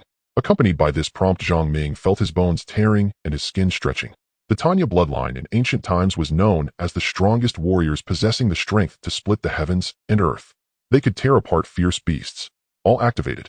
Suddenly Zhang Ming felt a churn in his stomach accompanied by a sensation of pain and itchiness on his skin. Countless black substances oozed with a foul odor from beneath his skin, prompting him to rush to the bathroom and turn on the shower. Under the neutralization of the Tanya bloodline, Zhang Ming's pupils transformed into an eerie amber color. The various abilities of the demonic eye previously required activation. Now it seemed as if they were his natural eyes. Requiring soul power with just a thought, he could unleash various skills. His hands were as pure as white jade, and not only his left hand, but also the strength of his right hand had increased. Glancing in the mirror, he was astonished to find that he had grown taller. He even had abdominal muscles. This physique was simply perfect. Even a bodybuilding champion would be envious. Feeling the strength coursing through every muscle in his body, he truly had no idea to what extent his power had reached. As a beast master, he could now infuse his soul power into soul equipment, enhancing its might. He took out the god-slaying spear. The unknown divine fire manifested at the spear's tip, enveloping the shaft in flames. He extended his palm. The unknown divine fire, as if possessing intelligence, transformed into a small bird adorned with fiery feathers and perched in the palm of his hand. Upon closer inspection, the bird formed from the unknown divine fire had pupils identical to his own. They'll call you Firecrow. The firebird transformed from the unknown divine fire elegantly groomed itself before flying into his chest, hiding within the cube of the heart of the Holy Spirit. The series of transformations left Zhang Ming somewhat excited. Meanwhile, in the outside world on the Alliance's holy ship, the Noah's Ark, 12 beams of light flickered around a round table. Subsequently, several virtual images appeared seated around the round table. Heads bowed, their expressions unclear. Master Lin was among them. At the head of the round table, the position, glowing with red light, was vacant. Out of 12, only 7 were present. No one spoke first.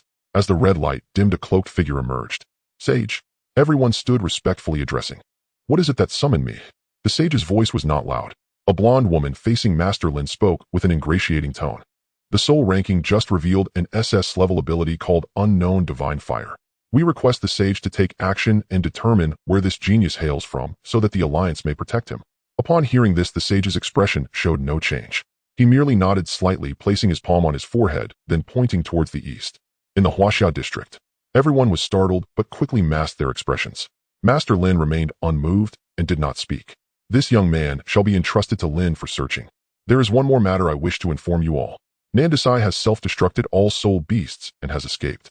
His avatar has fled, so you all must exercise caution.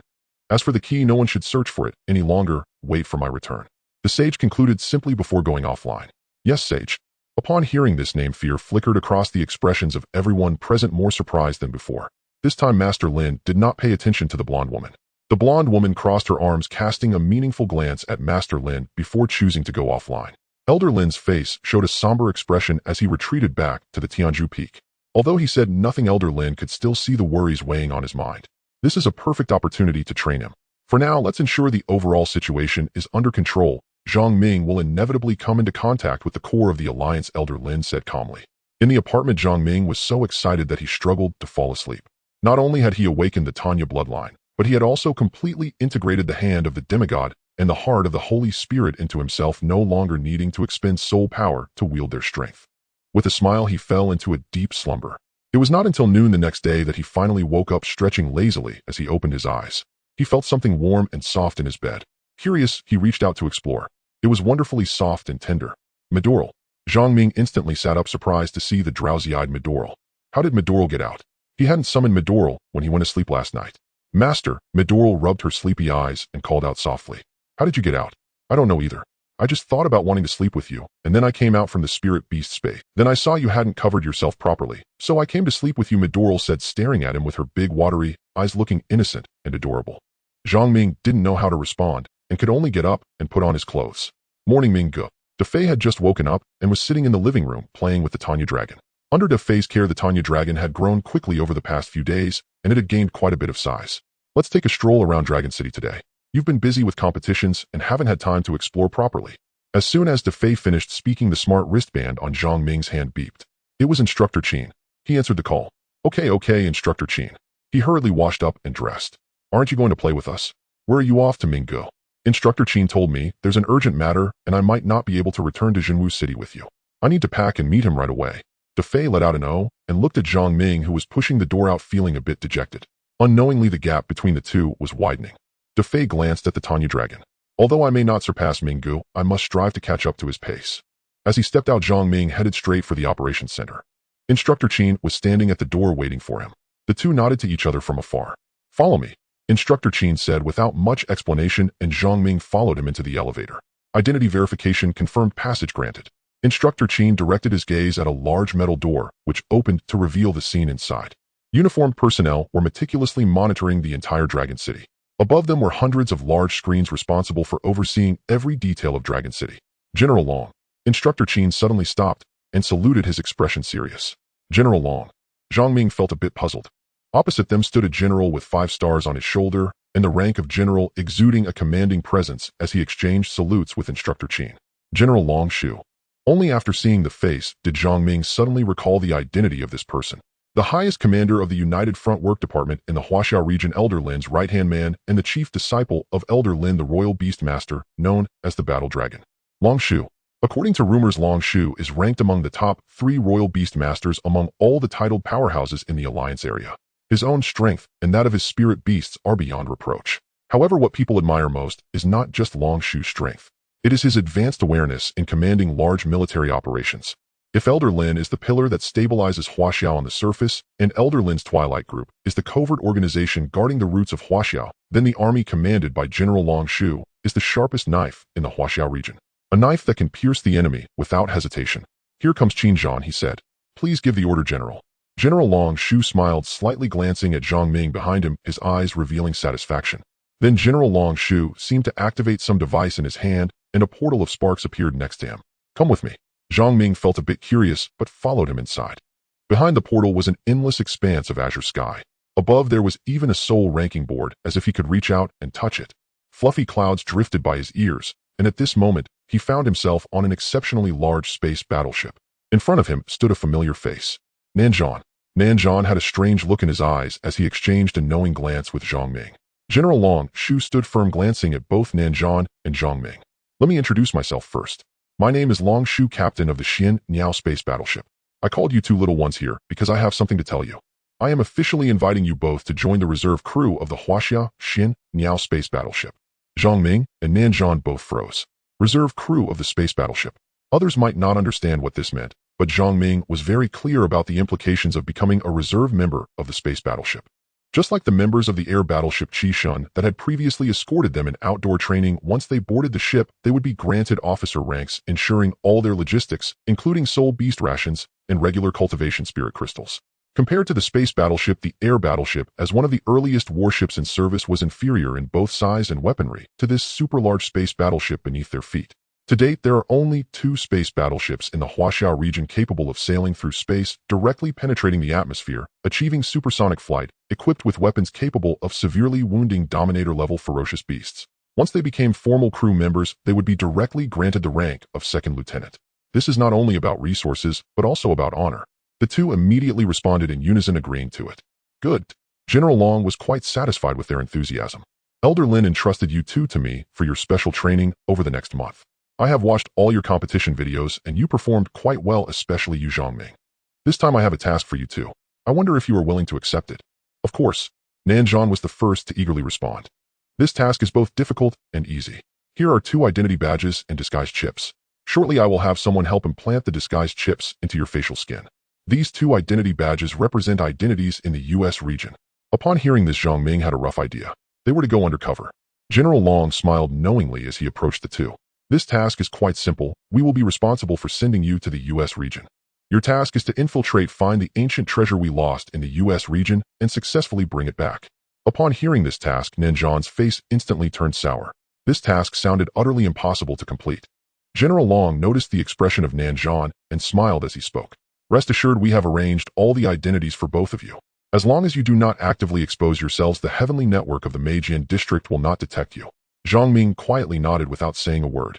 The heavenly network of the Meijian district is a surveillance system similar to the Beidou Spore system of the Huaxia district, which not only includes monitoring and eavesdropping, but is primarily responsible for external expansion and reclaiming beast territories while scouting the terrain. At the same time, it serves to verify the identities of every citizen in the Meijian district. If identity fraud is detected, the heavenly network will instantly unleash a million-volt electric current to eliminate the target. This is the greatest risk of infiltrating the Magian district. One must always face the possibility of being discovered. Nanzhan found it somewhat incomprehensible. It was only a month. Why were they sending him and Zhang Ming as spies to infiltrate the Magian district? Though he thought this in his mind, he dared not express it verbally. General Long saw through Nanzhan's thoughts. I know both of you will definitely be curious and have many questions, but all of them must be kept to yourselves. After the chip is implanted, your appearances will match those on your identity cards. Your smart wristbands will also be modified into special ones for maintaining contact. Additionally, the code name for this mission is Blue Sea. The information and clues you need will be accessible through the modified smart wristbands. Now stand at attention. About face. Following General Long's commands, the two stepped in unison. Entering the warship's operation room, they stepped onto the operating table where a group of technicians in white lab coats began to make extensive modifications to their faces, implanting chips into their facial tissues. It's ready now? Look at this photo and imagine it in your mind. You will transform into this appearance. Moreover, anyone you interact with will have their appearance altered as well thanks to the chip's memory function. However, the chip can only remember 3 faces at most. If you exceed 3, it will automatically erase the memory of the previously stored faces. This technology is currently exclusive to our Huaxia district, so use it wisely. The staff patiently explained. Zhang Ming curiously touched his cheek, unable to believe his eyes as he watched his reflection change in the mirror. Even the hairstyle and wrinkles were lifelike, feeling just like the real thing. The power of technology is truly miraculous. General Long smiled as he observed the amazed expression. The Spark Space Gate is now open for you too. Go ahead. Once you are over there, you will have to rely on yourselves. The first challenge is survival, and you must address each other by the names on your identity cards. Remember your mission. If you are captured by the Magian district, Huaxia district will not send anyone to rescue you. Once you're over there, your survival depends solely on yourselves. After General Long finished speaking, a spatial teleportation portal indeed appeared before the two. The sudden turn of events left Nanzhan's mind racing as Instructor Qin kicked him into the portal. Zhang Ming hurriedly followed. As he watched the spark teleportation portal vanish, General Long exchanged a knowing smile with Instructor Qin, revealing a mysterious grin. Let's see what these two boys can stir up in the Magian district. However, this time the Magian folks have come up with a unique competition format. Whoever can first find the exchanged items will be crowned the champion, breaking the previous conventions of competitions. Instructor Qin remarked with a hint of nostalgia. Indeed, we should be cautious of the Magian district's intentions. This time the 16 strong competitors are paired into groups, and they are the third group, right? How about Wentong and Wang Yang, who are sent to the European League district? The first group has already successfully settled in. General Long nodded. All contestants from the 4 major districts believe that the League's Grand Martial Arts competition will take place in a month. This time, it's merely a training session. If they knew the competition had already begun, I would be quite eager to see the expressions of astonishment on these young people's faces. Zhang Ming and Nanzhan, of course, were unaware. They had already seamlessly transitioned into the League's Grand Martial Arts competition. Unlike previous combat competitions, this time the Magian district proposed a competition format where each of the 4 major districts would send 8 teams, and the first team to find their items would be declared the winners. At the same time, the 4 major districts' formidable counter-surveillance capabilities were also on the lookout for these contestants. If any were discovered, they would lose their chance to compete. If no contestant from the 4 major districts could find their respective exchanged items, the winning team would be determined by the longest time spent in hiding or by the team that recently came closest to exchanging items. Huaxia district placed 3 items in the Magian district, European League district, and Soviet Alliance district, and similarly the other 3 major districts also presented 3 items hidden throughout the cities of Huaxia district. Contestants must hide their identities while searching for these items, much like searching for a needle in a haystack, while also risking being discovered at any moment. One must admit that this competition method intrigued everyone. The senior officials of the 4 major districts all wished to see how these young folks would handle the situation. A strong individual must not only possess immense strength, but also the ability to survive in this world. The determination to protect humanity. On the other side, after passing through the space gate, the two appeared in a somewhat filthy alley by a trash bin. The foul smell of garbage prompted the two to scramble out. The area beside the trash bin was piled high with various excrement, utterly disgusting. Zhang Ming and Nanzhan each altered their appearances to match those on their identity cards. Zhang Ming looked down at Nanzhan's name tag and slowly read, Tom. Your name is Tom. Yes, let's get out of this stinky place first, Tom. Zhang Ming glanced at his wristband, confirming their current location. They were in a first-tier city of the Magian district called Lincoln City. The two walked through an alley and stood on the street. Before them lay buildings rich in Western culture, adorned with various sculptures, and churches with pedestrians coming and going. The men were dressed in suits and ties, while women wore high heels and bright clothing.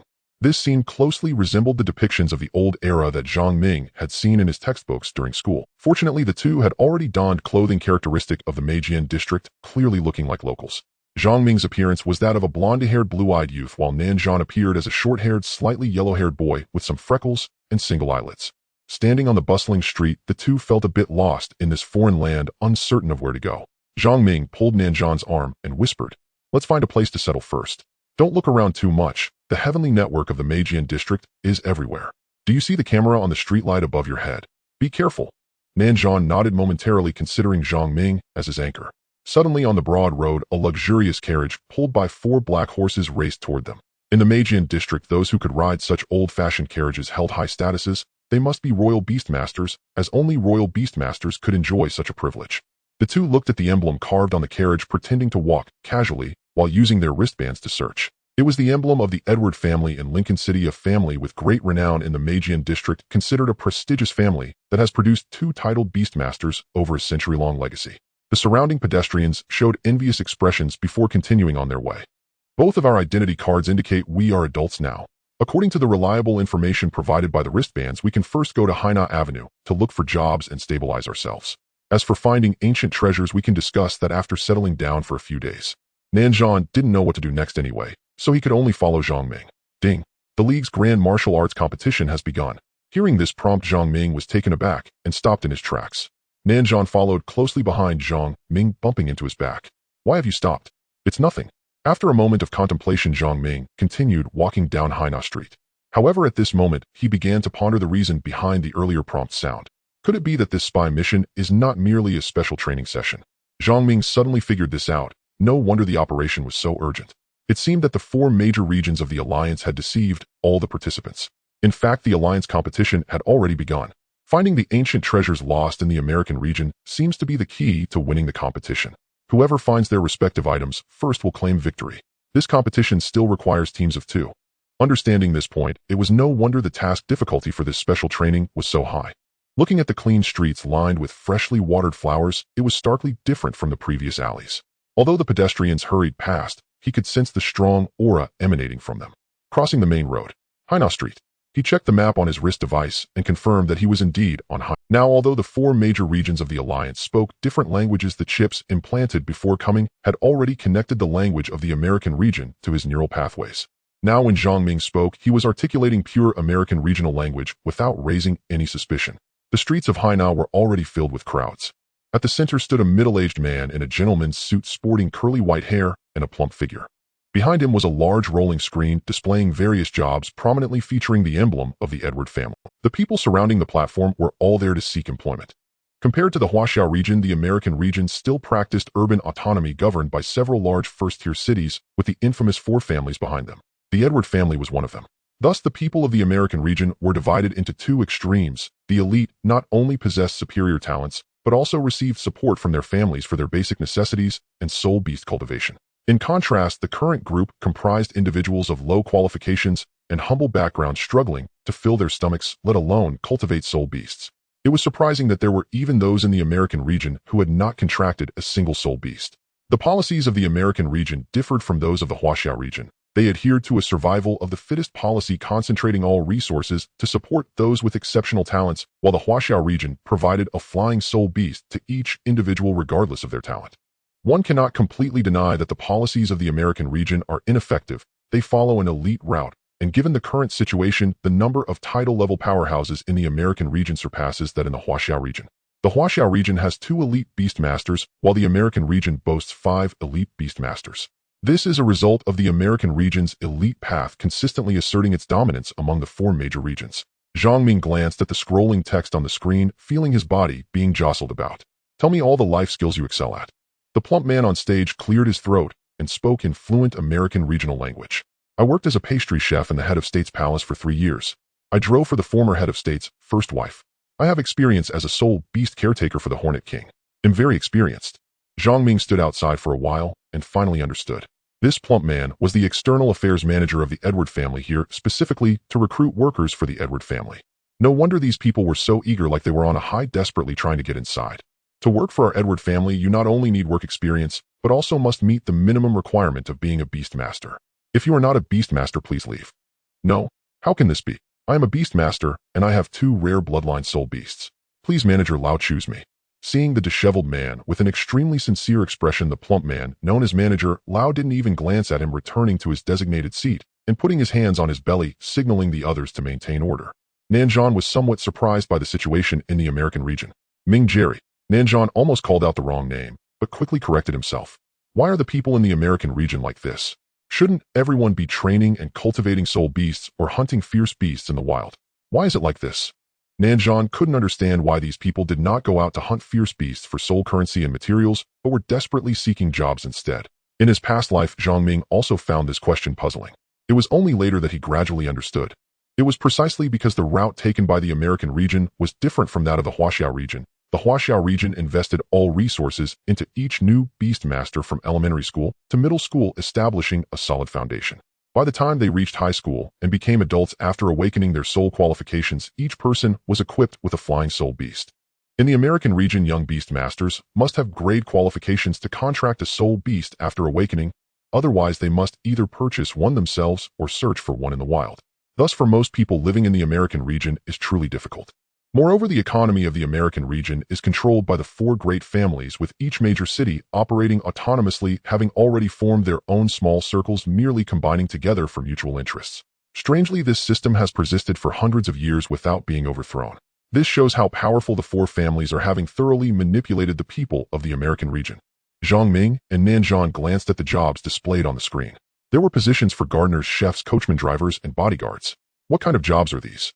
How do they resemble the jobs from the old society before the catastrophe? While such jobs still exist, they have long been expressly prohibited in the Huaxiao region, suggesting that the American region still maintains the ancient hierarchy. Jerry. Nanjan nudged Zhang Ming. He noticed the bodyguard job on the screen. The salary for this bodyguard position was quite high, reaching 500 soul currency per month. After all, the requirement is a beast master plus additional benefits. Zhang Ming was somewhat tempted. 7 bodyguards are currently being recruited, with the standard being beast masters. Those who meet the requirements may come up automatically. Manager Lao took a sip of tea and spoke. Zhang Ming and Nanjan exchanged glances, noticing that someone had already stepped onto the stage, and they jumped onto the high platform as well. Instantly, the stage was filled with over a dozen people. Zhang Ming observed carefully. The ages of the others were quite a bit older than theirs, the youngest being at least 35. Their young appearances stood out as they were still in their 20s. You two don't be foolish. This is the Edward family's recruitment event. Manager Lao scolded them, pointing at the emblem of the Edward family behind him with an arrogant expression. Nanjan felt somewhat dissatisfied and was about to retort when Zhang Ming pulled him back. Esteemed manager, at this moment aboard the Xian Yao spacecraft of the Huaxia District, General Long and Instructor Qin were smiling as they gazed at a screen displaying a map of the Alliance signals with 12 bright lights distributed across the 4 major regions. It seems those 2 little fellows have settled down. Lincoln City is the headquarters of the Edward family, and their landing could be fraught with both danger and safety. General Long sighed. Instructor Qin nodded from the side. Qin, it's going to be tough for you down below. There are 36 contestants entering from our Huaxia district this time, and I need your troops to investigate them one by one to identify them. Understood. Instructor Qin replied, standing at attention. Next, let's see how these youngsters exhibit their skills over the next month, General Long chuckled. In the American district, Lincoln City, on Haina Street, Zhang Ming skillfully flattered Steward Lao, making him feel quite comfortable. Behind him, Nanjan was taken aback. He never expected Zhang Ming could be like this. Uncle Lao, you know that we've admired the Edward family since we were kids. Could you possibly give us a chance? We promise to be obedient. We will show our filial respect to you, Uncle Lao. Zhang Ming half squatted on the ground, massaging Lao's leg. Those in the audience looked down on Zhang Ming's behavior, yet they envied him for being able to speak so closely with Steward Lao. As he spoke, Zhang Ming took out a Lord-level soul crystal from his soul tool space and offered it to Steward Lao. This was a fierce beast I encountered on my way here, and I intended to present it to you. Steward Lao gave Zhang Ming a sideways glance and looked at the name on the identity badge. You're called Jerry, and he's Tom. The plump Steward Lao felt there was something odd about these names. Yes. You two have qualified. Go to the back, and someone will take you to report to our Edward Manor. Good, thank you, Steward Lao. Zhang Ming exchanged a glance with Nanjan, who followed closely behind him, lowering his head as they walked towards the back of the stage. A staff member removed their identity badges and used a smart brain to recognize them, subsequently obtaining all their information, including birth dates, places of origin, and soul beast levels.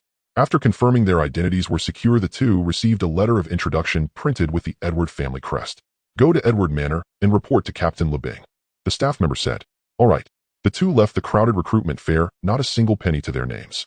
Although they both had soul tool spaces with some items stored, they randomly found a park to sit on a bench and grab a bite to eat. It was already noon, and they hadn't eaten anything since morning. Taking advantage of the moment, the two began to cram knowledge about the American district while eating. Nanjan was filled with astonishment. Wow, the four major families of the American district are so domineering. By connecting to the official platform of the American district through their wristbands, all the information that was usually hard to find appeared, including rumors from various forums. Most of it consisted of complaints and accusations from the public. If you don't work, you won't eat. Isn't that just the pyramid scheme? The lower levels support the upper levels. The military forces in the American district are entirely controlled by the four major families. The Edward family is merely at the bottom among them, alongside the Lumen family, the Kazan family, and the Four family. The Lumen family controls all the military forces in the American district, producing weapons and researching technology. The Four family dominates the economic operations of the entire America and is the wealthiest family. The Edward family is responsible for reclaiming land, and specifically cultivating elite Beast Tamers to provide upwards. The Kazan family is the most mysterious one, known as the Soul Blade Kazan, and is the oldest family existing since before the Cataclysm, with records of them spanning hundreds of years. Nanjan muttered while reading. The information available on the official and other forums only reflected what the American district wanted you to see. Zhang Ming was well aware of the darker truths of the American district. Suddenly, a small bird with fiery red feathers landed on their shoulders. It hopped and tried to steal the food from their hands. Is this a fire feather bird? Nanjan looked on in delight. That's right.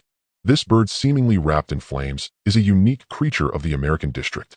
Although it is also a fierce beast, it belongs to an ordinary bloodline and is the lowest level bronze grade. As long as it is not provoked, it will not cause harm. It is allowed to live in the city and coexist with humans. Although no one is willing to contract such a low-grade bloodline fierce beast, many people often use the fire feather bird as a lighting tool, capturing it and keeping it in cages for both enjoyment and illumination. Zhang Ming looked at the fire feather bird before him, and an idea suddenly sprouted in his mind. He opened. A firebird resembling the fire feather bird appeared, nimbly grooming its feathers. It was indeed his fire crow, transformed from the unknown divine fire. Go! He threw the fire crow into the air. The fire crow swiftly merged with the flock of fire feather birds, making it indistinguishable from them. However, the connection between Zhang Ming and the fire crow remained intact, and through the vision-sharing ability of the Eye of the Demon, he obtained all the scenes seen by the fire crow. In the high sky was the entire outline of Lincoln City, with crowds bustling about. The fire crow also transformed into the amber-colored Eye of the Demon. The fire crow then landed on a branch not far from the earlier recruitment fair. As a common bird-like fierce beast, passers-by instinctively ignored the existence of the fire feather bird, having long defaulted to its presence, while Zhang Ming initiated the Eye of the Demon through mental connection. The fire crow's pupils locked onto Steward Lao from earlier. Although Steward Lao appeared plump, his instincts, honed over the years, were still very sharp, sensing something was watching him. Fire feather bird. Steward Lao noticed the fire feather bird on the branch ahead. Immediately, the Eye of Desire activated. Steward Lao was sucked into an endless desire for wealth, beauty, and power. In an instant, he went mad. He misstepped and fell from the stage.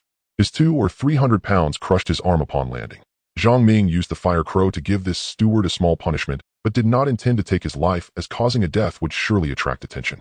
The fire crow then flapped its wings and flew away, returning to Zhang Ming's side, landing on a treetop far away, constantly monitoring the surroundings. Zhang Ming nodded secretly. He hadn't expected the fire crow to be so useful. Nanjan only thought that a regular fire feather bird had flown away after landing in his hands, unaware that Zhang Ming had already controlled the fire crow to give the plump Steward Lao a slight punishment. According to the hints in the wristband, will the Four Saints' heads be in the capital of the American district? Zhang Ming pondered for a moment. The capital of the American district, similar to Long City in the Huaxia district, is the main city, revered by all first-tier cities, guarded year-round by a respected elder. The ancient treasure they are searching for this time is the head of the Azure Dragon, one of the Four Saints' heads from the Huaxia district. It's hard to say, but it might also be hidden in a third-tier or second-tier city.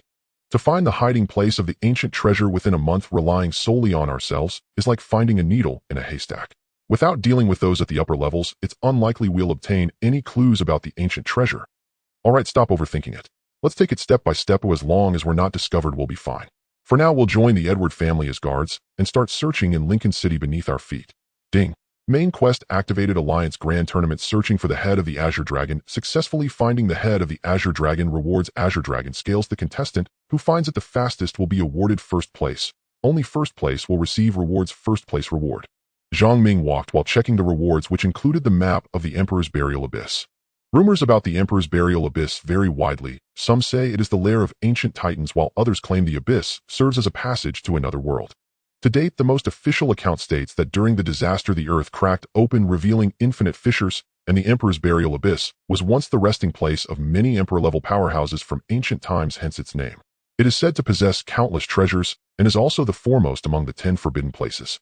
Zhang Ming realized that although the reward for this competition was merely a map, it was of utmost importance, and would surely have implications for the future.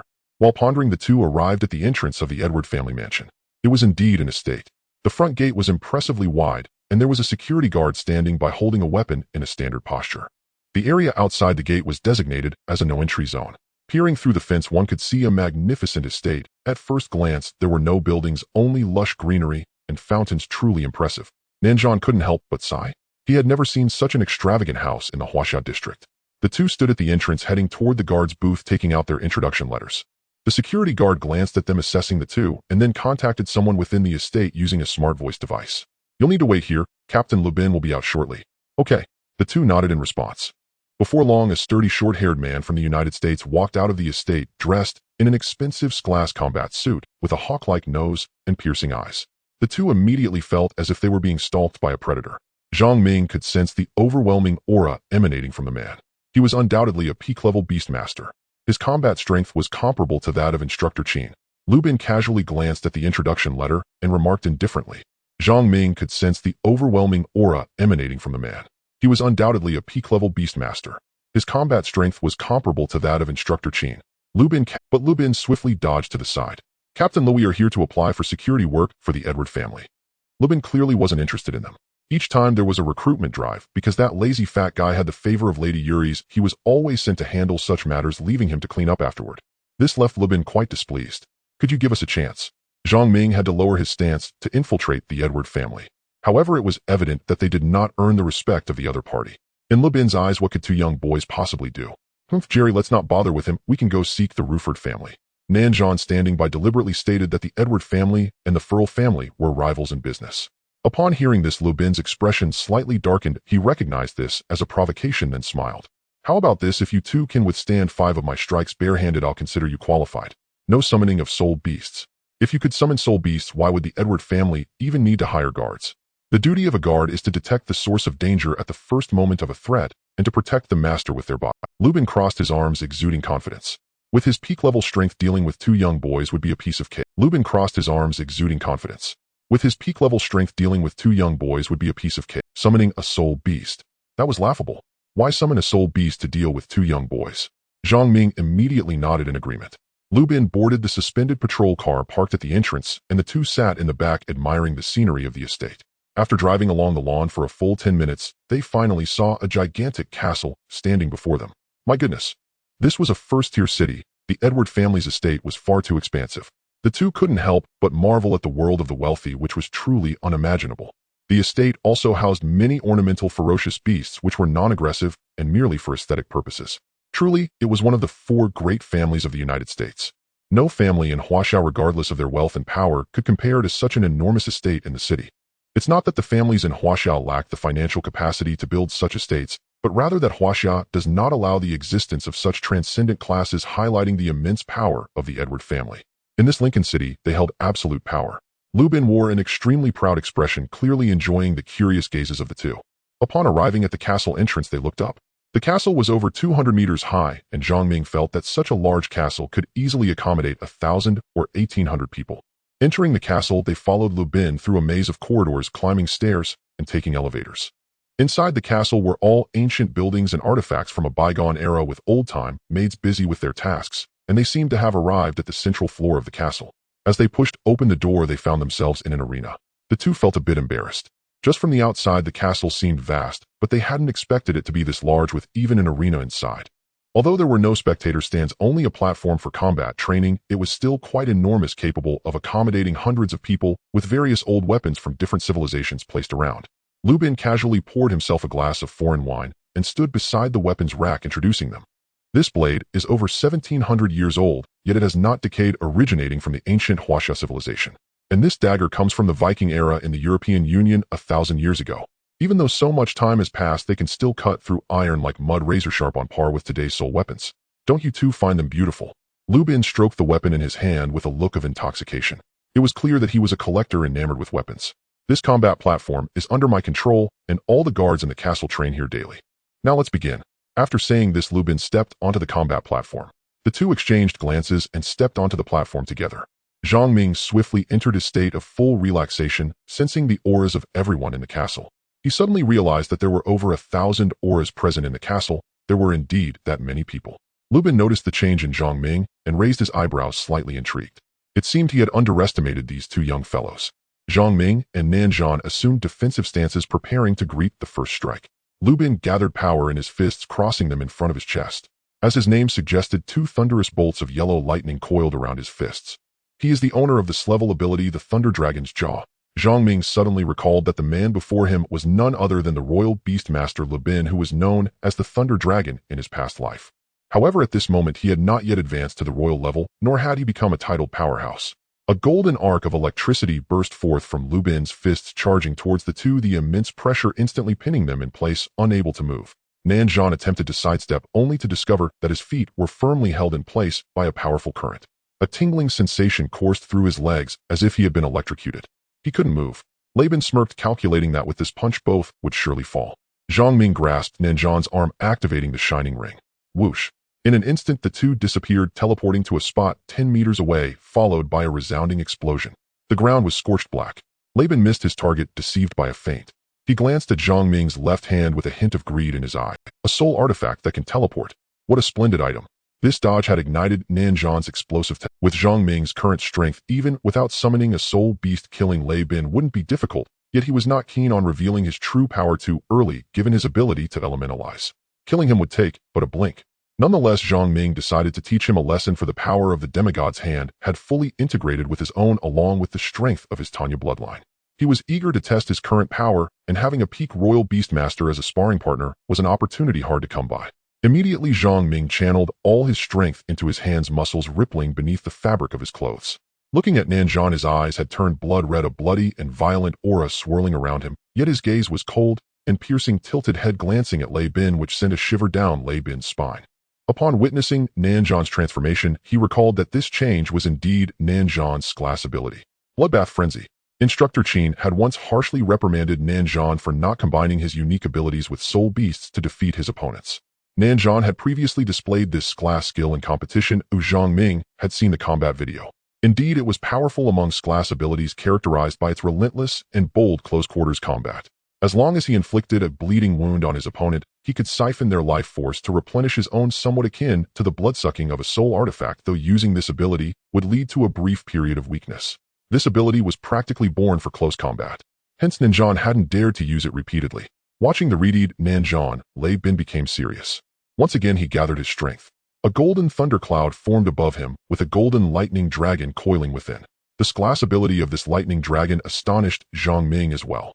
Gazing at the imposing lightning dragon, he thought if it struck down, it would not just be a matter of death, but also severe burns. Lu Bin was serious. Zhang Ming discreetly released a fire crow, diving into the thundercloud. The previously invincible lightning dragon wilted instantly before the fire crow. Lu Bin noticed the dragon's momentum weakening and immediately retracted it. In the castle, a tremendous crash resounded. The blood-eyed Nanzhan, enveloped in blood energy, somehow conjured a blood dragon that soared from the ground. It collided with the lightning dragon in the air. Lu Bin gritted his teeth and gathered his resolve.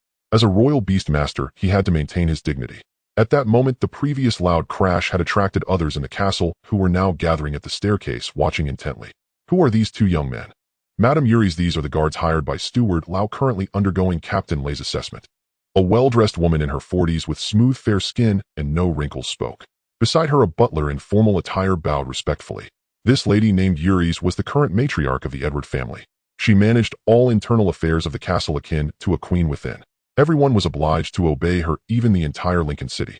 Next to Madame Yuri's stood a beautiful girl with golden hair and blue eyes, resembling a princess from a fairy tale, wearing a fitted gown and a glimmering crown, her elegant makeup reflecting her mother's grace.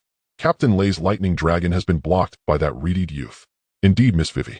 I haven't seen Captain Lei in action for a long time, mother. Let's watch for a bit. Madame Yuri's gaze softened as she nodded in agreement with her daughter's request. Third move. Lu Bin knew that Madame was watching him from behind. He immediately pushed his soul power to the limit. Extending his right hand, he grasped, and the air compressed, lifting Nanjan high into the air. A massive hand formed from yellow soul power appeared, a hallmark ability of a royal beast master capable of manipulating objects from a distance. Moreover, Lei Bin had evidently reached the threshold of an imperial beast master, materializing his soul power. He could infuse the void hand with soul power attributes. After being lifted, Nanjan remained expressionless, showing no signs of pain. Zhang Ming grew concerned, wanting to elementalize and use fire to rescue Nanjan. "Trust me," Nanjan said to Zhang Ming with 3 words. He raised both hands, gripping the soul power hand around his neck. Suddenly, Nanjan's arms expanded, massively filled with life force. He forcefully pried open Lei Bin's soul power hand. Lei Bin struggled against the overwhelming strength when suddenly a fist appeared from the right. It was Zhang Ming. Waiting for the shining rings cool down, he seized the moment when Lei Bin was distracted, channeling all his strength. With a mighty punch, the punch struck Lei Bin's right cheek. The space around was distorted by the force of the punch, and Lei Bin's cheekbone contorted violently. His body was sent flying. With a thunderous crash, he slammed into the wall. Nanjan smiled with his reddened eyes, looking at Zhang Ming before releasing the state of bloodbath frenzy. "My class ability is a state-type ability. It cannot be sustained for too long, or it risks depleting my vital blood," Nanjan explained. However, he was also surprised by Zhang Ming's punch, which had such immense power that it sent Lei Bin flying. Miss Vivi, standing on the platform, clapped her hands upon seeing her team leader being knocked away, appreciating the duo, only to be glared at by Madame Yuri's. "Keep these 2 youths here, let them guard the castle at night," Madame Yuri said, casually leading the entourage. Miss Vivi looked at Nanjan with an adorable smile. Nanjan seemed to notice someone watching him and lifted his head. He saw a girl with light golden hair and delicate features smiling at him like an elf. Zhang Ming patted Nanjan's shoulder. Tom," he said. "Stop staring at the girl. Here comes someone." Lei Bin was being carried away on a stretcher. The grudge from today had been formed, but Zhang Ming and Nanjan felt no fear. The two shared similar personalities and despised pretentious people. They would fight anyone who acted high and mighty. "Tom and Jerry, madams, orders, you two are responsible for guarding the castle at night." The slightly frail white-haired old man before them bowed slightly, very gentlemanly. Zhang Ming knew the Edward family had arrived. The first day was safely passed. The next step was to lie low and gather information on the whereabouts of the leader of the Azure Dragon. Zhang Ming and Nanjan, under the guidance of the close aide Berlin Han, toured the internal structure of the castle. It must be said the Edward family is not only wealthy, but also possesses a profound heritage. Through their conversation, the two learned that this castle has existed for 400 years, being the only structure that remained undamaged since the cataclysm. At that time, the Edward family was one of the members of the United States of America Congress, holding a prestigious position and controlling the economic lifeline of the nation. Back then, country was still the term used. Now all has been merged into a grand alliance referred to as districts. Every item casually placed in the castle is an antique with hundreds of years of history, including medieval swords and bronze artifacts unearthed from the ultra-ancient civilization period. The ultra-civilization period refers to the last human civilization era, and the time span is difficult to estimate. Some scholars study it to be 1,000,000 years ago, while others argue its duration is beyond calculation. What is astonishing is that the bronze artifacts left over from the last human civilization period are incredibly well preserved. They show no signs of oxidation, and a light tap from a finger produces a crisp, ringing sound. It makes one marvel at the wisdom of the last civilization's humanity. The two took a cursory look around. The castle is roughly divided into 3 layers: upper, middle, and lower. Originally, the castle was not as tall as it is now, only about 10 meters high, which was later extended. The lowest layer mainly serves as the residence for servants and guards, as well as for daily activities, including training and living. The middle layer consists of the living quarters for all relatives of the Edward family, featuring a large indoor garden. The highest level is reserved for the patriarch of the Edward family and his wife, Lady Ulysses, along with their direct descendants, symbolizing the supreme status within the castle. In one word, it can only be described as grand. In Zhang Ming's eyes, this castle resembles a small city, not only a residence, but also a military fortress, as many areas are marked with restricted access. Chief Berlin Han stated that these areas are off-limits, and should anyone trespass, the intelligence systems within the castle would detect them and activate the castle's defense mechanisms. Zhang Ming understood that behind each of these iron doors lies the castle's armory, intended for the accommodation. On the second layer there is a standard double occupancy room, complete with a private bathroom, ensuring good privacy. There are over 200 guards here, organized into small teams of 2, all under the command of Ri Bin, responsible for daily patrols to ensure the castle's security. Each individual is well-trained and skilled in hand-to-hand combat. Without exception, their beast-taming levels are all of master rank. Additionally, the Edward family provides a portion of soul crystals each month for the guards to cultivate their respective soul beasts, ensuring that even after their guard duties, they can join any industry within the Edward family. This offers them a lucrative salary.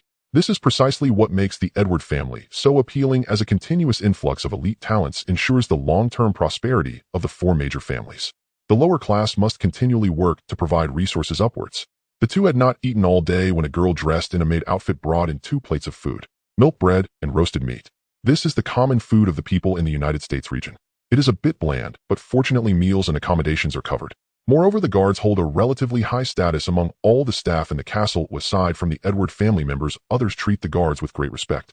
The two donned the Edward family guard uniforms and wore a layer of light armor over it, as per Chief Berlinhan's instruction, which was a request from Lady Ulysses. Lady Ulysses, hailing from the European Union district, comes from a historically renowned Duke family, thus emphasizing etiquette and the chivalric traditions prevalent in the Middle Ages. All guards must adhere to her dress code. Although it's not too heavy, it can be a hassle when using the restroom. Luckily, the castle is not overly hot, otherwise wearing this layer of armor might lead to rashes. However, the sight of the two in armor is quite striking. Both Zhang Ming and Nanzhan have golden hair and blue eyes typical of the United States region, but they exude a distinct charm. As night fell, Captain Ri Bin, with a sullen face and bandages wrapped around his head, gathered all the guards remaining in the castle today to deliver a speech. In addition to their routine tasks of guarding the castle, these guards belonging to the Edward family must also frequently go out to protect the patriarch or key family members. Today there are over 50 guards remaining in the castle. All stood straight in 3 rows. Zhang Ming and Nanzhan stood at the very back of the line. Although others noticed Captain Rebin's bandages and glanced over, no one spoke up. Ri Bin paced back and forth in front of the line, his face long. Tom and Jerry stepped forward. Zhang Ming thought to himself, he knew this was coming. Today we are hiring a total of 5 guards, let us welcome them with warm applause. After the applause subsided, Ri Bin continued, Tom and Jerry, I would like to especially commend you. Being able to injure me is quite impressive. When Ri Bin said this, he gritted his teeth. Zhang Ming understood that the reason he could knock him away with one punch was partly due to Rebin's underestimation and partly because he had used a sneak attack. If a real fight broke out, it would surely be a tough battle. Of course, if he transformed into elemental form, it would likely end the fight quickly.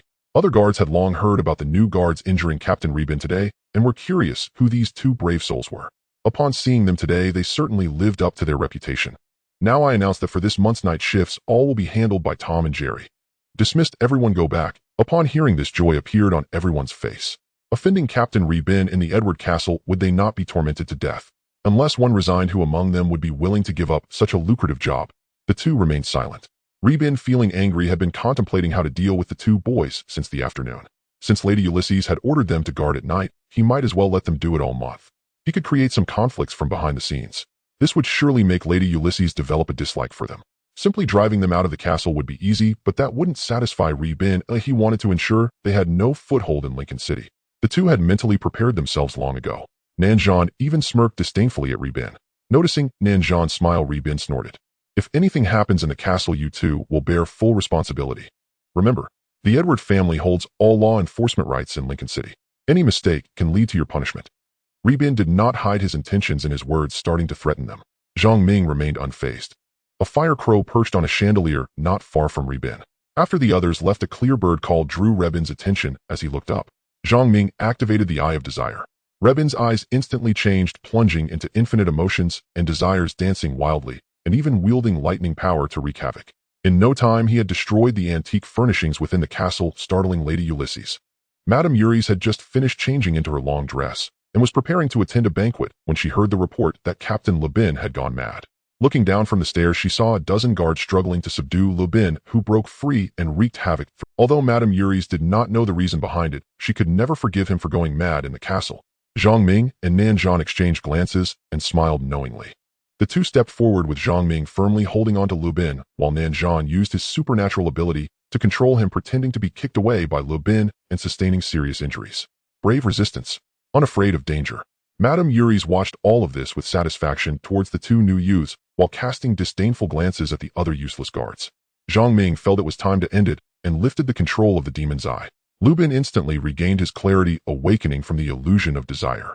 Captain Lo, I know you feel embarrassed about being injured by us, but with your command, we can leave right now. Please don't go mad. Yes, Captain, you can take out your anger on us brothers however you like. Madame Uris quickly walked down the stairs. Hearing their voices and seeing Le Bin's fearful eyes as he looked at the chaos around him, he was utterly confused. What just happened?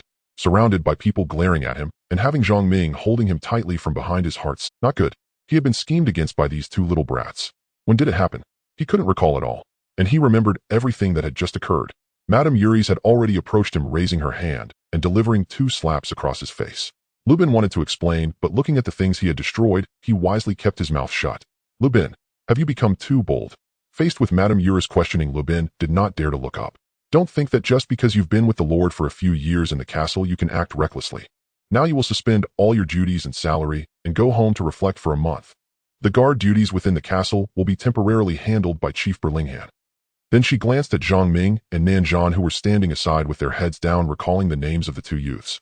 She pointed at Nanzhan and said, "For this month, he will be responsible for the arrangement of the guards obeying Chief Burlinghan's orders. You go home and rest, and we will decide your fate when the Lord returns." Madame Yuri swept her gaze over the ruined furniture and decorations, her eyes filled with anger, then walked out the door, climbed into the carriage, and drove away, leaving Lubin, who was left speechless with rage, staring fiercely at the 2. In an instant their identities had drastically changed. Lubin, once the proud captain of the Edward family's guard, had fallen to being unemployed, yet he still had to curry favor with Chief Burlinghan, that frail old man.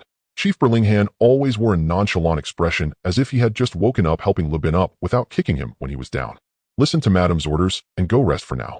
Clean this place up and restore it to its original state. Tom will be in charge of the work in the castle." "Yes, Chief Burlinghan," Nanzhan replied with satisfaction. Chief Burlinghan was in charge of everything in the castle, while the previous Chief Lao was only in charge of external affairs. Burlinghan had followed the head of the Edward family since he was young, holding a higher status than some direct relatives. He was trusted deeply by the head of the family and Madame. Nanzhan immediately directed the servants to clean and arrange the guards for the night shift. Now they could return to their dormitory. No need to patrol anymore, as long as everything was arranged, the subordinates would take care of it. Fire Crow would be responsible for monitoring the movements outside the castle and eavesdropping on the whispers of these people. Everything was under Zhang Ming's control. Lubin stood angrily at the gate of the manor of Fire Crow, hidden in the treetops, while Zhang Ming observed everything from a distance. "Damn woman. How dare she act so arrogantly just because of her background? I've served diligently in the Edward family for over a decade, and she has the gall to send me home to rest and strip me of my captain's position. Damn woman." Waiting for the head of the family to return. This time the head of the family probably won't come back. Spitting out a mouthful of saliva, Lubin's figure disappeared into the shadows. A Fire Crow followed closely behind. Lubin felt as though he was being stalked, but after looking back several times, he found no suspicious figures. The Fire Crow was a product of the fusion of the SS-ranked divine fire and the heart of the Holy Spirit. In the darkness, although its body was enveloped in flames, it could control the brightness of the flames to the very dimmest. It was completely undetectable. Lubin sneaked his way to a dilapidated wooden house in the civilian district of Lincoln City. The Fire Crow landed on the roof of the house. Inside the wooden house was a hidden mechanism. Lubin opened a wooden plank in the ground, revealing a dark tunnel, and jumped in. The Fire Crow quickly extinguished its flames, transforming into a bird with entirely black feathers following closely behind. To his eyes, in the tunnel, it was surprisingly bustling with voices. Several tables were set up, each one attended by a long-legged beauty in revealing clothing, skillfully dealing and shuffling cards, surrounded by people. An underground casino. As soon as Lubin appeared, 2 well-dressed subordinates rushed over to greet him with great respect. "Boss." Lubin raised his eyebrows, sitting in the central position of the casino, while 2 sexy beauties hurried over to kneel beside him, one holding a tray of fruits and the other serving fine wine. Lubin seemed like the king of the underground casino, letting one of the beauties sit on him, recklessly caressing her and venting his emotions, while the man standing beside him trembled, not daring to breathe. "How's the casino's revenue this month?" "Boss, the profits this month have increased by 14% compared to last month." Hearing this, Lubin nodded in satisfaction. He took a deep puff from his cigar and forcefully grabbed the beauty. Then a fierce glint appeared in his eyes. "How is the matter I asked you to handle going?" "Boss, the other party just said they want to meet you before discussing further. We didn't dare to make decisions on our own." Lubin pondered, pointing at the person with his cigar. "Set a time for me to meet with the full family." "Understood. There's one more thing, boss. We received intel that the Alliance's Grand Martial Arts competition has been held. It seems that the competition format among the 4 districts has changed, with the 4 districts exchanging their ancient treasures for participants to infiltrate each district and search for them. It's a 1-month time limit. Whoever finds the ancient treasure first will be the champion of this alliance." "But what does this have to do with us?" Lubin was clearly uninterested in this matter. "Boss, according to reliable intel, the ancient treasures exchanged among the 3 districts are all extremely valuable." Hearing this, Lubin's eyes instantly lit up. He became interested. "What are they?" "The stone sword from the European Federation, the holy manuscript from the Sioux Alliance, and the azure dragon from the 4 saints of the Huaxia district. These are all ancient treasures passed down from ancient times. Their value is immeasurable." Lubin pondered. Before he joined the Edward family, he was not a resident of the United States, but a European, and he was a pirate wandering the seas, having committed countless acts of robbery. For Lupin, beauty, strength, and wealth were the things he pursued. Hearing the term ancient treasure, he instantly boss, although this matter is confidential, it has already begun to be known by the upper echelons of the four major families. However, no one knows the true identities of the participants, but one person has found us. Who? The champion of the Sioux Alliance's martial arts competition, Su Zayut. He wants to collaborate with our... At this moment, Zhang Ming was in the Edward Castle listening intently to the conversation between the two through the fire raven. The fire raven perched on the load-bearing beam of the hall, its feathers dark and dull, making it indistinguishable as a bird even upon closer inspection. Madman Su Zayut. In his past life, Zhang Ming had heard this name resonate like thunder. He was the man who ultimately won the championship in the Great Alliance martial arts competition. Not only was his strength exceptional, but his wisdom was also unparalleled, regarded as the next successor in the Sioux Alliance. Set a time for him to meet me. Boss, he is currently in the back hall and has been waiting for you for 2 days, the attendant whispered. Levin raised an eyebrow. I understand. He turned and walked towards the back hall.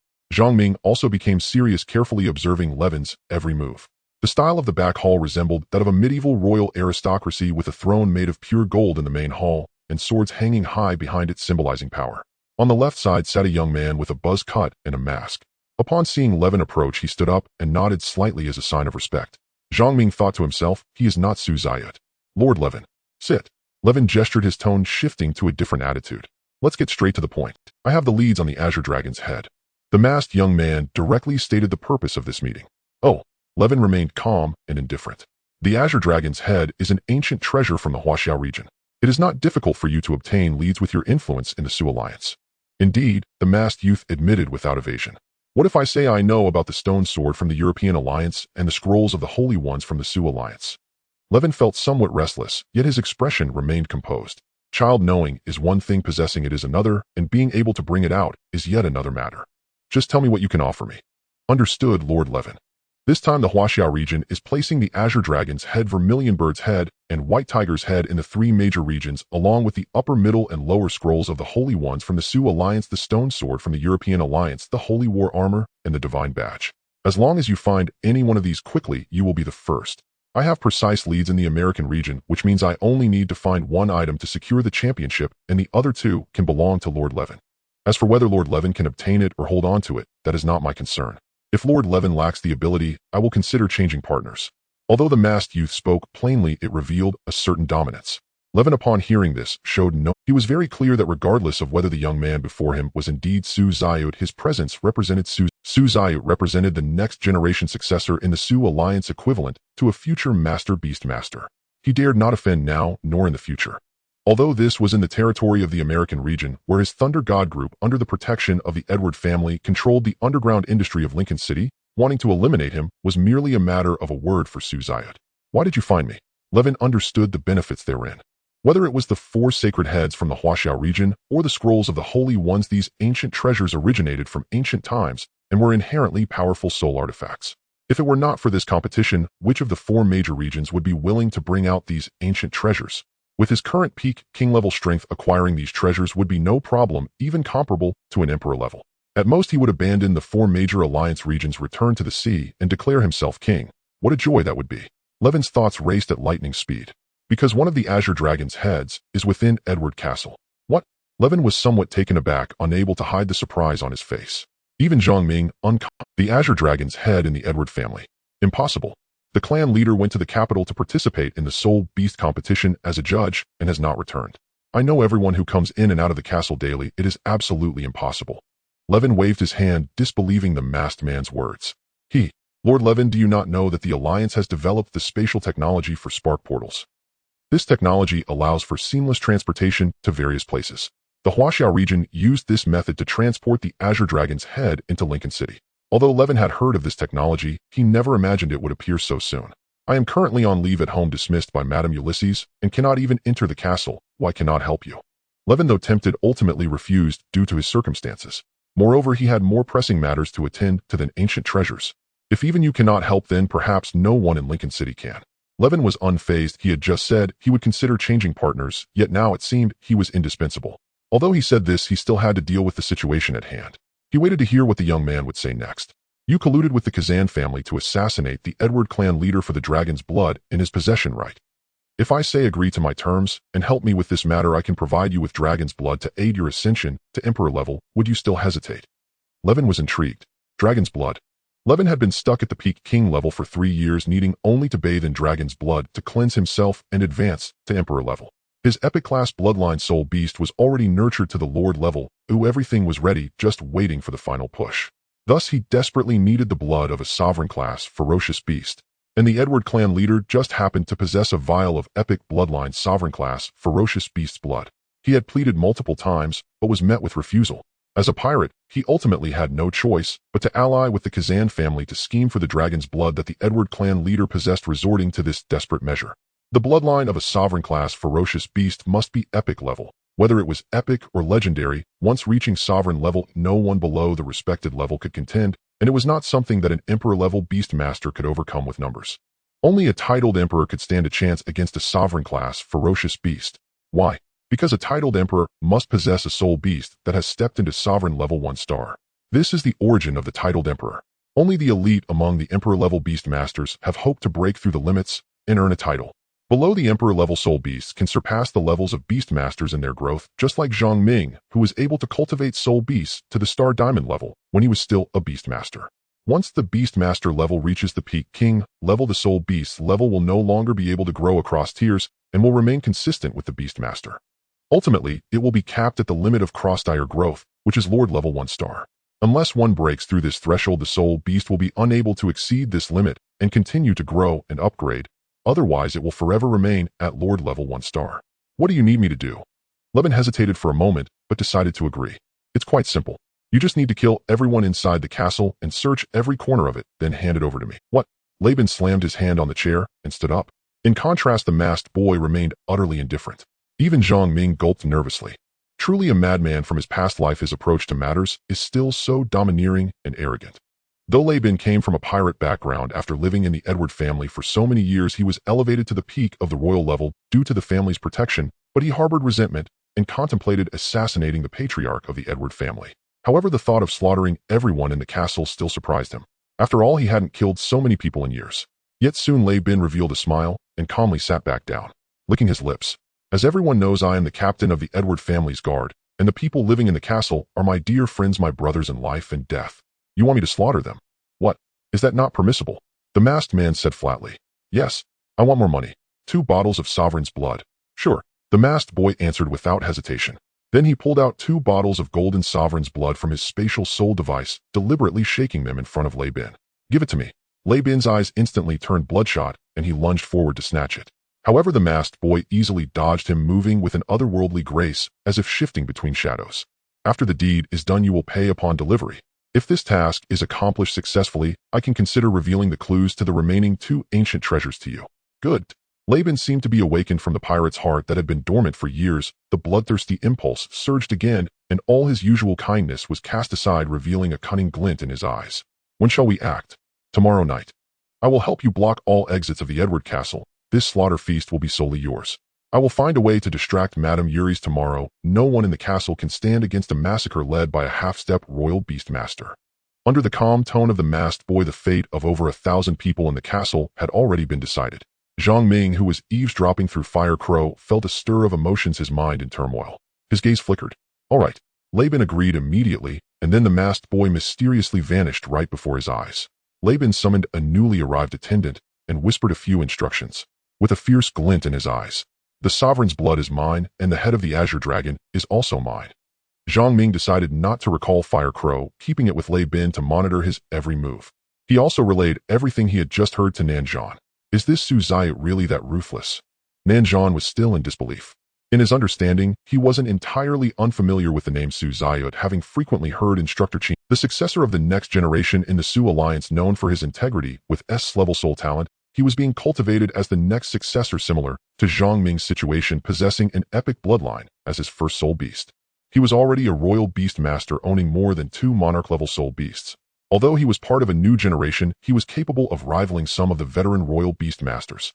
He held immense clout and prestige in the Su Alliance. This Su Zayut is ambitious, but how did he learn about the clues regarding the head of the Azure Dragon? Could it be a Nanzhan's eyes widened in disbelief. Is there a mole in our Huaxiao region? Not only in our Huaxiao region, he also knows about the stone sword clues from the Euro League. While I'm not curious about how he knows the whereabouts of ancient treasures in our region, it should be the Euro League that leaked the secret regarding the treasures we handed over to the American region. It doesn't necessarily mean there is a mole in our Huaxiao region. Zhang Ming analyzed while supporting his chin. It's truly frightening. In this competition, I believe the 4 major regions of the Alliance are intentionally testing each other's spy networks. We are nominally participants, but we have already been drawn into the whirlpool of the Alliance's internal strife. Indeed, Nanzhan couldn't help but exclaim. Yes. The urgent matter is that since Su Zayod has already determined that the head of the Azure Dragon is within this castle, we might as well play along. Although Lei Bin's strength is considerable, the two of us together won't necessarily lose. Exactly, Zhang Ming encouraged. Moreover, Madame Yuri's the royal beast master is stationed within the... Tomorrow Madame Yuri's will be distracted by Su Zayod. Although I don't know how when Lei Bin makes his move tomorrow night, Madame Yuri's will definitely not be in the castle. Therefore, the first targets Lei Bin eliminates upon entering the castle will undoubtedly be you and me. Nanzhan's expression was grave, and he wasn't afraid of the battle. Instead, he was contemplating where the head of the Azure Dragon might be hidden in the castle. Where do you think the head of the Azure Dragon could be, eh? Zhang Ming pointed upwards. Are you suggesting the upper levels? Exactly, Madame Yuri's is likely the only one who knows about the head of the Azure Dragon. Since we still have time, why don't we take the opportunity to search today? Even if we can't find it, at least we can rule out the general area. Oh, we can confirm that the head of the Azure Dragon is indeed within the castle. Nanzhan said excitedly. If only we could become invisible. Invisible? Upon thinking of this, Zhang Ming suddenly recalled Midol's shadow soul. That's right. Although he couldn't become invisible, Yulan could, and Midol could summon the Shadow Legion. The Shadow Warriors could navigate through darkness and help them find things. He immediately summoned Midol. Master, Midol misses you so much. You haven't chatted with Midol for several days. As soon as Midol appeared, she pouted and complained. Although Nanzhan had seen Midol and even battled her now at such close distance, watching the spoiled Midol, he felt an instant imbalance filled with both envy and jealousy. What a wonderful soul beast. Midol, dressed in a nightgown and sporting a little braid on her head, looked particularly adorable. Zhang Ming pinched Midol's cheek. Midol, I need you to help me summon the Shadow Legion to find something. What do you need, Master? Zhang Ming used his hand ring to project the image of the head of the Azure Dragon, a blue dragon head with 2 horns. Is this the head of the Azure Dragon? Do you recognize it? Zhang Ming asked curiously. I have a vague impression. Midol doesn't remember it clearly. All right. Remember, there is a very dangerous person in the upper levels of the castle. Be cautious and instruct the Shadow Legion not to alert anyone. Okay, isn't Master going with Midol? I wish I could, but I can't become invisible to sneak around. Midol pouted and thought for a moment. I can grant you a temporary shadow soul physique, allowing you to traverse through darkness, but it can only last for 1 hour. After 1 hour, it won't be possible, and during that time, Midol won't be able to summon the Shadow Legion to assist you. Hearing this, Zhang Ming felt a surge of joy. Really? He possessed the X-ray ability of the Devil's Eye, and if he could stealthily infiltrate, he would be unstoppable. Everything would be exposed, unable to escape his eyes. Nanzhan, listening to the conversation between the master and servant, was left astonished and speechless. What a bizarre maneuver. I also want a humanoid creature. Nanzhan, Zhang Ming, and Mi Duo Lu finished their discussion. Tom, damn it, Tom. Nanzhan, stay here and help me send all the guards away. Lady Yulisai might be resting now, and I need to sneak upstairs to find the head of the Qinglong. Nanzhan felt a bit worried, but realized he couldn't help much. Zhang nodded. Don't worry. The two exchanged a smile, a sense of trust blossoming from deep within. Immediately, Mi Duo Lu chanted a spell, and it seemed as though endless darkness engulfed him. The entire room turned pitch black, rendering everything invisible, and an overwhelming fear welled up inside. Mi Duo Lu spread his hands. Zhang Ming's body transformed into a shadow, merging into the ground and vanishing, quite a spectacle. Mi Duo Lu panted slightly, clearly having exerted considerable strength. How are you, Mi Duo Lu? Zhang Ming asked with concern. I'm fine, Master. Just need a moment to rest. How does it feel? Zhang Ming attempted to control his body. Although transformed into a shadow, it did not affect his speed at all. In fact, he moved even faster than before, covering several meters in the blink of an eye. Moreover, he ignored walls and moved freely. It was incredibly convenient. With only an hour left, he needed to... Zhang Ming passed through the door, and Nanzhan cooperatively instructed the lights in the castle to dim, casting shadows everywhere. Zhang Ming did not rush upstairs, but decided to start searching from the lower levels. After all, his current speed was astonishing, moving through the lower levels as if charging through. He had also checked the previously locked rooms. Inside were various intricate instruments and weapons, exactly as he had imagined. The entire castle functioned as a war fortress capable of transforming at any moment and revealing hidden weapons. Zhang Ming had no intention of letting these instruments and weapons escape. Anything he recognized and found valuable, whether it was a weapon or some high-tech gadget, would be forcibly dismantled. All of it was illegal construction, stuffed into the system space. Currently, the castle had not entered a wartime state, nor were any devices activated, so naturally no one noticed. After all, Lady Ulysses did not favor the current high-tech, leaning more towards a medieval knight style. Otherwise, she would have hired guards and installed a smart butler to manage the entire castle efficiently. The lower levels were mostly equipped with fuel storage tanks necessary for the castle's movement, and weaponry that emitted projectiles, all of which he forcibly dismantled, leaving none. In less than 10 minutes, Zhang Ming had thoroughly wrecked the lower level. He continued upwards. Still locked rooms. Is this the most advanced spark destruction cannon in the United States? And this ion cannon can severely injure a king-level beast with just one shell. Truly terrifying. Hidden in the darkness, Zhang Ming was astonished by the sight of hundreds of cannons. The power of the Edward family was indeed frightening. Just the weapons housed in the castle were enough to give a titled-level powerhouse a headache, and there were even 3 annihilation cannons among them. One shot could harm a lord-level beast. This was a genuinely strategic weapon capable of balancing the 4 major regions of the Alliance and external beasts. Damn it, dismantle it. Stuff it into the system backpack. Even if I can't use it, I won't leave it for the Edward family. Every time he thought back to his past life, the boisterous faces of the United States wanting to dominate the Alliance and re-establish their nation made him feel disgusted. The Americans had always been secretly researching new weapons with the intent to unify the Alliance. He searched all the outer rooms completely. With the assistance of the Eye of the Demon, he could tell what items were placed in every corner without even stepping inside. In no time at all, he had finished searching the middle level. He did not find any trace of the head of the Qinglong. It seemed it must be located on the upper level in the rooms directly occupied by the Edward family. He just didn't know where Lady Ulysses would hide the ancient treasure. Upon reaching the upper level, Zhang Ming was particularly cautious. The architectural style of the upper level suddenly changed, the space between floors increased, and massive stone pillars stood erect, resembling a sacrificial temple from the ultra-ancient civilization of the European Union. This detail captivated him. The entire upper level was very spacious, with only a room in the corner still flickering with dim light. Using the Eye of the Demon, it turned out to be Miss Wei Wei's room, and she had not yet fallen asleep.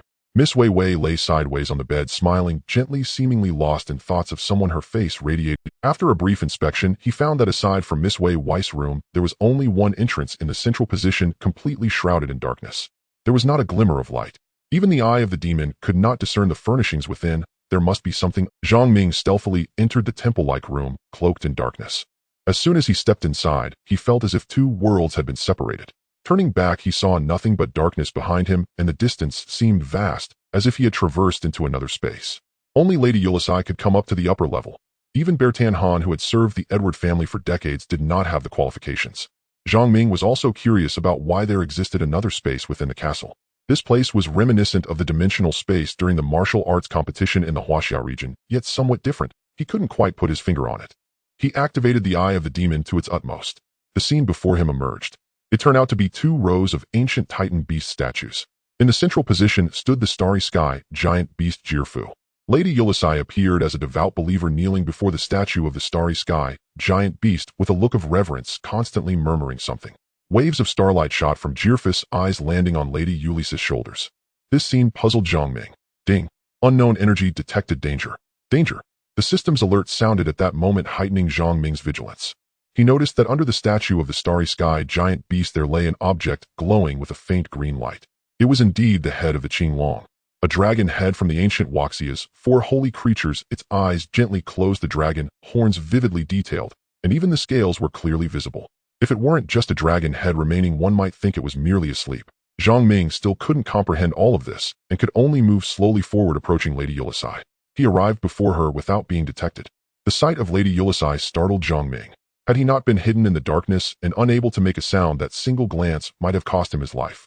Lady Ulysses' original appearance, with her tender white skin and dignified features, now bore a face of dry gray bark, revealing several large holes from which worms crawled in and out, and her eye sockets had long lost their eyeballs.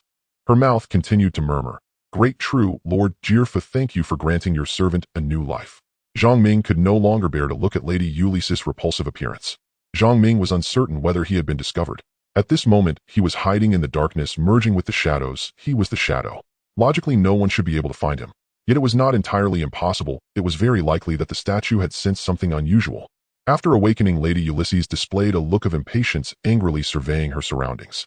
Seeing that the head of the azure dragon on the altar was unharmed, she closed her eyes again. She opened her arms, attempting once more to summon the guidance of Jelf, hoping to absorb the residual divine power within the head of the azure dragon with Jelf's strength. This was the true purpose of Lady Ulysses. She muttered softly, then opened her eyes again, finding that the statue remained still. Where is the starlight? Where is the guidance? Why has it disappeared? With a wave of her hand, the entire hall was instantly illuminated, shining with brilliant light. Zhang Ming hastily hid in the shadow behind the colossal beast Jelf, using the statue's massive size to conceal himself. Lady Ulysses paced restlessly in the hall. With her keen intuition and the scene she had just witnessed, she was able to judge and firmly believe that there was an outsider in this room. Although there was no solid evidence, just a single thought was enough to convince her.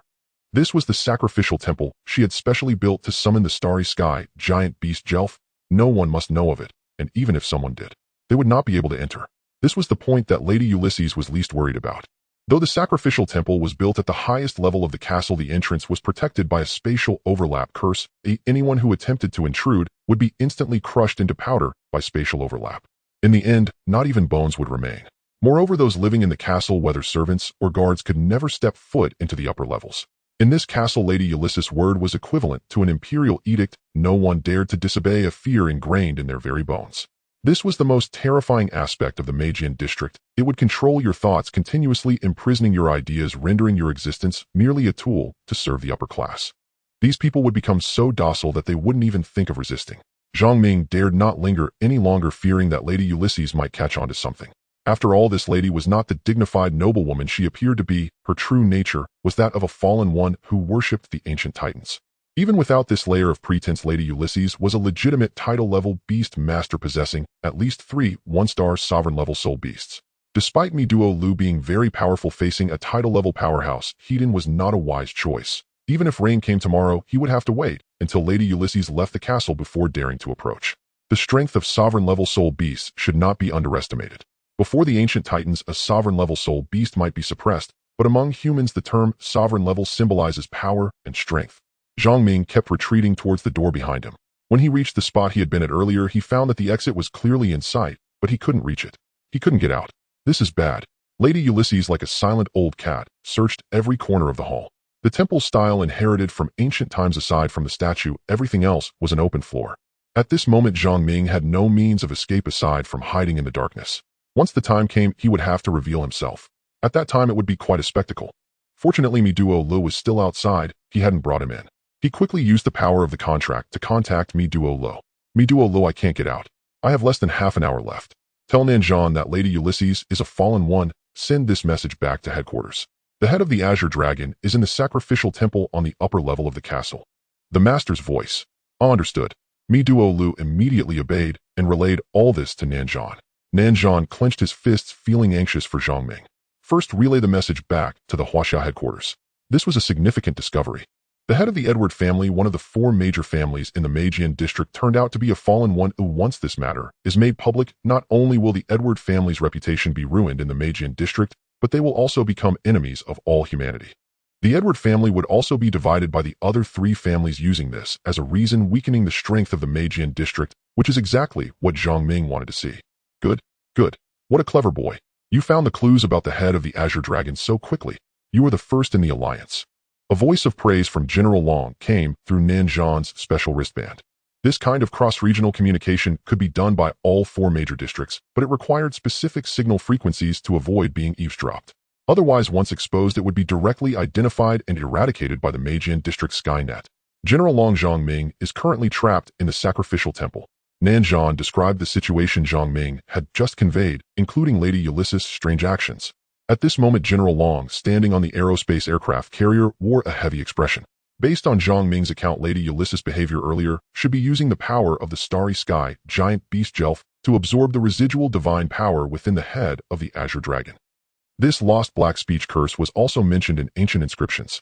Believers do not need to sacrifice their souls. They only need to offer 100 fresh hearts of young girls each day to receive the gifts of Jelf's power.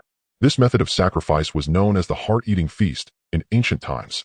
The head of the Azure Dragon is an ancient treasure we discovered in the Azure Secret Realm, a guardian deity from our ancient Huaxia. If it weren't for the fact that the Magian district has brought out that ancient treasure of immense significance, we would never have agreed to exchange the Force Saint's head. General Long spoke softly to Instructor Qin beside him. Instructor Qin also understood the stakes involved. Nanzhan said Zhang Ming is trapped in the temple and can't get out. It felt like he was always close to the exit, yet also very far stuck with that lunatic Ulysses who seemed to have sensed his presence. Zhang Ming's current situation is very dangerous, Instructor Qin said with concern. Spatial overlaps. General Long pondered over this phrase, suddenly becoming alert. We haven't cracked this technology yet. The dimensional space is only just taking shape, and after testing through Soul Beast competitions it has gone through final modifications. Could the Magian district have mastered spatial overlap technology so quickly? General Long couldn't help but worry. The implications of spatial overlap were immense. This era was not only the age of Beast Tamers, but also an age of technological explosion. When technology combined with the incredibly powerful soul beasts, it would unleash devastating energy. Spatial overlap was a destructive technology that the Huaxia district had yet to encounter. General Long feared that if the Magian district truly mastered this technology, it would spell disaster for the Huaxia district. Nanzhan tells Zhang Ming that we currently have no knowledge about the spatial overlap technology, but to get out he can only open it from the inside. Also, he must protect himself. Lady Ulysses is a lunatic among title-level beast masters. Do not underestimate her just because she is a woman. Her combat strength is only a hair's breadth away from that of the head of the Edward family. After receiving General Long's reply, Nanzhan's expression became serious. At this moment, Zhang Ming, hiding in the shadows, had only 10 minutes left before the time was up. Lady Ulysses seemed to be doing this intentionally, as she returned to her original position, closely watching every corner of the hall. Nanzhan was also calculating the time in his heart. Miduo Lu tells Zhang Ming, I have an idea to help him get— What idea? Midoer asked curiously. Madame Yuri's must know the way out. Midoer, I'll need your cooperation. Shortly transform and launch a frenzied assault to trigger explosions and chaos. That will inevitably draw Madame Yuri's out to investigate, and Zhang Ming can slip out right behind her. Even if we can't force her out, luring her away will buy Zhang Ming precious time. Without hesitation, Midoer nodded immediately. Agreed. The two split up. Nanzhan first gathered all the castle guards on duty and dispatched them en masse to patrol the estate, assuming sole responsibility for the castle's entire security. Though puzzled, the guards dared not question Nanzhan's order. Within the castle's rigid hierarchy, such defiance was unthinkable. Only a handful of feeble servants remained. No threat at all. Midoer soared straight upward to the upper level and activated her soul of Satan transformation, becoming the satanic sorceress.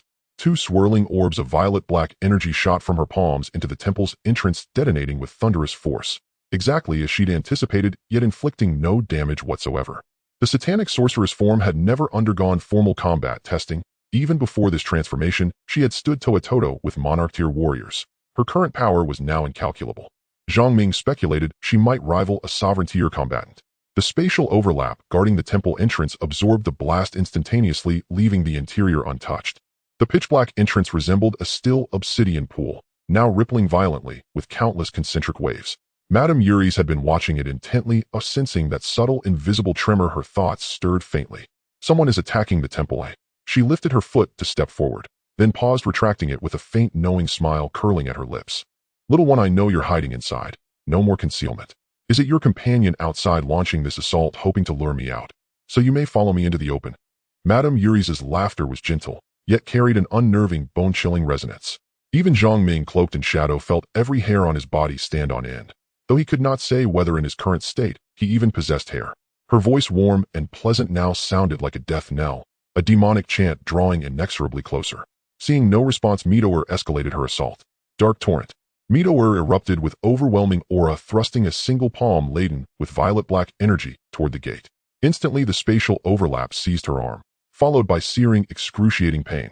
It felt as though infinite spatial gravities converged upon her at once.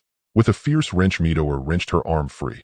Blood sprayed wildly, revealing a clean surgical wound at her wrist where her demonic claw had been swallowed whole. This was Midoer's first injury. The spatial overlap had devoured her demonic claw. Her brow furrowed, eyes sharpening with icy fury. Clutching her wounded arm, she uttered no cry, not even a gasp, but rage burned white-hot within her. With a thunderous roar, her missing claw regrew in an instant. Midoer panted heavily, sweat beading across her forehead.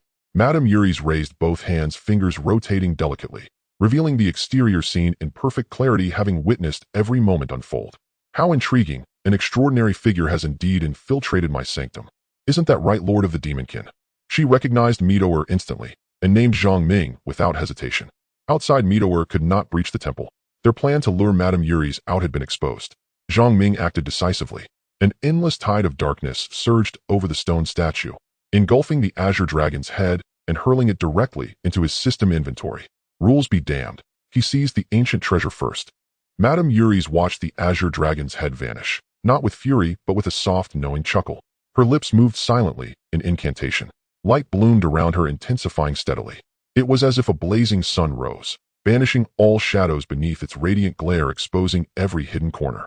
The last trace of darkness dissolved entirely. Zhang Ming's silhouette was revealed, a coalesced mass of darkness crouched beneath the statue. From Madame Yuri's palm erupted a blinding golden beam, hurtling straight toward him. An unprecedented sense of peril flared in his core. Suddenly, a roaring inferno coalesced from the dark mass, surging toward Madame Yuri's. Elemental transmutation. Madame Yuri's brow creased slightly. An elemental spirit. A most peculiar ability. Astonishment colored her tone. In the next instant, golden flames coalesced in her left palm, while her right cradled another radiant orb of light. Zhang Ming swiftly increased the distance between them, settling at a standoff of roughly 15 meters. His gaze locked onto hers, cold, unwavering. Dual S-class abilities. Indeed, Madame Yuri's wielded two Aurelian golden flame and sacred radiance. Greetings, Lord of the Demonkin. Zhang Ming, the top-ranked Beast Tamer of the Huaxiao region. Her voice shimmered with honeyed grace, yet beneath it pulsed lethal intent. I never imagined my sacred temple, carefully cultivated over decades, would be uncovered by a mere beast-taming master. Madame Yuri's offered a self-deprecating smile. But what does discovery matter? Every soul who ever found it has already perished at my hand. She tilted her head back. Her visage contorted grotesquely, her tongue elongated, her eye sockets sagged, and her previously flawless skin and features twisted into a horrifying, revolting mask. The golden flame and light in her hands warped into jet-black fire and flickering darkness, radiating malevolent gleams. Fallen one, Zhang Ming murmured, 3 words sharp as shattered glass. Ha ha ha, do you truly believe I am fallen? I am a crowned sovereign. How could I possibly stoop to the rank of a base, enslaved wretch? As she spoke, she bared the black sigil etched onto her desiccated forearm. Fanatic. Zhang Ming recognized it instantly, the mark borne only by fanatics. This sigil was granted solely to those whose bloodline pledged eternal, unbroken fealty to the primordial titans, an ancestral faith indelible, unerasable. Madame Yuri's transformed further, her skin turning ashen gray, her hair matted and foul, her face riddled with gaping black holes writhing with squirming worms. Yet she seemed utterly indifferent to this monstrous visage, instead arching her neck, extending her nails, and crouching low to the ground. Ah, this form suits me far better. Pretending to be human day after day is utterly exhausting. Her voice now rasped hoarsely. She no longer resembled a human, only a hunched bipedal abomination crouching and ready to spring. And she moved with terrifying speed, vanishing in a blink, hurtling straight at Zhang Ming. Black flames and dark radiance hovered atop her shoulders, each sprouting eyes and mouths cackling with eerie, unnatural glee. Zhang Ming had no time to transmute into elemental form. His ghost emperor wind god wings unfurled. A pair of colossal, deep blue wings burst open, spanning over 3 meters. At their tips, crackling auroras of thunderstorm energy whirled, lightning spheres spinning violently. 3 barbed wings pines bristled with tempestuous wind and thunder force, unleashing a violent gale that sent every nearby stone statue flying. In that same heartbeat, Zhang Ming activated the Wind God Wings Storm Shift Evasion. Its velocity rivaled instantaneous teleportation. Below, Madame Yuri's crouched low, yellowed fangs bared drool dripping onto the flagstones, corroding them instantly. What manner of monster are you? My father is Fenrir, the great wolf, one of the primordial titans. Jormungandr, the giant wolf, an ancient titan, none of the 17 primordial titan beasts, and the sole titan of unparalleled size. Even Tyron, the black dragon king, felt humbled in its presence. Only Jervis, the starseed beast, surpassed it in sheer scale. And Jormungandr was also the most promiscuous among all titan beasts. Its offspring were evenly split between lupin and humanoid monstrosities. And he was its most fanatically devoted believer. And Zhang Ming now had no choice but to take this battle seriously. In Ghost Emperor Wind God Wings activated. And he resolved to confront it at full strength. There was no escaping this clash. Then let the battle unfold without restraint. In Wind God's power. He unsheathed the god-slaying Hydra spear. The raging flame energy instantly enveloped its tip. At that very moment, the divine ignition flame reappeared, swelling from a fist-sized ember into a blazing phoenix with wings spanning over 10 meters. The Hydra extended, not a single thrust. The flame phoenix born of the divine ignition flame let out a piercing shriek. The raw might of the sacred fire instantly suppressed the black flames coiling around Yuri's shoulders. Yet those dark flames refused to yield, twisting instead into a black dragon over 10 meters long. Zhang Ming swung the god-slaying spear, clashing with Yuri's elongated claws, metal striking stone ringing sharp and cold. And no one knew what monstrous diet had forged such unnaturally long, unbreakable talons. They could withstand direct impact against the god-slaying spear. And Yuri's flicked his tongue drool, glistening eyes gleaming with ravenous hunger. And I'll devour your body and offer your soul to Father. He will surely reward me. Like a rabid hound, Yuri's dropped to all fours and charged forward with terrifying speed. And the god-slaying spear swept sideways, yet he leapt straight onto its shaft. With a violent recoil, he nearly kicked the spear from Zhang Ming's grip. And not only blindingly fast and unnaturally light, but explosively powerful. Was this truly the might of a sovereign-ranked cultivator? Zhang Ming channeled his demigod strength through both arms. And the god-slaying spear thickened and swelled, now wielded like a colossal iron pillar. A thunderous roar erupted, and he hoisted the spear and brought it down with savage, brutal force. And boom, and Yuri's was driven deep into the earth. A succession of deafening impacts followed. Empowered by Zhang Ming's demigod strength, his hands gathered immense force, driving the spearhead clean through Yuri's body. Not a drop of blood spilled, no defense held. The spear's divine piercing effect proved utterly futile against him. Pierced clean through, Yuri's still laughed, a grotesque hollow cackle, as he raised his desiccated hands, seized the massive spearhead embedded in his abdomen, and wrenched it free. Don't you know Father Jormungandr's innate gift is immortality? So long as Father lives, you can never... Yuri's laughed again, shrill, grating, unnatural. Ni's demigod hands blazed with golden light as sacred power surged violently outward. A single thrust severed Yuri's head, sending it flying to land upon the ground.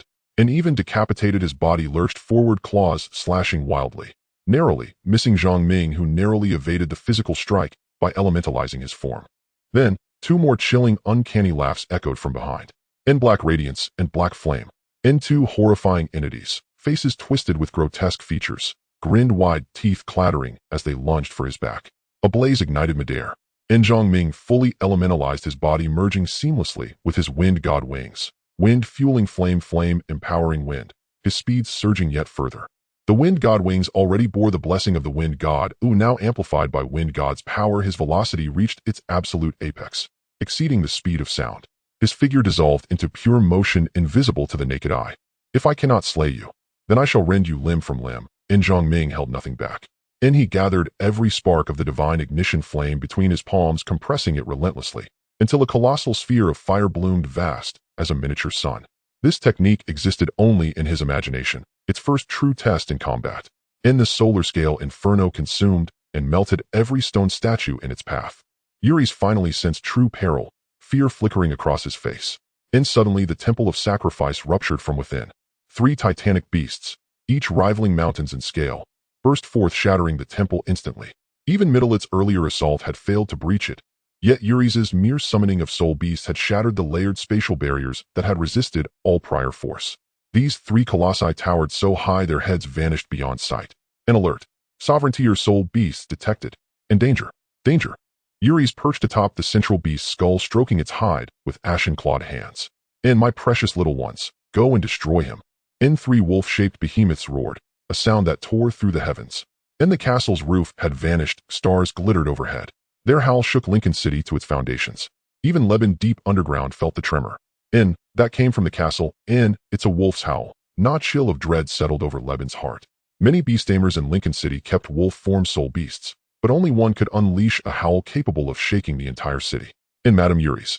Sun-chasing wolf, corn bloodline, legendary innate, gift, sun, devormantrank, sovereignty, 1-star abilities, light siphoning radiance, earth-shaking wolf claw, heaven-stealing, eclipse, demon wind howl.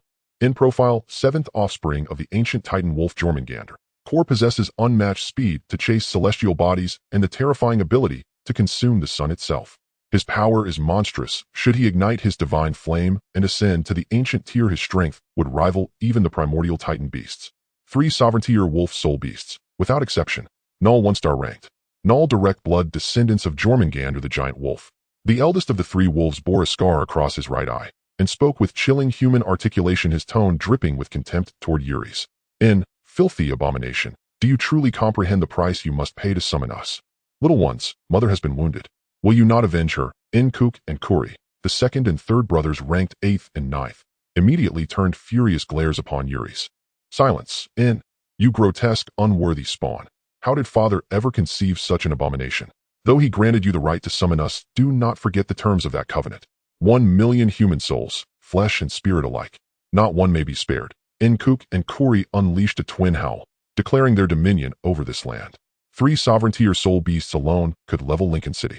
Yet Yuri's smile never faltered. He clung stubbornly to Kor, the eldest wolf. Agreed.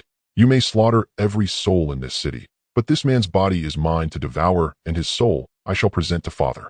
Only then did Kor deign to glance downward, at the insignificant speck beneath his feet. Was this tiny creature truly worth such summons? A human? With a single glance, Kor discerned Zhang Ming's uniqueness, Tanian bloodline, harmoniously fused with 3 distinct divine energies. No wonder Yuri's coveted his body so fiercely. This bargain is struck, and Kor's voice rumbled deep and resonant.